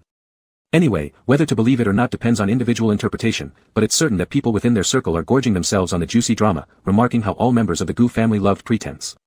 No wonder they're a family. After being under the same roof for years, ink rubs off on you when you stay close to it. It's no wonder that young Master Gu Xinyan could regain his sight out of sheer anger. But now, no one knows how this messy situation in the Gu family will be handled next. Can it possibly reach the same level of cleanliness that the Luo family has achieved? Some people wondered, are medical miracles really like this? Before, didn't the Gu family decisively announce their regret over the blindness of their eldest son with certainty? Back then, the other young masters and misses rejoiced openly for all to see because of this news. Now, he's regained his sight so easily. Perhaps the elder son of the Gu family, inheriting the family tradition of pretense, was merely pretending to be blind. And why would the elder son, who was managing the company just fine before, suddenly pretend to be blind? Was it because his younger sibling staged a car accident to seize power, so the elder son faked his blindness to determine the real culprit behind the scenes? Or perhaps it was all part of a plan for control over the shares of the Gu corporation. Rumor had it that although the elder son inherited the majority of the shares according to the house rules when he first took over, a portion still remained in the hands of the former patriarch and matriarch, Gu Jingcheng and Fu Wan. Is the current regaining of sight by Gu Xinyan indicative that he has already completed his strategy and is now preparing to take full control of the family shares, just like the third young master of the Luo family, Luo Qianjian?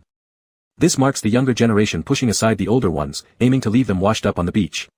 Speaking of which, this year, the four major families were quite entertaining. One juicy piece of gossip followed another, truly treating outsiders like insiders. While everyone was discussing the commotion at the Gu residence, another extraordinary event came to light, closely tied to the four great families. The Li family, who had only been quiet for less than half a month, ran into trouble again. And this time, it involved both the eldest young master of the Li family and his twin brother, the second young master. Currently, chaos reigns in the Li family. Li Yuan, the youngest Li son, stepped forward declaring a citywide manhunt for Luo Shantang, the sixth young master of the Luo family, though, of course, everyone knew that the adopted children of the Luo family had severed ties long ago, so the Luo family had no sixth young master now. Still, using such titles made for better gossip. Amidst the speculation, the public only knew that both Li brothers seemed severely injured, unconscious, otherwise, it wouldn't have led to the typically spoiled Li Yuan taking charge. At the center of all the gossip, Luo Shantang was now stumbling around surreptitiously, barely making it back to the old Luo family estate. In a pitiful state, he frantically pounded on the gate railing, "Let me in. Let me in. Mom. Third brother. Please help me. It wasn't intentional, I didn't mean to hurt them, please help me. Li Yuan wants to kill me." Chapter 48. Luo Qianjian was in the group eating melon. The idly rich young masters and misses in the upper circles of Cydia recently formed a casual chat group, dragging Luo Qianjian into it as well. They hoped he wouldn't hesitate to share some sensational news with them. However, Luo Qianjian hadn't posted anything in the group, nor did he intentionally leave it. He would just occasionally check it when he had time. Today's topic in the group mainly revolved around the medical miracle of Gu Xingyun, the eldest master of the Gu family regaining his sight, and whether or not two brothers from the Li family would also need a medical miracle to return to prominence. Luo Qianjian roughly understood the matters of the Gu family and couldn't help but feel the timing and reason for Gu Xingyun's regained sight were too arbitrary.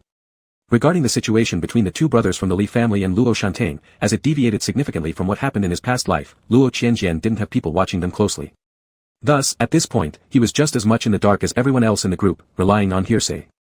Just then, Manager Li, who was on duty that day, came to find him. He said that Luo Shantang was hysterically pleading for help outside the gate, and asked, "Young Master 3, should we see him? Or should I have the security at the entrance drive him away?" At this moment, Li Yuan was going crazy, searching for Luo Shantang under the name of the Li family. With nowhere else to go, Luo Shantang returned to the Luo residence seeking help. Hearing this, Luo Qianjian wasn't particularly surprised. There's no need to drive him away, nor is there any need to welcome him inside. Let him wait at the gate, I'll go and meet with him. Luo Qianjian actually wanted to learn the details of this big scandal straight from the horse's mouth. On the way from the main house to the gate, Luo Qianjian first contacted Li Yuan, informing him of Luo Shantang's current location. Then he called the police for the conflict between Li Yuan and Luo Shantang, acting as an obedient law-abiding citizen ready to help. Mom. Big Brother 3. When Luo Shantang saw a car driving out, he instantly became very excited. But the gate didn't open, and the car only stopped inside. Only Luo Qianjian got out, without Hiruyan. Nevertheless, Luo Shantang still clung earnestly to the gate railing and shouted, "Big Brother 3. Big Brother 3, please help me. I've called you my elder brother for so many years." The security guards helped bring over a chair. Luo Qianjian sat down inside the gate, looking through the iron fence at Luo Shantang outside and sighed lightly, "Shantang, how did you manage to get yourself into such a sorry state?" Luo Shantang, who used to be effortlessly composed drinking tea, now could hardly maintain his calm demeanor at all. He looked at Luo Qianjian anxiously, "I made a mistake, Big Brother 3, please let me come back." "Big Brother 3, where is Mom? I miss her so much." "Mom isn't home right now," Luo Qianjian replied patiently to every question, "she's been enjoying herself at the sanatorium with Dad these days." Hiruyan was bored with nothing to do, she used to go out and play cards with others, but now, whenever she went out and met people, they treated her like a monkey in a show. Unable to bear it anymore, she dared not do anything overly bold now apart from visiting Luo Chen occasionally. Luo Chen was paralyzed, but his mind was still clear. Hiruyan visited him from time to time, bragging about how carefree her life was now and telling him how miserable the Bao family was faring.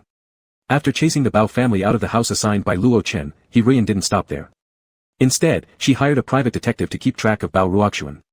She remembered wanting her to pay back money, so she certainly didn't want Ruoxuan to run off and become untraceable one day. After her assets were taken away by Luo Qianjian, although Hiruyan began to cherish the money spent hiring the private detective which she didn't value before, she felt that this expense could not be spared. The private detective was very conscientious and informed Hiruyan of everything happening. Hiruyan then used this information to provoke Luo Chen. The lives of the Bao family, especially the difficulty in adapting to a simpler lifestyle after living luxuriously, had caused severe psychological problems over the past 2 months. Bao Ruoxuan's older son, Bao Wei, decided to drop out of his second year of graduate school full of pride and started struggling to build a career. However, due to a lack of self-awareness, his interviews repeatedly failed. After lowering his standards and finding a job with great difficulty, his monthly salary was less than a tenth of the cost of one item of clothing that Luo Chen used to buy him, so Bao Wei quit after just a few days and was now holed up at home looking for another job. Bao Ruoxuan's younger daughter, Bao Wei, was busy studying for the college entrance exam and didn't play a significant role in matters concerning the Luo family. After the sudden change in their circumstances, during the summer vacation, she worked tirelessly part-time jobs to save tuition and living expenses for university. It might be because she had a classmate who was equally struggling financially at home and could work part-time during the summer vacation, allowing them to commiserate and encourage each other. Additionally, Lu Wei chose boarding school for both junior high and high school, reducing her time with her family and lessening their impact on her. The public municipal Key Middle School also prevented extravagant spending while living on campus, so Lu Wei still retained a relatively healthy concept of money. In summary, during her summer job period, though it was difficult, Lu Wei persisted. Lu Wei was also the only one in the Lu family who earned money, but it was hard-earned. She resolved that this money was strictly reserved for her university tuition and living expenses, so even as Lu Ruo sobbed uncontrollably, Lu Wei showed bitterness on his face, and Lu Qingqing cried out loud. Lu Wei refused to take the money out for household expenses, believing this would merely help overcome what Lu Wei called a temporary hardship. The phrase, insufficient income, doesn't fully describe the financial situation of the Lu family. Lu Ruo pitifully watched his incompetent elder son, unyielding second daughter, and crying baby boy, finally stepping out of the house to look for work. However, Lu Ruo and Lu Wei have similar personalities. Even Lu Wei, young and strong with decent education, couldn't find ideal jobs, let alone a mother who had been away from society for decades. It's not entirely impossible to find work. After all, Lu Wei managed to save money through summer work, but the problem is such unrespectable jobs were too hard for Lu Ruo and Lu Wei to accept. Even if they lowered themselves, they wouldn't last long. Lu Ruo felt greatly humiliated while looking for jobs, while the kindergarten that Lu Qingqing attended kept asking for the next semester's tuition before the start of the school year, pushing Lu Ruo to the brink of collapse. This kindergarten was arranged by Luo Chen for Lu Qingqing, a private, aristocratic kindergarten with astonishing tuition fees. Lu Ruo could only pretend everything was fine over the phone and claim that Lu Qingqing would follow an alternative development plan and not return to the kindergarten. After hanging up the call, Lu Ruo erupted, losing the gentle maternal face, sternly demanding that Lu Wei stop being idle and start part-time work like Lu Wei to pay for rent and daily expenses at least. They now lived in a shabby small rental apartment with 4 people, still needing to consider monthly rent. They had paid rent before by selling their idle items, such as clothes, which he recalculated into the loan bill so that when they were driven out of the house, they could take them away. But this could not last forever. It was already very difficult for Lu Ruo to keep going for 2 months. After yelling at his eldest son, Lu Ruo asked the second daughter whether she truly intended to be so heartless, sharing happiness in the past but refusing to endure hardship now. Over time, Lu Wei wavered, thinking it would be better to apply for scholarships for tuition and repay later, reserving some for living expenses while giving some to her family to get through the difficulty. However, Lu Qingqing began crying alongside Lu Ruo, pitifully asking his sister if she would abandon him and if he would lose his chance for schooling. This woke Lu Wei up, making her more determined not to hand over her hard-earned money. This amount of money would make little difference anyway, wouldn't last long if handed over to her family, and might cultivate a dependency among her relatives, especially since Lu Qingqing was so young and her older brother didn't contribute anything yet. Would she eventually have to support everyone else besides pursuing her own life? She was only 18 years old. Moreover, during these times of family upheaval, she realized what her classmates working part-time during summer break had told her: giving money would bring no gratitude, refusal in future might be seen as evil deeds. It would be best to stay firm from the beginning, anyway. Sooner or later she would be regarded as an ingrate by them. Since she had the school dormitory available for her to stay, there was no rush about the rent at home. After the school resumed, Lu Wei would feel free, though still concerned about balancing her part-time work and school expenses. Still, compared to the sleepless nights this summer, things seemed easier. Meanwhile, Lu Ruo, Lu Wei, and Lu Qingqing became increasingly sorrowful. Cries and scolding often filled the room. With poor sound insulation, neighbors frequently complained after hearing their arguments, reaching the landlord's ears. The landlord warned them that if they continued to disturb, he wouldn't rent to them anymore. Thanks to the poor sound insulation, the private detective hired by Hiruyan could easily hear every word of their quarrels by standing outside the door and listening against the wall, then reporting back to Hiruyan. After Luo Chen learned about these matters from Hiruyan, although he resented Lu Ruo for manipulating him for so many years, prolonged bed rest inevitably brought memories of the past. He thought that Lu Ruo had actually been quite gentle and considerate to him back then. Lu Wei and Lu Wei, though not his biological children, were respectful toward him. His real son, Lu Qingqing, was lively and cute. Upon learning that Lu Ruo's family was struggling and even becoming disharmonious, Luo Chen suddenly felt overwhelming sorrow when realizing he couldn't even turn over by himself. Hiruyan had agitated him too much. Just a few days later, she accidentally caused his blood pressure to spike again, leading to another fainting episode. This time, he slept for an entire day before waking, and his previously still slightly mobile right arm lost all sensation. The symptoms of facial drooping worsened significantly. Because of this, Hiruyan felt somewhat guilty but still personally informed Lu Qianjian about the matter. Lu Qianjian didn't care, stating he was happy to see that Hiruyan and Luo Chen were now getting along harmoniously. Hiruyan continued accompanying Luo Chen today. Upon hearing from Lu Qianjian that Hiruyan was accompanying Luo Chen, Luo Shanting didn't bother inquiring how Luo Chen was doing. Instead, she pleaded desperately, "Third brother, I really need your help. Li Yuan has gone mad. There are so many people out there looking for me. Could you let me come home?" Lu Qianjian sighed, "I heard you harmed Master Li's elder and second sons. No wonder Master Li's youngest is furious. But you are no longer part of the Luo family. It's inappropriate for me to intervene. Even if I asked, young Master Li wouldn't give me any face. No, third brother, if you're willing to help me, surely you can persuade Li Yuan to give you this face, to show respect to Luo family. Let me off. Third brother, help me. You can tease me as much as you want later. Please don't joke around like this now. If I'm found by the Li family, they will torture and kill me. Third brother." Lu Qianjian listened with composure, "Then tell me what happened exactly, and I'll think about whether or not to help you." Luo Shanting nodded furiously, "All right, third brother, let me tell you, it's not my fault, really not my fault. I was tricked by Sang Cha. You don't know, she's really good at deceiving people. Even someone like me who disliked her got deceived by her. She told me that if Lord Ji was kidnapped again and I pretended to save him, Lord Ji would fall in love with me. So I lost my head and arranged a fake kidnapping, but I wasn't trying to harm Lord Ji. Moreover, I never thought Lord Ji would also appear. It's all Sang Cha's fault, third brother, believe me, it's all Sang Cha's fault." As Luoshanting ranted, most of the words blamed Sang Cha, with only a few sentences making any real sense. Look, Yanjian lost patience and interrupted, you attempted to kidnap Li Jijin, which resulted in harming Li Jifeng as well. What's their condition now? It was a fake kidnapping, third brother, I only wanted to act out a scene, not a real kidnapping.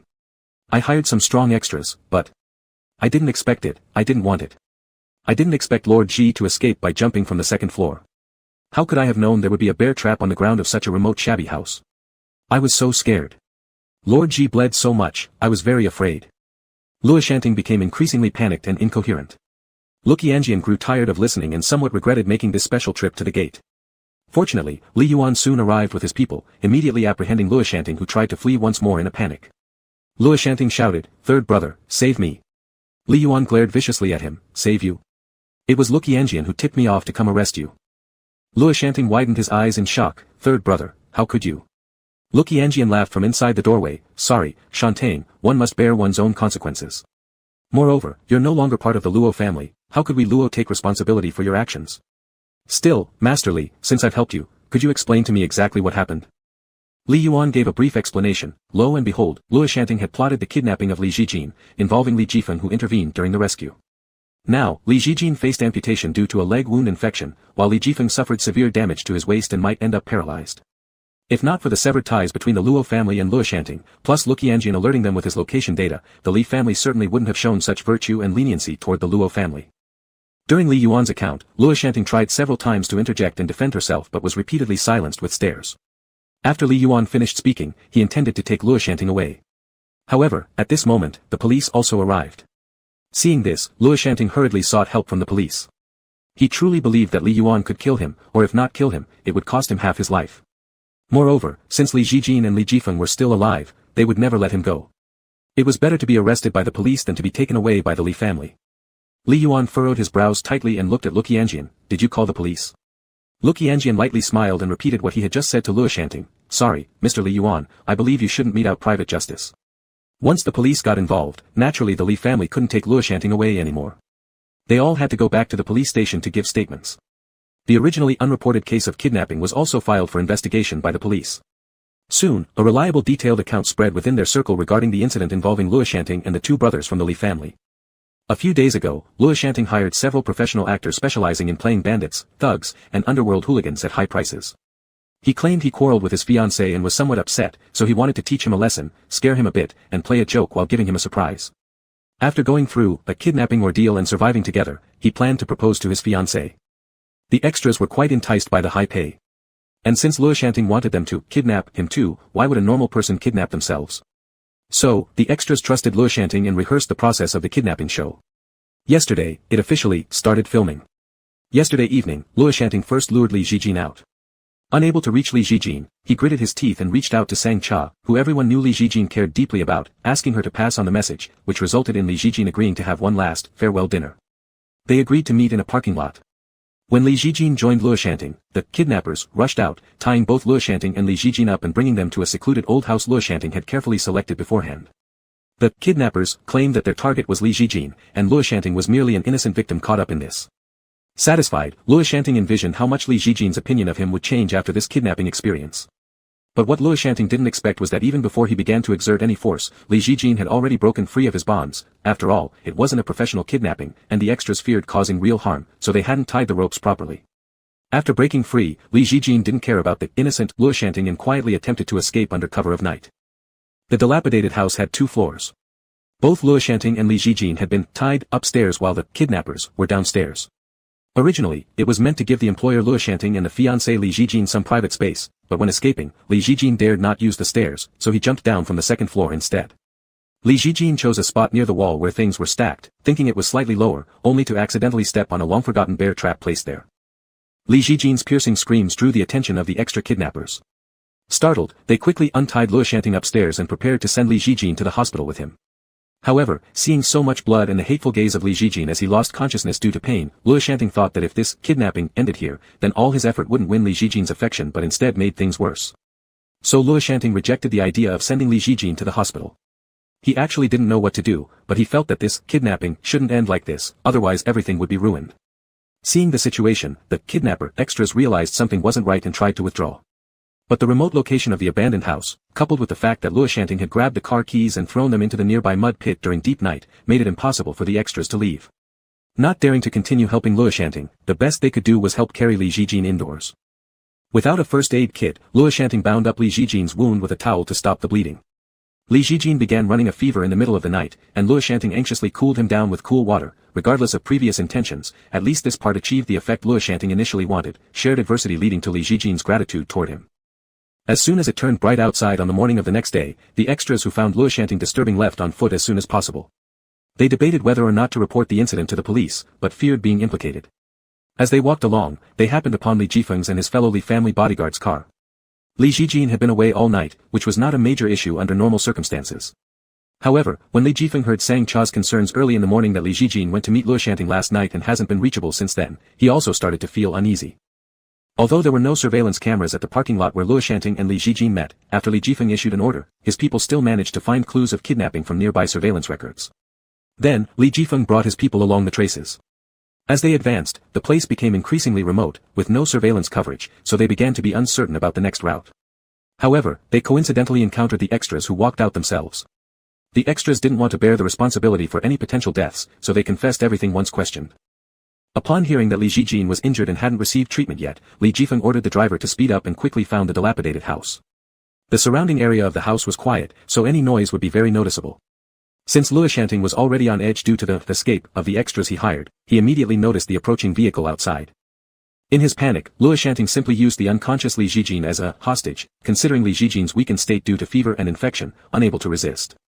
Although Li Jifeng wasn't worried that Luoshanting would intentionally harm Li Zhijin, since he understood Luoshanting's character relatively well, he feared Luoshanting might accidentally cause more harm to Li Zhijin in his anxiety. So Li Jifeng stepped forward alone and walked towards Luoshanting, trying to reassure him, intending to soothe Luoshanting first and rescue Li Zhijin. But just as Luoshanting softened, Li Zhijin woke up feeling distressed. Upon seeing Li Jifeng, Li Zhijin gained some courage and, upon seeing Luoshanting, immediately cursed at him, causing Luoshanting to retract whatever sanity he had left. Seeing this, Li Jifeng acted swiftly, wanting to grab Li Zhijin over, but Luoshanting's weaker body suddenly erupted with energy. In their argument, they happened to be near the staircase, and during the chaos, the bodyguards only saw Li Jifeng falling down the stairs, hitting his waist against the stone-built handrail. Seeing what had happened to Li Jifeng, Luoshanting was completely dazed. This gave the bodyguards the chance to rush in and quickly carry both Li Jifeng and Li Zhijin back to the car. After rescuing the employers, the bodyguards from the Li family looked for Luoshanting again, only to find that he had slipped away. Afterwards, it was Li Yuan who took charge and issued orders to apprehend Luoshanting. Even though Luoshanting had no car and had to avoid the lease, he managed to walk all the way back to the entrance of the Luo family's residence within half a day, a feat that spoke volumes of his physical resilience. To talk about physical fitness, after getting off the bed, Luoshanting proved himself to be stronger than either the main aggressor or the male protagonist could ever be. It was fitting for someone able to endure such emotional and physical torment. The police got involved, and the case details were soon uncovered. During this time, Sang Cha was also called in for questioning since Luoshanting repeatedly claimed that she incited him to commit a crime. However, Sang Cha presented recordings of her previous conversations with Luoshanting as evidence, showing that she did not incite anything. Instead, she was merely analyzing the reasons why Li Zhijin liked her. Sang Cha explained that although she did indeed dislike Li Zhijin and Luoshanting's relationship, her purpose was merely to irritate Luoshanting deliberately, never expecting him to take her words so literally and actually plan a kidnapping and blame her for it. Her assistance in persuading Li Zhijin to agree to have dinner with Luoshanting was also merely because she thought Luoshanting wanted to reconcile with Li Zhijin. She intended to watch Luoshanting face setbacks and see Li Zhijin being harassed. Later, her informing Li Jifeng about Li Zhijin's whereabouts was purely out of genuine worry due to her inability to contact Li Zhijin. How would she imagine Luoshanting's convoluted logic? And the events of Li Zhijin stepping on the animal trap and Li Jifeng falling down the stairs were unrelated to her, merely accidents that seemed like karmic retribution, which shocked her too. As for why she recorded her chats with Luoshanting before, Sang Cha produced even more recordings, explaining that she had this habit of recording private conversations out of fear of saying the wrong thing, so she enjoyed reviewing them afterward. Not only did she record conversations with Luoshanting, but she did so with others as well. Sang Cha provided reasonable explanations and there was no evidence indicating her involvement. Luoshanting also admitted, confronted with the recordings, that it wasn't Sang Cha's instigation, it was his own inspiration derived from her words. Still, Sang Cha left City A overnight, expressing her concerns about being implicated by the lease, thus decided to keep her distance. At the hospital, Li Zhijin's one lower leg suffered a severe infection that eventually required amputation. As for Li Jifeng, the damage to his spinal nerves was quite serious, leaving him dependent on a wheelchair currently, hoping for recovery through continued treatment and rehabilitation. Li Yuan disclosed Sang Cha's true face to Li Zhijin. After contemplating in silence for a long time, Li Jijin finally sighed, stating it was fine not to blame her anymore, it was him who owed her an apology.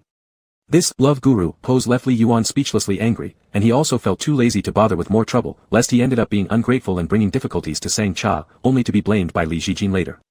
Li Jijin was listless, while Li Jifan was even worse. After waking up, he often sat in his wheelchair all day without eating, drinking, or lying down. He also refused to see visitors, except for initially instructing Li Yuan to temporarily manage the family affairs on his behalf. After that, he didn't even see Li Yuan, meeting only doctors, nurses, and caregivers. Li Yuan managed the family business but was overwhelmed by it all. In the end, the robust grandfather and grandmother of the Li family, who had endured blow after blow, helped sustain the situation. In society, everyone lamented that this year had seen significant unrest within the four major families. While the Fu family currently wasn't experiencing any notable turmoil, the Fu family was sparsely populated. The current head, Fu Lu, had neither a wife nor children, nor had he trained an heir. His only relatives were from the Gu family, so when the Gu family stabilizes, it wouldn't be surprising if the children with Fu bloodlines who lack a place in the Gu family would set their sights on the Fu family. Luo Qianjian enjoyed eating melon seeds in peace and didn't get involved in any other chaotic affairs thereafter. Before they knew it, the year-end approached, and the first semester of their senior year was nearing the final exams. Snow began falling in City A. Luo Qianjian, having spent too much time watching the snow the night before in the yard, caught a fever that evening and couldn't get up the next day. Perhaps due to not being sick for too long, the sudden illness was quite alarming. Luo Qianjian's head burned warm, his thoughts moving exceedingly slowly. The family doctor, Dr. He, came to administer intravenous fluids and prescribed medicine. A few hours later, his temperature dropped. When he woke up again, his body felt much better, but the side effect was that he was still incredibly sleepy. By the third day, he was still lazily lying around with no energy to get up. At this moment, the rotation steward, Mr. Zhao, came to relay a message. Third young master, the steward from the Gu family has come over. Their eldest son, Gu Xingyun, wishes to visit you tomorrow. Upon hearing that you're ill, he plans to come and see you. Luo Qianjian replied listlessly, tell him not to come. I've heard that internal conflicts within the Gu family have been fierce lately. I'm afraid Gu Xingyun might bring a heavy load of resentment that could worsen my condition. Mr. Zhao. Understood. He had to think carefully about how to phrase it so as to appropriately yet respectfully convey the third young master's meaning to the Gu family steward. Before Mr. Zhao left the room, Luo Qianjian suddenly remembered an important question. Wait, how did Gu Xingyun find out I was sick? Chapter 49. It was just a small illness caused by the cold. Luo Qianjian was low-key recuperating at home and didn't let others spread the news. Since his home had become peaceful and quiet, Luo Qianjian felt quite relaxed in a way that resembled a retreat from worldly affairs. After a brief reflection, Luo Qianjian couldn't help but frown, puzzled as to how Gu Xingyun had obtained this information. It certainly couldn't be that Gu Xingyun had secretly sent someone to keep tabs on his movements, could it? Considering this, Luo Qianjian changed his stance and agreed for Gu Xingyun to visit the next day. Still unwell, Luo Qianjian leaned against the bedhead, lost in thought with weary concentration, determined to get rid of this trouble that was Gu Xingyun once and for all. What was going on with this person showing up out of nowhere after every so often? To call it entanglement seemed like too much, but there definitely was something persistent about him. Whenever Luo Qianjian thought he had clarified everything with Gu Xingyun and drawn clear boundaries, Gu Xingyun would always reappear unexpectedly after being gone for some time, making his presence known. If only he came for important matters, that would have been acceptable. But strangely, Gu Xingyun had never discussed anything serious with him, it was unclear what exactly he came for each time. This was quite troubling. Thinking about it being troublesome also made Luo Qianjian somewhat confused about Gu Xingyun's motives. To say that Gu Xingyun still liked him, where was the like mode that would make one think of seeing each other after months apart? This adoration seemed too obscure. But if it wasn't liking, then the only explanation would be that Gu Xingyun was crazy. On the second day, near noon, Gu Xingyun, the persistent ghost and almost deemed barely normal by Luo Qianjian, came to the Luo residence carrying a fruit basket, seemingly concerned about Luo Qianjian's condition. The complexion of Lord Luo-san looks a bit more ruddy than before. I assume the illness has nearly subsided. Luo Qianjian remained expressionless. Thank you for your concern, Mr. Gu. Born with a frail constitution, under normal circumstances, Luo Qianjian's face was always pale, unrelated to any notion of ruddiness. But his appearance was so refined that the faint pallor did not make him look sick or lifeless, instead, it enhanced his allure and captivated one's gaze. One might even, couldn't help but imagine what it would be like if his face carried a flush, how bewitching it might be. Gu Xingyun, in fact, had such random thoughts during moments when his mind wandered aimlessly. After thinking for a few seconds, he realized how disrespectful it was, thus condemning himself for a second before dismissing those thoughts altogether. In any case, these were all inner monologues, no one else knew. Gu Xingyun hadn't anticipated that the first time he'd see Luo Qianjian's cheeks slightly flushed would be in this kind of visit situation today. Luo Qianjian appeared lethargic now and didn't bother arguing verbally with Gu Xingyan. The slight blush on his cheeks was actually because he hadn't fully recovered yet. He had improved considerably yesterday, and without incident, should have been mostly cured today. However, his immune system acted up overnight, resulting in another mild fever. It wasn't severe and quickly subsided, but upon waking up, he still felt exhausted. Tiredness led to a bad mood, leaving Luo Qianjian with little desire to entertain his guest properly. Our family is about to eat lunch, Mr. Gu. It would be inconvenient for you to stay here, so if there are other matters, Mr. Gu can speak up promptly. Luo Qianjian said wearily. Gu Xingyan hesitated, then smiled. Truthfully speaking, Lord Luo-san, I timed my arrival precisely to enjoy a free meal. Luo Qianjian slowly lifted his eyes. Mr. Gu is very busy, so it's best not to linger long. It's not busy. My house is currently peaceful, Gu Xingyan replied as though unable to understand the host's hint of dismissal, and began discussing recent developments within his own household. Regarding this, Luo Qianjian was actually still interested and thus willing to listen. Nowadays, the Gu family was even emptier than the Luo family. Except for Luo Qianjian, the Luo household had Hirian living in the side quarters as something of a good luck charm. On the other hand, the Gu family was now down to only Gu Xingyan. Since regaining his vision several months ago, Gu Xingyan had made sweeping changes. First, he drove out the two fake illegitimate children, Gu Jia's younger brother and sister. Then, the third and fourth sons were forced to retreat to the Fu family. Fu Liam, the head of the Fu family and their uncle, had never liked these two children, so staying with the Fu family wasn't a pleasant experience. Subsequently, Gu Xingyan transferred all the remaining shares of the Gu family business controlled by his parents into his name, then shipped Gu Jingcheng, Fu Wan, and his two siblings hiding at the Fu family abroad, ensuring no one except their immediate family knew where they were. Now Gu Xingyan told Luo Qianjian they had been sent to Africa, where the sun shines brightly. Actually, Fu Wan didn't originally have to go. After all, she was a member of the Fu family, and her brother Fu Lu had watched her grow up. Although he wasn't pleased with her behavior over these years, he still had feelings for her and didn't want her to suffer. I want our family members to go to Africa. My uncle wanted my mother to stay with the Fu family. He hoped my mother would leave my father. If she wouldn't give up her position as the lady of the Gu household, at least they could separate without formal divorce procedure so that it wouldn't benefit my father. But my mother hoped my uncle would step in to teach me, her nephew, a lesson, ideally helping her bring my father back too. Otherwise, she'd rather follow my father to Africa. Gu Xingyan scoffed. True love, huh? Amazingly, they didn't abandon each other during tough times. My mom upset my uncle greatly, so he stopped caring about her, but she resolutely hopped onto the plane to Africa, leaving my dad trying to persuade her to return to the Fu family. She said it wasn't my father's place to comment on her decisions. I was really moved when I heard this. Luo Qianjian chuckled lightly. Seeing his genuine laughter, Gu Xingyan became even more willing to share. After taking complete control of the Gu family, this former dedicated head of the Gu household chose to learn from Luo Qianjian and formed a professional management team within Gu Corporation. Still, Gu Xingyan admitted that he wasn't as laid back as Luo Qianjian. His control instincts were stronger, which is why he gave less authority to his management team, while retaining higher power himself. Nevertheless, he certainly felt much more relaxed than before. It's pretty leisurely now, so there's time to hear about your illness. Luo Qianjian looked at him lazily, almost forgot to ask, how exactly did Mr. Gu know I was sick? Gu Xingyan coughed lightly. Your family doctor has also been working for the Gu household since a few months ago. Older servants who fall ill can call him directly for diagnosis. Yesterday, I happened to meet him at the Gu residence and casually asked about your recent condition. Doctor, he didn't say anything directly, but I guessed it. Luo Qianjian. What a lot of information. Unless I'm mistaken, the salary and benefits we offer Dr. He are quite generous, said Luo Qianjian. Gu Xingyan nodded with a smile. This is something I've asked him too, but it isn't about money, it's because he couldn't sit idle. In the past, he only served the Luo family, though the frequency of home visits wasn't particularly high, yet due to the large Luo household, he was occasionally summoned late at night, so he found his workload quite substantial. But after the Luo family settled down peacefully, he hadn't been called upon for 2 consecutive months.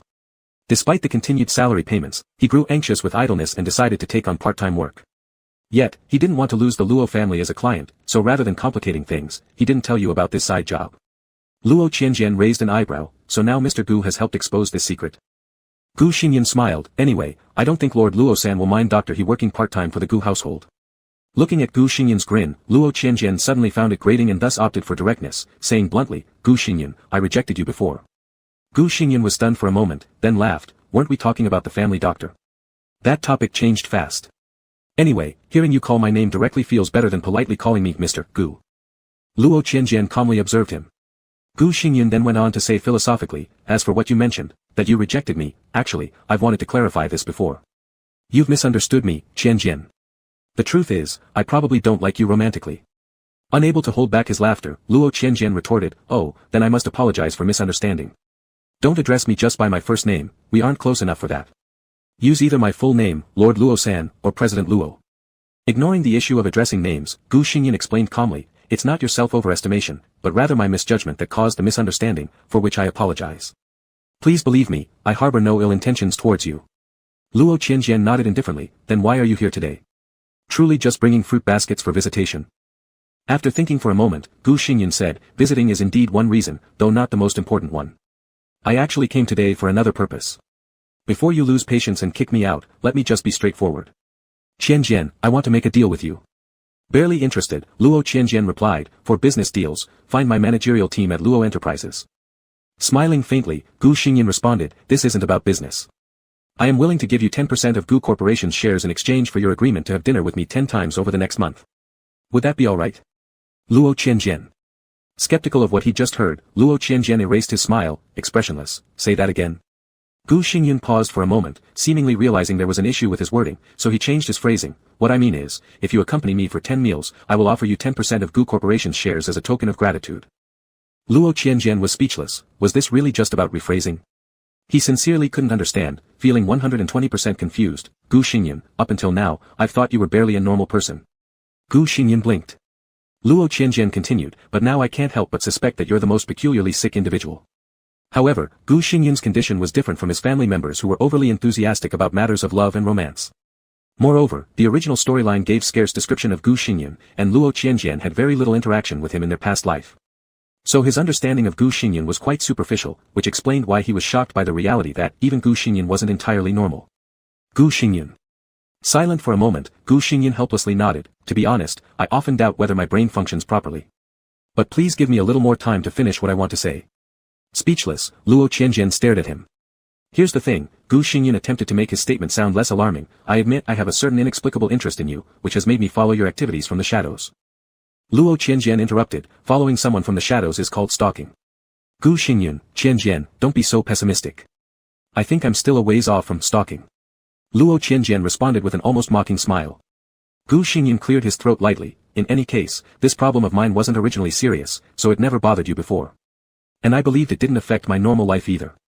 But after that time when you noticed me and returned the watch I gave you as a birthday gift, my issue seems to have worsened. Even if I hadn't come today under the pretense of visiting illness, I would have found another excuse to come see you. Frowning slightly, Luo Qianjian remained silent. He was curious to hear what else Gu Xingyan could say. Gu Xingyan, after rational thinking, I realized this mindset of mine greatly affects myself. Approaching you repeatedly without purpose would annoy you, so I came up with a solution. I think if we interact more, I won't have this rare things are precious notion anymore. That's why I said I'd like us to share meals together 10 times within a month. I'm not a particularly curious person, and I believe such brief and intense contact over a month would help me overcome my desire to spy on you. Although using the word spy might indeed be a apartment. But this is my flaw. Why should you waste your time and energy helping me resolve it? Therefore, I offered 10% of Gu Corporation's shares as a thank you. Such a high cost would be enough to make me feel pained whenever I recall it in the future and cause me to stay away from you. Gu Xingyan became increasingly solemn. Luo Qianjian grew increasingly disconcerted. Gu Xingyan, forgive me for being self-centered, but I feel like you're obsessed with me. I'm quite scared. Gu Xingyan sighed and insisted on defending himself. No, Qianjian, having interest doesn't equate to liking. I believe I know whether I truly like someone or not. I don't have this overwhelming desire to possess you, let alone be deeply infatuated with you. Now I genuinely wish to solve this problem because I've been troubled by it for quite some time, and the feeling isn't pleasant. Upon hearing this, Luo Qianjian raised an eyebrow. When exactly did you start becoming interested in me? Gu Xingyan seriously recalled and truthfully answered, I started training in Gu Corporation at 16, began managing at 18, and formally took over the shares at 22, becoming the actual ruler. At that time, my family held a banquet in my honor, and you rarely attended social events but happened to be present that day. It all started from then. Gu Xingyan is 6 years older than Luo Qianjian. When Gu Xingyan was 22, Luo Qianjian was still in high school, only 16, and that was 5 years ago already. Luo Qianjian wasn't sure whether to first comment on the age gap or the timeline, ultimately responding somewhat numbly, I'm even more afraid now. You seem to have silently developed a bit of an obsession. Gu Xingyan stubbornly claimed, not to that extent, my personality is actually quite positive and cheerful. Don't worry. Luo Qianjian. Truly, rest assured. I avoid the word love like the plague and wouldn't dare plot anything improper against you. To further validate himself, Gu Xingyan revealed more personal details. Do you know how my name originated? Luo Qianjian didn't know, wasn't curious, and wanted to send his guest away. Mr. Wang. Wait a moment, don't rush, Qianjian, I'm almost done. Gu Xingyan quickly interjected. The butler, Mr. Wang, who had come at the sound of voices, looked at Luo Qianjian. Luo Qianjian felt a bit of a headache coming on, suspecting he was starting to run a fever again. What kind of karma did he have that even while still sick, he had to endure Gu Xingyan's madness? Alright, just wait a little longer before showing Mr. Gu out. I'll hear what else he has to say, sighed Luo Qianjian as he instructed Mr. Wang. Although Gu Xingyan seemed slightly off, it appeared he was genuinely trying to resolve this issue. Luo Qianjian decided to be more rational and give Gu Xingyan a little more patience so he wouldn't keep coming back and creating problems next time. With that, Mr. Wang left. Gu Xingyan smiled and continued responding to the question he had posed earlier. In our generation, the Gu family is supposed to use the Yun character, while the Fu family uses the Xing character, so my parents had already decided on my name even before I was born, Gu Xingyan. It was quite arbitrary. And this randomness accurately reflects the atmosphere in the Gu household from my childhood. As for my parents' relationship and the situation with my 4 younger siblings, you know about them better than I do, so I won't elaborate anymore. Thanks to all of them, I've developed no expectations toward love or family, so you really don't need to worry that my words earlier were some sort of ploy to get closer to you.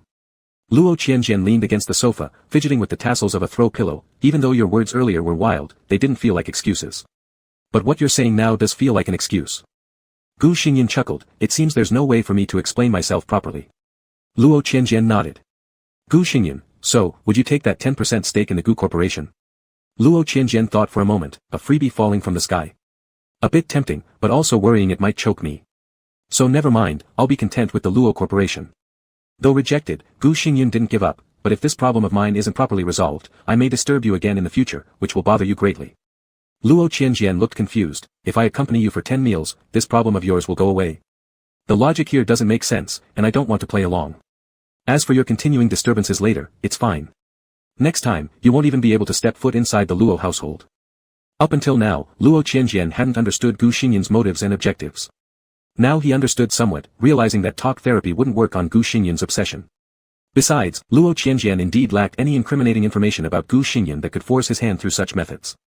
Thus, face-to-face conversations wouldn't solve anything, and further meetings were unnecessary. Henceforth, dealing with Gu Xingyan would follow a go-with-the-flow strategy.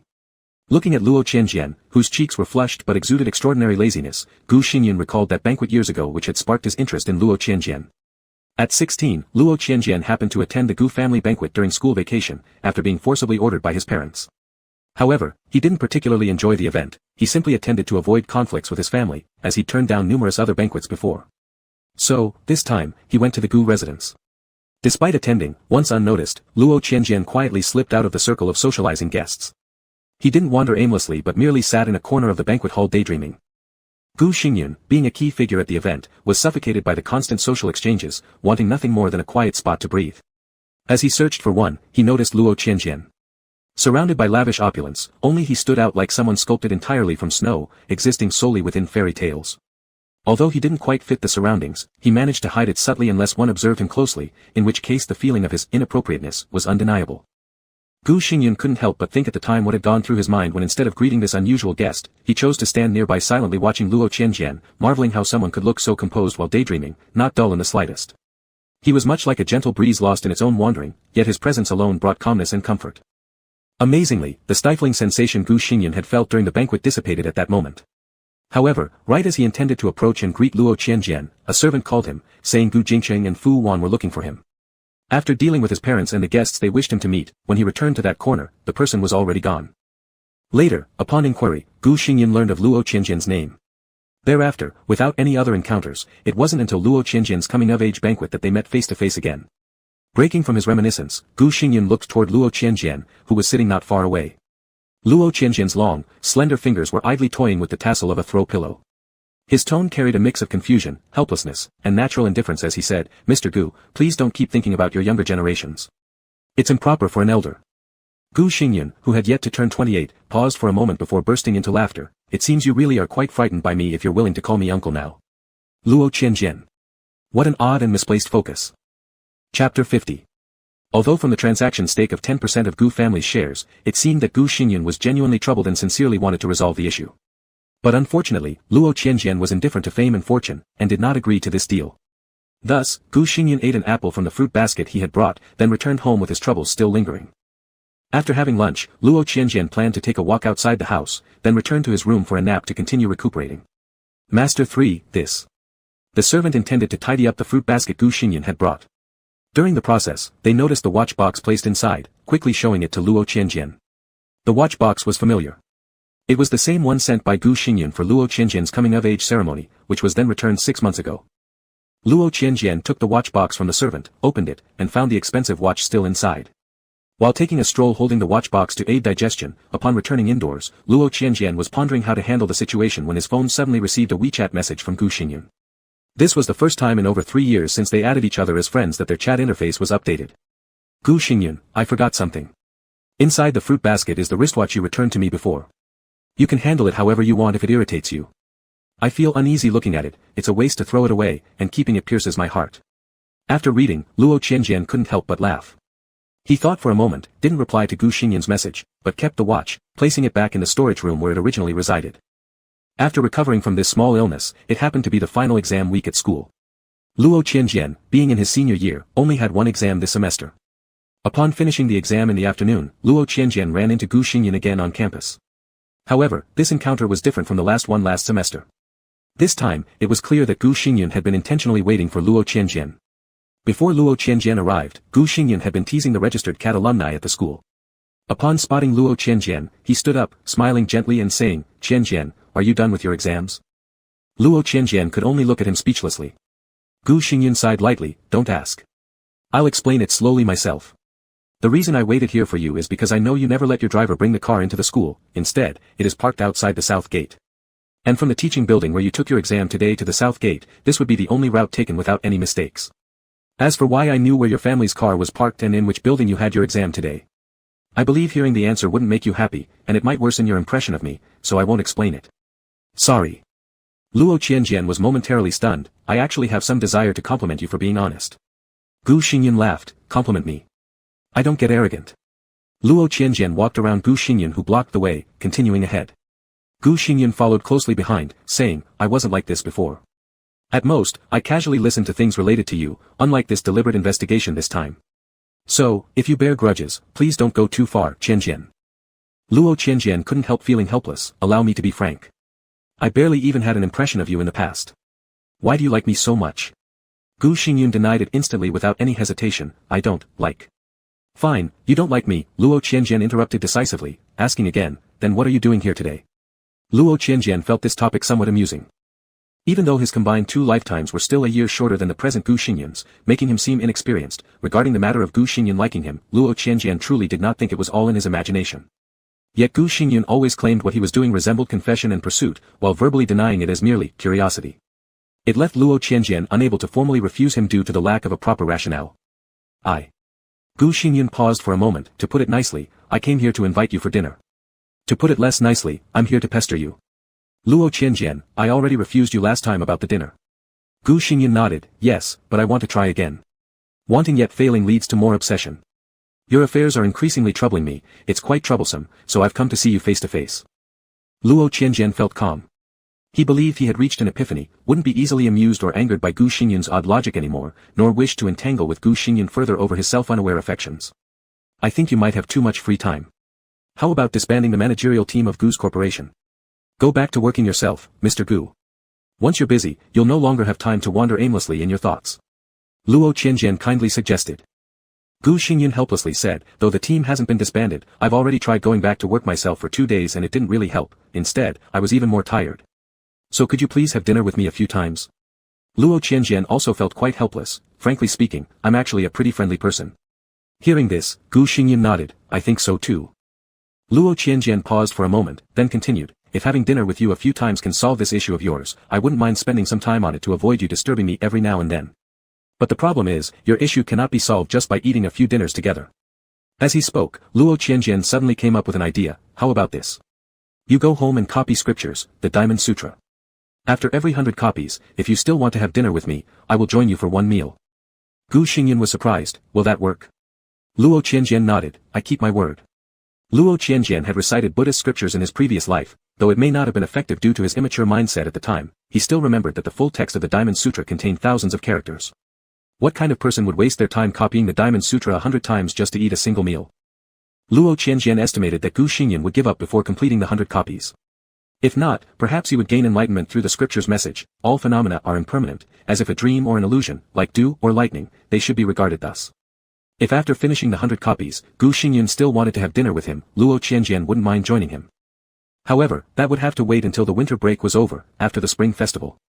Luo Qianjian planned to travel somewhere warmer for winter vacation and would not be staying in City A. He did not know whether he would die abruptly at age 26 in this life, just as he had in his previous one, without any warning. Since this question was unsolvable, there was no point pondering over it. Those so-called friends and relatives who caused him great regret in his past life were all fine and dandy now. Luo Qianjian had no other attachments, only wanting to enjoy the remaining time in peace. City A's winter was filled with heavy snowfall, and Luo Qianjian decided to spend the winter and sightsee on a warm island where it was spring all year round. By the time Gu Xingyun diligently finished copying the Diamond Sutra 100 times and arrived at the Lu family's ancestral home with the completed scripture hoping for a promised meal, he learned from the butler that Luo Qianjian was not around. Gu Xingyun, holding the completed sutra, nodded calmly and left the house. His first task after leaving was to have his assistant check Luo Qianjian's whereabouts. I am not stalking his movements, I am merely concerned for his safety, Gu Xingyun explained. The diligent assistant responded, understood, Mr. Gu. Luo Qianjian was currently on a small tropical island located in the south, residing in a homestay. One day, the owner of the homestay said a friend's bar had just opened and invited everyone to come and liven up the place. He asked if Luo Qianjian would be interested in joining them. With no particular plans, Luo Qianjian decided to go along. On its grand opening night, with promotional discounts and friends inviting customers to enliven the atmosphere, the bar was bustling with business.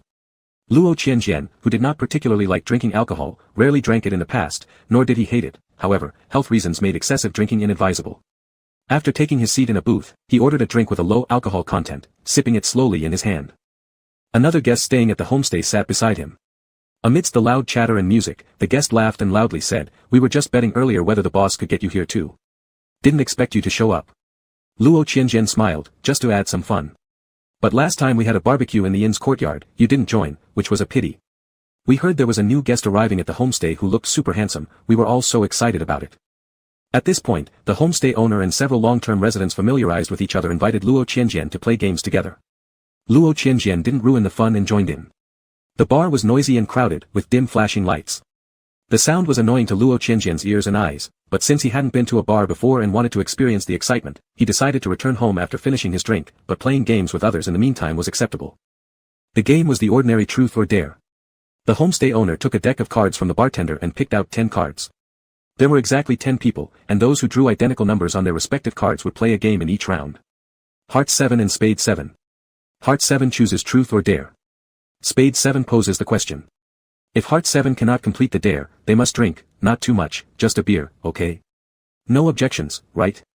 The homestay owner cheerfully shuffled the 10 cards while announcing the rules. Great. Let's start. Everyone cheered enthusiastically. Luo Qianjian had remarkably good luck, drawing the 7 of hearts for 3 consecutive rounds right at the start. In the first round, he chose truth and was asked by the 7 of spades whether he was single. Everyone around him teased as Luo Qianjian chuckled, not ruining the atmosphere. He honestly replied that he was. In the second round, it was his turn for another truth. The new 7 of spades followed up with, "So Mr. Luo, do you prefer girls or boys?" After learning that Luo Qianjian was still in his senior year, the group began to call him Mr. Luo, and their teasing softened a little. Luo Qianjian thought for a moment, "I'm unsure, I've never liked anyone." "Wow, so you've never been in love? You're already a senior, find someone quick before graduation," one person said. Another added, "A student like Mr. Luo probably doesn't lack admirers. Could it be that too many people chasing you has made you indifferent? Are you planning to go to grad school? If so, there will be opportunities for campus romance then, but after graduation breakups can be pretty painful. Oh, stop trying to force others into relationships. If they were meant to happen, they would have happened by now, just let things take their natural course. All right. On to the next round."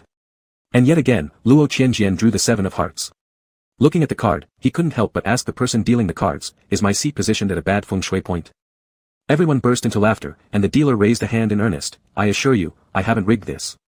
Next time, I promise it definitely won't be you." As usual, Luo Qianjian chose truth. This round 7 of spades didn't stray from the topic of love, asking him, "You might not have been in a relationship, but surely quite a few people have pursued you. Could you share with us the most memorable pursuit experience?" Luo Qianjian was caught off guard for a moment. This topic inevitably brought him to think of Gu Xingyun. He wasn't sure how Gu Xingyun was doing with his 100 copies of the Diamond Sutra. The most memorable.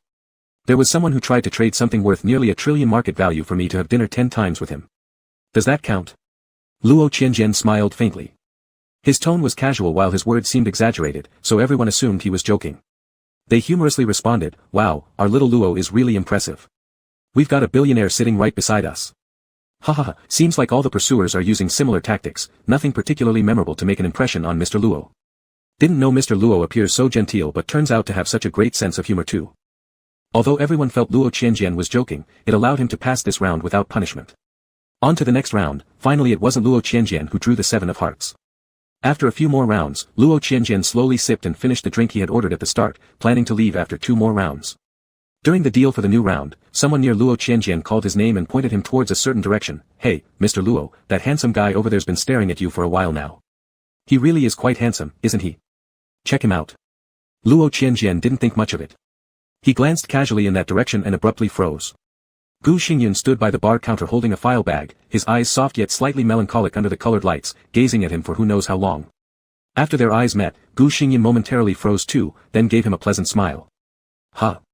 Is it, that you two know each other, or did you just click by coincidence?" the person nearby exclaimed. Luo Qianjian withdrew his gaze, shaking his head silently without answering.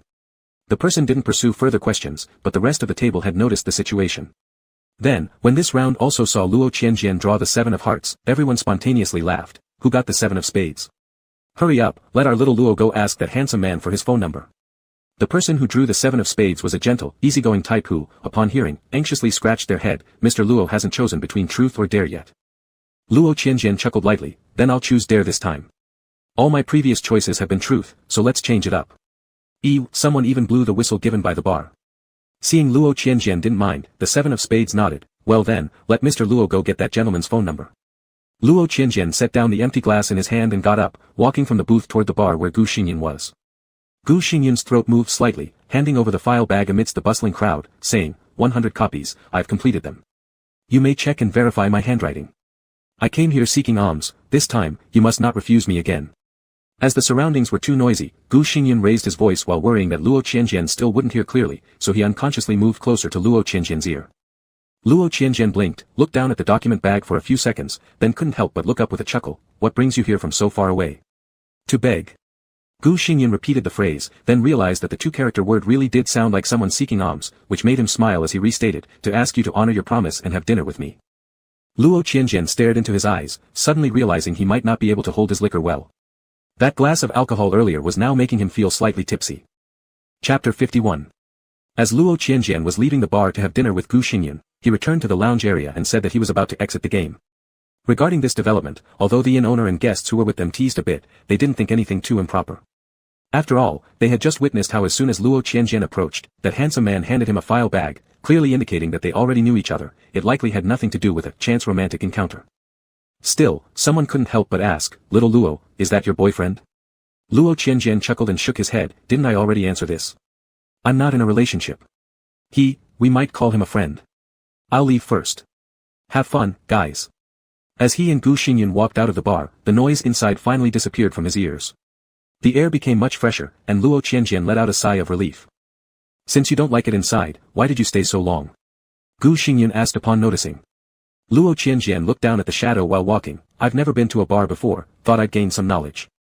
I originally planned to leave anyway. The clear noodle soup at that shop is pretty good, so let's eat that." The island is divided into the city center and other districts and towns.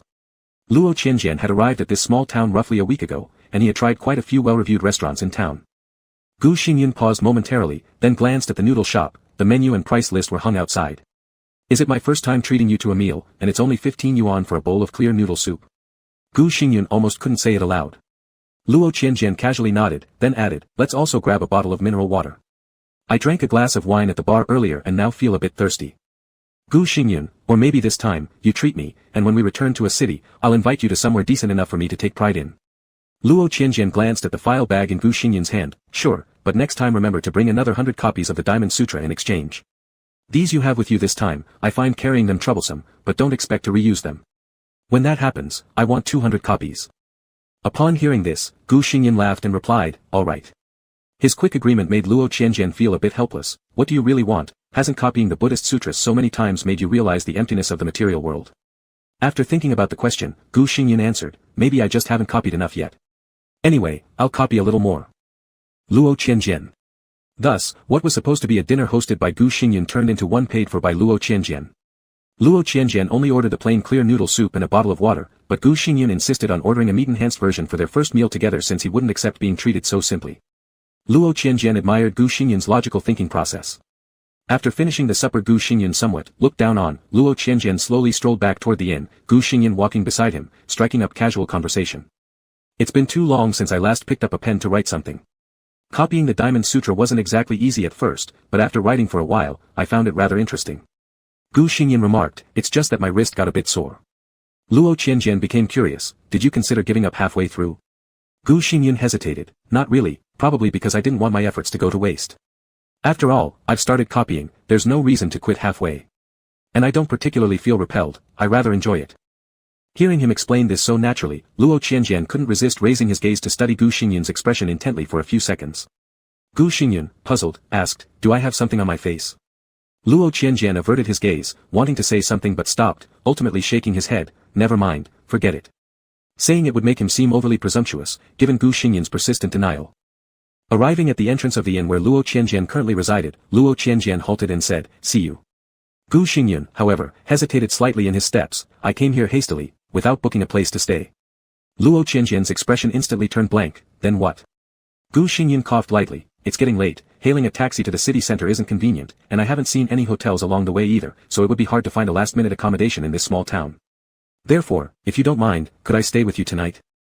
Having finished saying it, noticing Luo Qianjian's expression was less than friendly, Gu Xingyun supplemented somewhat helplessly, we're both men, it's not like I'd take advantage of you. Luo Qianjian burst out laughing in anger, leaning against the wooden pillar by the door, asking Gu Xingyun, they say the Gu family tradition is pretense. Gu Xingyun, can you tell me the truth once? Are you pretending to like but misunderstand love, in order to get close to me in such an attitude? Gu Xingyun was left speechless, looking helplessly at Luo Qianjian as if wanting to repeat the words, I don't like you, but held back due to fear of hurting Luo Qianjian's overconfident self-respect, thus remaining silent. Luo Qianjian. I don't want to keep saying things that make me sound narcissistic either, nor do I wish to make it seem like I desperately hope you like me just because I bring it up repeatedly. But Gu Xingyun, take a moment to reflect, isn't your current situation strange?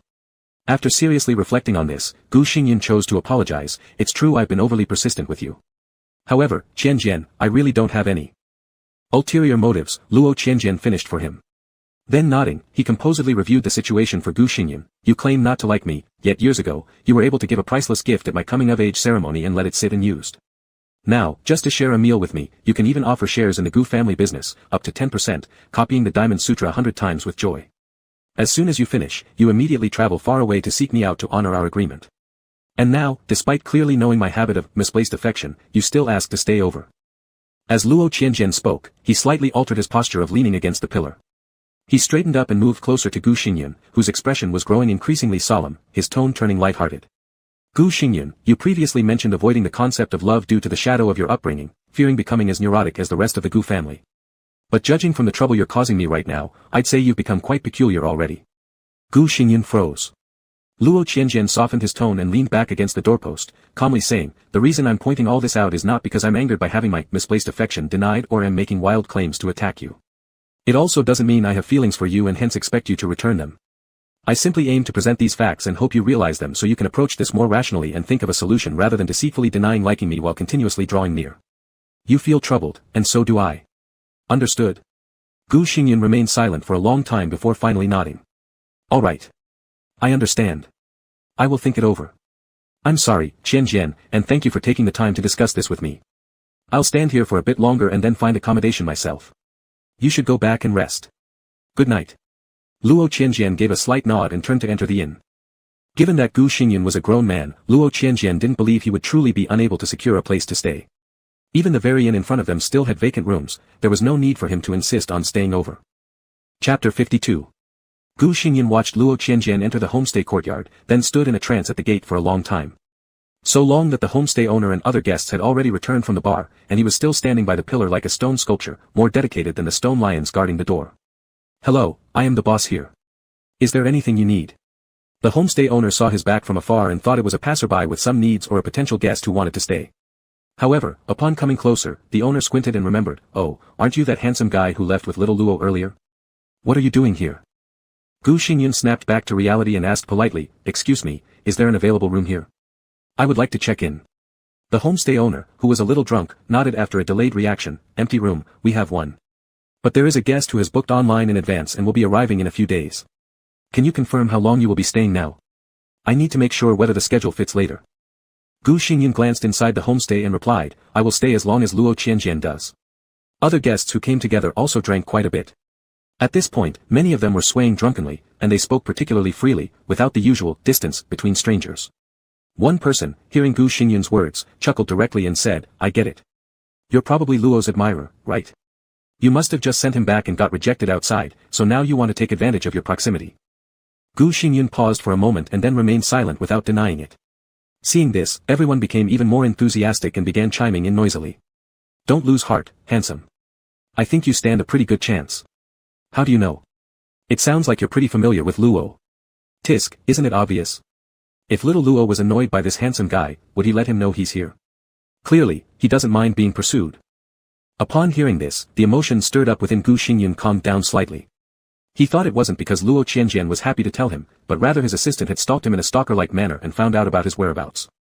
However, Gu Xingyan didn't say anything, and the homestay guests, excited by their own chatter, didn't stop either.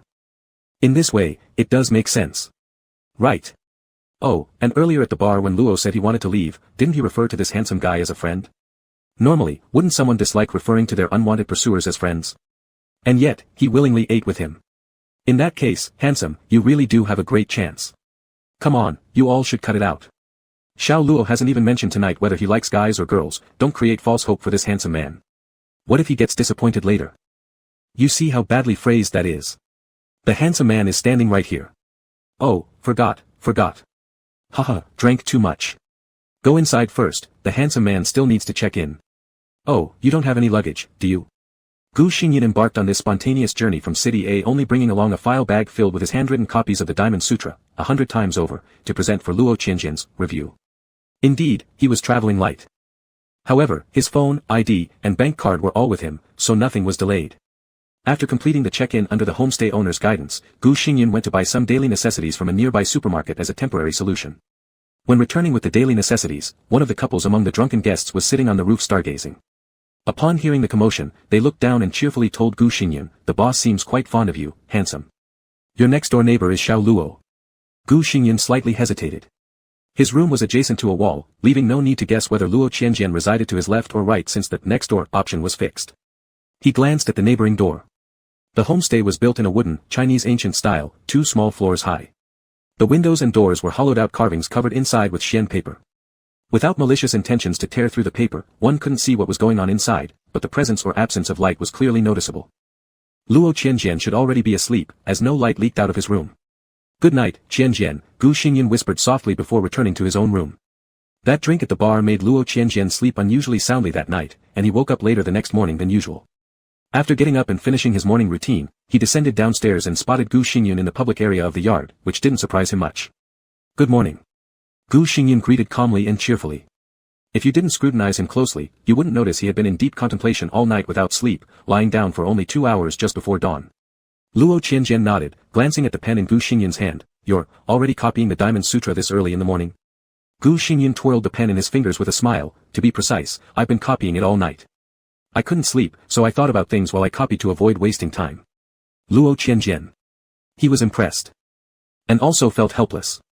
Luo Qianjian hadn't originally planned to linger, but now he decided on the spot to delay his breakfast outing slightly. He sat at the same table as Gu Xingyan and looked at the paper marked with writing on the desk, asking leisurely, since you haven't fully figured it out and thus have no solution to your problems yet, don't you worry that after figuring it out, these copies might not be useful anymore. Are you doing something unnecessary? Gu Xingyan laughed. Well, I'm not wasting any time, I'm multitasking. Although I've been multitasking all night, after sunrise, I slept for 2 hours, although I didn't fall asleep. However, right after waking up, I suddenly realized what I needed. He set the pen down, adjusted his angle to face Luo Qianjian directly, and earnestly looked into his eyes. Qianjian, I understand now, denying established facts really makes no sense, it's only deceiving oneself. Luo Qianjian blinked. I like you, Qianjian, Gu Xingyan continued, saying it gently yet seriously. On the island where spring lasted all year round, the morning sunshine was warm, and the carefully decorated homestay courtyard served as a picturesque scene. Even though they were both famished after just waking up, starting the day's routine with a declaration of affection at this moment wasn't inappropriate.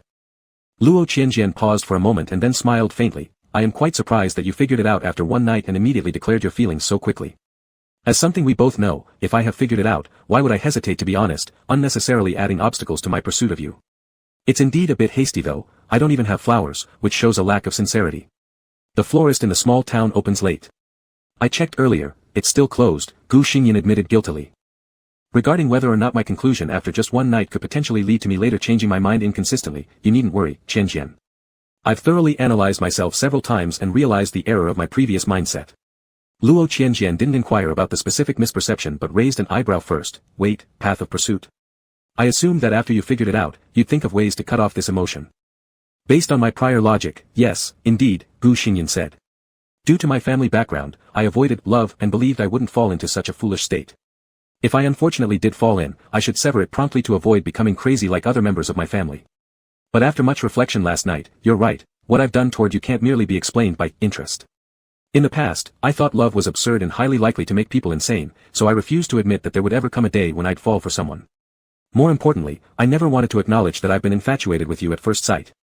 Gu Xingyan chuckled, I've deceived myself for so many years, but my first reaction after realizing I genuinely liked you last night wasn't feeling it was a mistake that needed correcting, but rather wondering how I could retract all those big words I previously said about you.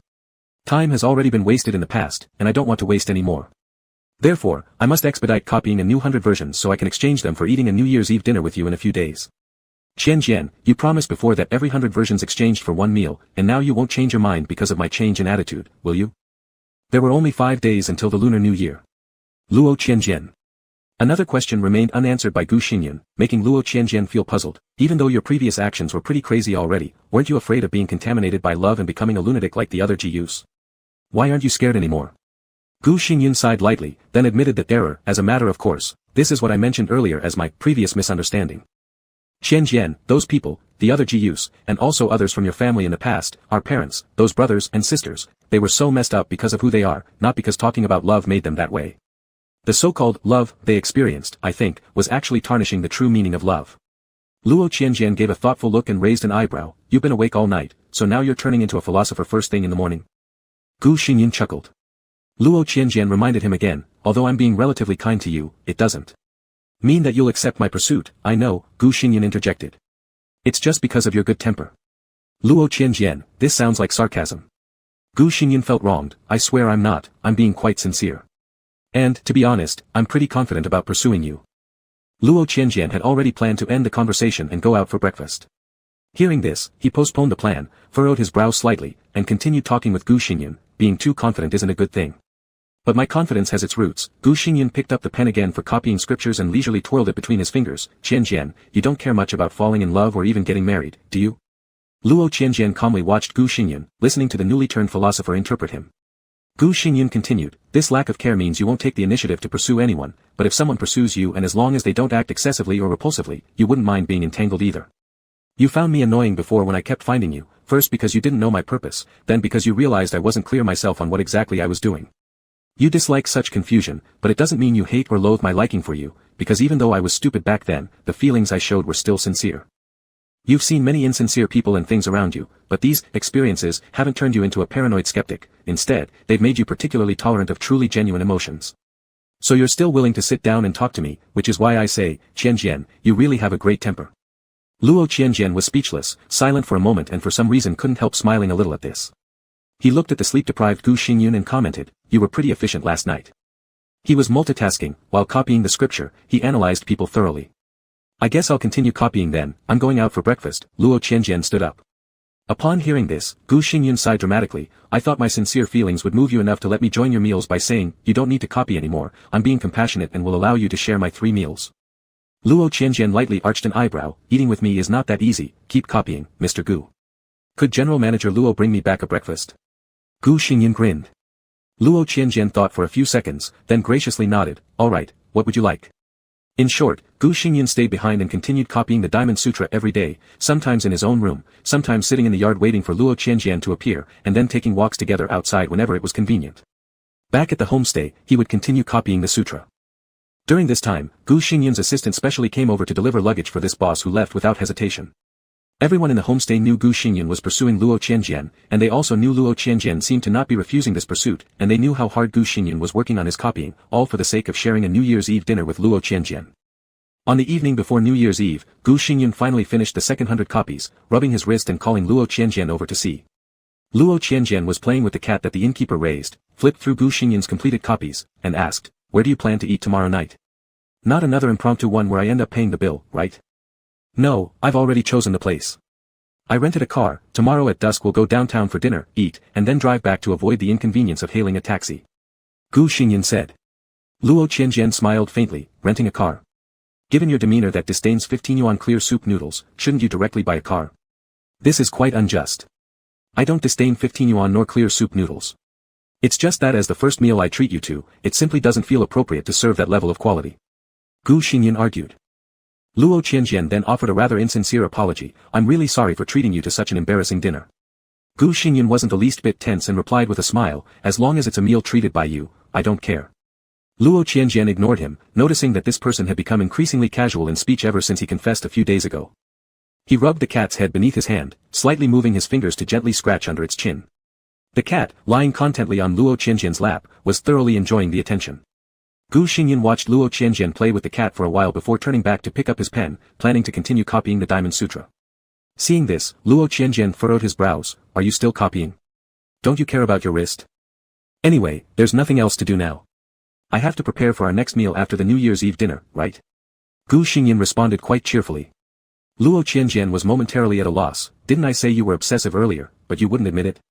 Upon hearing this, Gu Xingyan thought deeply for a moment before answering, "No matter what, since you're still willing to discuss this with me, it means my obsession hasn't reached a point where you've rejected it. Qianjian, would you help guide me a bit?" Once again, Luo Qianjian was impressed by Gu Xingyan's air of reasonableness. Speechless for a brief moment, he stopped petting the cat, which lay on his lap turned over, rubbing its head against his palm. Not getting any response, the cat wandered away on its own. Luo Qianjian finally spoke again, bewildered, asking Gu Xingyan, "Did it never occur to you to negotiate with me so you could stop copying this scripture? It's not like we're praying or worshipping Buddha, writing hundreds of thousands of words just for a meal. Are you crazy?" Gu Xingyan also paused silently for a moment before responding. "A few days ago, you said it wouldn't be easy to dine with you, and that I should copy slowly. I assumed this meant there wasn't much room for negotiation. You haven't even tried. At the time, you mentioned thinking I might soften and let you stop copying, but fundamentally, that wasn't trying to negotiate. You just accepted this price of dining with me, making a joke in line with what I said. You didn't try to persuade me to change my mind because you believed." Luo Qianjian hesitated for a second. Then he continued somewhat helplessly, "As you've said before, you enjoy doing it and don't find this price high, so you've never considered negotiating a discount. Gu Xingyan, you're indeed a little stupid." Gu Xingyan was stunned for a moment before bursting out laughing. "Fortunately, it seems like you aren't repulsed by my stupidity, Qianjian." Luo Qianjian sighed, "But every time something like me giving you pointers on pursuing me happens, I can't help but suspect if you're deliberately testing whether I'd watch and intervene." Gu Xingyan put down his pen and held up 4 fingers. "I swear upon the hard work I've put into copying the Diamond Sutra, I did not use the strategy of self-pity." For now, Luo Qianjian chose to believe him. Gu Xingyan then asked, "So, should I reserve a spot in advance if I want to dine with you in the future?" Luo Qianjian, "All right." Although there were many guests staying at the homestay before Spring Festival, by these last 2 days leading up to New Year's Eve, most of them had already left. Only Luo Qianjian and Gu Xingyan remained to celebrate the holiday there. On the evening of the Lunar New Year's Eve, Gu Xingyan drove for half an hour from the small town, taking Luo Qianjian to the bustling city center of the island where a high-end restaurant still lit brightly and operated on the eve of Chinese New Year's Day. The food itself wasn't particularly special, but the atmosphere and pricing satisfied Gu Xingyan, making him feel that it wasn't an insult for someone willing to have dinner with him. Though called the New Year's Eve dinner, this occasion didn't hold particular significance for people like Luo Qianjian and Gu Xingyan who lacked deep family ties. If anything, the uniqueness lay in the presence of each other during the meal. After leaving the restaurant, they didn't get back into the car to return to the small town immediately. Instead, they strolled around the street for a while. At this time, there were fewer shops still open, and even fewer pedestrians. The ones walking by generally seemed to be rushing home to reunite with their families. Gu Xingyan suddenly said, "It's probably only those of us who have lost both parents who would have the mood to wander outside right now." Hearing this, Luo Qianjian raised an eyebrow, surprised. "Mr. Gu, I don't know what you've done to your parents, who supposedly sent you to Africa, but don't drag me into it. My parents are both alive and well. I am actually quite filial." Gu Xingyan, "I meant metaphorically. And by parents both dead, I intended more to say, family broken." "Oh, filial son, shouldn't you call your elderly father lying in the nursing home who cannot take care of himself and your empty-nest mother to wish them a happy new year?" Luo Qianjian couldn't help but chuckle. Gu Xingyun then cheerfully remarked, come to think of it, we are indeed a perfect match, don't you think, Qianjian? Luo Qianjian raised an eyebrow but felt no urge to deny it. They continued to wander for a while and then got back in the car to return to the town. On the way, they passed by the bay just as the New Year's Eve fireworks were being set off. The sky was filled with colorful fireworks. Luo Qianjian turned his head toward the car window, casually appreciating them for a moment. When all the fireworks had faded, and the night sky returned to its somber darkness, the outside of the car window without light reflected the shadows of the two inside. In the glass reflection, there was the relaxed Luo Qianjian leaning on the passenger seat, his head still tilted, not yet returned to its original position, and Gu Xingyun slightly more composed, gripping the steering wheel on the driver's seat, both gazes directed forward, their faces intimately close. Luo Qianjian simply stared at the reflection for a while longer before turning his head to look ahead down the road. He realized that seeing himself and Gu Xingyun's faces pressed together didn't seem odd at all. Back at the homestay courtyard, everything was quiet, the innkeeper had also gone home for the reunion dinner tonight. Luo Qianjian was accustomed to going to bed early and waking up early. Even on New Year's Eve, he didn't have any other plans. However, just before going into his room, Gu Xingyun suddenly took out a red envelope from his pocket, smilingly offering it to him. Happy New Year, Qianjian. Luo Qianjian slightly froze. Perhaps noticing his hesitation, Gu Xingyun added, it's just a regular red envelope, nothing special but for good luck during the spring festival. Don't worry, take it. Luo Qianjian nodded, accepting the envelope. Thank you, Happy New Year. But I'm afraid I haven't prepared anything for you, neither a red envelope nor any gift. Upon hearing this, Gu Xingyun joked, then why don't you agree to my confession? That would be the best New Year's present I've ever received. Luo Qianjian blinked, seemingly deep in thought. Well, I suppose we could give it a try, anyway you're always around me. Whether or not we're together doesn't seem to make much difference. Gu Xingyun hadn't expected such a serious response to his joke and was instantly stunned. Damn. Gu Xingyun muttered under his breath. Since it was the new year, the homestay owner had decorated the courtyard in advance. Now, the homestay featured festive couplets on the doors and red lanterns hanging from the trees, blending celebration with a bit of traditional Chinese spookiness. The atmosphere grew even heavier as the white cat kept by the host meowed and ran past. Gu Xingyun reasonably suspected he was encountering a dream-weaving ghost, thinking everything around him was an illusion, he'd heard something false. Luo Qianjian dumbfoundedly murmured, never mind then. He held onto the red envelope and turned to walk upstairs, privately realizing how impulsive he'd been. Fortunately Gu Xingyun hadn't caught up. If Gu Xingyun hadn't reacted just now, then if asked again, the matter wouldn't count. Luo Qianjian justified confidently. However, he was stopped by Gu Xingyun who quickly came back to his senses, holding firmly onto his arm. With bright eyes, Gu Xingyun said, Qianjian, didn't you just agree to try things out with me? To be together, right? I heard you loud and clear. You can't go back on your word now. Looking into his eyes, Luo Qianjian originally decided to renege, but found himself unable to speak the words of refusal. After a brief pause, Luo Qianjian helplessly sighed and lightly said, all right, consider it your New Year's gift, as well as mine. Considering that Gu Xingyun seemed ready to pay any price for him, Luo Qianjian thought experiencing love wasn't such a bad idea after all. For the sake of broadening his knowledge. The end.